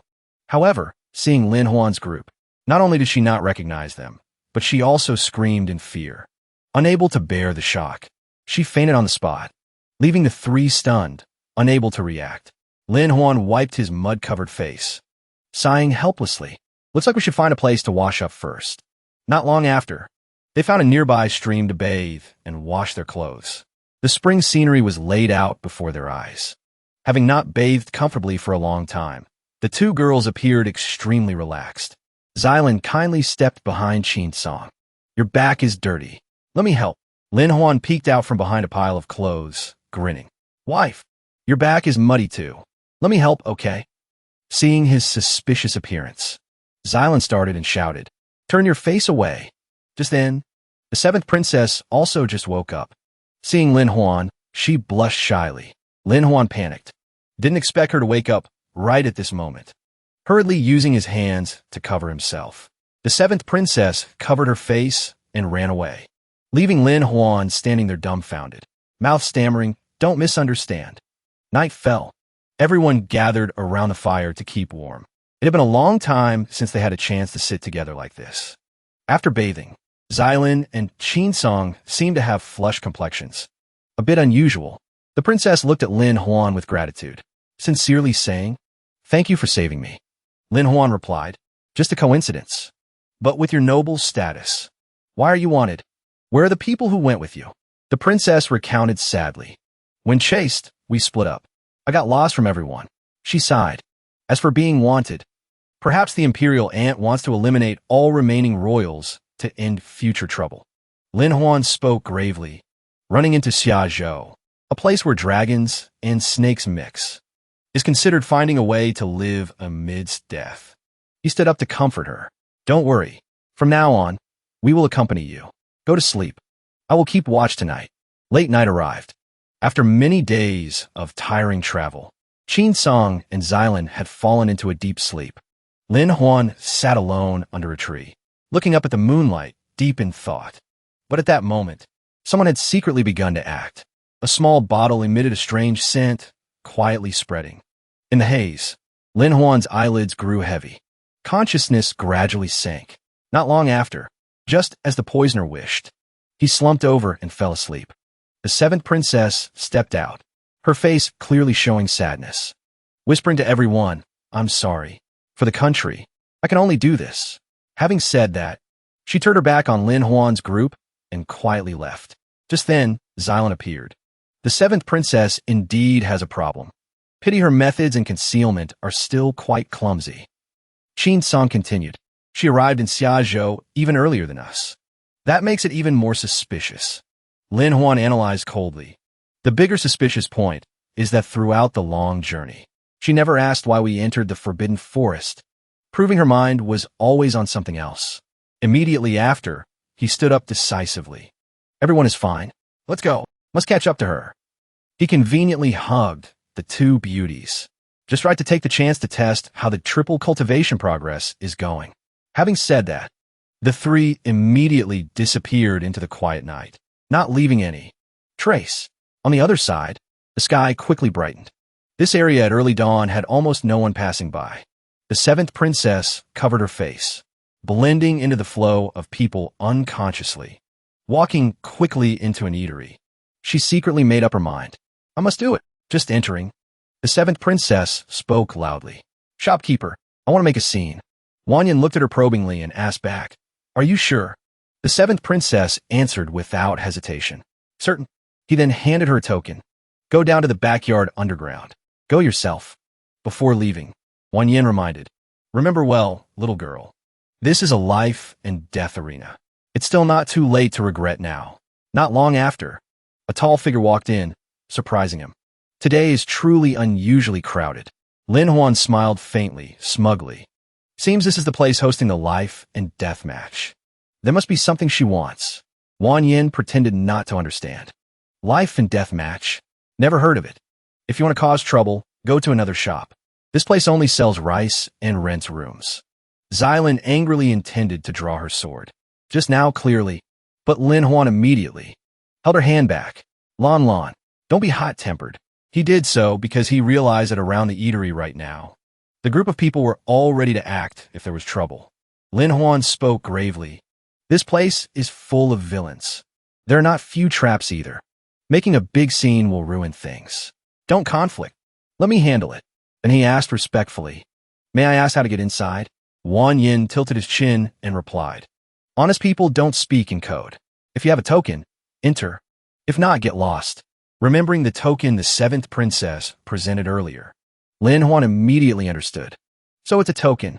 He smiled happily, breaking off a corner of the wooden table, saying it early would have settled it, right? Wang Yin immediately looked at him warily. "You still want to cause trouble?" Lin Huan channeled internal energy to his fingertips, replying calmly, "No, I'm just making a token." His finger moved skillfully on the piece of wood. Exquisite lines appeared clearly. Wang Yin watched, stunned to silence. What technique is this? Diamond finger? Before long, a token identical to the seventh princess's was completed. Lin Huan happily tossed it to him. "Here, hold it tight." Wang Yin held the piece of wood in his hand, hesitating. Is this allowed?" Lin Huan said calmly, "Shopkeeper, you said if there's a token, one can enter. Traveling the martial world, one cannot go back on their word." He had to reluctantly nod. "Fine then, go in." Looking at his retreating back, Wang Yin secretly admired. External martial arts fluid as flowing water. Exquisite control. Internal energy is also profound. Even emotions are hidden tightly. This person is truly unfathomable. Then the three followed the tunnel inside. Noise rang out from the end of the passage. "Looks like we're right. Just stepping in." The scene before them. Overwhelmed people. A crowd was fighting fiercely. Initially, the narrow path was only enough for one person. Walking a few dozen more steps, it opened up brightly. Lin Huan smiled mischievously. "If I didn't know this was a life and death arena, I'd think." I entered the peach blossom spring. Just then, Yin stepped forward and asked respectfully, "May I ask if the three of you want to enter the ring or place bets?" She guided. "If entering the ring, wait a moment. As for betting, the starting level is 1 tael of gold." Qin Song whispered, 1 tael of gold is enough to feed a whole private army." Xylan continued, "On stage is life and death. Below stage is entertainment." Lin Huan's eyes darted around searching for his target. Very quickly, he saw the seventh princess hiding in the distance. Her sorrowful face looked towards the stands. He thought to himself, she definitely didn't come here for money. Then turned to ask Yanli, "Can you tell me what the reward is this time?" Yanli replied with a smile. "It is a wondrous book, The Dragon Subduing 30 Sutras. It is both a tantric mental cultivation method and an external martial arts manual. Heard it can also be used as military strategy." Lin Huan suddenly remembered. Dragon subduing 30 sutras? Could it be the technique to control the 30 dragon vein nodes? Immediately, Lin Huan made up his mind. "I've decided. I will enter the ring for this match. I must obtain the reward." Yanli smiled radiantly, striking the gong hard and shouting, "First match, Li Mu versus Zheng Yuan." As soon as the words fell, 2 people stepped onto the ring. The blue-haired man spoke first. "Wu Mu sword. Li Mu, please advise." The opponent was impatient. "Zheng Yuan, don't talk so much. Fight." Below the stands, the crowd buzzed. "Here it comes. Here it comes. It's Zheng Yuan, the one who held the title of ringmaster 3 times in a row. Who is that Li Mu guy?" Announcing himself as Wu Mu sword. "Never heard of it." Zheng Yuan immediately lifted a large axe, body rushing up with imposing power. He roared, aiming straight at Li Mu to strike. On the contrary, Li Mu was extremely calm, just leaning sideways to easily dodge that blow, not letting himself fall into a disadvantage. Li Mu immediately raised his sword, sword tip locking onto the opponent. Lin Huan stood below observing, praising endlessly. Movements neat and precise. Truly the style of 4 ounces moving 1,000 pounds. Zheng Yuan is in danger. The person next to him retorted, "Zheng Yuan is no ordinary person. Golden bell cover body protection. Sword dancing is hard to penetrate. The outcome is decided." Li Mu's sword tip hit Zheng Yuan's chest and bent immediately. He glared, gritting his teeth in fury. Lin Huan's eyes sharpened, intently watching the match. Sure enough, the gap is too big. He looked at the auxiliary meridian of Li Mu and calculated silently. This person has trained an auxiliary meridian in his sword arm, far surpassing Zheng Yuan. Wu Mu's sword is very likely the inheritance of a hidden sect. The court no longer suppresses. The era of chaotic martial arts has opened. Seeing Li Mu trembling opposite him, Zheng Yuan laughed scornfully and asked, "Want to break my defense? Keep dreaming." Immediately after, Li Mu leaped high into the air. Zheng Yuan gritted his teeth, looking up, planning to hide. When just touching the ground, Li Mu's blade flared with blinding light. The flash was unbearable for Zheng Yuan, forcing him to close his eyes tight. Li Mu seized the opportunity to swing his sword down. Golden Bell cover has a weakness at the eyelids, a place that cannot be trained. Zheng Yuan was immediately knocked away. Li Mu looked at the staggering opponent, said coldly, "You can't see anything anymore. Admit defeat yourself." Zheng Yuan knelt, holding his face and screaming, "Despicable! What will Mu's sword? All low tricks." Hearing this, Li Mu was furious, stabbing straight forward with one sword. The crowd below gasped in horror. "Oh my God! So, it's over? Zheng Yuan really died?" Li Mu wiped the blood from his sword in annoyance. "Those who dare insult my sect deserve death." The match ended. Yan Li beat the drum and shouted, "Second match. Lin Yuqian versus 2U." Li Mu stepped down, passing by Lin Huan, dropping cold words. "Been down the mountain so long, yet haven't met a decent opponent." As soon as the sentence finished, Lin Yuqian was knocked hard against the wall by the opponent.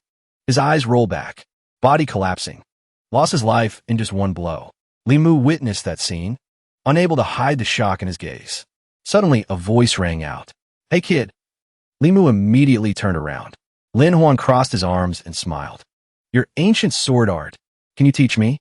Li Mu tilted his head, speaking gravely. "Since you know, it's the ancient sword art. Then which faction do you belong to?" Lin Huan smiled and replied, "I'm just a nameless matrilocal son-in-law." Li Mu turned his back in annoyance. "Fine if you don't want to say. Determine high and low on the stage later. Over here." The next match quickly began. Next match, young Master Qi versus Yuan Laosan. The seventh princess, disguised as a man, stepped onto the stage. Laosan looked at the opponent and laughed scornfully. "This pretty boy is in the wrong place. This is a place for fighting, not reciting poetry." He got into a ready stance. "I've practiced Tongbei 8-fist for over 10 years. Be smart and withdraw." The seventh princess stammered because of nervousness. "Let's talk.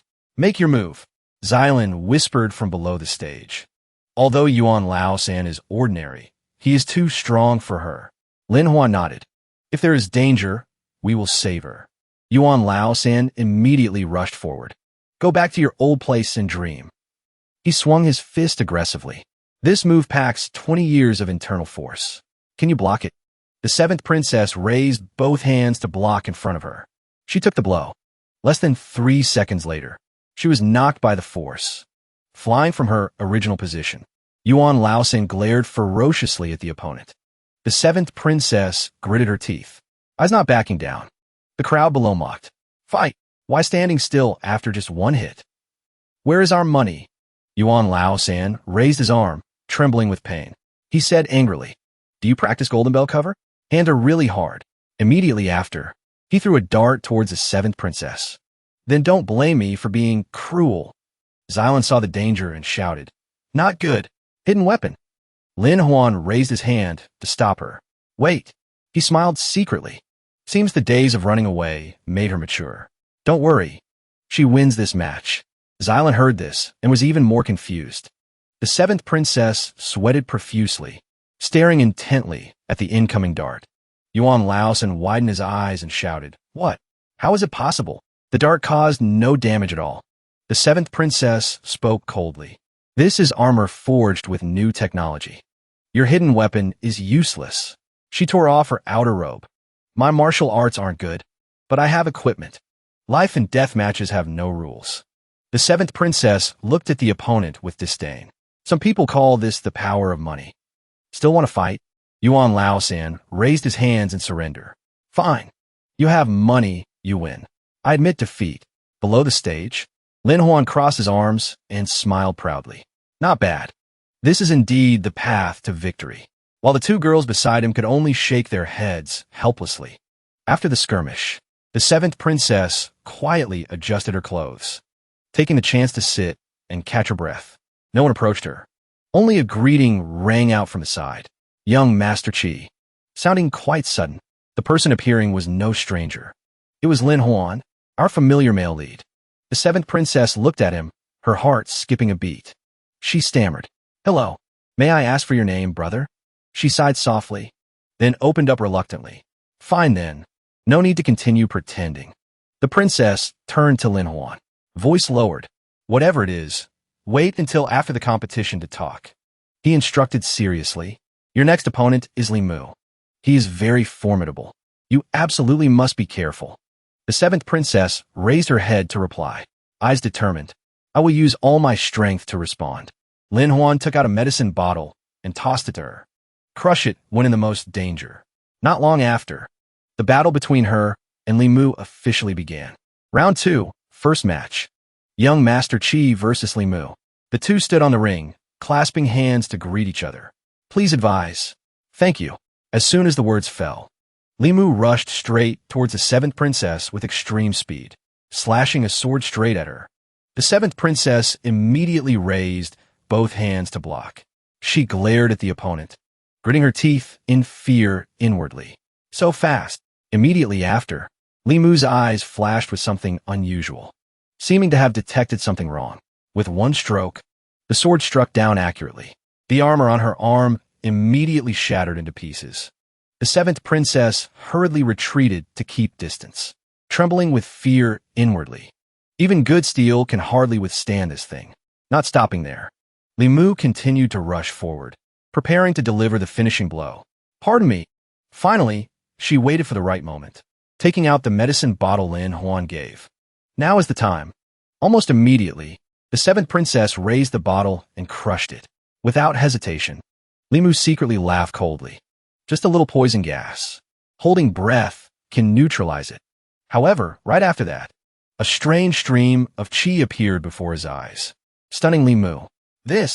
What is this?" He stared intently at that stream of qi, shocked in his heart. A stream of true qi, so pure, without a speck of impurity. No need for self-cultivation. This thing was clearly given to young Master Qi by that person. He thought while glancing at Lin Huan in the crowd. Looking up from below, Lin Huan smiled confidently, as if he had predicted the outcome early on. In just a blink of an eye, to everyone's astonishment, Li Mu clasped his hands and bowed, saying calmly, "I admit defeat." Below the ring immediately erupted in chaos. People couldn't believe their eyes. Waited so long just to see this. Cheating. Cheating. Li Mu looked down at Lin Huan, voice lowered in warning. "I'll trust you for once, but you must give me an explanation. What exactly was that thing just now?" He crossed his arms and smiled faintly. "Talking to smart people is indeed easy. I still have plenty of that stuff, but only those who practice the ancient art like us can use it." The seventh princess continued to channel internal energy, throwing her hands up to launch countless darts at the opponent. The opponent was immediately pressured to the point of being unable to react. The referee also shouted, "Young Master Qi wins again, thanks to hidden weapons." Below the stands buzzed with discussion. "Oh my god, using all poisons and hidden weapons like this. How much money is enough? The prize won't even cover the cost." Immediately after, the crowd heard the announcement. The next final match is young Master Qi versus him. Must regain honor. That's right. I even bet heavily on him. Meanwhile, Lin Huan calmly stepped onto the stands, looking extremely nonchalant. Just appearing, he raised his voice. "Everyone, I have a few words to say. Hope everyone pays attention." Unexpectedly, right after that, he announced his surrender. "This final match, I beg to admit defeat." The entire stand seemed to go silent for a beat. No one could understand what they just heard. He quickly pulled the seventh princess away amidst the crowd's fury. "What the hell is this? Life and death match like this? All acting. Give the money back. Up high." Wang Yin slammed the book onto the table, face annoyed. "Take it. Truly a farce. Next time you dare collude to scam the prize, don't blame me." Lin Huan bowed in thanks. "Thank you, shopkeeper," but immediately was scolded thoroughly. "Enough. Don't come near the life and death arena in the future." However, just as they were about to leave, A voice rang out from behind. Li Mu turned to face him. "I'm serious. The secret you mentioned should be explained clearly to me." Lin Huan didn't hide it. Speaking slowly, "This matter relates to the book in her hand. It is a major event regarding the dragon vein." Hearing that, Li Mu's eyes turned cold. Frowning, he asked back, "Dragon vein?" The seventh princess was stunned. Turning to ask Lin Huan, "How do you know?" At this moment, he replied frankly, "If I'm not mistaken, the dragon subduing 13 sutras is just second-rate internal martial arts to outsiders. But in reality, it is a map of the dragon vein nodes, along with the supreme technique to borrow the dragon vein's power for cultivation." Lin Huan looked at her and asked directly, "You plan to use it to find the dragon veins, train elite soldiers, and then rescue the imprisoned emperor? Am I right, seventh princess?" Her face turned pale. "Why did you expose my identity?" He just gave a slight smile. "Circumstances forced my hand." Immediately after, she pouted and said softly, "Let's not talk about this anymore. The fewer people who know, the better." Lin Huan nodded in agreement. But he continued, "No, the more people who know, the better. Because right now, we need to gather the forces of the martial world to fight against the current Imperial court." His gaze swept over Li Mu. Lin Huan added, "Especially, we must draw out the ancient martial arts families that have been in seclusion for many years." Hearing this, he let out a soft sigh. "All right, fine. You all come with me. I'll show you something so you understand. I'm very familiar with dragon veins." Lin Huan led everyone into Li Mu's tunnel. He mentioned that Li Mu's power was about to take a quantum leap. "I hope you can persuade your family to come out of seclusion." The group traveled together for a long time. Then they all arrived at another stone tablet, just like the one before. Li Mu's expression turned cold. He answered concisely, "If it's truly as miraculous as you say, then of course it can be done." The seventh princess took out the secret manual. "You've cultivated at a dragon vein acupoint before, so I'll entrust this to you." After speaking, she turned to Lin Huan. Her voice was firm. "I will follow your arrangements." Time passed quietly. 3 days had already gone by. Li Mu was now walking alongside Lin Huan. He asked curiously, "Why aren't the other 3 with us?" He explained calmly, "They've gone to find the last dragon vein in Xiazhou." Li Mu nodded. "Then we must also expand our forces soon." He continued his introduction. "My friend is right here. He's also a descendant of a martial arts family. But we must be extremely careful once we're inside." Lin Huan cracked his knuckles with interest. "Looks like it's time for some exercise." Immediately after, he strode forward. He pushed the door open with force. A loud noise echoed. Inside, a scene of beautiful women in revealing clothes was revealed. Their beauty was dazzling. Their graceful figures swayed endlessly. The moment Lin Huan opened his eyes and saw them, his heart began to race. His face also turned red without him realizing it. Seeing him appear, the group of girls immediately swarmed him. "Young master, you're so handsome. Your arms are so firm. You're so captivating." Just then, a woman with a flawless appearance and a captivatingly full bust leisurely walked out. Her most striking features were her waist and her curvaceous figure. Every step she took swayed before Lin Huan's eyes. He looked over, his eyes brightening. She said there was urgent business. "Please let go of me, you two." Li Mu gently reminded him. "I already told you. You have to be careful." Immediately after, he took off the straw hat on his head. He spoke clearly, "Ladies, we are not here for pleasure, but to find someone. A mutually beneficial cooperation." As soon as they saw him, the girls immediately stopped. Their eyes filled with fear, as if they had seen a wild beast. At the same time, a strange fragrance slowly spread out from the room inside. The lights dimmed accordingly. The door also slowly creaked open. A soft voice rang out. "Which sex disciple is so eager to die that they dare to reveal their identity?" The girl in pink with an arrogant aura was Lu Yanyu. She held a long pipe in her hand. Her face was cold. Li Mu immediately stood in front of Lin Huan. He replied in a deep voice, "My surname is Li. Wu Mu sword, Li Mu." Yanyu said indifferently, "The last time I heard the surname, Li, was in a bedtime story my grandmother told me." "What are you doing here?" "The Hahuan sect does not wish to get involved in worldly affairs." Hearing this, Lin Huan nearly had a nosebleed. The Hahuan sect? Could it be the legendary sect of dual cultivation between men and women? Just then, Yin stepped forward and lifted his chin. You don't even know that? Then you're not from martial arts family. According to our rules, you can only join us. Her enchanting voice carried a soft internal energy. Her hand channeled a stream of qi into the pipe. Otherwise, the consequences will be dire. But in that very instant, the smile on Lin Huan's lips suddenly changed. He quickly circulated his internal energy. He calmly gripped the pipe in front of him. His vital energy instantly overwhelmed all the energy Yanyu was emitting. Yanyu was paralyzed by the backlash. She couldn't help but cry out in pain. It was the first time she had been suppressed by such an overwhelming presence. Her face turned pale. She gritted her teeth, enduring the pain. She stumbled back in shock. Her voice trembled.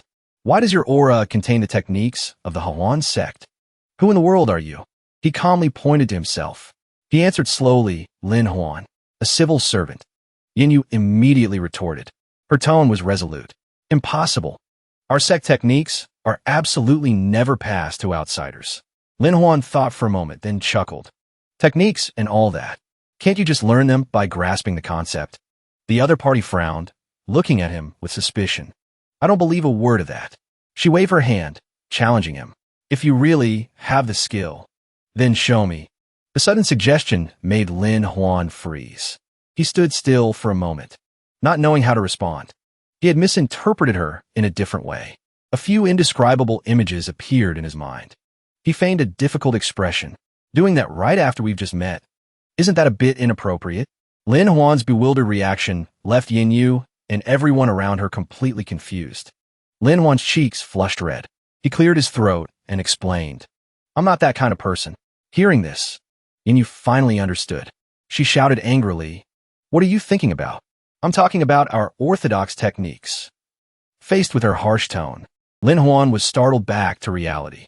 His eyes widened in surprise. He could only give a wry smile. It seems I misunderstood. But joining to learn isn't out of the question. His indifferent expression made Yanyu even more furious. She tried to compose herself. She spoke slowly, enunciating each word. Considering your extraordinary talent, I will allow you to broaden your horizons. A moment later, the scene shifted to a staircase. The red lighting cast an even more mysterious atmosphere over the space. Lin Huan followed behind Yanyu, curiously observing his surroundings.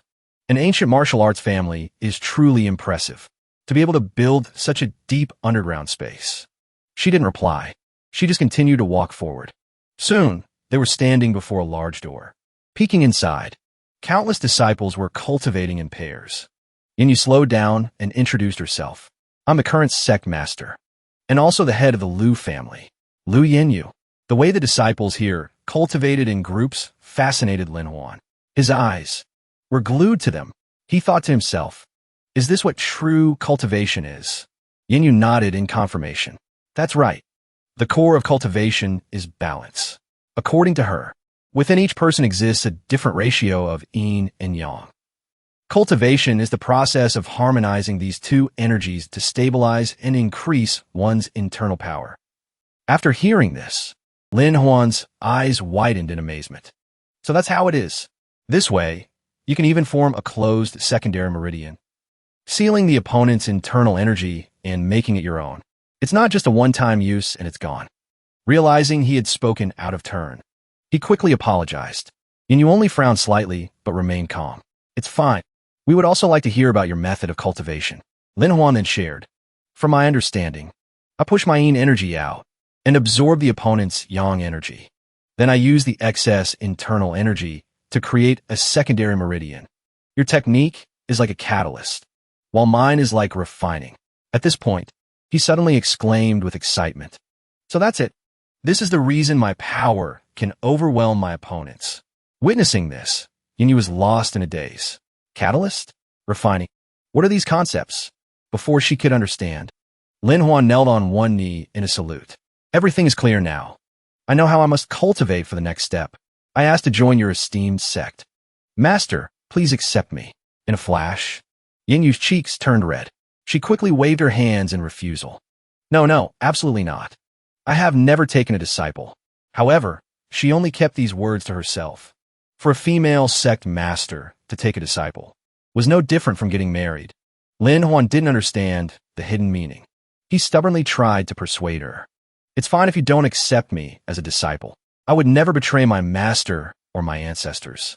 Yin Yu was in a difficult position. Her heart was in turmoil. It's fine if someone else accepts him. But if it's me, it becomes a taboo. After thinking for a moment, she found another way. How about this? You will pay respects to my late father as your master.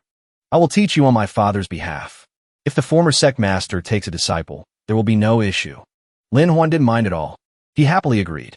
That's a great idea. Before he could finish his sentence, the surroundings suddenly began to shake violently. Lin Huan's body swayed, and he fell backward. As soon as the aftershock subsided, Yin Yu immediately gave a stern order. The Hu cavalry is attacking from the west again. Everyone on alert. Prepare to face the enemy. Hearing this, Lin Huan was full of questions. Hu cavalry? What's that? From the name, his imagination suddenly ran wild. He muttered, could it be cavalry that rides tigers? Are they that brutal? Without time to explain, Yin Yu quickly handed him a scroll. Follow me now. Take this. From now on, you're a member of the Huan sect. Lin Huan didn't have time to react. He instinctively took it. A sense of bewilderment suddenly rose in his heart. The scene shifts to outside the city of Xiazhou, amidst a thick cloud of dust. Countless cavalrymen were approaching the city gate. Leading the army was a man with a cold face. He pulled on the reins, squinting as he observed from a distance.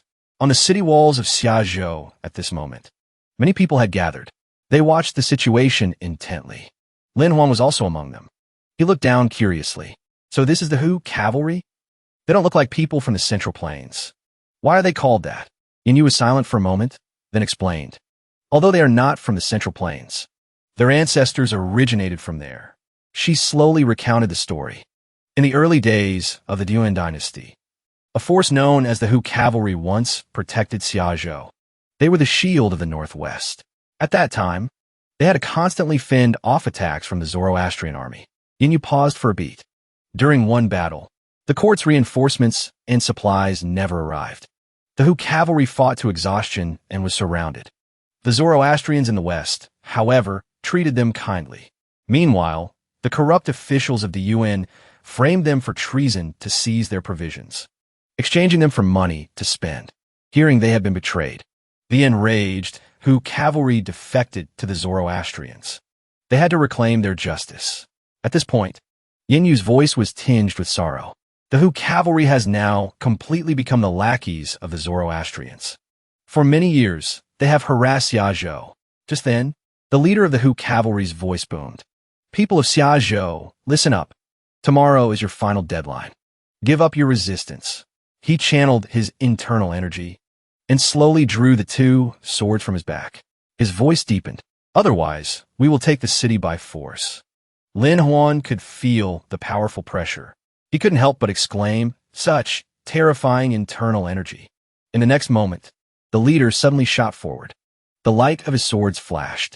The wind whistled, tearing through the air. In the blink of an eye, he appeared before the city gate. He spun around and unleashed a series of powerful sword strikes. A deafening explosion rang out. The sturdy city gate trembled. Countless intersecting cracks appeared on its surface. Witnessing that scene, Lin Huan was horrified.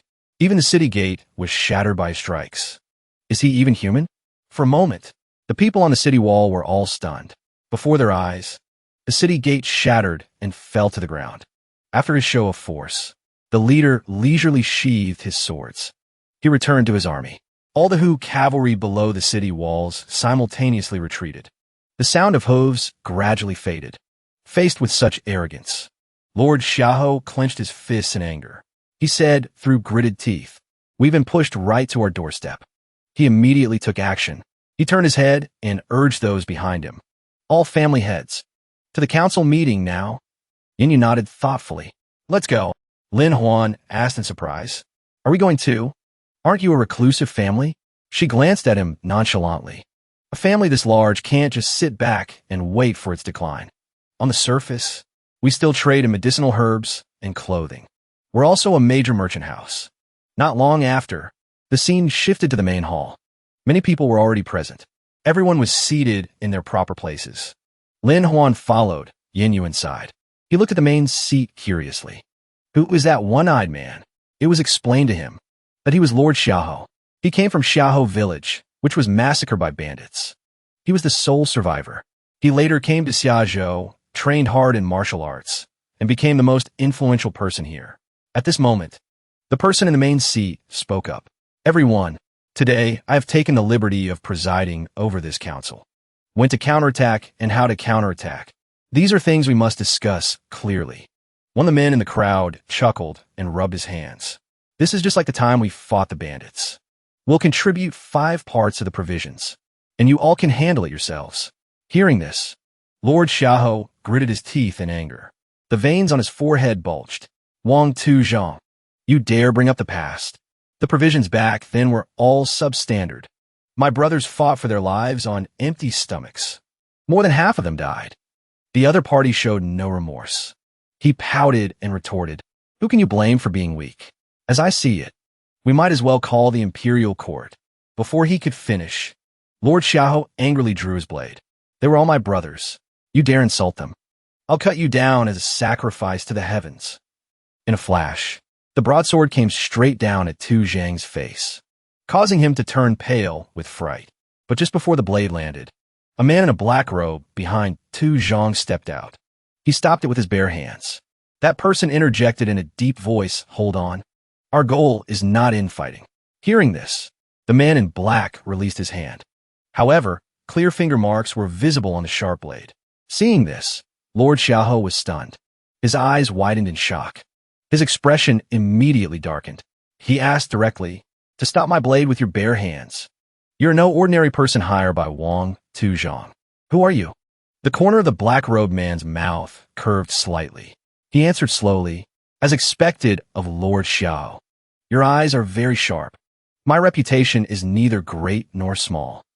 And you often scold me for being a coward hiding in a shell. When he saw the face under the robe clearly, Lin Huan suddenly stiffened. It's him.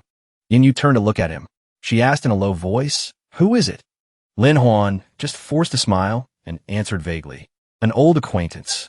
On the other side, the formal introduction began. The man in black spoke up. I am Dong, the very same General Dong you speak of. Lord Xiaohou's eyes immediately became wary. His subordinates behind him all took a defensive stance.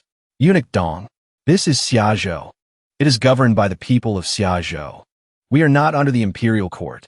Seeing the tense atmosphere, Tu Zhang quickly waved his hands to absolve himself. General Dong, I only brought you in here. What happens next is up to you. Dong, you remain calm. I can lead my troops to help you, but not in the name of the Imperial Court.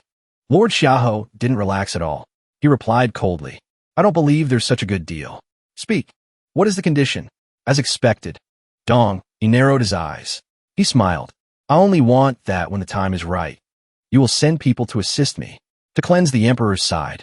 Cleanse the Emperor's side, originally meant to remove corrupt officials around the monarch.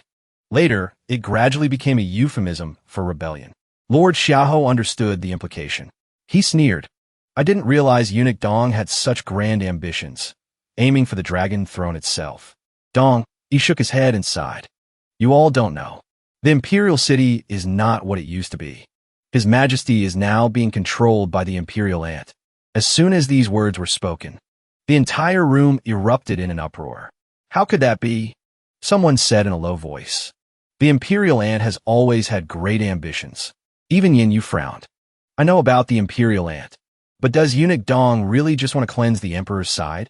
Lin Huan crossed his arms and muttered. It's possible. In his mind, Eunuch Dong climbed the ranks through flattery, enjoying wealth and glory. Now that the Emperor's own life is in danger, it's only a matter of time before he's purged. Lord Xiaohou turned and said directly, Eunuch Dong, I trust your Western Pacification Army, but they are stationed in Yuancheng. They can't get here in time. So I trust your intentions, but not your strength. Dong, he frowned and gave a cold smile. Who said I only have the Western Pacification Army? With that, he calmly clapped his hands as a signal. The next moment, countless hidden figures dashed through the main hall. Before them, 3 figures appeared under the lights. They stood firm without a sound, Seeing this, Lord Xiaohou couldn't help but exclaim in admiration. Such masterful aura concealment techniques. Dong Yi showed a look of satisfaction. He introduced them. They are the He Shi. As soon as he finished, everyone was stunned. What's a Shi? Their reaction left Dong Yi speechless. You don't know the He Shi? Are there no old veterans in Xiazhou? All the martial arts families should know of them. Yin Yu observed them and explained in a low voice.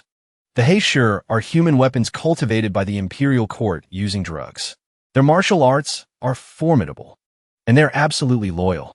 They played a major role in the extermination of the martial world. Dong Yi regained his composure. He said proudly, the He Shi are now in my hands. I can use them to help you. Lord Xiaohou suddenly understood. He asked hesitantly, the He Shi are better at assassination than defense. You mean? Dong Yi looked back at him meaningfully. He nodded in confirmation. That's right. I will take the initiative and attack. A surprise raid, straight into the Hu cavalry's main camp. Lord Xiaohou looked pleased. He immediately gave the order. An excellent plan. Each family will send 3 of their top experts. We move tonight. Time passed quickly. Night fell. The bright moonlight shone down on the vast estate. Lin Huan walked along the main road, his expression far from willing. He grumbled unhappily. I'm not from the Liu family. Why am I being dragged along too? And you said one cold sentence. You are a member of the Hahuan sect now. Understanding her meaning, Lin Huan broke into a sweat. He fell silent, returning to the business of the night. Everyone had gathered before the city gate. They listened to Lord Xiaohou's instructions. We will advance in 3 prongs. Each team will be escorted by the He Shi. If just one front succeeds, Xiazhou will be saved. A vague sense of unease rose in Lin Huan's heart. He felt that something was wrong with this operation. I hope it's just my imagination. At that moment, the city gate slowly opened. The creaking sound echoed in the silent night. Lord Xiaohou led the way. His majestic voice boomed, "Move out!" Looking down from above, one could see figures moving close together, gliding like the wind in the darkness. Dong Yi quietly stood back. The corner of his lips lifted into a sinister smile. The trap had been sprung. Yin Yu asked anxiously in a low voice, "Have you found them yet?" Lin Huan, looking intently through a pair of binoculars, shook his head. Still nothing. This is strange. There are no fires at all in this direction. Someone offered a theory. What if they intentionally didn't light any fires? He immediately dismissed it. Impossible. The Northwest is bone-chillingly cold at night. How could they possibly endure it without a fire? Hearing this, Yin Yu also found it reasonable. She rubbed her chin and muttered, "That's right. The Hahuan sect's training ground needs a fire every night." That sentence suddenly gave Lin Huan an idea. He softly exclaimed, "Training ground, an underground training ground." They must have gone down into a cave underground. As soon as he finished speaking, he turned and signaled with his eyes. Everyone maintained silence. Lin Huan immediately lay prone, pressing his ear to the ground. He focused all his senses to listen for any movement. Seeing his action, a few people made sarcastic remarks. You think you can find them by listening like that? You can't hear that far underground. Do you think you have clairaudience? Lin Huan frowned at them. Fish run underground. There must be water. I'm looking for an underground stream. If you don't understand, then shut up and watch. Stop complaining. After speaking, he pointed straight in one direction. There's the sound of underground water over there. Let's go. If you don't believe me, stay here and be food for the wild wolves. Those men jumped up in protest. Just because you say stay, we have to stay? Many others chimed in. That's right. What if you're wrong? Before long, the entire group was standing before a pitch-black cave. Yin Yu observed it carefully and said, "There are signs of human excavation. It's very likely this was once a hiding place for an ancient tribe." Lin Huan stepped forward. "Let's go check it out." He hadn't gone far when his footsteps suddenly halted. There's light inside. Lin Huan cautiously approached the entrance. At the same time, he raised his hand to signal for everyone behind him to stop. Just as he peeked his head in, a flash of sword light unexpectedly shot towards him. His reflexes were quick. He managed to dodge in time, but didn't stop there. A barrage of small, sharp blades shot out relentlessly. Lin Huan was startled. They're too fast. He decided to close the distance. He gathered his strength and pushed the door open with force. I have to close the gap. The sword light swept across. The wooden door was shattered into pieces. Behind it, the figure of a masked man was revealed. As the door collapsed, the entire team immediately swarmed in, raising their weapons to surround the opponent. Lin Huan looked at him warily. He asked in a deep voice, "Are you the only one here?" Wei Dong snorted coldly and replied with arrogance, "I alone am enough." With that, he stomped heavily on the ground. Immediately, a heavy rumbling sound was heard. Large boulders came crashing down behind Lin Huan. He quickly spun around. The ground shook continuously. The entire team was in a panic. Many people's mouths fell open in terror. Wei Dong spoke slowly. "Now, you have no other choice. You can only go deeper inside to find a way out." Hearing this, Lin Huan's brows furrowed tightly. "As I thought, this Hu cavalry has other plans." Someone in the group was hot-headed. He pointed his sword menacingly. "If you want to fight, let's fight. What are you really planning? Believe it or not, I'll cut you down right here." Wei Dong crossed his arms. He replied nonchalantly, "Go ahead and kill me, if you don't want to get out." By this point, Lin Huan had confirmed his suspicions. "So, Eunuch Dong is working with you. He tricked us into coming here to scout. If I'm not mistaken, there are 3 entrances, and the path ahead is fraught with danger." The opponent was slightly surprised. So there's someone here who can actually think. He didn't beat around the bush any longer. He said directly, "Since it's come to this, I'll let you know. This place is the treasure of the Heavenly Khan." Hearing that, Li Mu was stunned. "The treasure of the Heavenly Khan?" Lin Huan asked doubtfully, "Is it that famous?" Even a reclusive family knows about it.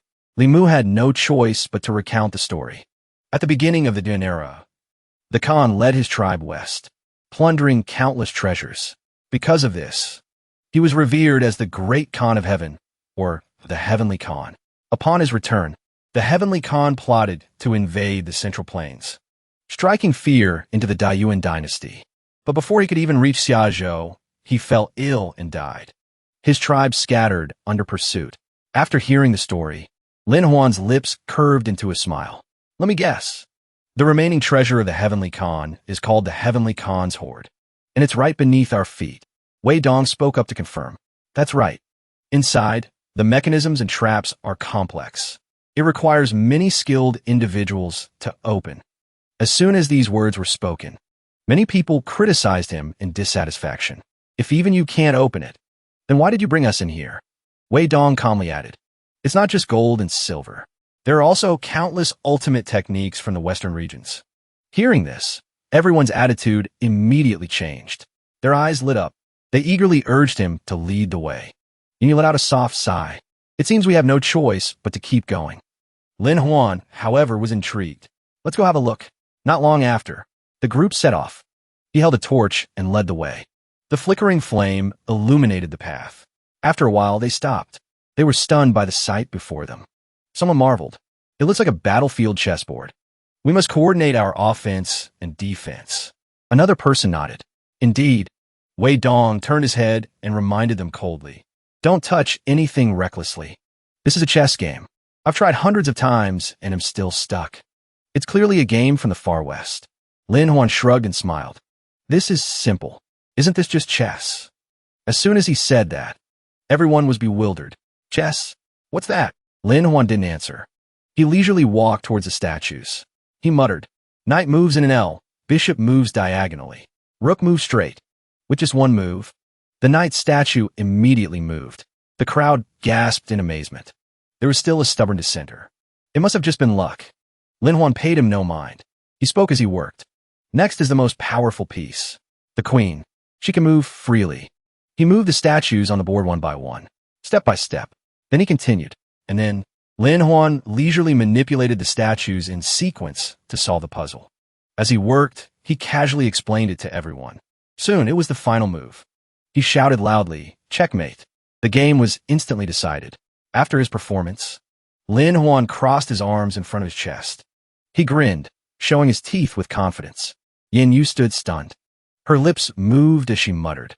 Does being a master of both the pen and the sword require knowing this much? Li Mu beside her was also bewildered. He shook his head slightly and replied, "I don't know either." Lin Huan's shout echoed clearly in the silent space. "Checkmate." In the next moment, A statue cracked. Fragments rained down onto the floor. The crowd immediately rushed over to observe. They quickly discovered a passage leading down. It seems the chess game has been solved. Only then did everyone reluctantly believe him. Someone spoke up in praise. You've got some skill after all. Lin Huan couldn't be bothered. He glanced over and muttered, It's just chess. It's nothing profound. Unexpectedly, Wei Dong cautiously approached. He bowed respectfully and asked, May I ask for the master's esteemed name? Lin Huan replied nonchalantly, I am. He suddenly paused. He told himself he needed to act low-key but still command the respect of the Hu cavalry. I'll just use a fake identity. After deciding, Lin Huan slowly introduced himself. I am Chu Shui, from the ancient martial arts family, the Chu family. Hearing that name, Wei Dong was horrified. The Chu family? Could it be the Chu family of the Dragon Roar Spear, renowned in the martial world 100 years ago? Lin Huan gave a slight nod of confirmation. On the surface, he was calm, but inside his mind was in turmoil. I just guessed randomly, and it was actually right? A few people who overheard interjected. That's not right. The Dragon Roar Spear? Why aren't you using a spear? Another person chimed in with suspicion. Lin Huan broke into a sweat. He stammered, finding it hard to answer. Seeing this, Li Mu thought to himself, this is not good. Yin beside him was also worried. Should we make a move? Suddenly, Lin Huan said calmly, Of course I have a spear. The Dragon Roar Spear has reached the realm of no spear in hand, but a spear in the heart. With that, he raised his finger. In his mind, he simulated Li Mu's method of controlling objects. He compressed his internal energy into his fingertip. Then he fired. Lin Huan successfully executed the technique, unleashing a blast of azure spiritual energy. In the blink of an eye, the large boulder on the opposite side was shattered. Fragments flew everywhere. Someone's jaw dropped in amazement. What a domineering technique. Truly worthy of the name Dragon Roar. Lin Huan feigned annoyance. He turned his face away. Is that enough? Are we going to get moving or not? Wei Dong quickly clasped his hands respectfully. With a master like you leading the way, let's pick up the pace. And so, the trouble was temporarily resolved. The group of 3 followed the others, slowly heading towards the exit. And you couldn't hide her curiosity. What was that move just now? It was so powerful. Li Mu rubbed his chin thoughtfully. Brother Lin, it looked very familiar. Lin Huan gave a forced smile and replied, I just came up with it, firing all my internal energy at once. My finger couldn't handle it. It's injured. Yin Yu was startled for a moment, then composed herself. Then keep up. We can still use this momentum to go a bit further. Just then, Lin Huan placed a hand on her shoulder to stop her. Wait, this path is a fake. The 3 of us will take the real path. Yin Yu asked in surprise, the real path. Li Mu beside her seemed to vaguely understand. He frowned and muttered, You mean? Lin Huan explained, Don't follow them. I'm afraid it's just a decoy path. Li Mu asked again, Are there any clues? He answered concisely, No, it's just a guess. According to his analysis, the moving chess pieces activated a secret chamber. This proves there's a mechanism underground. That tunnel is probably just the builder's passage. To be more clear, Lin Huan suggested thinking about it differently. If someone with immense strength could still get through by smashing the chess pieces, why would they need to play the game? Hearing this, Li Mu nodded. That's reasonable. I must have missed something. Yin Yu grew even more curious. So what's the correct answer? Lin Huan suddenly asked Yin Yu, Who built the Heavenly Khan's horde? In other words, the Heavenly Khan, who commanded the tribe? She answered honestly, The Heavenly Khan had no son. It said that power was temporarily held by the Crown Prince, but was then seized by the Heavenly Khan's younger brother. At this point, Yin Yu suddenly paused. A light flashed in her eyes. She muttered, Seized power. The group froze.